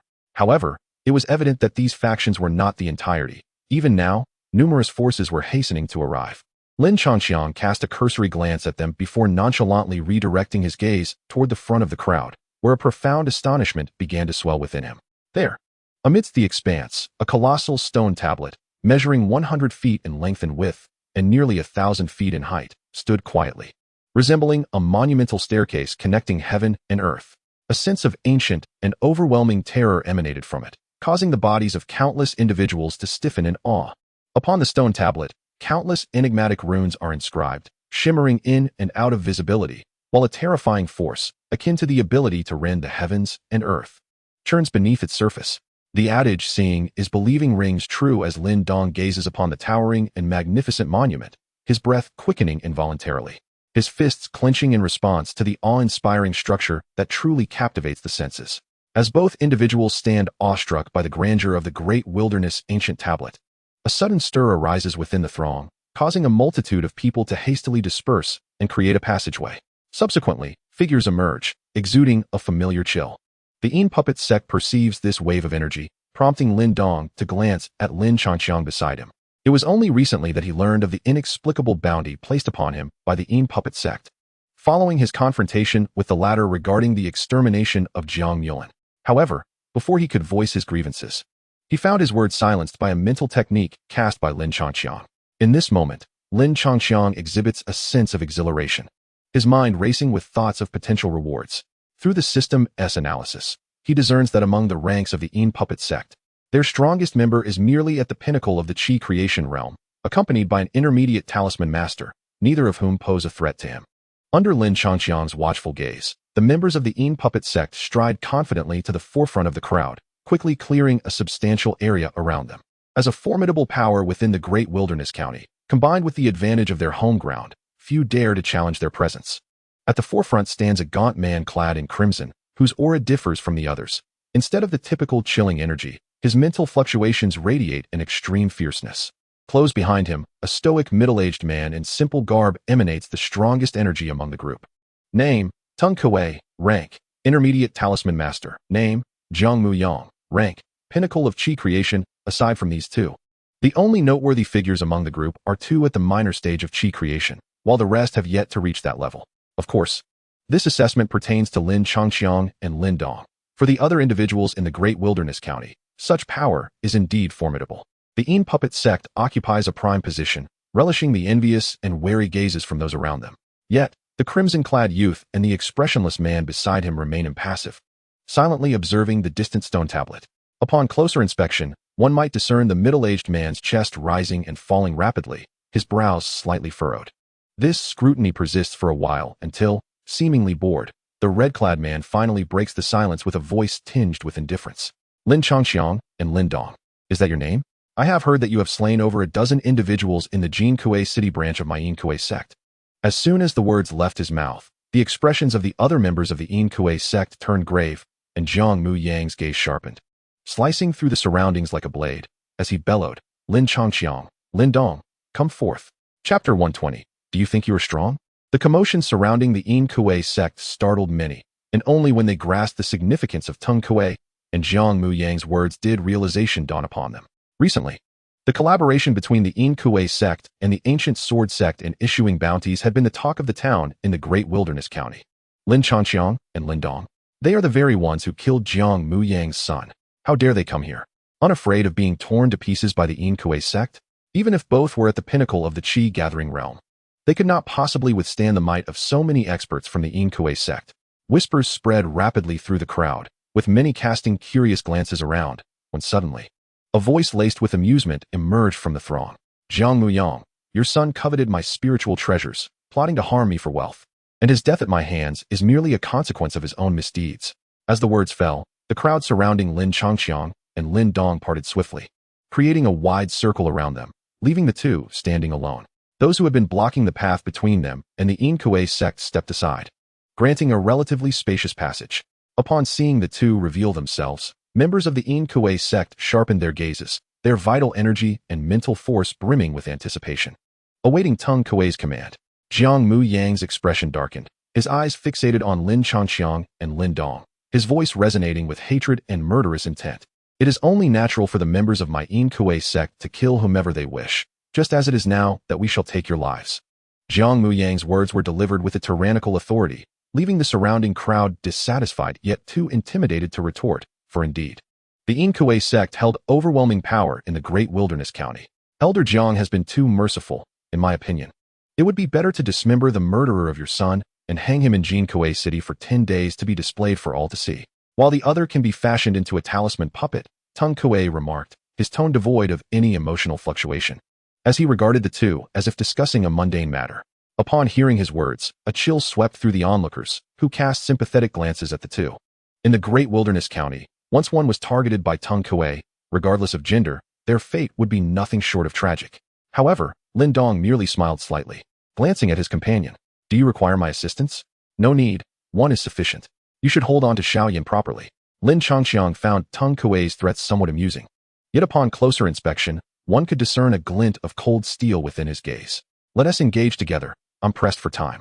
As Lin Changqiang strode alone towards the Yin-Kuei sect, the atmosphere in the arena became palpably tense, with the surrounding spectators intensely focused on the unfolding scene. While the members of the Yin-Kuei sect did not disappoint. Arrogance. Witnessing Lin Changqiang's audacity, Jiang Muyang could not help but let out a chilling laugh. With a swift movement of his hand, a colossal gray hand of elemental energy reached out to seize Lin Changqiang. Meanwhile, Teng Kuei merely observed in silence, seemingly uninterested in intervening. How foolishly overconfident. In the face of Jiang Muyang's onslaught, Lin Changqiang's gaze turned frigid. Yet, without any visible motion, an ethereal light blue barrier suddenly materialized around him. Bang! The moment the barrier rose, the giant hand, propelled by a fierce gust, struck it violently, resulting in a series of explosive sounds that reverberated through the air, the shockwave of elemental power cascading outward, forcing the onlookers to retreat hastily. Surprisingly, however, the giant hand failed to shatter the barrier. Instead, fissures began to appear and widen, before the hand ultimately crumbled, dissipating into the void like scattered elemental dust. How could this be possible? Jiang Muyang's eyes widened in disbelief, while the crowd erupted in astonishment. This was an all-out strike from someone at the pinnacle of the Qi transformation realm, yet it had been thwarted with such apparent ease. Jiang Muyang, do you truly believe that with a talisman master and 2 minor practitioners of the Qi transformation realm, you can overpower me?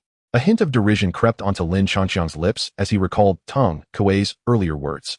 He stepped forward with a smile, the blue barrier fading quietly. Yet at that moment, his own elemental energy surged explosively. Boom!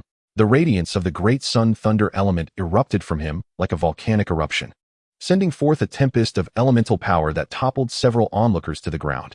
Yet, in that moment, they could not help but focus their gaze upon Lin Changqiang. He was enveloped in a dazzling golden elemental aura, burning like a fierce fire, surrounded by a flurry of silver arcs of electricity that crackled and danced around him. He radiated a brilliant light, vying for supremacy with the sun above, causing many in attendance to squint against the brilliance. He has reached the transformation realm. The pressure he exudes confirms it. How could he have achieved such a level at his age? He appears to be barely 20. As they beheld Lin Changqiang's awe-inspiring display, nearly everyone was engulfed in disbelief and uncertainty. They dared not accept the reality before them, yet the oppressive force emanating from him weighed upon their bodies, compelling them to acknowledge the truth. Among the crowd, the primary targets of this intimidation, Teng Kuei and Jiang Muyang, felt their pupils dilate in shock, their expressions grave. The other members of the Yin-Kuei sect fared even worse. A few of the more timid ones trembled in fear, their bodies shaking uncontrollably. It was well known that the strongest visible figure in the great wilderness county was merely at the minor level of the transformation realm. Yet Lin Changqiang had already reached such heights. How could they not be filled with dread? How could they not tremble? Jiang Muyang, your time has come. Lin Changqiang declared with a firm voice, and with a powerful stomp of his right foot, he launched himself forward like an arrow released from its bow. Charging toward Jiang Muyang. Still reeling from shock, Jiang Muyang felt a profound terror as Lin Changqiang charged towards him. In a flurry of panic, he extended his palm, grasping at the void, and a colossal bone spear materialized in his grasp. Instantly, his inner force erupted with reckless abandon, and in a breathtaking display, a multitude of bone shadows surged forth, coalescing into a formidable wall of bones that enveloped his body entirely. The dance of Tang Song, the myriad of bone shadows, both tangible and ethereal, swirled around Jiang Muyang, creating the illusion that this space was saturated with an eerie white skeleton. At the very moment the bone shadows solidified, a gleaming golden light surged forth from the void, causing countless bone shadows to shatter. Although the bone shadows boasted formidable defenses, the golden spearhead seemed invulnerable, effortlessly tearing through the layers of the skeletal wall with a devastating swiftness. Bang, bang, bang. In the blink of an eye, the sky of bone shadows was completely obliterated. As Jiang Muyang beheld the rapidly enlarging golden spear within his vision, his expression twisted in panic. At that instant, his inner force erupted without restraint, and the bone spear in his hand radiated a fierce gray light. Channeling all his strength, he positioned it before him to intercept the oncoming spear. Chapter 121. Plucking your feathers clang. The long spear collided with the bone spear, the sound reverberating like thunder. Many onlookers hastily covered their ears, yet their eyes remained fixated on the clash. Crackle. Although the bone spear was a commendable spiritual treasure, it was evidently no match for the Deluo golden spear. The collision held for but half a second before the bone spear became riddled with cracks and subsequently shattered into countless fragments, while the golden spear continued its relentless thrust towards Jiang Muyang's chest. Thud. The sound of sharp steel piercing flesh echoed as a gaping void the size of a basketball appeared in Jiang Muyang's chest, obliterating his internal organs. His upper body and lower body were left connected by merely a thin strip of flesh, and a torrent of blood erupted, staining his garments crimson. Jiang Muyang's eyes widened, filled with horror and despair. His bloodied lips trembled, as if attempting to utter something, but no words emerged. Instead, a gurgling sound escaped his throat. Lin Changqiang gently withdrew the Deluo golden spear, and Jiang Muyang's body twitched a few times before plummeting to the ground with a thud, his life signs extinguished. An ant shaking a mighty tree, such folly. Lin Changqiang regarded the corpse on the ground with an indifferent gaze, using his spiritual force to retrieve the Qianquan bag.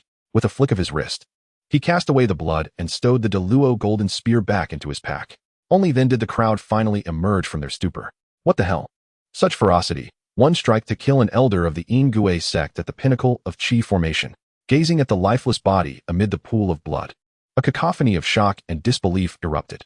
Fear was etched on the faces of those present, their eyes toward Lin Changqiang filled with trepidation. In the distance, Teng Kuei's expression was grave, and the hearts of the other members of the Yin puppet sect were filled with dread. They realized that today they had encountered an insurmountable obstacle. Not only had they failed to eliminate Lin Changqiang and Lin Dong, but they had also lost a master of the Qi refining realm. Given the current situation, it seemed unlikely that they would survive. Yet even so, the members of the Yin puppet sect had no intention of fleeing, for with Lin Changqiang's cultivation in the transformation realm, any thought of escape was sheer folly. I have heard that you wish to turn me into a mere stick, a ghostly voice echoed through the air. The crowd turned toward the sound, and to their astonishment, Lin Changqiang had swiftly appeared before Teng Kuei. This is bad. The faces of the Yin puppet sect members changed drastically, and they hurriedly retreated several steps. Their expressions tense and vigilant as they fixed their gaze on Lin Changqiang, as if that could offer them some semblance of safety. However, Lin Changqiang paid them no mind. He merely cast them a cursory glance before turning his keen interest toward Teng Kuei. Logically, I should repay you in kind, allowing you to experience the torment of having your limbs severed. Upon hearing Lin Changqiang's words, Teng Kuei's complexion turned ashen, and he could no longer maintain his previous indifference, a sense of foreboding rising within him. Yet, I am a compassionate person and cannot bear to witness your suffering. Thus, I shall send you on your way directly. Wait. Seeing Lin Changqiang prepare to strike, Teng Kuei shouted in desperation, forcing a strained smile as he exclaimed, "Misunderstanding. It is all a misunderstanding, Brother Lin. Whether it be the encirclement or the bounty, all of it is the result of the Jiang family's reckless actions, and has nothing to do with me. In his anxiety, Tung Kuei spoke rapidly, beads of sweat forming on his forehead as he mentally cursed Jiang Mu Yang's family. Had he known Lin Changqiang was a master of the transformation realm, he would never have brought such a small contingent. Was that not courting death? Jiang Mu Yang had twisted the truth. Clearly, it was his son who coveted your treasures, yet he had the audacity to accuse you of provocation. How utterly shameless. It was my momentary lapse in judgment that led me into his trap. I implore you to show mercy and spare us. The Yin puppet sect would be eternally grateful. Sensing the faint aura of murderous intent emanating from Lin Changqiang, Tung Kuei could no longer afford to preserve his dignity. He bowed deeply before the onlookers, and the remaining members of the Yin puppet sect exchanged glances before hastily following suit, pleading for mercy. Witnessing this scene, the onlookers felt a mix of disdain and incredulity, astonished that the once arrogant young master of the Yin puppet sect had been reduced to such a state. Tung Kuei and his associates had never imagined they would find themselves in such a humiliating position, yet the dire circumstances compelled them to adopt a posture of submission. Lin Changqiang's lips curled into a faint smile. So it is. For the sake of Tung Jiao's reputation, I shall spare your lives this time. In disbelief at Lin Changqiang's unexpected clemency, Tung Kuei could scarcely trust his ears, and the members of the Yin puppet sect were filled with elation. Lin Changqiang has always been a man of his word, unwavering in his commitments. However, as he gazed upon the completed side quests and the unexpected 5 additional draws, a delightful smile graced his face. He suddenly entertained the thought of testing whether he could exploit the system. While death may be evaded, the living must face consequences. If one seeks to preserve their life, they ought to surrender their Chinquan bags. Yet, this nascent joy evaporated instantaneously, perceiving the multitude of curious gazes around him. Tung Kuei's face was marred by embarrassment and discomfort, and the members of the shadow puppet sect behind him appeared utterly despondent. Noticing the hesitation in his adversary's actions, Lin Changqiang raised an eyebrow and let out a cold snort, causing a surge of intense golden light to erupt from his right fist. Do not resist, we will yield. Feeling the overwhelming energy emanating from Lin, Tung Kuei was struck with terror, abandoning any pretense of dignity as he hastily produced his Chinquan bag. In contrast, the other members of the shadow puppet sect were less willing to comply, as they did not possess the same wealth as Tung Kuei. Nevertheless, under the oppressive might of Lin Changqiang, they reluctantly retrieved their own Chinquan bags. After a thorough examination of their belongings, Lin Changqiang nodded in satisfaction, collecting all the bags into his possession. That will suffice. You may leave now. He cast a brief glance at Tung Kuei before casually turning away, beckoning Lin Dong. Come here. There is ample space at the front. Thank you for your magnanimity. We shall take our leave, Tung Kuei replied, too flustered to wipe the cold sweat from his brow. He bowed respectfully to Lin Changqiang once more before leading the relieved members of the shadow puppet sect away in haste. As the onlookers murmured in astonishment at their retreat, Lin Changqiang reveled in the jubilant voices that echoed in his ears. Congratulations, host, for triggering the side quest, confronting the weak to challenge the strong. The host has publicly humiliated Tung Kuei, who now harbors resentment and seeks revenge through Tung Jiao. The host must repel the impending adversary. Successful completion of the task rewards the host with 4 additional draws, while failure incurs a deduction of 2 draws. Chapter 122. The 4 Great Clans. Haha. Brother Lin indeed possesses astonishing strength, frightening Tung Kuei to such a state. Just as the spectators expressed their admiration, a hearty laughter resonated from afar. Several figures began to emerge from the periphery of the crowd, with the foremost being Wu Feitian, the young leader of the Martial Alliance. Simultaneously, another section of the crowd parted, revealing Mu Qianqian in a flowing black gown, her smile enchanting as she stepped forward, followed by a dozen adept practitioners from the Great Demon Sect. With this development, the competition for seating was poised to diminish.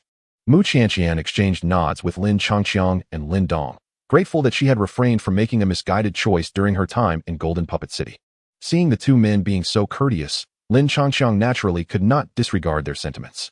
After a brief exchange of pleasantries, the 3 of them once again took their positions, awaiting the unlocking of the seal.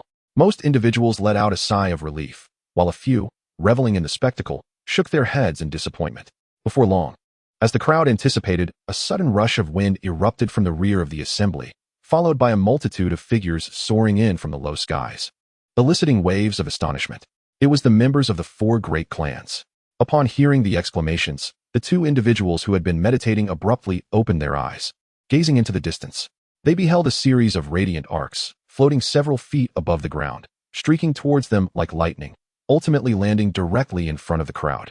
Having chosen the most laborious method of arrival, The thickest of these arcs hovered in midair under countless scrutinizing gazes, revealing itself to be a treasure of considerable rank, upon which stood several youngsters from the Yuan Dan and forming realms, animatedly discussing, some gazing in shock at the ancient steel, while others giggled as they surveyed the throng below.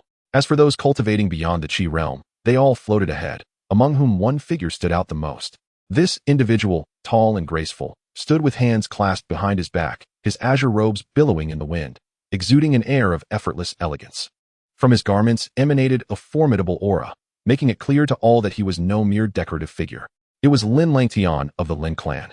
The name Lin Langtian held considerable weight even in the Great Wilderness County, for he was among the most distinguished of the younger generation within the Great Yin dynasty.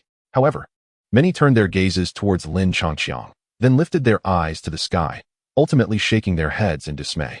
Compared to the seemingly 20-year-old Lin Changqiang, who had already attained minor success in the transformation realm, Lin Langtian, at around 30 and yet to break into the realm, fell somewhat short.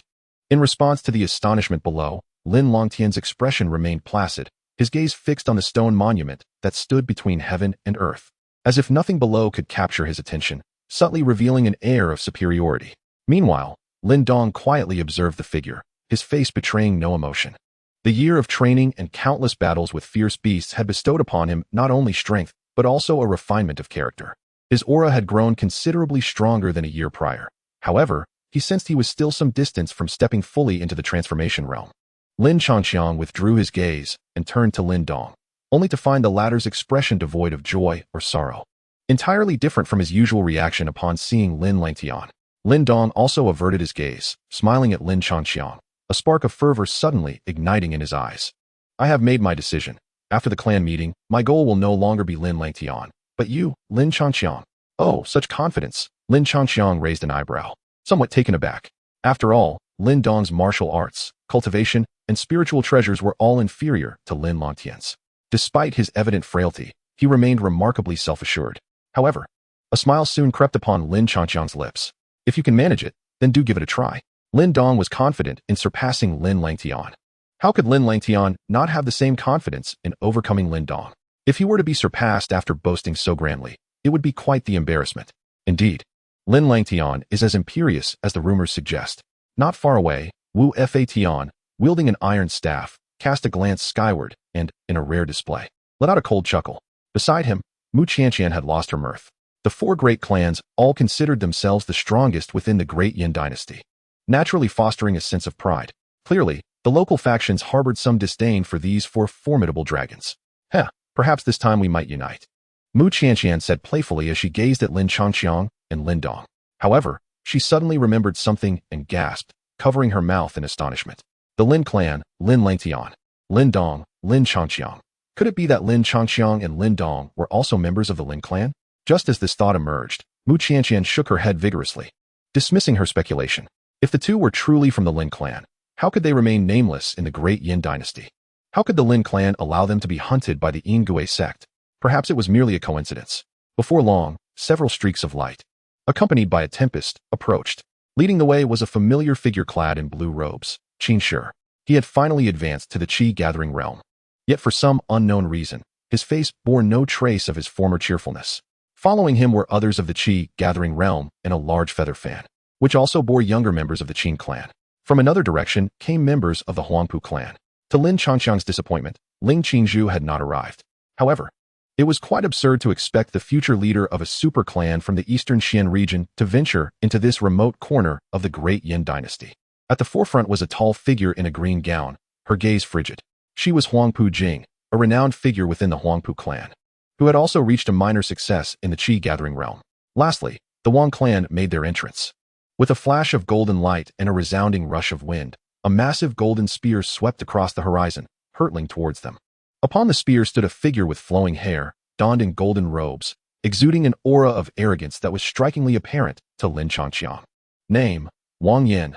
Cultivation: Qi gathering realm. Minor success. Weapon: Lion Tiger Golden Spear. Grade: high-level spiritual treasure. Characteristics: contains the essence of a lion and a tiger, capable of suppressing beasts of the Qi gathering realm and below, with effectiveness depending on the opponent's cultivation and bloodline.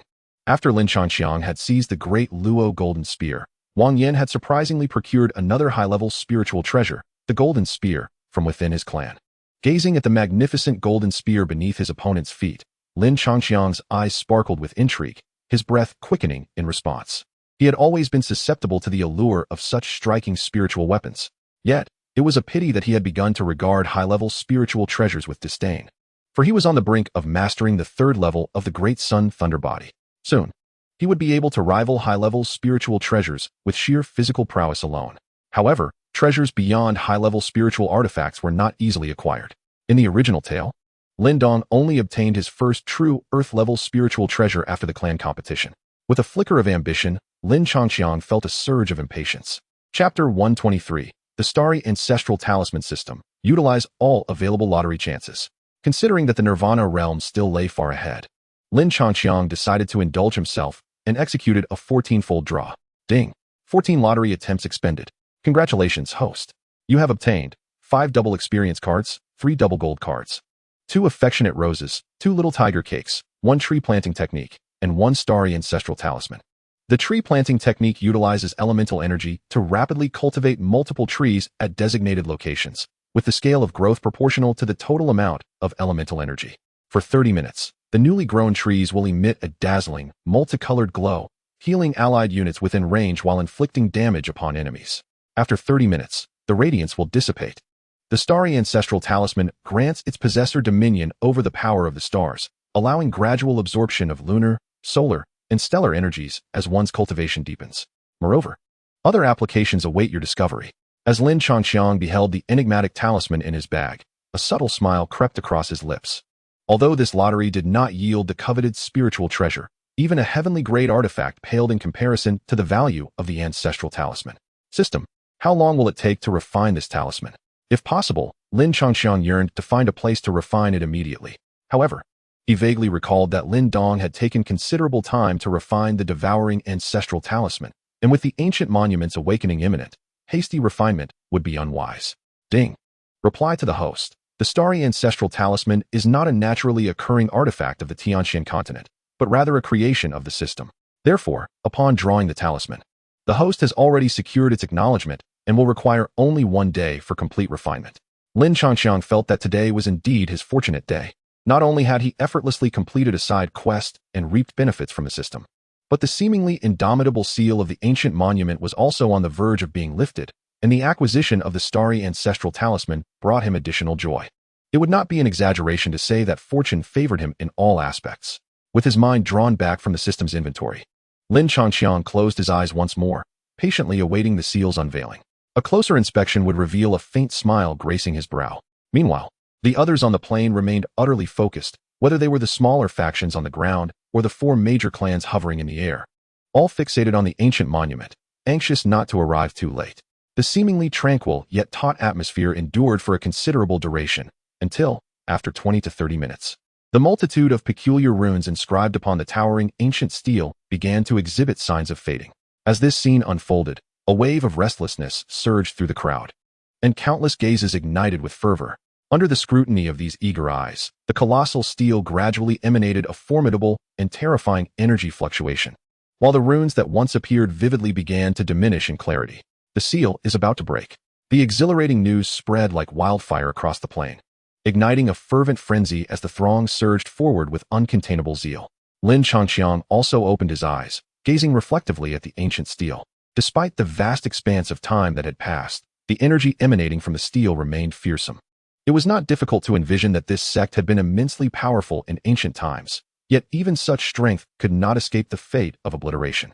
Contemplating the most formidable adversaries of this realm, Lin Changxiang felt a long-forgotten twinge of apprehension rise within him. He must hasten to bolster his strength. Upon entering the ancient stele, he would immediately refine the celestial ancestor talisman. As his thoughts raced, the runes upon the stele continued to dwindle and fade, and after a mere 10 minutes, the final rune vanished completely. A deafening hum resonated in every ear, and the immense stele suddenly trembled, releasing a torrent of energy akin to billowing clouds, which spiraled around the stele, gradually coalescing into a colossal energy vortex several hundred feet in diameter. An overwhelming amount of primal energy was ruthlessly drawn in. The ancient stele had been unsealed. At the sight of this energy vortex, jubilant shouts erupted across the plain. Many onlookers' eyes widened in astonishment, their faces flushed with excitement. It was not only them who became agitated. Even members of the 4 great clans and various prominent factions of the Great Wilderness County were swept up in a fervent fervor. Upon entering the space, they would gather at the creation martial steel. In midair, Lin Langtian suddenly gestured and then swiftly arced toward the energy vortex, leading the charge, with the rest of the Lin clan hastily following suit. With a leader at the forefront, the ensuing chaos erupted into a frenzy. As the forces of various factions and countless wandering cultivators surged forth like a swarm of locusts, obscuring the sky as they hastened toward the energy vortex. However, it was evident that without sufficient strength, one could not breach this vortex. Those who dared to make contact were immediately repelled, crashing to the ground in disarray. As if the vortex had expelled them, Lin Changxiang and Lin Dong harbored no such concerns. They propelled themselves skyward, transforming into streaks of light that plunged directly into the vortex. As they entered the vortex, an expelling force surged forth with remarkable swiftness. This force, while not weak, merely equated to the level of a perfected Yuan Dan realm, posing no hindrance to the 2 individuals. With a slight tremor of their bodies, they effortlessly dissipated this repulsive power, with Lin Changxiang even disdaining to employ the unity of man and heaven. Upon dispersing the repelling force, their speed surged dramatically, allowing them to be drawn forward by the vortex's suction. Moments later, a luminous portal appeared ahead, and before Lin Changxiang could fully comprehend the situation, his form had already vanished into it. Upon witnessing this, Lin Dong was momentarily taken aback, but quickly summoned his Yuan power in an attempt to follow. However, in the next instant, the shimmering portal abruptly vanished, and he was propelled forward by the suction, continuing his flight.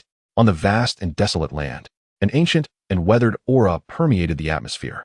As far as the eye could see, there lay fields of pale yellow grass, stark black stones, and rugged, treeless mountains, all imbued with an overwhelming sense of solitude.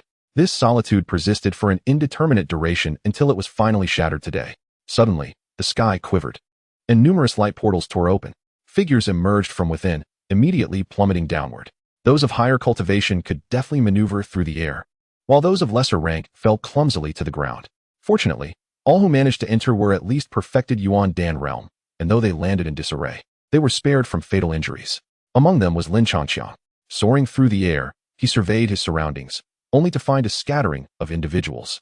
His companion Lin Dong had vanished, indicating that all who entered had been randomly dispersed throughout the spatial expanse. From his elevated position, Lin Changxiang observed the figures below. Most were hastening towards the deepest part of the space, as proximity to the core heightened the chances of acquiring treasures. Conversely, a few chose to retreat, perhaps aware of their own limitations, seeking fortune on the periphery. Lin Changxiang paid them no mind, casually descending onto a solitary mountain.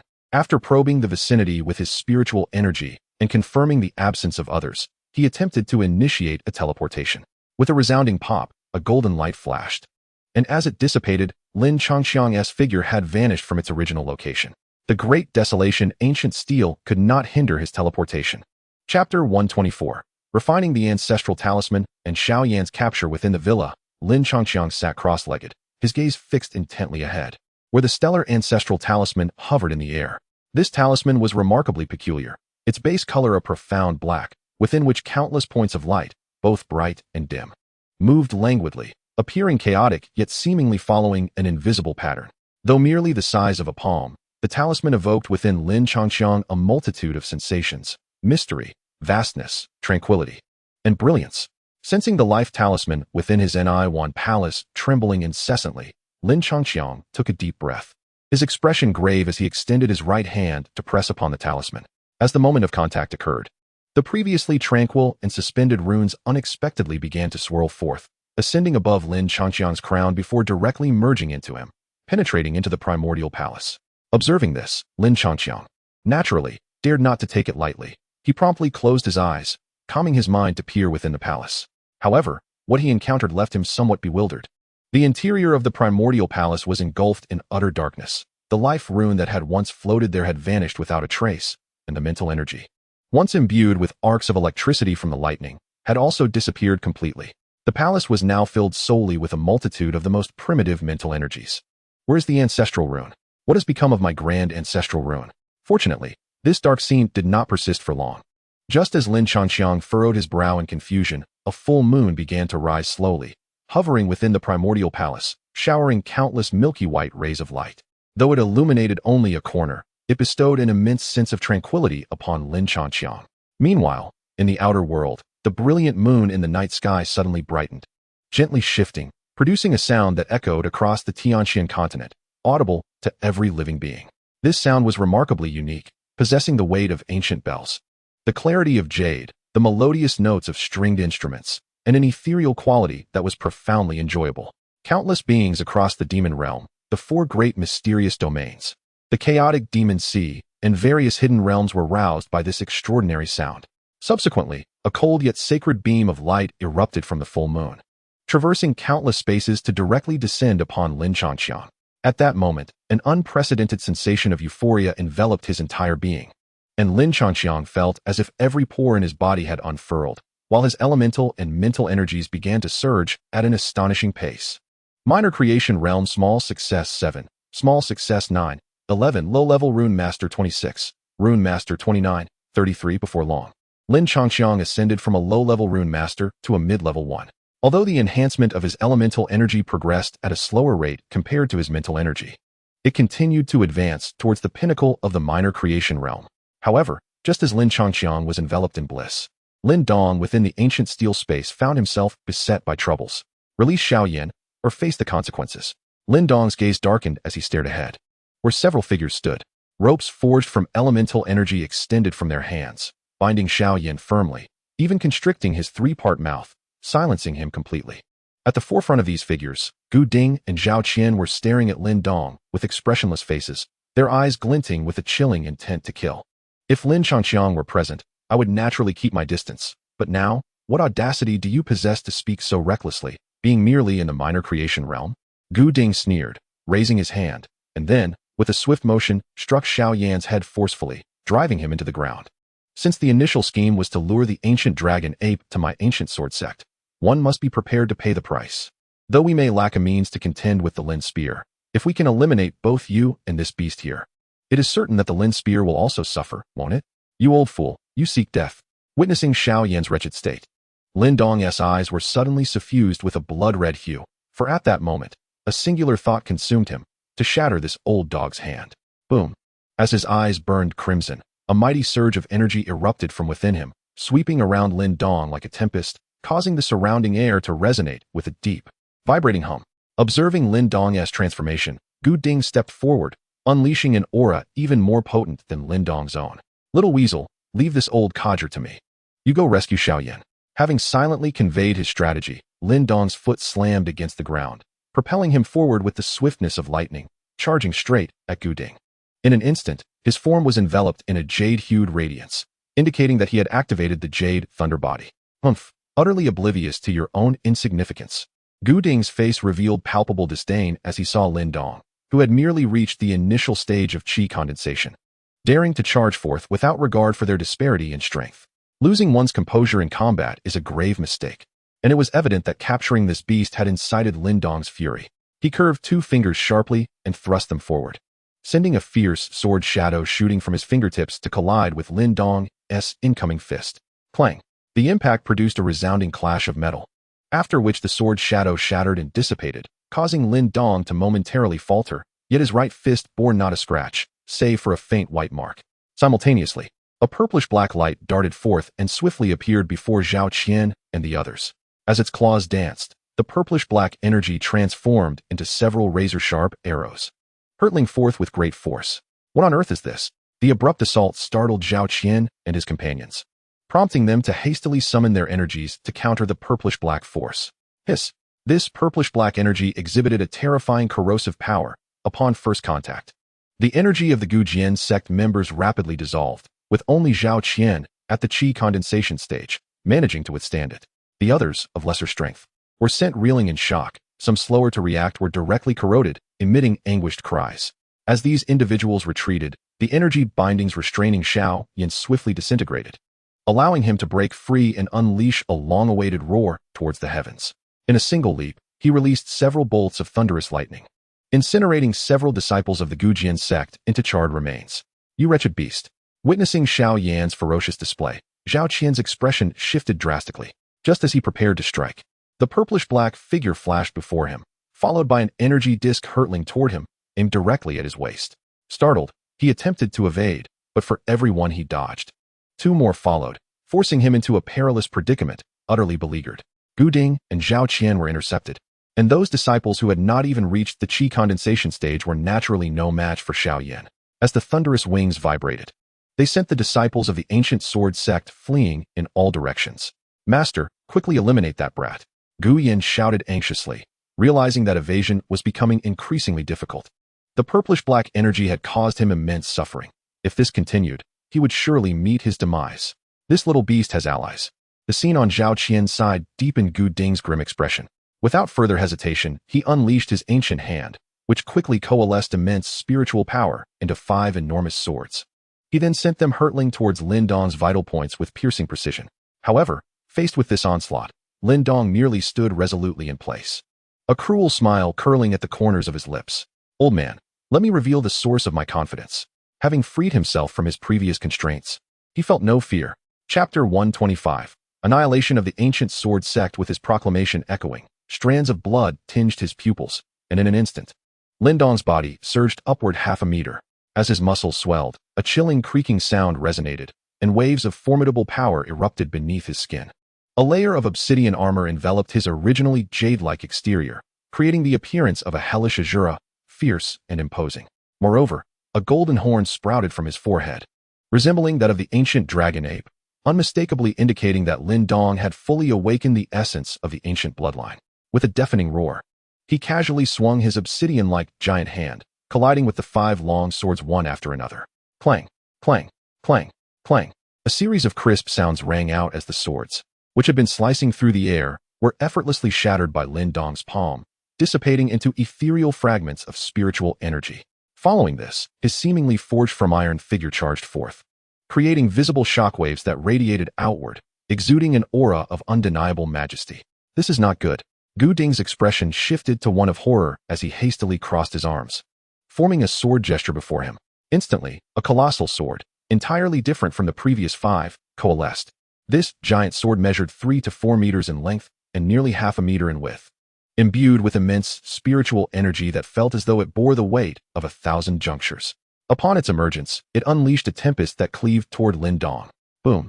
The thunderous explosion resonated like rolling thunder, sending waves of energy surging outward and kicking up clouds of dust. Yet, before the dust could settle, the colossal sword spun and flew back, its blade riddled with cracks. Lin Dong burst forth from the haze, a ghostly presence, and in a swift motion, appeared before the astonished Gu Ding. His right fist swung like a hammer, crashing mercilessly into Gu Ding's chest. Thud! The oppressive sounds of collision and bone-cracking echoed in succession, as Gu Ding was struck, spitting blood and propelled backwards, crashing into a small mountain with the force of a cannonball. The mountainside instantly caved in, and countless scattered stones buried him completely. All of this transpired in the blink of an eye. By the time the crowd reacted, anguished wails of Gu Ding emerged from the pit, yet he remained unaccounted for. "Senior brother Gu Ding, the sect master." "Master." Zhao Qian and the disciples of the ancient sword sect were pale with horror, eager to check on Gu Ding's condition. However, the little weasel and Xiao Yan would not let such a prime opportunity slip away. The little weasel suddenly trembled, and a massive purple-black claw shot forth, aimed directly at Zhao Qian, the dense energy on the claw oozing like liquid. Poor Zhao Qian, already no match for the little weasel, could only narrowly evade the onslaught. In his distraction, the energy claw struck him squarely, tearing off his left arm and causing blood to spurt forth. His aged face contorted in agony, an uncontrollable fear swelling within him.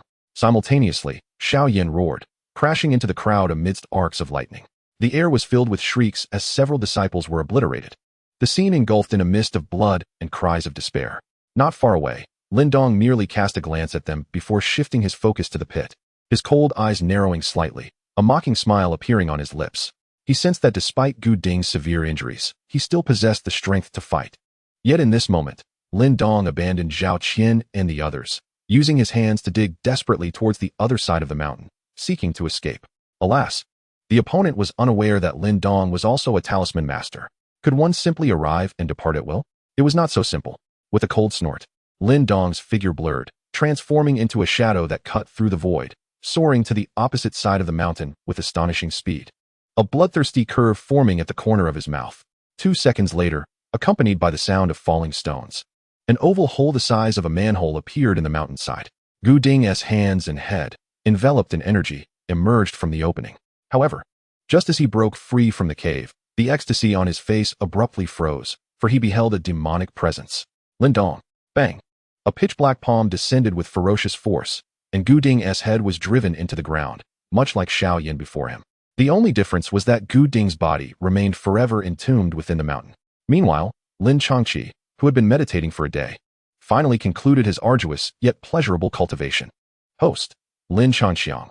Vitality level. Complete Transformation Realm 24. Mental Power level. Senior Spirit Rune Master 7. As the last trace of moonlight vanished completely, Lin Changxiang's eyes, which had been tightly shut for a long time, suddenly opened wide. A fleeting silver light glimmered in his pupils, followed by an overwhelming surge of joy.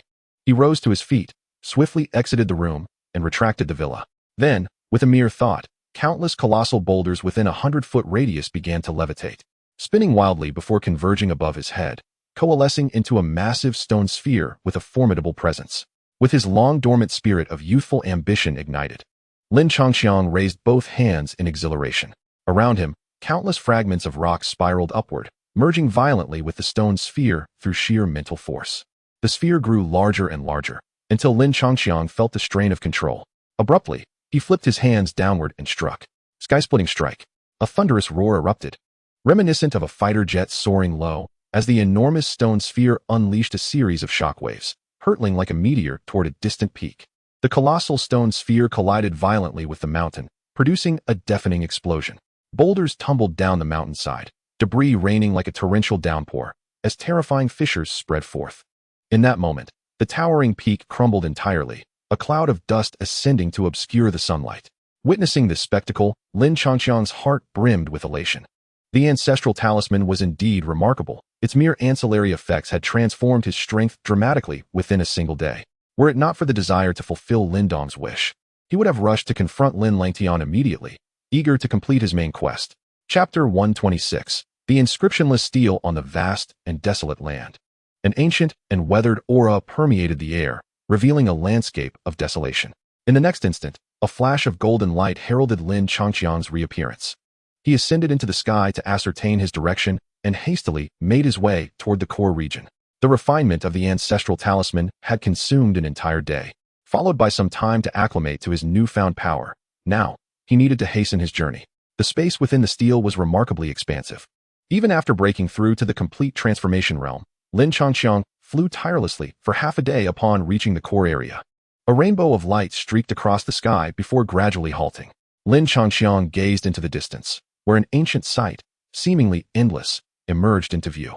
This ruin was astonishingly vast, with majestic structures stretching endlessly, rivaling the scale of some small nations. Upon entering the ruins, he finally encountered numerous others, most of whom, like Lin Changxiang, were heading toward the Monument of Transformation, which brought him a sense of relief. A select few continued to rummage through the ruins, seeking treasures overlooked by those who came before. As thoughts swirled, Lin Changxiang accelerated once more, soaring past a towering spire, and soon a vast square came into view. This square, spanning nearly 10,000 square meters, was paved with blue stones and was now populated by numerous figures. Lin Changxiang's gaze swept over the crowd, ultimately fixating on a stone platform at the center of the square. Above the platform stood a wordless stone tablet, emanating an ancient and timeless aura that instilled a sense of reverence. Gazing upon the blank tablet, Lin Changxiang's eyes ignited with fervor, and he promptly initiated a probe. Name: Creation Martial Tablet. Grade: Celestial Tier Spirit Treasure. Function: allows the user to inscribe their martial arts and corresponding experiences within. Each month, the tablet generates 10 meditation cushions, allowing practitioners upon these cushions to commune with the spirit of the tablet to acquire martial knowledge. The level of martial arts attainable depends on innate talent and the depth of communion with the tablet spirit. The tablet's owner can bypass these limitations. Initially thrilled by the spirit treasure's grade, Lin Changxiang's excitement waned upon reading the description. It must be said that compared to ordinary martial arts academies, the Creation Martial Tablet could save him days or even months of arduous training. Yet for one like him, who possessed auxiliary cultivation capabilities, this function appeared rather superfluous. At that moment, numerous figures had already gathered around the Creation Martial Tablet, with the 4 great clans occupying the prime positions. They maintained a certain distance from one another while standing around the tablet, subtly forming a circle that enclosed it. This scene displeased many. Yet intimidated by the strength of the four clans, none dared to position themselves among them. As Lin Changqiang stepped onto the square, many noticed his presence, their hearts tightening. Those standing between him and the creation martial tablet quickly scrambled aside, clearing a path nearly 2 meters wide. In response, Lin Changqiang was unreserved. He smiled and cupped his hands in greeting to those around him before cheerfully advancing forward, positioning himself between the Lin and Wang clans, under the perplexed gazes of the 4 great clans. Subsequently, he fixated intently on the wordless stone tablet, disregarding the surrounding individuals entirely, seemingly unconcerned with the 4 great clans. Who is this young man, that he fails to notice how others have distanced themselves? Observing Lin Changqiang's boldness, certain arrogant members of the 4 great clans furrowed their brows, with the typically imperious Wang Yin snorting dismissively and preparing to act. However, just then, an elder in a black robe unexpectedly reached out to restrain him. Uncle Genji? Taken aback by the interruption, Wang Yin was somewhat perplexed, yet as the leader of this endeavor and an elder of the clan, he had no choice but to heed the elder's counsel. Remain calm, the elder said lightly, his gaze shifting to Lin Changqiang, a flicker of intrigue passing through his eyes. Though he was unaware of the true identity of the person before him, he could discern from the wary expressions of those in the square that this individual was not to be underestimated. Observing the demeanor of those around him, he understood that their primary objective was to acquire the underground treasure, and it was prudent to avoid unnecessary strife.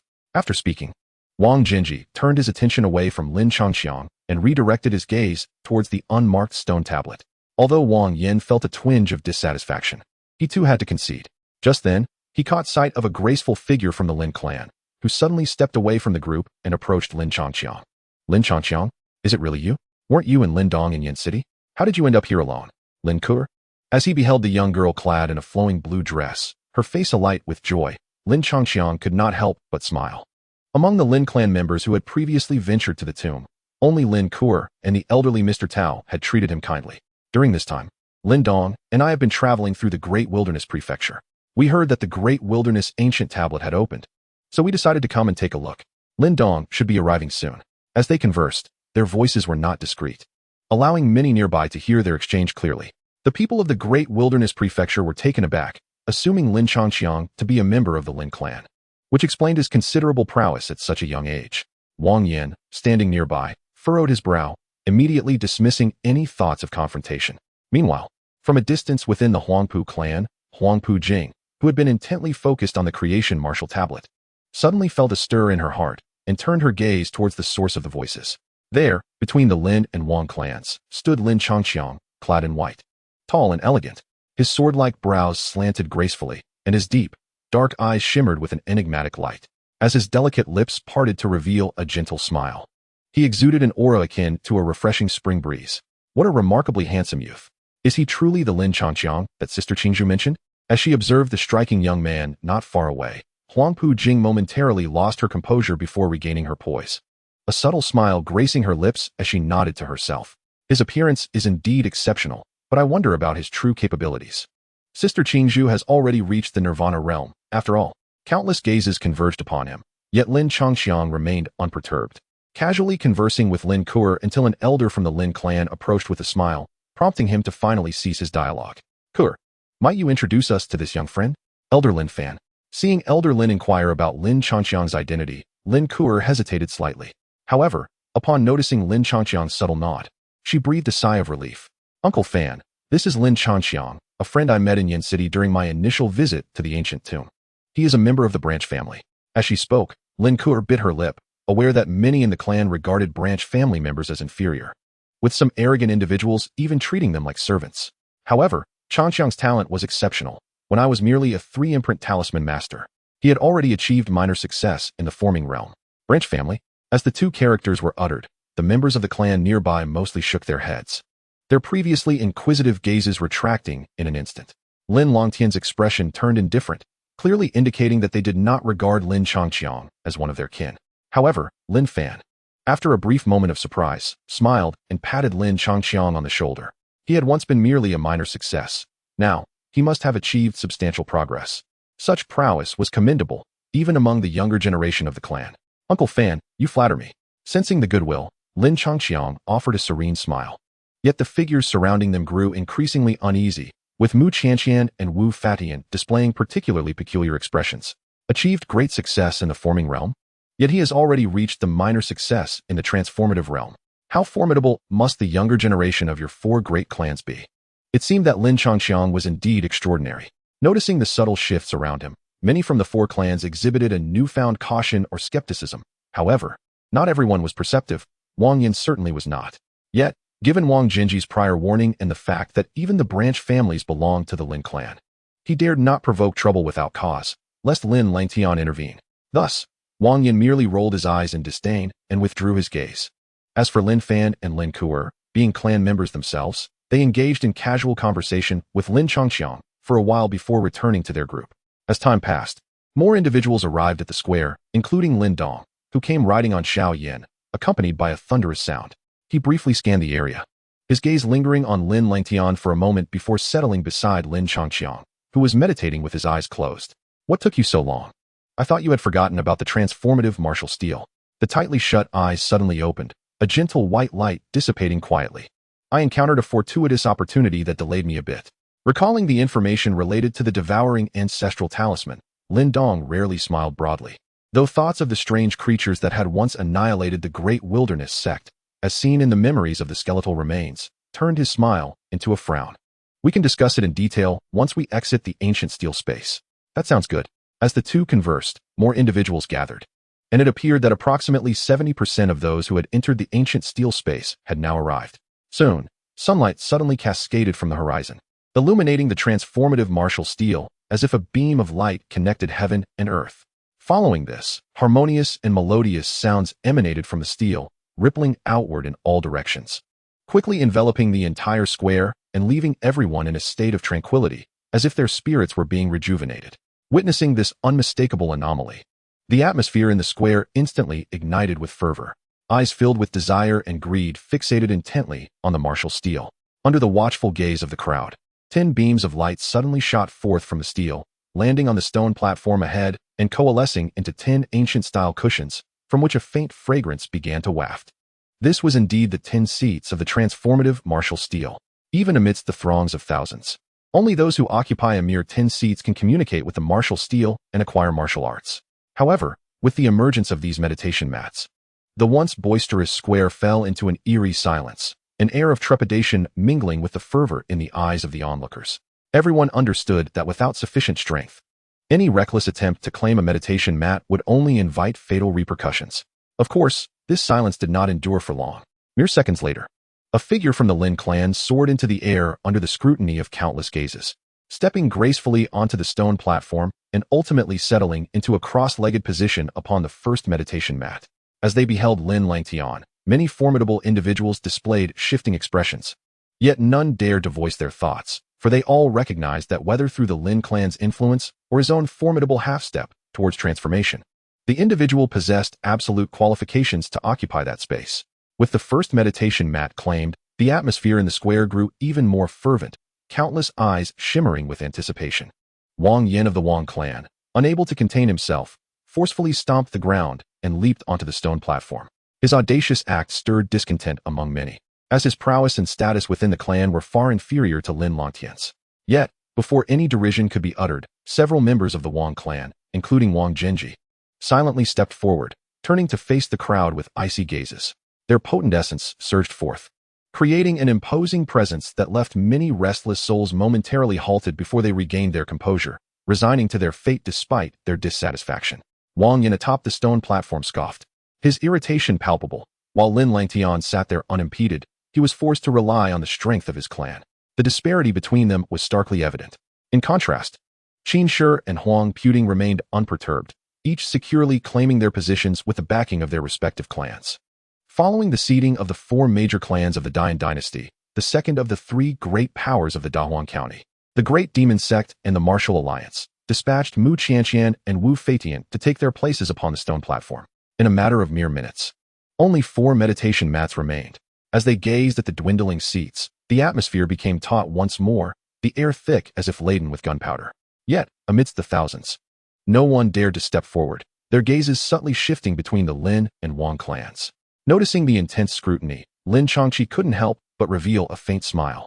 And without further ado, he gracefully traversed the air towards the stone platform, turning back to transmit a message to Lin Dong. Do you require my assistance for this 8th seat? The moment he caught sight of the disdainful expression on Lin Dong's face, Lin Chanqi realized that his simple provocation had effectively struck a chord. Chapter 128. The Majesty of the Lion King. This 8th seat is claimed by me, Lin Dong. If anyone dares to contest, feel free to make your move. Under the watchful gaze of many, Lin Dong suddenly rose, leaping onto the stone platform. With a swift motion, he grasped the ancient spear, the Tianlin ancient halberd, unleashing an aura of fierce intensity. His cold shout echoed like a chilling wind sweeping across the square, imbued with an undeniable authority that exuded dominance. Lin Dong was acutely aware that among the 7 others on the platform, 6 were backed by formidable forces. As for Lin Chanqiang, although he stood alone, his mastery of the transformation realm was sufficient to command respect and deter any rash actions from the crowd. Yet, his situation was markedly different. He had no supportive faction, and his strength had only just reached the pinnacle of the Qi-gathering realm. While this level was indeed impressive, there were dozens, if not 100, present who shared his cultivation level, and descent was inevitable. Indeed, as they gazed upon the figure wielding the ancient halberd and standing defiantly in midair, many faces reflected dissatisfaction and derision, clearly taken aback by Lin Dong's audacity. However, they were not foolish enough to act impulsively. Instead, their eyes drifted to Lin Chanqiang, who, unbeknownst to them, had closed his eyes, appearing deaf to the unfolding drama, indicating a lack of intent to intervene, which allowed them to breathe a sigh of relief. Such arrogance from the youth. Today, let my lion's fist sect test your mettle. A resounding voice rang out as a robust figure clad in azure attire soared into the air, followed by a multitude of silhouettes landing before Lin Dong. These individuals were all exceptionally well built, exuding a primal ferocity akin to wild beasts. It was none other than Zhao Gang, the leader of the Lion's Fist sect. Recognizing these brawny figures, many in the crowd began to revel in their misfortune. The Lion's Fist sect was the foremost sect in Jinsa City, undoubtedly powerful and ranking within the top 10 across the entire Great Wilderness County. Zhao Gang had achieved the pinnacle of the Qi-gathering realm, and with him were 2 others who had reached the minor success of the same realm, making Lin Dong's prospects appear grim. Enough of the pleasantries, let us engage. With a dozen individuals launching their assault simultaneously, Lin Dong remained composed, his voice cold and resolute once more. Humph, arrogant fool. The 3 powerful members of the Lion's Fist sect scoffed in unison, stepping forward as their profound martial energies surged, launching powerful strikes without uttering a single word.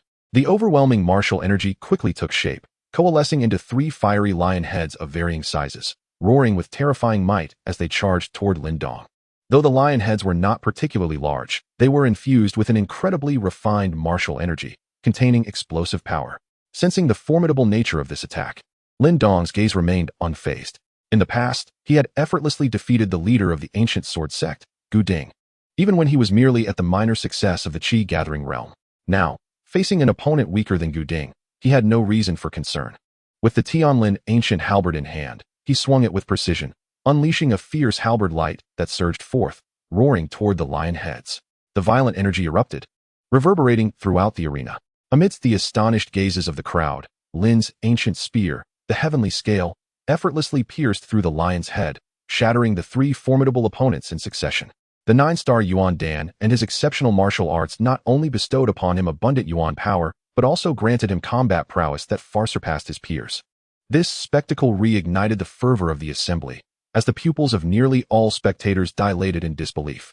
With Lin Chanqiang's illustrious reputation preceding him, they had anticipated Lin's formidable strength, yet none could have foreseen that he would disperse a combined attack from 3 masters of the Qi formation realm with a single strike. How could he have achieved such a feat? That was the Lion Fist sect's ultimate technique, the Beast King Fist. No wonder he dared to be so audacious. A chorus of exclamations erupted, and as they gazed upon the figure standing proudly upon the platform, their eyes brimmed with admiration and confusion. Within the Lin clan, 2 extraordinary talents had emerged. Lin Fan's eyes sparkled. Although Lin's cultivation was slightly inferior to Lin Longtian's, he was a full decade younger. Moreover, judging from the reactions of others, Lin Chanqiang's strength seemed to surpass even that. Such prodigious talent foretold an immeasurable future, and at that time, the Lin clan would bask in reflected glory. Sensing the aura emanating from Lin Kuer parted her crimson lips in astonishment. She had believed her ascent from a 3-seal talisman master to a 5-seal talisman master within a little over a year was remarkable, yet Lin's progress was even more astounding. In just over a year, He had advanced from the great perfection of the Yuan Dan realm to the great completion of the Qi formation realm. Both were enveloped in surprise and joy, oblivious to the sour expressions forming behind them. At the forefront, Lin Longtian's expression grew increasingly grave. 3. Do you wish to continue? Lin's gaze swept across his opponents as he raised the ancient spear once more. Simultaneously, a gentle jade hue enveloped his form, causing his aura to surge dramatically. The imposing presence emanating from Lin compelled the members of the Lion Fist sect to swallow hard. Although reluctant to concede, it was undeniable that his recent strike was indeed their most formidable martial technique. Kid, I must admit, you are quite powerful. Zhao Gang's eyes fixated on Lin like a predator eyeing its prey, his Yuan power unabated. Yet, the Lion Fist sect was not to be trifled with. Just as Lin furrowed his brow, pondering when he had ever bullied the individuals before him, he suddenly saw Zhao Gang flash forward, landing on the 9th mat several meters away. This 9th seat belongs to the Lion Fist sect. Should anyone dispute this, feel free to take action. His roar echoed like thunder, and Zhao Gang stood with arms crossed, his expression stern, a formidable pressure radiating from him. Upon hearing this audacious proclamation, the entire plaza fell into a profound silence, followed by an uproar. Shameless scoundrel, you have lived for 46 years. What face will you have in the future to meet the 24th generation ancestor of the Lion Fist sect? Voices filled with either anger or disdain erupted around, as many expressed their outrage, clearly holding Zhao Gang's actions in contempt. The others from the Lion Fist sect exchanged glances, hesitating for quite a while before. Under Zhao Gang's persistent urging gaze, they silently positioned themselves behind him. Lin Dong, standing nearby, twitched the corner of his mouth in exasperation. Noticing that no one was paying attention to him any longer, he decided to release the Jade Thunder body and seated himself upon the 8th mat. Zhao Gang was rather intriguing. Observing Lin Dong easily occupying a spot, Lin Changqi felt a wave of disinterest wash over him and redirected his gaze towards the Lion Fist sect. At this moment, after the Lion Fist sect claimed the 9th mat, another faction named Bliss Valley set its sights on the 10th mat. However, others were not willing to concede so easily, and soon fierce battles erupted once more. After several challenges and exchanges, both sides faced elimination. Ultimately, a sect called Qingmu occupied the 9th mat, while the 10th was claimed by the Split Sky Sword sect. Thus, all positions were finally divided. Chapter 129. The spirit of the martial tablet. As the last individual seated themselves upon the 10th mat, the creation martial tablet finally stirred to life once again. A circle of hazy, peculiar light slowly emanated from the tablet, transforming into a hemispherical transparent shield that enveloped the entire stone platform, including the 10 figures upon it. As the light swept across, a refreshing sensation washed over, and before Lin Changqi could respond, his consciousness wavered, with a portion of his mental energy uncontrollably detaching and swiftly diving into the ancient tablet. Seeing the 10 figures sitting motionless like statues on the stone platform, many chose to leave the square, wishing to test their luck with the remaining time. However, a greater number remained, filled with anticipation and curiosity, eager to discover what kind of martial arts these 10 individuals would acquire, given their remarkable talents. As his spirit was drawn into the tablet, Lin Changqi found himself enveloped in a brief darkness. Upon reopening his eyes, he was met with a dramatically transformed scene. The stone platform and square had vanished, replaced by a vast expanse of starry sky. Countless bright meteors streaked across the firmament, each emitting varying waves of energy.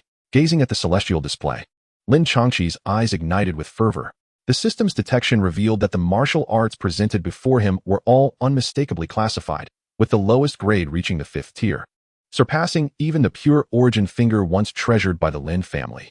An audacious thought blossomed in Lin Changqi's mind, and with a swift motion, he propelled himself deeper into the starry abyss. Meteors zipped past him, yet at that moment, Lin Changqi found no interest in these martial arts. As he delved further, the ancient tablet's repulsion intensified, but a flash of blue light swept through, causing the repelling force to dissipate quietly. This exhilarating flight continued for about 10 minutes, until the soul of the ancient tablet finally materialized before him. In the distant starry sky ahead, a resplendent orb of light was slowly rotating, within which a colossal shadow of a steel flickered in and out of view. From this luminous sphere, Lin Changqiang could distinctly sense the presence of a nascent intelligence, one that seemed newly born and still in a state of bewilderment. Checking the affinity level of the steel spirit, the system's cold voice resounded, "Ding," returning to the host. The affinity level of the steel spirit is 54. Though the tone remained frigid, to Lin Changqiang's ears, it resonated like celestial music. 54 was not an exceptionally high figure, yet it indicated that his plans had a glimmer of success. Without hesitation, He utilized a token of intimacy, a rose, and gently approached the orb of light. Striving to calm his mind, he extended his right hand to rest upon it, allowing a trickle of mental energy to flow forth, accompanied by the soft luminescence of moonlight. This mental energy bore no trace of negative emotions, only tranquility and goodwill. With the addition of the gentle moonlight, within mere minutes, the affinity level between the steel spirit and Lin Changxiang rose to 59. Regrettably, the intimate rose did not directly enhance affinity. Repeated use within a short span yielded little effect. Fortunately, with his ability to traverse realms, Lin Changxiang was not bound by the 3-year interval that others faced to access the ancient steel space. Thus, he could nurture his bond with the steel spirit at regular intervals, and it would not take long before the spirit would willingly submit to him. Just as Lin Changxiang reveled in his joy, a sudden white radiance emanated from the steel spirit, penetrating his brow. In the next moment, the world before him transformed once more, revealing an ancient scene that seemed to transcend time. The image depicted a vast plain beyond the steel, now adorned not with ruins, but with a multitude of towering structures and precious sites. In the sky above, countless figures stood suspended in the air, each exuding an overwhelming aura. While their presence could easily dominate the realm of the great Yin dynasty, even the weakest among them could not compare to the energies present here. Yet, despite their formidable power, they all struggled against an encroaching calamity from the heavens. Above these mighty beings, dark clouds of ominous energy loomed, thick with malevolence, while flashes of crimson flickered within, exuding boundless cruelty and savagery. Soon, the dark clouds descended, prompting the myriad powerful beings to unleash a flurry of astonishing attacks. However, to their despair, what appeared to Lin Changxiang as an exaggerated display of might evaporated into mere echoes, having no effect on the encroaching darkness, which continued to spread and engulf countless assaults and formidable figures alike. Those once formidable warriors found themselves powerless beneath the oppressive shroud of darkness. Once touched, they would instantly turn to ash. As the battle raged on, the ground suddenly trembled, and a colossal fissure gaped open, from which a torrent of black energy erupted, blotting out the sky. Though this surge of energy was as dark as ink, it differed profoundly from the ominous clouds in the sky. It emanated not madness or despair, but rather a profound tranquility, depth, and an embrace of all existence. The dark radiance surged, and the overwhelming energy coalesced instantaneously, ultimately transforming into a colossal black ruin, which descended slowly yet resolutely upon the storm clouds above. A cacophony of thunderous roars erupted, reverberating across the land, as a tempest of energy swept forth, cleansing the heavens and the earth, rendering the ancient monument space akin to an apocalyptic scene. At this moment, Lin Changxiang felt his ears suddenly go deaf. Yet he found solace in the fact that soon after, he succumbed to darkness and lost consciousness. When he opened his eyes again, he was met once more by that resplendent orb of light. Was that the... At this moment, Lin Changxiang's expression was somewhat unhinged. He gasped for breath. His heart raced uncontrollably, and his palms were slick with beads of sweat. The previous scene had felt extraordinarily real, immersing him completely. Even now, having regained his senses, he was still overwhelmed by trepidation. Before witnessing this spectacle, Lin Changxiang had been aware of this existence, but had never felt any trepidation. To him, a Nat Lin Dong could easily dispatch would pose no challenge, especially with his own strength added to the mix. However, it now seemed that such an assumption was overly optimistic. Dong, congratulations, host has triggered the ultimate mission of this realm, the of the Tianxian continent. They advance fiercely. No one can escape their wrath. Please choose your faction. Faction 1, Tianxian continent. Upon joining this faction, the non-faction's base affinity will be 5. And the faction's base affinity will also be 5, triggering the ultimate mission, the defense of Tianxian continent. Faction 2, Alliance. Upon joining this faction, the faction's base affinity will be 5, and the non-faction's base affinity will also be 5, triggering the ultimate mission. I come, I see, I conquer. Please select your faction. Chapter 130. The ticket to another world. Please select your faction. Faction 1, Tianxian continent. Dong, selection complete. Non-faction's base affinity 5. Faction's base affinity 5, triggering the ultimate mission of this world, the defense of Tianxian continent. Defense of Tianxian continent. The army, led by the 10 great royal palaces, is conspiring to break the seal of the Rune Ancestor, rescue the emperor, and seize control of the Tianxian continent. The host must crush them without fail. Mission success. Reward of 30 lottery chances, 50 affinity with the world's essence, and 2 tickets to the designated world. Mission failure. No penalties. The concerns born from them were now completely dissipated by an indescribable delight. In the 5 or 6 years since his rebirth, To say that he had not yearned for home would be disingenuous, although life in the Tianqian continent was far more thrilling. Every time he witnessed others reveling in familial joy, Lin Changqiang could not help but feel envious. Now, at long last, he could see the hope of reuniting with his family. The emperor shall fall by my hand. At this moment, Lin Changqiang's eyes held no trace of trepidation. Instead, they were filled with an insatiable desire for strength and unparalleled combat fervor. He gazed fervently ahead, where a somewhat ethereal black tome gradually floated forth from the spirit of the monument. The great wilderness captures the heaven's finger. Without a hint of hesitation, Lin Changqiang extended his mental will, drawing the tome towards his forehead, ultimately transforming it into a black dot of light that entered his brow. Boom. The instant the tome merged with him, Lin Changqiang's body quivered violently as a torrent of information surged into his mind, akin to a tidal wave. Amidst the flickering light and shadow, formidable and intricate techniques were demonstrated at an astonishing speed, repeating over and over again. Moreover, the cultivation insights of many esteemed predecessors regarding the great wilderness captures the heaven's finger were conveyed as well. The rapidity of the shifting images was so swift that Lin Changqiang could scarcely discern them, yet fortunately, the techniques were indelibly etched in his memory, with a mere thought. He could summon them anew. Simultaneously, the system's voice resounded once more. Ding! Congratulations, host. On acquiring the creation martial art, Great Wilderness captures the heaven's finger for the first time, upon gathering martial spirits. It can be upgraded to the spiritual martial art. Great Wilderness captures the heaven's hand. Reward for lottery draws. In the void, a smile graced Lin Changqiang's lips as he sat in quiet meditation, strands of moonlit radiance emerging from nowhere, slowly ascending and then quietly dissipating. Remarkably luminous against the backdrop of the dark cosmos, akin to a transcendent being ascending to immortality. In the square, nearly all eyes were riveted to the stone platform, where the 10 figures had remained motionless within the barrier of elemental force for quite some time. The onlookers were not anxious, for they had learned from past experiences that soon, these 10 would awaken in succession. Buzz, as anticipated, just as the crowd awaited with bated breath. Movement emanated from the stone platform. The formidable presence from the Qingmu sect was the first to open his eyes, followed by 8 beams of light erupting from the monument, standing tall amidst heaven and earth. 8th grade martial arts. Gazing at those 8 beams, many in the crowd felt a pang of envy. Although 8th grade martial arts were merely considered mediocre among the martial tablets, they were quite commendable in the eyes of the observers. The Qingmu sect strongman, however, appeared somewhat dissatisfied, shaking his head in resignation as he rose to depart. Before long, members of the Liantian sword sect also opened their eyes, similarly unleashing 8 beams of light. A few minutes later, Mu Qianqian, Wu Feishan, Wang Yin, Qin Shi, and Huang Pujing awakened in succession, causing the creation martial monument to blaze with brilliance as 9 resplendent beams of light flickered in and out of existence. 9th grade martial arts. And 6 categories. The sight of the remaining 9 beams sent the square into a frenzy, as the emergence of 6 categories of 9th grade martial arts at once was utterly unexpected. Envy and jealousy shimmered in the eyes of many, for 9th grade martial arts were not only precious, but also required meticulous safeguarding even among the 4 great clans. Given that further advancements in creation martial arts were scarce even among them, regrettably, the coveted creation martial arts have yet to manifest.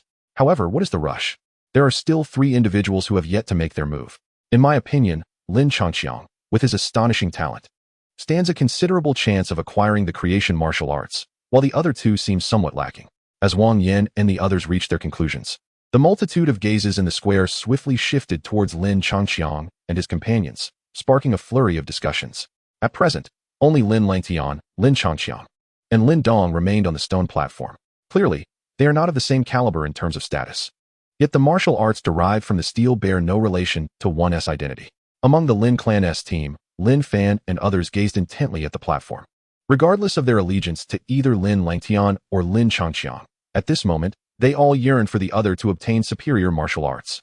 A gentle breeze swept across the square, bringing a touch of coolness but failing to quell the fervor in people's hearts.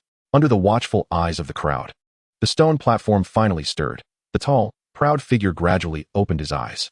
Buzz.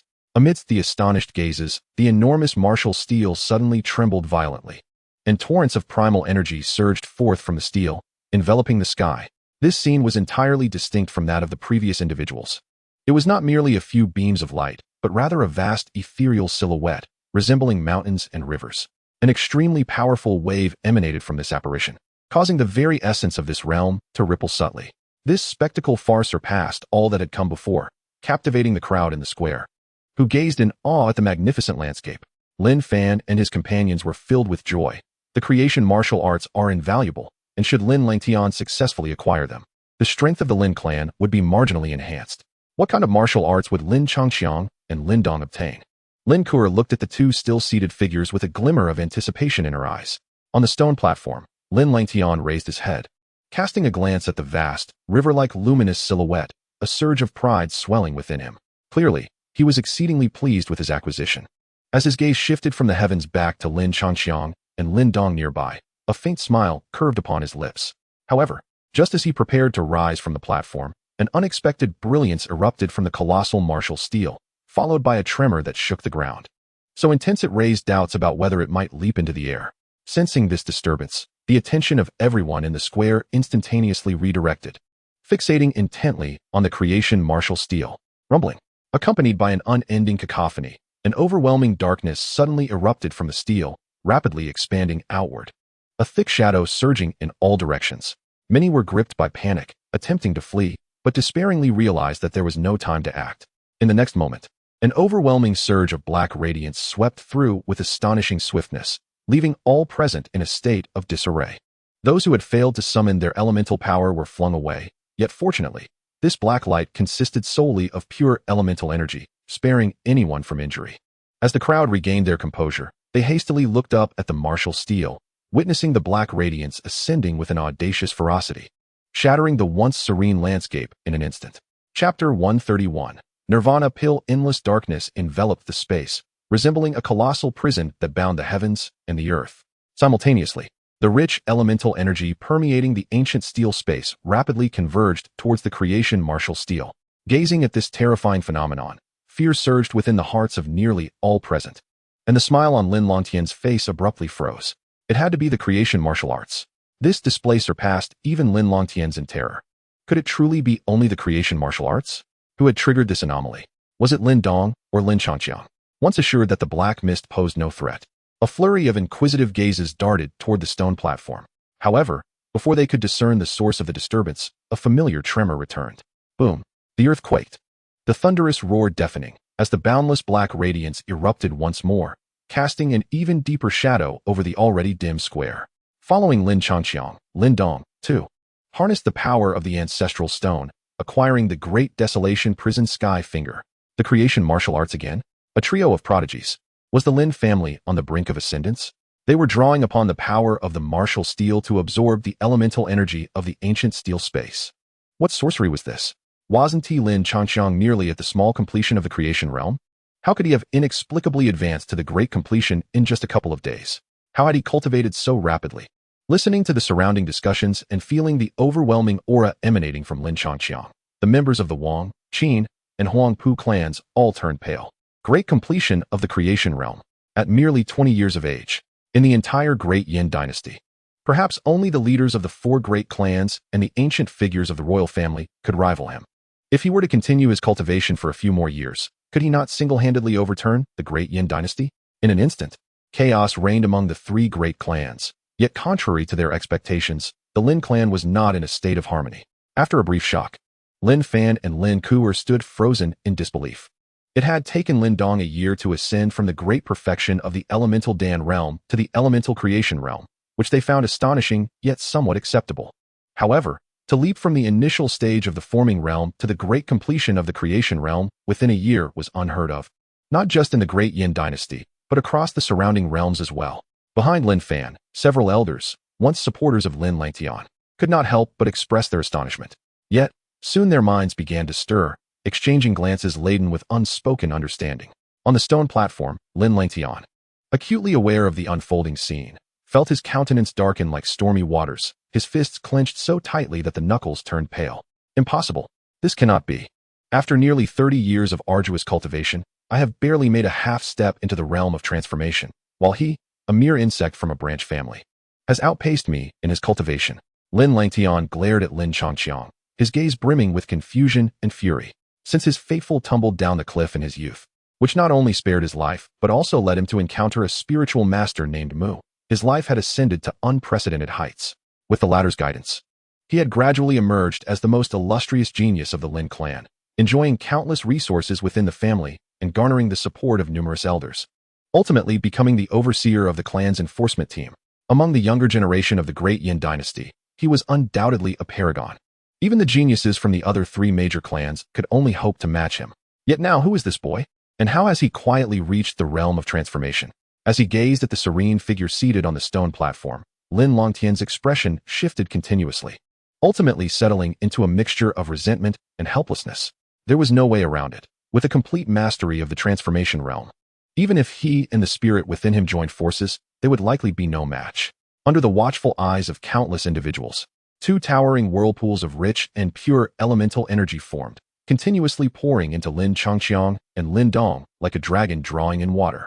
The elemental forces roared across the heavens and earth, darkness enveloping the square, yet the two figures on the stone platform remained bathed in radiant white light, appearing exceptionally resplendent.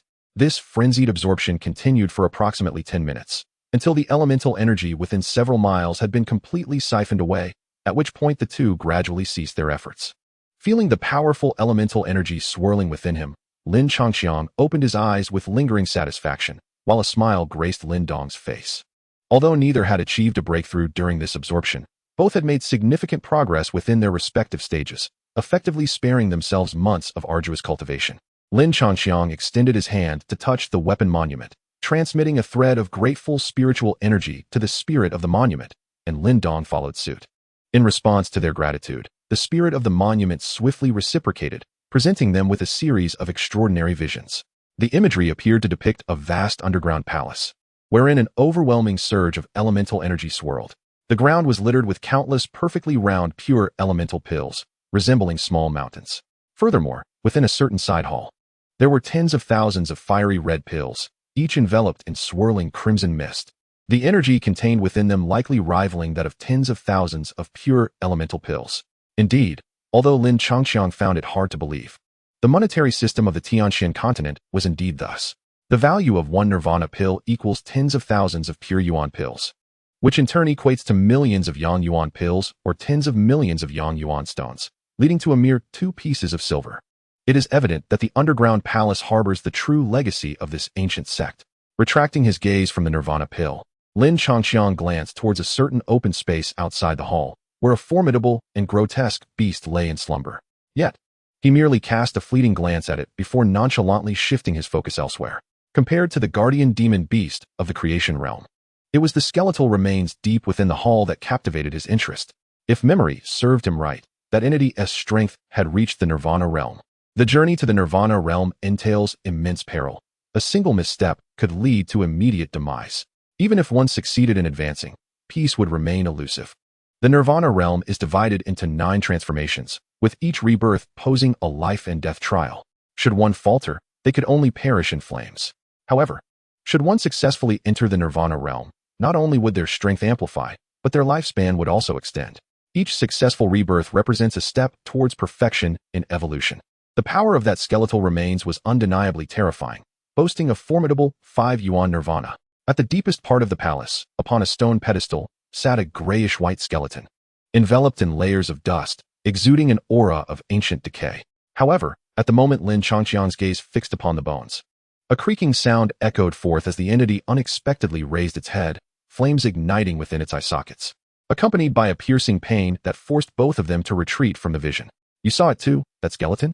Upon regaining his senses, Lin Dong hastily withdrew his hand from the martial tablet, beads of cold sweat forming on his forehead as he stared at Lin Changqiang in astonishment. I did. Lin Changqiang, now somewhat contemplative, realized a grave question had emerged.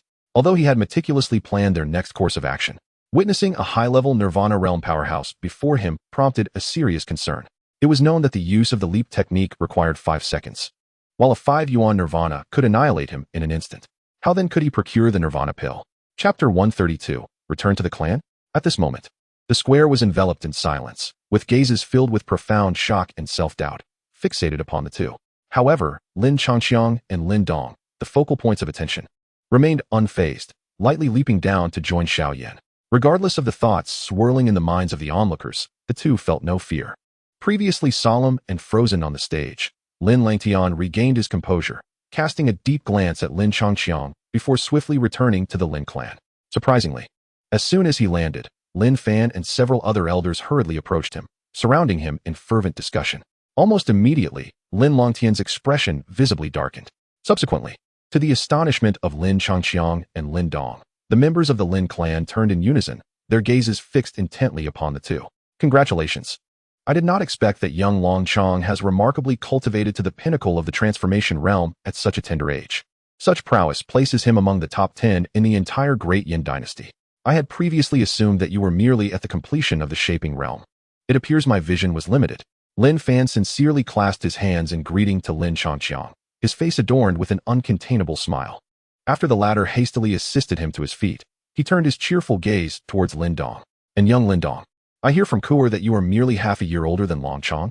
To achieve the completion of the Qi realm around the age of 20 is indeed a rare talent in a century.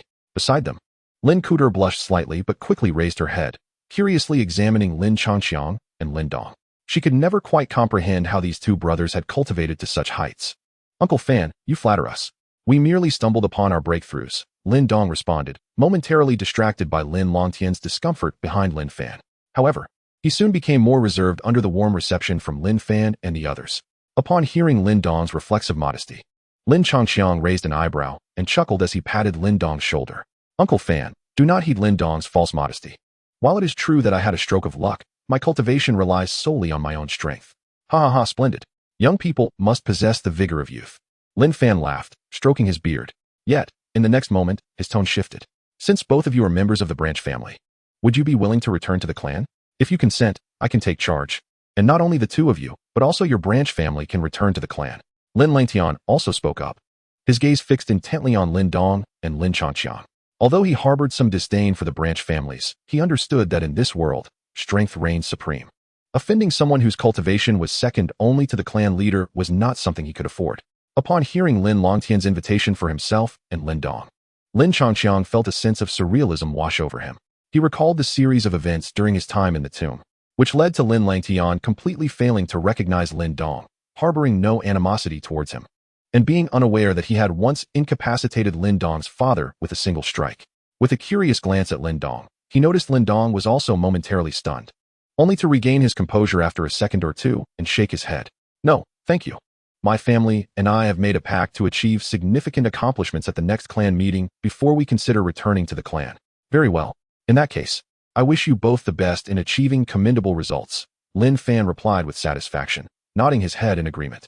To him, it seemed that their return to the clan was a foregone conclusion. After all, who would dare contest against two individuals at the pinnacle of the transformation realm in the clan competition? The clan leader? Have you finished your family discussions, Lin Clan? The three great clans are waiting for your family. Should we continue with this endeavor? While they were engaged in pleasant conversation, the representatives from the other three great clans had gathered together, with Wang Jinji expressing his irritation vocally. However, he dared not be overly arrogant, for he knew full well that he could not afford to offend the current assembly of the Lin clan. However, the actions of those individuals left the onlookers in a state of perplexity. Yet, those who were able to enter the monument space were certainly no fools. After a moment of contemplation, they grasped the situation, and not a single person chose to depart. Here they come, Wang Jinji shouted. Lin Fan, far from being annoyed, instead greeted Lin Changqiang and Lin Dong with a smile, leading the Lin clan's entourage of over 20 individuals towards the opposing group. Upon noticing Lin Changqiang advancing towards him, Wang Jinji's pupils abruptly widened, followed by a disdainful snort as he averted his gaze. As nearly 100 members of the four great clans gathered and engaged in brief conversation, Lin Langtian, under Lin Fan's subtle cue, nodded and proceeded to the center of the square. Everyone, please pay attention. I have an announcement to make. Under the scrutiny of countless gazes, Lin Longtian's indifferent voice resonated throughout the square. 3 years ago, when the seal was opened, our four clans inadvertently detected that within this ancient monument space, numerous treasures of ancient sects still remained. At this juncture, Lin Langtian furrowed his brow and paused momentarily. Initially, the reason the four clans had no intention of concealing this information was to enlist assistance in combating the guardian beasts residing within the treasure trove. However, with Lin Changqiang's involvement, he was now wholly reluctant to allow outsiders to interfere or even permit the other three clans to meddle. Alas, as the most formidable force in the Dian dynasty, a semblance of face-saving was still necessary. As the saying goes, heavenly materials and earthly treasures belong to those with fate.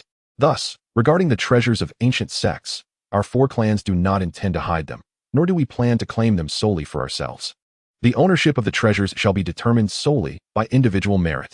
Treasures of ancient sects? At first glance, the faces of nearly everyone were painted with surprise and delight. Yet, in the next moment, upon catching sight of the composed figure within the Lin clan, their expressions abruptly stiffened, with many left seething in indignation. Damn it, I wondered why the sun rose from the west. It turns out they came prepared. Fearing that hoarding it would incite public outrage, they're merely putting on a show. Right? Who could possibly compete with Lin Chanxiang? Sighing, they resigned themselves to the fact that having any morsel was better than none. Unperturbed by the commotion in the square, Lin Langtian returned directly to his group. Observing this, the members of the other three clans nodded in agreement, and then, close to 100 figures soared into the air, suspended above.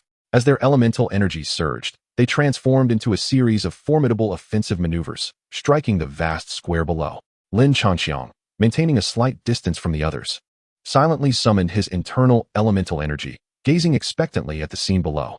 The inheritance of the Great Desolation Prison Sky Finger contained numerous insights from the ancients. And with daily assistance and training, Lin Chanxiang, though not yet fully adept, was more than capable of executing the first form. Chapter 133, Great Desolation Prison Sky Finger. With the explosive impact of nearly 100 attacks, the ground erupted, creating numerous bottomless pits.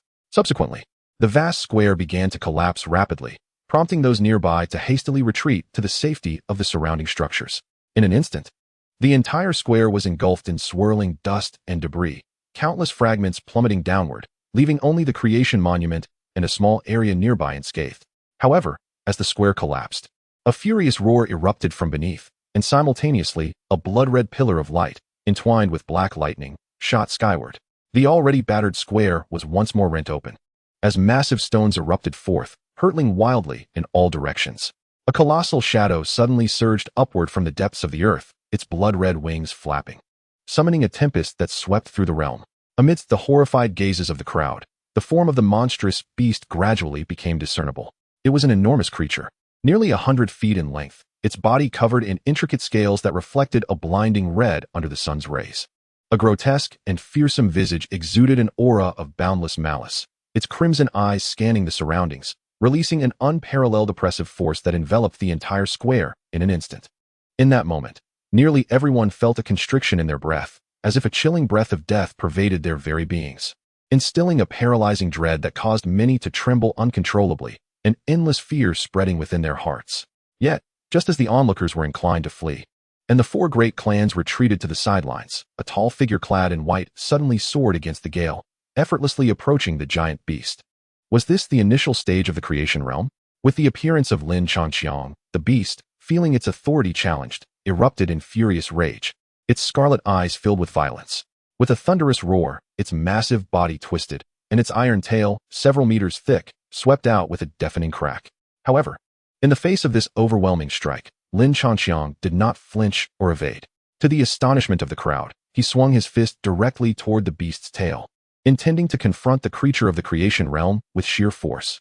Witnessing this scene, all present, including Lin Dong, were struck with profound shock. Yet, before they could fully comprehend the unfolding drama, a brilliant and searing light erupted from within Lin Chanxiang, resembling a blazing sun manifesting from thin air, enveloping him entirely. As the sun ascended, the elemental energy in this realm surged to a boiling point, a chillingly potent aura akin to a slumbering dragon awakening suddenly.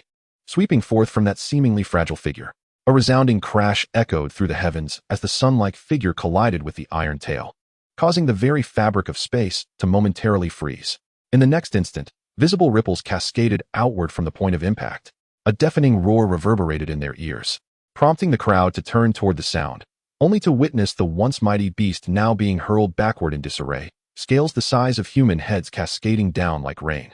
Its bloodied tail riddled with cracks, presenting a pitiful sight. Yet opposite it, the slender figure that had collided with it was merely pushed back a few steps before standing resolutely in midair, unyielding and unmoved. As they gazed upon the unfolding scene, a tumultuous wave of emotions surged within the hearts of the onlookers, rendering them momentarily speechless. Although they were already aware of Lin Chanxiang's attainment of the pinnacle of the transformation realm, The indomitable strength of his physical form and his mastery of elemental energy bore no relation to one another during the transition from the body refinement stage to the nirvana stage. Clearly, Lin Changxiang not only had achieved a remarkable level of cultivation, but his physical prowess was also comparable to that of transformation realm beasts. Yet, amidst the multitude of reverent gazes, Lin Changxiang, somewhat displeased, rubbed his numb palm and squinted at the colossal creature before him. His great sun thunder body had recently ascended to its final stage, and his physical strength had finally reached the caliber of a high-grade spiritual treasure. He had initially believed that his martial prowess alone would suffice to subdue this beast. However, had he not subtly channeled his elemental energy to stabilize his form, he too would have been sent flying, much like the creature. After a brief moment of chaos, the beast regained its composure, its disdainful gaze returning to it. The minor cracks on its iron tail inflicted by Lin Changxiang were insignificant when compared to its nearly 100-foot-long body. Even if it remained motionless, it felt invulnerable to any threat. However, just as it began to revel in its arrogance, preparing to take flight and feast upon the surroundings, an overwhelming and familiar aura suddenly locked onto it with fierce precision. A low growl of alarm erupted, dispelling the beast's contempt and replacing it with profound trepidation. It lifted its gaze forward, only to find Lin Changxiang smiling at it, his eyes glinting with a mix of mockery and excitement. If fists and feet would not suffice, then let us try this technique. Great Wilderness Prisoning Heaven Finger. With unreserved enthusiasm, Lin Changxiang called out the name of his technique, and his hands swiftly formed intricate seals. As the seals shifted, an abundance of radiant golden elemental energy, mingled with moonlight, erupted from within him, coalescing into a robust beam of light that surged upward into the heavens.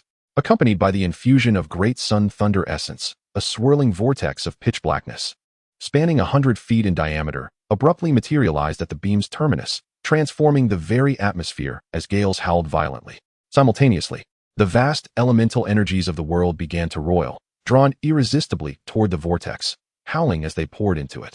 In that moment, nearly all present stared wide-eyed in terror and disbelief, unable to blink as they beheld the spectacle before them. The Great Wilderness Prisoning Heaven Finger, as its name suggested, was undoubtedly a technique derived from the Transformation Martial Monument. Yet, they could not fathom why this ability to manipulate the world's elemental forces, typically reserved for Nirvana realm experts, was manifesting in Lin Changxiang, who was merely in the Transformation realm. Upon witnessing this familiar scene, the once mighty beast emitted a series of sharp, anguished howls, its massive form abruptly shifting direction as it sought to flee, its eyes filled with fear and unwillingness. However, as the swirling vortex manifested, the primordial forces of heaven and earth surrounding it had silently solidified, resembling a prison that ensnared it, rendering it immobile. Farewell. Before the attack descended, Lin Changxiang had already foreseen the demise of his adversary. He then raised his right hand and pointed into the distance. In an instant, the resplendent beam of light shattered and dissipated, while the pitch-black vortex in the sky abruptly ceased its motion. Subsequently, a colossal, obsidian finger, stretching approximately 100 zhang, suddenly emerged from the vortex, tearing through the clouds and slicing across the vast expanse, carrying with it an overwhelming and oppressive aura of desolation, akin to a meteor plummeting toward the beast. Chapter 134. The underground palace. Under the explosive bombardment of nearly 100 attacks, the ground erupted into unfathomable pits, and the vast square began to collapse rapidly.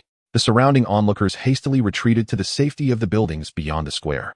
In that moment, the entire plaza was engulfed in swirling dust, with countless fragments of stone plummeting downwards, leaving only the creation martial steel and a small surrounding area unscathed. However, as the square crumbled, an enraged roar suddenly resonated from beneath the ground, and simultaneously, a blood-red beam of light, entwined with black lightning, shot into the heavens. Roar! The already ravaged square was once again breached, creating a colossal void as massive stones erupted outward, careening in all directions. A gigantic shadow surged from the depths of the earth, its blood-red wings flapping, summoning a tempest that swept through the realm. Amidst the astonished gazes of the crowd, the form of the colossal beast gradually came into focus. It was a formidable creature nearly 100 zhang in length, its body adorned with intricate scales that reflected a blinding crimson light under the sun. A hideous and fearsome visage emanated an overwhelming aura of murderous intent, its blood-red pupils scanning the surroundings, unleashing an unparalleled pressure that enveloped the entire square in an instant. In that fleeting moment, nearly everyone experienced difficulty in breathing, as if a wave of deathly chill had permeated their beings, inducing a profound sense of dread. causing many to tremble uncontrollably as boundless fear spread throughout their hearts. Yet, just as the onlookers were on the verge of fleeing, and the four great clans had begun to retreat, a tall figure clad in white suddenly soared against the tempest, calmly and unperturbed, approaching the colossal beast. A minor accomplishment in the creation realm. With Lin Changxiang's arrival, the beast, feeling its authority challenged, erupted in furious wrath. Its twin crimson eyes brimmed with fury, and with a thunderous roar, its massive form abruptly twisted, its iron tail, several meters wide, swept forth with a piercing sonic boom. Yet, in the face of this formidable and crushing strike, Lin Changxiang did not flinch or evade. To the astonishment of the onlookers, he resolutely swung his fist toward the beast's tail, intent on confronting the creature of the creation realm with sheer strength. Upon witnessing this scene, all present, including Lin Dong, were engulfed by profound astonishment. Before they could fully comprehend the situation, a dazzling and fervent radiance erupted from within Lin Changxiang, akin to a blazing sun manifesting from thin air, enveloping him entirely. As the sun ascended, the elemental force of this realm instantaneously surged into a fervent frenzy, an unsettlingly potent aura sweeping forth like a slumbering dragon awakening from its deep slumber, emanating from his seemingly delicate physique. A thunderous clash reverberated through the heavens as the sun-like figure collided with the iron tail, causing the entire space to momentarily freeze. In the next instant, visible ripples cascaded outward from the point of impact. A deafening roar echoed in their ears, prompting the onlookers to swiftly turn in its direction, only to behold the once mighty beast now thrown back in disarray, shedding scales the size of human heads as it fell, its bloodied iron tail riddled with cracks. Presenting a pitiful sight. In stark contrast, the slender figure that had collided with it was merely pushed back a few steps, regaining its stance in midair without the slightest sign of retreat. Witnessing this spectacle, a tempest of emotions surged within the hearts of the crowd, rendering them momentarily speechless. Although they were already aware that Lin Changxiang had reached the pinnacle of the transformation realm, they understood that the strength of the physical body bore no relation to the mastery of elemental force between the body refinement and nirvana realms. It was evident that Lin Changxiang not only attained the transformation realm, but also possessed a physical strength that could rival that of a transformation realm beast. Yet, amidst the countless gazes of reverence, Lin Changxiang, slightly dissatisfied, rubbed his numbed palm and squinted at the enormous beast. His great sun thunder body had only recently advanced to its final stage, and his physical strength had finally reached the level of a high-grade spiritual treasure. He had anticipated that mere physical prowess would suffice to subdue this beast, but had it not been for his discreet manipulation of elemental force to stabilize his form, he too might have found himself in a similarly disheveled state. After a brief moment of chaos, the beast steadied itself, regaining its composure, with a hint of disdain flickering in its eyes. To it, although its iron tail bore some cracks inflicted by the individual before it, those minor wounds were negligible compared to its nearly 100-foot-long body. Even if it hovered motionless, allowing itself to be slaughtered, the opponent would be utterly powerless. However, just as it grew increasingly arrogant, even flapping its wings in an attempt to evade this individual and indulge in a feast, it suddenly sensed a terrifying yet familiar aura locking onto it with unwavering precision. A panicked growl erupted, and the beast's previous contempt vanished, replaced by profound apprehension. It lifted its gaze forward, only to find Lin Changxiang grinning at it from a short distance away, his eyes glinting with mischief and excitement. If punches and kicks would not suffice, then perhaps it was time to employ this technique, the great wilderness prisoner's finger. With unabashed fervor, Lin Changxiang uttered the name of his technique, and his hands began to weave intricate and arcane seals. As the seals shifted, a multitude of resplendent golden essence, infused with moonlight, surged forth from within him, coalescing into a formidable beam of light that relentlessly ascended toward the heavens. Accompanied by the infusion of the great sun thunder essence, a swirling vortex of inky darkness, spanning 100 feet in diameter, abruptly materialized at the beam's terminus, transforming the atmosphere and unleashing a tempestuous wind.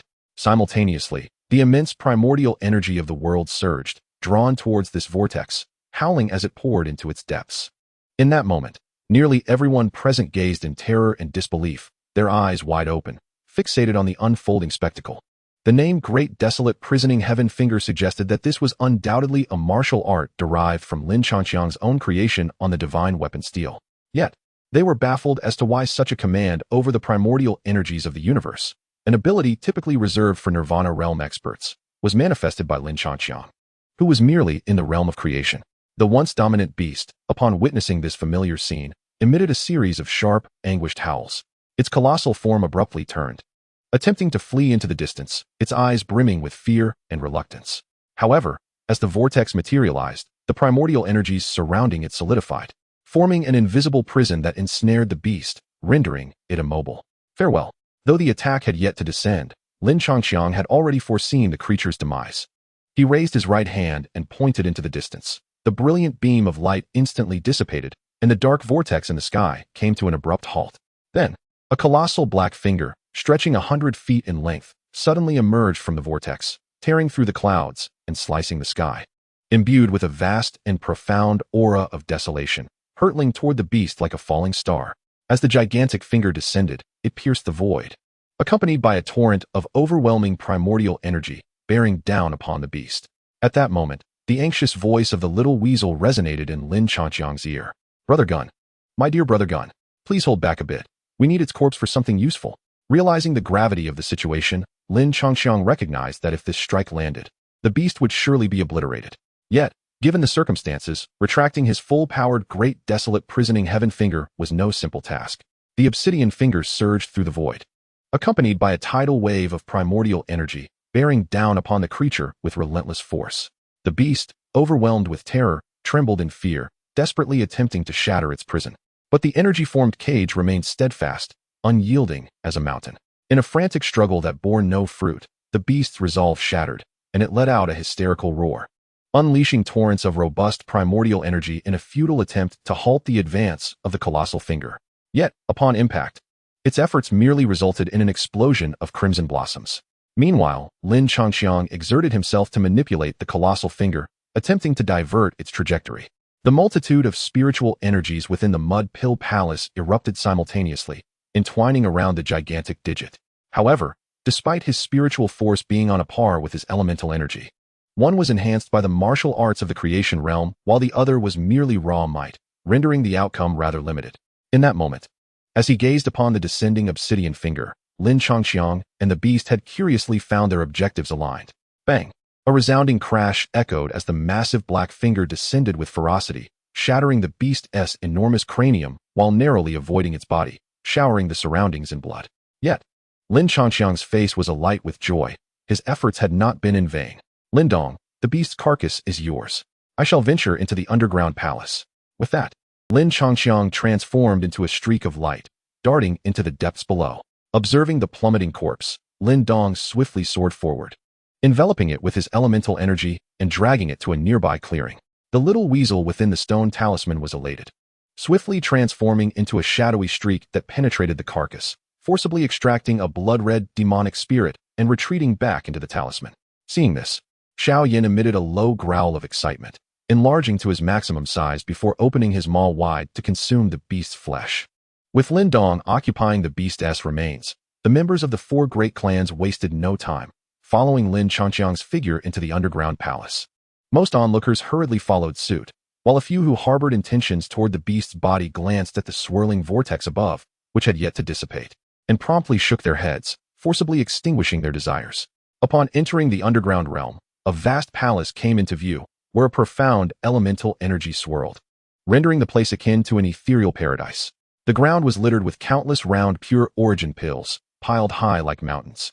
After a brief moment of astonishment, the hearts of the crowd were consumed by greed and fervor. Despite their curiosity over Lin Changqiang's absence, the four great clans were the only ones collecting the pure origin pills, yet the present moment left them little room for such musings, as they rushed forward to seize the plentiful bounty. At this juncture, Lin Changqiang, guided by the memories imparted by the martial monument, soared past palace after palace until he arrived at an inconspicuous side hall. The moment he entered, a crimson light flooded his vision, and waves of scorching vapor assaulted him. Yet they did nothing to diminish the smile upon his face. Transmigration. A golden formation quietly materialized, its brilliance intensifying with the passage of time. As the fourth second approached, the final second before teleportation, Lin Changqiang extended his sinister hands, grasping dozens of nirvana pills. Whoosh! In an instant, his figure vanished, reappearing at the spot where he had initially entered the ancient steel space. Simultaneously, the entire underground palace began to tremble violently, a terrifying aura that sent chills down everyone's spines gradually awakening. Boom! The essence of the 5 yuan nirvana surged forth like a volcanic eruption, instantly transforming the very fabric of heaven and earth. Countless strands of primordial energy cascaded like rushing rivers, converging with astonishing speed towards the epicenter of this overwhelming aura. Subsequently, the entire ancient monument space began to tremble gently. Flee quickly. Feeling the terrifying presence, everyone within the palace was stricken with fear, their hair standing on end. No longer concerned with gathering pure yuan pills, they unleashed their full powers, soaring back to the ground and frantically scattering in all directions. Even the most avaricious among them were not exempt. In the square, Lin Dong's complexion was deathly pale, while Xiao Yin trembled slightly in fright. They both understood that in the face of this aura's owner, any realm of formation, qi, or transformation was but a trivial matter. Xiao Yin, let us go. After stowing the remaining corpses into his Qingquan bag, Lin Dong swiftly mounted Xiao Yan's back, who immediately unfurled his wings, soaring forth with the sound of thunder and wind. The vast ancient monument space descended into chaos, as everyone desperately sought an escape route, their panic reminiscent of souls pursued by the Grim Reaper wielding a scythe. In the sky, dark clouds swirled ominously, and tornadoes formed rapidly, bridging the heavens and the earth, instilling dread in the hearts of onlookers. Amidst the tumultuous clouds, a grayish-white skeleton rode the storm, traversing the sky with an unfathomable speed. Wherever it passed, those who ventured too close burst into crimson mist with a mere pop. Yet, what puzzled everyone was that this skeletal figure maintained a singular direction, entirely oblivious to those fleeing in other paths. What is happening? Confusion reigned in their minds as their bodies moved with extraordinary haste. Those retreating in other directions continued their flight, while those aligned with the skeleton's path abruptly veered away from their original course. To their astonishment, they witnessed the skeleton disregard them entirely as it sped into the distance. Observing this scene, the crowd was left dumbfounded. Some, emboldened by their audacity, contemplated seizing the moment to return to the palace and continue their quest for pure yuan pills. Ultimately, however, they chose the preservation of life over greed, for none could ascertain whether other horrors lurked within the palace. The relentless marauder, the merciless harbinger of death, the grayish-white skeleton blazed forward, its eye sockets glowing with a crimson hue. Though devoid of flesh and blood, an exceptionally hoarse voice emanated slowly from its mouth, suffused with an endless intent to kill, sending the very primordial energies of the world into a frenzy. In less than half an hour, it traversed half the ancient monument space, covering the distance that Lin Changqiang had taken an entire day to cross. However, upon its arrival, only a few dozen nirvana pills lay scattered on the ground, alongside which were inscribed bold characters proclaiming, "Return to the original owner." Chapter 136. Minor accomplishment of the golden body. In a serene and picturesque location outside the great wilderness ancient plains, several brothers quietly practiced their cultivation. Lin Dong absorbed the pure yuan pills, the little weasel refined the demon spirit, while Xiao Yin digested flesh and blood. As for Lin Changqiang, he did not hasten to advance towards the nirvana realm. Instead, he devoted himself to cultivating a body-refining martial art bestowed by the little Martin, known as the minor nirvana golden body. This martial art, of moderate complexity, required the absorption of nirvana energy for cultivation. Upon reaching completion, it would grant a diluted version of the nirvana golden body, typically possessed by those of the nirvana realm. It is widely acknowledged that when striving to reach the nirvana realm, it is akin to laying a foundation before erecting a building. The larger and more solid the foundation, the grander the edifice that can be constructed. Therefore, although one could directly absorb nirvana pills to advance towards the nirvana realm, in pursuit of greater combat prowess and a more effortless passage through the nirvana tribulation, Lin Changqiang opted to continuously strengthen his physical form first. By the riverside, Lin Changqiang sat quietly, surrounded by hundreds of nirvana pills, from which tendrils of fiery red mist emanated, flowing ceaselessly into his body. Under this infusion, his skin took on a reddish hue, and his entire being radiated warmth, the intense heat distorting the surrounding air. While the nirvana energy is undeniably potent, it is also exceedingly volatile and difficult to absorb. Ordinary cultivators must tread cautiously when assimilating nirvana energy, for an excess could lead to self-immolation. However, Lin Changqiang harbored no such apprehensions. Even the cursed nirvana pills in his possession had become remarkably gentle under the system's refinement. Countless streams of nirvana energy enveloped him, continuously tempering every inch of his skin, every bone, and every organ. Accompanied by this tempering, Lin Changqiang could distinctly sense that his entire being was growing more resilient. Even his hair was unaffected by the prospect of becoming stronger yet balding. This cultivation persisted for an extended period, during which Lin Dong awoke once. Yet, upon opening his eyes, he found that neither the little Martin, the little flame, nor Lin Changxiang showed any signs of halting their endeavors. Before the little Marten, a purple-black orb slowly rotated, within which the spectral form of the sect's guardian beast could be faintly discerned, albeit now appearing quite ethereal. The little flame was enveloped in a crimson light, pulsating rhythmically like a heart, and with each fluctuation, his aura intensified rapidly. As for Lin Changxiang, under the tempering of nirvana flames, he resembled a sage in deep meditation. A golden sheen gradually coalesced upon his skin, exuding an unyielding essence. This golden light was an omen of the impending completion of the minor nirvana golden body, though true completion required the golden light to merge with his skin, permeating his flesh and bones, rather than merely resting upon the surface. Observing this, Lin Dong felt somewhat helpless and resolved to continue his cultivation. It was not until the 5th day arrived that his tightly shut eyes suddenly opened, swiftly darting towards the direction of the little Marten. At that moment, a peculiar wave emanated from the diminutive body of the little Marten, which was no larger than a palm. Not only that, but a sharp roar also resonated from within. A sound that, while not a dragon's roar, bore a terrifying pressure that was equally formidable. Under the intense gaze of Lin Dong, the little weasel, after 5 days of tightly closed eyes, suddenly opened them wide.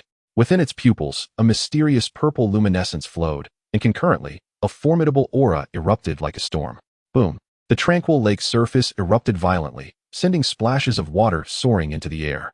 Subsequently, an immense phantom nearly 100 feet long materialized above the little weasel's head, formed from countless strands of elemental energy.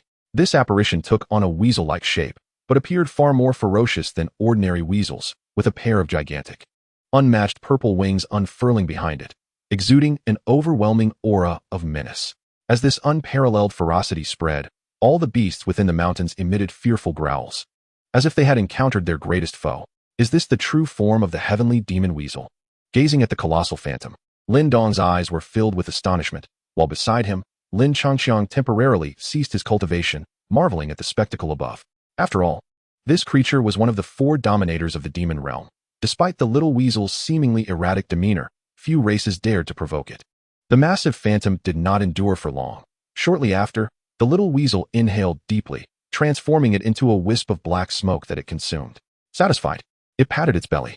Although its size remained diminutive, it appeared more solid than before, clearly indicating that refining the essence of the transformation realm beast had significantly restored its strength. That Lin Langtian fellow, the weasel could now effortlessly turn him into pulp. Noticing the gazes of Lin Changxiang and Lin Dong, the little weasel proudly placed its paws on its hips and laughed boisterously, witnessing its usual unpredictable antics. The seriousness that had briefly surfaced in Lin Dong's heart dissipated once more. Amidst their banter, a thunderous roar of a tiger suddenly reverberated through the mountains.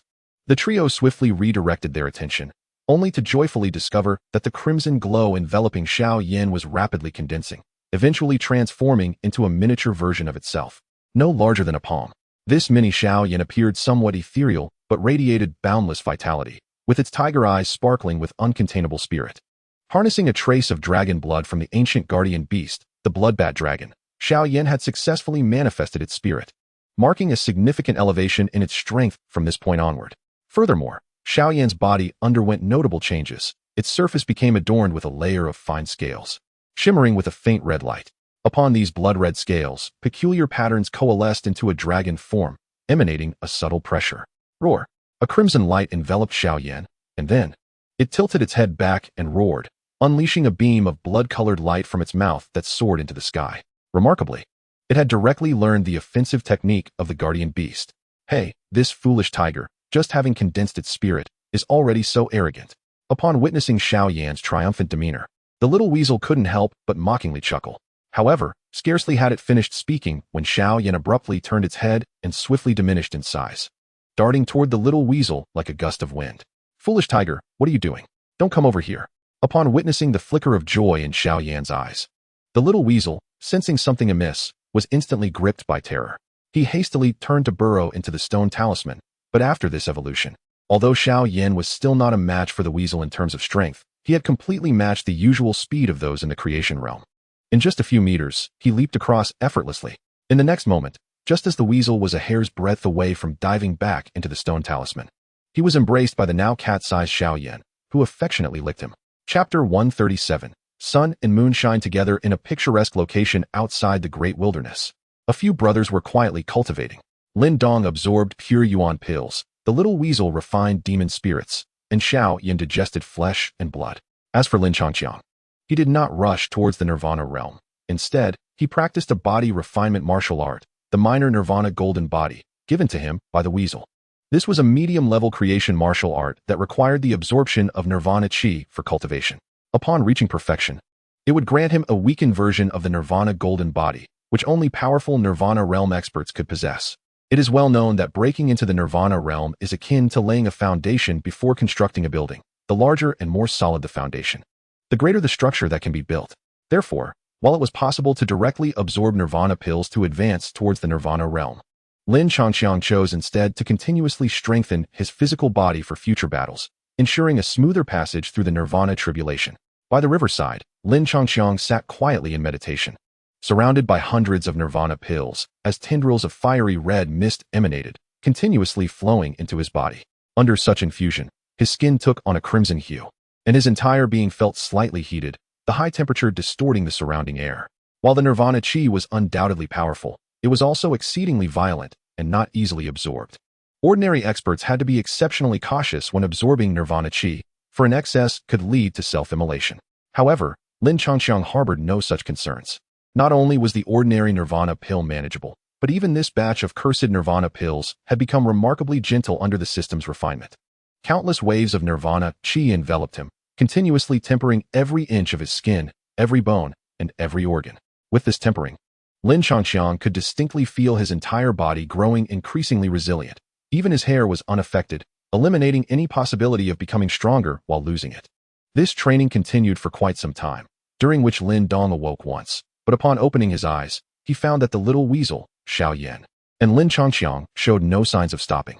Before the weasel, a purple-black orb was slowly rotating, and one could faintly discern the spectral image of the sect's guardian beast, which had now become quite ethereal. Xiao Yin, on the other hand, was enveloped in a red light, pulsating like a heartbeat, and as the light fluctuated, his aura rapidly strengthened. As for Lin Changqiang, under the tempering of the nirvana flames, he resembled an old monk in meditation. A golden sheen slowly coalesced upon his skin, exuding an aura of indomitable strength. This golden radiance was an indication that the small nirvana golden body was nearing a minor completion. However, true completion required the golden light to permeate the skin and intertwine with the flesh and bones, rather than merely resting upon the surface. Observing this, Lin Dong felt a sense of helplessness and resolved to continue his cultivation in tranquility. It was not until the fifth day arrived that his tightly shut eyes suddenly flung open, swiftly directing his gaze towards the direction of the small weasel. At that moment, an extraordinary fluctuation emanated from the diminutive creature, about the size of a palm. Not only that, a somewhat sharp roar erupted from within, a sound that, while not a dragon's roar, carried a terrifying pressure no less formidable than the might of a dragon. Under Lin Dong's intense scrutiny, the small weasel's eyes, which had been closed for 5 days, abruptly opened, revealing a mysterious purple glow dancing within. Simultaneously, a fierce aura erupted like a tempest. Boom! The tranquil lake's surface exploded, sending torrents of water flying, and countless strands of elemental energy converged above the small weasel, forming a colossal phantom nearly 100 feet in length.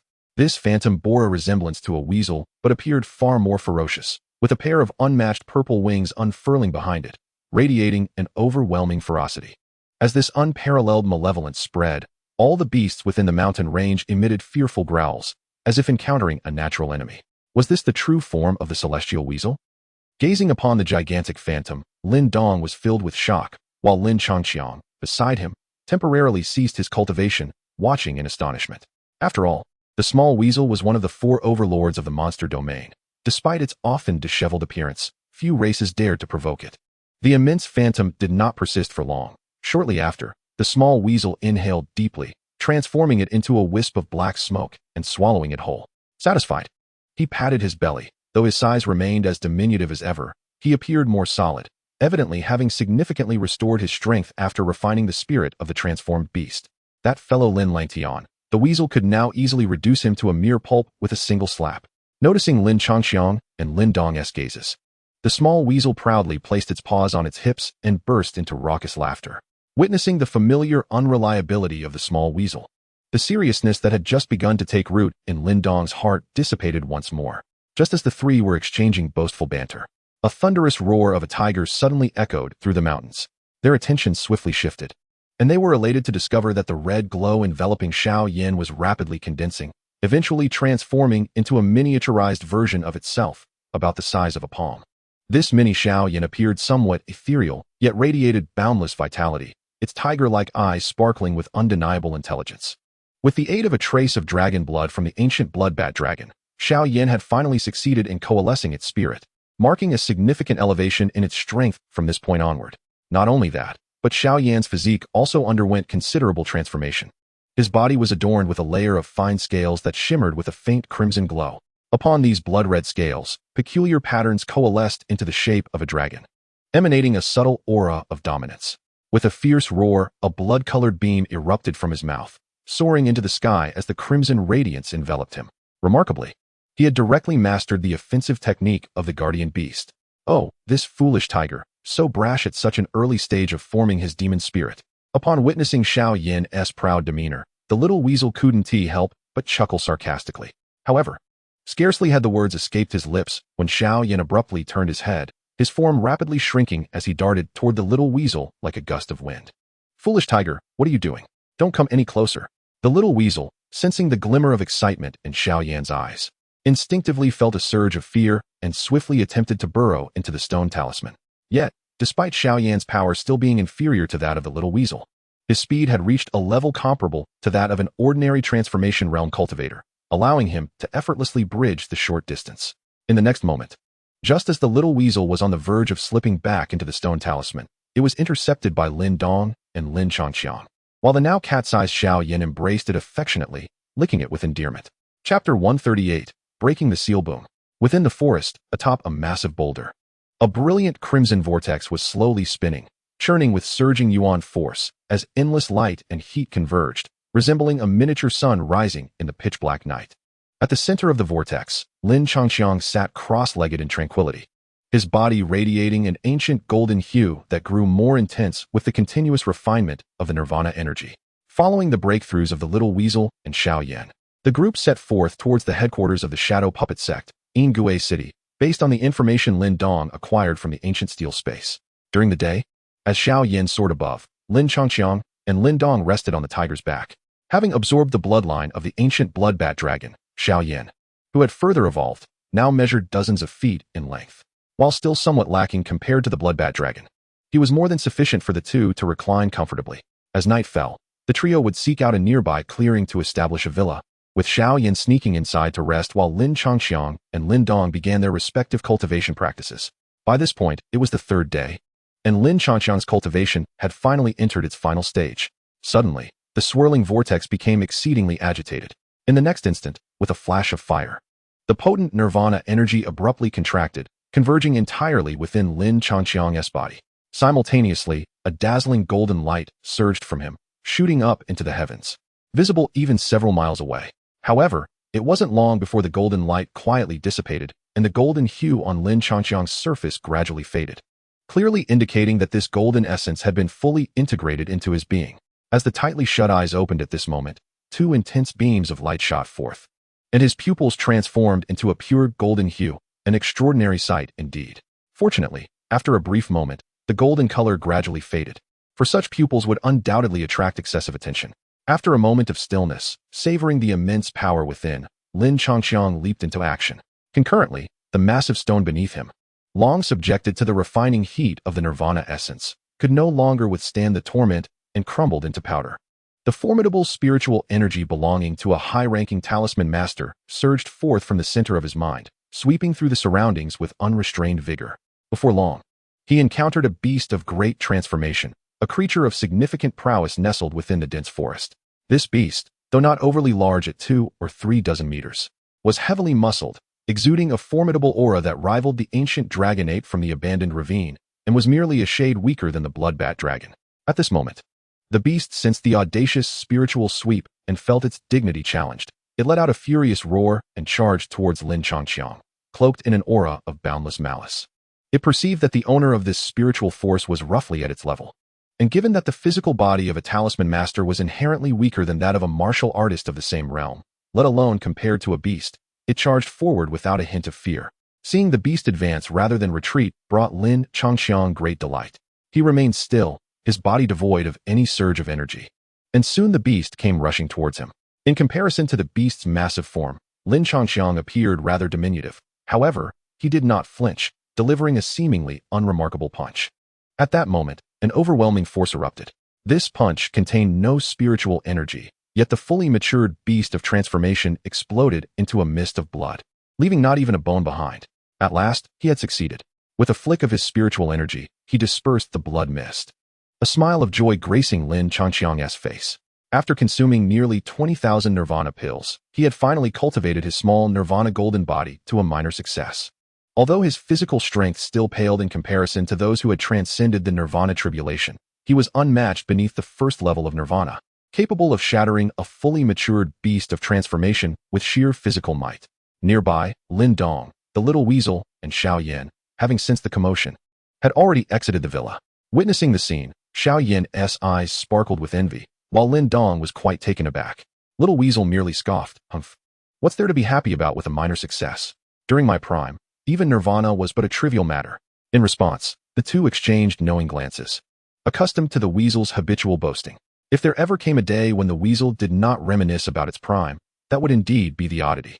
After a brief exchange of banter, Lin Changxiang and Xiao Yin entered the villa together, comfortably settling into their respective beds and drifting into a peaceful slumber.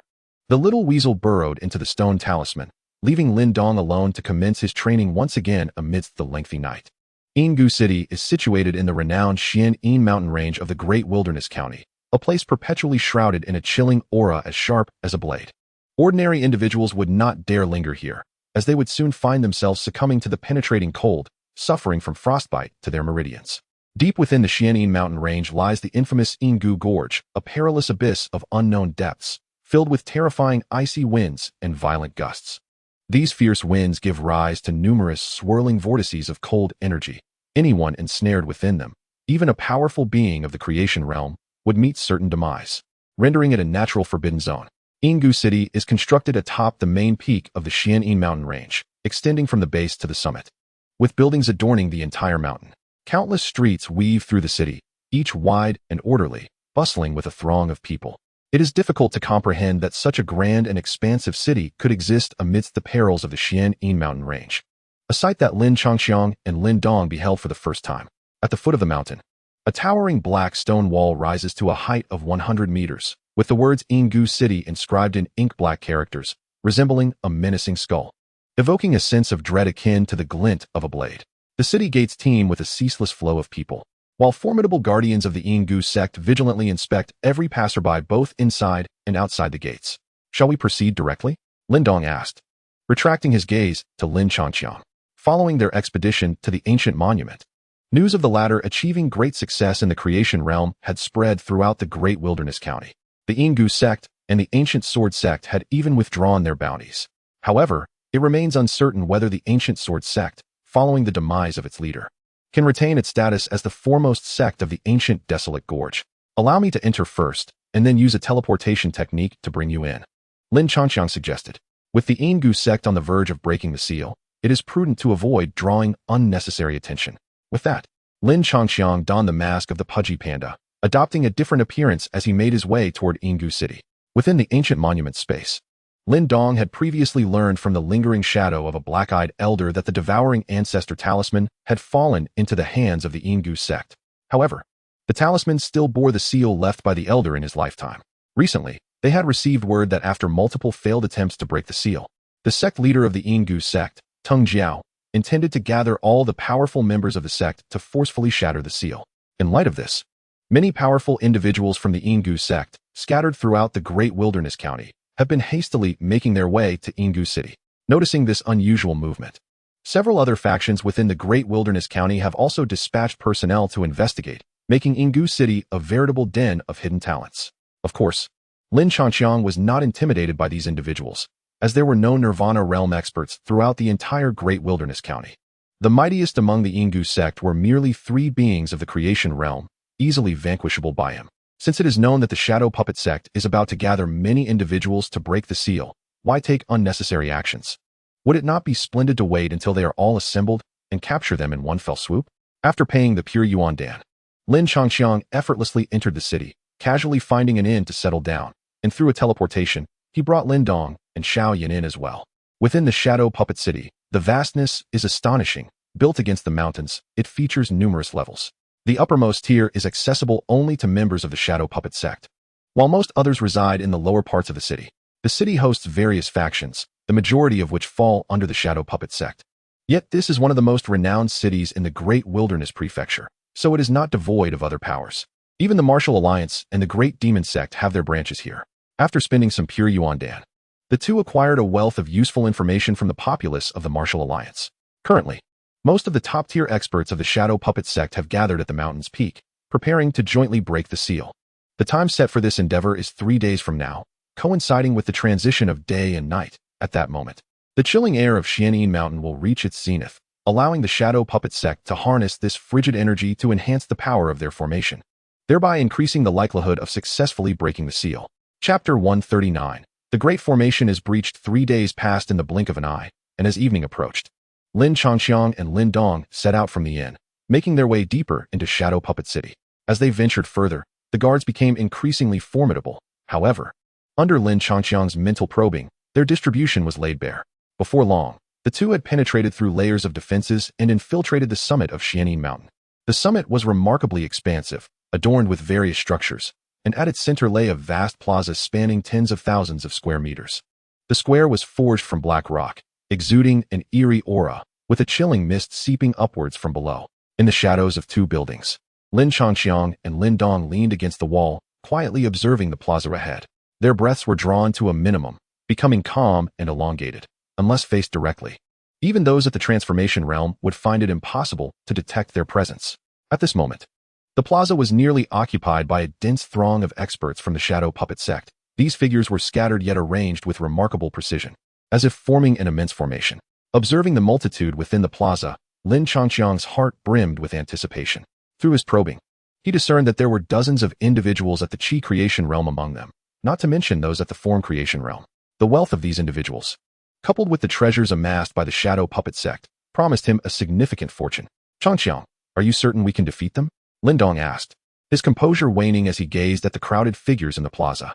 While I have great confidence in your strength, the sheer number of those at the form creation and Qi creation realms, along with the few transformation realm experts yet to reveal themselves from the Shadow Puppet sect, their combined formation's power could rival that of a nascent Nirvana expert, wouldn't it? In response, Lin Changxiang naturally chose not to comment. Had he not yet mastered the little Nirvana golden body, he might have had to rely on his formidable recovery abilities to contend with the Een Puppet sect using the Great Wilderness Prison Heaven Finger. However, at this moment, even standing still, the members of the Een Puppet sect could not harm him in the slightest. Calmly, he resolved never to engage in endeavors without certainty. After putting on a nonchalant facade, Lin Changxiang ceased his words and patiently awaited developments, prompting Lin Dong to place his trust in his strength. Soon, dusk enveloped the land. Yet before the sun had fully set, a brilliant full moon gradually ascended, illuminating the entirety of the continent alongside the sun. A rare celestial alignment. The chilling air of Xianyin Mountain suddenly sharpened, as the frigid winds danced wildly, emitting countless eerie sounds reminiscent of ghostly wails, sending shivers down one's spine. Simultaneously, 3 figures gracefully soared from the grand hall at the forefront of the square, finally landing steadily at its center. They were none other than the sect leader of the Een Puppet sect, the Grand Elder, and the Second Elder. As they descended, the multitude of Een Puppet sect members promptly knelt on one knee, their low yet harmonious voices resounding in reverence. We welcome the sect leader and the 2 elders. Among the trio, the foremost figure donned a dark crimson robe, with long black hair cascading loosely behind him. Despite nearing 50 years of age, he appeared to be in his 30s. In stark contrast to his exaggeratedly dark hair, his skin was strikingly pale, though his expression was devoid of emotion. His thin lips and indifferent gaze emanated an air of authority, making it immediately clear that he was not one to be trifled with. This man was Teng Jiao, the current leader of the Een Puppet sect. Flanking Teng Jiao were 2 elderly men with white hair. Their gaunt faces bore an appearance of drowsiness, yet the faint aura emanating from them served as a reminder that they were far from ordinary.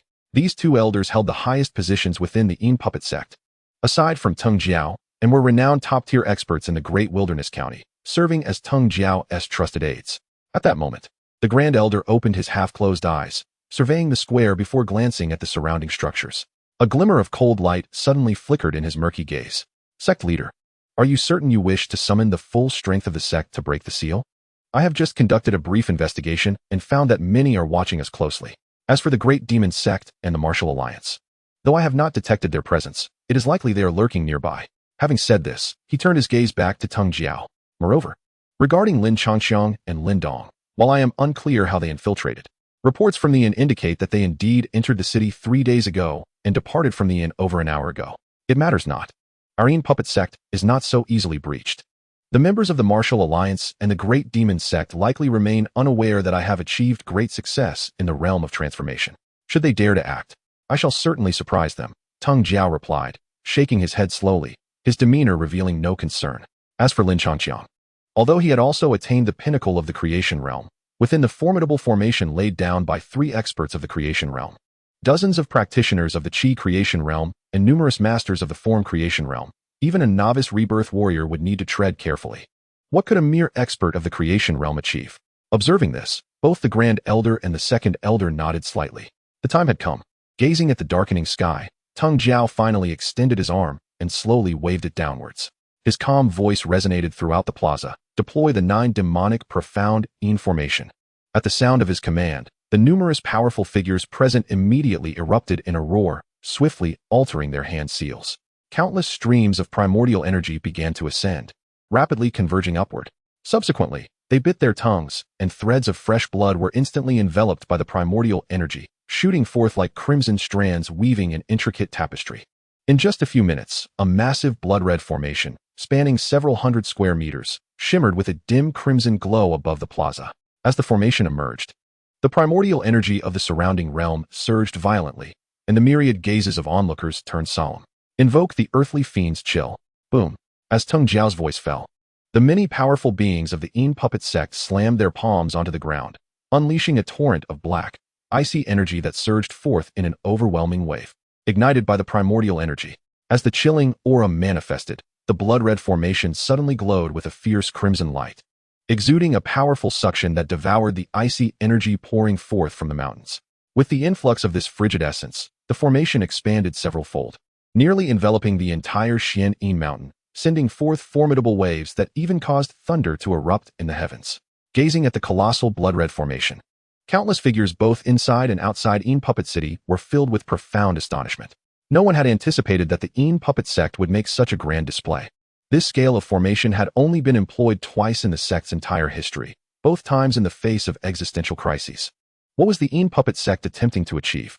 Such a terrifying formation could only compel even the pinnacle of the creation realm to retreat. Was a rebirth realm expert preparing to assault the Yin Puppet sect? The massive formation flickered with an eerie crimson light, striking awe and confusion into the hearts of the multitude. Even Lin Changxiang, who had been prepared, marveled at the overwhelming formation that loomed over the mountain. Silently grateful for having cultivated his lesser rebirth golden body to a degree of proficiency before his arrival. Such a powerful formation could indeed mobilize the countless icy energies of the entire Xian Yin mountain. Although its flexibility could not match that of the ancient sword sect's sword formations, its might surpass the latter. Lin Dong raised his gaze towards the formation, a serious glint flickering in his eyes. If he lacked sufficient means, how could he dare to unravel the seal? However, the little ferret nodded, and in the next moment, a wicked smile crept upon his lips. Despite the ancient seal left by the elder with abyssal mastery, which had endured through the millennia, it remained a force to be reckoned with. Amidst their conversation, the soaring creature in the arena crouched low, and then its palm radiated a brilliant light, before solemnly striking the ground. As the palm descended, the entire mountain seemed to tremble slightly, and a fierce, spiderweb-like force spread outward. The ground at the center of the plaza collapsed instantaneously, revealing a black orb the size of a grinding stone before the onlookers. At the moment the orb emerged, Lin Dong's life talisman within his dantian began to tremble violently, while a primordial and vast wave of energy quietly emanated from the orb. Through the orb, one could vaguely discern countless black veins intertwining, and at the very heart of these veins, there floated a black rune the size of a human head. The rune, resembling a black hole, rotated slowly, exuding a terrifying aura that seemed intent on devouring all. The devouring ancestor rune. Lin Dong's eyes blazed with fervor as he fixated on the black orb, his fingertips digging into his palm from exertion, in pursuit of the ancestor rune. To surpass Lin Langtian, He and the spear had traversed mountains and rivers from Yin City to the Great Wilderness. Now he finally beheld this legendary artifact. Wait, the spear. Reflecting on the journey since Qingying town, where Lin Changqiang had faithfully accompanied him through thick and thin, Lin Dong's previously fervent heart suddenly wavered. Undoubtedly, he yearned to possess the ancestor rune. Only with it could he guarantee victory against Lin Lang Tian and avenge his father. Yet, Lin Changqiang had supported him throughout their journey, often even more than he had himself. How could he shamelessly claim the ancestor rune for himself? At that moment, Lin Dong was engulfed in turmoil, his thoughts entangled like a tangled thread, and his brows furrowed tightly. Just then, Lin Changqiang unexpectedly placed a hand on his back. Lin Dong, be prepared. Once the Yin Corpse sex formation is broken, you will directly go and unravel the seal. Leave the rest to me. Changqiang, this ancestor rune. Observing Lin Changqiang's resolute demeanor, Lin Dong found it increasingly difficult to voice his concerns. Words danced on the tip of his tongue, yet he could not express them. Ultimately, he sighed deeply, surrendering to the moment. Forget it. Even without the ancestor rune, I may still triumph over Lin Lang Tian. It belongs to you. What is there to feel embarrassed about? We are brothers. Why should we act so timidly? Lin Changqiang feigned nonchalance, dismissively waving his hand before turning away. Gazing at the heavens at a classic 45-degree angle, exuding an undeniable elegance and grace, though tears streamed down his face. Though he had already acquired the star ancestor rune, who could ever have too many of such celestial treasures? However, throughout the vast expanse of history on the Tianxian continent, only the ancestor Fu and Lin Dong have managed to simultaneously wield multiple ancestral talismans. For everyone else, mastering even a single one is the utmost limit. Even the ancient devourer was unable to succeed in this endeavor.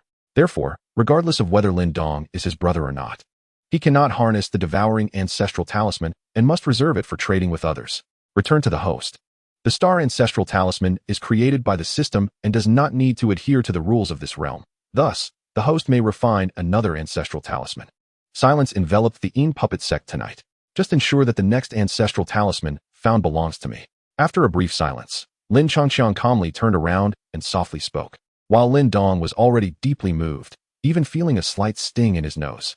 He nodded earnestly, a radiant smile illuminating his face, his gaze resolutely unwavering. Such kindness does not require words of thanks. This favor, I, Lin Dong, shall remember. Seeing Lin Dong's touched expression, Lin Changqiang felt a tinge of awkwardness, chuckling lightly before quickly turning back to gaze at the grand formation in the sky. This foolish boy. At this moment, the blood-red formation flickered with an ominous crimson glow, resembling a vast maw looming over the heavens, beneath which lay the black orb. In the face of such a formidable array, the black orb remained utterly still, suspended in midair as if it were oblivious to the imminent peril. Activate the 9 demonic profound Yin formation. With a resounding shout, Tung Jiao soared into the air, his hands weaving intricate seals like lightning.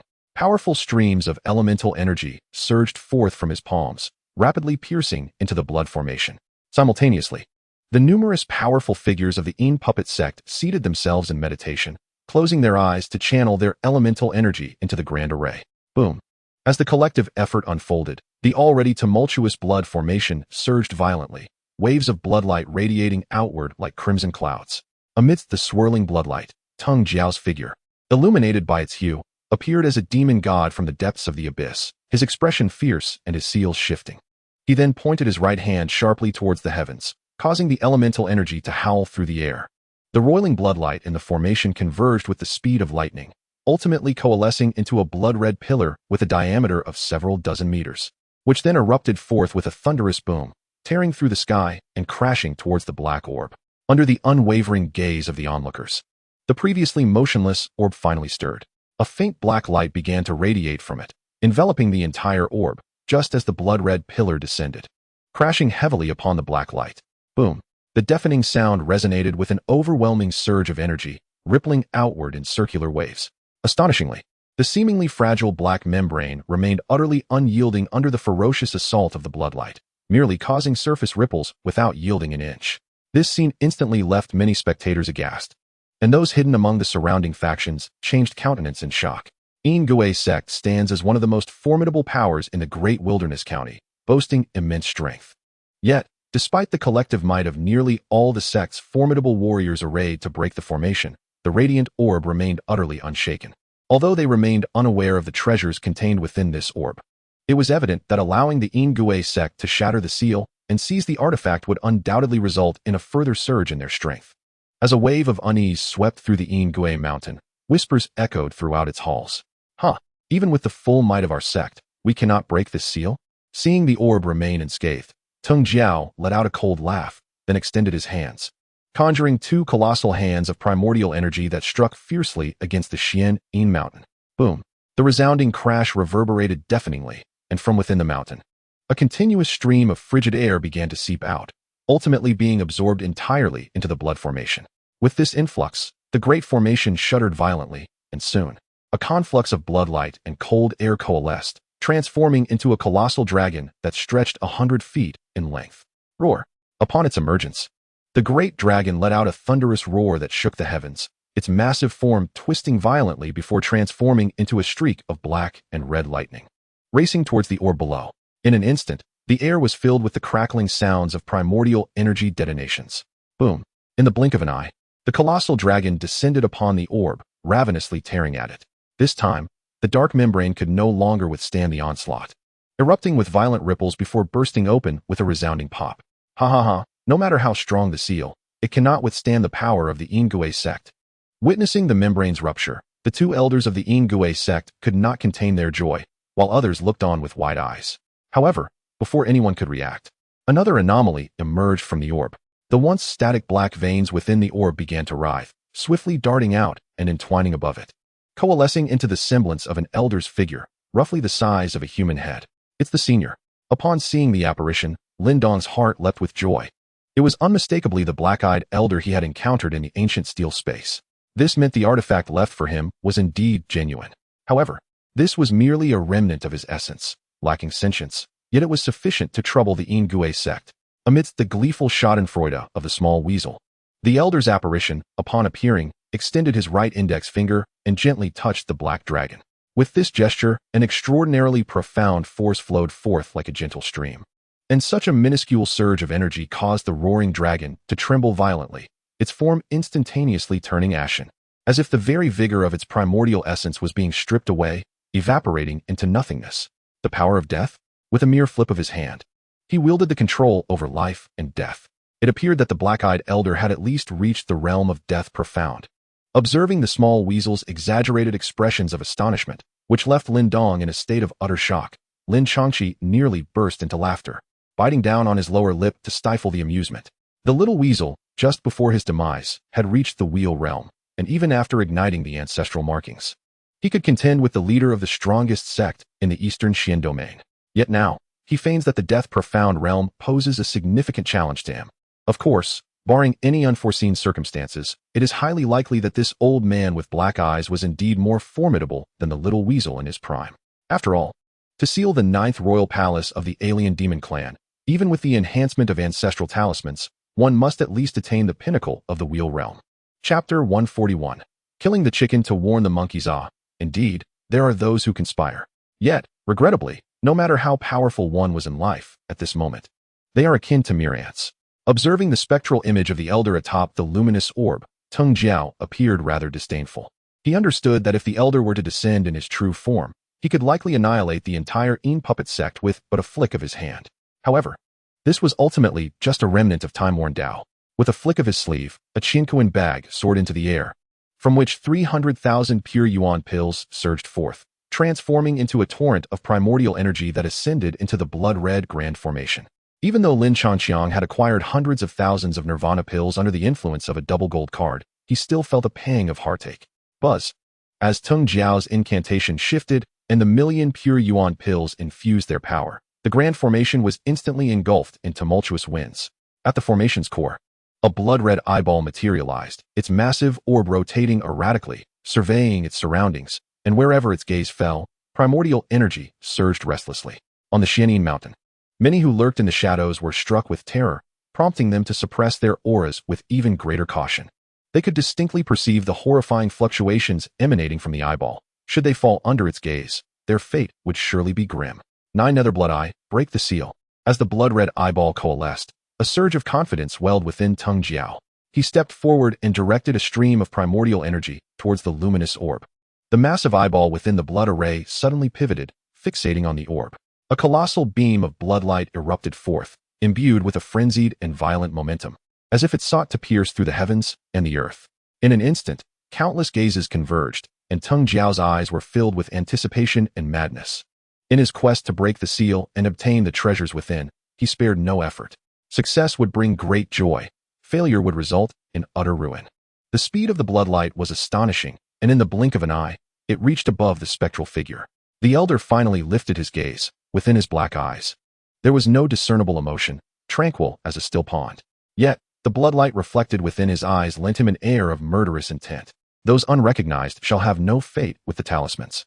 An ethereal and melodious voice emanated from his being. Simultaneously, a finger extended once more, and under the watchful eyes of the multitude, it delicately touched the seemingly corporeal bloodlight. As this finger made contact, the entire realm was suffused with a gray hue in an instant. The flora atop the mountain withered rapidly, as if life itself were being siphoned away.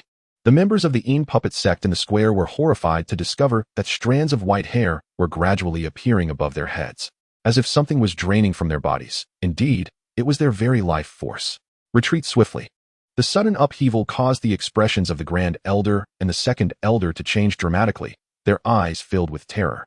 Having already surpassed their 70s, their remaining lifespans were scant. Should they allow themselves to dissipate any further, they would likely meet their demise on the spot.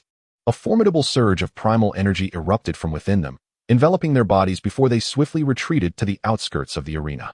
Witnessing the two elders retreat in fright, the members of the Een puppet sect were gripped by panic, yet fortunately, being the elite of their faction, they maintained a semblance of order amidst the chaos. However, upon glancing back, they were astonished to see that the gray light emanating from the elders' fingertips had already merged with the beam of light, rapidly ascending skyward. In the brief span of a breath, the beam of light dimmed entirely. With a series of cracking sounds, the light column, dense with gray energy, manifested numerous fissures before it rapidly disintegrated under the ashen countenance of Teng Jiao. In the blink of an eye, the terrifying assault, which had coalesced from millions of pure yuan pills, was effortlessly dispelled. Yet this time, the gray light did not dissipate after neutralizing the attack. Instead, it continued to ascend along the path of the light beam, swiftly plunging into the enormous eyeball. As the gray light fused with it, the massive orb ceased to move, its blood-red surface abruptly stiffening. Subsequently, the entire array transformed from crimson to a lifeless gray. Then came a series of muffled thuds, as the terrifying formation that had enveloped the sky was instantly reduced to fragments, dissolving into an overwhelming surge of primal energy that scattered into the air. With the array shattered, the many powerful individuals of the Een puppet sect, led by Teng Jiao, turned pale, blood seeping from the corners of their mouths. Those of lesser cultivation hastily seated themselves in meditation, extracting pure yuan pills to absorb their essence. Defeated, Teng Sha trembled slightly, and the two elders wore grim expressions. They had risked an attack on their stronghold, laying out the formation amidst the covetous gaze of countless ill-intentioned individuals, only to yield such a hefty price with no reward. As the blood array collapsed, nearly everyone inside and outside Een Puppet City was left dumbfounded. No one had anticipated that the formidable array, constructed from the collective strength of the Een Puppet sect, could be so easily dismantled. Gazing at the still figure of the elder's phantom above the light sphere, many felt a chilling dread. Merely a remnant that had endured countless years was so terrifying. They had no doubt that had this phantom possessed even a modicum of aggression, today's Een Puppet sect would be awash in blood, strewn with corpses. As night enveloped the earth, the Xian Een mountain lay in utter silence. However, those lurking in the shadows felt an insatiable fervor, their eyes flickering with anticipation. All understood that within that black luminous sphere lay extraordinary treasures. And now that the Een Puppet sect was weakened, they had no qualms about striking while the iron was hot, especially with powerful leaders among them, such as the Great Demon Sect and the Martial Alliance. Yet, just as the crowd stirred with intent, and the forces of the Martial Alliance and Great Demon Sect began to channel their primal energies, two unexpected figures soared into the arena with audacious confidence. One appeared before Teng Jiao, while the other made a beeline for the luminous sphere. Heavenly materials and earthly treasures, only the virtuous may claim them. Since you, the Shadow Puppet Sect, are unable to break the seal, today, the treasures within this luminous sphere shall be claimed by the two of us. The voice thundered, reverberating through the night sky. Observing the two audacious figures, countless onlookers were left momentarily stunned. Even the members of the Martial Alliance and the Great Demon Sect halted their steps. Are you Lin Changqiang? Teng Qiu furrowed his brow, scrutinizing the newcomer, and soon recognized him. The other party had long-standing enmity with the Shadow Puppet sect. Teng Qiu had even directly reported him. Naturally, he had seen the latter's portrait. The other individual must be Lin Dong. Watching the figure charge toward the luminous sphere, Teng Qiu couldn't help but chuckle softly. The two elders wore expressions of derision. A seal that required the combined strength of their entire sect to break could surely be shattered by a mere junior at the Qi creation realm before he could even approach the sphere.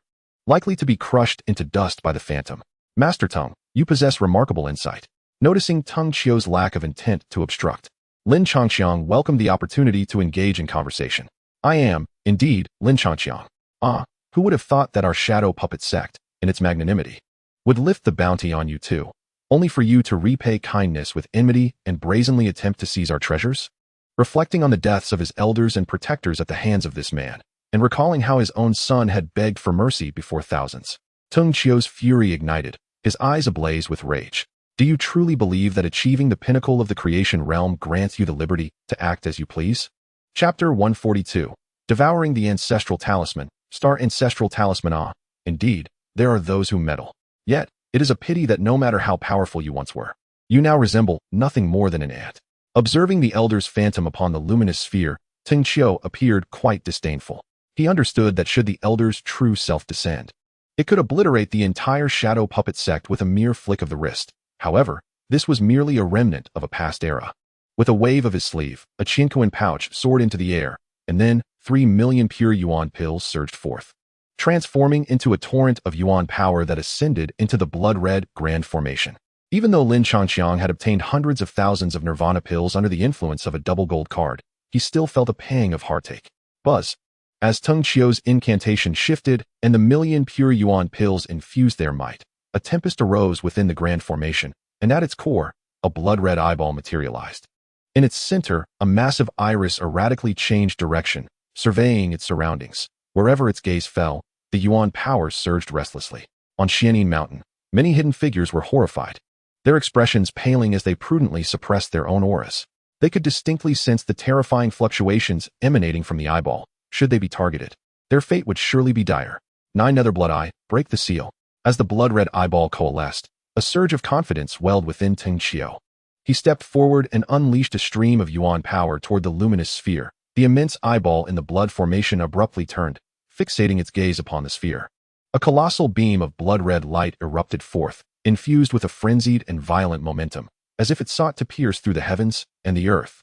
In that moment, countless eyes converged upon the scene, and Teng Qiu's gaze brimmed with anticipation and madness.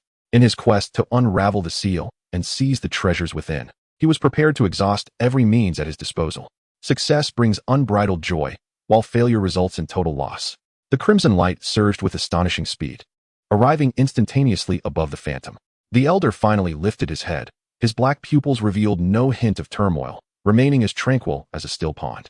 Yet, the bloodlight reflecting in his eyes added an air of murderous intent to his presence. Those unrecognized are forever estranged from the talisman. An ethereal and melodious voice emanated from his being, as he extended a finger once more. Under the watchful gaze of countless eyes, he delicately touched the seemingly substantial bloodlight. With this gesture, the entire realm appeared to be engulfed in a gray hue, as the flora atop the mountain swiftly withered, as if their very essence were being siphoned away.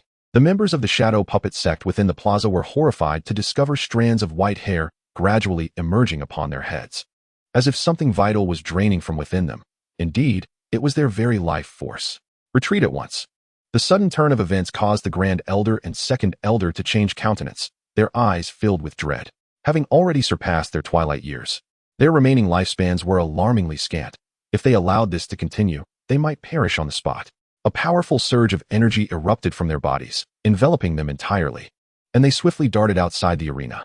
Witnessing the two elders retreat in fright, the members of the Shadow Puppet sect were engulfed in panic. Fortunately, being the elite of their sect, they maintained a semblance of order, even as they withdrew in haste. However, upon turning back, they realized that the gray radiance from the elder's fingertip had already tainted the beam of light, spreading upward relentlessly. In the blink of an eye, the beam had completely dimmed. With several cracking sounds, the column of gray light became riddled with fissures, and then, under the darkening expressions of those present, it rapidly shattered, dissipating the formidable assault that had been forged from a million pure yuan pills with a mere flick of the wrist. Yet this time, The gray light did not disperse immediately after neutralizing the attack. Instead, it continued to ascend in the direction from which the beam had originated, swiftly piercing into the colossal eye. As the gray light merged with it, the immense eyeball ceased its movement, the blood-red orb became rigid, and soon after, the entire formation transformed from a crimson hue to a lifeless gray. Following this, a series of muffled thuds echoed as the terrifying formation that had shrouded the sky was utterly dismantled, dissolving into a tempest of energy that scattered into the ether. With the formation shattered, the countenance of Teng Jiao and numerous other formidable members of the Shadow Puppet sect turned crimson, as streams of blood trickled from the corners of their mouths.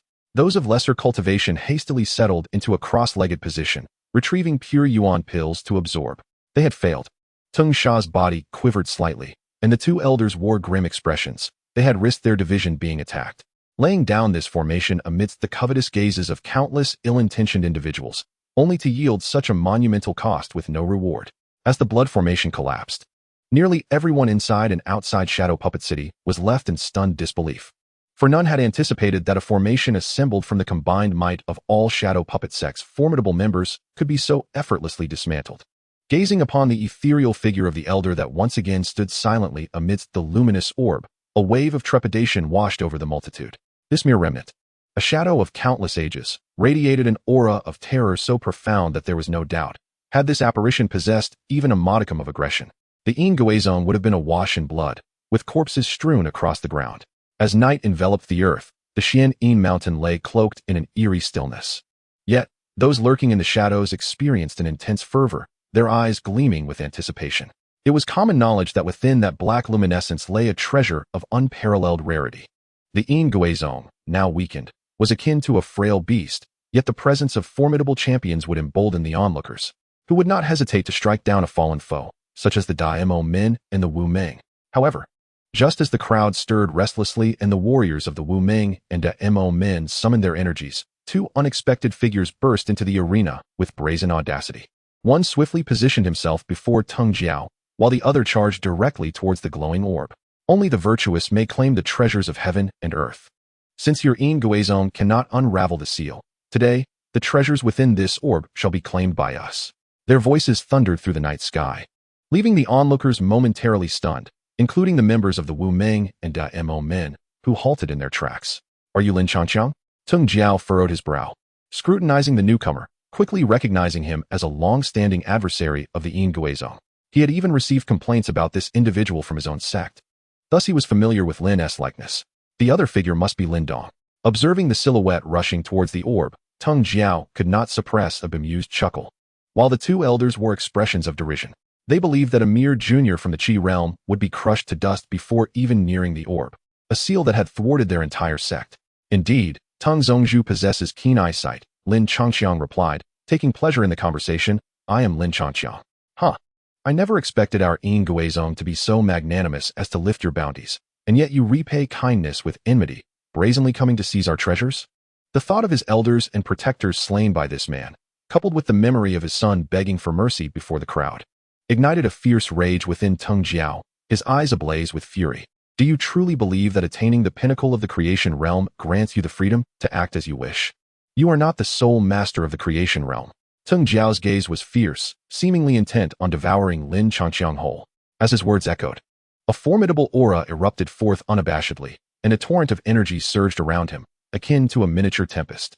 Not far ahead, Lin Changqiang felt a refreshing breeze, cool and invigorating, while those hidden in the shadows were left wide-eyed, their spirits shaken.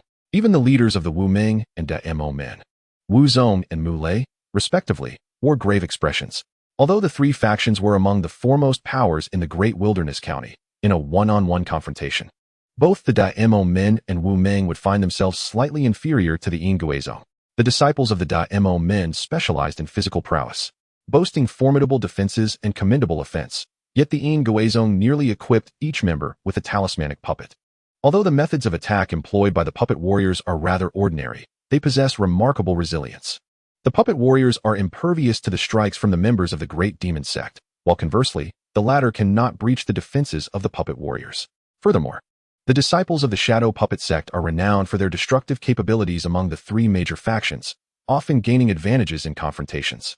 As for the Martial Alliance, Despite its considerable numbers and an abundance of talents proficient in offense, defense, and control, it is inherently a coalition of various factions. Thus, in the heat of battle, it is challenging to ensure that some individuals do not harbor ulterior motives. Coupled with the shadow puppet sect's historically ruthless tactics, when all three factions converge, it is not uncommon for the Martial Alliance and the Great Demon Sect to covertly collaborate, subtly marginalizing the shadow puppet sect.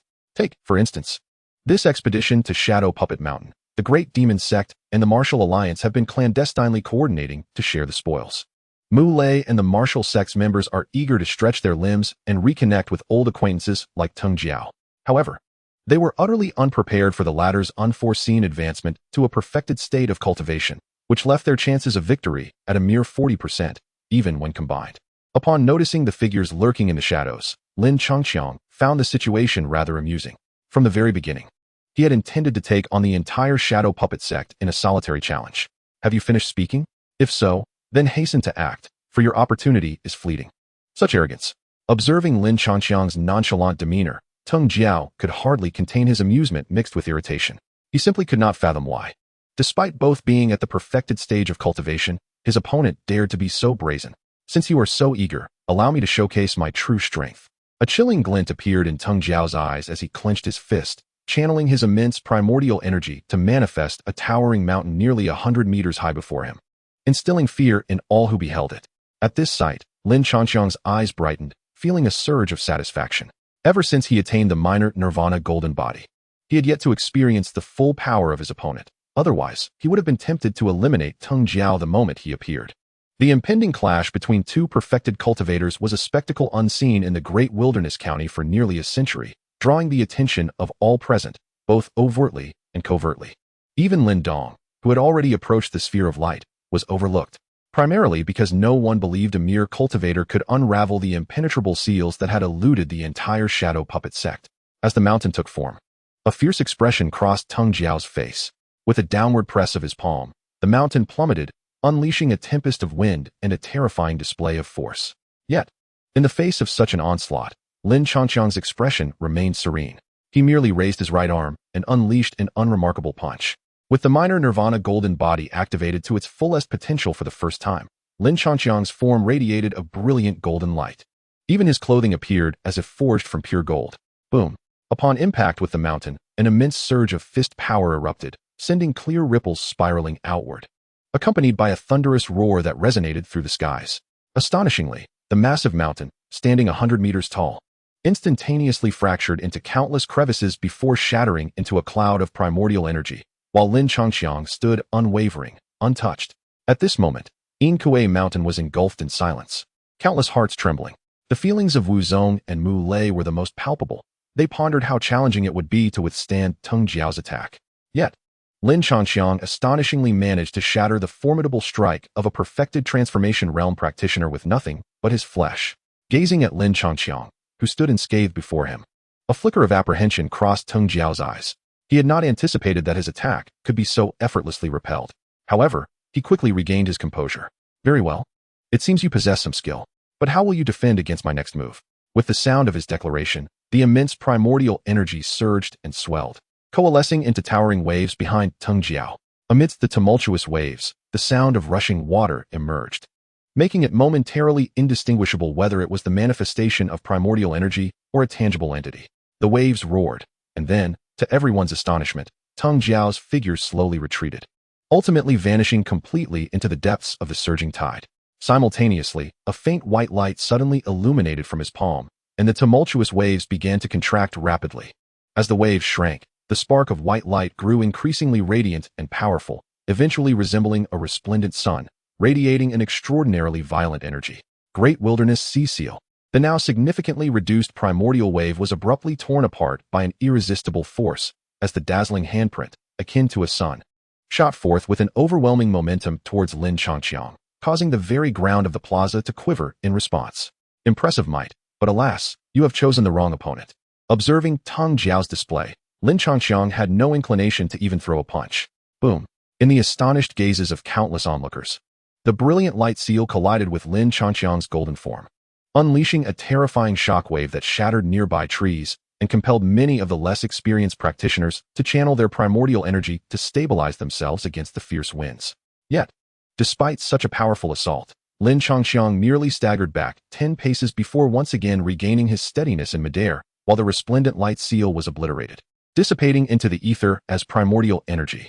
Beholding Lin Changxiang, who remained entirely unscathed, the eyes of the crowd widened as if they were brass bells.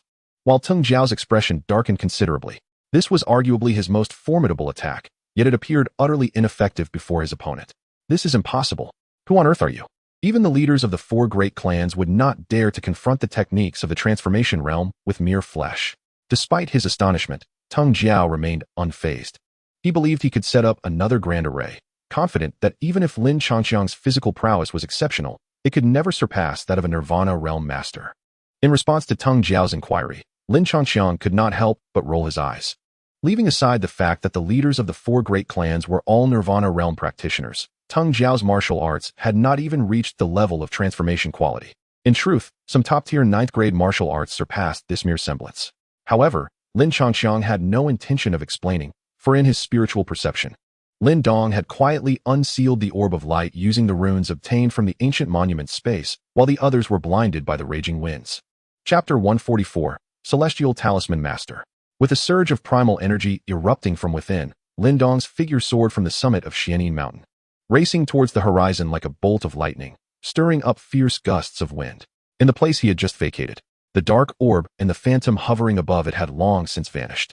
Realizing the disappearance of the orb's fluctuations, the onlookers, who had been fixated on the battle above, turned their gazes.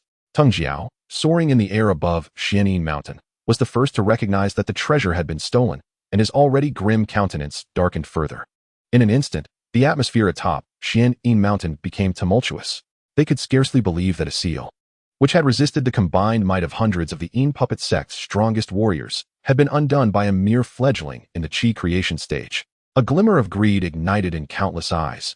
Now that Teng Jiao had achieved mastery in the creation realm, if the treasure had remained within the Yin puppet sect, none would have dared to covet it. Yet now that it had been taken, was it not a matter of merely slaying Lin Dong to claim it? As for Lin Changxiang, who was also at the pinnacle of the creation realm, he did not possess the formidable backing that Teng Jiao enjoyed from a top-tier sect in the Great Wilderness County. With hundreds pursuing Lin Dong, how could he possibly keep up? The previously silent atmosphere shattered as figures surged from all corners of Xianin Mountain, pursuing Lin Dong with fervor. Simultaneously, Teng Jiao's voice, filled with murderous intent, rang out across the square. Elders, join me in slaying Lin Changxiang. The rest of you, stop at nothing to capture Lin Dong. At this moment, Teng Jiao's body trembled slightly, his eyes ablaze with fury. He was already incensed by the seal's previous restraint, and now, witnessing the treasure snatched from under his nose, it felt like a slap in the face. Yet, alas, from the moment Lin Dong retreated, Lin Changxiang had shed all reservations. I offer you a sage piece of advice. Depart now, if you wish to avoid calamity. In the blink of an eye, before the crowd could react, Lin Changxiang had materialized in the air ahead, moving with a speed so astonishing it instilled terror. However, those daring enough to infiltrate the Yin puppet sect were hardly timid. They exchanged cold scoffs in their hearts and unhesitatingly summoned their primal energy to maneuver around him.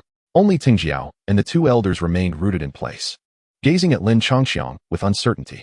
The 3 of them had completely failed to discern Lin Changxiang's movements, which implied that he could eliminate them with ease. Indeed, the very next moment validated their thoughts. The Great Wilderness captive Skyfinger. A calm voice resonated in everyone's ears, yet the ensuing commotion was anything but tranquil. A torrent of primal energy surged forth as if in a race, coalescing into an enormous orb of light. The blinding golden radiance instantly filled everyone's vision, illuminating the night sky as if it were day. In that moment, it seemed as though the onlookers witnessed a volcanic eruption. A radiant sphere expanded to its utmost limit before suddenly erupting skyward, forming a magnificent light column with a diameter of several dozen feet, relentlessly sending boundless primal energy into the heavens. Accompanying this surge of energy, a pitch-black vortex suddenly appeared at the end of the light column, casting a shadow over the sky and stirring up a tempest. Concurrently, the immense primal energy that pervaded the realm was divided into 2 portions, one howled into the vortex, while the other swiftly coalesced, solidifying into a transparent prison that ensnared the foremost 10 individuals. Outside this prison, Lin Changxiang hovered in the void, his right hand pointing towards the firmament, primal energy shimmering upon his index finger. Caught off guard within the confinement, The individuals trapped inside were engulfed in panic, struggling desperately and attacking, yet they remained unable to break free. The others, though not captured, turned pale and gradually retreated, their bodies trembling at the overwhelming spectacle before them. As for Lin Dong, who had distanced himself considerably, he abruptly halted his flight, gazing in bewilderment at the commotion behind him. He realized that his previous plan had been utterly futile, for there was no need for him to flee at all. "Behold, your death omen shines in the sky," Lin Changxiang remarked with a disdainful smile as he observed the chaotic struggles of those within the prison. He was not one to exhibit mercy. Since they had disregarded his warnings, he would show them no compassion.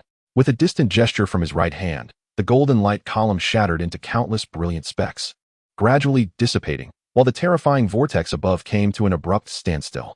Subsequently, a colossal, inky finger, stretching approximately 100 feet, thunderously emerged from the vortex, tearing through the clouds and breaking the sky with an overwhelming and magnificent force, akin to a meteor plummeting downward. "Survive this strike, and I shall spare you." A resounding roar echoed across the heavens, and a terrifying shockwave radiated from the giant finger, causing explosive sounds to erupt along its path. The individuals in the prison were instantly struck with terror, their souls nearly escaping their bodies, while the others scrambled to flee, desperately seeking to distance themselves from the giant finger. The minions of the Yin puppet sect raced back towards the square, fortunate that Teng Jiao was momentarily stunned and bore no ill will towards them. In a heartbeat, those who fled the fastest were crushed, their bodies pulverized and erupting into a mist of blood that rained down, scarcely able to emit a scream. Blood cascaded, and the gruesome scene sent shivers down the spines of all present, be it the martial sovereign, Mu Lei, or Teng Jiao. All were engulfed in dread. They comprehended the vast chasm that existed between realms in the path of creation, realizing the disparity between themselves and Lin Changxiang. A sense of retreat began to blossom in their hearts, and they silently withdrew, aiming to escape this perilous place. Yet, before they could fly far, Lin Changxiang's voice resonated ominously, as if it were a death knell. "Halt!" As soon as the words fell, those individuals appeared as if struck by a paralysis spell, freezing in place, awkward yet vigilant, their eyes fixated on Lin Changxiang, who could only roll his eyes in exasperation. These fellows had just let him go. Now that they realized they were no match for him, they wished to retreat. Such fortune was hardly to be expected.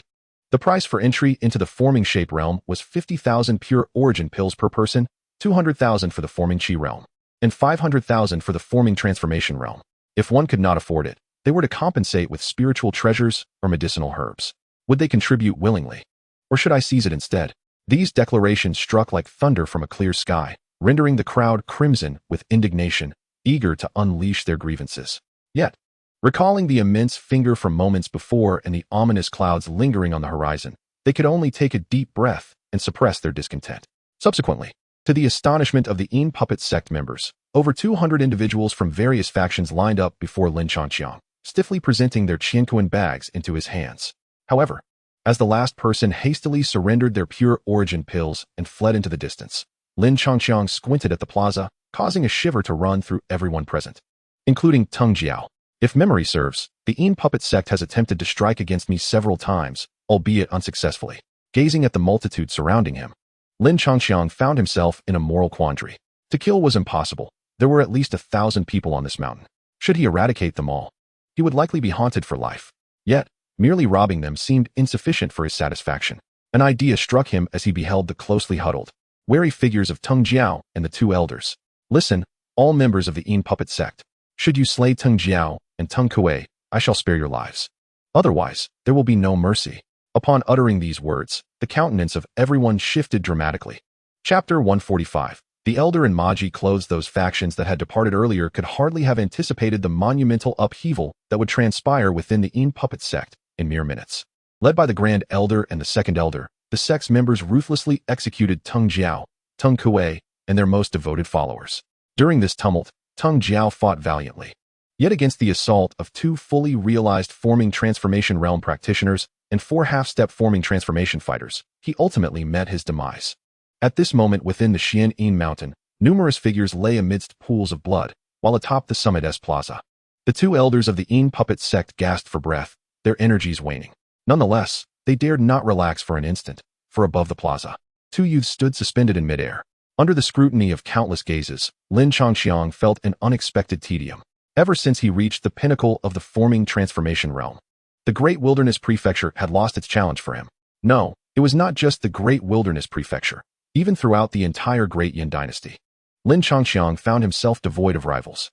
Were it not for the impending Hundred Dynasties War and his desire to join a super sect, he would hardly even bother participating in clan competitions. 10 months remain.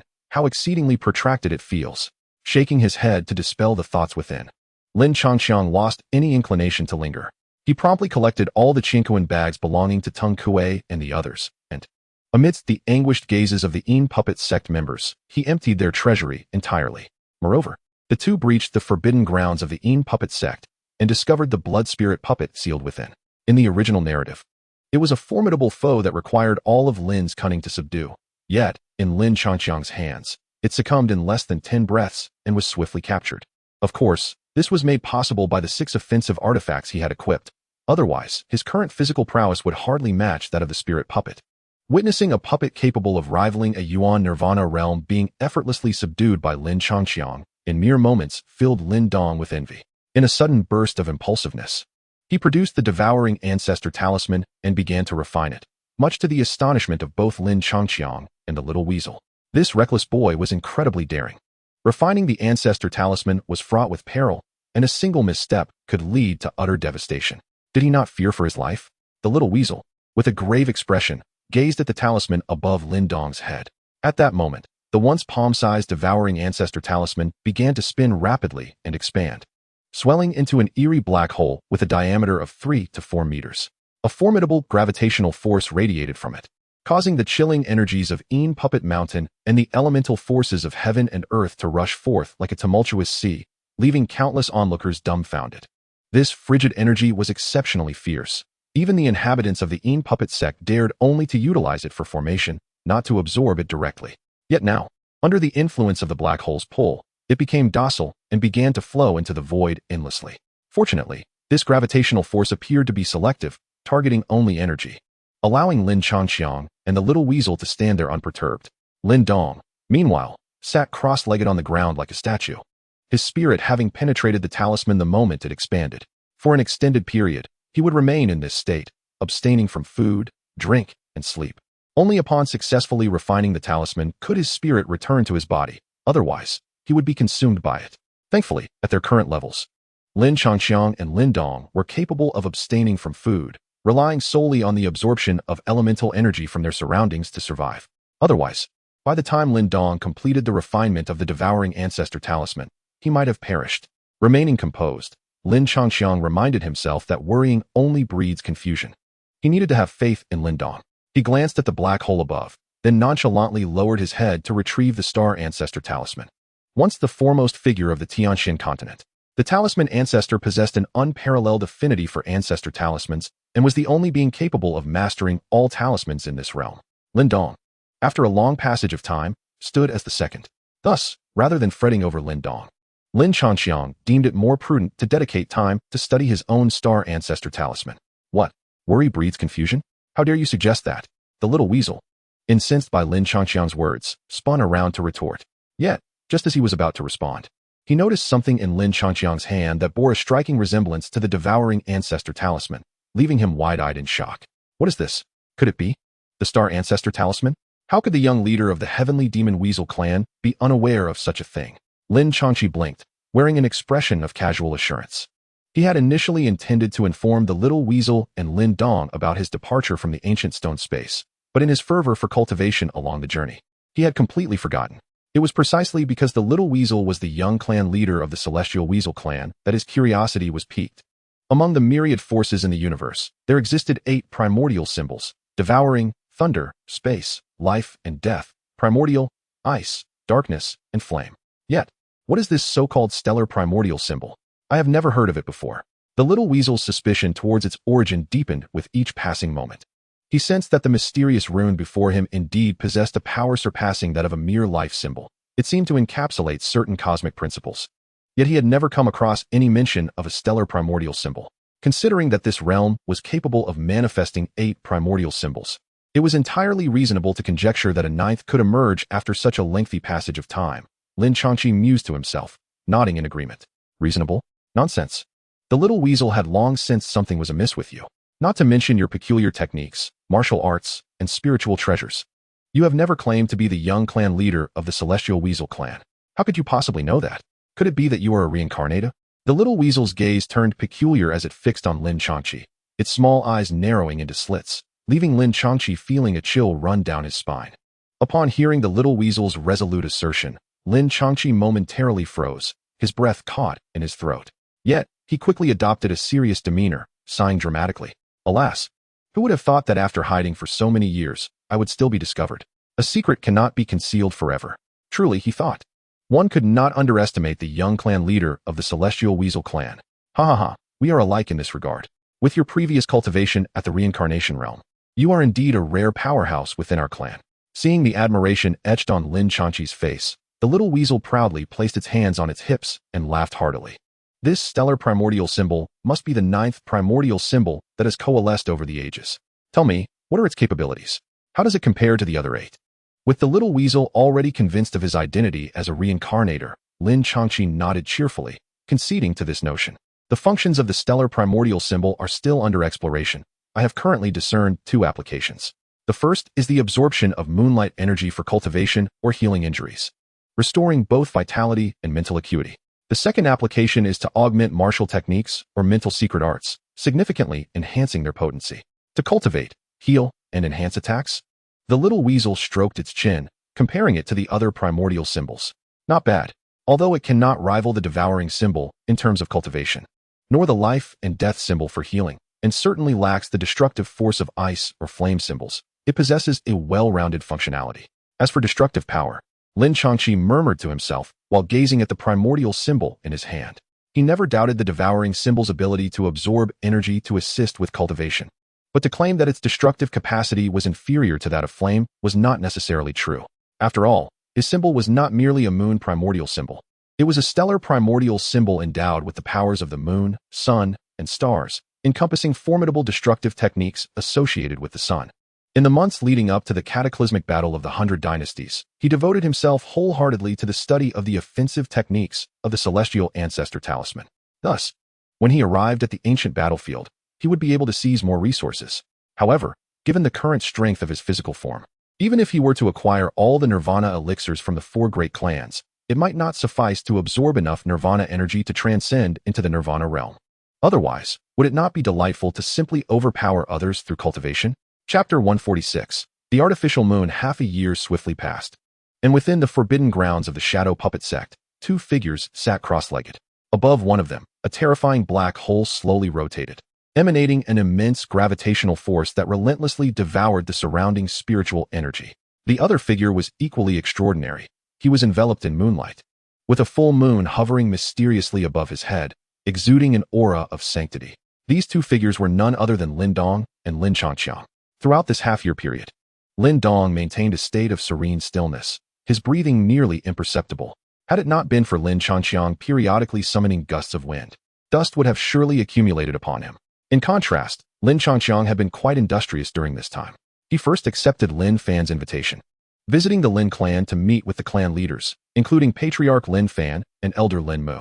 After confirming Lin Changqiang's identity and cultivation level, the clan's high-ranking members initially experienced a fleeting moment of astonishment before succumbing to overwhelming elation. Lin Fan promptly shared all the information concerning the seed selection, the battle of the 100 Dynasties, and the super clans that the Lin clan was privy to. Subsequently, he proposed that Lin Changqiang choose 3 treasures from the clan's treasury, a suggestion that received unanimous support. It is worth noting that, aside from rare materials, spiritual herbs, and ordinary spiritual treasures, the Lin clan's treasury contained only 4 Earth-grade spiritual treasures. Should Lin Changqiang be overly ambitious and select the finest 3, even Lin Fan would feel considerable distress.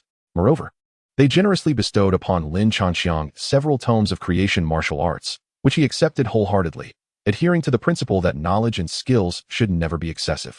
This was particularly pertinent as one required to absorb Nirvana energy to break through to the Nirvana realm, a fact even the system could not alter.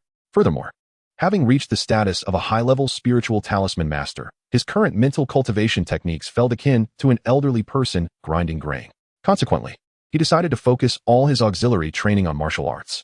Ultimately, had Lin Changqiang not remained steadfast in remembering Lin Dong's aspirations, insisting on returning to the clan only after the clan competition, He might have already been elevated to the position of the next patriarch of the Lin clan by popular acclaim. Nevertheless, even so, the Lin family in Yin City had swiftly attained an unparalleled status within the Lin clan. After spending several days as a guest in the Lin clan and retrieving an Earth-grade spiritual treasure spear, a demon beast core from the creation realm, and the heavy prison peak, Lin Changxiang finally departed the Lin clan's domain in the Great Yin Prefecture, accompanied by Lin Mu and Lin Langtian, making his way to the Lin family in Tiandu Prefecture. Upon their initial encounter, upon learning of Lin Changxiang's cultivation and the intentions of his clan, the elderly Lin Jintian beamed with joy akin to that of a father delighted by the arrival of a long-awaited son, his smile rarely faltering, save for a brief moment when he beheld Lin Langtian.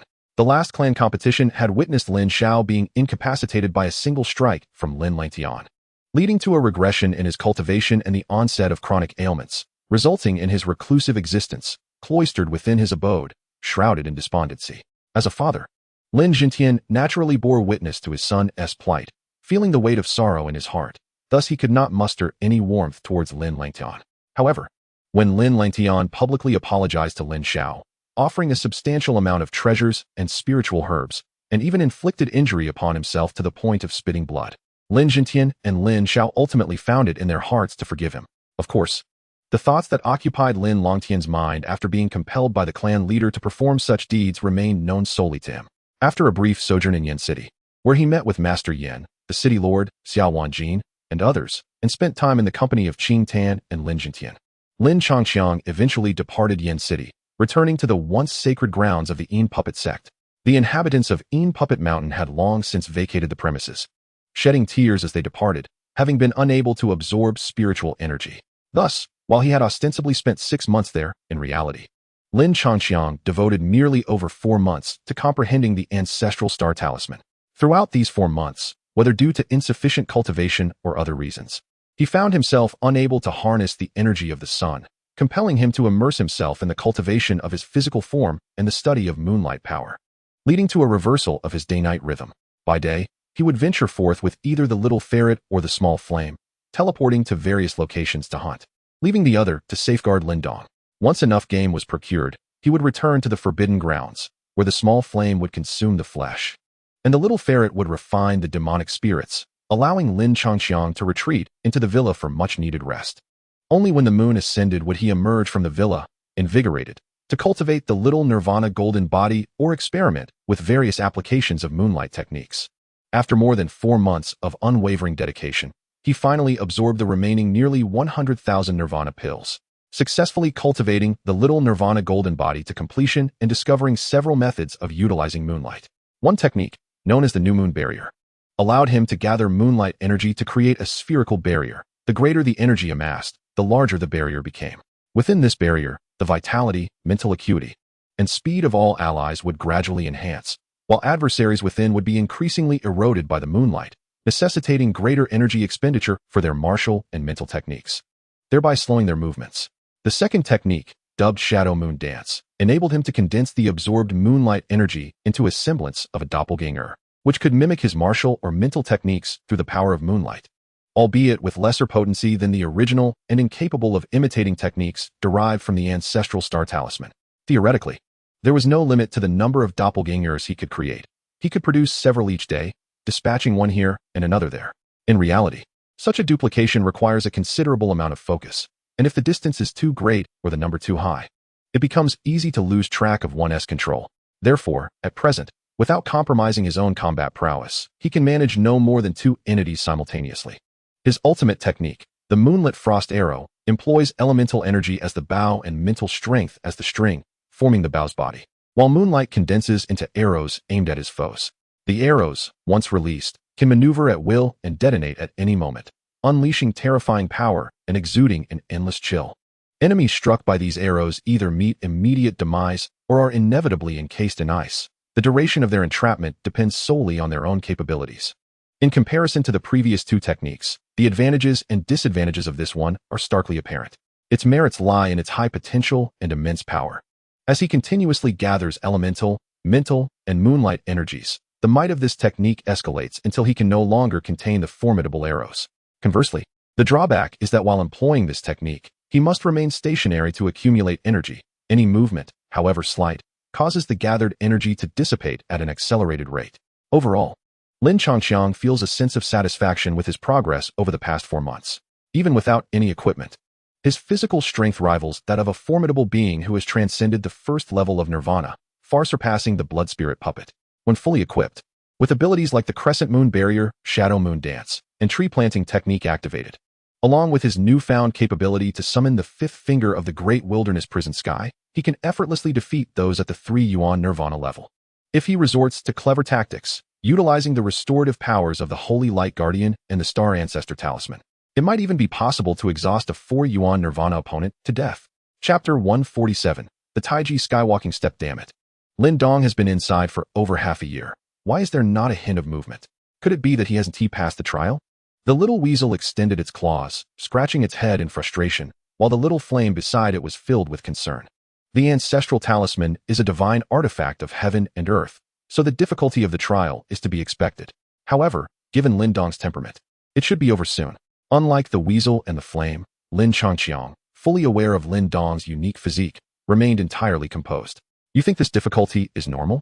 Observing Lin Changxiang's calm demeanor, the weasel's expression turned peculiar. Then how did you manage to refine the Star Ancestor Talisman in just 1 day? Perhaps it's because the Star Ancestor Talisman was the last to condense, having no prior master before me, making the refinement process relatively easier. Boom.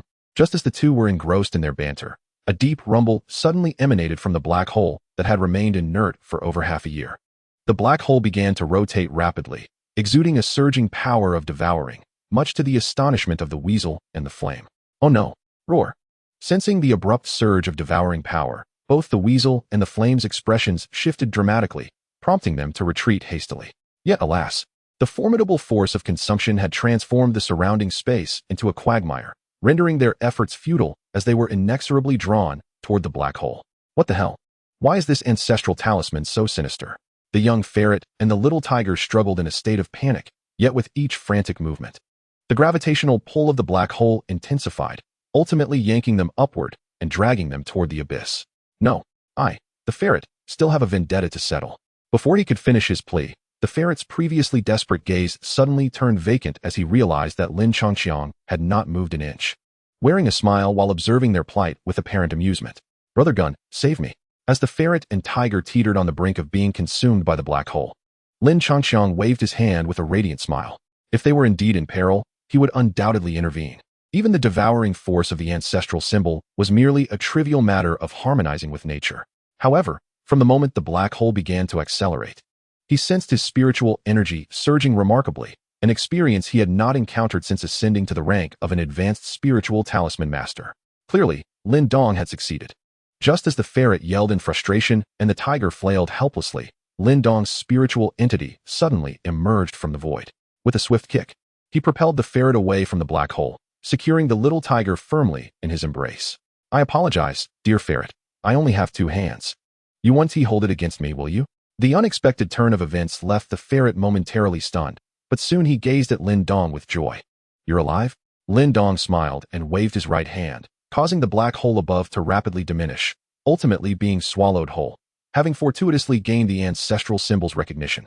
My spiritual power has surged from the initial stages of a novice talisman master to that of an advanced one, barely catching up to Changxiang.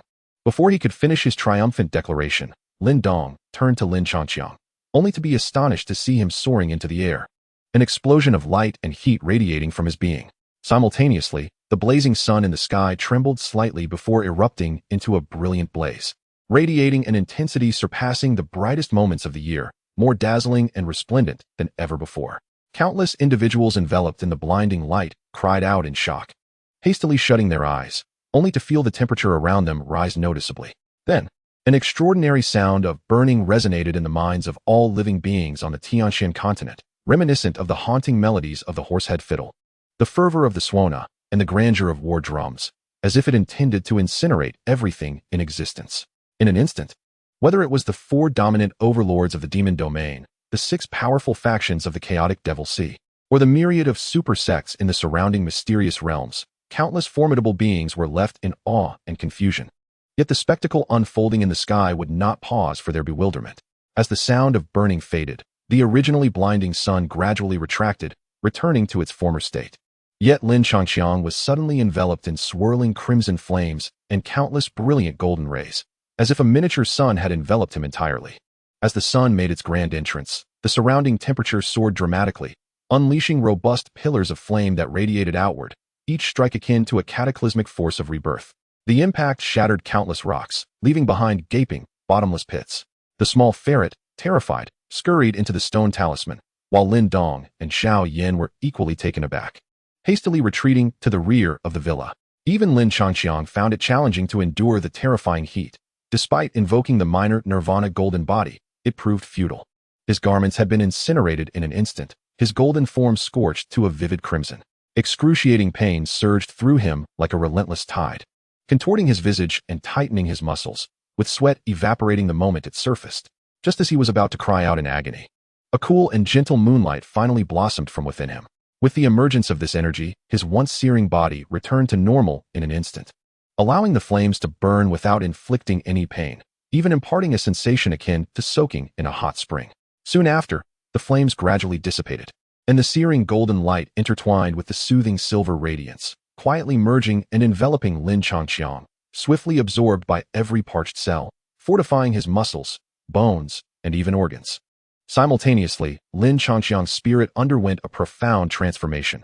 Within the once void mud pill palace, where only a solitary round moon hung suspended, a blazing sun suddenly ascended, harmonizing with the pristine moon above, illuminating vast expanses of emptiness. Yet, whether it was due to the dimness of their light or the further expansion of this spiritual realm, the surrounding darkness remained boundless and unending. At the heart of the blazing sun and luminous moon, a considerable mass of spiritual energy, intertwining with golden light and silver brilliance, began to rise slowly, ultimately coalescing into an ethereal silhouette that bore an uncanny resemblance to Lin Changqiang himself. This was the spiritual entity formed upon breaking through to the celestial talisman master. His tightly shut eyes gradually opened, and his radiant spiritual energy surged forth like a tangible force, gouging deep trenches into the solid ground beneath him. Breathing heavily, Lin Changqiang flexed his limbs, remnants of astonishment lingering in his gaze. Had it not been for the timely intervention of the moonlight's power, he felt he might have perished in the flames. Fortunately, it had turned out to be merely a close call. Dong.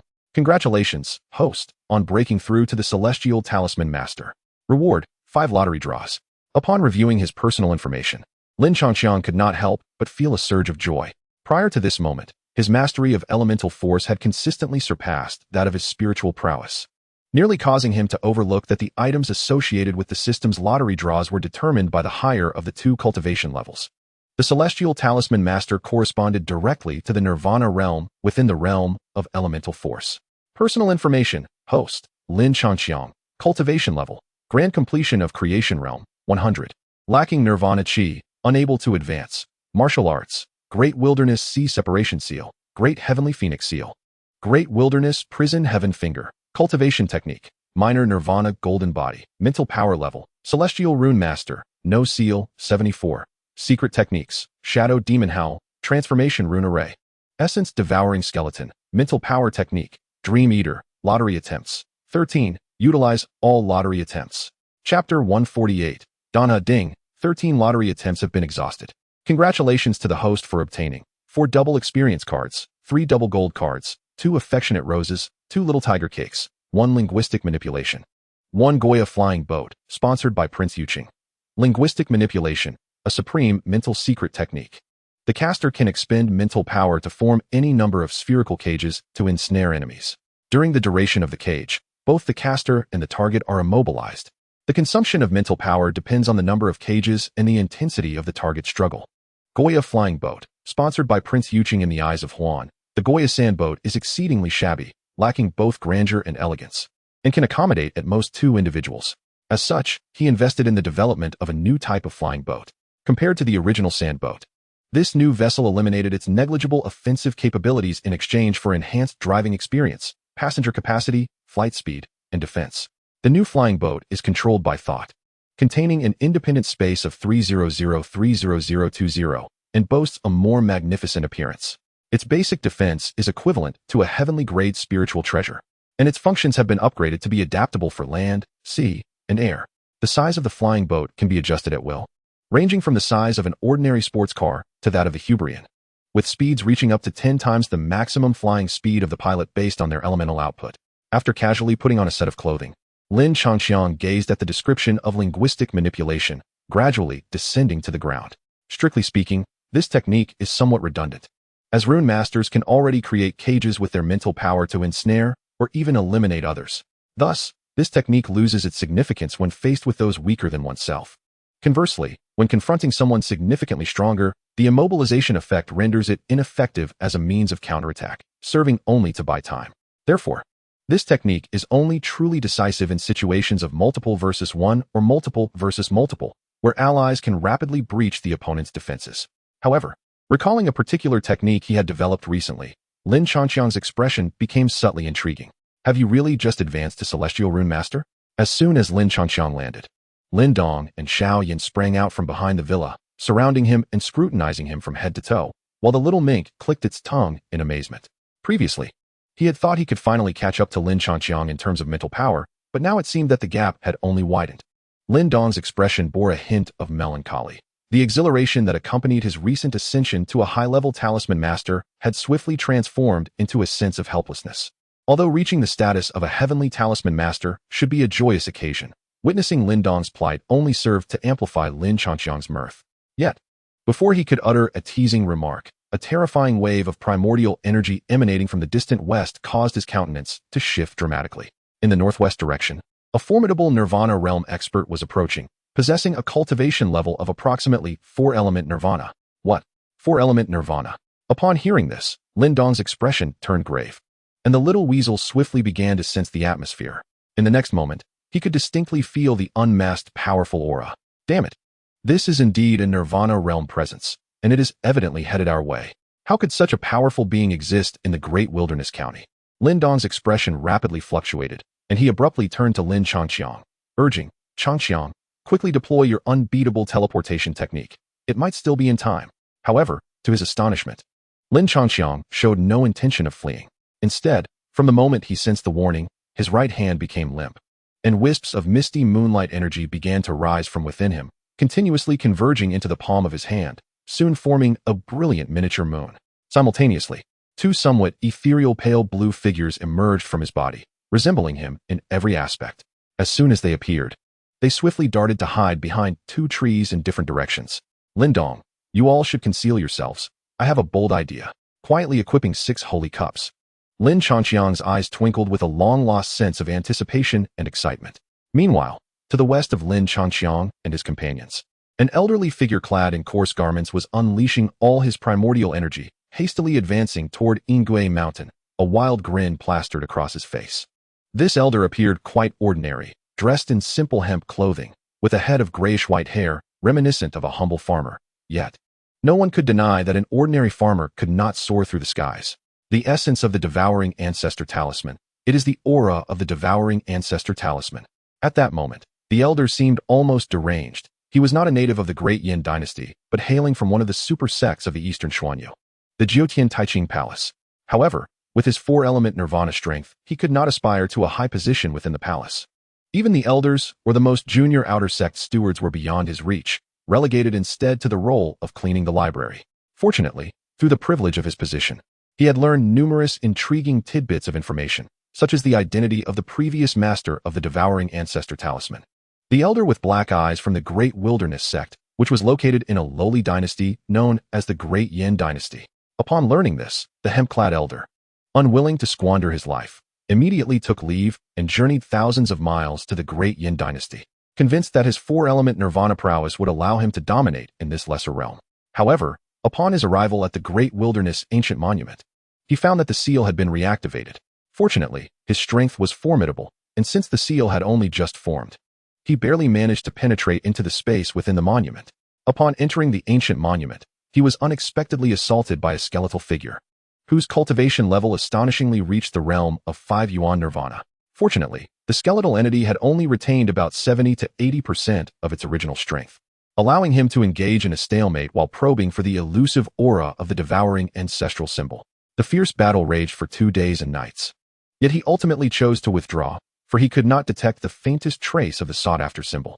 It was rumored that years ago, the young palace master had visited the Great Yin dynasty and, upon returning to her palace, immediately entered seclusion. Could it be that she had already taken the devouring ancestral symbol? As this thought crossed his mind, the old man in the tattered robe felt a profound sense of despondency. In his view, a mere lowly dynasty that could attract the attention of the young master of the Nine Heavens Taiching Palace must surely possess nothing other than the ancestral symbol. However, just as he was about to despair and escape the confines of the ancient monument-esque space, a sudden and formidable fluctuation emanated from the distant southeast, an unmistakable sign of the devouring ancestral symbol. Sensing this energy, the old man hesitated not for a moment, disregarding the meager remnants of his own vitality, and swiftly propelled himself toward the southeast, propelled by a fierce wind. Neither the brilliance of the sky nor the rising sounds of flames could divert his focus. This was his singular opportunity to escape the mundane. Chapter 149. The Assault on Nirvana. In the distant sky, ripples radiated outward. Before long, an elder clothed in a robe of hemp arrived, carried by the gusts of wind. Halting before the two individuals, the elder, with a youthful countenance and hair like white clouds, stood tall and poised, having long since entered Nirvana. Yet his purpose for coming to the great Yin dynasty remained shrouded in mystery. Lin Changqi, toying with a miniature moon, regarded the elder with a calm expression, sensing, perhaps erroneously, a subtle disarray in the elder's aura. A peak cultivation at the creation realm, a formless celestial symbol master? The young man appeared barely in his 20s. Yet his talent was terrifyingly exceptional. The old man scrutinized Lin Changqi, a glimmer of astonishment flickering in his eyes. He had encountered countless prodigies within the palace, but in terms of innate talent, only the young master could rival him. Under normal circumstances, bringing such a talent back to the palace would be a significant achievement. Regrettably, he was here solely for the devouring ancestral symbol. I hail from the Nine Heavens Taiching Palace. Given your current cultivation level, you have likely heard of us, the elder said, feigning gentleness and managing a strained smile. My purpose for coming to the great Yin dynasty is to obtain the devouring ancestral symbol. No sooner had the words escaped his lips than his gaze fixed intently upon the two. He had tracked them here, already convinced that the symbol resided within one of them. Just as he was about to act, he noticed Lin Changqi suddenly exhibit signs of elation. The Nine Heavens Taiching Palace? Surely, you know Ling Qingzhu? You are acquainted with the young master? The elder momentarily faltered, his internal energy momentarily stalling. Yet in the next instant, his expression hardened, and his eyes shot forth two beams of light, intent on scanning the two for the symbol within. Regardless of whom you know, once I acquire the devouring ancestral symbol and ascend to become one of the world's few formidable beings, not even the young master, nor the master of the Nine Heavens Taiching Palace, will hold any significance in my eyes. Upon witnessing the actions of the elder, Lin Changqiang neither flinched nor evaded, merely shaking his head. Initially, he had contemplated saving time by directly following the elder to the Nine Heavens Taiching Palace. Yet it seemed he must first engage in a battle at the 100 Dynasties War. The artificial moon, the new moon barrier, and the manipulation of words. He cast his right hand upward, and the miniature moon was suspended in the air, emanating a formidable gravitational pull that drew the elemental force from the surroundings. In an instant, the originally palm-sized moon expanded to the size of a grinding disk, radiating brilliant moonlight that enveloped the entire forbidden ground. This was the latest application of the ancestral star talisman he had comprehended after breaking through to the realm of celestial talisman masters. By harnessing a modicum of lunar or solar energy, he could create miniature moons and suns, thus continuously transforming the elemental forces of the universe into corresponding powers. Simultaneously, he cupped his hands into a semicircle before him, gathering a crystalline cube of pure blue energy in his palms, which swelled vigorously under the moonlight. Observing this, the elder, who had initially intended to probe the two individuals, instantly deduced that the devouring ancestral talisman resided with one of them, prompting him to cease his investigation. Although he was unsure of the nature of the swelling energy cube, the cautious elder promptly activated his elemental force to evade it. However, just as he leaped backward, a glimmering silver chain shot forth from Lin Changqiang's hand, hurtling toward the elder. What manner of trickery is this? The elder, flustered by the incessant and bizarre tactics employed by Lin Changqiang, found himself in a precarious position. Logically, given that Lin's cultivation was several levels beneath his own, he should not have been in such a disarray. Yet facing a holder of an ancestral talisman, whose exact possession was uncertain but leaned towards Lin Changqiang due to his superior cultivation, who would dare to be complacent?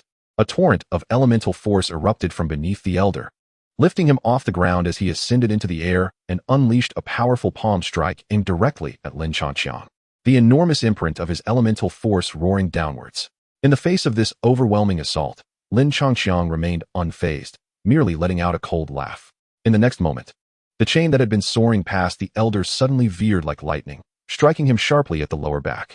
At the moment of impact, an endless wave of mental energy surged forth from the chain's end, enveloping the elder entirely and coalescing into an elliptical crystalline prison that sealed him securely. Suddenly trapped, the elder was taken aback, exerting all his strength to break free from the ice, only to despairingly discover he was immobile, frantically channeling elemental force in a futile attempt to escape the confinement. Clinging to a shred of hope, he glanced at Lin Changxiang, but beside him, Lin Dong merely beckoned with a hand, summoning a black vortex that materialized in front of the advancing elemental palm, effortlessly engulfing it. The devouring ancestral talisman. The elder roared inwardly, yet he found himself in no position to seize the talisman, let alone protect himself. At this moment, the azure energy cube enveloped the three individuals present, ceasing its expansion and transforming into a hemispherical barrier. On the cerulean surface, ripples undulated like gentle waves, seemingly frail yet unyielding. Within the barrier, a dense shower of blue luminescence cascaded as countless specks of light penetrated their bodies, gradually enhancing the elemental and mental energies of Lin Changxiang and Lin Dong. However, the elder beside them was horrified to discover that these azure light particles were incessantly eroding his internal energy, akin to raging flames consuming residual snow. A mere droplet-sized speck of light could swiftly dissolve elemental energy threefold, or even fivefold, in comparison to its own size. The elder had just engaged in a fierce battle with the skeletal remains within the monument for 2 days and nights, and had hurriedly flown here, initially believing he could handle the two youngsters without activating his golden body to conserve energy. Yet now, he could no longer suppress his urgency. With a mental command, blinding golden light ignited from within him, transforming his form into one seemingly forged from gold. However, these blue light particles possessed no offensive capability and caused no destruction. Thus, much to the elder's disbelief, they directly penetrated his skin and invaded his body. Activating the Nirvana golden body not only drained his already limited energy, but proved utterly ineffective. Who on earth was this person? The elder gazed at Lin Changxiang with confusion and trepidation, unable to comprehend how a mere unmarked celestial talisman master, who had not even survived the thunder tribulation, could possess such formidable prowess. Yet, Lin Changxiang was not the archetypal villain, devoid of any interest in providing clarity to his adversary. With a flicker of thought, two avatars emerged from the trees, materializing before the elder. The two figures mimicked Lin Changxiang in this moment, employing verbal manipulation to seize control of the elder clad in a coarse robe, while Lin Changxiang promptly dismantled the first barrier. With his exceptional mental strength, augmented by 6 holy cups and the crescent moon barrier, his mental prowess alone was comparable to a 3-mark celestial talisman master. Thus, while the exertion required to employ verbal manipulation to control the 4 elemental nirvana realm was considerable, it was within his capacity to bear. However, merely sealing him temporarily was insufficient. His true intention was to eliminate this individual. Moon-embracing Frost Arrow. Chapter 150. The clan assembly commences moon-embracing Frost Arrow. Lin Changxiang's expression turned grave, his gaze like a bolt of lightning locking onto his target. He raised his left hand, forming a grip in the air before him, and a silver-white bow appeared in his grasp. With the infusion of mental energy, a slender yet resilient bowstring materialized. At the moment the bow took form, boundless moonlight and the blue light particles within the barrier swirled towards his right hand like a tempest of snow, swiftly coalescing into a resplendent arrow interwoven with silver and azure hues. Drawing the bowstring, an icy aura circulated around the arrowhead, sharp enough to penetrate anything. As 3 distinct forces continuously flowed into it, the brilliance emanating from the bow and arrow intensified, becoming extraordinarily conspicuous even in the bright daylight. The swirling frost-like energy resembled a ferocious ice dragon roaring in wrath, sending shivers down the spine of the elder trapped within the confines. As the target of an arrow, he could instinctively perceive that the moment the arrow materialized, its power equated to a full-force strike of a primordial rebirth. With the passage of time, its potency only continued to amplify. At this moment, he yearned desperately to break free from his confines, unleashing an unparalleled surge of primordial energy. Regrettably, the attacks released by the Shadow Moon clones, while not as formidable as the original, consumed energy at a rate that far exceeded the replenishment provided by the moonlight. Nevertheless, the combined efforts of the 2 clones were sufficient to restrain him for a while. In stark contrast to the elder's panic, Lin Changxiang was filled with exhilaration. After a long interval, he had finally encountered an adversary worthy of his utmost effort. The energy coursing through the arrow intensified, even manifesting as a resplendent rainbow light ahead. The consumption of primordial and mental energy escalated sharply. Even with the protection of holy light, the waxing moon barrier, and the restorative properties of 6 sacred cups, it became increasingly challenging to keep pace with the depletion. Fortunately, before his primordial energy could be fully exhausted, the energy of the Shadow Moon clones was on the brink of exhaustion as well. A low, ominous hum resonated, emanating terrifying waves from the arrow. In this moment, Lin Changqiang's right hand trembled slightly, yet he persisted until the clones began to fade, and the prison binding the elder was on the verge of collapsing. At which point he finally relaxed his taut fingers. Thud! The arrow shot forth like a cannonball, its interior a silver-blue beam compressed to a diameter of 2 meters, encased in layers of frost, while energy spilled forth like swirling flames. The powerful recoil left Lin Changqiang's hands tingling. Confronted with such a dreadful assault, the elder, paralyzed with fear, could only muster all his strength to activate his golden body. In the next instant, the crystalline prison quietly disintegrated, and the arrow was upon them in an instant. Clang! The arrow struck with the force of a moon crashing down, instantly shattering the elder's golden body, followed by an explosion of endless blue light that swept through every corner of his being, leaving him no time to scream before he was obliterated into fragments. The remnants instantly encased in frost, scattering like snowflakes, creating myriad tiny craters upon the ground. Simultaneously, the elder's bag of holding was also destroyed, producing a soft pop as various items and piles of medicinal pills suddenly appeared in midair, cascading downwards. Fortunately, Lin Changqiang was quick-witted, using his mental power to gather them all and bring them before him. Killing a primordial rebirth was as easy as slaughtering a chicken. You are quite the character. As the dust settled, the little weasel and little flame promptly emerged from the villa, rushing to Lin Changqiang's side, their eyes sparkling with anticipation as they gazed at the items. Lin Dong shook his head in disbelief, while Lin Changqiang chuckled, setting aside the demon spirits and beast inner elixirs. At this sight, the two were instantly delighted, eagerly collecting their spoils and finding a spot to refine and absorb them. 2 volumes of transformative martial arts, 1 earth-grade spiritual treasure, 3 high-grade spiritual treasures, and 200,000 rebirth pills. How could this fellow be so impoverished? After examining all the items, Lin Changqi let out a discontented sigh. The Great Wilderness sect had been extinguished countless years ago, and the remnants contained merely over 300,000 nirvana pills, which was already disappointing. To make matters worse, encountering a living being turned out to be a member of the 7 super sects of the Eastern Xian region, and there was only this meager amount. 200,000 nirvana pills would not suffice for his advancement. They could only allow Lin Dong to cultivate the lesser nirvana golden body to a modest level. With a thought, he moved the nirvana pills in front of Lin Dong, and then Lin Changqi began to scrutinize the spoils in his hands. Noticing this, Lin Dong did not feign gratitude. Instead, he sincerely expressed his thanks and seated himself at a distance to practice the lesser nirvana golden body. After stowing away 3 advanced spiritual treasures in his backpack, Lin Changqi directly took out a ground-level spiritual treasure for examination. At present, he could shatter advanced spiritual treasures with mere physical strength.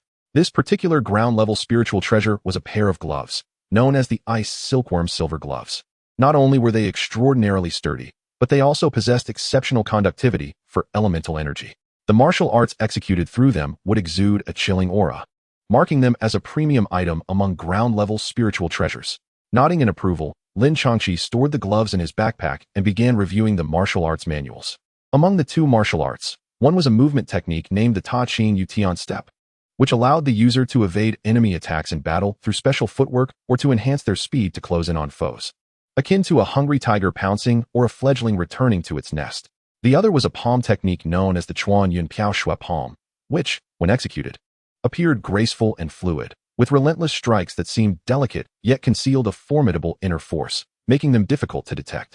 The 2 sets of martial arts complemented each other remarkably well. However, regrettably, for Lin Changqi at present, only the Ta Chin Yu Tian Step held any utility.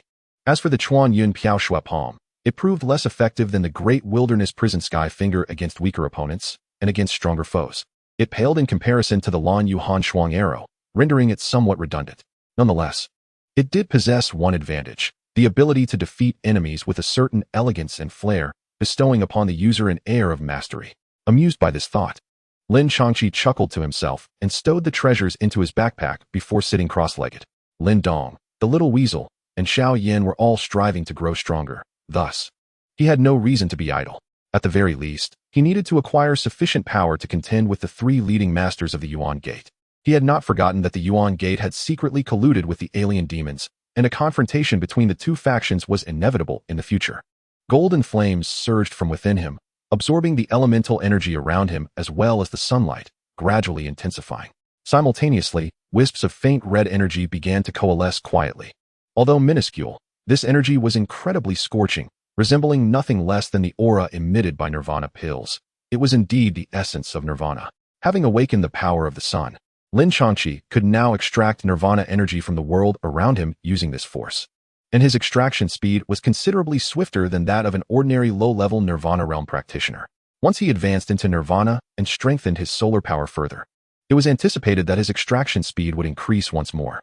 Although it could not rival Lin Dong's devouring ancestral talisman, it was certainly not far behind.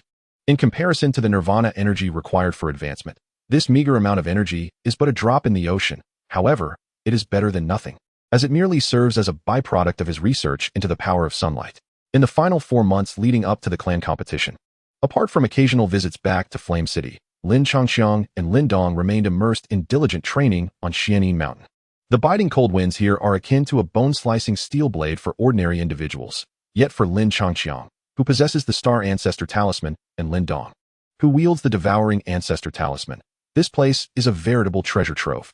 Upon returning to the Lin family and learning that Lin Langtian had previously offered an apology, Lin Dong's emotions became somewhat intricate. He had contemplated that during the clan competition, even if he refrained from lethal actions, he would ensure the opponent experienced the bitterness of having their cultivation nullified. However, the situation now seems rather complicated. Ultimately, Lin Dong accepted this outcome with equanimity. In his view, as long as he secured first place in the competition, it would constitute the greatest blow to the latter, provided, of course, that Lin Changxiang did not participate in the competition. Over the course of 4 months, Lin Dong did not experience significant progress in his mental faculties. Yet he successfully advanced from the great accomplishment of qi creation to the minor accomplishment of transformation, coming remarkably close to the great accomplishment of transformation. In contrast, Lin Changxiang's journey was quite the opposite. Each day, he drew energy from both sunlight and moonlight, aside from a modicum of nirvana energy. Nearly all the energy was devoted to enhancing his mental prowess. Thus, within a mere 2 months, he encountered his own thunder calamity. The nirvana realm is divided into 9 stages, and the celestial talisman master is categorized into 9 seals. Nirvana practitioners are both feared and compelled to confront their nirvana tribulation, while celestial talisman masters face the corresponding thunder calamity. This formidable trial is formed by the fierce winds and divine thunder of the heavens. Once the calamity takes shape, the practitioner's spirit is drawn forth to undergo the cleansing of wind and thunder. If successful, their mental capacity will become increasingly refined and potent.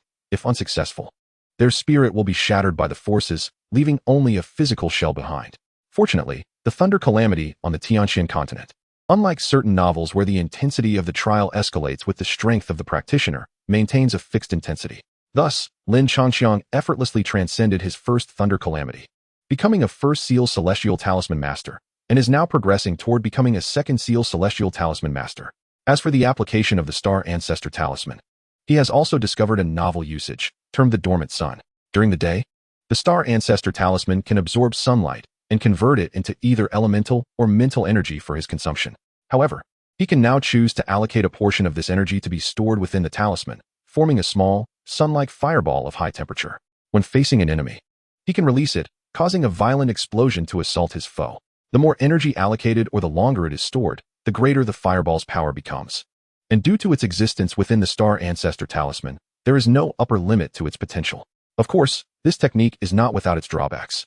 Regardless of how long the energy is stored or how potent the fireball becomes, upon release, all stored energy will be unleashed at once, making it somewhat inconvenient, as one cannot adjust the release according to the strength of the adversary. Moreover, the energy designated for cultivation was stored within the ancestral talisman, inevitably diminishing the pace of his training. Consequently, during each session, Lin Changxiang could only allocate approximately 1/10 of his energy. Nevertheless, through the continuous accumulation over this period, the might of his fireball had become potent enough to effortlessly obliterate the 4 yuan nirvana. It took him 4 months to devise a single technique, a stark contrast to the 3 techniques he had developed over the preceding 6 months. This delay was largely attributed to Lin Changxiang's unwavering focus on the creation martial tablet. He had not forgotten that, compared to the several 100,000 nirvana pills within the palace ruins. The true legacy of the Great Wilderness sect could only be attained upon receiving the tablet spirit's acknowledgement. At present, should he unleash all his capabilities, vanquishing the guardians within that sect would pose no challenge. However, both he and Lin Dong felt indebted to the Great Wilderness sect, and such an action would undoubtedly be inconsiderate. Therefore, each time he entered the ancient tablet space, Lin Changxiang would deliberately teleport before the skeletal guardian and guide it to soar into the distance for a considerable duration, thus allowing ample time to communicate with the tablet spirit before initiating his teleportation to the creation martial tablet. Fortunately, having previously acquired the Gaia flying vessel, the skeletal guardian's intellect was not particularly high, enabling the success of this plan. Otherwise, not to mention whether Lin Changxiang could outpace the skeleton, merely repeating the same tactics a few more times would likely cause his opponent to become wary. During these 4 months, Lin Changxiang would visit the spirit of the martial tablet every 10 days, offering a bouquet of intimate roses, which consistently increased their rapport by 2 to 4 points each visit.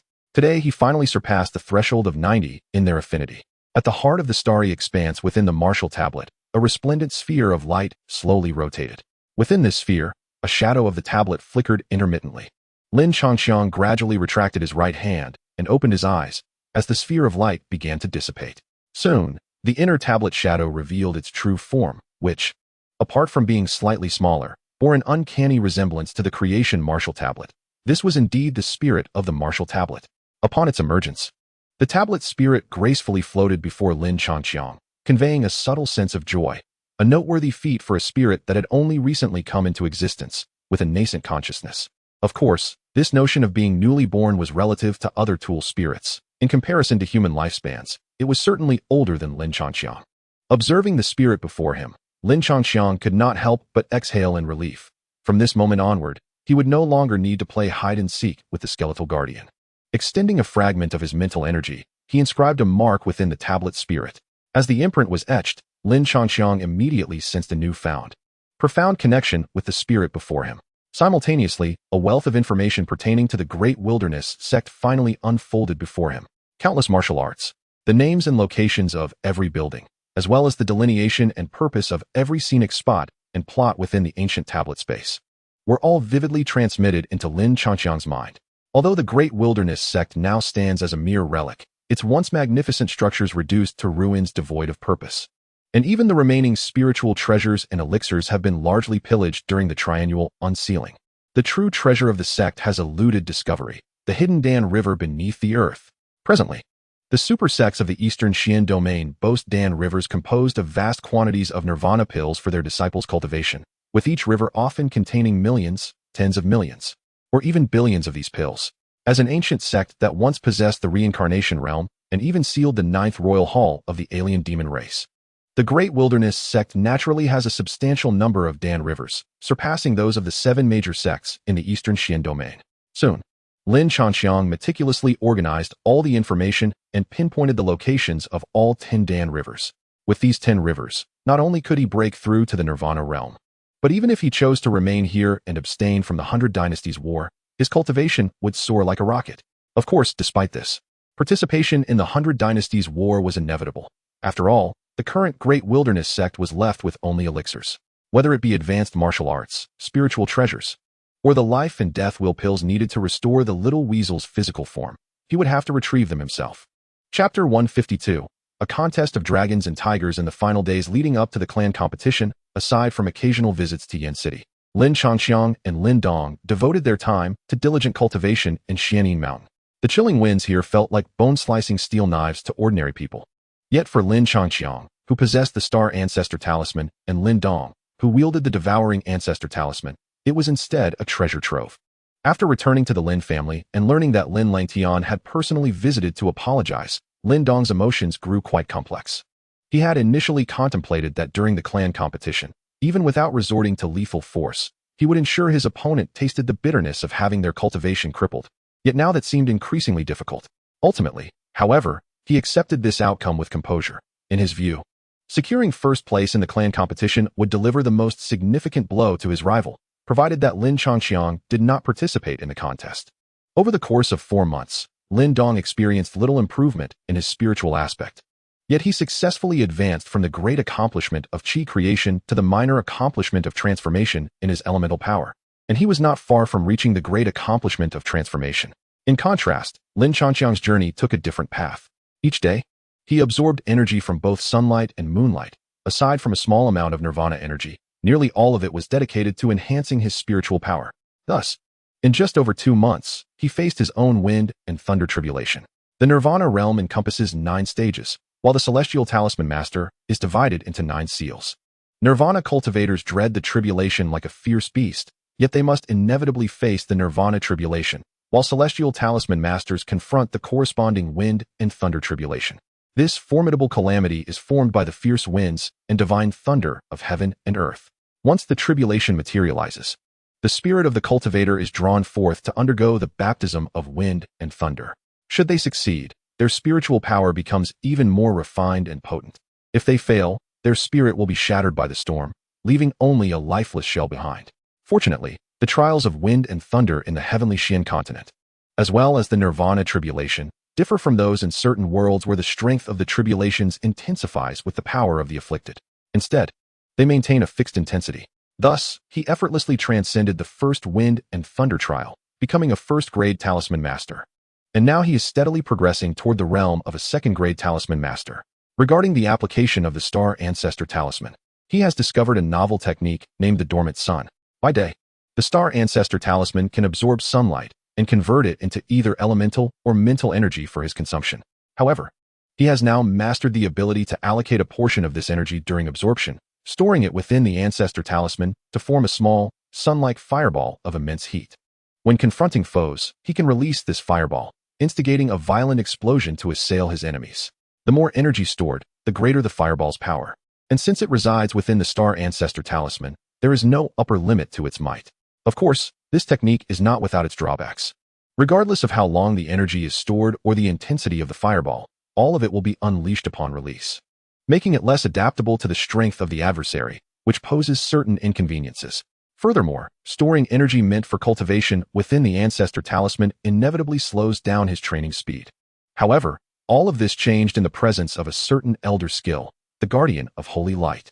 This passive ability, which continuously restores stamina, elemental energy, and mental energy, has rejuvenated itself before the energy-consuming high-temperature fireball. With the Guardian of Holy Light, he no longer needs to divide his energy during cultivation. Instead, he can directly transform his mental energy into sunlight power stored within the fireball, allowing it to grow exponentially. To say it is excessive would be an understatement, akin to the most outrageous mechanics in certain games. For instance, it took him several years to progress from a first-grade talisman master to a heavenly talisman master. Yet he can deplete the mental energy of someone at the heavenly talisman level in mere minutes. Thus, after a period of continuous charging, recovery, and further charging, the fireball has amassed enough power to effortlessly obliterate 4 yuan nirvana entities. Having developed such a formidable technique in just 4 months is truly exhilarating. Nevertheless, his primary focus is not on this skill, but rather on the creation martial steel. He has not forgotten that, compared to the hundreds of thousands of nirvana pills within the palace ruins, the true inheritance of the Great Wilderness sect can only be obtained after gaining the Steel Spirit's recognition. Currently, should he unleash all his capabilities, it would not be impossible to temporarily fend off the sect's guardian. However, to withstand their interference while seeking the Steel Spirit's acknowledgement is indeed a tall order.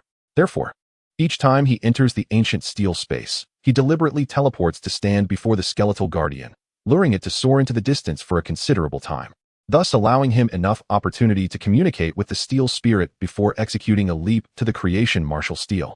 Thankfully, having previously acquired the Goya flying boat, and considering the skeletal guardian's intelligence is not particularly high, this plan has come to fruition. Otherwise, regardless of whether Lin Changqiang is faster than the skeleton, employing the same tactic repeatedly would likely render the guardian immune to such tricks. In the span of these 4 months, Lin Changqiang visited the spirit of the martial monument every 10 days, presenting a delicate rose each time, and each visit enhanced his rapport by 2 to 4 points. Today, however, his affinity with the spirit finally surpassed the impressive threshold of 90. At the heart of the starry expanse within the monument, a resplendent orb of light slowly revolved, within which a shadow of a tablet flickered into view. Lin Changqiang gradually withdrew his right hand and opened his eyes as the orb of light began to dissipate. Before long, the shadow of the tablet revealed its true form, appearing almost identical to the divine martial monument, albeit slightly smaller. This was indeed the spirit of the martial monument. As soon as the spirit emerged, it gracefully floated before Lin Changqiang, conveying a subtle sense of joy, a remarkable feat for a being that had only recently come into existence and possessed limited consciousness. Of course, this nascent state was relative. Compared to other weapon spirits, it was relatively young, yet in terms of human lifespan, it was undoubtedly older than Lin Changqiang. Gazing at the spirit before him, Lin Changqiang could not help but exhale in relief. From this moment onward, he would no longer need to play hide-and-seek with the Guardian of Bones. He extended a fragment of his mental energy to imprint a mark upon the spirit, and with the engraving of this seal, Lin Changqiang immediately sensed a profound connection forming between himself and the spirit. Simultaneously, a wealth of information regarding the Great Wilderness sect unfolded before him. Countless martial arts, the names and locations of each building, as well as the delineation and function of every landscape and plot within the ancient monument space, all streamed clearly into Lin Changqiang's mind. Though the current Great Wilderness sect had been reduced to mere ruins, with most structures in disrepair and rendered functionless, and even the remaining spiritual treasures and herbs had been largely pillaged during the triennial sealing, the sect's most valuable asset remained undiscovered, the hidden Dan River beneath the earth. In the present-day Eastern Xian domain, super sects boasted Dan rivers composed of vast quantities of nirvana pills for their disciples' cultivation, often numbering in the millions, tens of millions, or even billions. As an ancient sect that once wielded the power of reincarnation and had even sealed the 9th royal palace of the alien demon clan, the quantity of Dan rivers in the Great Wilderness sect was undoubtedly more than that of the 7 major sects of the Eastern Xian domain. Before long, Lin Changqiang had meticulously sifted through all the information and pinpointed the locations of all 10 Dan rivers. With access to these 10 rivers, not only would he be able to break through to the Nirvana realm, but even if he remained there without participating in the 100 Dynasties War, his cultivation would soar like a rocket. Of course, despite this, participation in the 100 Dynasties War was imperative. After all, the current Great Wilderness sect had only potions left. Regardless of whether it was more advanced martial arts, spiritual treasures, or the life and death reincarnation pill needed to restore the little ferret's physical form, he would need to retrieve them himself. Chapter 153. The potato exclusive card point display true to Lin Changqiang's character. He wished to immediately relocate the Lin family from Flame City to occupy this fertile land abundant in elemental energy. Alas, beneath the Great Wilderness sect lay a more troublesome entity than the Guardian of Bones, the 9th royal palace of the alien demon clan. Before reaching the Wheel Realm, he found himself utterly powerless against his opponent, merely sighing in despair. Fortunately, the adversary would not be able to break the Great Wilderness sect's seal in the short term. Otherwise, he would have to remain constantly on edge while absorbing energy. With only 10 days remaining until the clan assembly, Lin Changqiang traversed multiple paths, bringing Lin Dong, Lin Jintian, and the curious Xiao Yin to Lin City, while he returned to the Great Wilderness sect to prepare for cultivation in the Dan River. Given his current prowess, he had already been earmarked by clan leader Lin Fan for a seed selection slot. Moreover, the sect had directly granted him thrice the reward of the first place in the clan assembly, thus he saw no need to participate. Instead, he resolved to seize the nearly month-long interval before the seed selection to strive for a breakthrough to the Nirvana realm.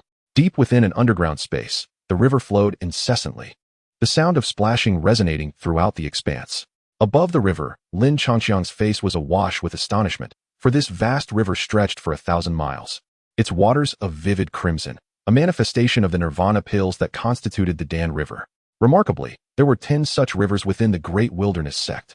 The Scarlet River hung in the air, its origins a mystery, stretching endlessly into the void, both enigmatic and magnificent. Within the Dan River, ancient platforms emerged sporadically, constructed by the Great Wilderness sect for cultivation. These platforms served to dilute the overwhelming aura of nirvana, enabling disciples to absorb it more easily, while also activating protective formations to shield those on the platforms from the interference of Dan spirit corpses. The Dan spirit corpses, a form of puppet, were created by casting deceased individuals into the Nirvana Dan River, where prolonged immersion would transform their bodies into mindless entities driven solely by a desire to attack. It was evident that within this boundless expanse of the Dan River, countless Dan spirit corpses lay in slumber. Reflecting on the formidable cultivation of the former members of the Great Wilderness sect, Lin Changqiang instinctively felt trepidation. With a swift motion, he descended toward the nearest cultivation platform. As he drew closer to the Dan River, palpable fluctuations emanated from the riverbed, fierce, frenzied, and filled with a predatory instinct. Fortunately, after practicing the Tai Chi Yutian step, Lin Changxiang's speed had significantly increased, allowing him to reach the platform just before the Dan spirit corpses could breach the surface, activating the defense formation within the cultivation platform. As the formation activated, a crimson hemispherical barrier rose instantaneously, enveloping the entire platform and exuding a powerful, steady aura. Sensing this presence, the frenzied figures in the river gradually regained their calm and sank back to the depths. Lin Changxiang let out a sigh of relief. Although this formation would render the nirvana aura less viscous, posing a disadvantage for him, it was the only refuge where he could cultivate safely. Otherwise, stepping outside would likely lead to being overwhelmed and perished by the multitude of Dan spirit corpses. Shaking his head, he sat cross-legged, his gaze fervent as he observed the influx of nirvana aura surrounding him. Having been stymied by the aura for so long, he was finally poised to absorb it freely. Streams of mental energy surged from his mud pill palace, coalescing above his head into a colossal vortex. As the vortex spun, a tremendous pulling force radiated outward. Under the sudden surge of energy, the nirvana aura within the training platform surged forth like a tidal wave, rushing incessantly towards Lin Changxiang. This was a spiritual technique of the chi level imparted by the little weasel. Although it bore no offensive or defensive capabilities, its efficacy in energy absorption was unparalleled. With Lin Changxiang's formidable spiritual capacity, equivalent to that of a three-seal heavenly symbol master, when he fully unleashed this technique, it rivaled Lin Dong's use of the devouring ancestral symbol. The magnificent nirvana aura cascaded forth, causing Lin Changxiang's garments to flutter, while beneath his skin, streaks of crimson light continuously merged into him. His power already resided at the pinnacle of the creation realm, having long qualified for the breakthrough to nirvana. However, it had been suppressed until now, partly due to a lack of sufficient nirvana aura, and partly to strengthen his physique and solidify his foundation. But now, the moment had finally arrived for the accumulation to culminate. Here, there was an inexhaustible supply of nirvana aura, allowing him to absorb it without restraint. As torrents of nirvana aura flooded in, the temperature within Lin Changxiang's body gradually escalated, slowly approaching the limits of what his flesh could endure.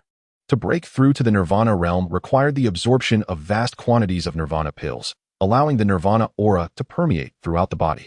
Only then could he employ the nirvana aura to conduct a profound refinement of his physical form, ultimately forging a nirvana golden body.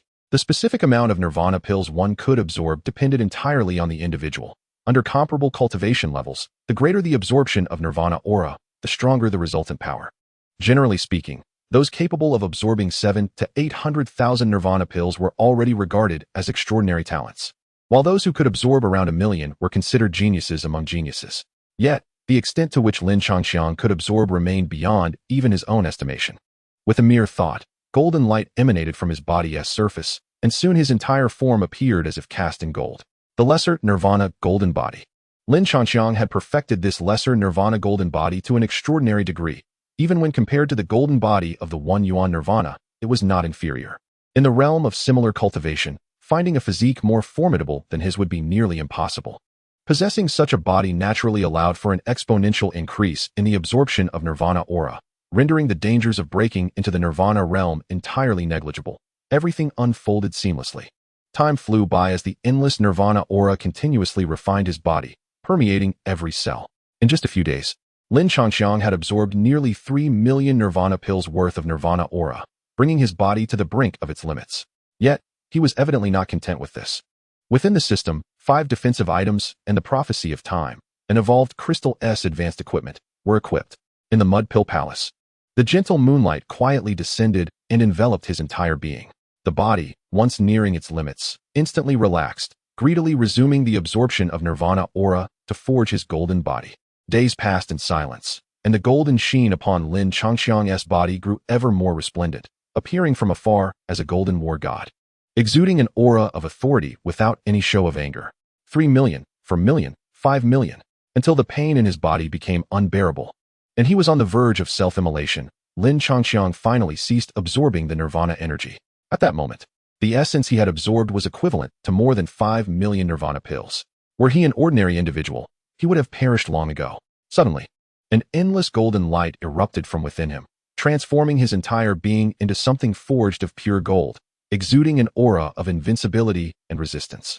Even the blood coursing through his veins shimmered with a brilliant golden hue. The nirvana golden body. This was the true mark of a powerful being in the nirvana realm. By refining his flesh with the nirvana energy, He had honed every corner of his body to its utmost limits. Once the Nirvana Golden Body was forged, not only did 1's defenses increase significantly, but strength, speed, and all other attributes surged as well. This represented a genuine metamorphosis. The elevation from the creation realm to the Nirvana realm was not merely a matter of enhanced energy. The most critical aspect was this Nirvana Golden Body. Under the protection of the Nirvana Golden Body, one could virtually disregard all attacks from those in the creation realm. From a general perspective, individuals in the creation realm stood no chance against a formidable opponent adorned with a Nirvana Golden Body. However, it was essential to note that for Lin Changxiang and Lin Dong, who possessed myriad techniques and mastery over ancestral talismans, conventional reasoning simply did not apply. A plume of golden mist erupted from Lin Changxiang's mouth as he gradually opened his tightly shut eyes, revealing a brilliance within his pupils. In contrast to the commotion surrounding his breakthrough to the creation realm, this occasion was remarkably tranquil. He had entered the Nirvana realm, clenching his fists. A terrifying power surged within him. He could distinctly feel that his golden body was at least 5 times more formidable than before, with fervor coursing through his veins. He wasted no words and unleashed a straightforward punch, striking forcefully against the cultivation platform beneath him. Boom! The sound resonated like a bell. The cultivation platform remained utterly unmoved. Lin Changxiang's body froze in place, momentarily stunned. After a few seconds, he silently retracted his fist. It was no surprise. How could a cultivation platform that withstood the attacks of the damning corpse and remained unscathed under the relentless flow of Nirvana River possibly falter against an assault from the Nirvana realm? Boom! Congratulations, host, on breaking through to the Nirvana realm. Reward, 5 lottery draws. Chapter 154. The Curtain Falls Dayan County is the most prosperous region of the Dayan dynasty, home to the 4 great clans, 3 major sects, and even the imperial capital. Thus it is also referred to as the Royal County. Among them, Lin City, where the Lin clan resides, lies in the northwest of the imperial capital, gazing at it from a distance. The area of Lin City is vast, and its city walls are exceptionally majestic. Along the walls, at intervals, elite members of the Lin clan stand guard, each exuding a profound aura and piercing gazes, clearly well-trained. Here, any power within the Dayan dynasty must temper its temperament, and even the royal family is no exception, for this place is not a territory of the Dayan dynasty, but rather the private domain of the Lin clan. At the very heart of Lin City lies a colossal coliseum, appearing circular from the outside, and elliptical when viewed from above. The colossal arena, spanning approximately 40,000 square meters and capable of accommodating hundreds of thousands of spectators, serves as the venue for the Lin clan assembly. At this moment, the arena buzzes with lively chatter, drawing not only various factions from across the land, but also members of the royal family. For the Lin clan assembly is indeed a grand event for the entire Dayan prefecture. It is widely acknowledged that those who emerge victorious from such gatherings are destined to become illustrious figures in the Dayan dynasty, much like the champion from the previous session, Lin Langtian. The arena is divided into 2 sections. The outer layer caters to the general audience, while the inner sanctum is reserved for the powerful elites of the Dayan dynasty and numerous influential factions. At the heart of the arena lies the platform designated for the contests. Fortunately, all present possess some level of cultivation, or else the outermost spectators would see nothing at all. Presently, the vast platform has been segmented into 100 zones, each hosting 2 figures engaged in fierce combat. With judges stationed in the corners of each area, it is evident that the Lin clan assembly has commenced. In the various divisions, Lin Qiming of the Wangyue branch triumphs. Lin Fun of the Lin clan claims victory. Lin Yuyan of the Yonggu branch emerges victorious. The atmosphere within the colossal arena reaches a fever pitch, with countless eyes fixated on the unfolding spectacle, each moment brimming with excitement. Whenever a victor is declared, resounding cheers erupt, reverberating through the air. Of course, there are those with ulterior motives, discreetly noting the names of standout performers. Yet, since the Lin clan has invited the public to witness this event, they harbor no fears. With a thunderous crash, in one area, a surge of formidable energy erupts, as one figure sends another hurtling out of the arena, thereby disqualifying them from further competition. Lin Hong of the Yen City Lin family emerges victorious. Observing the calm figure in the arena, various branch families gaze upon them with envy. For ordinary branches, having even one individual advance past the preliminaries is a significant achievement, yet the Yen City branch has now produced its 4th victor. Moreover, even the clan members refer to them differently. They are not merely the Yen City branch, but the Yen City Lin family, a slight distinction that signifies. In the eyes of the clan, their status is on par with their own. Achieving a minor completion in the Yuandan realm at such a young age is indeed impressive. The Yen City Lin family is truly flourishing with talent. Upon the elevated platform with the best view, the esteemed elder Lin Mushin nodded solemnly. Although this level of cultivation is fairly commonplace within the Lin clan, the family to which this individual belongs is none other than the Yin City Lin family, where even the clan leader has extended warm hospitality. As anticipated, upon hearing this, Lin Jintian beside him stroked his long beard and smiled with delight. Since Lin Changqiang and Lin Dong ventured out over 2 years ago and returned with a bounty of spoils, the cultivation levels of everyone in the Yin City Lin family have soared. Among the younger generation, Lin Xia and Lin Hong have progressed from the Tian Yuan realm to a minor completion in the Yuan Dan realm, while Lin Meng and Lin Ken have advanced from minor Yuan Dan to major completion in the Yuan Dan realm. The most gifted, Lin Xiao, has even made a direct breakthrough to the shaping realm. The entire family flourished, and as the head of the household, Lin Jintian was naturally overjoyed. However, his gaze drifted to the side, where Lin Xiao, Lu Yan, and Lin Dong stood. Qing Tan, clad in simple attire, was watching the proceedings with a face full of excitement, occasionally shaking her small fists in enthusiasm. Remarkably, her cultivation had reached an astonishing level of great achievement in the Qi formation realm, surpassing Lin Dong, who was merely one realm below her. Upon realizing this, even Lin Dong was taken aback, staring in disbelief for quite some time. No matter how he scrutinized her, he could not fathom the reason for Qing Tan's sudden rise in power.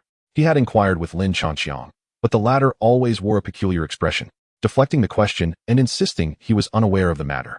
This was not entirely Lin Changqiang's fault, although he had already detected through the system that she was affiliated with the Dark Palace of the North Xian domain. He himself had not yet reached the stage of nirvana, while her cultivation was a terrifying 6-element nirvana. Thus, he chose to feign ignorance. The Dark Palace was the sole sovereign of the North Xian domain, capable of effortlessly crushing any sect from the East Xian domain in a one-on-one confrontation. Unless the major super sects banded together, there was no hope for victory against it. Fortunately, Lin Changqiang, being well-versed in the original text, knew that the master of the Dark Palace treated Qing Tan exceptionally well, grooming her as the next successor, which eased his concerns. With 100 matches unfolding simultaneously, the pace was astonishingly swift, leaving the audience dazzled. However, after the initial rounds, the competition transitioned to a one-on-one format from the top 64 onward, allowing the spectators to indulge in the spectacle. Ultimately, Lin Hong and Lin Xia were eliminated in the top 64, while Lin Dong, Qing Tan, and a pair of nearly 30-year-old twins advanced to the semifinals. Once the 4 contenders determined the strongest among them, that victor would challenge the previous clan meeting champion, Lin Langtian, and the winner between the two would claim the title of this clan meeting's champion. Regrettably, during the draw, the most unfortunate scenario unfolded. Lin Dong faced off against Lin Qing Tan, and Lin Qing went against Lin Mu, an outcome none of the 4 wished to see. The 2 brothers, however, maintained a harmonious demeanor. Upon seeing the draw results, the elder brother Lin Qing immediately conceded, stepping out of the ring. Qing Tan, in a playful spirit, struggled against Lin Dong for quite some time before reluctantly accepting defeat, though the extent to which Lin Dong may have held back remains unclear. Lin Dong against Lin Mu. With the judge's gentle command, Lin Mu, at the pinnacle of the Qi formation realm, unleashed his full power, charging at Lin Dong with fists aglow in white energy, crackling like lightning. Confronting an opponent in the initial stages of the transformation realm, Lin Mu wasted no time in deploying his entire strength. Yet, in the face of Lin Mu's formidable aura, Lin Dong stood resolutely, as steady as a mountain, effortlessly deflecting the tempestuous flurry of Lin Mu's fists with casual movements of his palms, keeping the onslaught at bay within half a foot of his body. As the two clashed, countless spectators were astonished to discover that Lin Dong had not moved an inch from his position. Only the rapid-fire sound of their fists and palms colliding resonated through the air. It was evident to all that the disparity between Lin Mu and Lin Dong was overwhelmingly vast. Amidst the expectant gazes of the crowd, Lin Dong's palm, imbued with elemental energy, hovered at Lin Mu's throat. At this moment, the two had exchanged blows for merely 10 rounds. Chapter 155, Farewell to the Lin family. Tonight, I set sail. In the Lin family of Flame City, Lin Dong emerged victorious. Under the scrutiny of countless eyes, Lin Mu, a prodigy ranked 3rd among the Lin clan and at the peak of the Vitality realm, was effortlessly defeated by Lin Dong, and it was under conditions of leniency. Indeed, anyone with a modicum of discernment could clearly see that in the first 9 rounds, Lin Dong hardly launched an attack. His solitary offensive move was the decisive palm that determined the outcome. It was no wonder that the Lin family of Flame City could hold their esteemed position. Although Lin Dong's cultivation did not quite match Lin Langtian's, achieving minor success in the transformation realm at the tender age of 20 showcased a talent that was no less impressive than Lin Longtian's. Except for the higher-ups of the Lin clan and a few familiar with Lin Changqiang, most spectators shared the same thought. Silence enveloped the arena, and after a brief moment, thunderous applause and cheers erupted, transforming their curiosity into profound respect for the victor. With 3 sons, Lin Changqiang, Lin Langtian, and Lin Dong, one could be assured of the enduring legacy of the Lin bloodline. Lin Mu let out a long sigh, nodding with satisfaction, while Lin Jintian beamed with pride.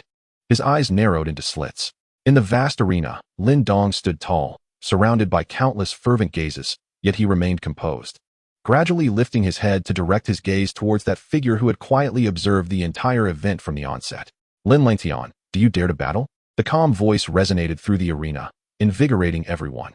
Indeed, having secured second place, who would not aspire to challenge the first? Following Lin Dong's gaze, they saw Lin Langtian standing up with an air of composure. How naive. Compared to a year ago during the Monument of Transformation, Lin Langtian now exhibited an added confidence in his demeanor. He shifted, and upon reappearing, he had already descended into the arena, locking eyes with Lin Dong. A year ago at the Monument of Transformation, I was at the half-step of the transformation realm while Lin Changqiang had achieved full transformation. When I humbly sought forgiveness in Flame City, I had attained minor success in the transformation realm, yet he remained at full completion. Now, I too have broken through to full completion. Do not think that even Lin Changqiang would stand a chance against me. Lin Longtian's words struck with clarity, his face alight with triumph and fervor, yet they caused many to change countenance, with Lin Mu and some of the higher-ups left utterly bewildered. Scoundrel! After a brief moment of shock, Lin Mu erupted in fury, struggling to control his voice to avoid being overheard. The clan leader had personally instructed that this secret be kept, and how dare he disclose it so brazenly? To catch other factions off guard in the seed selection competition, and to prevent Lin Changqiang from being slain by the collusion of other major powers before his breakthrough to the Nirvana realm. Lin Fan had explicitly ordered the news to be suppressed. Yet now, Lin Langtian had revealed it publicly. As expected, upon the conclusion of those words, the arena fell momentarily silent before erupting into an uproar. Who is this Lin Changqiang? I have never heard of him. A master of the great perfection of creation? Forcing Lin Langtian to apologize? This is utterly absurd. Are you unaware? In our vast Huang County, Lin Changqiang is a household name. Please, dear brothers, elaborate further. Countless voices of discussion arose, yet Lin Langtian remained unperturbed. Having spent many years within the clan, he was acutely aware that only a mere 100,000 Nirvana pills remained, woefully insufficient for advancing to Nirvana. This knowledge was precisely what fueled his courage, being at the same level of great perfection of creation. He did not perceive himself as inferior to Lin Changqiang. However, opposite him, Lin Dong, fully cognizant of Lin Changqiang's formidable prowess, regarded Lin Langtian with the eyes of a jester. I once believed that your apology a few months ago was sincere and considered granting you leniency. But it seems I was overly naive. Grant me leniency? Lin Langtian nearly erupted in rage but managed to suppress it, maintaining his years of haughty composure. Yet, his gaze towards Lin Dong was laden with disdain. You are indeed like your father, possessing such ordinary strength yet overflowing with confidence. The branches are merely branches, destined to be crushed by my hand. Upon hearing this, Lin Dong's expression remained unchanged, though his fists clenched tightly, a surge of murderous intent welling in his eyes. My father is the person I admire most. As for the distinction between branch and main family, allow me to prove myself through my strength. With a fierce glint in his eyes, Lin Dong turned towards the referee, who immediately understood the unspoken challenge. Lin Dong versus Lin Langtian. No sooner had the announcement been made than a formidable surge of primal energy erupted from Lin Longtian's hands. The terrifying wave of power caused the expressions of countless onlookers to shift dramatically, and it transformed into a dazzling beam of light, hurtling towards Lin Dong at an astonishing speed. Lin Longtian's assault was as swift as thunder, nearly impossible to evade. The overwhelming energy was sufficient to obliterate both Lin Qing and Lin Mu. This initial strike showcased his extraordinary strength, leaving many spectators in awe. As the beam of primal energy bore down upon him, it reached Lin Dong in an instant. Yet, his countenance remained unchanged, showing no signs of retreat. He stepped forward and, under the gaze of the astonished crowd, unleashed a powerful blow. This punch, devoid of any primal energy fluctuations, shimmered with specks of golden light as it was thrown. The small Nirvana golden body. Bang! An unremarkable punch struck the beam, and an astonishing gust of wind swept across the arena, enough to tear through the primal energy beams of most spectators. In a moment of sheer astonishment, the beam was shattered by Lin Dong's fist, The explosion of light scattered countless radiant particles, cascading like a breathtaking shower of luminescence. Amidst this celestial display, Lin Dong emerged, his figure aglow with golden light. This is the Nirvana golden body? How can this be possible? Two exclamations echoed simultaneously in Lin Longtian's heart. Gazing upon the figure seemingly forged from gold, Lin Longtian was beset by existential doubts, inwardly raging, Master Mu. Is it not the case that only those in the Nirvana realm can condense the Nirvana golden body? What is the meaning of this? Master Mu, who had fortuitously encountered a formidable spirit during Lin Longtian's perilous moment, had played an indispensable role in his gradual emergence as a prodigy of the Lin clan over the years. It made no sense. Despite his cultivation appearing to be at the minor completion stage of the transformation realm, this golden body was not right. It lacked the hue and intensity of a true golden body. It must be a form of body-refining martial art. Having initially been taken aback, Master Mu soon discerned the distinction between the two, exhaling a sigh of relief. It was imperative to prevent Lin Dong from approaching. Although this body might not rival the Nirvana golden body, it possessed at least the strength of a high-level spiritual treasure. A single strike would be unbearable, even for one at the pinnacle of the transformation realm. Martial arts? Lin Longtian's complexion fluctuated between pale and ashen. After taking a deep breath, he nodded. I shall. Observing Lin Dong's impassive expression at a distance, his gaze grew increasingly frigid. Chapter 156. The blue robe of Mo Ling. A chilling murderous intent pervaded the arena, and it was evident to all that the conflict between Lin Dong and Lin Longtian had escalated to an irreconcilable stage. When two tigers clash, one must inevitably be harmed. Before this, they would never have considered Lin Dong to have a chance of victory, for Lin Longtian's prowess was already renowned throughout the great Yin dynasty, and no one among the younger generation dared to claim certain victory against him. However, the previous clash had unveiled Lin Dong's formidable strength, revealing a terrifying physique capable of splitting mountains beneath that slender frame. With Master Mu's admonition, Lin Longtian would not allow Lin Dong to approach effortlessly.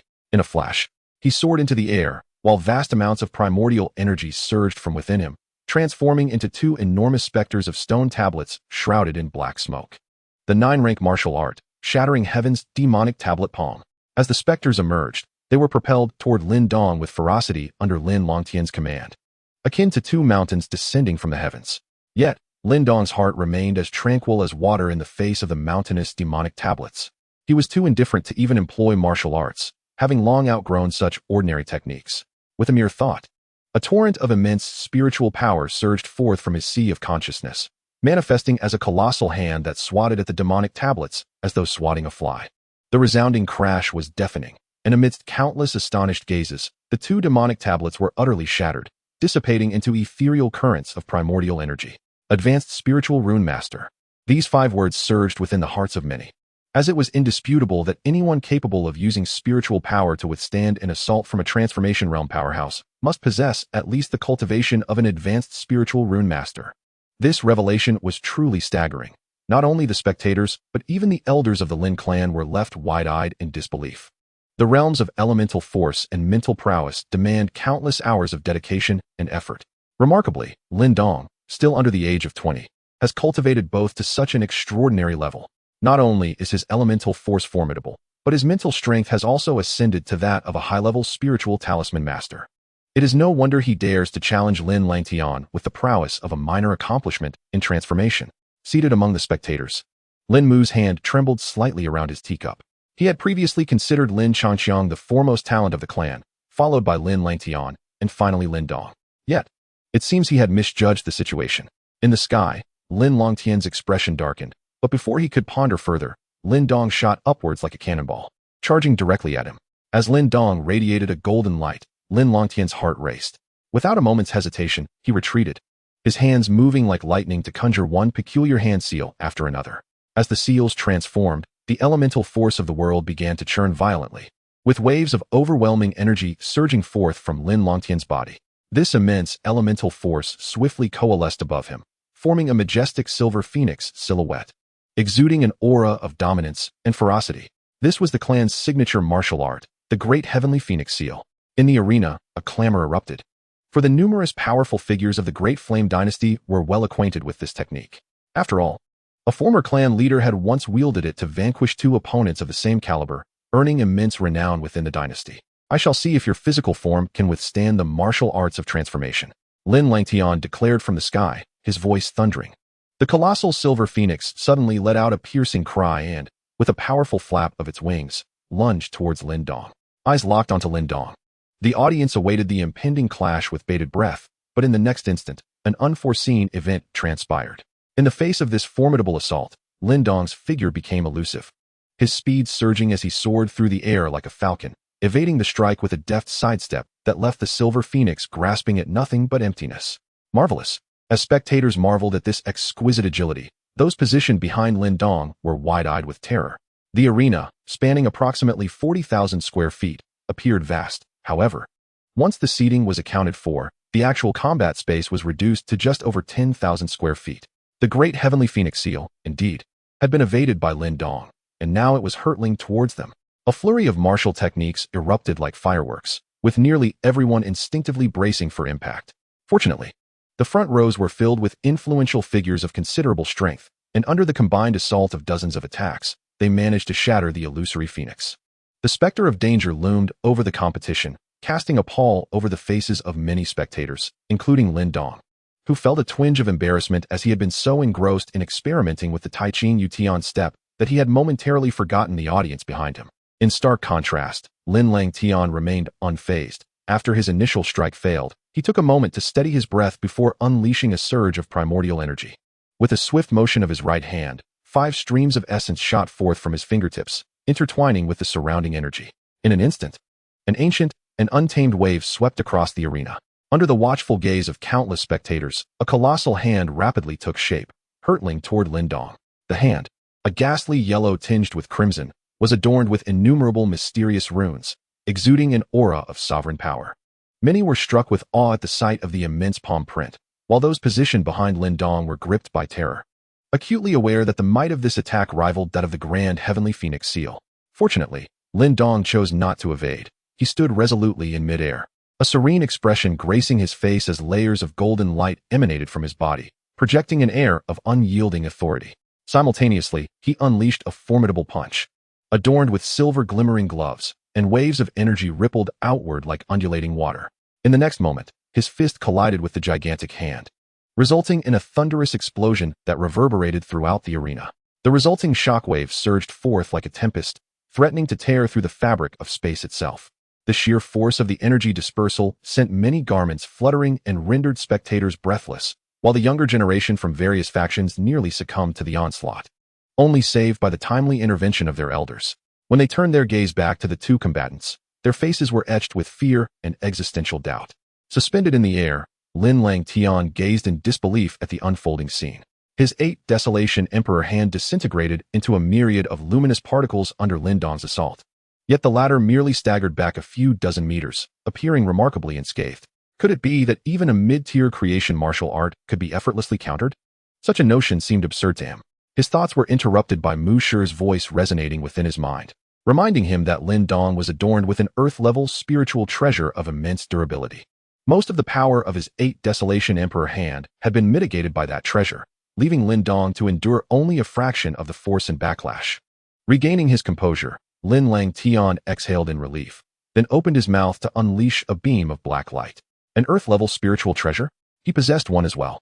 The black light surged forth, rapidly expanding in the wind until it transformed into a massive hexagonal black mirror, its surface shimmering with enigmatic glows that emanated a peculiar aura.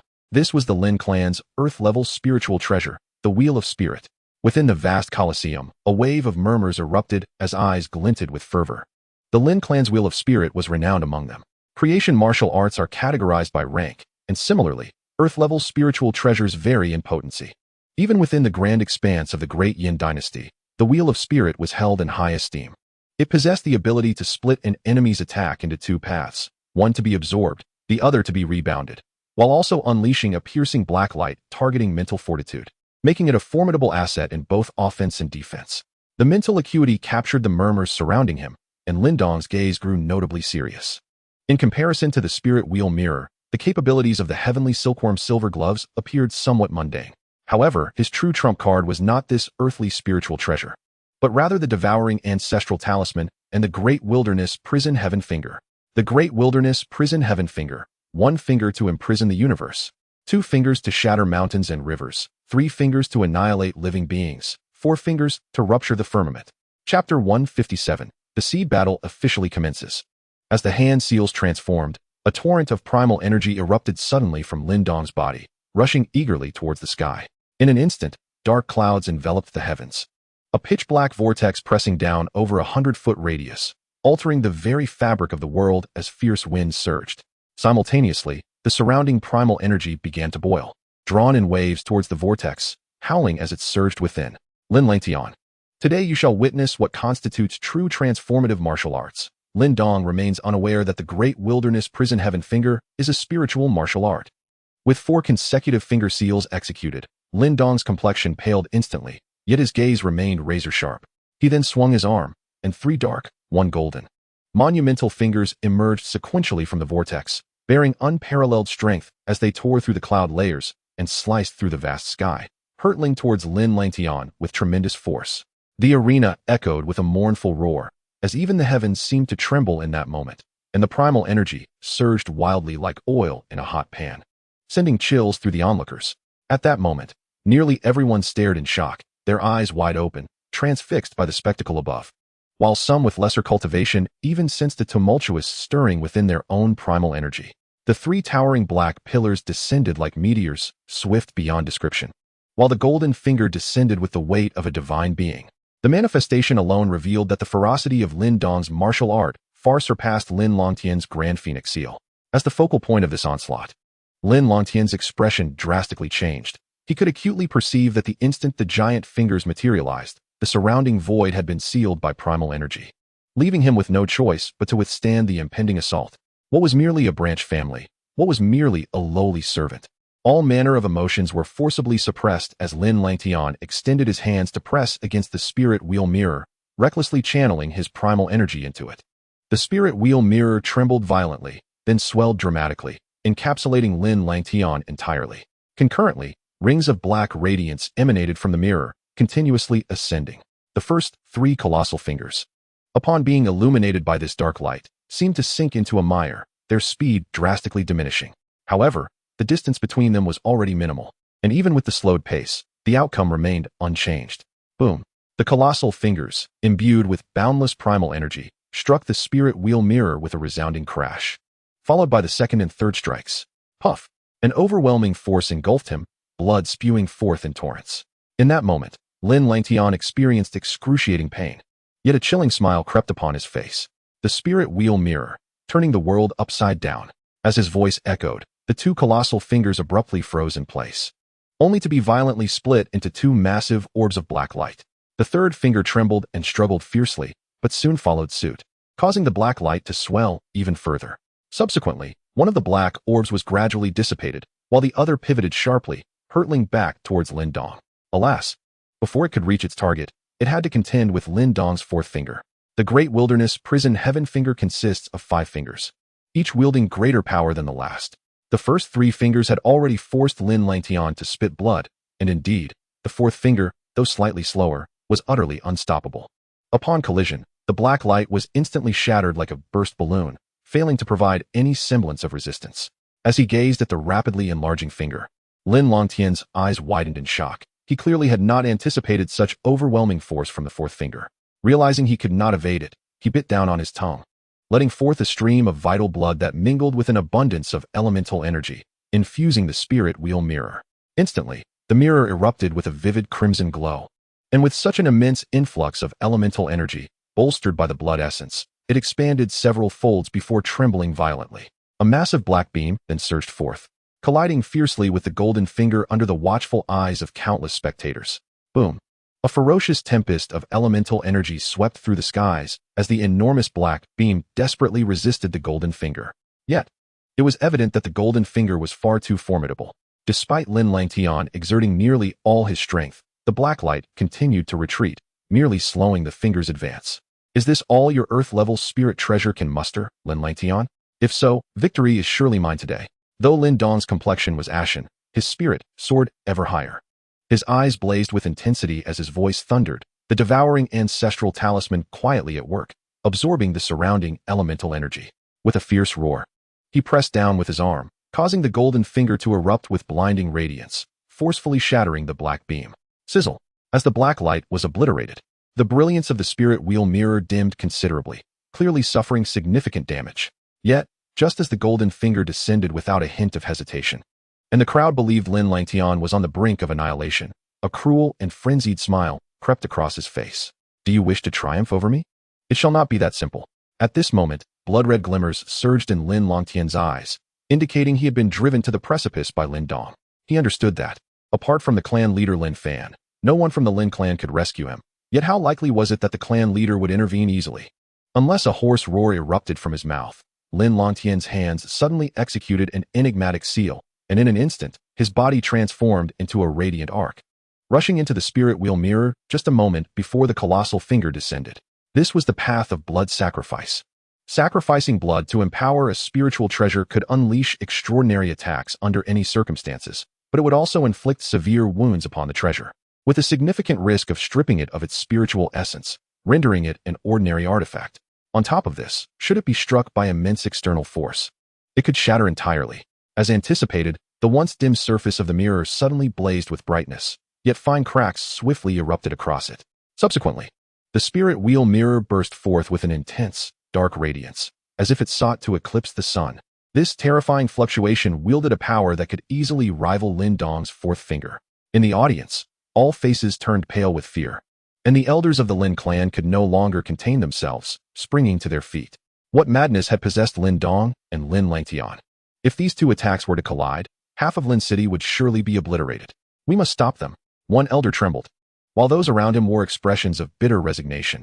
At this point, who could intervene? Who would dare to intervene? Among them, the most powerful was Lin Mu, who had reached the pinnacle of the creation realm, yet even he could not withstand such devastation. Finally, under their desperate gaze, the two forces collided with a cataclysmic roar, unleashing a terrifying wave of energy that surged and clashed in a frenzy, threatening to annihilate all of Lin City. Realizing the impending disaster, Lin Dong shuddered, then hurriedly dashed toward where Lin Jintian and the others were, determined to shield them with his own life. As despair enveloped the crowd, a formidable presence stirred deep within the Lin clan. Just as he prepared to quell the storm in the arena and halt the conflict, a luminous aura, akin to moonlight yet imbued with an indomitable force, suddenly arose from outside the arena. In an instant, it formed a transparent spherical barrier that enveloped the entire area. In the audience, as the two forces collided, countless shields of varying colors had already risen in succession. However, the anticipated, horrific shockwave did not materialize. The crowd was momentarily stunned, then gazed in disbelief toward the center of the arena. There, a massive spiritual shield, seemingly woven from moonlight, floated serenely in the air. Within it, chaotic energy surged, a tempest of black and gold swirling like a sandstorm, evoking a sense of dread. Yet, even in the face of such a terrifying spectacle, the barrier remained unshaken. Even sound was contained within, unable to escape. The sheer might of this phenomenon left everyone in utter shock. A celestial rune master. Such a level of spiritual power could only belong to a celestial rune master. Within the arena, nearly everyone found themselves unable to suppress their curiosity, glancing around in hopes of catching a glimpse of the celestial rune master. The members of the Wang clan and other influential factions wore grave expressions, according to their intelligence. The Lin clan was thought to possess only Lin Fan as a Nirvana realm expert, yet now, they were confronted with the emergence of a celestial rune master, even rarer than those of the Nirvana realm. Lin Mu and the others were momentarily taken aback, but soon fell into a state of ecstatic joy. Although the four prominent clans appeared to coexist peacefully on the surface, rivalries simmered beneath. The thought that their clan leader had quietly concealed such a formidable weapon filled their hearts with delight. However, above one of the residences belonging to the Lin clan, their leader Lin Fan gazed at Lin Changqian with a bewildered expression. Indeed, it was Lin Changqian who had just neutralized the explosive energy. He had arrived long before the clan competition reached the top 64, and upon witnessing Lin Langtian's furious confrontation with Lin Dong, he felt an overwhelming sense of joy. This was precisely why he had acted before Lin Fan could. It was evident that if Lin Fan, the clan leader, had intervened, he would have absorbed the attacks from both sides and acted as a mediator, proclaiming that they were all members of the Lin clan, urging harmony. This was not the outcome Lin Changqian wished to see. It has been said, when others slander, deceive, insult, mock, belittle, disdain, malign, or cheat you, how should one respond? Simply endure, allow, let be, evade, withstand, respect, and ignore them. Wait a few years and observe. Many hold this saying in high regard and believe it wholeheartedly. Yet Lin Changqian does not share this perspective. Perhaps it is due to his insufficient cultivation or perhaps his overly meticulous nature. In his view, it serves merely as self-comfort when one is powerless against another. It is often claimed that justice prevails and retribution is inescapable, yet in truth, there exists no divine force to enforce justice. Even if such a deity were to exist, they would not arbitrate for anyone. Some individuals commit heinous acts, yet live long lives, while others who perform good deeds find themselves in dire poverty. Thus, under the premise of having the means, Lin Changqian believes in repaying resentment with directness and virtue with kindness. Leader, leave the arena to me. As the storm subsided, the veil of moonlight slowly dissipated. The spectators focused their gazes, only to find Lin Dong standing unscathed in the center of the arena, his expression calm and composed, exuding an air of mastery, though he had inexplicably donned a new garment. In stark contrast, Lin Langtian was in a pitiful state. Not only was his earth-level spiritual treasure, the Lingluan mirror, missing, but he lay motionless on the ground, his clothes tattered and his body bloody beyond recognition, evidently on the brink of death. Such a scene left the crowd speechless, quickly erupting into a clamor. No one could have anticipated that the esteemed prodigy of the Lin clan would meet his demise at the hands of a youth who was both younger and of lower cultivation. In the arena, Lin Dong's heart brimmed with gratitude. Although he suspected that Lin Changqian might have deliberately placed him in danger by enveloping him in the barrier, he realized that had it not been for the timely intervention, he might not have been able to protect his clansmen. Regarding the devastating power of the explosion, it may be utterly terrifying to an ordinary person. However, for him, who had achieved the small nirvana golden body, it was merely a gust of wind. Aside from tearing his garments into tatters, it bore no further consequence. The rather unremarkable Lin Langtian was far less fortunate. Following the clash of their attacks, his spirit wheel mirror barely held up before it shattered into fragments. Subsequently, he was mercilessly crushed by the ensuing spiritual tempest, forcibly expelled from his protective barrier. With little energy remaining, he had no choice but to summon a feeble shield to withstand the onslaught of the storm. Naturally, Lin Dong would not let such a splendid opportunity slip away. He surged forward through the tempest to Lin Langtian's side, and amidst the terror evident in his opponent's eyes, he unleashed a relentless barrage of punches upon the energy shield. The already precarious barrier crumbled to dust, and Lin Langtian met a grim fate beneath the onslaught of the following strikes. What took Lin Dong by surprise was the presence of an entity within Lin Langtian that bore a resemblance to a small weasel. Regrettably, both the weasel within the stone talisman and the devouring ancestral talisman in his own dantian were natural adversaries to such beings, allowing him to effortlessly refine the soul essence. Curiously, after the refinement, a radiant orb of golden light emerged within him, exuding the essence of a soul, yet devoid of any consciousness. After a brief examination, Lin Dong was left perplexed by the orb's purpose. Ultimately, he enveloped it with a fraction of his devouring power and settled it within his dantian. Having completed these tasks, he deftly utilized his spiritual force to locate Lin Langtian's Qingquan bag, appropriating it for himself, and unceremoniously discarded the body in the arena. Upon regaining his composure, Lin Dong lifted his gaze to the surroundings, only to find that the eyes of those who met his stare in the arena were filled with fear and trepidation. Even among the Lin clan, many were visibly shaken by his ruthless methods. Clearly, these individuals were unaware of the enmity between him and Lin Langtian. But he had no interest in clarifying. Announced the champion of the clan meeting and escort him to the council hall. Lin Fan's voice resonated in his ears. It was then that Lin Mu emerged from his shock regarding Lin Langtian's demise. Taking a deep breath, he soared into the arena, first bowing to the audience in all directions. Then, with a resonant voice amplified by his spiritual energy, he addressed the crowd. I extend my gratitude to all for your support. The Lin clan offers its heartfelt thanks. After much struggle, the champion of this clan meeting has finally emerged. Upon hearing these words, countless gazes within the arena converged upon Lin Dong. Lin Jintian and Lin Xiao, among others, trembled with excitement, their eyes firmly fixed on the center of the arena.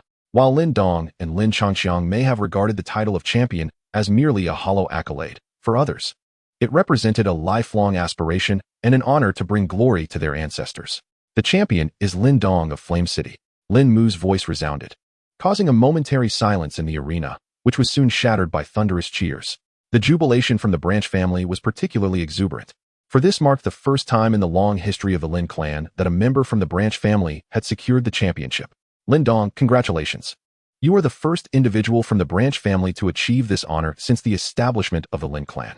Lin Mu waved his hand, instructing several members of the Lin family outside the arena to retrieve Lin Langtian's remains. then turned to Lin Dong with a smile. As Lin Dong finally emerged from his state of astonishment.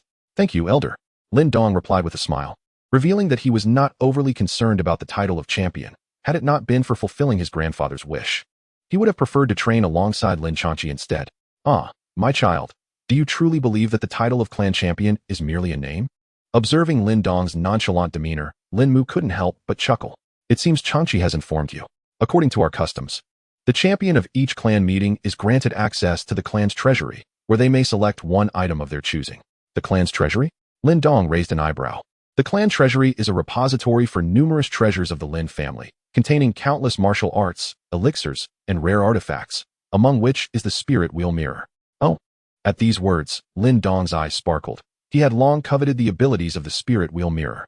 Unfortunately, under the dual devastation of Lin Longtian's blood sacrifice technique and the explosion of primal energy, that treasured artifact had perished. "Lin Dong, take a moment to rest. Once you have recovered, accompany me to the council chamber. The clan leader seems to wish to discuss something with you." "The clan leader seeks my presence?" Lin Dong was slightly taken aback. Recalling the aura he had sensed from Lin Chanqi earlier, he nodded in agreement. After offering a respectful fist salute to Lin Mu, he soared into the air, heading towards Lin Jintian and the others. Chapter 159, Wherever the Fat Bird Lands. It is as if I am present in the Great Yin Dynasty. A selection known as the Seed War is held every 20 years among the foremost powers. In this selection, each faction sends forth their most exceptional young talents. The 5 who emerge victorious gain the privilege of entering the Sacred Spirit Pool. The Sacred Spirit Pool, formed from the blood of ancient divine beasts, offers not only an enhancement in strength, but also increases the success rate of breaking into the Nirvana realm. The path to the Nirvana realm is fraught with peril. No matter how well prepared one may be, the danger of demise looms large. Thus, the unique properties of the Sacred Spirit Pool present an irresistible allure for those seeking to transcend to the Nirvana realm. Currently, the Sacred Spirit Pool is jointly governed by some of the most elite factions of the Great Yin Dynasty. However, due to the slow growth of the spiritual liquid within the pool, it cannot meet the demands of all factions, making an all-out brawl impractical. Hence the establishment of the Seed War. The victors of the Seed War, after bathing in the Sacred Spirit Pool, will represent the Great Yin Dynasty in the Battle of the 100 Dynasties. The Tianxian continent is vast beyond measure, encompassing demon realms, chaotic seas of magic, and mysterious domains. The realm of Xian is further divided into 4 domains: East, West, South, and North. Among these, the Great Yin Dynasty stands as the most inconspicuous of the lowly dynasties within the Eastern Xian domain. Within this domain, low-level dynasties are as numerous as the stars, with new ones rising and falling daily, while the mid-tier dynasties are countless as well.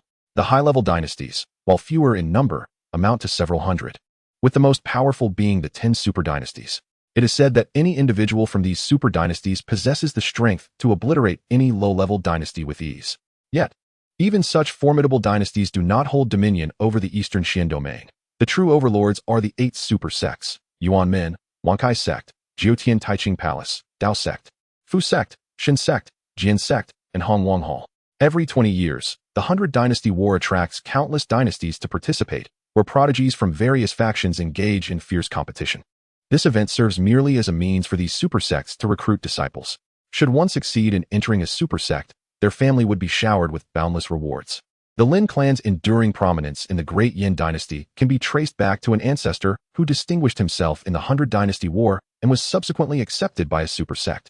To put it more simply, the 100 Dynasty War is akin to the Olympics of the Eastern Xian domain. Those who emerge victorious gain not only glory, but also elevate their family status. As a fortnight swiftly passed, uncertain of whether they would be able to return to the Great Yin Dynasty after entering the battlefield of the 100 Dynasty War, Lin Chanxiang, Lin Dong, and Xiao Yin spent the entirety of this period at the Great Wilderness Sect, secluded on the Cultivation platform by the Dan River. Regrettably, despite the span of half a month being neither too short nor too long, Lin Chanxiang did not achieve a breakthrough to the 1 Yuan Nirvana. However, Lin Dong seized this opportunity to progress from minor to major completion in the transformation realm, while Xiao Yin successfully ascended to the transformation stage. Much to the envy of the little weasel, who could only watch as he remained a mere spirit beast. As for Lin Xiao and the others, Lin Chanxiang wished to bring them along for cultivation, but their insufficient cultivation levels and physical strength would render them vulnerable to the Nirvana energy, which could potentially harm them. Moreover, with the presence of individuals from the Dark Palace, he was cautious not to draw too much attention. The Dan River of the Nirvana Pill is so scarce that even the Tao sect among the super sects possesses only 4. Should it become known that this small, low-level dynasty has 10 Dan Rivers, it would not be long before the Great Yin dynasty would need to change its name entirely. On the Lin Clan Square, a throng of people gathered, their eyes fixated on the center, where 2 youths, barely 20 years of age, prepared to represent the Lin clan in the Seed War. The significance of the Seed War was well understood by all within the clan. While victory at the Lin clan assembly might earn one the title of a prodigy, securing a spot in the Seed War would garner the admiration and respect of everyone in the Great Yin dynasty, as they would stand as the representatives of the dynasty in the 100 Dynasty War. In the heart of the square, Lin Fan was busy arranging for the elders to manage affairs during his absence. Not far away, Lin Changxiang and Lin Dong listened intently to the final exhortations of the venerable Lin Jintian. Changxiang, Donger, remember that survival is of utmost importance when you venture out. Once life is lost, everything is lost. Grandfather does not demand that you achieve the highest accolades or participate in the battle of the 100 dynasties. All I ask is that you return alive. The old man clasped the shoulders of both young men, his gaze shifting between Lin Dong and Lin Changxiang, his voice trembling, evoking tears that they struggled to hold back. For them, the love and concern of family felt like the most potent weapon against the unknown adversaries they faced. Rest assured, Grandfather, we will, the two replied earnestly, nodding heavily, then bowing deeply to Lin Jintian and the others. Without lingering any longer, they turned resolutely, accompanied by the little cat-like Xiao Yan, striding purposefully towards the center of the square. Lin Changxiang understood that Lin Jintian genuinely hoped they would reconsider their path. However, this only served to inspire and motivate him further, to protect this beautiful world from the clutches of the otherworldly demons, to safeguard the realm where those who cared for him resided. He knew he must continue to grow stronger. With their preparations complete, it was time to depart. Upon seeing Lin Changxiang and Lin Dong approach, Lin Fan nodded and let out a piercing whistle. Instantly, a thunderous roar echoed from somewhere within the Lin clan, and a colossal 4-winged beast soared into view, hovering above the square. Let us go. Lin Fan beckoned with a grand gesture, leaping onto the back of the beast, followed closely by Lin Changxiang and Lin Dong. Soon after, over 100 formidable Lin clan warriors, skilled in both Qi and transformation realms, ascended alongside them, clearly demonstrating the clan's deep commitment to the seed battle. As everyone stabilized their positions, the 4-winged beast emitted a low growl before taking to the skies, carrying the assembly of Lin clan members with it, rushing toward the imperial city amidst a whirlwind. It was only when the square faded from view that Lin Changxiang and Lin Dong quietly withdrew their gazes, for even at that moment, Lin Jintian and the others were still waving their arms in farewell, as the massive beast thundered above Lin City, attracting countless curious eyes. Many well-informed individuals pondered whether the Lin clan would secure a coveted spot in the seed battle. On the towering walls of Lin City, a graceful figure stood, gazing upwards at the flying beast with clenched hands. They say the battlefield is perilous, that it is inconvenient, yet it is merely because they deem my strength inadequate. Fearing I would hold them back, the young girl pouted, kicking a stone aside in frustration, though her beautiful eyes shimmered with unshed tears. No matter how dangerous it is, facing it together with those 3 is far better than only having the 2 of you. Why is it always I who hides behind, shielded by you? Even if, just once, I yearn to stand alongside you, to protect everyone together. As the silhouette of the demon beast fades into the horizon, the young girl retracts her gaze, drying her tears, her eyes gradually filling with determination. Take me to that dark palace you spoke of. Very well. After a brief silence, a soft voice emerges from behind Qing Tan. She turns her head to see a slender figure quietly materializing, cloaked entirely in black robes. A chilling aura begins to permeate the air. The city wall beneath her feet, though seemingly intact, has already crumbled to dust within. Chapter 160. The ancient battlefield. The imperial city is the capital of the Great Yin dynasty, a towering and magnificent city, situated in the eastern part of the region. Gazing distantly at Lin City, though Lin City boasts a size comparable to the imperial city, in reality, it falls slightly short. After all, the royal family remains the true sovereign of the Great Yin dynasty, and the Lin clan would not wish to provoke unnecessary rivalry. If the royal family is likened to the early stages of the celestial origin realm, then the 4 major clans represent the late stages of the earth origin realm, while the 3 major sects embody the early stages of the earth origin realm, with the Een Puppet sect and Martial Alliance standing as entities within the body refinement realm. The forthcoming seed battle is a selection event exclusively for forces of Earth origin realm and above. All participating factions regard this event with utmost seriousness, each bringing forth their most exceptional talents. Everyone understands the significance of partaking in the 100 Dynasties battle. Anyone fortunate enough to be chosen by a super sect will bring blessings to their own sect, and even to the dynasty itself. Throughout the millennia of the Great Yin Dynasty's history, a few individuals have indeed joined super sects, each time bestowing immense benefits upon their respective factions. Hence, despite the formidable challenges and minimal chances of success, every faction remains steadfast in nurturing talents for the seed battle, finding joy in the endeavor. The journey from Lin City to the Imperial City consumed 2 days. During this time, Lin Fan shared information about numerous candidates with Lin Changqiang and Lin Dong, though it was only Lin Dong who diligently took notes. As for Lin Changqiang, he only perked up when Lin Fan mentioned the candidates' realms. But upon discovering they were all in the Qi creation and transformation realms, he quietly closed his eyes again. In this seat selection, all reputable forces of the Great Yin Dynasty dispatched the Sr. de la Sr. of their younger generation, yet the strongest among them barely matched Lin Langtian, whom Lin Dong had already defeated.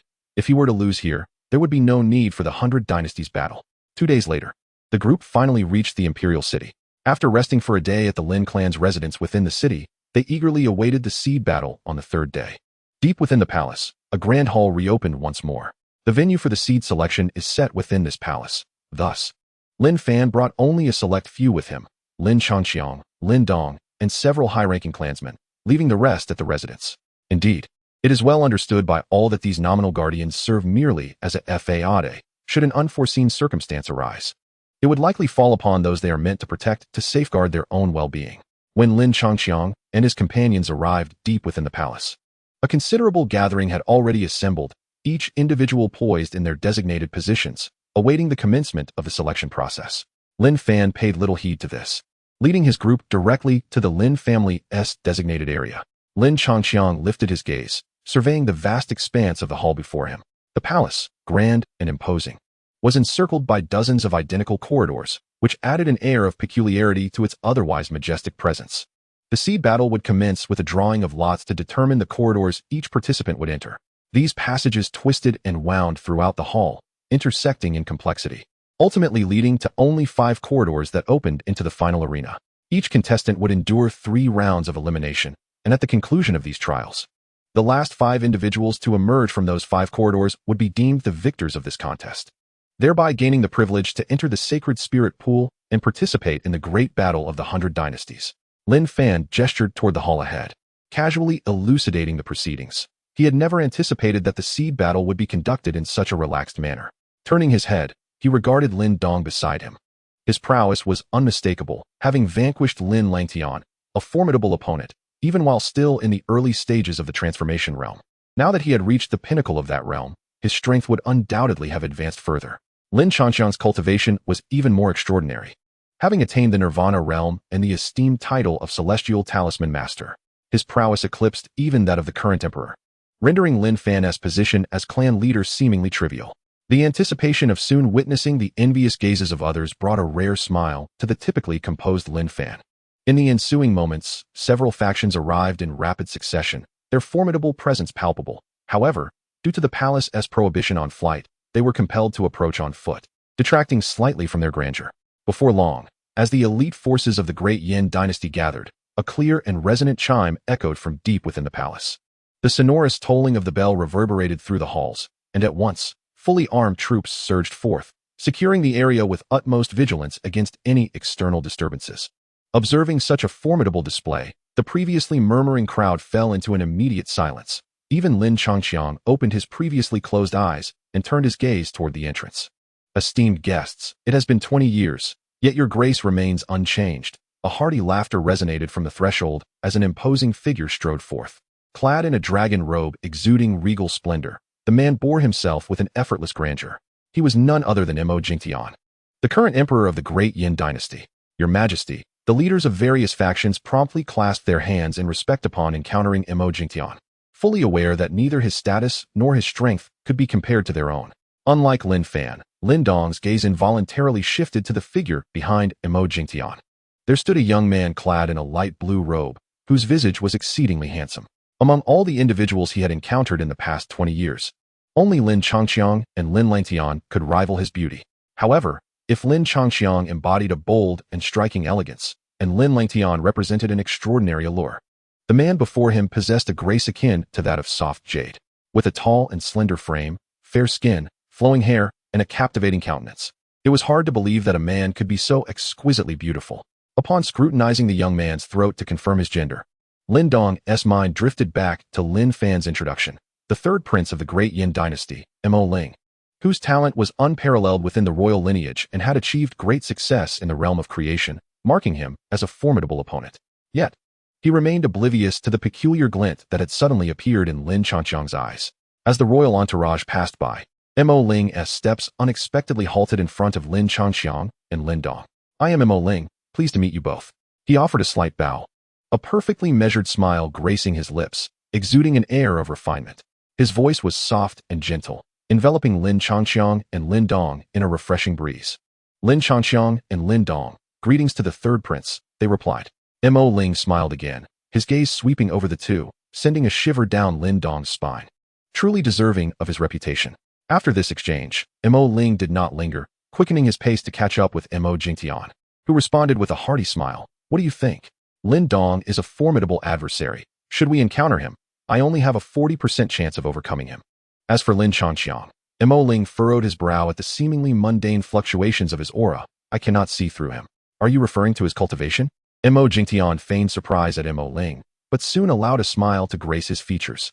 "I wanted to inquire if there is a favored suitor among the many young talents present." Caught off guard by his father's unexpected words, Mo Ling froze momentarily, and the corners of his enchanting eyes gradually flushed a delicate crimson. Chapter 161, The Holy Light Dynasty with a Commanding Presence. Mo Jingtian ascended the high platform, his gaze sweeping over the assembled leaders of various factions.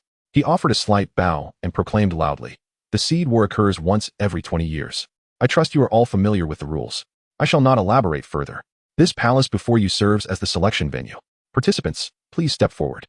His words were concise and decisive, prompting a shift in the demeanor of all participants as they approached the front with a newfound seriousness.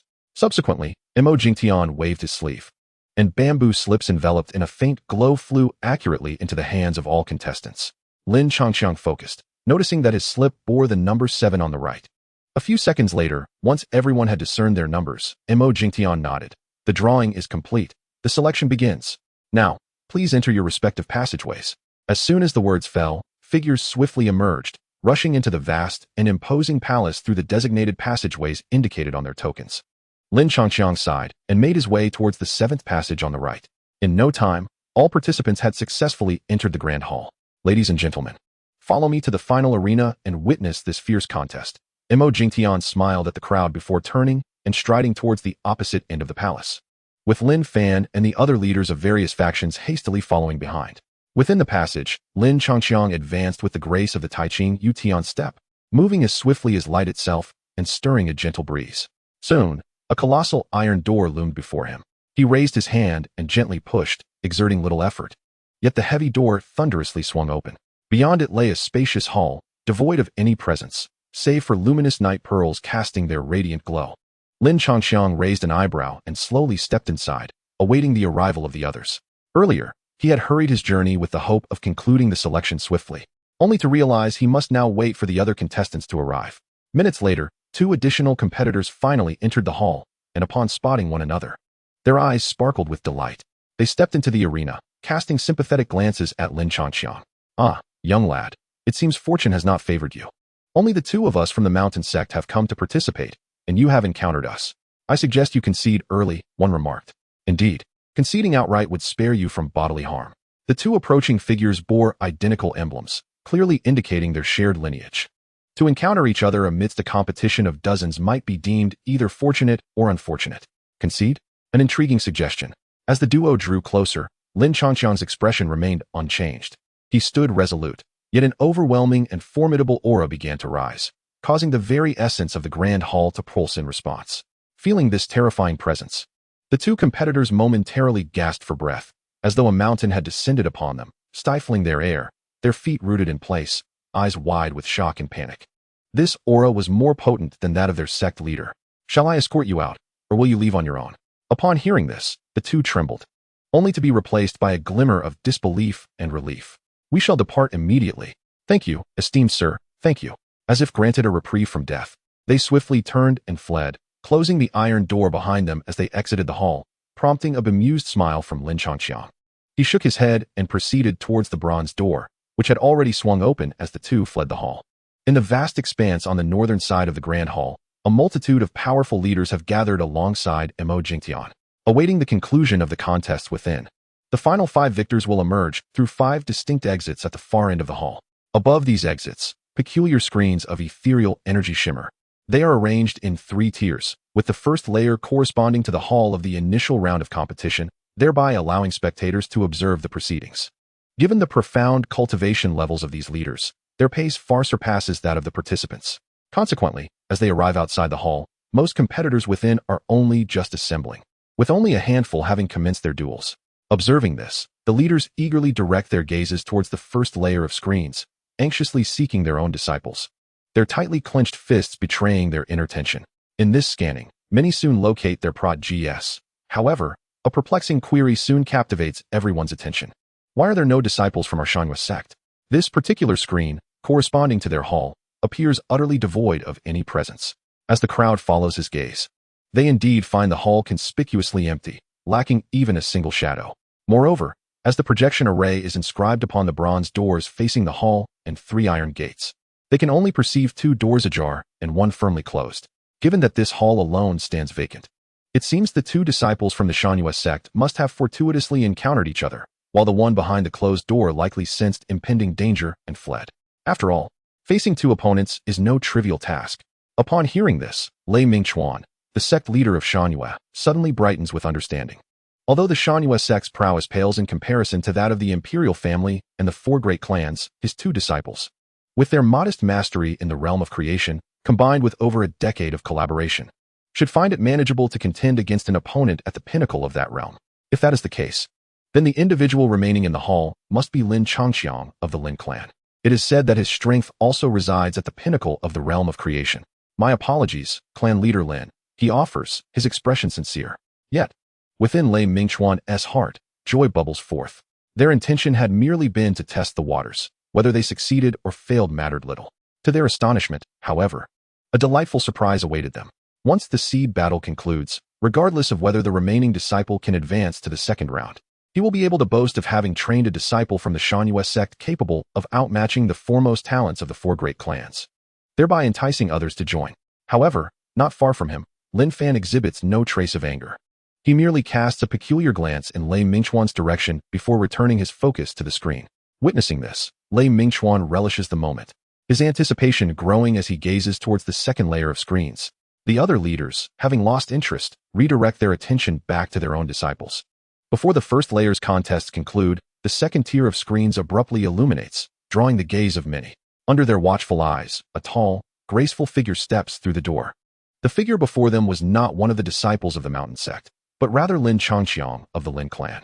In Chapter 162, titled Demon Tide, Lin Changqiang effortlessly defeated his opponents in the subsequent 2 matches with a single strike, then strolled towards the exit as if in a leisurely garden, completely unaware that he had stirred a considerable uproar.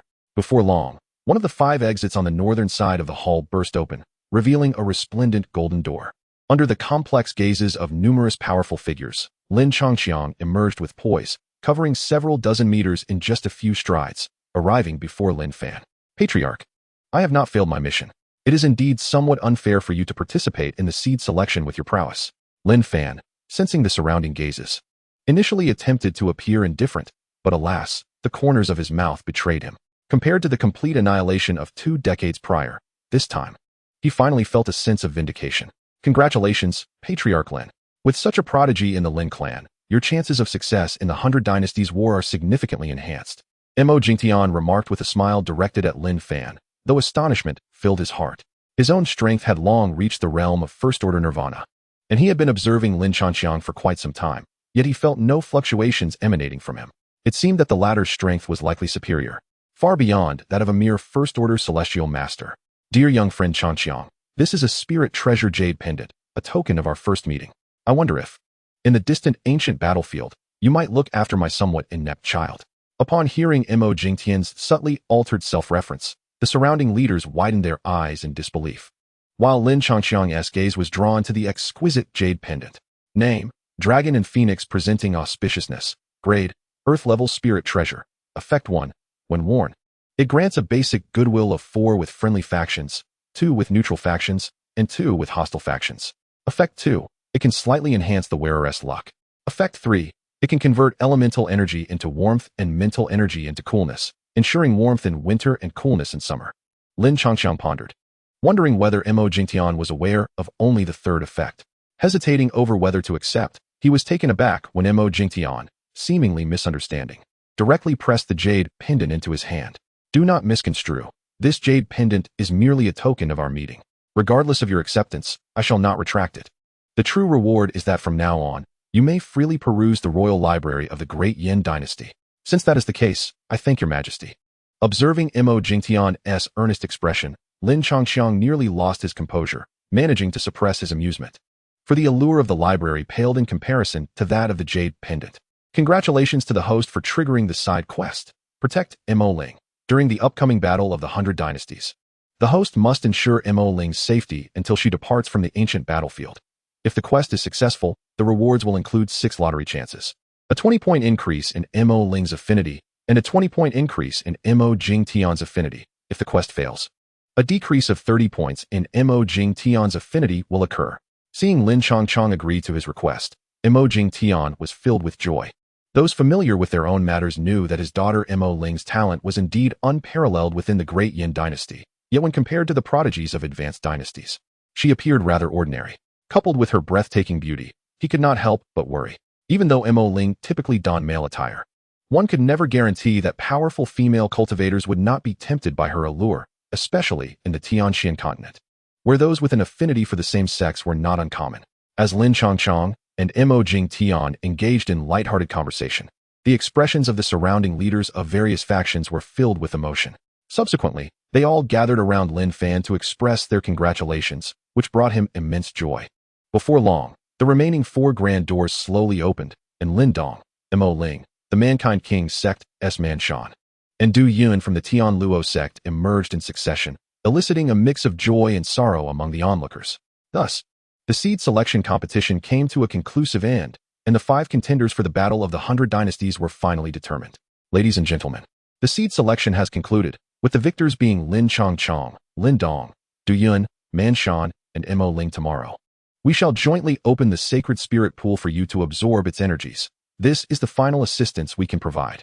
The seed competition, the highest caliber contest within the great Yin dynasty, has ultimately yielded results. Most enviable among the outcomes is undoubtedly the Lin clan, as it has been a long time since a single faction secured 2 slots. Moreover, Lin Changqiang's formidable cultivation level spread rapidly throughout the imperial city. Lin Changqiang, however, remained unfazed by the attention. He took a leisurely stroll through the royal library, and, discovering no martial arts surpassing the Da Huang Qiutian finger, he promptly returned to the Lin clan's residence in the imperial city alongside Lin Dong. Upon their return to the courtyard, the sunbathing Xiao Yin immediately sprang up and excitedly leaped into Lin Changqiang's embrace. Watching the scene of the smiling Lin Dong petting the cat, Lin Dong felt a twinge of jealousy. Despite being the one who fed Xiao Yin daily, the little creature inexplicably favored Lin Changqiang more.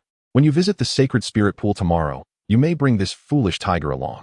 If what those individuals say is true, that the sacred spirit pool is condensed from the blood of ancient divine beasts, it would greatly benefit this foolish tiger and lay a solid foundation for its ascension to the nirvana realm. After being cooped up in the stone talisman all day and nearly suffocating, the little weasel finally emerged, stretching comfortably. Lin Dong, when you go to the sacred spirit pool tomorrow, just inform the clan leader to allocate all my energy to Xiao Yin, since I have already reached the nirvana realm. Increasing my success rate for entering nirvana is of no use to me. I might as well remain in the Dan River for cultivation. Lin Changqiang gently patted Xiao Yan's head without turning his gaze.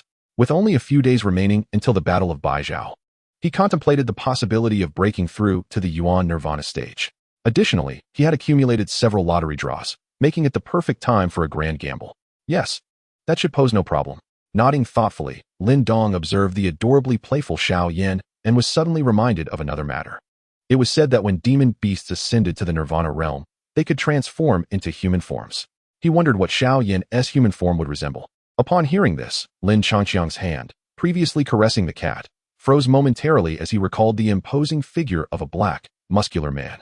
The thought unsettled him, prompting him to vigorously rub Xiao Yan's ears. wishing to indulge in the moment before the transformation occurred. It would be best to wait until this foolish tiger could overcome the nirvana tribulation. At that point, with a thorough cleansing of both body and spirit, it would naturally be able to assume a human shape. But what was the advantage of being human? It seemed quite inconvenient. Being in beast form was undeniably more comfortable. The little weasel curled its lip, as if haunted by unpleasant memories. Chapter 163, Blood Moon Barrier. The following morning, as Lin Dong and his companions made their way to the Imperial Palace to absorb energy from the sacred spirit pool, Lin Changxiang had already transported himself back to the cultivation platform, preparing to absorb the essence of nirvana. However, before engaging in his practice, there was a far more pressing matter to attend to. System, utilize all lottery draws. Although he had recently drawn once, the completion of the main quest following Lin Longtian's demise had granted him a staggering 10 additional draws. Coupled with the 5 he received upon leveling up, he now had a total of 15. Who could resist such temptation? Dong, all 15 lottery draws have been utilized. Congratulations, host, you have obtained, for double experience cards, 4 double gold cards, 3 affectionate roses, 2 little tiger cakes, the passive skill Mountain Spirit White Deer, and the bird of the New York Godfather. Mountain Spirit White Deer. When the host sustains a fatal injury, they will transform into a deer spirit for 10 seconds, during which they can ignore all obstacles and cannot be attacked or attack others. After 10 seconds, they revert to their human form and restore to peak condition, with a maximum of 2 activations per day. Bird of the New York Godfather. A heavenly tier spiritual treasure, resembling an ordinary plump bird, capable of thriving in water, land, and air. The plump bird moves according to the host's thoughts, transmitting all it perceives to the host regardless of distance. It contains a gathering array that can autonomously draw elemental energy from the universe to replenish its consumption, with a defensive power always double that of the host, and a flight speed slightly inferior to the host's, lacking any offensive capabilities aside from collision. Gazing at the plump little bird adorned with black sunglasses and a red bow tie in his hand, Lin Changxiang fell into a contemplative silence. Although he had drawn a heavenly tier spiritual treasure, he found little joy in it. Fortunately, the Mountain Spirit White Deer offered some solace to his wounded spirit. In the ensuing days, Lin Changxiang resumed his monotonous cultivation. In pursuit of attaining the Nirvana realm before entering the ancient battlefield, he not only utilized a double experience card but also donned the long-forgotten Ghost Captain outfit. He possessed 2 outfits, the Ghost Captain, which continuously generated 9th grade Insha energy, and the Daylight Prince, which produced 9th grade Yonggang energy. From this perspective, leaving them at the Lin family for the younger generation's training seemed the wisest choice. However, the enhancement effects accompanying the attire were simply too enticing for him to resist. After much deliberation, he ultimately decided to keep one for himself and entrusted another to Lin Dong. As for the younger members of the Lin family, they could make do with the sinister aura from Xianin Mountain and the Yang Yuan pills refined by Lin Dong. Although they fell short of the 9th tier, they were still of the 7th or 8th tier. Thus, under the multifaceted enhancements of the Star Ancestor Talisman, the double experience card, and the attire, Lin Changxiang finally transcended a layer of the Nirvana tribulation on the penultimate day before the 100 Dynasties War, advancing into the 1 Yuan Nirvana realm. The process of crossing the tribulation, akin to the wind and thunder tribulation, was not devoid of sensation. To characterize it as a mere warm bath would be an exaggeration. Perhaps it could be likened to the warmth felt on one's forehead during a fever. On the 10th day prior, he visited the Imperial Palace to bring Lin Dong and Xiao Yan, who had absorbed the energy from the sacred spirit pond, to this place. Aware that the final days would not allow for a breakthrough to the Nirvana realm, Lin Dong devoted most of his focus to refining and nurturing the celestial crocodile bone spear. This spear, an exceptionally sturdy earth-tier spiritual treasure, was entombed deep within the sacred spirit pond, within the remains of an ancient celestial crocodile. Even in death, the formidable presence of this creature emanated a terrifying pressure that even the mightiest of the former Dian dynasty, Mo Jing Tian, could not approach. However, for the little weasel, such pressure was hardly daunting. Not only did it extract the remaining essence blood from the celestial crocodile's remains for Xiao Yin to absorb and refine, but it also bequeathed its innate spiritual treasure, the celestial crocodile bone spear, to Lin Dong. Consequently, the little weasel was left with nothing, which did not sit well with Lin Dong, who was known for his generosity towards his brothers. Upon hearing that the bone spear contained remnants of a demon spirit that could be summoned through the powerful blood of a magical beast, he promptly destroyed his old beloved, the heavenly scale ancient halberd, sacrificing the dragon's essence blood therein to summon the celestial crocodile demon spirit. Alas, the poor celestial crocodile demon spirit, capable of rivaling a 4 Yuan Nirvana powerhouse, was immediately manipulated by Lin Dong upon its summoning, sent directly into the mouth of the little weasel, who hastily retreated into the stone talisman, succumbing to slumber. Of course, this was contingent upon Lin Changqiang's strength. Otherwise, Lin Dong would not have readily expended a combatant of such caliber. On the final day before the 100 Dynasties War, Lin Changqiang's strength further refined. While Lin Dong successfully refined the celestial crocodile bone spear, wielding it with the precision of a master. Xiaoyan had also absorbed the essence blood of the celestial crocodile, merely needing to absorb sufficient nirvana energy for a breakthrough, while the little weasel remained asleep within the stone talisman. However, when it awoke again, its strength would undoubtedly soar. On the following day, atop a towering peak deep within the imperial palace, numerous individuals stood solemnly, awaiting in silence. Among them were the royal Mo Jingtian and Mo Ling, among others. Not far in front of them lay a colossal stone array, with the massive stones inscribed with dense runes, emanating strange energies that stirred the very essence of the surrounding heavens and earth. Mo Ling gazed quietly at the stone array, her lips sealed, yet the subtle rise and fall of her chest betrayed the tension within her heart. Linger, the ancient battlefield is likely already teeming with various factions. As you venture into this realm, it is imperative that you exercise utmost caution and conceal your appearance. Within the lower-tier dynasties, our Yin dynasty holds a certain stature, yet in the grand scheme of the Eastern Xian domain, we rank among the lowest. Your father wishes to protect you, but alas, I am unable to do so. While awaiting the others, Mo Jingtian continued to impart his advice, for it is said that a mother worries for her child on a 1,000-mile journey, and he, as a father, shares in that concern. Furthermore, remember to stay close to Lin Changqiang and Lin Dong once you enter. I have made arrangements with him to ensure your safety in the ancient battlefield. I have also investigated his past endeavors, and at least for now, he and Lin Dong appear to be individuals who honor their promises and repay kindnesses. You can rest assured. Although this young man's apparent strength exceeds yours by merely one tier, I sense that his true capabilities far surpass this, possibly even exceeding my own. Upon hearing these words, Mo Ling's eyes widened in astonishment. For the past 18 years, she had believed her father to be the strongest in the Yin dynasty, a notion her father had consistently affirmed. Yet now, she learns of a young man, merely around 20 years old, who surpasses her father's strength. Linger took note of this. Expressing her gratitude to her father, Mo Ling nodded earnestly, and upon witnessing this, Mo Jingtian finally broke into a smile. However, the next moment, his gaze shifted suddenly to the distance. They are coming. As Mo Jingtian's voice faded, the sound of rushing winds was heard, followed by figures appearing one after another atop the mountain peak. Chapter 164. The Star-Crushing Roar Cannon. This teleportation array was constructed at great expense by our Yin dynasty. With the aid of a powerful sect, capable of directly transporting 5 individuals to the ancient battlefield, Lin Fan turned back to introduce Lin Changqiang and Lin Dong, remarking that the mightier the dynasty, the larger the constructed teleportation arrays, allowing for greater numbers to be sent into battle. Those unable to create such arrays must resort to seeking assistance from more powerful dynasties at a cost. Lin Changqiang nodded, gaining a clearer understanding of the Yin dynasty's strength. Ladies and gentlemen, the ancient battlefield is a realm left behind from antiquity. Through the combined efforts and transformations of those super sects, it has become the battleground for countless dynasties. Thus, this space conceals innumerable treasures and legacies waiting for you to uncover, albeit accompanied by endless perils. Mo Jingtian's gaze swept over the crowd, ultimately resting on Lin Changqiang. As for any further words, I shall say no more. In summary, return alive. Activate the array. With that command, Mo Jingtian produced 10,000 nirvana pills to infuse into the stone array, followed closely by the leaders of the Barbarian King sect and the Tianluo sect, and finally, Lin Fan, who appeared pained at the expenditure. As 50,000 nirvana pills were integrated, the massive stone array trembled, and the intricate runes carved upon it ignited, bursting forth with radiant light. A beam of light gradually spread from the center of the array. Enter the array. At the instant the sound descended, the 5 figures sprang into action, rushing into the luminous pillar. As they entered, the pillar shone brilliantly, only to gradually dim until it ultimately extinguished, leaving Lin Changqiang and the others vanish from their original location.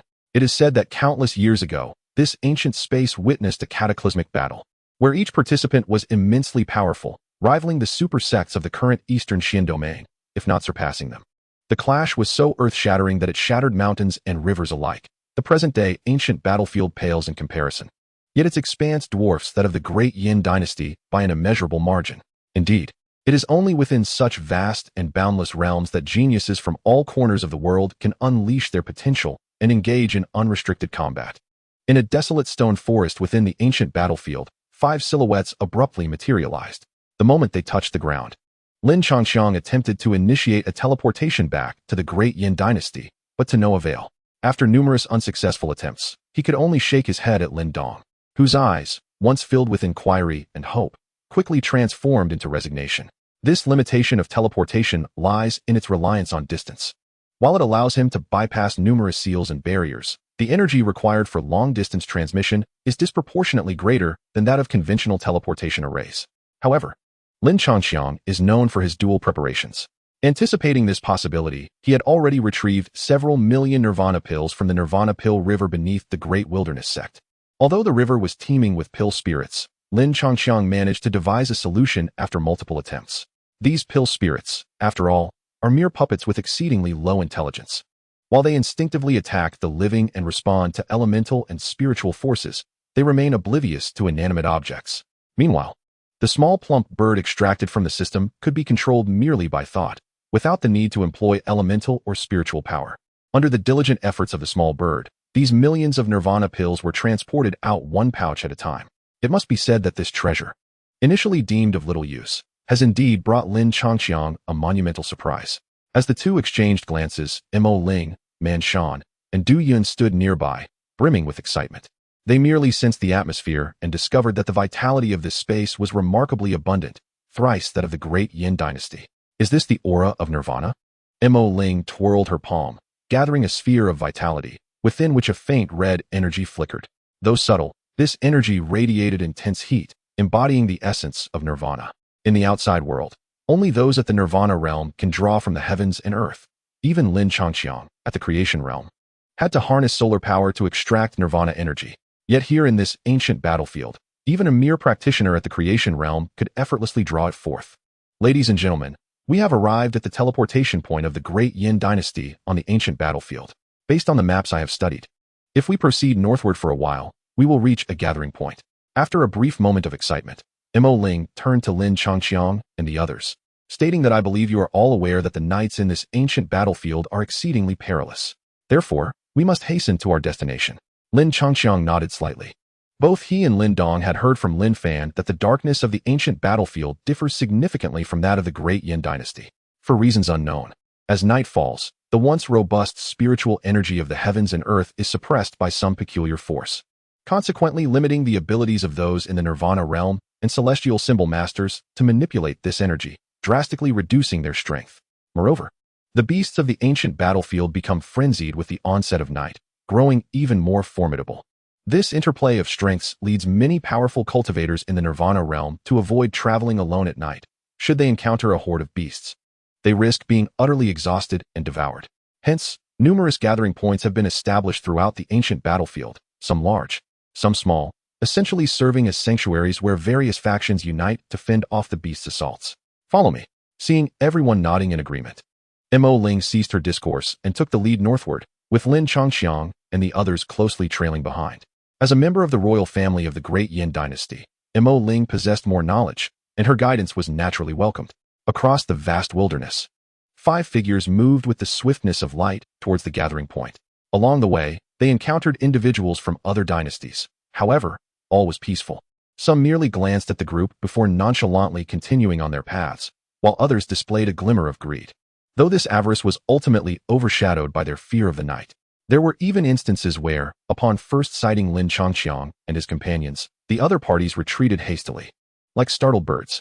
Approximately a quarter of an hour later, an ancient town of black stone finally came into view.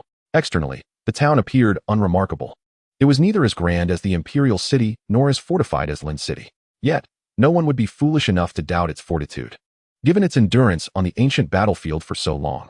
At that moment, figures were seen approaching the seemingly iron-forged city gates, evidently seeking refuge.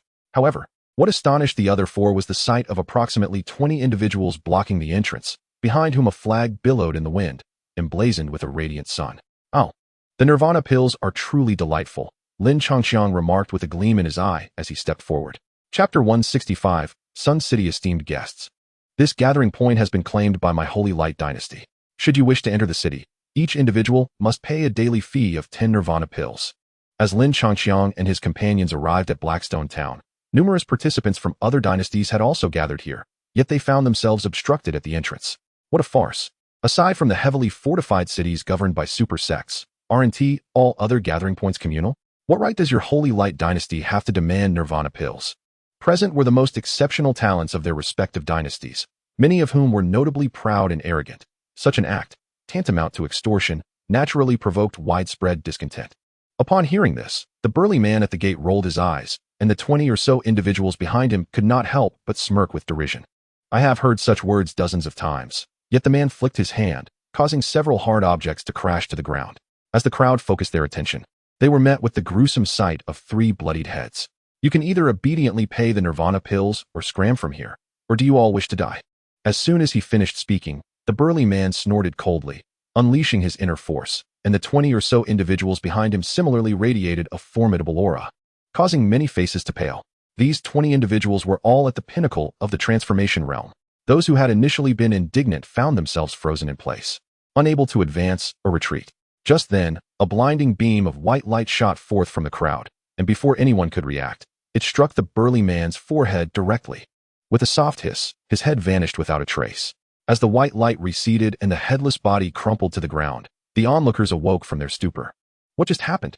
Instantaneously defeating a master of the transformation realm? Everyone's eyes widened in disbelief, and those standing behind the burly man were left perplexed and fearful.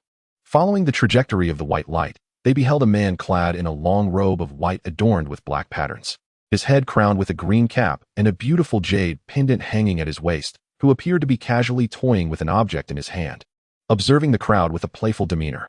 Witnessing this scene, many were momentarily taken aback, but they quickly regained their composure, their faces now etched with wariness. Who are you? What do you intend to do? Does my identity truly matter? As for what I intend to do, looking at the 20-odd individuals before me, Lin Changxiang found it amusing. After stowing away his little pet from the New York Godfather into his backpack, he strode forward. I neither wish to die nor pay nirvana pills, and I am too disinterested to seek out other gathering points. Hence, I killed him. Is there a problem with that? You. Upon hearing such brazen words, these individuals instinctively thought to rush forward to avenge the burly man. However, upon seeing the tragic corpse nearby, they could only swallow hard, suppressing their fury. Just as silence enveloped the scene and Lin Changxiang prepared to make another move, a thunderous voice suddenly emanated from within the city, resonating with overwhelming force at the entrance. Our Holy Light dynasty harbors no ill intentions. We merely collect 10 nirvana pills symbolically from each individual. Your immediate resort to violence is rather excessive. Feeling the surge of primordial energy, a look of astonishment washed over many faces. Unlike the few standing before him, this energy was laced with an abundance of nirvana essence. It was evident that the owner of this voice had reached the pinnacle of the transformative realm and had begun to absorb nirvana pills. It is well known that those who participate in the 100 Dynasties War are the prodigies of their respective dynasties. However, dynasties are categorized into 4 tiers, and thus, prodigies are ranked in varying degrees of excellence.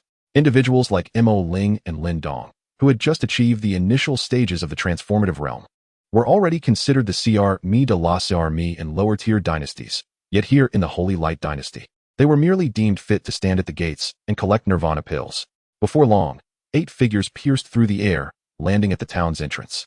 5 of them appeared indifferent, casting a fleeting glance at Lin Changxiang before averting their eyes, while the remaining 3 wore furrowed brows and unsavory expressions. A collective emergence? Upon seeing the individuals before him, Lin Changxiang nodded in satisfaction. From the onset, he had sensed the presence of these 8 individuals within the town, and their simultaneous departure was fortuitous, allowing him to capture them all at once. Subsequently, as the leader of the 8, Li Sheng intended to step forward. He was met with 30 or so crystalline bubbles, each encased in a silver membrane, which swiftly enveloped everyone at the entrance save for himself. A series of explosive sounds rang out as the membranes detonated, and the figures trapped within were reduced to mere clouds of crimson mist.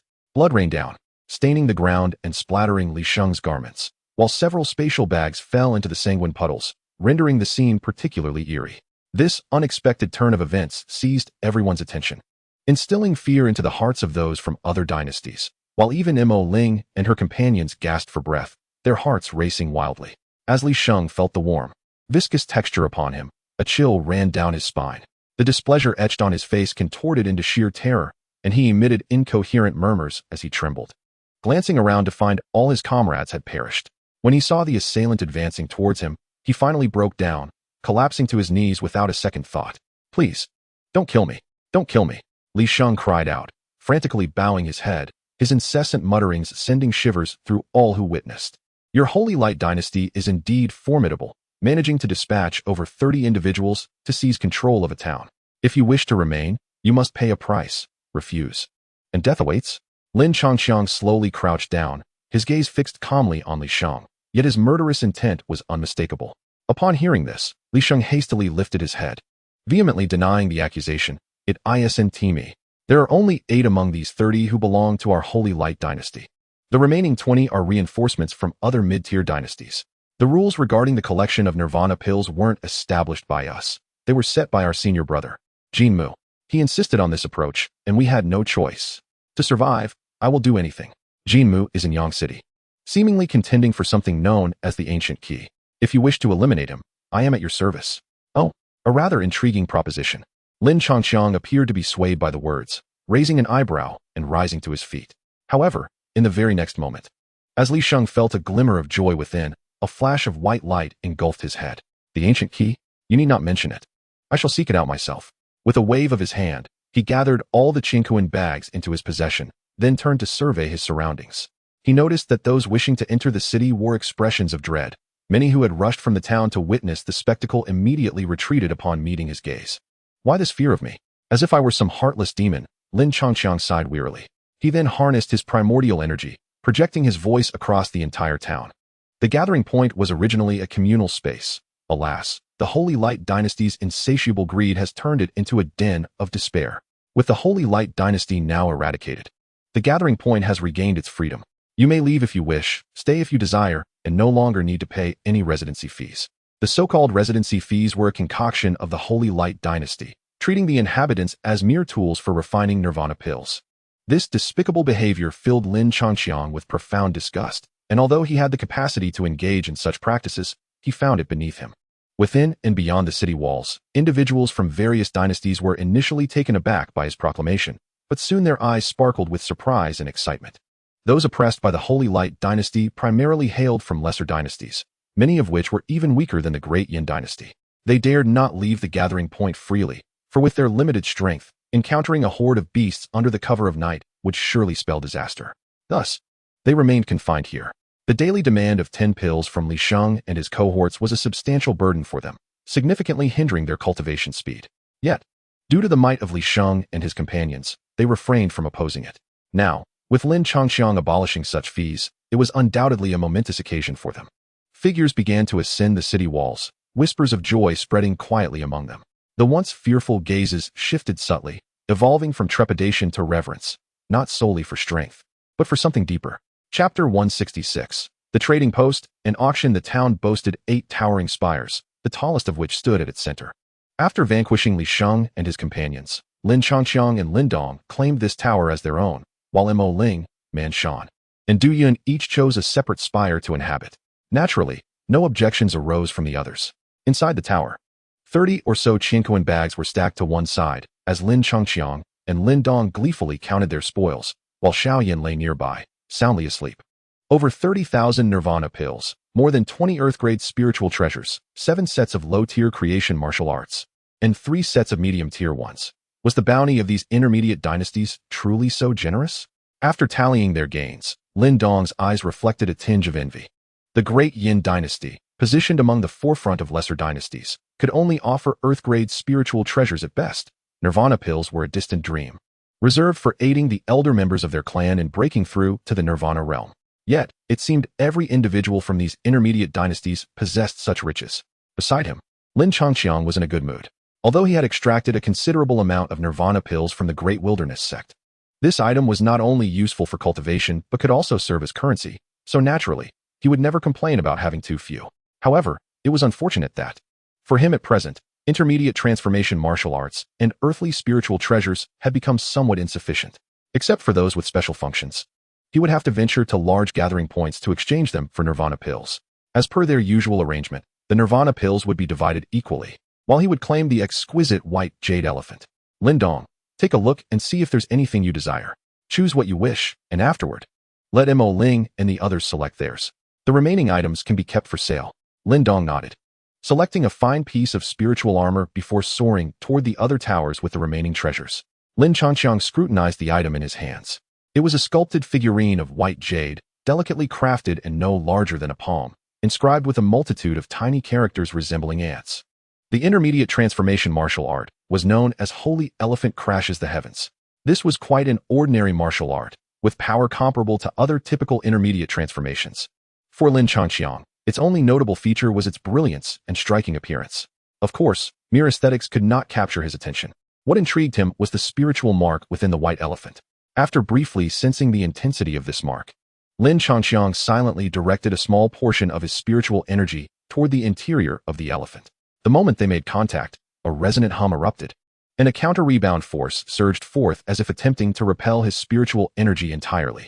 However, Lin Changxiang's spiritual energy was only slightly weaker than this counterforce, and as it was repelled, it quickly coiled back, persistently eroding the mark. As the energy of the mark was not replenished, Lin Changxiang's spiritual energy remained undiminished. After a brief while, with a cracking sound, the mark within the white elephant finally shattered. Simultaneously, the remaining energy transformed into a stream of light, carrying this fragment of memory as it soared into the distance. Seeing this, Lin Changxiang immediately urged his spiritual energy to intercept it. But the stream of light moved with such incredible speed that it vanished without a trace in the blink of an eye. Exhaling deeply after completing this, Lin Changxiang began to study the Holy Elephant Crashes the Heavens, taking great care not to frighten Jin Mu away. Not long after, in a distant large city, a man clad in white slowly opened his eyes, revealing a chilling murderous intent within them. Whoever dares to slay those of the Holy Light dynasty shall pay the price. As time passed, the sun gradually descended, and a round moon slowly ascended. The moon appeared dark red, as if soaked in a pool of blood, evoking a sense of unease. The night of this ancient battlefield thus appeared particularly somber and eerie. The dark crimson moonlight cascaded from the heavens, illuminating the desolate expanse of land below. A cacophony of frenzied roars erupted, echoing in a tumultuous symphony. These monstrous beasts, hailing from diverse races, varied in strength. Yet in this moment, they all succumbed to madness. The night of the ancient battlefield indeed bore an eerie quality. Gazing out at the shadowy crimson world, Lin Dong's expression grew grave. Under the moon's luminescence, he could perceive the vital energy of the surroundings seemingly solidifying, becoming exceedingly sluggish. This not only hampered his movements, but also hindered the circulation of his inner energy, rendering it significantly slower than in daylight. However, Lin Changxiang's demeanor shifted to one of peculiarity. Unlike Lin Dong, when the moonlight fell upon him, it generated no adverse effects. Instead, it was directly absorbed by the ancestral star talisman, transforming into the most primal form of energy for his consumption. Although this absorption was slower than his cultivation in the Dan River, it was swifter than the intake of nirvana pills, akin to the experience gained from campfires in certain classic online games. Just as Lin Changxiang reveled in this unexpected boon, his formidable mental acuity sensed an anomaly. Numerous entities were rapidly approaching the town. He swiftly expanded his spiritual awareness to investigate, and under this scrutiny, the forms of the approaching beings were rendered unmistakable. A throng of over 1,000 frenzied beasts surged forth. Despite their disparate origins, they cast aside their enmities and converged towards a focal point. It is often said that fortune seldom comes alone, and calamities do not occur singularly. Yet, for Lin Changxiang, it appeared that blessings were manifold. It is well known that within these beasts lie demonic crystals, and those inhabiting the ancient battlefield, steeped in the essence of nirvana, were inevitably influenced by it. Their bodies and demonic crystals had, without question, absorbed this potent energy. Although each individual crystal contained a modest amount of nirvana essence, collectively, they amounted to a considerable sum. His spiritual probing revealed that should he eliminate all the beasts pouring forth from the outskirts of the town, he could acquire crystals equivalent to thousands of nirvana pills. In the next moment, Lin Dong too sensed the approaching beasts. Yet, before he could react, Lin Changxiang had already leaped from the window. Simultaneously, his commanding voice resonated throughout the town. The beast tide approaches. I urge everyone to wield your strength and vanquish these creatures. The inhabitants of the town, all of whom possessed at least the cultivation of chi formation, promptly responded.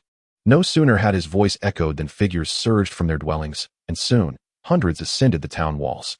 Their gazes turned towards the darkness beyond, where countless flickering crimson lights sent shivers down their spines.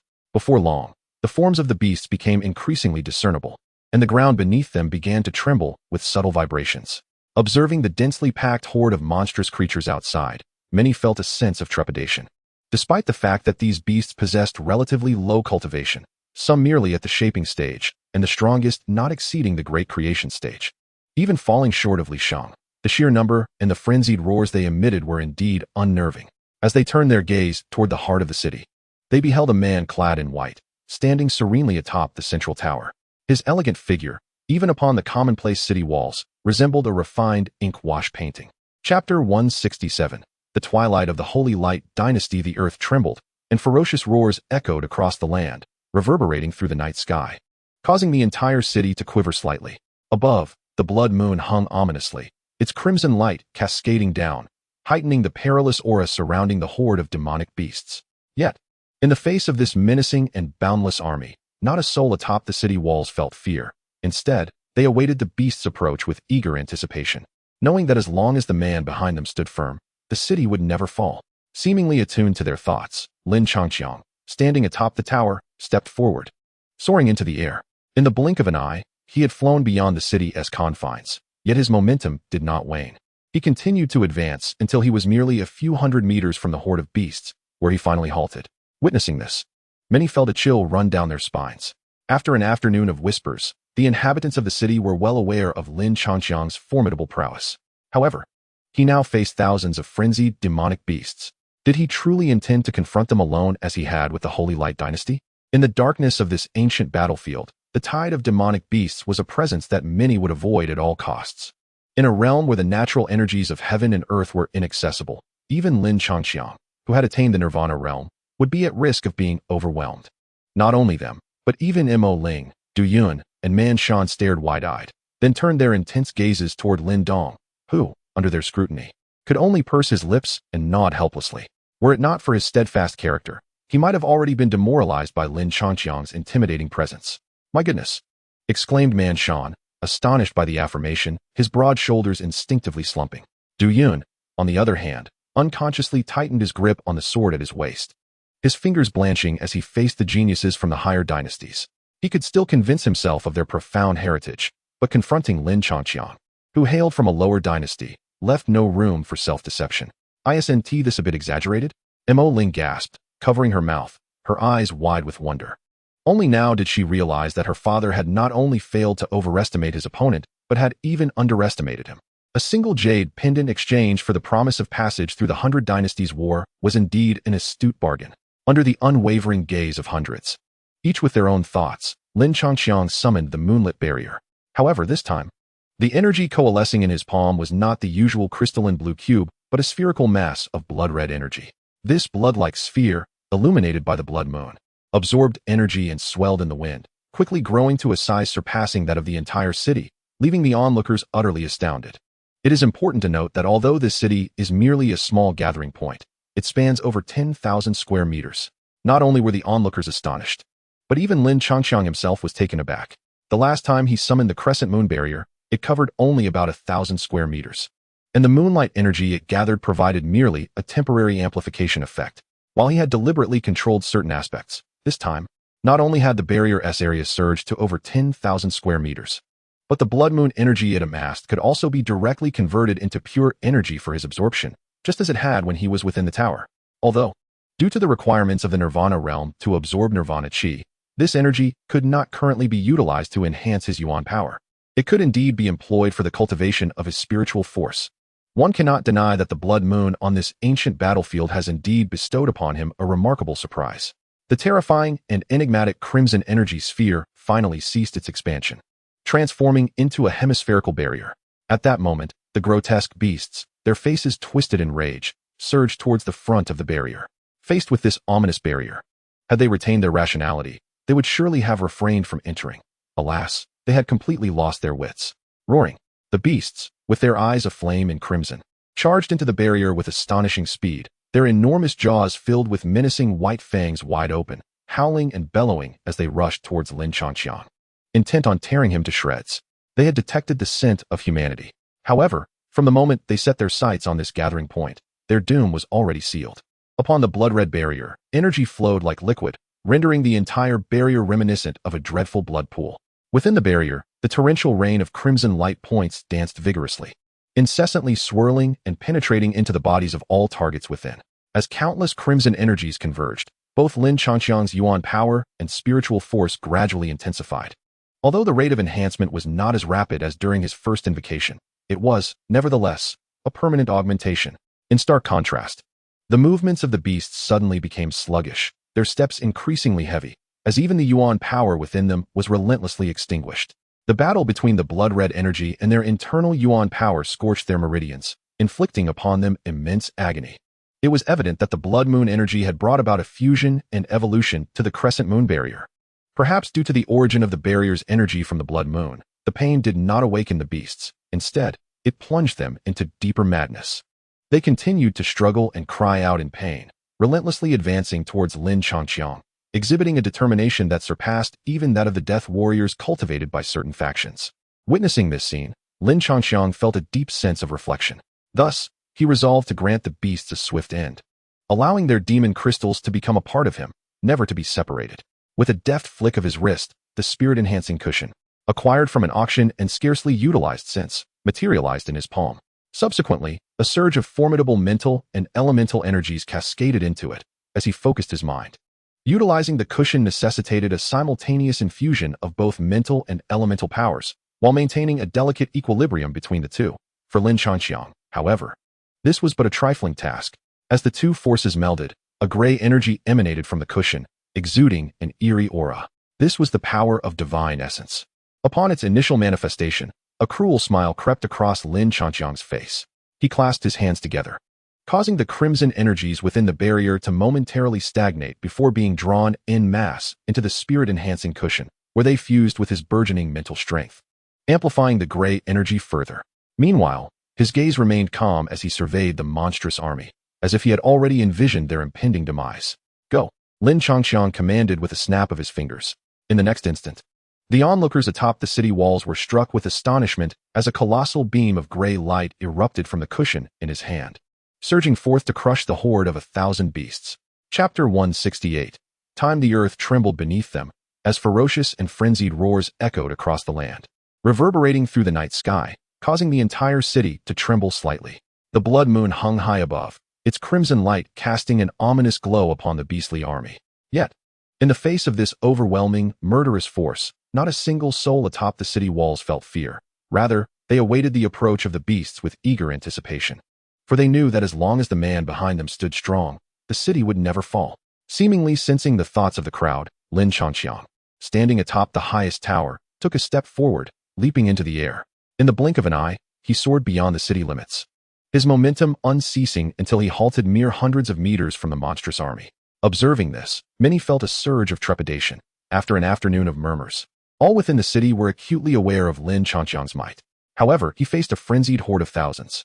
Did he truly intend to confront them single-handedly, as he had with the Holy Light Dynasty? In this ancient battlefield cloaked in night, the tide of beasts was a terror many sought to avoid. In the absence of accessible elemental energy, even Lin Changxiang, having attained the Nirvana realm, could be worn down to nothing. This sentiment was echoed by Mo Ling, Du Yun, and Man Shan, who stared wide-eyed. They turned their gazes towards Lin Dong, who, under their intense scrutiny, could only pout in resignation and nod. Had it not been for his resilient spirit, he might have succumbed to discouragement long ago. My goodness, Man Shan exclaimed, his towering shoulders instinctively slumping a notch upon receiving confirmation. Du Yun instinctively tightened his grip around the sword at his waist, his fingers turning slightly pale as he faced the prodigies from the intermediate and advanced dynasties. He could still reassure himself that they possessed profound depth. But when confronted by Lin Changxiang, who hailed from the same lower dynasty, he could no longer deceive himself. Was this not exceedingly exaggerated?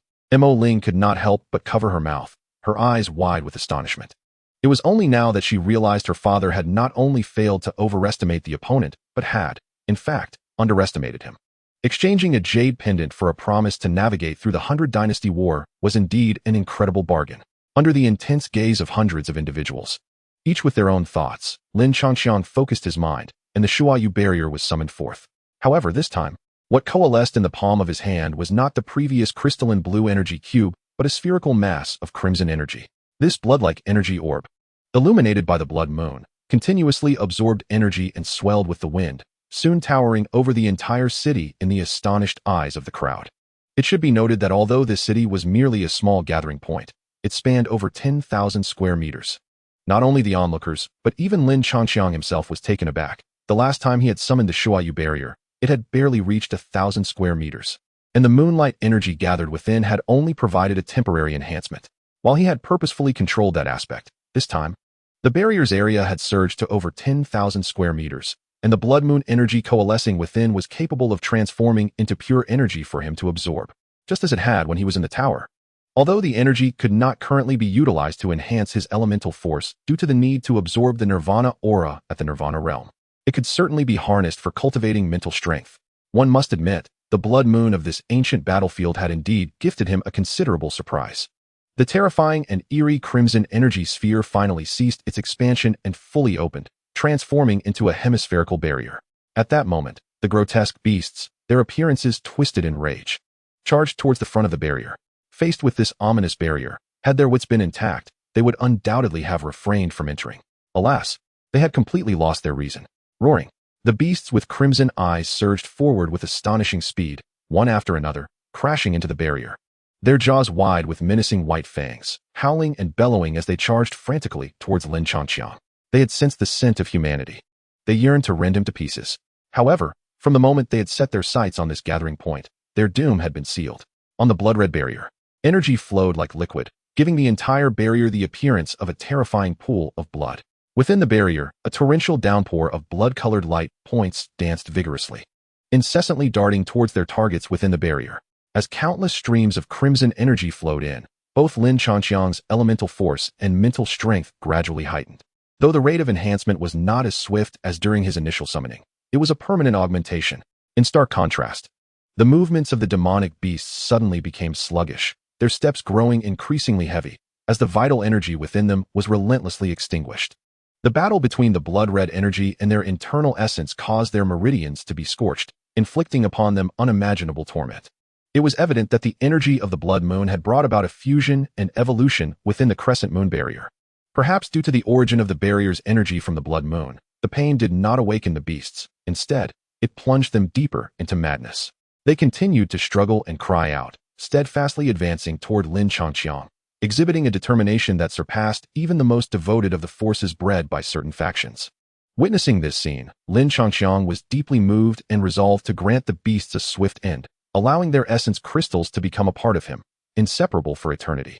With a flick of his hand, the spirit-infusing mat, which had been scarcely used since its acquisition at the auction, appeared in his grasp. Then, with a focused mind, he directed a torrent of formidable spiritual and vital energy into it. Utilizing the spirit-infusing mat required a simultaneous infusion of both spiritual and vital energies while maintaining their balance. Yet for Lin Changqiang at this moment, it was a mere trifle. As the two energies merged, a gray energy surged forth from the mat, exuding an eerie aura. This was the divine essence. As the divine essence coalesced, a cruel smile crept upon Lin Changqiang's visage. He clasped his hands together, causing the blood-red energy within the barrier to momentarily stagnate before it surged into the spirit-infusing mat, merging with the robust spiritual energy, further amplifying the gray hue. Simultaneously, his calm gaze remained fixed upon the army of demonic beasts, as if he could already envision their demise. "Go," Lin Changqiang commanded with a flick of his finger. In the next instant, the onlookers atop the city walls were horrified to witness a massive gray light cannon erupting from the mat in his hand, illuminating the surroundings before hurtling toward the thousands of demonic beasts with devastating force. Chapter 169, Celestial Tree of Symbols. Boom. The gray light cannon, spanning several dozen meters in diameter, charged forward like an enraged beast, its surface crackling with blood-red arcs of electricity, showcasing its terrifying might. The spectators on the city walls felt their spirits tremble at the sight of this torrent of energy, instinctively swallowing hard. Although the scale of this light cannon did not rival that of certain transformative martial arts, which could extend hundreds of meters, the intensity and density of its energy far surpassed the latter. Wherever the torrent passed, dust billowed, and debris flew, carving a massive trench into the already uneven ground. In the next moment, the light cannon collided with the foremost demonic beasts, and in an instant, their scales and feathers were utterly obliterated, providing no semblance of resistance. The result was a gruesome spectacle of flesh torn asunder and blood splattering everywhere. A chorus of wretched cries echoed through the night sky. And in the final moments before death, these demonic beasts regained a fleeting clarity, yet alas, it was too late. accompanied by a thunderous roar. Nearly 100 demon beasts along the entire path were abruptly engulfed by a gray light, instantaneously obliterating everything into nothingness. Staring at the vast expanse that had suddenly opened up within the ranks of the demon army, the individuals atop the city walls were left in stunned silence.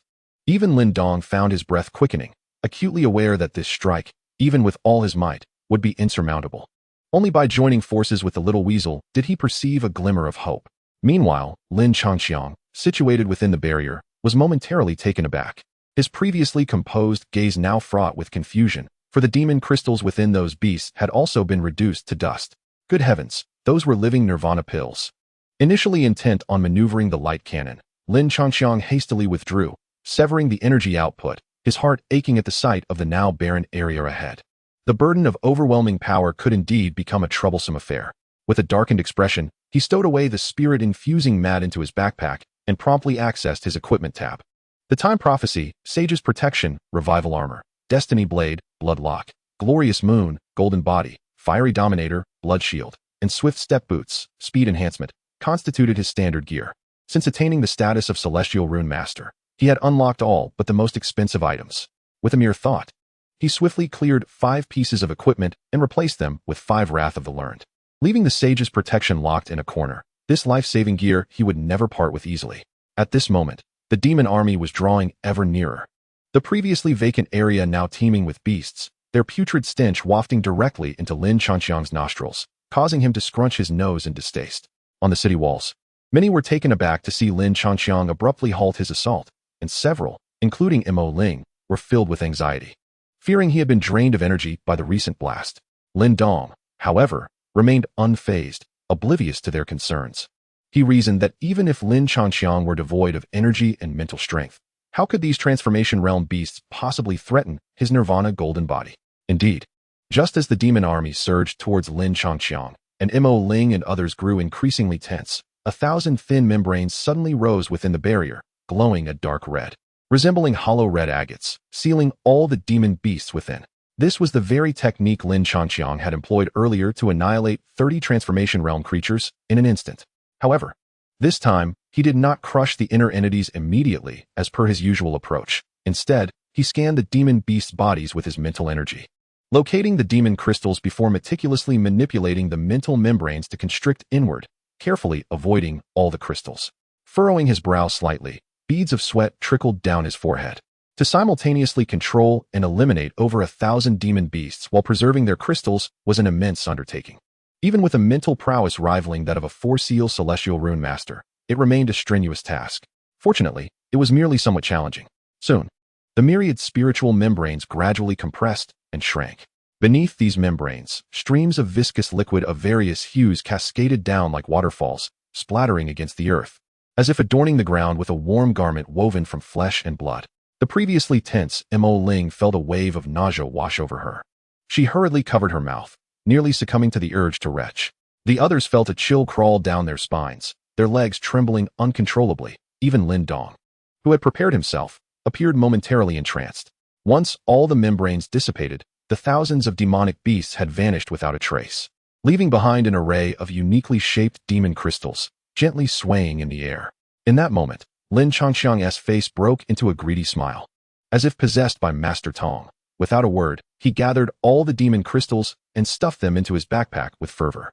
Only after securing all the spoils did he finally dissolve the barrier, turning back to the city wall. Noticing everyone staring at him in unison, he cleared his throat, feeling a tad embarrassed. As previously agreed, everyone was to slay the demonic beasts based on their own abilities. Given the deference shown by his peers, it was only natural that he claimed these demon crystals for himself. Do any of you have any objections? Upon his words, countless surges of nirvana energy erupted, transforming into a raging inferno that swiftly consumed the remnants of the demonic beasts. Aside from the unpleasant odor, the land was once again restored to its pristine state. Seeing this, many felt a strong urge to voice their grievances, but clearly, they dared not express any dissent.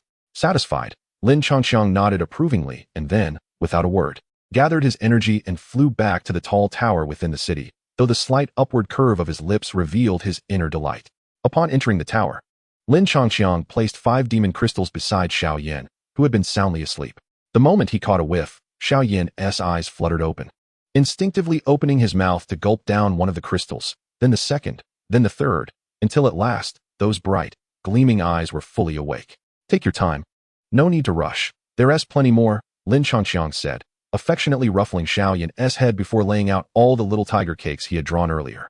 He felt curious. If one little tiger cake could enhance one's talent, to what extent could Xiao Yan elevate his abilities after consuming so many? Just as he was feeding Xiao Yan the delicacies, Lin Dong, who had just returned to the tower, could no longer suppress a long-held question. Those treats aren't some miraculous elixir, are they? It's one thing for Xiao Yan to enjoy them, but why does the little weasel want them so much? Upon hearing this, Lin Changqiang was momentarily taken aback, then recalled that the little weasel was indeed a demonic beast. I mentioned it once in the stone talisman before, but I haven't brought it up since. After all, he's currently in a demonic spirit form and can only consume spiritual essences and certain special elixirs. Lin Changqiang remained silent, yet a wicked smile unconsciously emerged on his face. Chapter 170. The Celestial Demon Tiger Bone. Are you heading to Yang City? The following morning, when Mo Ling and the others learned of Lin Changqiang's intention to journey to Yang City, they were momentarily taken aback. After all, according to Li Sheng, the majority of the Holy Light Dynasty's forces, along with their elder brother, were currently stationed in Yang City.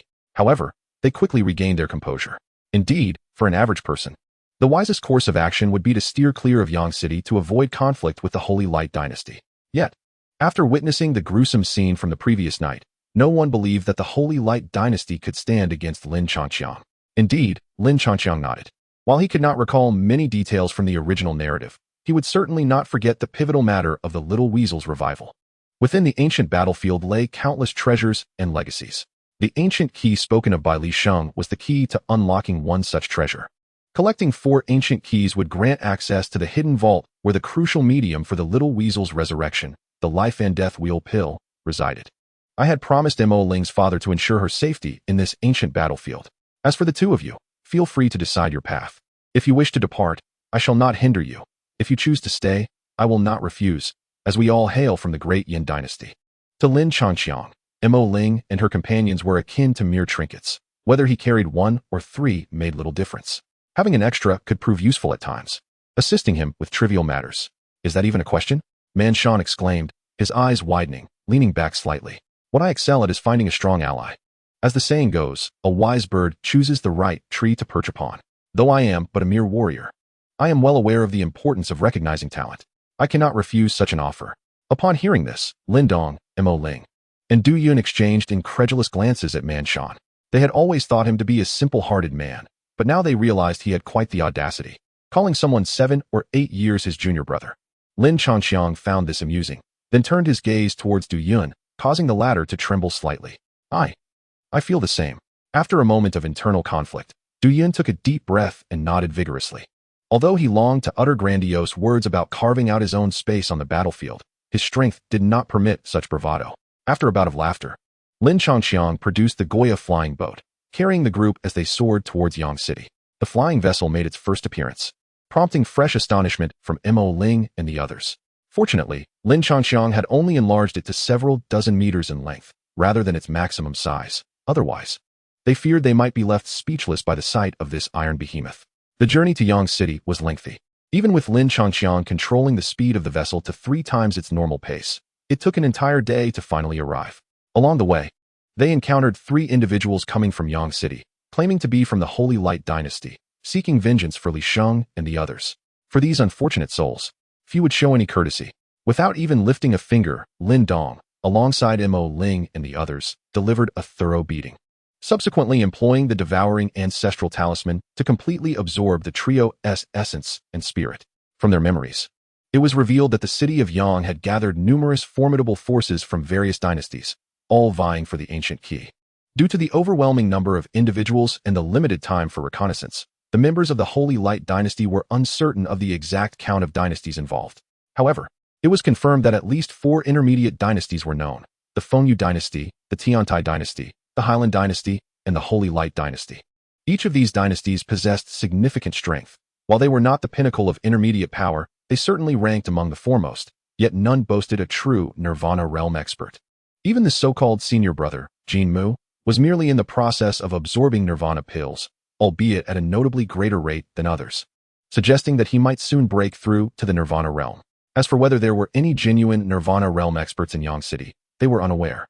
Nonetheless, Lin Changxiang remained unfazed. With his current strength, even against a 5-element Nirvana, he would not be without the means to fight back. And should he encounter a 6 or 7-element Nirvana, retreat was always an option. This was merely the wisdom of knowing when to yield, a mark of sagacity. As noon of the following day arrived, a vast town finally emerged at the horizon. Lin Changxiang stowed away the flying vessel and soared towards Yang City with Lin Dong and the others. The ancient, towering city nestled among the mountains appeared as a colossal primordial beast, roaring from its peak. Upon nearing the city, the group sensed numerous potent auras, akin to that of Li Sheng, with at least 100 such presences.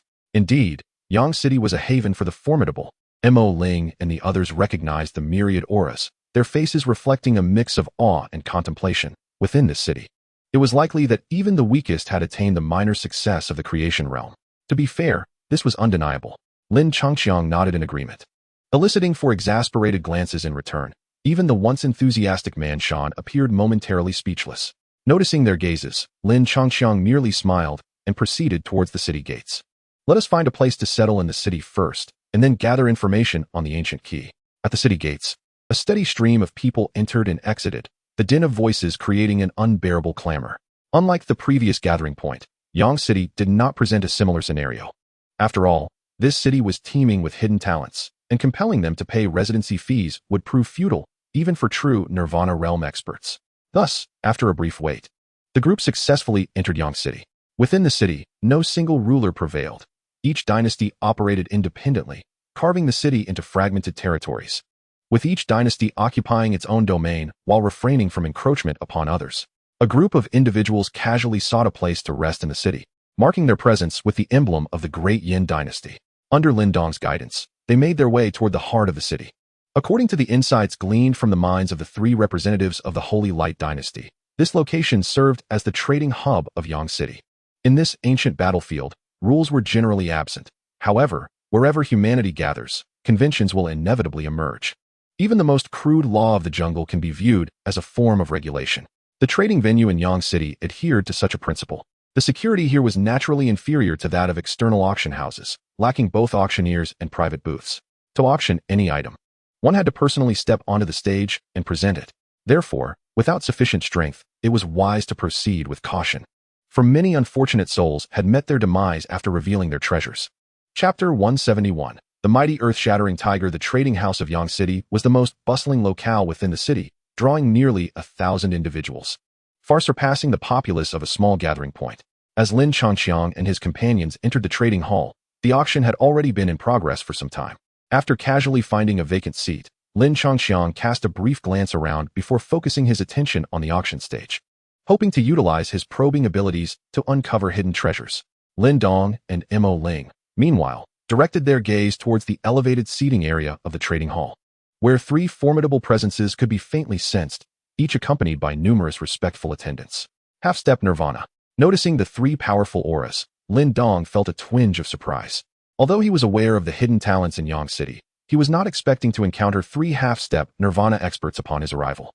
The term half-step Nirvana was not an official realm, but rather a designation created to differentiate those who had reached the pinnacle of the transformation realm. In simple terms, if an individual had perfected their cultivation in the transformation realm and absorbed a sufficient quantity of Nirvana pills, they could attempt to break through to Nirvana at any moment. Thus, they were referred to as half-step Nirvana. Typically, those in the half-step Nirvana stage would not rush to break through. Instead, they would focus on refining their physical bodies and continue absorbing Nirvana pills to bolster their strength, enhancing the likelihood of successfully entering Nirvana until they could no longer absorb any further. The 3 factions were likely of intermediate dynasty caliber. Yet it seemed the representatives of the Holy Light dynasty were absent, as Lin Changxiang could not locate their sigil. Not necessarily. Lin Changxiang chuckled softly, his gaze drifting towards some seats situated slightly to the right of the upper level. There, he spied a group of about 10 figures, with the foremost individual clad in white, reclining languidly against the back of his chair. His expression was indifferent as he surveyed the auction stage, slowly rotating 2 jade orbs in his hands, exuding an unmistakable air of arrogance. The aura he emanated was identical to that of the mental energy Lin Changxiang had previously encountered, clearly identifying him as Jin Mu, the senior disciple of the Holy Light dynasty. So that is Jin Mu. TSK. Upon observing the demeanor of that individual and Lin Changqiang's reaction, Manshan instantaneously deduced the identity of the counterpart, a flicker of pity momentarily crossing his eyes, though predominantly overshadowed by a sense of schadenfreude. Lin Dong, Mo Ling, and Du Yin could not help but shake their heads, as if they had already envisioned the grim fate awaiting Jin Mu. Ladies and gentlemen, this black rhinoceros armor I present is a treasure of the Earth grade, capable of withstanding the full force assault of a minor success in the creation realm. And it can significantly diminish even the blows from a major success. Moreover, this spiritual treasure is imbued with a peculiar formation that can somewhat alleviate the oppressive effects of the ancient battlefield's darkness on one's inner source of power. Donning this armor in combat under the Shroud of Night would surely create a mutual advantage. The starting bid for this armor is 5,000 Nirvana pills. As several gazes returned to the scene, not far away, another individual rose and approached the auction stage, a gleaming black armor in hand. This spiritual treasure was rather commendable. Though its defensive capabilities were average, the effect of resisting the night's suppression sparked considerable desire among many, leading to its swift acquisition by someone at the price of 8,000 Nirvana pills. In the ensuing time, more individuals presented their items for auction. Some managed to secure commendable prices, while others, unfortunately, found themselves overlooked, having no choice but to begrudgingly reclaim their possessions. Lin Changqiang observed these offerings with keen interest, scrutinizing each one, yet regrettably failed to uncover any hidden gems. Approximately half an hour later, as the stage was finally devoid of further participants, Lin Changqiang rose, stepping forward amidst the multitude of scrutinizing gazes. With a flourish of his hand, numerous items were arrayed upon the table. The Jiayin sword, an Earth-grade spiritual treasure, is not only remarkably resilient, but also possesses a unique internal structure that generates a counteracting sound wave upon sustaining an attack. The stronger the adversary's strike, the greater the power of the sound wave. The starting bid is 4,000 Nirvana pills. The Overlord Blade Technique, a rudimentary creation martial art, enables one to channel their source power into the blade, unleashing 3 formidable slashes that challenge the enemy's ability to evade or defend. The starting bid is 5,000 Nirvana pills. The 5 Poisons Divine Art, a rather unique technique without a designated rank, allows practitioners to select 5 different toxins, incorporating them into their bodies as per the recorded methods. Although the initial stages may induce considerable discomfort, mastery grants immunity to numerous toxins, with each move being laced with venom, rendering the opponent defenseless.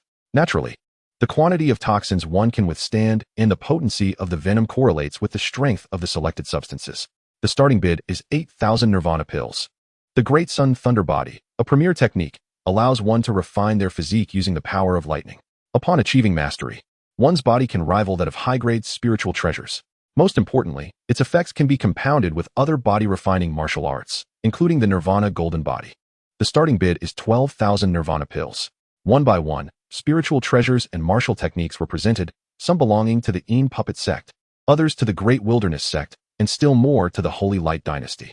The atmosphere within the trading arena swiftly intensified, particularly with the unveiling of the Great Sun Thunder Body, which incited considerable envy among the onlookers.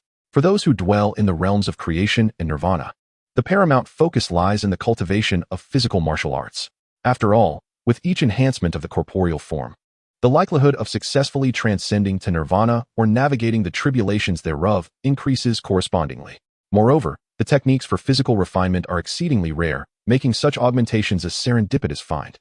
Regrettably, perhaps due to pricing concerns, the trading arena fell momentarily silent, devoid of bids. I find myself rather intrigued by this martial art of physical cultivation. Although the price is steep, it seems worthy of consideration. Thus, I shall make an initial offer, 13,000 Nirvana pills. After a brief silence, voices began to emerge within the arena, and Lin Changqiang turned towards the source of the sound, spotting a man in a blue robe, grinning at him from the upper tier. Strangely, upon the blue-robed man's utterance, those surrounding him regarded Lin Changqiang with expressions of sympathy. 14,000. Intoned a robust man with dark skin, his voice deep and resonant. He appeared calm, his body shimmering with a metallic sheen, exuding an aura of formidable strength. Upon hearing the robust man's bid, the blue-robed gentleman furrowed his brow, then turned to Lin, inquiring, "Who do you intend to sell to?" His tone, though placid, carried an unmistakable undertone of menace. At this remark, the trading hall quieted slightly, and the gazes directed at Lin Changqiang grew increasingly sympathetic. The 2 individuals involved were known as Hai Sha, hailing from the Sea-Scale dynasty, and Zhang Rue, from the Iron Sky dynasty, both standing at the threshold of nirvana. Caught between these two formidable intermediate dynasties, Lin Changqiang found himself in a precarious position. Nevertheless, seemingly oblivious to the scrutinizing eyes, Lin Changqiang maintained a smile directed towards Haisha. At an auction, naturally, the highest bidder prevails. Chapter 172, Thunder Rock Mountains. Upon this declaration, astonishment swept through the crowd. Yet it was not long before they began to revel in the unfolding drama, eagerly anticipating Haisha's response. Typically, should an ordinary individual provoke Haisha, the onlookers would not react thus. They would merely express mild concern before losing interest. However, a figure capable of effortlessly presenting dozens of exquisite items for auction, who remained unflustered in the face of a mid-tier dynasty's threat, could hardly be deemed an inconsequential character unless they were bereft of reason. What these spectators conceived, Haisha could undoubtedly perceive as well. His gaze upon Lin Changqiang shifted from indifference to uncertainty. Haisha, it appears your reputation within the C-scale dynasty holds little weight this time. You would do well to compete with me fairly, Zhang Rui remarked, casting a dismissive glance at Haisha. He had always been critical of the domineering conduct of both the Holy Light dynasty and the C-scale dynasty. Yet, as a fellow intermediate dynasty, he would not jeopardize himself for a stranger. 15,000. Haisha's expression remained unchanged, as though nothing had transpired, yet his posture subtly straightened. However, Zhang Rui paid no heed to such subtleties. 16,000. 17,000. Without a moment's hesitation, the bidding between the two swiftly surpassed the 20,000 mark, and it was only when the price reached 22,000 that a brief silence enveloped the venue. However, just as Haisha hesitated on whether to continue raising the bid, a figure from the upper seats, the last step of nirvana, suddenly stood up, drawing considerable attention. Jinmu? What? Are you also interested in this martial art of physical refinement? For the first time since the auction began, Haisha furrowed his brow. Heh. My interest lies not in the martial art itself, but in the one selling it. Jinmu smiled faintly, then slowly shifted his gaze to Lin Changqiang, his eyes revealing unmasked greed. Since you all have made it here, I presume the 3 fools I sent to Yang City have been eliminated. I must say, you possess remarkable courage, killing someone from my Holy Light dynasty and still daring to appear before me. Do you think I wouldn't recognize you? Unfortunately, you are merely a novice high-level talisman master. Although, by leveraging the advantage of the venue, you have barely erased my spiritual mark, it is not so easily obliterated. Upon hearing Jinmu's words, nearly everyone cast astonished glances at the stage, clearly taken aback that Lin Changqiang had the audacity to kill someone from the Holy Light dynasty. Who in Yang City is unaware of Jinmu's vengeful nature? A high-level talisman master?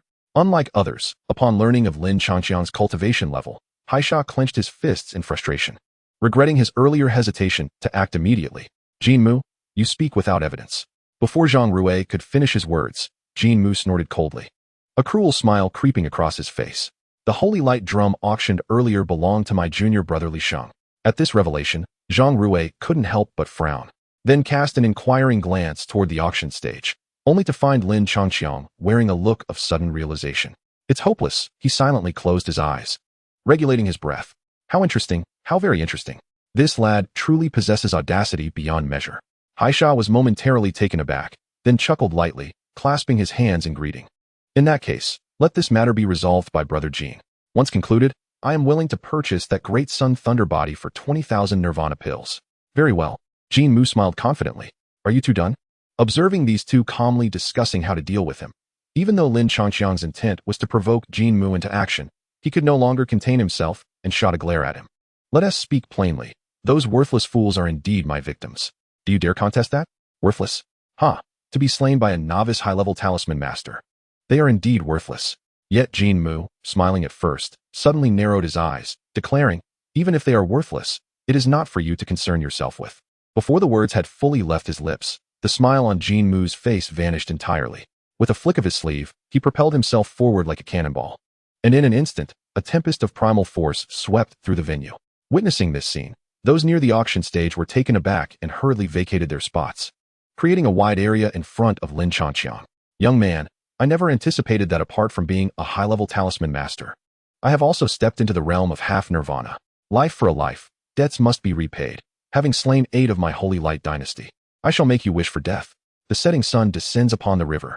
Jinmu, aware that mere spiritual power would not suffice to subdue his opponent, immediately unleashed his formidable primordial energy. From his elevated position, he struck with a mighty fist, condensing a blazing fireball upon his right hand. exuding an overwhelming ferocity capable of annihilating those at the peak of the creation realm, and hurled it towards Lin Changqiang with an unstoppable force akin to the sun setting on the horizon.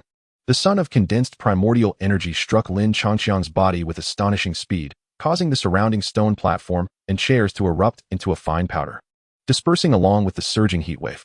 Witnessing this, many in the crowd displayed expressions of disbelief and shock, while some empathetic souls felt a pang of sympathy. Of course, there were also individuals like Hai Sha, who relished the misfortune. That fellow is likely reduced to nothingness, they mused. He didn't even have time to utter a cry before perishing. Serves him right. This is the fate of those who provoke our holy light dynasty. However, a voice of astonishment suddenly rose among the crowd. Wait, something seems amiss. Upon hearing this, the onlookers widened their eyes in disbelief, gazing towards the stage. Indeed, as the dust settled, a figure radiating golden light stood steadfast, raising his right hand. In his grasp, a man clad in white robes struggled desperately. Senior brother. After a brief moment of stunned silence, the members of the Holy Light dynasty erupted in shrieks.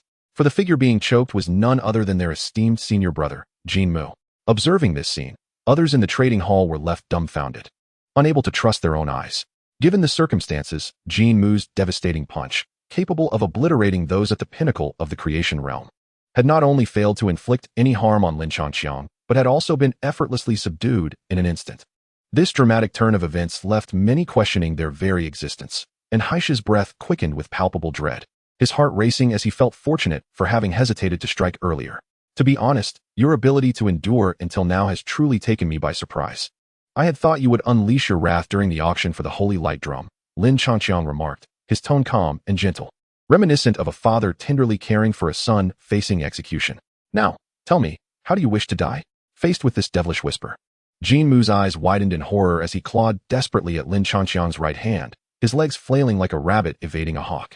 Yet, as his feet struck Lin Changqiang's golden frame, they merely produced dull thuds. Nirvana, golden body. The expressions of those around were utterly captivating. Hai Sha, in particular, was gripped by a chill. Not all Nirvana realm cultivators possess the Nirvana golden body, but those who have achieved such a formidable form are undeniably at least in the Nirvana realm. Not speaking, I didn't expect you to be so resilient. Lin Changqiang tilted his head, regarding Jin Mu with a perfectly measured confusion. Brother, you are gripping his neck. What is he saying?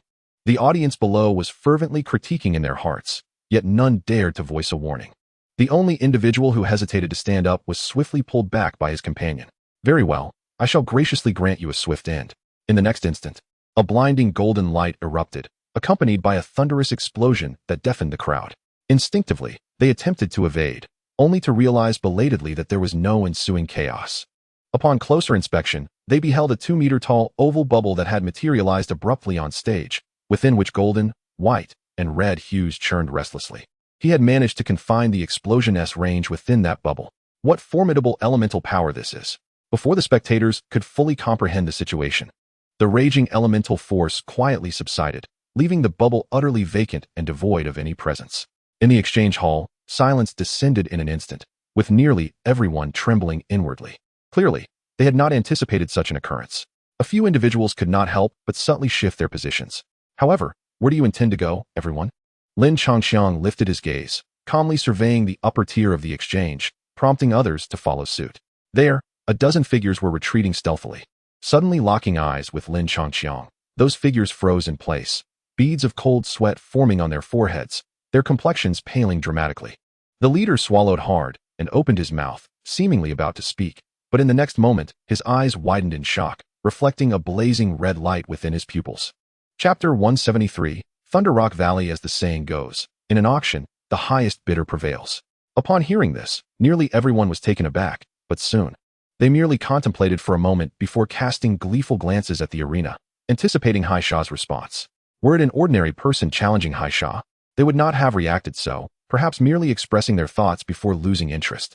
However, when faced with an individual capable of effortlessly presenting dozens of rare treasures for auction, who remained unfazed in the face of the threat from a mid-level dynasty, it would be folly to underestimate him. What these individuals contemplated, Hai Sha also discerned, and his gaze towards Lin Changqiang shifted from indifference to indecision. Hai Sha, it seems your reputation from the high-scale dynasty holds little weight this time. You might as well compete with me in earnest. Zhang Rui cast a sidelong glance at Hai Sha, his disdain unmistakable. He had always disapproved of the tyrannical actions of both the Holy Light dynasty and the High-Scale dynasty, yet as a fellow mid-level dynasty, he would not jeopardize himself for a stranger. 15,000. Haishaw's expression remained unchanged, as if nothing had occurred, though he sat up straighter. Zhang Rui, however, paid no heed to this. 16,000. 17,000. The bids flowed without hesitation, swiftly surpassing 20,000, until they reached 22,000, at which point a momentary hush fell over the crowd. However, just as the sea shark hesitated on whether to continue raising the bid, the last half-step of Nirvana from the upper seats suddenly stood up, attracting considerable attention. Jinmu? What? Are you also intrigued by this body refinement martial art? From the beginning of the auction until now, it was the first time the sea shark furrowed his brow. He chuckled, expressing that his interest lay not in the body refinement martial art, but rather in the individual selling it. Jinmu smiled faintly, then slowly directed his gaze towards Lin Changqiang, his eyes gleaming with unabashed greed. Since you all have arrived here, it seems that the 3 fools I dispatched to Yang City have been eliminated. I must say, you possess quite the audacity to kill members of my Holy Light dynasty and still appear before me. Do you think I would not recognize you? Unfortunately, you are merely a novice high-level talisman master. Although you have managed to obscure my spiritual imprint due to the advantage of the venue, it is difficult to completely erase it. Upon hearing Jinmu's words, nearly everyone gazed at the stage in astonishment, clearly taken aback that Lin Changqiang dared to kill someone from the Holy Light dynasty. In the entire Yang City, who does not know that Jinmu bears a grudge? A high-level talisman master? Unlike others, upon learning of Lin Changqiang's cultivation level, the sea shark clenched his fists in frustration, regretting his earlier hesitation to act immediately. Jinmu, you speak without evidence. Before Zhang Rui could finish his words, Jinmu snorted coldly, a cruel smile creeping onto his face. That Holy Light drum auctioned earlier belonged to my junior brother, Li Shang. Upon hearing this, Zhang Rui furrowed his brow and then looked toward the auction stage with an inquiring gaze, only to find Lin Changqiang looking as if he had suddenly realized something. There is no hope. He silently closed his eyes, adjusting his breath. Interesting, intriguing. This lad is indeed audacious. The sea shark, taken aback, then chuckled lightly, clasping his hands in a gesture of respect. In that case, let this matter be resolved by Brother Jin. Once it is concluded, I am willing to purchase that Great Sun Thunder Body for 20,000 Nirvana pills. Very well, Jinmu replied confidently with a smile. Are you done yet?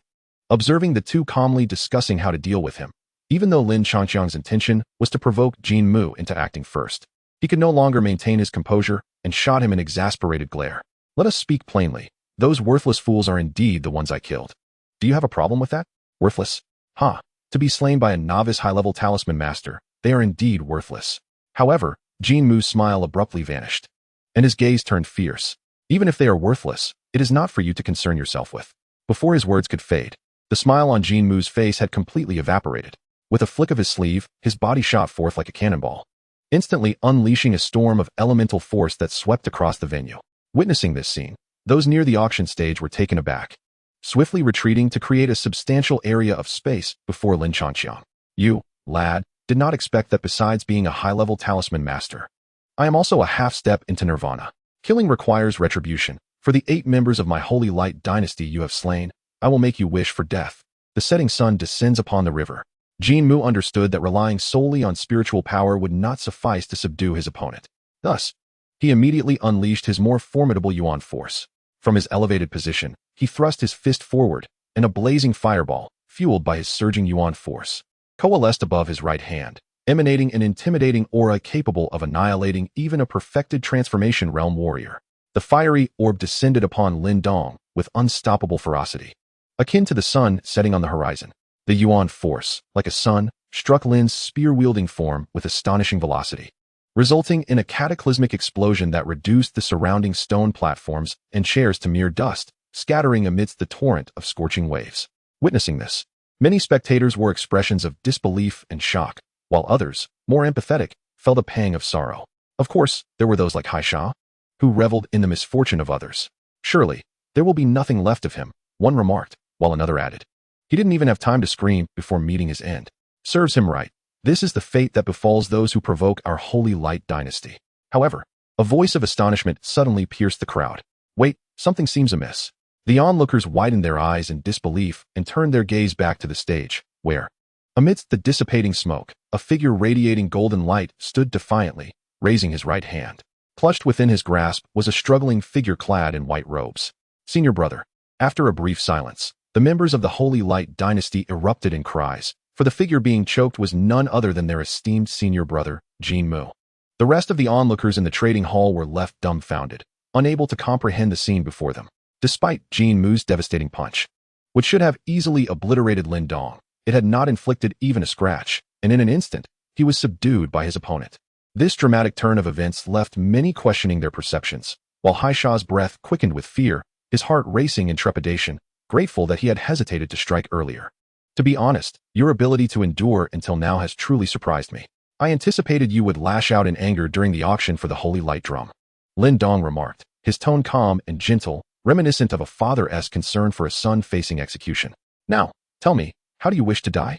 Faced with this devilish whisper, Jin Mu's eyes widened in horror, his hands desperately clawing at Lin Dong's right palm, while his legs flailed like a rabbit caught in a hawk's grasp.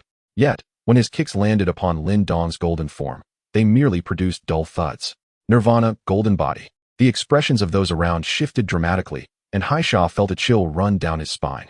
A practitioner at the Nirvana realm does not necessarily possess the Nirvana golden body, but one who has attained such a state is undeniably formidable. Choosing silence. I did not expect you to hold your ground, Lin Dong remarked, tilting his head to regard Jin Mu, his eyes reflecting a perfectly balanced confusion. Brother, you are gripping his neck. What does he have to say? The audience below was filled with frantic murmurs, yet none dared to voice a warning. The only one who hesitated to step forward was swiftly pulled back by a companion beside him. Very well, I shall show you mercy and grant you a swift end. In the next instant, a blinding golden light erupted, accompanied by a deafening explosion. The crowd instinctively recoiled, only to realize belatedly that there was no ensuing chaos. As they focused their gaze, they beheld a 2-meter-tall, oval-shaped bubble suddenly appear on the stage, within which golden, white, and red hues churned restlessly. He had managed to contain the explosion within that bubble.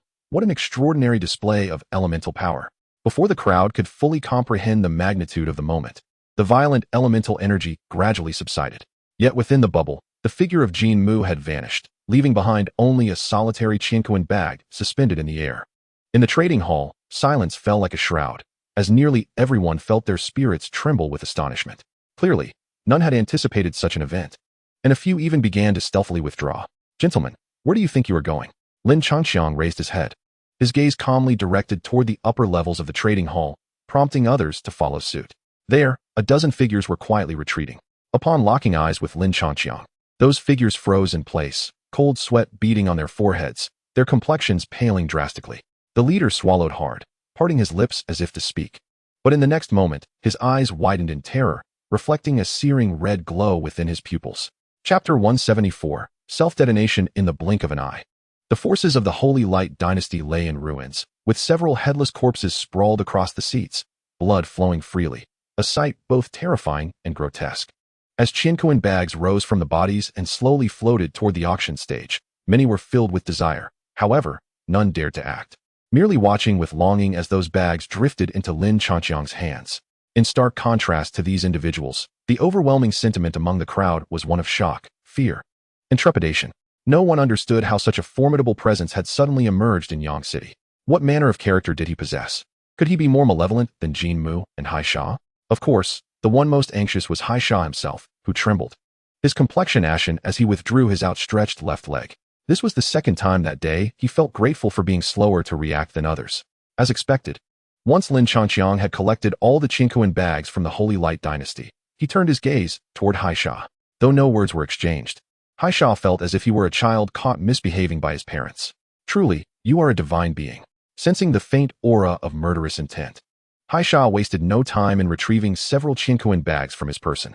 He hurried to the stage, presenting them to Lin Changxiang with utmost reverence.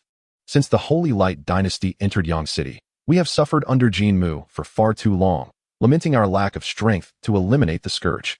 Fortune smiles upon us, for the heavens have not forsaken Yang City. It is with utmost gratitude that I seek your esteemed hand to obliterate the Holy Light dynasty. I am overwhelmed with emotion and wish to offer my entire fortune as a token of my sincerity. I hope you graciously accept this gesture. Such shamelessness is indeed rare. Even the other patrons of the exchange are taken aback, and Lin Changxiang feels a tinge of embarrassment. The members of the C-Scales dynasty regard him with disdain and contempt. However, in the next moment, Lin Changxiang's gaze shifted towards them. We too. As he beheld the several Qingkuan bags respectfully presented to him, Lin Changxiang nodded and accepted them with a smile. I deeply feel the noble intentions of all present. With such individuals in Yang City, how could we not vanquish the likes of Jin Mu? Despite their inner contempt for such brazen behavior, the members of the Sea-Scales dynasty wore smiles on their faces, repeatedly agreeing, and soon, like the wind, they hastily departed from this sorrowful venue. Only then did the atmosphere gradually calm, as the crowd gazed at the figure on the auction stage, knowing full well that after this battle, the name of their opponent would echo throughout Yang City. I had no idea you possessed such formidable strength. I had underestimated you earlier. Zhang Rui took a deep breath and offered a slight bow to Lin Changxiang. To this gesture, Lin Changxiang merely smiled and tossed over the Great Sun Thunder Body technique. 12,000 Nirvana pills, and this technique is yours. What do you say? Oh. The burly man was momentarily taken aback by Lin Changxiang's offer. Then his dark face broke into a broad grin. Your generosity is overwhelming. How could I possibly refuse? The Great Sun Thunder Body, if auctioned to its conclusion, would likely fetch around 25,000. Thus, acquiring it for 12,000 is indeed a remarkable fortune. Furthermore, Lin Changxiang's earlier display of power commands his respect. Having connections with such a formidable individual is a prospect he cannot dismiss. I am Zhang Rui of the Iron Heaven Dynasty. The hulking figure moved to the auction stage and handed a Qingkuan bag to Lin Changxiang. Lin Changxiang nodded slightly, but refrained from revealing his own dynasty. Although he harbored no fear of the intermediate and advanced dynasties, the Diyin dynasty was not their equal. Should those dynasties possess means to relay messages from the ancient battlefield, it could spell trouble. Brother Changxiang, since fate has brought us together, why not find a place to converse? Observing the glimmer of anticipation on Zhang Rui's face, Lin Changxiang did not decline, surmising that the man likely possessed more information than Jin Mu's three subordinates. Seeing Lin Changxiang so accommodating, Zhang Rui was filled with unrestrained joy. He immediately led the way, guiding their group out of the exchange under the watchful eyes of many. Gazing at the departing figures, many were filled with deep emotion. Some quick-witted individuals even set their sights on the corpses of the Holy Light dynasty. It is well known that the ancient battlefield is not devoid of those who delight in crafting puppets. I have long held a disdain for the group of the Holy Light dynasty, so the fact that Brother Longxiang was able to eradicate them today is truly exhilarating. In a tall building in Yang City, several individuals sat apart. Lin Changxiang smiled, offering little more than a few words. Brother Longxiang's visit to Yang City is undoubtedly connected to the ancient key, right? Noticing Lin Changxiang's disinterest in this topic, Zhang Rui swiftly shifted the conversation. Lin Changxiang finally nodded in agreement. In this day and age, can anyone in Yang City truly be indifferent to the ancient key? Indeed. The city is teeming with powerful figures, with numerous mid-level dynasties in attendance, and low-level dynasties numbering in the hundreds or even thousands. Zhang Rui sighed lightly, then raised an eyebrow. However, this should not pose much concern for Brother Longxiang, should it? Faced with Zhang Rui's inquiry, Lin Changxiang remained silent, merely smiling lightly as he subtly released a portion of his aura. Hiss! A primordial nirvana realm, a celestial talisman master? Feeling the vast and overwhelming presence emanating from Lin Changxiang, Zhang Rui's eyes nearly bulged in astonishment, although he had suspected this during their time at the trading post. Experiencing that aura firsthand left him breathless. Just the nirvana realm? Insignificant. Might I inquire about the location of the ancient key? Lin Changxiang calmly retracted his aura, presenting an appropriately modest demeanor. There is no harm in sharing. With the intention of fostering a good relationship, Zhang Rui spoke candidly. The ancient key lies within the Thunder Rock Mountains, not far from Yang City. This mountain range is rife with myriad demonic beasts, many of which can rival those on the brink of nirvana. In the depths, one may even encounter beasts of the nirvana realm. Thus, in order to seize the ancient key, one must contend not only with numerous dynasties, but also tread carefully around those immensely powerful demonic creatures. Deep within the Thunder Rock Mountains lies the Thunder Rock Valley, said to be the resting place of an ancient powerhouse, who was one of the guardians of the ancient treasure. It is precisely for this reason that the ancient key is concealed within. Moreover, within the Thunder Rock Valley, there exists a wealth of treasures, martial arts, spiritual herbs, and spiritual treasures, including the legendary Celestial Talisman Immortal Tree. The mention of the Celestial Talisman Immortal Tree elicited varied reactions. While Lin Changxiang and the others remained composed, a gleam of excitement surged in Lin Dong's eyes. He had learned from the little weasel that if one could refine the Celestial Talisman Immortal Tree, it would effortlessly allow a high-level talisman master to break through, becoming a talisman master on par with those in the Nirvana realm. Chapter 175. Seizing the body, the Celestial Talisman Immortal Tree, unlike ordinary spiritual herbs, is an extraordinarily unique treasure of heaven and earth. It not only possesses intelligence, but also wields the power of one newly entering the Nirvana realm. Coupled with the potent toxins that permeate its branches, if not for its glaring weaknesses, even the average Nirvana realm expert would find it exceedingly challenging to contend with. Alas, its utility is indeed overwhelmingly potent. The negligible danger pales in comparison to the benefits it offers, rendering it almost ignorable. Thus, regardless of its formidable power, it often culminates in demise. In this day and age, numerous individuals have been drawn to the celestial talisman tree, including those who have yet to cultivate mental prowess. After all, should one acquire the talisman tree and auction it to esteemed spirit talisman masters, it could fetch no less than 200,000 Nirvana pills, paving the way to wealth and prosperity. Observing Lin Dong's fervent gaze, Zhang Rui was not the least bit surprised. The mention of such a figure left Mo Ling and her companions astounded. 200,000 is a sum typically reserved for the leaders of powerful factions within the Great Yin dynasty, spent only when ascending to the Nirvana realm. Of course, with Brother Chong Chong in attendance, it seems the celestial talisman tree will undoubtedly become theirs. Zhang Rui glanced at Lin Chong Chong and then at Lin Dong and his companions, a hint of envy flickering in his eyes. Lin Chong Chong, upon hearing this, merely nodded slightly. Though he did not vocalize it, his confidence was palpable. Subsequently, Zhang Rui elaborated extensively, divulging all the information he possessed to Lin Chong Chong, radiating sincerity. It was not until they had conversed for quite some time, and Lin Chong Chong was about to take his leave, that Zhang Rui took a deep breath and clasped his fists. Brother Chong Chong, might I inquire if the Tiantai dynasty could accompany you on the journey to Thunder Rock Valley in 7 days? Upon hearing this, Lin Chong Chong furrowed his brow. While it was feasible to bring one person, bringing a multitude posed a dilemma. When seeking treasures within the valley, he could not possibly withhold all benefits, as that would be exceedingly ungracious. However, if he distributed too little, it would appear miserly. Conversely, if he shared too generously, the number of over 20 individuals would be considerable. Sensing Lin Chong Chong's apprehension, Zhang Rui promptly interjected, when the Thunder Rock Valley opens, the lightning barrier within can only be breached by those who have attained half-step nirvana. At that time, the other members of our Tiantai dynasty will remain outside the barrier, leaving only myself to enter. Oh, in that case, we shall reconvene in 7 days. Lin Chong Chong nodded, acknowledging that one person was manageable. Relieved by Lin Chong Chong's eventual acquiescence, Zhang Rui beamed and escorted the group to the door, watching them disappear from sight before returning indoors. Swiftly, on the broad street, 5 figures advanced at a rapid pace, soon arriving back at their lodging within the city. Upon entering, Lin Chong Chong retrieved 3 bags filled with Nirvana pills, distributing them to Mo Ling, Du Yun, and Man Shan, while Lin Dong, already well supplied with such resources, had received his share before entering the ancient battlefield. As you may have heard, to access the depths of Thunder Rock Valley, one must possess the strength of half-step nirvana. Thus, your immediate priority is to enhance your cultivation. Those who fail to break through to half-step nirvana within these 7 days will likely remain outside the valley, merely accompanying the Tiantai dynasty members in appreciating the scenery. Of course, this was merely a motivational ruse aimed at encouraging Mo Ling and the others. Even if they did not manage to advance, Lin Chong Chong could still bring them inside, albeit with a bit more hassle. Here lie 3 bags of holding, each containing 100,000 Nirvana pills. Over the course of the next 7 days, I shall embark on a journey with Xiao Yin, and I implore you to endeavor to cultivate to the threshold of Nirvana with these pills. Should you find yourselves in need of more, you may seek Lin Dong for additional supplies. At the mention of Lin Chongqiang, Mo Ling and the others widened their eyes in astonishment. After a brief moment of stunned silence, they extended their hands, awkwardly accepting the bags of holding, their breaths becoming somewhat labored. A great favor is beyond words. Should Brother Chongqiang require our assistance in the future, do not hesitate to command us. This generous gift rendered the trio's expression solemn, unlike Lin Dong. They were unaware of the true extent of Lin Chongqiang's wealth, believing instead that these Nirvana pills were acquired at auction, and thus they were profoundly moved.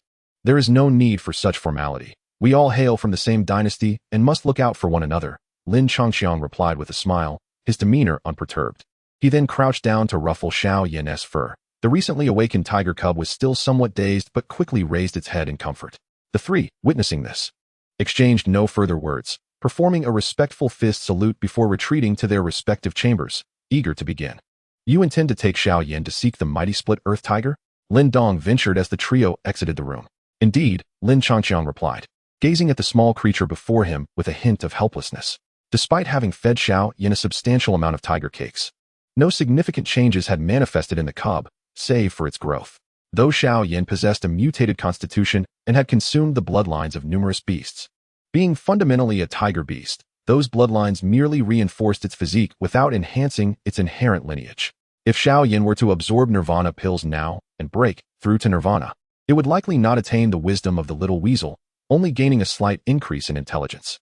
To effectuate a profound transformation, it was imperative that Xiao Yin consume a pure tiger bloodline.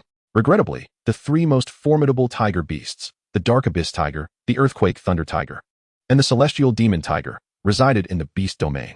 Thus, the only recourse was to seize the Celestial Demon Tiger bones from the mighty Split Earth Tiger. While the efficacy would pale in comparison to that of a living specimen, it would suffice to facilitate Xiao Yan's breakthrough to nirvana. I see, Lin Dong murmured, gently stroking Xiao Yan's back, his typically resolute gaze softening. Since their escapade began in Qingyang town, Xiao Yan had accompanied him and Lin Changxiang throughout their adventures. To the two of them, Xiao Yin was not merely a pet, it was an indispensable companion, akin to the little weasel. Seemingly attuned to the sentiments of Lin Changxiang and Lin Dong, Xiao Yin let out a low growl, nuzzling against Lin Changxiang before extending its tongue to lick Lin Dong's cheek, inciting a playful reprimand as Lin Dong feigned annoyance, wiping his face. Tomorrow at dawn, I shall take Xiao Yin aboard the flying vessel to the Beast Valley, 1,000 miles hence. As for Mo Ling and the others, I leave their care to you. Should that group of sea sharks dare to act against you in my absence, do not hesitate to eliminate them. I can return at any moment. Rest assured, unless a formidable master of the Nirvana realm intervenes, even if the entire populace of the Sea-Scale dynasty were to assail me simultaneously, they would find themselves utterly incapable of inflicting any harm. Sensing the unmistakable killing intent in Lin Changxiang's tone, Lin Dong felt a surge of exhilaration. Since entering the ancient battlefield, he had yet to truly unleash his prowess. Now, with Lin Changxiang preparing to depart for a period, an opportunity had presented itself for him to validate his own strength. With the perfected lesser Nirvana golden body, Lin Dong harbored no illusions that a mere half-step Nirvana creature like the sea shark could even graze a single hair on his body. The next day at dawn, after casting the little fat bird surveillance device onto the rooftop, Lin Changxiang, accompanied by Xiao Yin, embarked on a flying vessel, departing from Yang City. In a bid to save time, he pushed the vessel to its utmost speed, though this would significantly escalate energy consumption. It was a mere trifle compared to his formidable reserves of yuan power and recovery capabilities. The Beast Valley lay at a considerable distance from Yang City, and despite the vessel's relentless haste, it took a full 2 days to finally arrive. This distance far exceeded that from the gathering point to Yang City. Upon awakening Xiao Yan, Lin Changxiang was the first to disembark from the vessel. Before him stretched an expansive forest, lush and verdant, its existence a testament to ages of proliferation. However, he had little inclination to revel in the splendor of nature. After stowing the flying vessel within his pack, he closed his eyes tightly. Simultaneously, his vast mental energy radiated outward like sound waves, enveloping the entire forest. Nothing could escape its reach. Feeling the terrifying waves of energy, nearly all beasts trembled uncontrollably, their fur bristling in response. The weaker among them promptly prostrated themselves on the ground, motionless, fearing to attract the attention of this master of mental power. In a certain valley within the forest, the mighty earth-shattering tiger was similarly curled up in its lair, diligently suppressing its aura. Although it had achieved the first level of nirvana and could attempt to challenge the second level at any moment, it had no intention of provoking the master of this mental force to cultivate to the nirvana realm in this ancient battlefield. The mighty earth-shattering tiger had mastered the art of survival to the utmost degree. Recently, it had learned that the land was once again facing a sweeping purge that occurred every 20 years. And those who came to cleanse the area were all prodigies of the human race, exceptionally skilled in martial arts and equipped with numerous spiritual treasures. Despite sharing the same realm, should a confrontation arise, it would most likely find itself outmatched. Thus, it seemed prudent to remain hidden, preserving its life until these individuals departed, after which it could utilize the heavenly demon tiger bone to break through to the second level of nirvana and reclaim its status as the king of the Beast Valley. The mighty earth-shattering tiger chuckled to itself, envisioning the carefree days to come a year hence. Alas, fate often has other plans. Much like how a teacher in a past life would call upon a student who had lowered their head in class. "Little kitty, what are you laughing about?" A chilling voice suddenly echoed in his ear, causing the mighty thunderclap tiger to tremble, its fur standing on end, nearly leaping into the air. Yet, something seemed to press down on its shoulder, rendering it immobile. What the devil? When did this happen? In a panic, it turned its head, instinctively snapping its jaws towards the source of the sound with lightning speed, its eyes filled with fierce intensity. However, before it could bite its target. A dazzling golden light captured its attention. The Nirvana golden body? Observing the grinning figure before him, the thunderclap tiger's actions abruptly halted. It attempted to rise. But no matter how much strength it exerted, the large hand on its shoulder remained unyielding. Oh no, this is bad. The fierce glint in its eyes gradually faded as the thunderclap tiger, recognizing the situation, withdrew its head and licked its lips. Esteemed human warrior, may I inquire as to your purpose? It certainly cannot be anything pleasant. Watching the obediently sprawled thunderclap tiger, Lin Changxiang couldn't help but smile with delight. Perhaps it was due to an affinity for the creatures, but he felt an inexplicable fondness for tiger-like beasts, especially those with striking appearances. They truly were a sight for sore eyes. Had the thunderclap tiger been a snake or a mouse, he would likely have acted without hesitation. This is my younger brother, Xiaoyan. He is on the verge of reaching the Nirvana realm, though his foundation is somewhat lacking, if you catch my drift. Lin Changxiang released the thunderclap tiger and strolled aside, patting his younger brother on the back. Roar!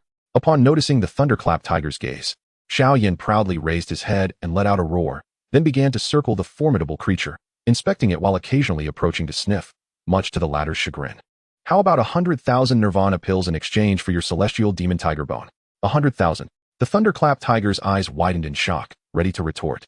But upon seeing Lin Changxiang's ambiguous smile, it lowered its head in submission. The celestial demon tiger bone was prepared for my own second Nirvana tribulation.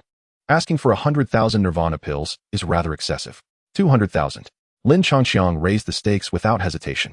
Although the celestial demon tiger bone might not be as widely sought after as martial arts or spiritual treasures, it could fetch at least 300,000 Nirvana pills at an auction in the outside world. 200,000. Seeing Lin Changxiang's willingness to negotiate, the thunderclap tiger felt a rush of joy, akin to receiving back 60,000 after having 100,000 snatched away. Cautiously, it raised its head and, with a hint of anticipation, asked, "Could you possibly increase the offer?" "Increase it?" "Certainly." Lin Changxiang's eyes narrowed slightly, his tone becoming unexpectedly flat. He stepped forward and wrapped his right arm around the thunderclap tiger's neck. "How about 200,000 Nirvana pills, plus a Nirvana Realm Tiger Beast's Essence Crystal? Is that truly the offer?" The thunderclap tiger was overjoyed and was about to agree when it suddenly felt the air on its right side grow unbearably hot, causing it to break into a sweat almost instantly. He silently turned his head to the right, where he beheld a golden hand engulfed in flames. Reaching upward in a grasping motion, within the palm, a crimson sphere pulsated gently, and amidst the flames, faint hints of white fire emerged, resembling a miniature sun, exuding an aura capable of incinerating all in its path. The overwhelming light and heat assaulted the mighty, earth-shattering tiger's eyes, causing sharp pain. The fur closest to the source had begun to curl slightly, emitting a faint, unpleasant odor. The scorching wave of heat filled his lungs, imparting a sensation as though his very chest were ablaze. Undoubtedly, death awaited him, the kind that would leave not a trace behind. The earth-shattering tiger swallowed hard. "Then it shall be 200,000 Nirvana pills. No need for the demon crystal. I possess a kind heart and cannot bear to see my kin suffer. 100,000. Deal. Why bother?"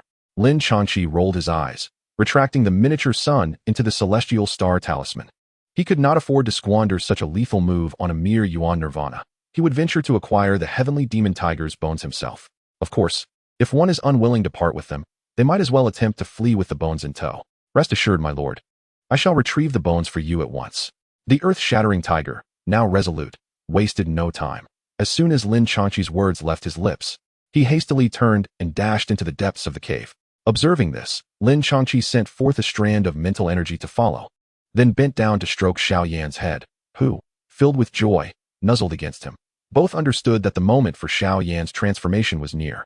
Chapter 177. Data card. Before long, the deep recesses of the cave echoed with heavy footsteps, and the figure of the earth-shattering tiger emerged, this time pushing a massive black skeleton measuring over 10 feet long.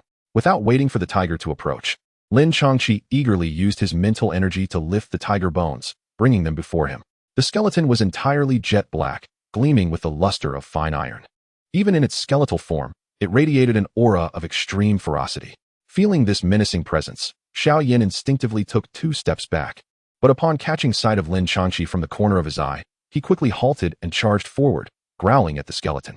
With a reluctant gaze, the earth-shattering tiger watched as Lin Changxi examined the skeleton before confirming it was indeed the heavenly demon tiger's bones. With a flick of his sleeve, he stowed them away in his backpack. "Here, within this Qinkuan bag, are 100,000 Nirvana pills. Take them. Seeing the Chinquan bag tossed his way, the earth-shattering tiger felt a pang of bitterness, yet he forced a smile and accepted it. The adult-sized Chinquan bag appeared particularly diminutive in his massive paw.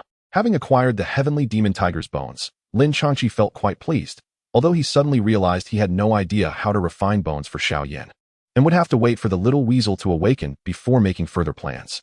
Thus, he decided against lingering. With a thought, a flash of golden light enveloped them, and he transported himself and Xiaoyan directly back to their residence in Yang City, leaving the earth-shattering tiger wide-eyed in astonishment. Had it not been for the missing heaven and earth bag within the tiger's paw, he would have suspected himself to be ensnared in a nightmare. Upon returning to their abode, while Mo Ling, Du Yun, and Man Shan remained engrossed in their extravagant cultivation, only Lin Dong sensed the commotion and emerged.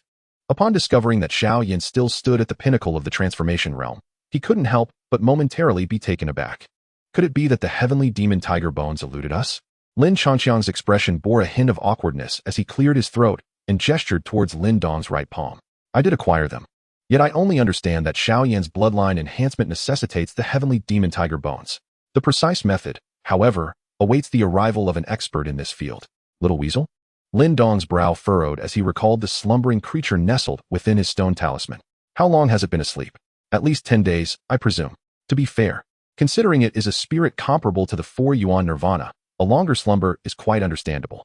Noticing Lin Dong's disinterest in continuing the topic, Lin Changqiang hastily shifted the conversation. By the way, how is Mo Ling and the others faring in their cultivation? They are doing well, although their absorption rate is somewhat sluggish. I utilized the devouring ancestor talisman to form a protective membrane around their bodies, which should expedite the absorption of the Nirvana pill. At this pace, they should attain half a step into Nirvana before the opening of Thunder Rock Valley. At this revelation, Lin Changqiang stroked his chin, realizing that he had suddenly found himself with idle time. With 5 days remaining until the opening of Thunder Rock Valley, he pondered whether he should dedicate this time to rigorous training and the development of new techniques, or wait. What was the reason for the current inaccessibility of Thunder Rock Valley? The thunderous barrier that even those in the Nirvana realm cannot withstand. Observing Lin Changqiang's face shift through various expressions, Lin Dong felt a sense of bewilderment and waved his hand in front of him, prompting Lin Changqiang to snap back to reality. Lin Dong, you all continue your cultivation. I must verify something. No sooner had he spoken than Lin Changqiang dashed out of the room and soared towards the outskirts of the city. Sighing, Lin Dong shook his head and returned to his room to resume his cultivation. The Thunder Rock mountain range sprawled vast and imposing, with countless steep peaks rising like pillars to the heavens. Within its depths, low growls of beasts reverberated, instilling a sense of trepidation. Renowned within 1,000 miles, the Thunder Rock mountain range was notorious not only for its multitude of beasts, but also for the existence of Nirvana-level monsters lurking within, rendering it a place deemed forbidden by many. Under normal circumstances, no one would dare to penetrate this forbidden realm. Even with the impending opening of Thunder Rock Valley in 5 days, countless dynasties would enter together to confront the beasts. However, exceptions always exist. On this very day, a man clad in a long robe adorned with a white base and black patterns boldly invaded the Thunder Rock mountain range, brazenly flying low towards its depths, audaciously challenging all the beasts within. Such audacious behavior, naturally, provoked the discontent of the myriad beasts within the mountains. In an instant, a cacophony of roars echoed throughout the peaks, as countless creatures surged forth, leaping from their rocky lairs in an attempt to rend their foe to pieces. However, just as this horde of beasts was about to close in on the figure aloft, a brilliant radiance erupted from them, blinding the eyes of the beasts, which swiftly coalesced into a colossal, luminescent elephant that seemed almost alive. This was none other than the divine elephant collapsing heaven technique, a profound martial art that Lin Changqiang had acquired from Li Sheng. The immense elephant trumpeted towards the heavens, its earth-shattering roar reverberating ominously, instilling terror in the hearts of many beasts. Following this, a blazing light surged forth like the sun, as the elephant, under Lin Changqiang's command, charged through the void with a fury akin to the cataclysmic collision of worlds, reminiscent of a cascading mountain, bearing down upon the beasts with an overwhelming might. Boom! The gigantic feet of the elephant crashed down upon the creatures, and a series of explosive sounds rang out. The foremost beasts were utterly obliterated beneath the weight of the colossal creature, their blood splattering and leaving no trace behind. Before the other beasts could comprehend the situation, the giant elephant swept forward relentlessly, its thunderous march echoing through the mountains, crushing every obstructing beast into a pulpy mass, their remains bursting forth like crimson blossoms. cascading down to nourish the mountains below. This singular blow annihilated all the beasts that stood before Lin Changqiang. The air became thick with the scent of blood, and upon witnessing this gruesome spectacle, the beasts that had been pursuing him halted in shock, their hearts gripped by terror as they beheld the radiant elephant. Those daring enough to charge forward had weathered countless storms of bloodshed, yet the shock delivered by this magnificent creature was unparalleled. As the beasts stood frozen in fear, the seemingly sky-blocking elephant came to an abrupt halt, its mountainous form slowly turning to face them. Boom! The elephant's front right foot lifted and then descended with deliberate slowness. A simple motion that unleashed a tempest of chaotic energy, producing a series of thunderous roars. Run! This was the singular thought that filled the minds of all the beasts. They dared not linger even for a moment, fleeing in all directions, abandoning their pride and any notion of confrontation. Within moments, the once unified horde vanished without a trace, their presence obliterated. This pitiful display elicited a disdainful roll of Lin Changqiang's eyes. He scoffed derisively and waved his hand to dispel the elephant before turning once more to dash deeper into the mountains. Yet this time, no beasts dared to obstruct his path. Chapter 178. By boat. As time passed, Lin Changqiang's figure delved deeper into the mountains. After repelling the previous wave of demonic beasts, he decided to refrain from restraint, unleashing his full momentum. The overwhelming pressure unique to the Nirvana realm surged forth like a tempest, causing countless demonic creatures to shrink back, silencing them in fear. After flying for a considerable distance, as the sun began to dip in the west, Lin Changqiang finally reached his destination. Before him stood countless perilous peaks arranged in a circular formation, their towering cliffs interwoven, with only one narrow opening cleaving through the mountains. This passage, though seemingly modest compared to the surrounding heights, still spanned several hundred meters in width, with dense mist billowing forth, reminiscent of a celestial paradise. When distant thunder rumbled ominously, Lin Changqiang recognized that he had arrived at Thunder Rock Valley. Compared to other regions of the Thunder Rock mountain range, Thunder Rock Valley was marked by a labyrinthine terrain, with peaks intricately intertwined. Legend has it that long ago, this area bore little difference from its surroundings until divine thunder descended from the heavens, cleaving a massive pit into the mountains, which eventually shaped the present-day Thunder Rock Valley.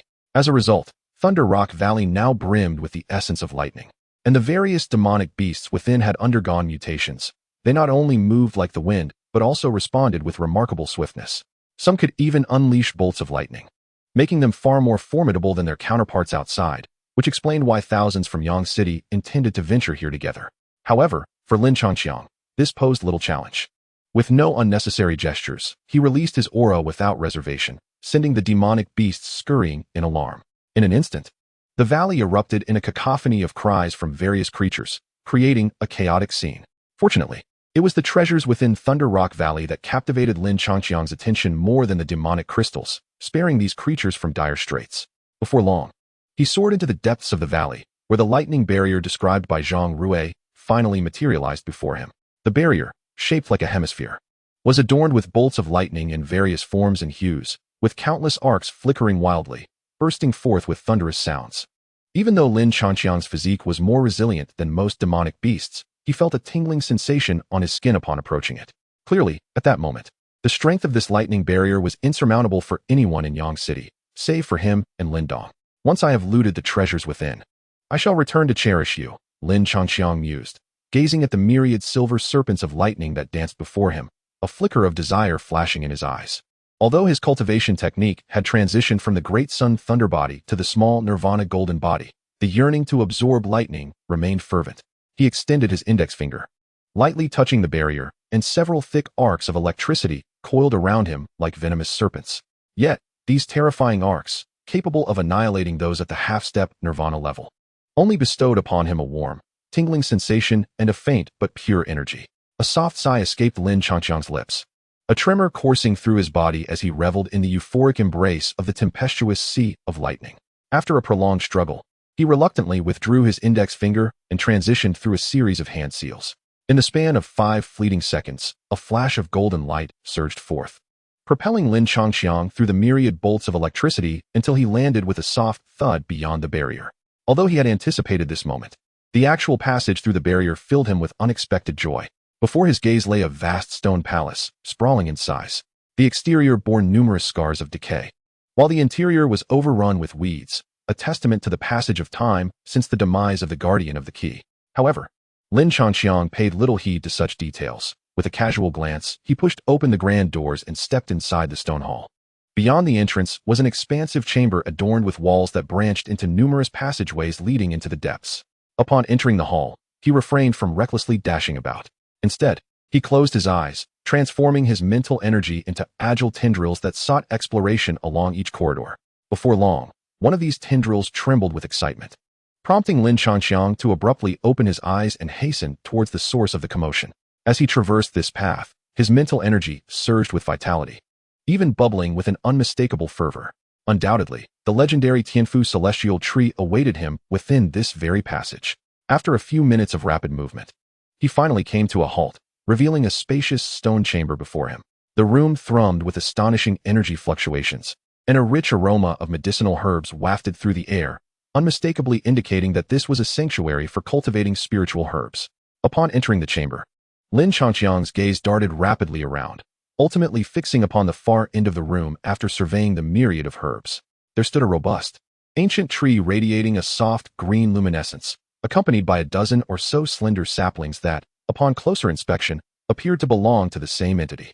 Taking a deep breath, he quickened his pace, and in the blink of an eye, he stood before the Tianfu celestial tree. It was only upon nearing that he could discern the intricate, delicate patterns that adorned every root, branch, and leaf, exuding an aura of mystery and beauty, as if born of the very essence of heaven and earth, leaving him utterly entranced. Even Lin Changqiang found himself momentarily lost in awe before regaining his composure. He took a step closer to the Tianfu celestial tree, and just as the distance between them diminished and his right hand was poised to touch the trunk, the previously tranquil branches surged forth. A gentle, fragrant mist of pale green materialized, intertwining with the branches as they lunged toward him. Confronted by the ferocious onslaught akin to a tidal wave, Lin Changqiang stood resolutely in place, utterly motionless. Yet, a surge of searing flames erupted from within him, instantly soaring to a height of 2 or 3 meters, transforming into a fierce fire dragon that charged headlong towards the branches. Boom! Upon contact, the branches ignited in a conflagration, the fierce crackling of flames resonating sharply, while the faint green mist was consumed entirely. Where the fire dragon passed, ashes scattered and smoke billowed like clouds. In the blink of an eye, the branches of the celestial tree were reduced to cinders, and the flames continued their relentless advance towards the trunk, seemingly intent on total annihilation. No, stop! Just as the ever-growing fire dragon was about to envelop the entire celestial tree, a piercing scream suddenly echoed in Lin Changqiang's ears. To his astonishment, the celestial tree unhesitatingly severed numerous branches, casting them away into the distance, effectively halting the spread of the flames. Impressive decisiveness. Observing the now bare trunk of the celestial tree, a sinister smile crept across Lin Changqiang's face. What will you do now, in the face of a second, or even a third, fire dragon? As his words lingered in the air, 2 fire dragons, identical to the previous one, quietly coalesced, swirling and dancing around him, exuding boundless light and heat, grotesquely menacing. Chapter 179, The Great Wilderness Prisoner of Heaven Merge. Rumbling. The moment the 2 fire dragons materialized, before Lin Changqiang could command them to launch an attack, the celestial tree began to shake violently, causing the very ground to tremble. Then, to Lin Changqiang's astonishment, the celestial tree, akin to the ancient trees of the elven race from the realm of magical beasts, forcefully uprooted itself, sending clouds of dirt swirling into the air. Unlike the ancient trees, the celestial tree's movement, while not swift, was far from sluggish. Despite possessing numerous trunks and dense roots, its motion was remarkably harmonious, with no interference among the components. Witnessing this earth-shattering spectacle, Lin Changqiang felt a rare sense of awe. However, in such a moment, he would show no mercy. Thud! After slightly bending his knees, the resounding stomp reverberated like a war drum, the ground fracturing dramatically beneath him.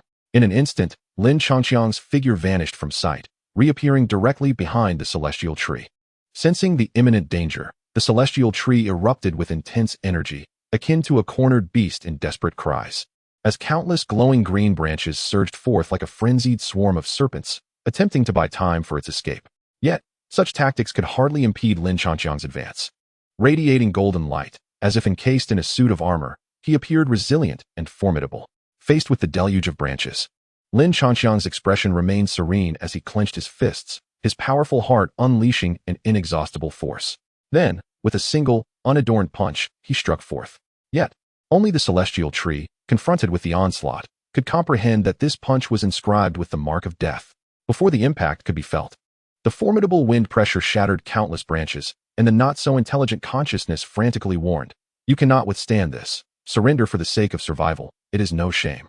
Reason urged a swift capitulation, yet it did not heed the rational judgment. Perhaps facing death heightened its awareness. At this moment, the intelligence of the celestial tree surged with unprecedented speed. Determined not to fall into enemy hands, it resolved to fight with all its might. Let the body explode. Let the enemies be crushed.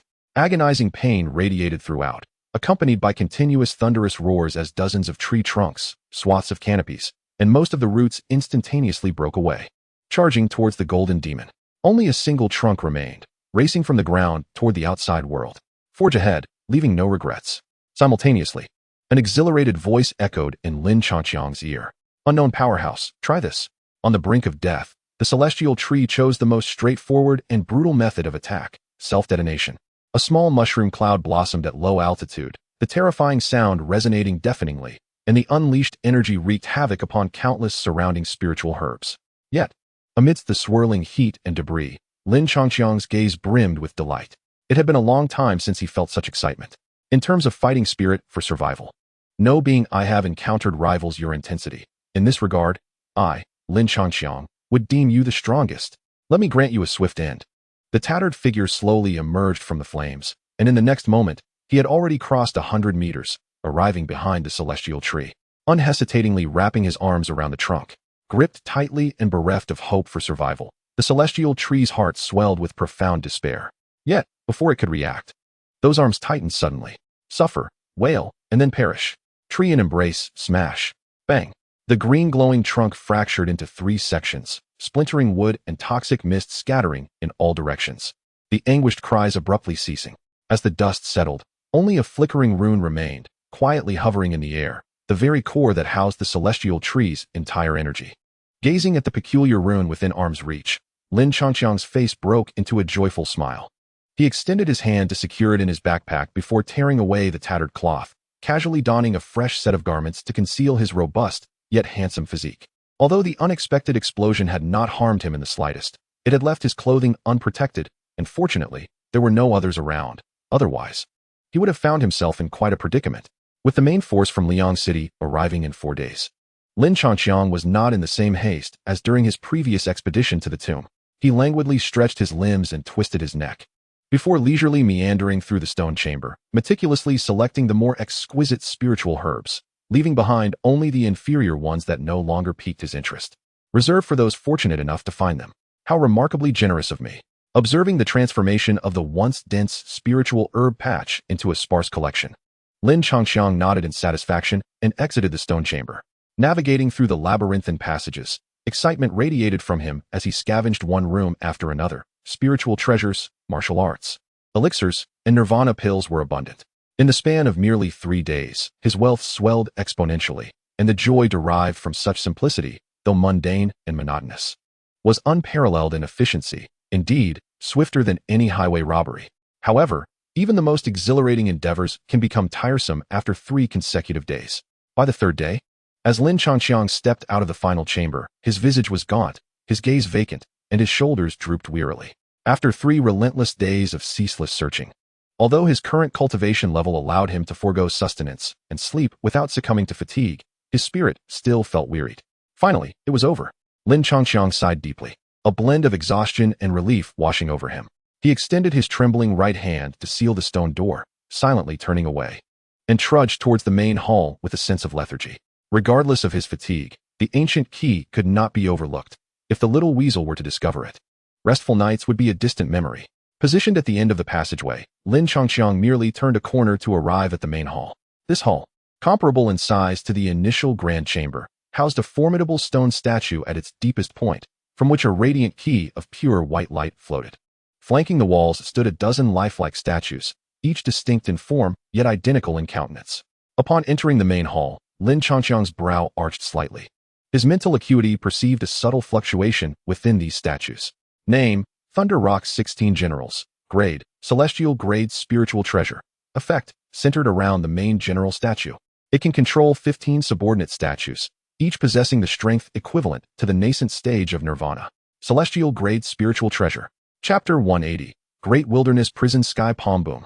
In an instant, 2 fire dragons materialized, and before Lin Changqiang could command them to attack, the celestial symbol immortal tree began to tremble violently, causing the surrounding earth to quake incessantly. To Lin Changqiang's astonishment, the celestial symbol immortal tree, akin to the ancient trees of the mystic beast's elven clan, forcefully uprooted itself, sending clouds of dust soaring. Unlike the aforementioned trees, the celestial symbol immortal tree, though not exceptionally swift, moved with a remarkable coordination among its numerous trunks and dense roots, each not interfering with the other. Witnessing this earth-shattering spectacle, Lin Changqiang was momentarily awestruck. Nevertheless, he would not show any mercy in such a moment. Thud! After a slight bending of the knees, the resounding sound of feet striking the ground reverberated like the beating of war drums, causing the earth to erupt with shocking cracks. In an instant, Lin Changqiang's figure vanished from its original position and, in the next heartbeat, he had already appeared behind the celestial tree of Tianshu. Sensing the imminent danger, the celestial tree erupted with intense fluctuations, akin to a cornered beast's desperate roar. Countless branches, glowing with a verdant light, surged forth like a frenzied dance of serpents, striving to buy time for its escape. Yet, how could such tactics possibly impede Lin Changqiang? A golden radiance emanated from him, resembling a layer of impenetrable battle armor, appearing both resilient and formidable. Faced with the myriad branches, Lin Changqiang maintained a tranquil expression, silently clenching his fist as his powerful heart surged forth with boundless strength. With a single, unadorned punch, he struck. Only the celestial tree, which directly bore the brunt of the attack, comprehended the fatal implications inscribed upon that fist. Before the blow even landed, a tremendous pressure shattered innumerable branches, and the tree's rudimentary intellect frantically warned it. You cannot withstand this. Surrender. Reason urged it to capitulate for the sake of survival, yet it did not heed the rational judgment. Perhaps due to the encroaching specter of death, the celestial tree's intelligence surged to unprecedented heights. Determined not to fall into enemy hands, it resolved to fight with all its might. Let its body explode. Let its enemies be crushed. Agonizing pain coursed through its entirety, accompanied by continuous thunderous roars as dozens of trunks, swathes of treetops, and a majority of its roots instantaneously snapped and surged toward the golden demon, leaving only a final trunk racing from the ground towards the outside world. Go forth. Without regret. Simultaneously, an exhilarated voice echoed in Lin Changqiang's ears. Unknown powerhouse, let us see how you handle this. The near-death celestial tree opted for the most rudimentary and brutal form of attack, self-detonation.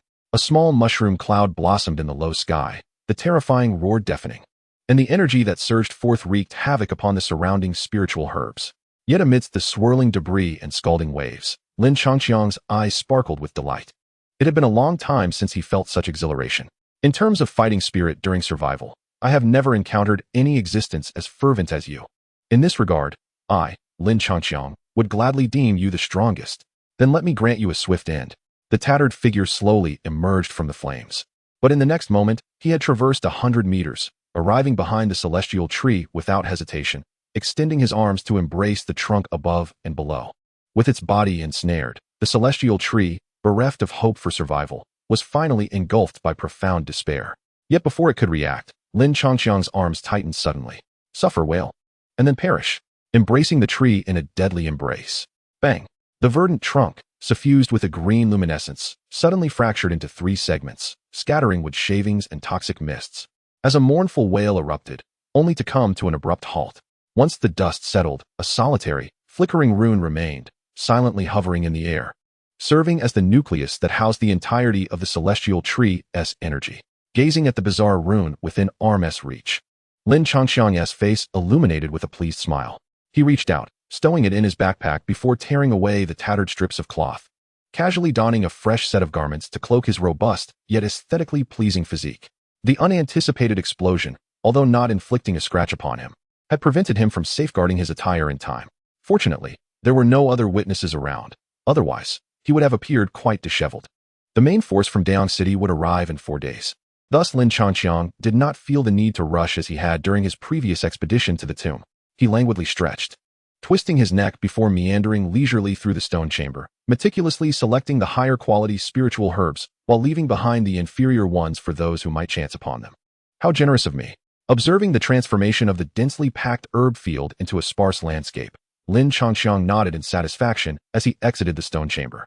Navigating through the labyrinthine corridors, he traversed from one chamber to another with exhilaration, scavenging spiritual treasures, martial arts tomes, spiritual herbs, and nirvana pills aplenty. In the brief span of 3 days, his wealth had swelled exponentially. Such uncomplicated joy was both unadorned and monotonous, yet the efficiency surpassed even that of highway robbery. However, even the most delightful pursuits can become wearisome when repeated incessantly for 3 days. By the 3rd day, as Lin Changqiang emerged from the final chamber, his visage appeared gaunt, his eyes vacant, and his shoulders drooped with fatigue. 3 consecutive days of relentless searching had taken their toll. Although his current cultivation level allowed him to forego sustenance and sleep without feeling fatigued, the heart can still grow weary. Finally, it was over. Lin Changqiang sighed deeply, a blend of exhaustion and relief washing over him. He extended his trembling right hand to close the stone door, silently turning away and trudging toward the main hall. Exhausted though he was, the ancient key could not be forsaken. If the little weasel discovered his neglect, restful nights would elude him. Situated at the end of the passageway, Lin Changqiang merely had to turn a corner to arrive at the main hall. This hall mirrored the grandeur of the initial grand hall. Yet at its deepest point stood a magnificent stone statue, upon which floated a radiant key of pure white light. Flanking the walls were a dozen lifelike statues, each distinct in form, yet identical in visage. Upon entering the main hall, Lin Changqiang's brow arched slightly. His mental acuity sensed a subtle fluctuation emanating from within these statues. Name: Thunder Rock 16 Generals. Grade: Heavenly Grade Spiritual Treasure. Effect: utilizing the Chief General statue as the nucleus, it can manipulate 15 subordinate statues, each possessing the strength of one newly initiated into nirvana. A Heavenly Grade Spiritual Treasure. Chapter 181. The Dynasty of Homosexuality. The Celestial Treasure. 15 Statues of Nirvana. For Lin Changqiang, this was undoubtedly a trivial matter. Even the 15 statues of the One Yuan Nirvana posed no challenge to him. They were mere trifles in his current state, especially considering the conspicuous weakness of this treasure. He leisurely traversed the grand hall, approaching the statue at the deepest point. Disregarding the luminous orb placed atop it, disguised in the original text as the ancient key, yet in truth, it was merely the trigger for the statue. He directly infiltrated the statue with his spiritual energy, scanning its interior. In the next moment, his right palm sliced into the statue's chest, extracting a key. This key, approximately 6 inches in length, was exquisitely crafted, radiating a soft white light, and one might easily mistake it for an ornamental masterpiece. Name: Ancient Key, Azure Dragon. Grade: Celestial Treasure. Effect 1. Infusing energy generates a repelling ring, pushing back all nearby enemies. Usable twice a day. Effect 2. Contains a separate space that the holder can enter and exit at will, once activated. The key space moves randomly through the void. Effect 3. One of the 4 keys required to unlock the Tian Gang Alliance's secret realm, once inside. It can be used to access the inheritance within the Azure Dragon Hall of the 4 Symbols Mystic Sect, with a rush of exhilaration. Lin Changqiang could not suppress his smile. From this moment forward, unless he confronted those ancient beings from the Tianxian continent, he had secured an invincible position. Should he encounter an insurmountable foe, he could simply retreat into the key's space and teleport 1,000 miles away. How could an enemy pursue him? It was utterly impossible. Without hesitation, he activated the key, and a brilliant beam of golden light emanated from it, enveloping him completely. In the next instant, his figure abruptly vanished from its original location, the light beam gradually shrinking until it disappeared entirely. In the moment of his disappearance, Lin Changqiang experienced a brief dizziness. But soon, the ancestral talisman within his Niwen palace quivered slightly, a wave of clarity sweeping over him, restoring his full awareness. Otherwise, he might have taken several seconds to recover from the disorientation. Upon opening his eyes, he found himself no longer in the grand hall, but in a dimly lit plaza, constructed of black rock, exuding an ancient and profound aura. However, the dust covering it caused him to frown slightly. Nonetheless, he paid little heed to such trifles and directed his gaze towards the center of the plaza, where a lifeless corpse sat upright, exuding an air of solemnity. The remains were remarkably well preserved. Had it not been devoid of life, one might easily mistake it for a living being. Most astonishingly, the appearance of this corpse was identical to those statues in the hall. Clearly, this was the remains of the former guardian of the key. So, it is you who wish to possess Lindong? Lin Changqiang raised an eyebrow, approaching the corpse with a look of disdain. If his memory served him correctly, the remains bore a spiritual mark within, which would erupt violently upon any contact with the corpse or when energy was absorbed during cultivation nearby, seizing the most suitable target in proximity. Unfortunately, he had encountered Lin Dong, who possessed the ancestral stone, devoured the ancestral talismans, and had the support of a small weasel in the original narrative.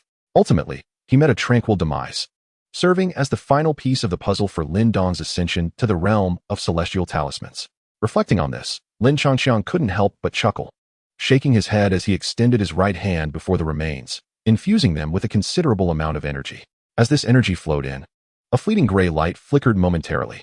Before long, to Lin Changqiang's eager gaze, a significant change occurred. The remains suddenly exploded, and an eerie black light swiftly darted out, disappearing into his brow in the blink of an eye. So, it seeks to seize control, does it? Lin Changqiang scoffed, his mind plunging deep within. In the vast expanse of the Niden Palace, a dark gray spiritual tempest descended abruptly, voraciously consuming Lin Changqiang's mental energy and growing in might, its ravaging form threatening to obliterate everything in its vicinity. Surrender your body to me, and I shall aid you in becoming the strongest in the world. A chilling voice echoed, as a spectral figure emerged from the storm, identical in visage to the remains. Lin Changqiang, following closely, scoffed in disdain. A mere soul daring to claim superiority? Did it think it akin to the revered Yao Lao? Not to mention, the vastness of this starry spiritual realm was unfathomable even to him. The illuminated moon and sun were but a drop in the ocean. Even if he did nothing, allowing this gray shadow to scrape away at him, he could not fathom how long it would take for it to shatter this immense spiritual domain. Thus, he felt no inclination to converse. Instead, with a mere thought, he commanded the radiant full moon in the starry sky to cast a silvery sheen upon the ethereal figure. You stand no chance in a battle of spiritual power against one who possesses the ancestral talisman of stars. Enveloped in the argent moonlight, the figure widened its eyes in surprise, but before it could utter a word, layers of frost enveloped its form, crystallizing and sealing it entirely in ice. With the manipulator encased, the dark gray tempest dissipated.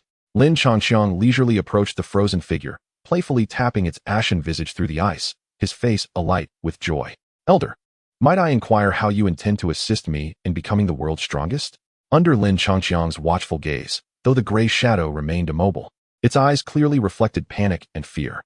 This scene, now tiresome to him, dulled Lin Changqiang's amusement, and his smile faded. He turned away, waving his hand, as the brilliant moonlight guided the ice upward, where the scorching sun awaited impatiently. As the gray shadow approached, a narrow fissure opened quietly on the sun, just wide enough for it to pass through, while simultaneously, the full moon gracefully retracted its energy. As the sun sets, the ice blocks, deprived of their energy, vanish in an instant, accompanied by a piercing scream that abruptly ceases. On the sun's surface, a small cluster of flames quietly blossoms. With the emergence of the flames, streams of spiritual energy, intertwined with memories, are expelled, appearing remarkably purer than the preceding gloom.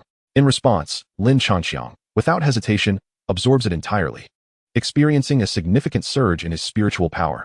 Simultaneously, most of the memories from the deceased life are transmitted to him, infiltrating the Thunder Rock Valley, launching a surprise assault on the guardian of the secret treasure, successfully seizing the key, only to be gravely wounded by a dying counterattack, and setting a trap in his near-death state to capture the fortunate one. Upon reviewing the memories, Lin Changqiang could not help but slap his face in disbelief. It seemed he had wronged the guardian of the treasure. Chapter 182, Huayan Brand Baseball Bat. Congratulations, host. You have triggered the side quest to explore the Tiangang Alliance's secret realm. In the forthcoming expedition, for every 4 elemental inheritance obtained, the party will be rewarded with 5 lottery chances.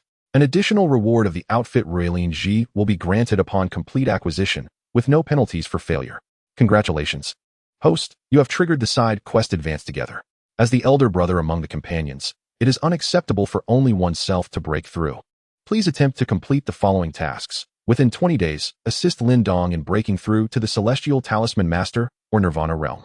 Successful completion will grant 5 lottery chances, with no penalties for failure. Within 2 months, help Xiao Yin advance to Nirvana Realm and learn transformation. Upon success, the hidden energy of the little tiger cake within Xiao Yin will be transformed into the 5-piece set of the Yin Tiger. Failure will result in the energy disappearing. Within 6 months, assist the little weasel in acquiring the life and death will pill to solidify its physical form. Success will reward the little weasel with a special version of 4 skills: Land's passive hunting, Dianwei's first skill Red Eyes, Sima Yi's second skill Desolate Domain, and Bai Chi's third skill Arrogant Taunt. Failure will deduct 8 lottery chances. Upon reviewing all the tasks, Lin Changqiang, initially brimming with joy, suddenly tilted his head in dismay, his expression akin to one who has discovered a fly in their meal. Although he would have undertaken the tasks related to Xiao Yin regardless of the system's involvement, the reward seemed reasonable enough for Lin Dong given the low difficulty. As for Xiao Yin's tasks, the rewards and penalties were applicable solely to him. However, why should the success reward for the little weasel benefit it, while the penalty for failure falls upon him? Was this not a form of bullying the honest? He noted this grievance resolutely. Exiting the key space, he returned to the Grand Hall, vowing that the next day, he would ensure the little weasel addressed him as Big Brother more frequently. Poor little weasel, still in slumber, was already being marked by Lin Changqiang's grievances. Upon returning to the Grand Hall and storing the Thunder Stage spiritual treasure, the 16 generals of Thunder Rock into his backpack, Lin Changqiang suddenly felt a shift in his demeanor, raising his head and directing his spiritual power upward. In the lofty expanse above the Grand Hall, a tempest had unexpectedly arisen, dark clouds enveloping the sky, creating an atmosphere of profound oppression. The entire Thunder Rock Valley seemed to have transitioned from daylight to night. Within the cloud layers, silver serpents danced wildly, as countless bolts of thunder intertwined, erupting in a resounding roar that reverberated through the heavens and earth. A devastating aura emanated from the depths, instilling fear in the myriad beasts within the mountains. Yet, in the face of this overwhelming celestial might, Lin Changqiang found himself not in fear, but in exhilaration. Sensing the immense gravitational pull from the clouds, he settled into a cross-legged position, closed his eyes, and surrendered his resistance. His somewhat ethereal spiritual form soared from his mind palace, ascending with grace. Boom! Suddenly, the dark clouds churned violently, resembling a ferocious beast poised to strike, its gaping maw lined with menacing fangs. In the next instant, a silver-gray lightning bolt erupted from the beast's mouth, cleaving through the cloud layers and slicing across the sky, striking Lin Changqiang's spiritual form with tremendous force. Concurrently, a raging gale followed, akin to countless blades forged by lightning, encircling and slicing, as if intent on shredding Lin Changqiang's spirit into fragments. Crack! The relentless sounds of explosions and impacts echoed against Lin Changqiang's spiritual form, enveloping it in layers of electric brilliance. His previously somewhat illusory figure began to solidify, rendering the tribulations of wind and thunder that tormented countless others entirely ineffective against him, serving only to refine his spirit. However, Lin Changqiang was evidently not content with this. With fervent eyes fixed upon the heavens, he stepped forth, and mysterious runes reminiscent of miniature galaxies appeared behind his head. At the moment the celestial star rune materialized, two beams of divine light surged forth, one like moonlight, transforming into a cool armor that enveloped him, and the other resembling a raging inferno, compressing into an orange fireball several meters in diameter, encasing Lin Changqiang within. Under the searing flames, the lightning that had been incessantly corroding his spiritual power became submissive, and, guided by the moonlight, was devoured, further solidifying and empowering Lin Changqiang's spiritual form. Rumbling. Witnessing its power being consumed, the thunderclouds were evidently incensed by Lin Changqiang's audacity, unleashing a tempest of electric flashes and thunderous roars. The will of heaven is not to be defied. The might of the heavens is not to be trifled with. As the clouds roiled, even more formidable bolts of resplendent thunder, accompanied by terrifying wind blades, cascaded down relentlessly, as if signaling the imminent arrival of the apocalypse. Yet Lin Changqiang exhibited no intention of evasion. Instead, he spread his arms wide, allowing the lightning to envelop him entirely. Crackle! The dense onslaught rained down upon Lin Changqiang's spiritual form, forcing him to retreat repeatedly, as dazzling bolts of lightning coursed wildly across his surface. A terrifying power potent enough to obliterate a celestial talisman master. However, Lin Changqiang's expression grew increasingly joyful and relaxed. After enduring the scorching heat of the colossal fireball, the remnants of the thunder had lost their destructive power. What remained was merely the residual force, which pushed him back slightly. Guided by the moonlight, one wave after another surged into his body, augmenting his spirit. I can hardly contain myself. Observing his gradually solidifying form and feeling the burgeoning spiritual energy within, the tangible benefits compelled Lin Changqiang to abandon his passive absorption. He yearned to take the initiative. He licked his lips, and the ancestral star symbol at the back of his head trembled once more. The overwhelming power of the sun and the energy of the moon surged forth like crashing waves. The former transformed into a fierce shockwave, erupting beneath his feet and propelling his body upward with accelerating speed, while the latter coursed throughout him, as if a taskmaster driving a laborer, directing the once ubiquitous electric currents into his being. The lightning that enveloped his body swiftly dissipated.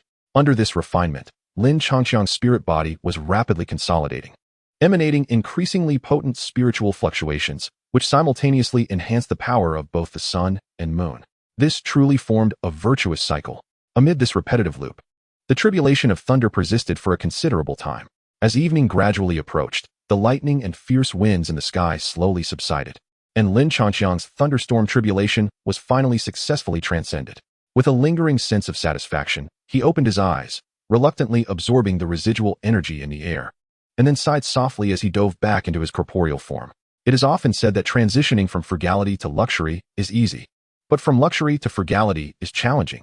The path of cultivation is no different. Although a massive lightning barrier awaited him outside the Thunder Rock Valley for absorption, having grown accustomed to the taste of the tribulation, it would surely be difficult to find contentment with the former. Chapter 183. Terrifying Name. Lin Changxiang. Height: 187 centimeters. Weight: 78 kilograms. Appearance: a handsome visage capable of adapting to most expressions. Save for unusual facial features, the author lacks this, yet wishes for his offspring to possess it. Physique: slim in clothing, yet well-proportioned when undressed. Essence level: primordial nirvana martial arts, sacred elephant collision, celestial wandering steps, cloud-piercing snow palm. Great wilderness binding finger cultivation technique. Minor nirvana golden body mental level. Second seal celestial symbol master secret techniques. Transformation symbol array, refining chi essence rotation, shadow demon howl. Word spirit manipulation mental techniques. Dream feasting lottery chances, 0 items. Ghostly captain, air conditioning. Prince of daylight, heating, mask of the rotund glory, disguise, Gao Laozhuang, residence. Spirit nourishing cushion, seat, Gaia flying boat, transport. New York Godfather's chubby bird, surveillance. Ice silkworm silver thread gloves, earth grade. Dragon and phoenix presenting auspiciousness, earth grade. Creation martial monument, heaven grade. Thunder rock 16 generals, heaven grade. Ancient key azure dragon, heaven grade. Special skills. Holy light guardian, restores stamina, essence, mental strength, and injuries. Command leap, teleportation. Dominant path, augments presence. Unity of heaven and man, dispel control, shield. Stalwart adherence, possession. Enhances dual defenses. Tree planting technique. Alters terrain, healing. New moon barrier, traps enemies, amplifies. Weakens, shadow moon dance, clone technique. Moonlit frost arrow, prolonged point charging, power limit governed by personal control. Enforced freezing, artificial lunar sun, power conversion. Dormant sun, gradual charge, one-time unlimited ultimate move. Mountain spirit white deer, renowned blade. Your path is set. Name, Lin Dong. Height: 185 centimeters. Weight: 76 kilograms. Appearance: sharp eyebrows, fierce eyes, a well-proportioned and symmetrical face. Physique: slim in attire, yet robust in form. Essence level: approaching nirvana martial arts, celestial wandering steps, cloud-piercing snow palm. Great wilderness binding finger cultivation technique. Minor nirvana golden body mental level. Approaching celestial symbol master secret techniques. Transformation symbol array, refining chi essence rotation. Devouring realm mental techniques. Dream feasting items.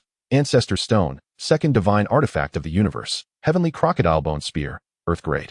Ironback earth bear armor, earth grade. Name, Little Weasel. Height: 22 centimeters. Indeed, this is the height. Weight: 0. The spirit is thus. Appearance: resembles a large, dark purple rat-like ferret physique. Best left unspoken cultivation. Great achievement in the realm of creation, strengthening gradually since slumber. Name, Xiao Yin. Height: 46 120. Weight: for heavier than one would expect. Appearance: a plump little brain axe with an orange base and red patterns physique. Remarkably robust cultivation. On the verge of rebirth. Chapter 184. The little medicine bottle of BNK. After thoroughly scavenging the Grand Hall and tallying the spoils, Lin Changxiang, who had not slept for 4 days, finally returned to Yang City. It was already late at night, and the main force of Yang City would set out for the Thunder Rock Mountain Range at dawn the following day, leaving him with little time to rest. Of course, had he not promised Zhang Rui to accompany him, Lin Changxiang's disposition would have inclined him to forego the journey altogether. At dawn the next morning, as the first lights spilled across the horizon, an astonishing commotion erupted within Yang City. The sound of wind rushing against the city walls surged, and countless eager individuals surged forth like a swarm of locusts, hastily making their way outside the city. Lin Changxiang was unsurprisingly roused from his stupor by Lin Dong, and like a mere shadow of himself, he followed Mo Ling and the others from their residence. Upon reaching the outskirts of the city, they were met with a sea of humanity. Thousands were eagerly awaiting departure, their hearts brimming with excitement and anticipation. Each hoped to gain something in the Thunder Rock Valley. Aspiring to rise forcefully and join a prestigious sect, thereby bringing glory to their dynasty. Alas, it seemed that for this occasion, disappointment was destined to be their companion. Brother Changqiang, at last, I found you. Just as Lin Changqiang was on the verge of dozing off, a booming laugh echoed, startling him awake. Turning to look, he saw over 20 figures soaring through the air, with the foremost being Zhang Rui of the Tiantai dynasty. Why are you shouting so loudly? Awakened completely by Zhang Rui's exclamation, Lin Changqiang shot a disgruntled glance at him, his words laced with irritation. However, in the next moment, his thoughts drifted to the plundered treasures of the Thunder Rock Valley Hall. I mean, are you ready to set off? Of course, Zhang Rui replied cheerfully, though his pupils involuntarily widened slightly. Prior to his shout, he had noticed several figures behind Lin Changqiang: Lin Dong, Mo Ling, Du Yun, and Man Shan. Just 5 days prior, they had met, and at that time, Lin Dong and the others were merely at the pinnacle of the creation realm, utterly unremarkable in Yang City. Yet now, he distinctly sensed that all four had reached the threshold of rebirth. The aura radiating from Lin Dong was even stronger than his own. It is worth noting that the Tiantai dynasty ranks in the upper echelon of intermediate dynasties, yet within this team, he was the sole individual at the threshold of rebirth. This is truly astonishing. He swallowed hard, his gaze shifting back to Lin Changqiang. In that moment, he could not help but feel immensely gratified for having declined invitations from other dynasties to collaborate, opting instead to align himself closely with this formidable group. Many have already set forth towards the Lei Yin mountain range. It is time for us to embark as well. No sooner had the words left his lips than Zhang Rui led the forces of the Tiantai dynasty ahead, hastening towards the distant peaks. Lin Changqiang, observing this, steeled himself and followed closely behind with Lin Dong and the others. Just then, the voice of the system unexpectedly echoed. Dong, congratulations, host, for triggering the side quest. The sniper of the Sea Shark, ally Jin Mu, has been slain. All his possessions have been seized. The humiliated and enraged Sea Shark intends to use a potion acquired from the black market to lure a beast tide to attack the host. The host must thwart this nefarious plot. Upon completion of the task, the reward is a vial from BNK, with 3 chances for a lottery draw. Failure to complete the task results in a deduction without penalty. Sea Shark? Lin Changqiang raised an eyebrow, maintaining a facade of composure as he continued to trail Zhang Rui. Thankfully, the system's prompt was extensive. Otherwise, he might have forgotten about this individual entirely. An imperceptible mental force quietly emanated, enveloping the thousands present in an intricate web woven from spiritual energy, unbeknownst to them. There was no need for sight. The surroundings materialized vividly in his mind. Every fluctuation of spiritual energy, every whisper of the gentle breeze, every visage of those present became clear to him. Before long, he spotted the figure clad in a blue robe amidst the crowd. At the auction, when Sea Shark attempted to impose his will, Lin Changqiang had nearly taken action but was thwarted when Jin Mu intervened, causing Sea Shark to retreat in panic and escape a dire fate. Heaven has a path you refuse to tread, yet you dare to intrude upon hell. A flicker of murderous intent surfaced in Lin Changqiang's otherwise tranquil gaze. The Lei Yin mountain range sprawled vast and formidable, its countless steep peaks rising like pillars toward the heavens. From within, low, thunderous roars of beasts reverberated, instilling fear into the forest. Renowned for its plethora of demonic beasts, the mountain range also harbored true nirvana-level beasts in its depths, rendering it a forbidden zone in the eyes of many. On ordinary days, no one would dare to venture recklessly into these lands. However, it was evident that today's circumstances were anything but normal. As the throngs surged into the mountain, the once misty expanse transformed into a cacophony of chaos. Yet, such a massive influx of thousands would inevitably provoke resistance from the indigenous beasts within the range. The ancient battlefield's creatures were inherently fierce, and now, with their territory encroached upon, they unleashed their wrath, rendering all present acutely aware of their ferocity. Even in the face of such a multitude, swarms of beasts dared to charge forth, complicating the expedition. A chorus of screams and roars echoed through the mountains, splashes of blood bursting forth like fireworks amidst the chaos, from both beasts and humans alike. Nonetheless, with the organized advance of thousands, these creatures could only impede the group's progress, unable to halt them entirely. Lin Changqiang and his companions found themselves positioned not at the forefront, but rather in the latter half of the main contingent. Thus, although they would undoubtedly fall behind upon entering the Thunder Rock Valley, they could evade numerous troubles along the way. Despite encountering some beastly attacks, these were mostly mere stragglers, easily dealt with by Lin Dong, Zhang Rui, and the others without requiring Lin Changqiang's intervention. These creatures were indeed a nuisance. After effortlessly sending 2 beasts that had leapt from the woods flying with a punch, Zhang Rui sighed in exasperation. While daytime was manageable, Nighttime would bring the onslaught of beasts. Upon hearing this, the others from the Iron Sky dynasty felt a pang of anxiety in their hearts. The ancient battlefield's night already suppressed their elemental energy, and the beasts would become even more ferocious. Usually, they could rely on the city for protection against the beast tide. But now, the Thunder Rock Mountains were notorious for their frequent beast appearances. "Brother Gun, when night falls, let us set up camp and prepare for the night here," suggested someone. As soon as these words were spoken, the others from the Iron Sky dynasty nodded in agreement, their eyes filled with hope. However, Lin Changqiang merely cast a glance at Zhang Rui before casually looking away. "What are mere beasts to me? Move the team forward." Chapter 185. Confirming the female lead. Seeing Lin Changqiang stride confidently ahead, Lin Dong and the others hurried to follow.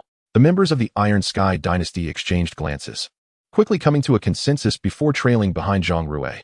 In the mountains, tens of thousands of cultivators had halted their steps, and numerous camps sprung up like mushrooms after rain, under the watchful eyes of many, some curious and others indifferent. The actions of Lin Changqiang and his companions seemed out of place.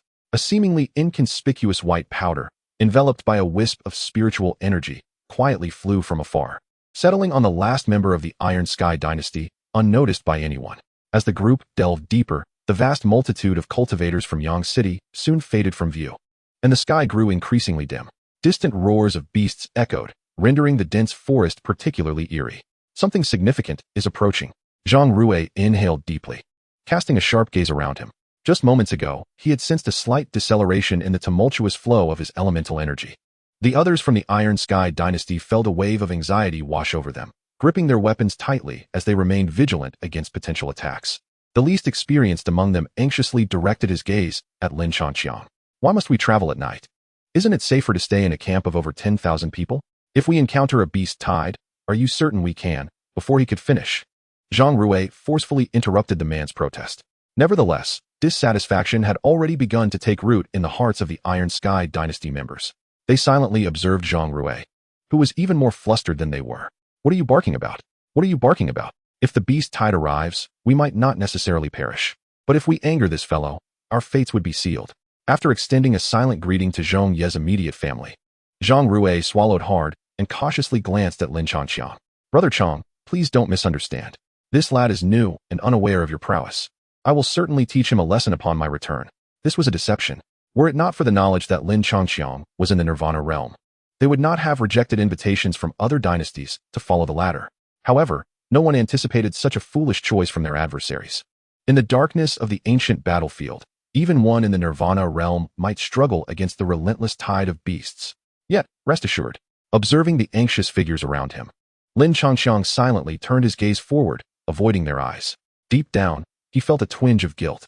Although the one who had drugged them was Haisha, he had nonetheless aimed his actions at Lin Changqiang, leaving Zhang Rui and the others as mere collateral damage.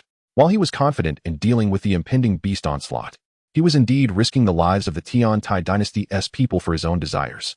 Therefore, none of them could afford to come to harm. "I do not believe we shall meet our demise here today, and I vow to bring each of you back unharmed." It seemed his authority was challenged. For no sooner had Lin Changqiang spoken than a cacophony of savage and ferocious roars erupted from the distant darkness. Boom! The mountains cloaked in night erupted into a frenzy. The ground trembled violently, and a wild aura of murderous intent surged like a tempest from afar, enveloping Lin Changqiang and his companions, before relentlessly advancing onward. Clearly, their target was the tens of thousands of troops from Yang City, while Lin Changqiang and his group were but insignificant stones in their path. Compared to the seemingly endless army of beasts, the thousands of cultivators from Yang City were hardly numerous, and the mere 20 or so individuals standing here appeared pitifully small. Thus, as the earth began to quake and crimson waves approached, a profound fear washed over everyone in the Tiantai dynasty, Zhang Rui included.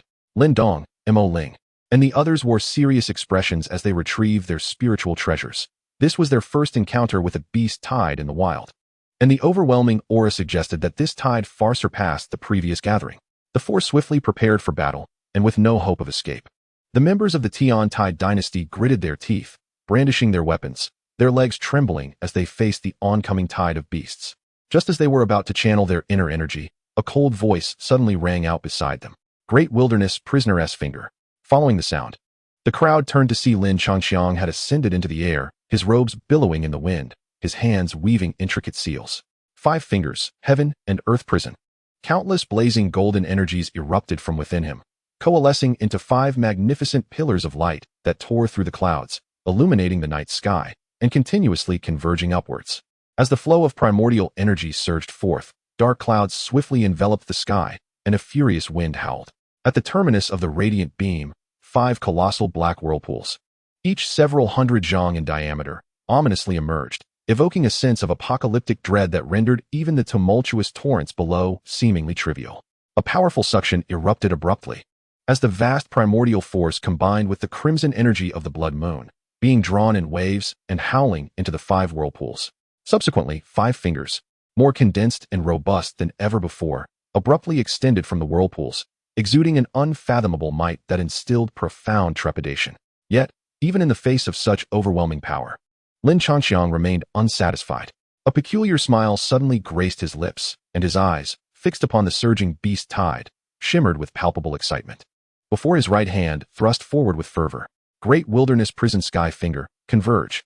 Even during his time in the creation realm, Lin Changxiang had been able to wield the first 5 fingers at will, and after breaking through to the nirvana realm, he had finally mastered the great wilderness prison sky finger in its entirety. A deep voice resonated from Lin Changxiang's throat, and then Lin Dong and the others beheld the 5 colossal fingers suspended in the sky suddenly coalescing into one. The light writhed, and in an instant, it transformed into an enormous hand.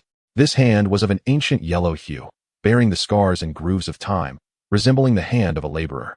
Yet, this rough and ancient hand emanated a terrifying force capable of shaking the very heavens and earth. Boom! The moment the massive hand took shape, the space around it trembled violently. In the distance, a vague figure stood with arms crossed. The appearance of this figure was obscured, yet as it emerged, nearly everyone held their breath, and even the previously turbulent whirlpools of primordial energy fell into an eerie silence, leaving only the mindless beast still charging towards Lin Changxiang and his companions. The sight was such that it seemed even the heavens and earth were rendered humble before it. This was the essence of martial arts, the spirit of martial arts. A sharp and chilling voice reverberated through the expanse, resonating with a tone that seemed to shatter the very air. In that moment, nearly all present were seized by terror and astonishment, their eyes wide and unblinking, fixated on the unfolding spectacle. Chapter 186. The initial vote is complete. Martial arts possess spirit, known as spirit martial arts. The rarity of spirit martial arts surpasses even that of creation martial arts, and even advanced dynasties scarcely possess such treasures. Those capable of creating such martial arts are undeniably the true titans of the world, powerful enough that even the heavens cannot completely erase their legacies. Even in death, a fragment of their true spirit may persist. Yet, this lingering essence within the world is not something that Lin Changxiang and Lin Dong, among others, can compare to. Each form of spirit martial arts embodies a fragment of its creator's will and spirit. When such martial arts are unleashed, the latent essence of their creator is summoned from the void, aiding in the confrontation of foes. Is the great wilderness prison sky finger truly a spirit martial art? Gazing upon the imposing figure towering before him, Lin Dong felt a surge of exhilaration amidst his astonishment. Currently, even extending his 5 fingers was somewhat laborious, and he had yet to discover a method to unify them. The martial arts acquired from the great wilderness sect had indeed bestowed upon him a tremendous surprise. In stark contrast, Mo Ling and Zhang Rui, along with others, appeared pale and horrified, their eyes wide with disbelief as they beheld the somewhat indistinct apparition of the elder, their bodies trembling slightly. Although the size of this spectral figure paled in comparison to that of certain grand cities, it was precisely this semblance to their own appearance, so close at hand, that evoked a more visceral sense of dread. Amidst the shocked gazes of the group, the colossal phantom gradually lowered its head, casting a glance at the horde of beasts that barely reached its ankle, before nonchalantly raising its right hand and giving a gentle wave. With a resounding boom, the ancient yellow giant hand, as it descended, exploded forth like a cannonball, unleashing a series of shockwaves that reverberated through the heavens. Though it matched the height of an ordinary mountain, its speed was akin to a comet hurtling towards the moon. A destructive aura proliferating as a cacophony of explosive sounds erupted behind it, the fierce wind pressure akin to a tempest, causing Lin Dong and the others to stagger, compelling them to exert their energy to maintain their balance. The targeted horde of beasts suffered immensely under this overwhelming pressure. Countless creatures were rendered immobile, forced to the ground, their visages contorted in agony, their bones creaking under duress, and the weaker ones had already begun to bleed from their orifices, their flesh torn asunder. The excruciating pain jolted them into awareness, unleashing a continuous chorus of wails and roars, while those flung to the periphery became the objects of their envy. However, their envy was short-lived. In the blink of an eye, the giant hand crashed down, smashing the earth into a deep crater. A blinding radiance erupting as a resplendent orange-red mushroom cloud blossomed, the thunderous explosion akin to a clap of thunder. Billowing clouds of dust surged into the sky, while rings of searing energy cascaded outward like relentless waves, amidst which liquid and debris flew, rendering it impossible to discern whether they were remnants of flora or the beasts themselves. This time, even those from the Iron Sky dynasty were not spared. They scarcely had time to utter a few exclamations before being swept away by the residual force of the explosion. Fortunately, at a critical moment, a ripple of sky-blue energy passed over them, allowing them to halt their staggering retreat. Upon regaining his footing, Zhang Rui, neglecting to straighten his disheveled clothes, began to articulate a series of eloquent exclamations, while the reactions of others from the Iron Sky dynasty varied, all of them staring ahead with wide eyes, their hearts racing. Within the vast crater, thick plumes of black smoke billowed upward, the earth appearing charred and ashen. At the epicenter of the explosion, all the beasts had been utterly annihilated, their remains erased without a trace, as if they had evaporated from existence. In the aftermath of the explosion, vast swathes of trees were uprooted, splintered into several segments, and crashed to the ground. Leaves and branches were strewn across the landscape, intermingled with countless flowers and debris. Beneath this chaotic scatter lay the remnants of shattered bodies and innumerable charred limbs. This harrowing scene left the onlookers either horrified or in a state of bewilderment, with some questioning whether they were trapped in a dream.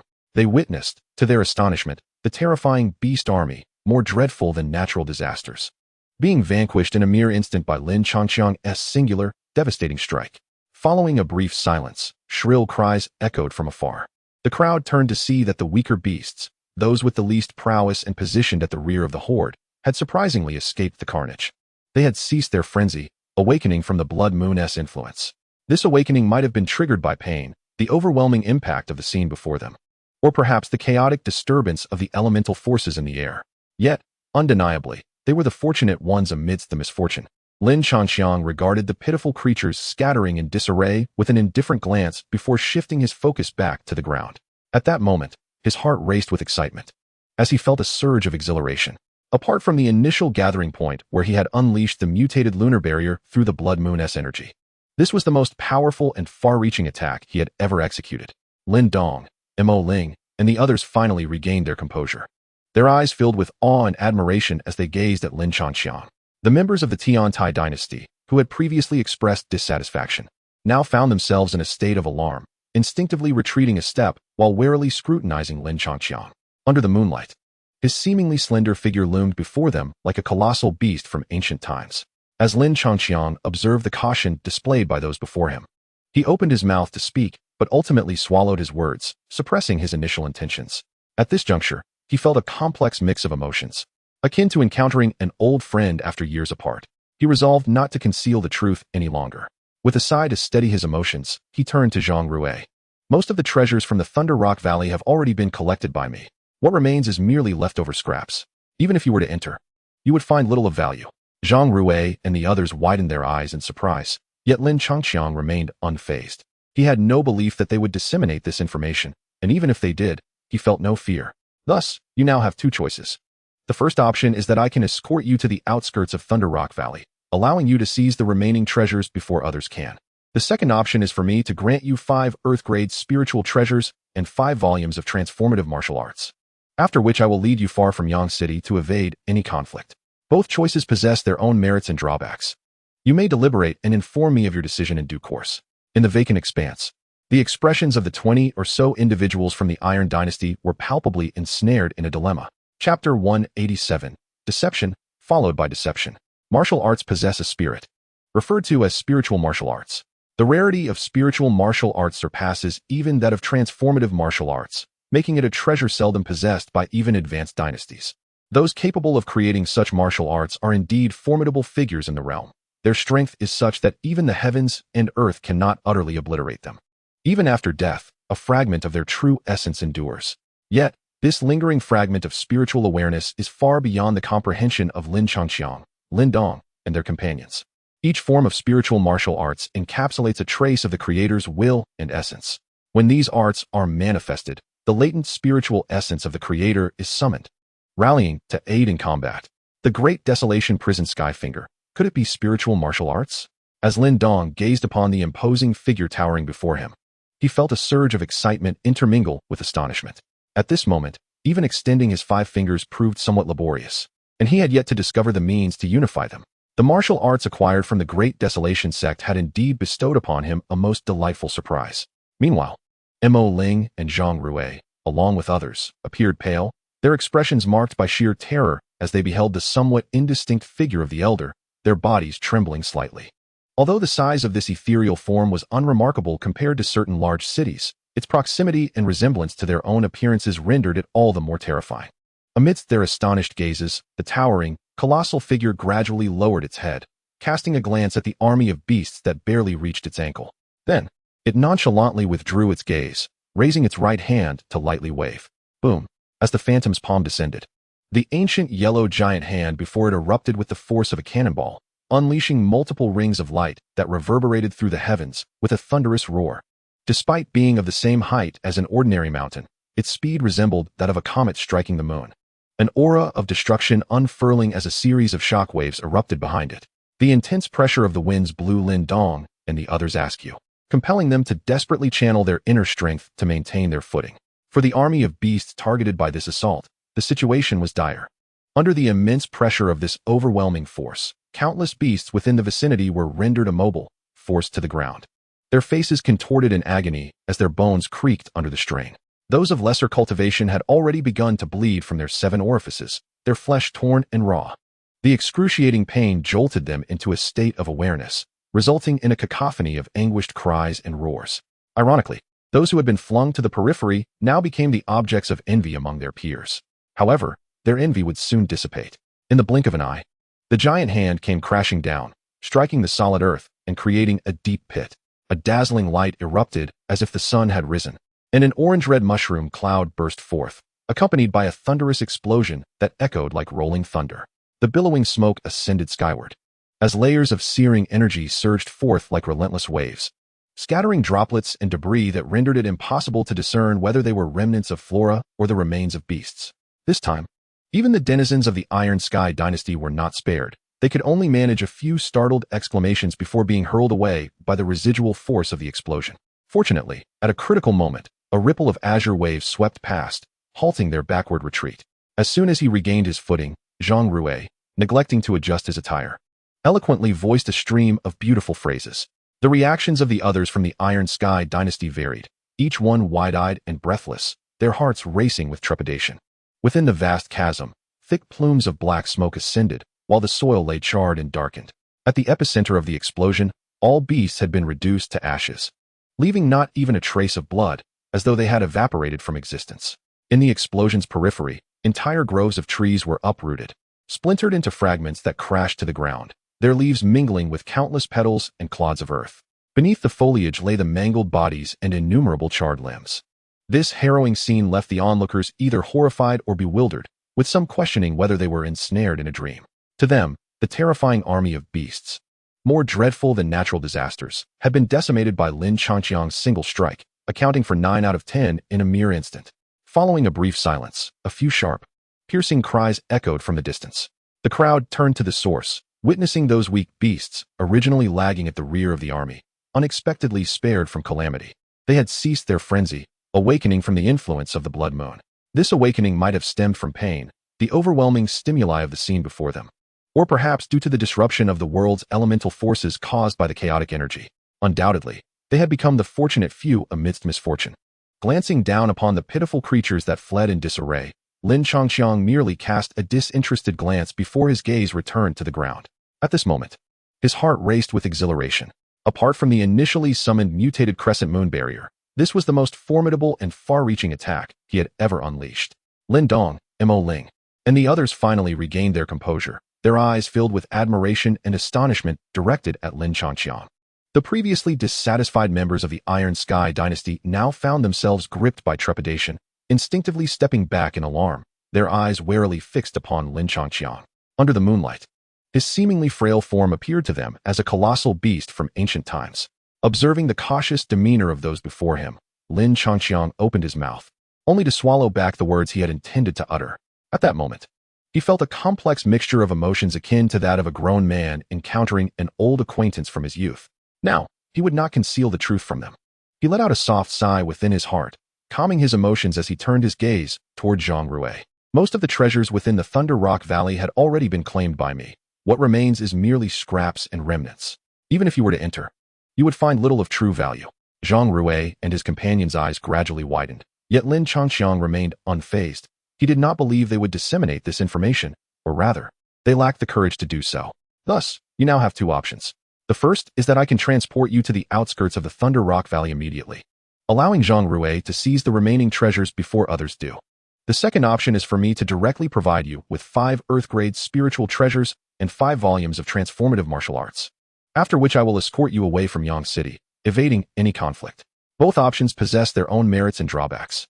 You may deliberate and inform me of your choice thereafter. In the open space, the expressions of the 20-odd members of the Iron Sky dynasty clearly reflected their internal struggle. Brother Gun, we choose the second option, Zhang Rui said, taking a deep breath, his tone somewhat hesitant as he voiced their decision.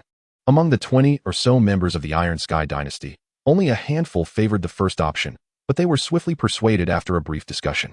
Undoubtedly, regardless of their choice, once the main forces of Yang City discovered that the treasures of the Thunder Rock Valley had been nearly exhausted, they would certainly suspect that it was they who had emptied it alongside Lin Changxiang. Thus, the choice was evident. The sooner they fled, the better, the farther away, the better. They were not endowed with the formidable strength possessed by Lin Changxiang. A wise choice. Upon hearing Zhang Rui's voice, Lin Changxiang finally emerged from his sorrow. Although the recent strike had been exhilarating, stylish, and immensely powerful, it had also cost him over 10,000 demon cores. The pain was excruciating. Lin Changxiang's heart bled.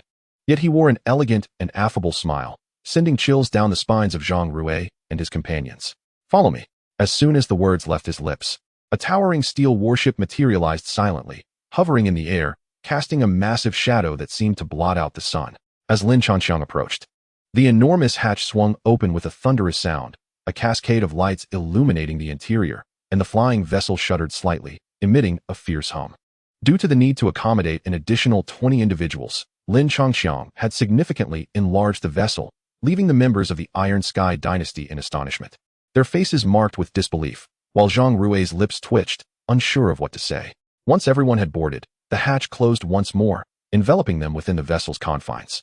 The orange-red tail flame erupted, and the gargantuan flying vessel soared into the night under the moonlight, leaving behind a charred pit that bore witness to the extraordinary events of the night. By the following morning, after delivering the members of the Iron Sky dynasty to a gathering point 1,000 miles away, Lin Changxiang did not linger. Instead, he transported Lin Dong and the others directly into the Thunder Rock Valley, to the open space between the Grand Hall and the barrier. Upon hearing that the hall contained numerous treasures, Mo Ling, Du Yun, and Man Shan immediately lit up with excitement and rushed into the grand chamber to ransack it with abandon. Lin Changxiang, wearing a mischievous grin reminiscent of a man who had just spotted a widow, swiftly plunged into the lightning barrier outside the hall. In an instant, countless bright arcs of electricity, each taking on unique shapes, began to intertwine and dance about wildly, reminiscent of a serpentine formation intent on devouring the man before them. However, Lin Changxiang merely relaxed, closing his eyes and lying back in midair, allowing the electricity to envelop his body, releasing contented sighs as though indulging in a warm bath. Finding it both comforting and delightful. How does it feel, Changxiang? Is the lightning potent enough? Observing Lin Changxiang's indulgent demeanor, Lin Dong couldn't help but swallow hard, feeling a stir of temptation. It's just average. Compared to a few days ago, there's still quite a gap. After all, today marks the day when the lightning barrier is at its weakest. Even a half-step Nirvana cultivator can pass through with ease. For us who are accustomed to devouring lightning, it's merely a commonplace affair, hardly a delicacy. Lin Changxiang, slightly disappointed, clicked his tongue but suddenly sprang to his feet, an expression of joy illuminating his face as he drifted toward the outside world. Just moments ago, his spiritual sense had detected that numerous individuals had arrived beyond the barrier. I'm coming, Sea Shark. The figure clad in black and white darted away like a slippery fish, leaving Lin Dong standing in bewilderment. Ladies and gentlemen, only those who have reached half-step nirvana can safely pass through this lightning barrier. The rest shall remain outside for now. As Xian Bing of the Xian Bing dynasty spoke, Wu Mo of the Great Bird dynasty nodded in agreement, addressing the assembled teams. Those at half-step nirvana or above, step forward and enter the barrier with us. As soon as the words left his mouth, over a dozen figures emerged in response, including Hua Yun and Wu Mo.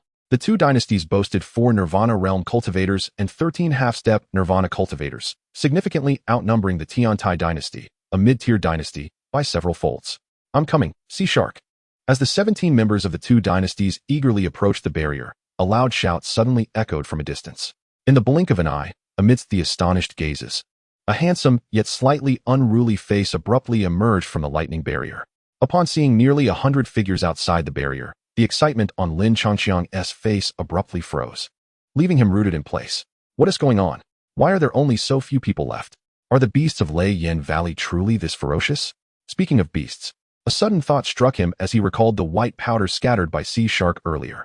Last night, on a whim, he had used a martial technique to overturn all the beasts, inadvertently depriving the powder of its intended effect, and had even forgotten about it. However, after such a long time, it should have lost its potency by now. Pondering over the Tiantai dynasty members who were already miles away, Lin Changqiang scratched his head uncertainly. Hey, which devil are you? State your name. Gazing at the incessantly murmuring head before him, Hua Yun suddenly let out a fierce shout, gritting his teeth as he brandished the spiritual treasure in his hand. Meanwhile, Wu Mo squinted, his expression grave as he retrieved a weapon from his Chinquan bag. Although he was tempted to mock Hua Yun for being startled enough by a mere head to leap back, it was evident that the pressing matter was to ascertain the true condition of the individual before them. Dear friend, it appears that those from the intermediate and lower dynasties of Yang City have been barred outside Thunder Rock Valley. May I inquire as to how you managed to enter? Barred outside the valley? Lin Changqiang was momentarily bewildered. After a brief moment of contemplation, he suddenly recalled, slapping his forehead as he emerged from the electric barrier. Indeed, it was Lin Dong who had secured the opportunity for the people of Yang City to enter the valley through a wager during the clearance by the two major advanced dynasties. Now that Lin Dong was absent, they would naturally find themselves at a disadvantage against the advanced dynasties. Thank you for the information. I shall take my leave now. Lin Changqiang clasped his hands respectfully toward Hua Yun and Wu Mo, then turned to fly away from the valley. However, oftentimes, the desire to avoid trouble does not guarantee that trouble will avoid you. Block him.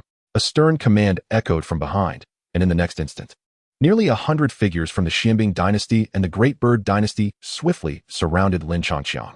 May I ask who currently possesses the treasures and the ancient key within Thunder Rock Valley? Observing the serious expressions of Hua Yun and Wu Mo before him, Lin Changqiang let out a weary sigh. It seemed he would have to earn some extra income once again. Chapter 189. Fusion of tiger bones. The treasures and the key are, of course, in my possession. Lin Changqiang earnestly retrieved the key from his backpack, holding it in his hand. The key, radiating a soft white light, immediately captivated the attention of everyone from the Xianbing dynasty and the Great Bird dynasty. Indeed, it is the ancient key. Seeing the key that matched the intelligence reports perfectly, a look of joy swept across Hua Yun's face. He instinctively stepped forward, eager to grasp the key, but was halted by the stern-faced Wu Mo behind him. May I inquire how you acquired this ancient key? This question echoed the curiosity of many present from the two dynasties. Before today, the electric barrier of Thunder Rock Valley was remarkably formidable, nearly impenetrable even for those in the Nirvana realm. Even if this individual had not departed from Yang City, but had instead been waiting within the valley for the barrier to weaken, it was implausible that he could have obtained the ancient key so swiftly. Could he possibly be of a higher Nirvana level? A flicker of intrigue passed through the gazes of the crowd as they cautiously observed him. However, Lin Changqiang felt no obligation to elucidate anything to them. What concern is it of yours?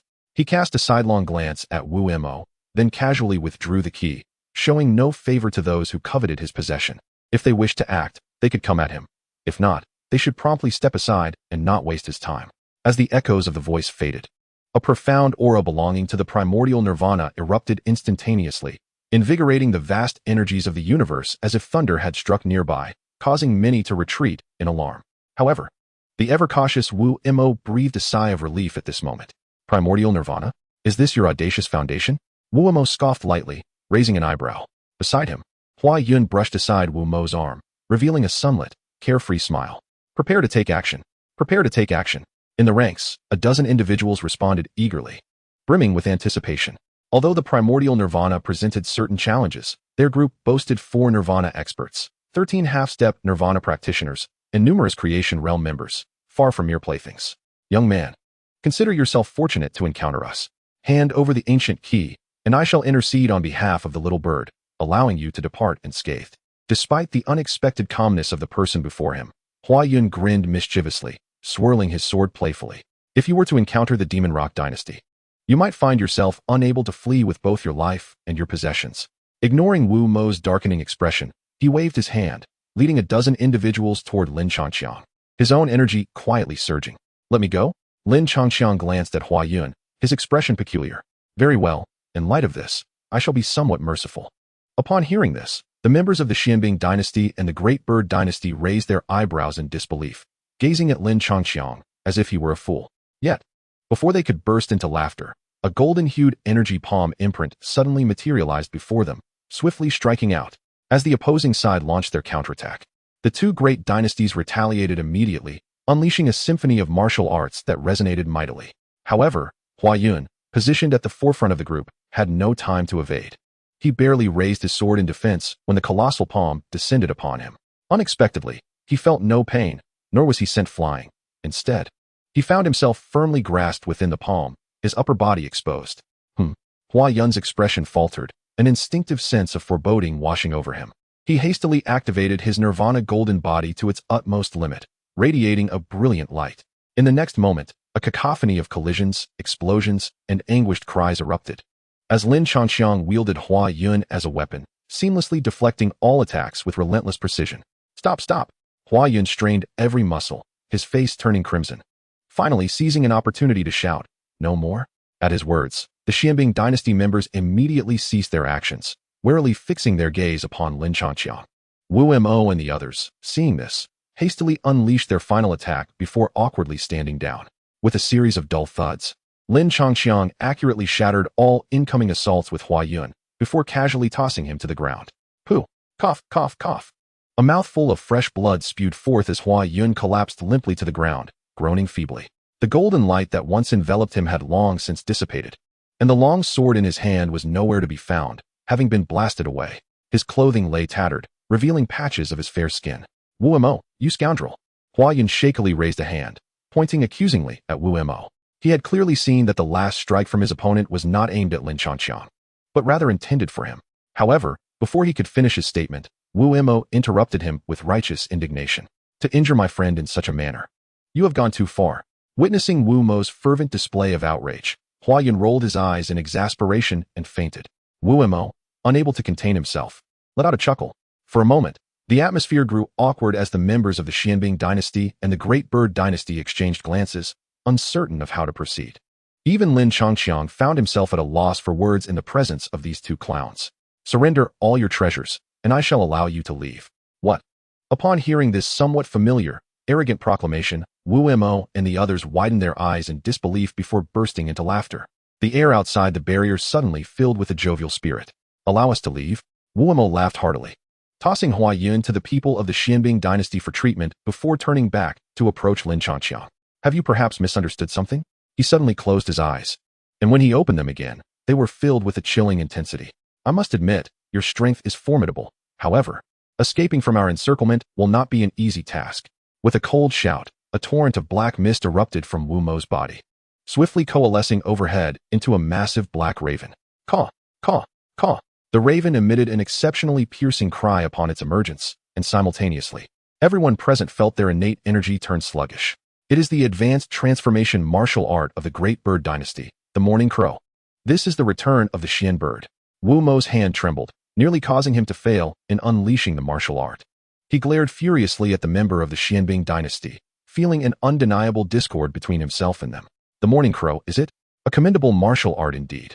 Acknowledging the slight sluggishness in his own energy, Lin Changxiang nodded in agreement. While its effect did not rival that of the darkness on the ancient battlefield, it was still quite impressive. However, now you shall experience my technique. He regarded Wu Mo calmly, his hands swiftly forming intricate seals. Great Wilderness Prison Sky Palm. Chapter 190. The might of the Yang-in tiger beneath the pitch-black vortex. The towering phantom of an elder slowly bowed his head, gazing down upon the two great dynasties. In comparison, the once massive black raven appeared exceedingly diminutive, not even reaching the height of the elder's calf. Observing the ancient yellow giant palm radiating an overwhelming aura before the phantom, Wu Mo stared in disbelief, his eyes widening as he felt a long-forgotten fear wash over him. The other members of the two dynasties turned pale, nearly dropping their jaws in shock. He is Lin Changqiang. Amidst the crowd, someone finally recognized Lin Changqiang. And others soon came to the same realization. Not long ago, they had indeed received intelligence and portraits in Yang City, stating that this individual had, with a single strike, vanquished the eldest disciple Jin Mu of the Holy Light Dynasty, and with a second blow, annihilated the rest of the Holy Light Dynasty's members.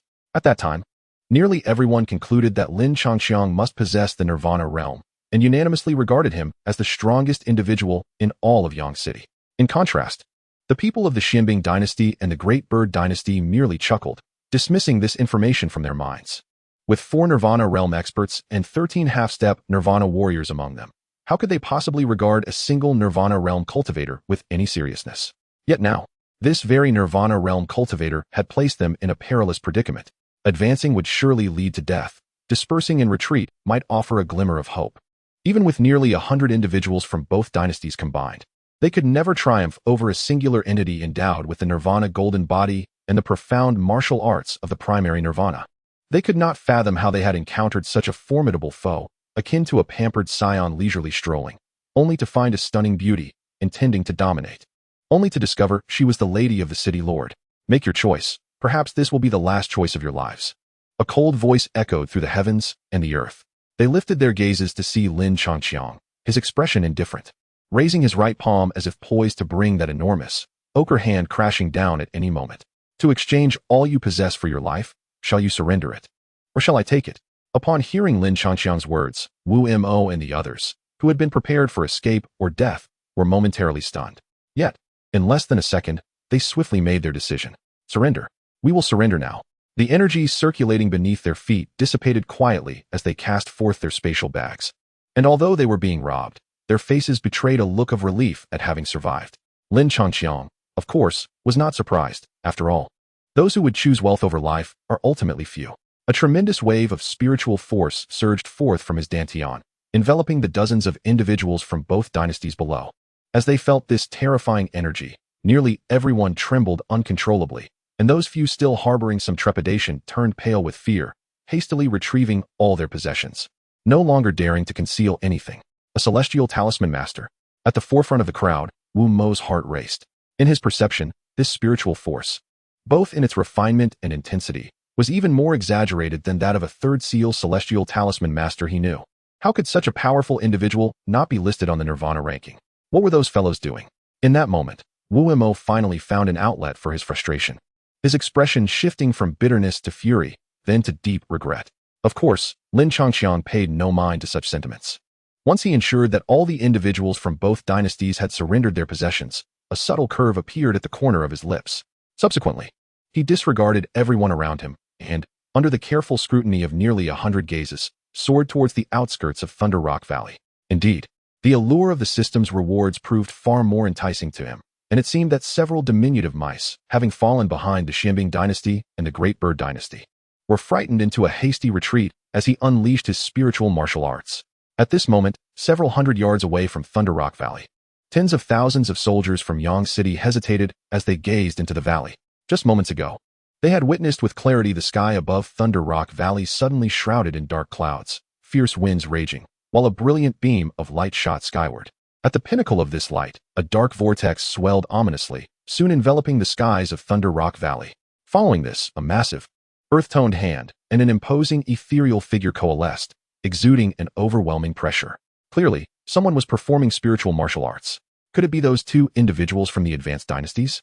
In the forefront of the Grand Army, Ling Xiaosu of the Lingyun Dynasty and Lu Yuan of the Great Yuan Dynasty gazed into the valley with a mix of anger and trepidation. Although their two dynasties were merely intermediate, they were the most formidable forces within Yang City, with the Great Yuan Dynasty having once been an advanced dynasty.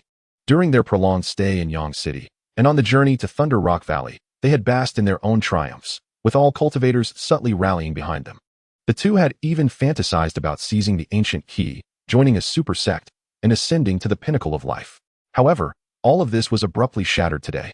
The Xianbing Dynasty and the Great Bird Dynasty, clearly two advanced dynasties, had the potential to dominate Yang City and lead the throngs of cultivators. Yet they chose to feign ignorance until the moment they were to enter Thunder Rock Valley, revealing themselves only then. As if that were not enough, they even barred others from entering the valley, denying them even a taste of the opportunity. They disregarded the pleas of the others, forcefully repelling everyone with sheer might. If that were the case, why not reveal their intentions from the outset? Why wait until they arrived at the valley's entrance, causing them to expend their efforts in vain? It was utterly incomprehensible, truly despicable. Brother Xiaosu, what should we do now? Should we simply return to Yang City? Haisha, cautiously observing Ling Xiaosu, feared provoking the ally he had recently come to rely upon. Return? What nonsense. I came to Yang City for the ancient key, now that the key is lost. What purpose would returning serve? Ling Xiaosu's voice trembled with near tears. Meanwhile, Lu Yuan's expression darkened as he realized that the fall of their dynasty to an intermediate status was not without reason. These advanced dynasties were all the more treacherous. He had initially thought the Xianbing and Great Bird dynasties were cunning enough, only to discover that there were those even more devious. As he recalled the figures, a woman and 5 men, who had fled the valley in a flash after the display of spiritual martial arts, Lu Yuan's countenance grew increasingly grim. They were already at the valley's depths. No matter which direction they took, it would always lead upwards. He turned his head, his expression grave as he gazed at Ling Xiaosu. At this juncture, there was but one method to mitigate the losses. What method? To conspire with all the mid-level dynasties within the army and seize the individuals from the lower dynasties. You are insane.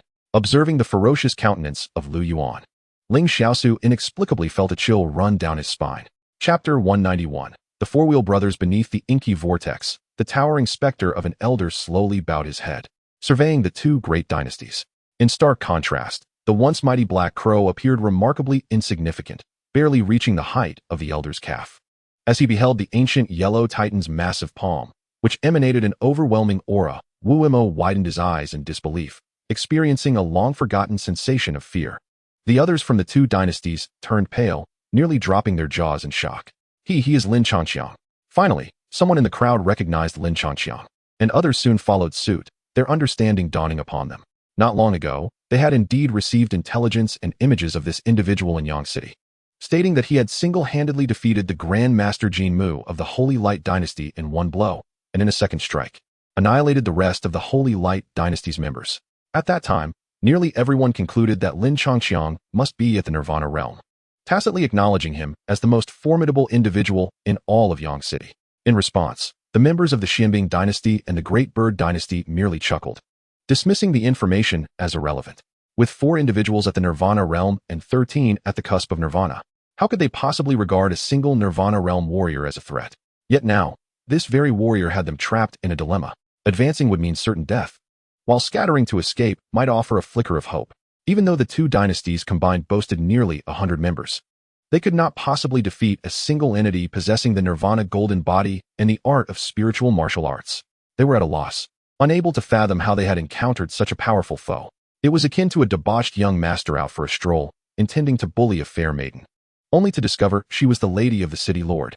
Make your choice, perhaps this will be the final decision of your lives. A cold voice resonated through the heavens and earth, and as they looked up, they beheld Lin Changqiang, his expression indifferent as he raised his right palm high, seemingly poised to bring that ochre giant hand crashing down. To exchange all your wealth for your lives, shall you surrender it, or shall I take it? Hearing Lin Changqiang's words, Wu Mo and the others, who had already braced themselves for flight or death, were momentarily stunned. Then, in less than a second, they made their decision. Surrender. We will surrender now. The essence they had been channeling dissipated quietly, and one by one, they cast aside their spatial bags. Though they were being robbed, their faces betrayed a look of relief, as if they had narrowly escaped calamity. Lin Changqiang, naturally, was not surprised by their response. After all, those who prioritize wealth over life are ultimately few. A tremendous surge of spiritual energy erupted from his dantian, descending upon the multitude below, swiftly enveloping dozens from the 2 great dynasties. Feeling the terrifying energy, nearly everyone couldn't help but tremble, while a few who still harbored some thoughts of cunning appeared even more terrified. They hurriedly withdrew all their possessions, no longer daring to conceal anything. A celestial talisman master? At the forefront of the crowd, Wu Mo's heart raced. In his perception, this mental force, both in refinement and intensity, surpassed even that of a 3rd-tier celestial talisman master he was acquainted with. How could such a formidable individual not have ascended to the Nirvana rankings? What were those others doing? In that moment, Wu Mo finally found an outlet for his frustration, his expression shifting from bitterness to anger, then to deep regret. Of course, Lin Changqiang remained unconcerned by these matters. Once he ensured that the representatives of the 2 great dynasties surrendered all their fortunes, a faint smile graced his lips. He then disregarded everyone else and, amidst the cautious gazes of nearly 100 onlookers, soared towards the outskirts of Thunder Rock Valley. Indeed, the allure of the system's rewards was far more enticing to him, and it seemed that a few small rodents, lurking behind the Xianbing dynasty and the Great Bird dynasty, had fled in terror when he unleashed his spiritual martial arts.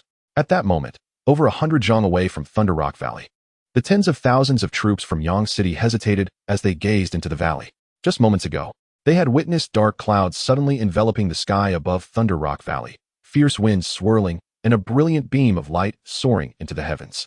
At the end of the light beam, a dark vortex expanded ominously, soon shrouding the entire expanse above Thunder Rock Valley. Following that, a massive, earthy hand and a towering phantom coalesced, emanating an overwhelming pressure. Clearly, someone was performing spiritual martial arts. Could it be the two high-ranking dynasties? At the forefront of the main force, Ling Xiaosu of the Lingyun dynasty and Lu Yuan of the Great Yuan dynasty gazed into the valley with a mix of rage and fear. Though both of their dynasties were merely mid-tier, they were among the most powerful forces in Yang City, with the Great Yuan dynasty having once been a high-ranking dynasty. Throughout their time in Yang City and on the journey to Thunder Rock Valley, they had reveled in their success, with all the cultivators subtly looking to them as leaders. Both had even envisioned seizing the ancient key, joining a super sect, and reaching the pinnacle of life. Yet all of this was shattered today. The Xianbing dynasty and the Great Bird dynasty, clearly two high-ranking dynasties, could have easily dominated Yang City and led tens of thousands of cultivators. Yet they chose to masquerade as innocuous.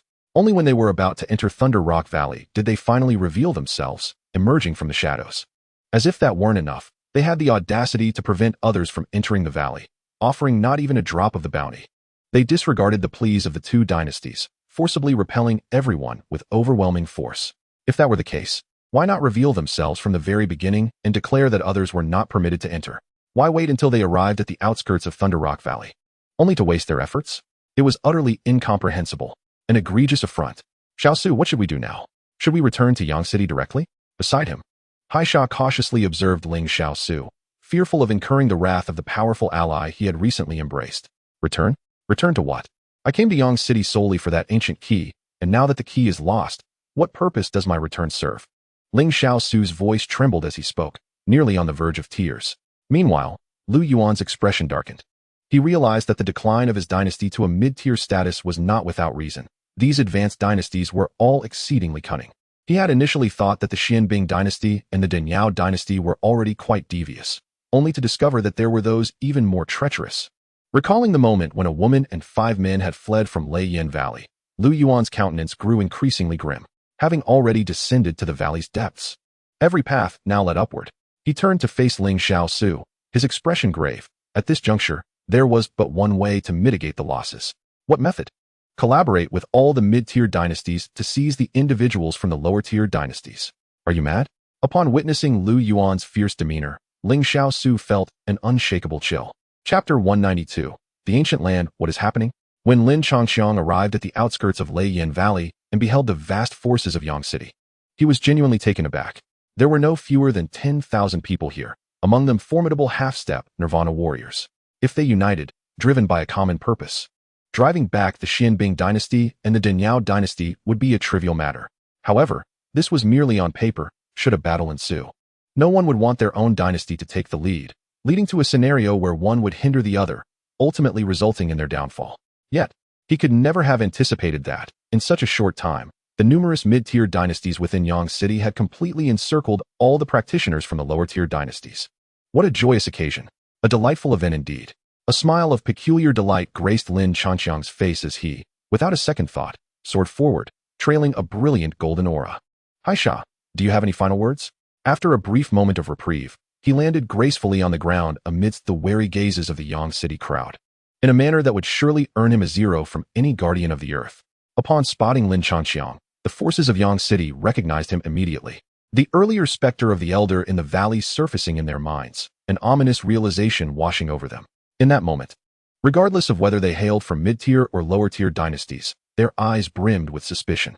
Lin Changxiang, weren't you supposed to have perished in the beast tide? How are you still alive? Observing the sheer terror etched on Haisha's face, who lacked the courage to take action, Lin Changxiang, who had been in high spirits, suddenly found the situation rather dull. Seeing Haisha's astonished expression and the demeanor of those before him, Ling Xiaosu understood without a second thought. As an elder brother, How could he stand by while his younger sibling faced such a lesson? Ling Xiaosu found himself in an unexpected and shocking situation. The head of the sea shark plummeted from the sky, bursting open like a ripe watermelon, splattering blood and flesh in all directions. This startling scene left everyone momentarily stunned, quickly transitioning into profound fear. Ling Xiaosu, standing nearby, was utterly astonished, his jaw dropping in disbelief, the words he wished to utter caught in his throat. Ding! Congratulations, host. The side mission, sniping the sea shark, has been completed. Reward: 3 lottery chances and a vial from Bien Quebec. Name: Bien K's vial. Grade: none. Effect: automatically concocts potions with varying effects based on the materials added. Usable once every 24 hours. What a splendid item. Lin Changqi's eyes sparkled with excitement, a subtle smile gracing his lips, but in the next instant, his expression returned to calm. He desired both the watermelon and the sesame. Stay put. I will catch a few mice and return shortly. Casually issuing this command, Lin Changqi immediately soared into the air, not sparing a glance at Ling Xiaosu, and flew northwest, his immense mental energy unfurling to probe the surroundings. In that direction, there were 5 individuals, if memory served him correctly. This group belonged to the Demon Rock dynasty, which possessed another ancient key. As for the one named Ling Xiaosu, he held little regard for him, merely a mid-tier dynasty. What treasures could it possibly hold? If he remained, it would merely yield him some extra profit. If they fled, it was of little consequence. With such thoughts, he flew at full speed while examining the vial he had just acquired. It was an ordinary round-bottomed glass bottle, seemingly no different from any other potion vial. However, upon placing a spirit herb that restored mental energy inside, the vial immediately radiated a brilliant blue light, while the surrounding elemental energy was swiftly drawn in, penetrating the bottle. Before long, as the brilliance faded, the vial was filled with a deep blue potion.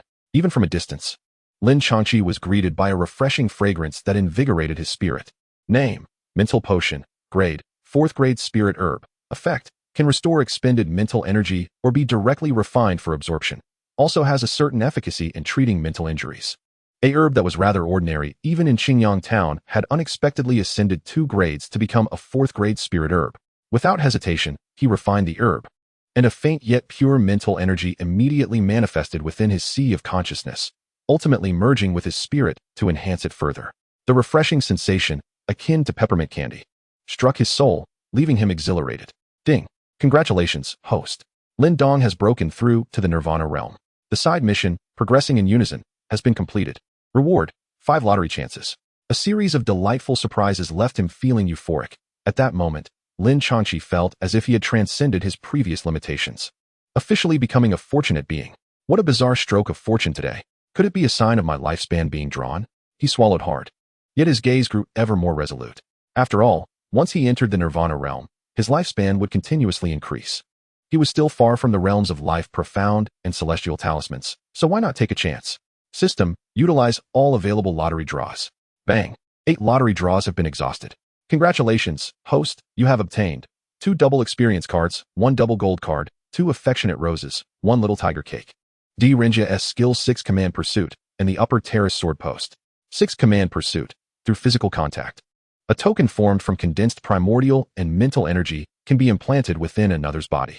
The host can sense the location of others at any time via this token. Note: a maximum of 6 tokens can exist simultaneously. The host can directly teleport to locations previously visited by the token holder through commands. Upper Terrace Sword Post. The mountains are high and the waters long, with myriad forms. Without the old brush, how can the vigorous be exhaustively captured? Grade: medium pure primordial treasure. Effect: when attacking, the user can generate a powerful electric arc that coils around the sword body through their primordial energy. Any enemy struck by this arc, unless their cultivation is 2 minor realms above that of the user, will inevitably experience a brief paralysis. Effect: contains the Wangwu Mountain Sword Diagram, which encompasses a unique realm of its own, featuring towering mountains, flowing waters, and the 12th generation master of the Taoist Qingqing sect, Sima Qingxin, alongside his Upper Terrace Palace. The user can forcibly draw enemies into the sword diagram, where they will be subjected to comprehensive suppression. The user may leverage the powers of Wangwu Mountain and Sima Qingxin to confront foes. Only by slaying the user or Sima Qingxin can one escape from the sword diagram. The user can also summon the entire Wangwu Mountain and Sima Qingxin from the sword diagram to face adversaries. This act consumes a tremendous amount of primordial energy, requiring the user's energy level to be at least at the 7th nirvana to barely utilize it. Hiss! Lin Chanxiang's pupils flickered, and his primordial energy momentarily faltered. Realizing he was gradually descending, he hastily urged his primordial energy once more, retrieving the upper terrace sword post and soaring forward. The long sword was remarkably light, its design and patterns exquisite, shimmering with a cold light. With just a slight infusion of primordial energy, arcs of lightning instantly surged forth. And although it was not a spear, it truly pierced through Lin Chanxiang's spirit. How marvelous, how sublime! With a smile gracing his features, he sped past 5 bewildered figures clad in black.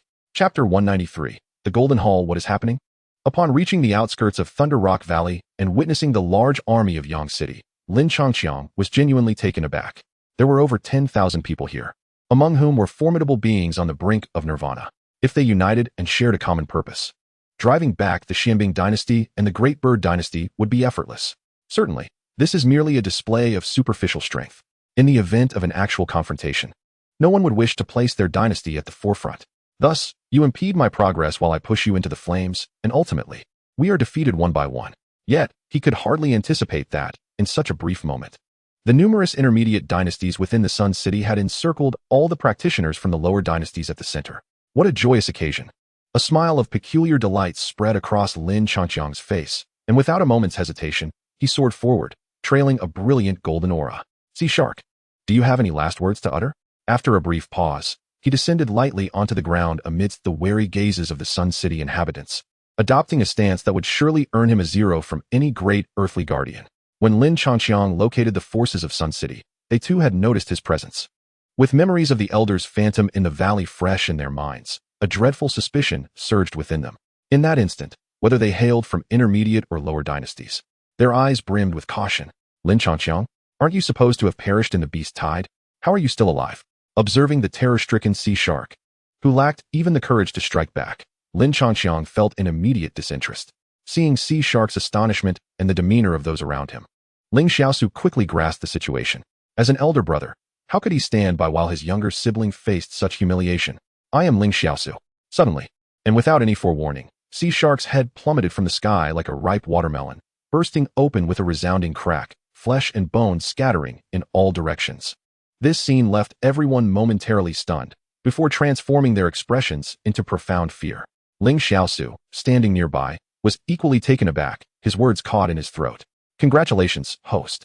The side quest The Sniping of Sea Shark has been completed. Reward: 3 lottery chances. Reward: BNK's Medicinal Vial. Name: BNK's Medicinal Vial. Grade: None. Effect: automatically concocts potions with varying effects based on the materials inserted, usable once every 24 hours. What a remarkable item. Lin Changxiang's eyes sparkled with excitement, a smile gracing his lips, yet in the next moment, his expression returned to calm. Watermelon and sesame, he desired them both. Stay put. I shall catch a few mice and return shortly.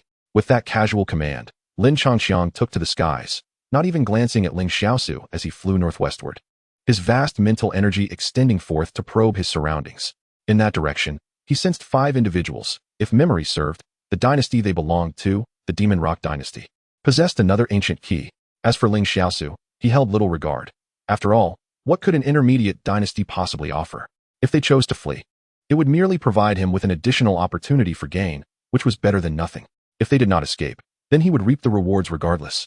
With such thoughts in mind, he soared through the air at full speed while examining the recently acquired vial. This was an unremarkable round-bottomed glass bottle that bore no distinctive features compared to ordinary medicine vials. However, when Lin Changxiang placed a herb capable of restoring mental energy into it, the bottle immediately radiated a luminous blue glow, and the surrounding elemental energy swiftly converged into the vial. Shortly thereafter, as the brilliance faded, the vial was filled with a deep blue potion. Even from a distance, a refreshing aroma wafted towards him, invigorating his spirit. Name: Mental Potion. Grade: 4th tier spiritual medicine. Effect: can be used to restore depleted mental energy or can be directly refined for absorption. It also possesses certain healing properties for mental injuries. A herb, which was quite common even in Xingyang town and classified as a 2nd tier spiritual medicine, had astonishingly elevated to a 4th tier spiritual medicine. Without hesitation, he proceeded to refine the potion, and a faint yet pure essence of mental energy immediately manifested within his dantian, ultimately merging into his mental body, thus enhancing it further. This refreshing sensation, reminiscent of mint candy, struck his soul, leaving him exhilarated. Congratulations, host. Lin Dong has broken through to the Nirvana realm. The side quest has been completed, granting 5 lottery chances. The series of delightful surprises left him feeling euphoric. At that moment, Lin Changqiang sensed he had transcended his previous limitations and officially become a fortunate being. What extraordinary luck he possessed today. It felt as though he were drawing cards from the deck of fate. He swallowed hard, his resolve growing ever stronger. After all, now that he had entered the Nirvana realm, his lifespan would continue to increase. And he was still far from the realms of life profound and celestial rune master. He might as well indulge in the lottery. System, utilize all lottery chances. Congratulations, host. 8 lottery chances have been exhausted. You have obtained 2 double experience cards, 1 double gold card, 2 intimacy roses, 1 little tiger cake. And the first skill of D. Rengia, 6 command pursuit. 6 command pursuit, by means of physical contact. A token composed of elemental and mental energy can be implanted within another's body. The host can sense the location of individuals through this token at any time. Note, a maximum of 6 tokens may exist simultaneously. The host can teleport to any place visited by the token holder via command. Ascend the terrace and place the sword. Mountains high and waters long, myriad forms abound. Without the seasoned brush, how can one capture the essence? Grade, medium pure elemental treasure. Effect, during an attack, the user can generate powerful electric arcs that envelop the sword body using their elemental energy. Any enemy struck by these arcs will be momentarily paralyzed unless their cultivation level exceeds that of the user by 2 minor realms. Effect, contains the Wangwu Mountain Sword Diagram, which creates a self-contained realm featuring towering mountains, flowing waters, and the 12th generation master of the Taoist Qingxing school, Sima Qingxin. Along with his terrace palace, the user can forcibly draw enemies into the sword diagram, where they will be subjected to comprehensive suppression. Meanwhile, the user can utilize the powers of Mount Wangwu and Sima Qingxin to confront foes. The only means of escape from the sword diagram is to slay either the user or Sima Qingxin. Additionally, one may summon the entire Mount Wangwu and Sima Qingxin within the sword diagram through the use of primordial energy to face the enemies directly. However, this action consumes an enormous amount of energy, requiring the user's primordial energy level to reach at least the 7th stage of nirvana to utilize it effectively. With a sharp intake of breath, Lin Changqi's pupils trembled slightly, and his primordial energy momentarily faltered. Realizing he was gradually descending, he hastily summoned his primordial energy once more, drawing forth his sword from the upper yang platform as he soared forward. The sword was remarkably light, adorned with exquisite patterns, glimmering with a frosty sheen. A slight infusion of primordial energy sent arcs of lightning racing along its blade, evoking the semblance of a spear, piercing directly towards Lin Changqi. How splendid! In the midst of his delight, he sped past 5 bewildered figures clad in black. Chapter 194. No eunuchs here naturally. His actions were not due to poor vision, but rather a sudden epiphany. Since the ancient secret vault required 4 keys for access, he could simply wait at the entrance and seize the keys from others. This approach would save him the trouble of searching far and wide, while also preventing the alerting of the other 2 factions due to the theft from the Demon Rock dynasty. What a splendid plan. Brother Mu, what on earth is that guy doing? He chased us all the way from Thunder Rock Valley like a henpecked husband, only to suddenly fly away after catching up. Upon Lin Changqi's figure vanishing from sight, Su Rue, panting heavily, could no longer contain his curiosity. Who knows? Chun Mu furrowed his brow, shaking his head in trepidation. The group had prepared to scatter, yet the other party merely glanced past them and flew by. Was it merely a coincidence? Regardless of the reason, surviving was a blessing. Should a confrontation arise, they would be no match for the Spirit Martial Academy. With a resigned sigh, he felt a pang of frustration in his heart and waved his hand, steering clear of Lin Changqi's trajectory as he flew towards another direction. Although the other 4 were filled with confusion, they followed suit, setting their sights on finding senior brother Shirkuan at Demon Rock City. For this venture into the secret vault might prove troublesome. Unlike the anxious Chun Mu and his companions, Lin Changqi, having made up his mind, immediately activated his teleportation to return outside Thunder Rock Valley. However, upon landing, he was taken aback, his eyes widening in disbelief. Where is everyone? Why are there only 2 of you left among so many? The sudden appearance of a living person startled Ling Xiaosu and Lu Yuan, but they quickly recognized the newcomer. Didn't you speak out to stop us from bullying you? Ling Xiaoshu was somewhat bewildered, a hint of regret shadowing his thoughts. The 2 of us had already commanded the release of all those from the inferior dynasty, without demanding a single coin or inflicting any harm. Do you take me for a saint? Lin Changqiang inhaled deeply, leaning slightly back, narrowing his eyes as his expression resembled a distant mountain obscured by mist, shrouded in mystery. The ancient battlefield was, after all, a realm where the weak perished and the strong thrived. Though he held no desire to occupy cities or extract tolls and residence fees, he was hardly a paragon of virtue. In other words, should Ling Xiaoshu rob his opponent of their entire fortune during a conflict, he would, upon defeating Ling Xiaoshu, feel justified in seizing all his wealth, without any inclination to return it. Compensation, he unabashedly spread his hands before Ling Xiaoshu and Lu Yuan. Last night, I nearly fell victim to the beast tide due to the treachery of the sea shark. Since you two wish to stand up for him, your relationship must be quite close. Therefore, surrender your valuables to me as a form of mental distress compensation. What audacity! Ling Xiaoshu nearly leaped from his spot, his breath quickening. Had he not been acutely aware that he was no match for Lin Changqiang, he would have shouted in indignation. Beside him, Lu Yuan, who had gained nothing and was now facing an unwarranted calamity, was red-eyed with fury, wishing he could send Ling Xiaoshu flying miles away. Fortunately, reason prevailed over impulse. After a prolonged standoff, they reluctantly retrieved several Qiankuan bags and handed them over as Lin Changqiang's impatience grew evident. All of my possessions are here, he remarked, surveying their faces, which wore expressions more sorrowful than laughter. Lin Changqiang stepped back with a look of disdain, and upon realizing that they possessed nothing beyond their garments, he nodded in satisfaction, using his mental energy to manipulate the Qiankuan bags into his own backpack. As the last of the Qiankuan bags vanished from sight, decades of hard-earned wealth dissipated in an instant, leaving Ling Xiaoshu and Lu Yuan nearly breathless, on the verge of collapse, as they had never realized how alluring their Qiankuan bags could be.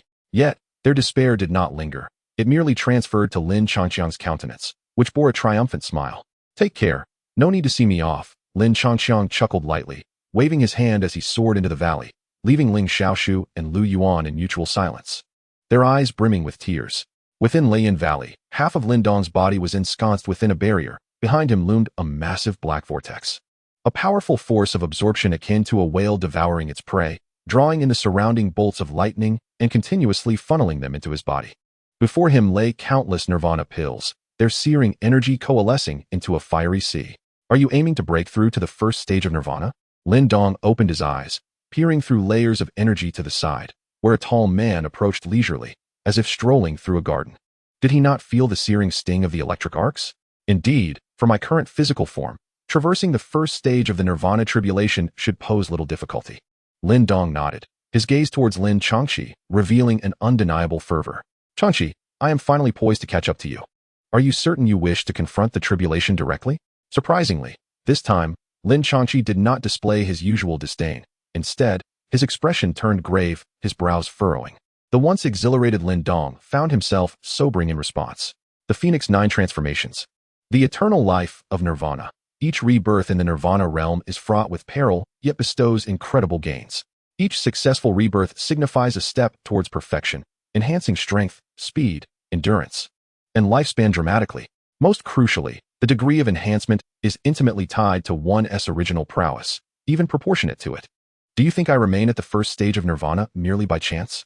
It is undoubtedly due to a lack of sufficient energy absorption. Reflecting on this, Lin Changqi awkwardly adjusted his non-existent spectacles, then silently urged the ancestral talisman, hastening the absorption of lightning energy. This is to lay a more solid foundation. Lindong, consider this carefully. Two individuals of comparable strength. One immediately confronts the tribulation upon entering the nirvana realm, while the other absorbs a significant amount of nirvana energy until their body reaches its limits before undertaking the tribulation. Which of the two stands a greater chance of success? In post-tribulation, which one emerges stronger? I believe the answer is abundantly clear. Chapter 195, The Sun and Moon Divine Light Shield. His decision to pursue this course was not born from poor judgment, but rather from a sudden realization. Since the ancient secret vault requires 4 keys to unlock, one could simply wait at the entrance and seize the keys from others. This approach would save considerable effort, eliminate the need for a fruitless search, and avoid alarming the other 2 factions due to the theft from the Demon Rock dynasty. What a splendid plan. Brother Mu, what on earth is that guy's story? He chased us all the way from Thunder Rock Valley as if we were chickens, only to fly away after catching up? Once Lin Changqi's figure vanished from sight, the panting Su Rue could no longer contain his curiosity and voiced his doubt. Who knows? Chun Mu frowned, shaking his head with lingering trepidation. They had all prepared to scatter and flee, yet the other party had not even glanced at them and simply soared past. Was it merely coincidental? Regardless of the reason, surviving is a blessing. If a confrontation were to ensue, our small group would be utterly incapable of resisting the Spirit Martial Academy. With a weary sigh, he felt a sense of frustration, then waved his hand, diverting from Lin Changqi's path and flying towards another direction. The other four, though filled with questions, followed suit. Suppressing their thoughts, let us seek Brother Shirkuan in Demon Rock City. This expedition to the secret vault may become quite troublesome. Unlike the anxious Chun Mu and his companions, Lin Changqiang, resolute in his decision, immediately activated his teleportation and returned to the outskirts of Thunder Rock Valley. However, upon his arrival, he was met with a bewildering sight, his eyes widening in shock. Where is everyone? Why are there only the two of you left? The sudden appearance of a living person startled Ling Xiaosu and Lu Yuan, yet they quickly recognized the newcomer. Was it not you who found our bullying intolerable and chose to intervene? Ling Xiaosu felt a mix of confusion and regret. He and his companion had already ordered the release of all those from the lower-tier dynasties, without demanding a single coin or inflicting any harm. Who do you take me for? The Virgin Mary? Lin Changqiang inhaled deeply, leaning slightly back, his eyes narrowing as his expression became as inscrutable as distant mountains shrouded in mist. The ancient battlefield was a realm where the weak were devoured by the strong. Although he despised the idea of occupying cities and extorting tolls and lodging fees, he was by no means a paragon of virtue. In other words, if Ling Xiaosu were to strip his opponents of their wealth during their conflicts, Lin Changqiang would feel no moral qualm in claiming all of Ling Xiaosu's riches after defeating him, without any intention of returning to the notion of restitution. Compensation. He unabashedly extended his hands toward Ling Xiaosu and Lu Yuan, stating, "Last night, I nearly fell victim to the ambush of the sea sharks, almost consumed by the beast tide. Since you two wish to stand up for him, your relationship must be quite close. Hence I demand that you surrender all your valuables to me as compensation for emotional distress." Brazen, utterly brazen.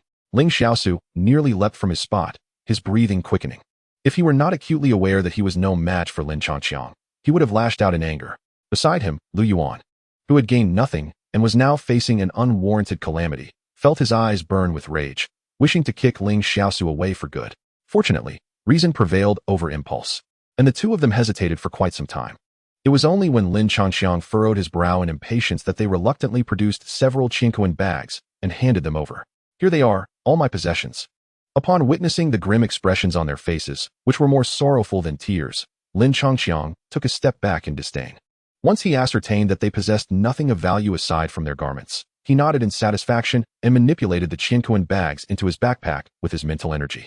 As the last of the Qinquan bags vanished from sight, decades of wealth dissipated in an instant, leaving Ling Xiaosu and Lu Yuan gasping for breath, nearly succumbing to shock.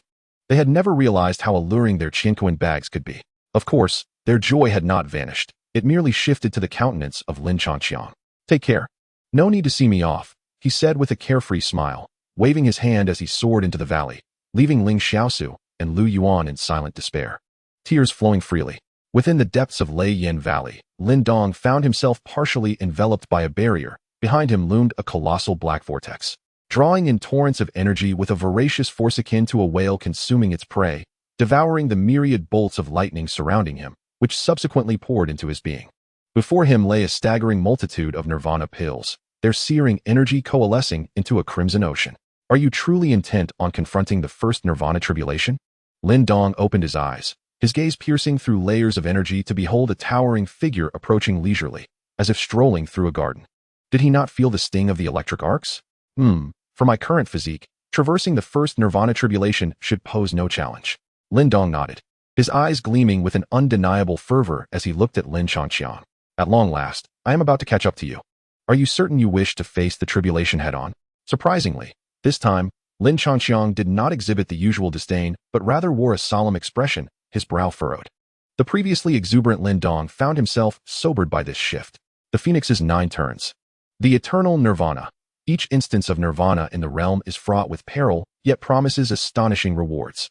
Each successful nirvana marks a step towards perfection, elevating one's strength, speed, endurance, and longevity exponentially. Crucially, the extent of these enhancements is intimately tied to one's original prowess, perhaps even proportionate to it. Do you think I have remained in the first nirvana for so long due to a lack of energy absorption? With this thought, Lin Changqiang awkwardly adjusted his non-existent glasses and silently activated his ancestral talisman, hastening the consumption of the lightning energy. Certainly, it is to establish a more solid foundation.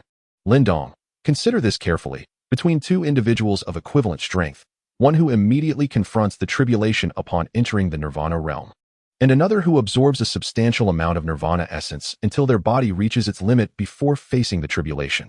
Who among them is more likely to succeed? And who would emerge stronger post-tribulation? I believe the answer is abundantly clear. Chapter 196. The Body as the Earth, the Chi Uniting All Peaks.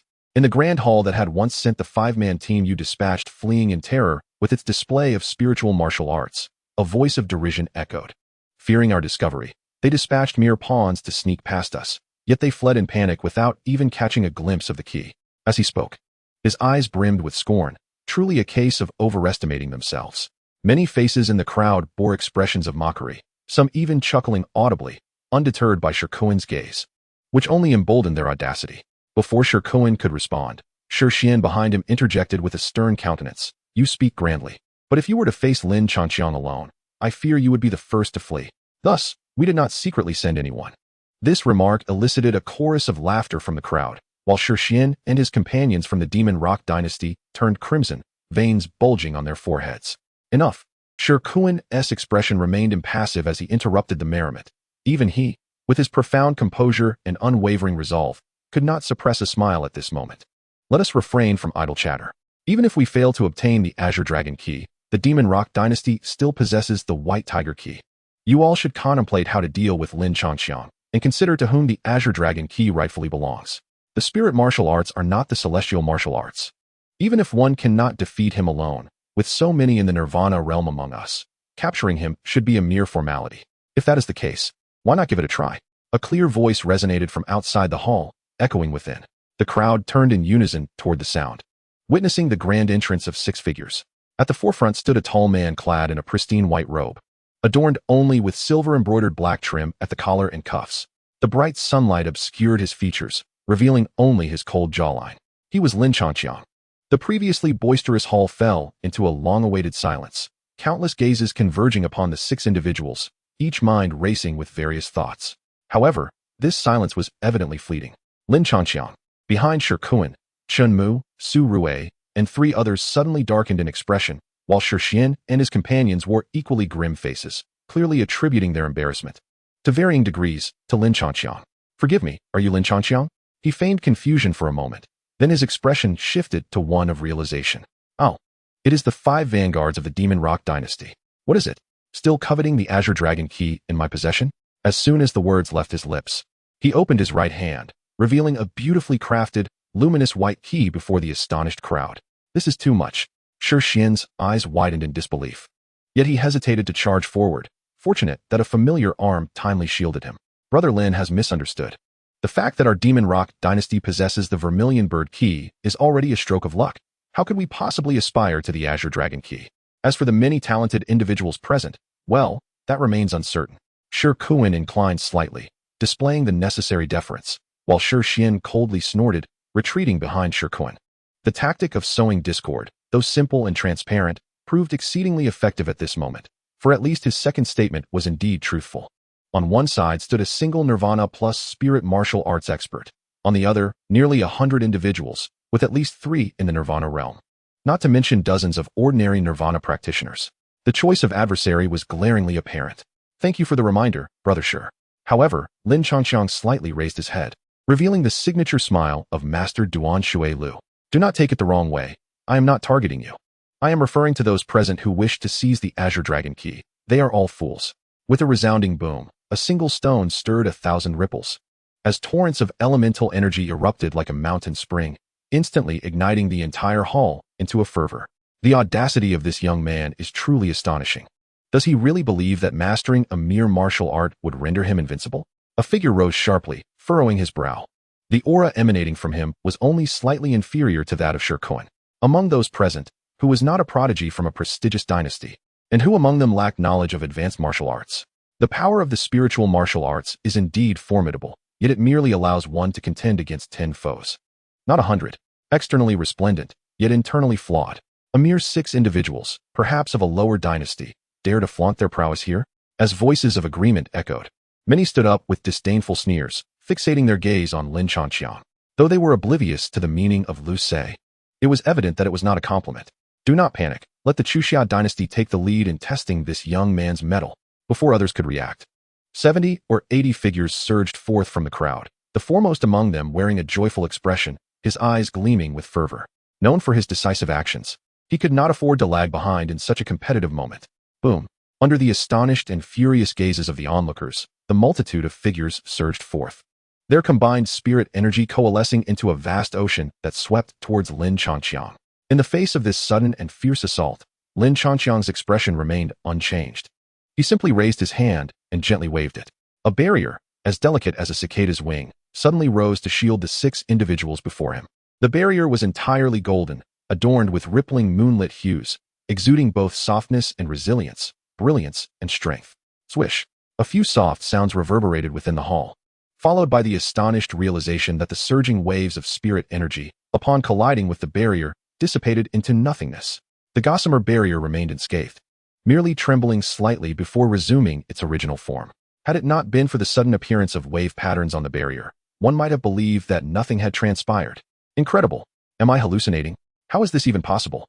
That was the simultaneous attack of 70 or 80 individuals. Even with many at the transformation realm and despite their hasty strike, it should not have been something a single person could withstand. In an instant, everyone in the hall was astounded. The quick-witted had already dispersed their spirit energy and returned to their seats, while the slower ones hastily followed suit. A flurry of discussions erupted, leaving only the members of the Chuxia dynasty standing in bewilderment, unsure of how to proceed. Do not fret, this is merely the beginning, Lin Changqiang remarked, casting a sideways glance and displaying a smirk of mockery. With a flicker of his thoughts, the barrier in front of the crowd began to slowly retract, eventually forming a translucent sphere of dual colors that floated within the grand hall. Inside the sphere, countless waves surged ceaselessly. This is the Four-Seal Celestial Talisman Master. That aura, as imposing as a mountain, emanates a terrifying spiritual power that can only belong to a Four-Seal Celestial Talisman Master. To come without reciprocation is impolite indeed. Chapter 197. Gathering the 4 great keys. The words resonated with gravitas, and observing Lin Changqiang's solemn demeanor, Lin Dong couldn't help but furrow his brow. Indeed, as one enters the nirvana realm, the more nirvana energy absorbed, the greater the strength attained. It stands to reason that the same principle applies when advancing to the 1 yuan nirvana and subsequent stages. Come now, Lin Dong, present your answer, Lin Changqiang urged, his eyes brimming with encouragement.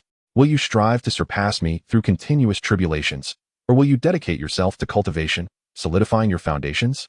The answer was unequivocal. With eyes closed, Lin Dong inhaled deeply before suddenly opening them, his spirit ignited. From this moment forth, I shall no longer engage in futile competitions. Instead, I will wholeheartedly devote myself to cultivation, not for the sake of surpassing others, but for the purpose of transcending myself. Excellent. Truly commendable, Lin Changqiang exclaimed, laughing heartily at Lin Dong's fervor. With a swift motion of his right hand, a glowing rune shot forth towards Lin Dong. Lin Dong reached out, grasping the rune in his palm. It was a vibrant green, seemingly born of the very essence of nature, radiating a powerful and invigorating energy. Merely holding it sent a shiver of vitality through him, enveloping him in a sensation akin to a warm spring, while the nearby Xiao Yin nestled deeper into slumber. This tree-patterned rune encapsulated the essence of the heavenly symbol immortal tree, notoriously challenging to absorb and refine. However, with your ability to devour ancestral symbols, there is no need for concern, Lin Changqiang remarked. As the words left his lips, he, mirroring Lin Dong, settled against the thunder pool, crossing his legs and scattering numerous nirvana pills before him, entering a state of cultivation, seemingly apprehensive of Lin Dong's potential refusal. Witnessing this, Lin Dong's initial excitement over the heavenly symbol immortal tree momentarily waned, though his increasingly rapid breaths betrayed the tumult within. The debts were accumulating. Casting a glance at Lin Changqiang, Lin Dong felt a twinge of hesitation, but soon sighed deeply and closed his eyes. He had always believed in repaying kindness and avoiding debts. Yet, when faced with Lin Changqiang, he found himself at a loss for how to reciprocate. In every aspect, martial arts, techniques, secret skills, spiritual treasures, and elixirs, Lin Changqiang surpassed him, even in the realms of alchemy and martial arts deduction, which had become less significant after obtaining the creation martial steel and countless nirvana pills. Thus, he could only resign to fate. Ding. Congratulations. The host's affinity with Lin Dong has increased to 91, achieving a bond of deep friendship. Ding. Congratulations. The host has achieved the milestone of reaching an affinity of 90 with a male character for the first time, granting 5 lottery draws. Not far away, Lin Changqiang. engrossed in his cultivation, raised an eyebrow but refrained from any further action, silently absorbing the energy around him. Lin Dong felt a surge of determination as the tree-patterned runes slowly ascended, hovering before his forehead, while the devouring ancestral symbol within his mind leaped forth, transforming into a black hole that enveloped the mysterious rune. Hiss! The power of consumption spread forth, causing the runes to tremble in response. Waves of emerald energy were ruthlessly extracted, subsequently devoured entirely by the black hole. Simultaneously, a continuous stream of refined energy surged forth within the Niden Palace. As these extraordinary energies converged, Lin Dong's Niden Palace underwent a breathtaking transformation at an astonishing pace. Initially, the palace was shrouded in chaos, with only the consuming ancestral symbol presiding over it. Yet now, this chaos began to quietly dissipate, with some energies rising upwards while others sank downwards. As if the very heavens and earth were being newly forged in an incomprehensible spectacle, Lin Dong was acutely aware of the drastic changes within the Niden Palace. However, instead of feeling alarmed, he was filled with immense joy. To ascend to the realm of Celestial Runes Master, one must shatter the chaos within the Niden Palace and establish a new domain that resonates with the external world, thus allowing the manipulation of celestial forces for one's own purposes. Nevertheless, the creation of such a realm within the Niden Palace was clearly not a task to be accomplished overnight. Even with the continuous influx of energy from the tree-patterned runes, the transformation remained gradual. Lin Dong had long been prepared for this. If ascending to the rank of Celestial Runes Master were such an effortless endeavor, what would become of those who painstakingly gathered Nirvana pills, risking their lives to break into the Nirvana realm? Patience yields exquisite craftsmanship. Before the lightning barrier, Lin Changqi, weary from his exertions, lay supine, numbly absorbing energy. In the Thunder Rock Valley, Mo Ling and her companions were similarly engaged. Although they were aware that breaking through to become a Celestial Runes Master would require considerable time, Lin Changqi had not anticipated that Lin Dong would remain in meditation for an entire month. During this month, thanks to the energy from the lightning barrier and the blood moon, Lin Changqi successfully advanced to the dual Nirvana and the three-imprint Celestial Runes Master. Mo Ling, Du Yun, and Manshan also successively attained Nirvana. Even the long-slumbering weasel finally digested the ancient sky crocodile spirit, causing its soul strength to surge from the pinnacle of creation to dual Nirvana. Yet, even so, Lin Dong's figure remained utterly still, and the tree-patterned runes within the black hole had gone from their initial flickering brilliance to a somewhat dim state. It was evident that the energy within was running low. Damn it! If even the Celestial Runes tree cannot facilitate my ascension to Celestial Runes Master, then when I awaken, the weasel shall have ample reason to mock me. The little weasel, exasperated, pouted and glanced at Xiao Yan, but upon seeing him, was incensed, delivering a sharp slap to his forehead, jolting him awake. Foolish tiger, come here. The weasel intends to assist you in merging with the tiger bones.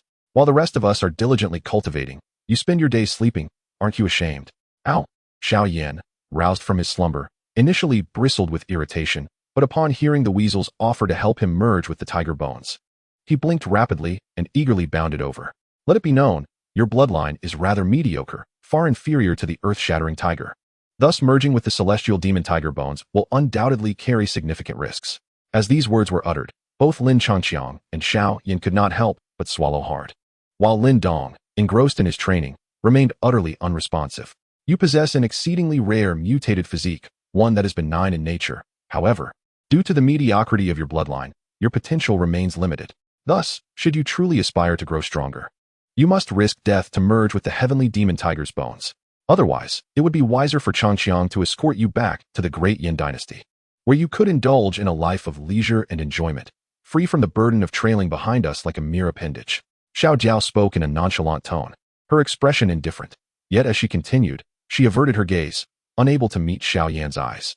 The ferocity in Xiao Yan's gaze flickered slightly, clearly indicating he understood Xiao Jiao's words, but he showed no hesitation. He merely glanced at Lin Changqiang and Lin Dong before turning his gaze back to Xiao Jiao, releasing a low growl. To take action? Ah, there remains a semblance of spirit, yet he has not entirely transformed into a house cat. Xiao Jiao chuckled softly, though her expression gradually grew serious as she nodded toward Lin Changqiang. Observing this, Lin Changqiang finally rose, retrieving the heavenly demon tiger's bones from his bag and placing them solemnly before Xiao Jiao, the obsidian bones exuding a potent aura of malevolence. With your bloodline, to merge with the heavenly demon tiger's bones, you must first extract the original bones entirely. This step is fraught with peril. A moment's carelessness could lead to the destruction of both bones and tiger, turning flesh and blood into mere pulp. Fortunately, for reasons unknown, your intellect surpasses that of other beasts of the same tier, somewhat increasing the odds of success. Nevertheless, it is imperative that you remain utterly vigilant. Changxiang, procure 200,000 nirvana pills. I require them to condense the flames of nirvana.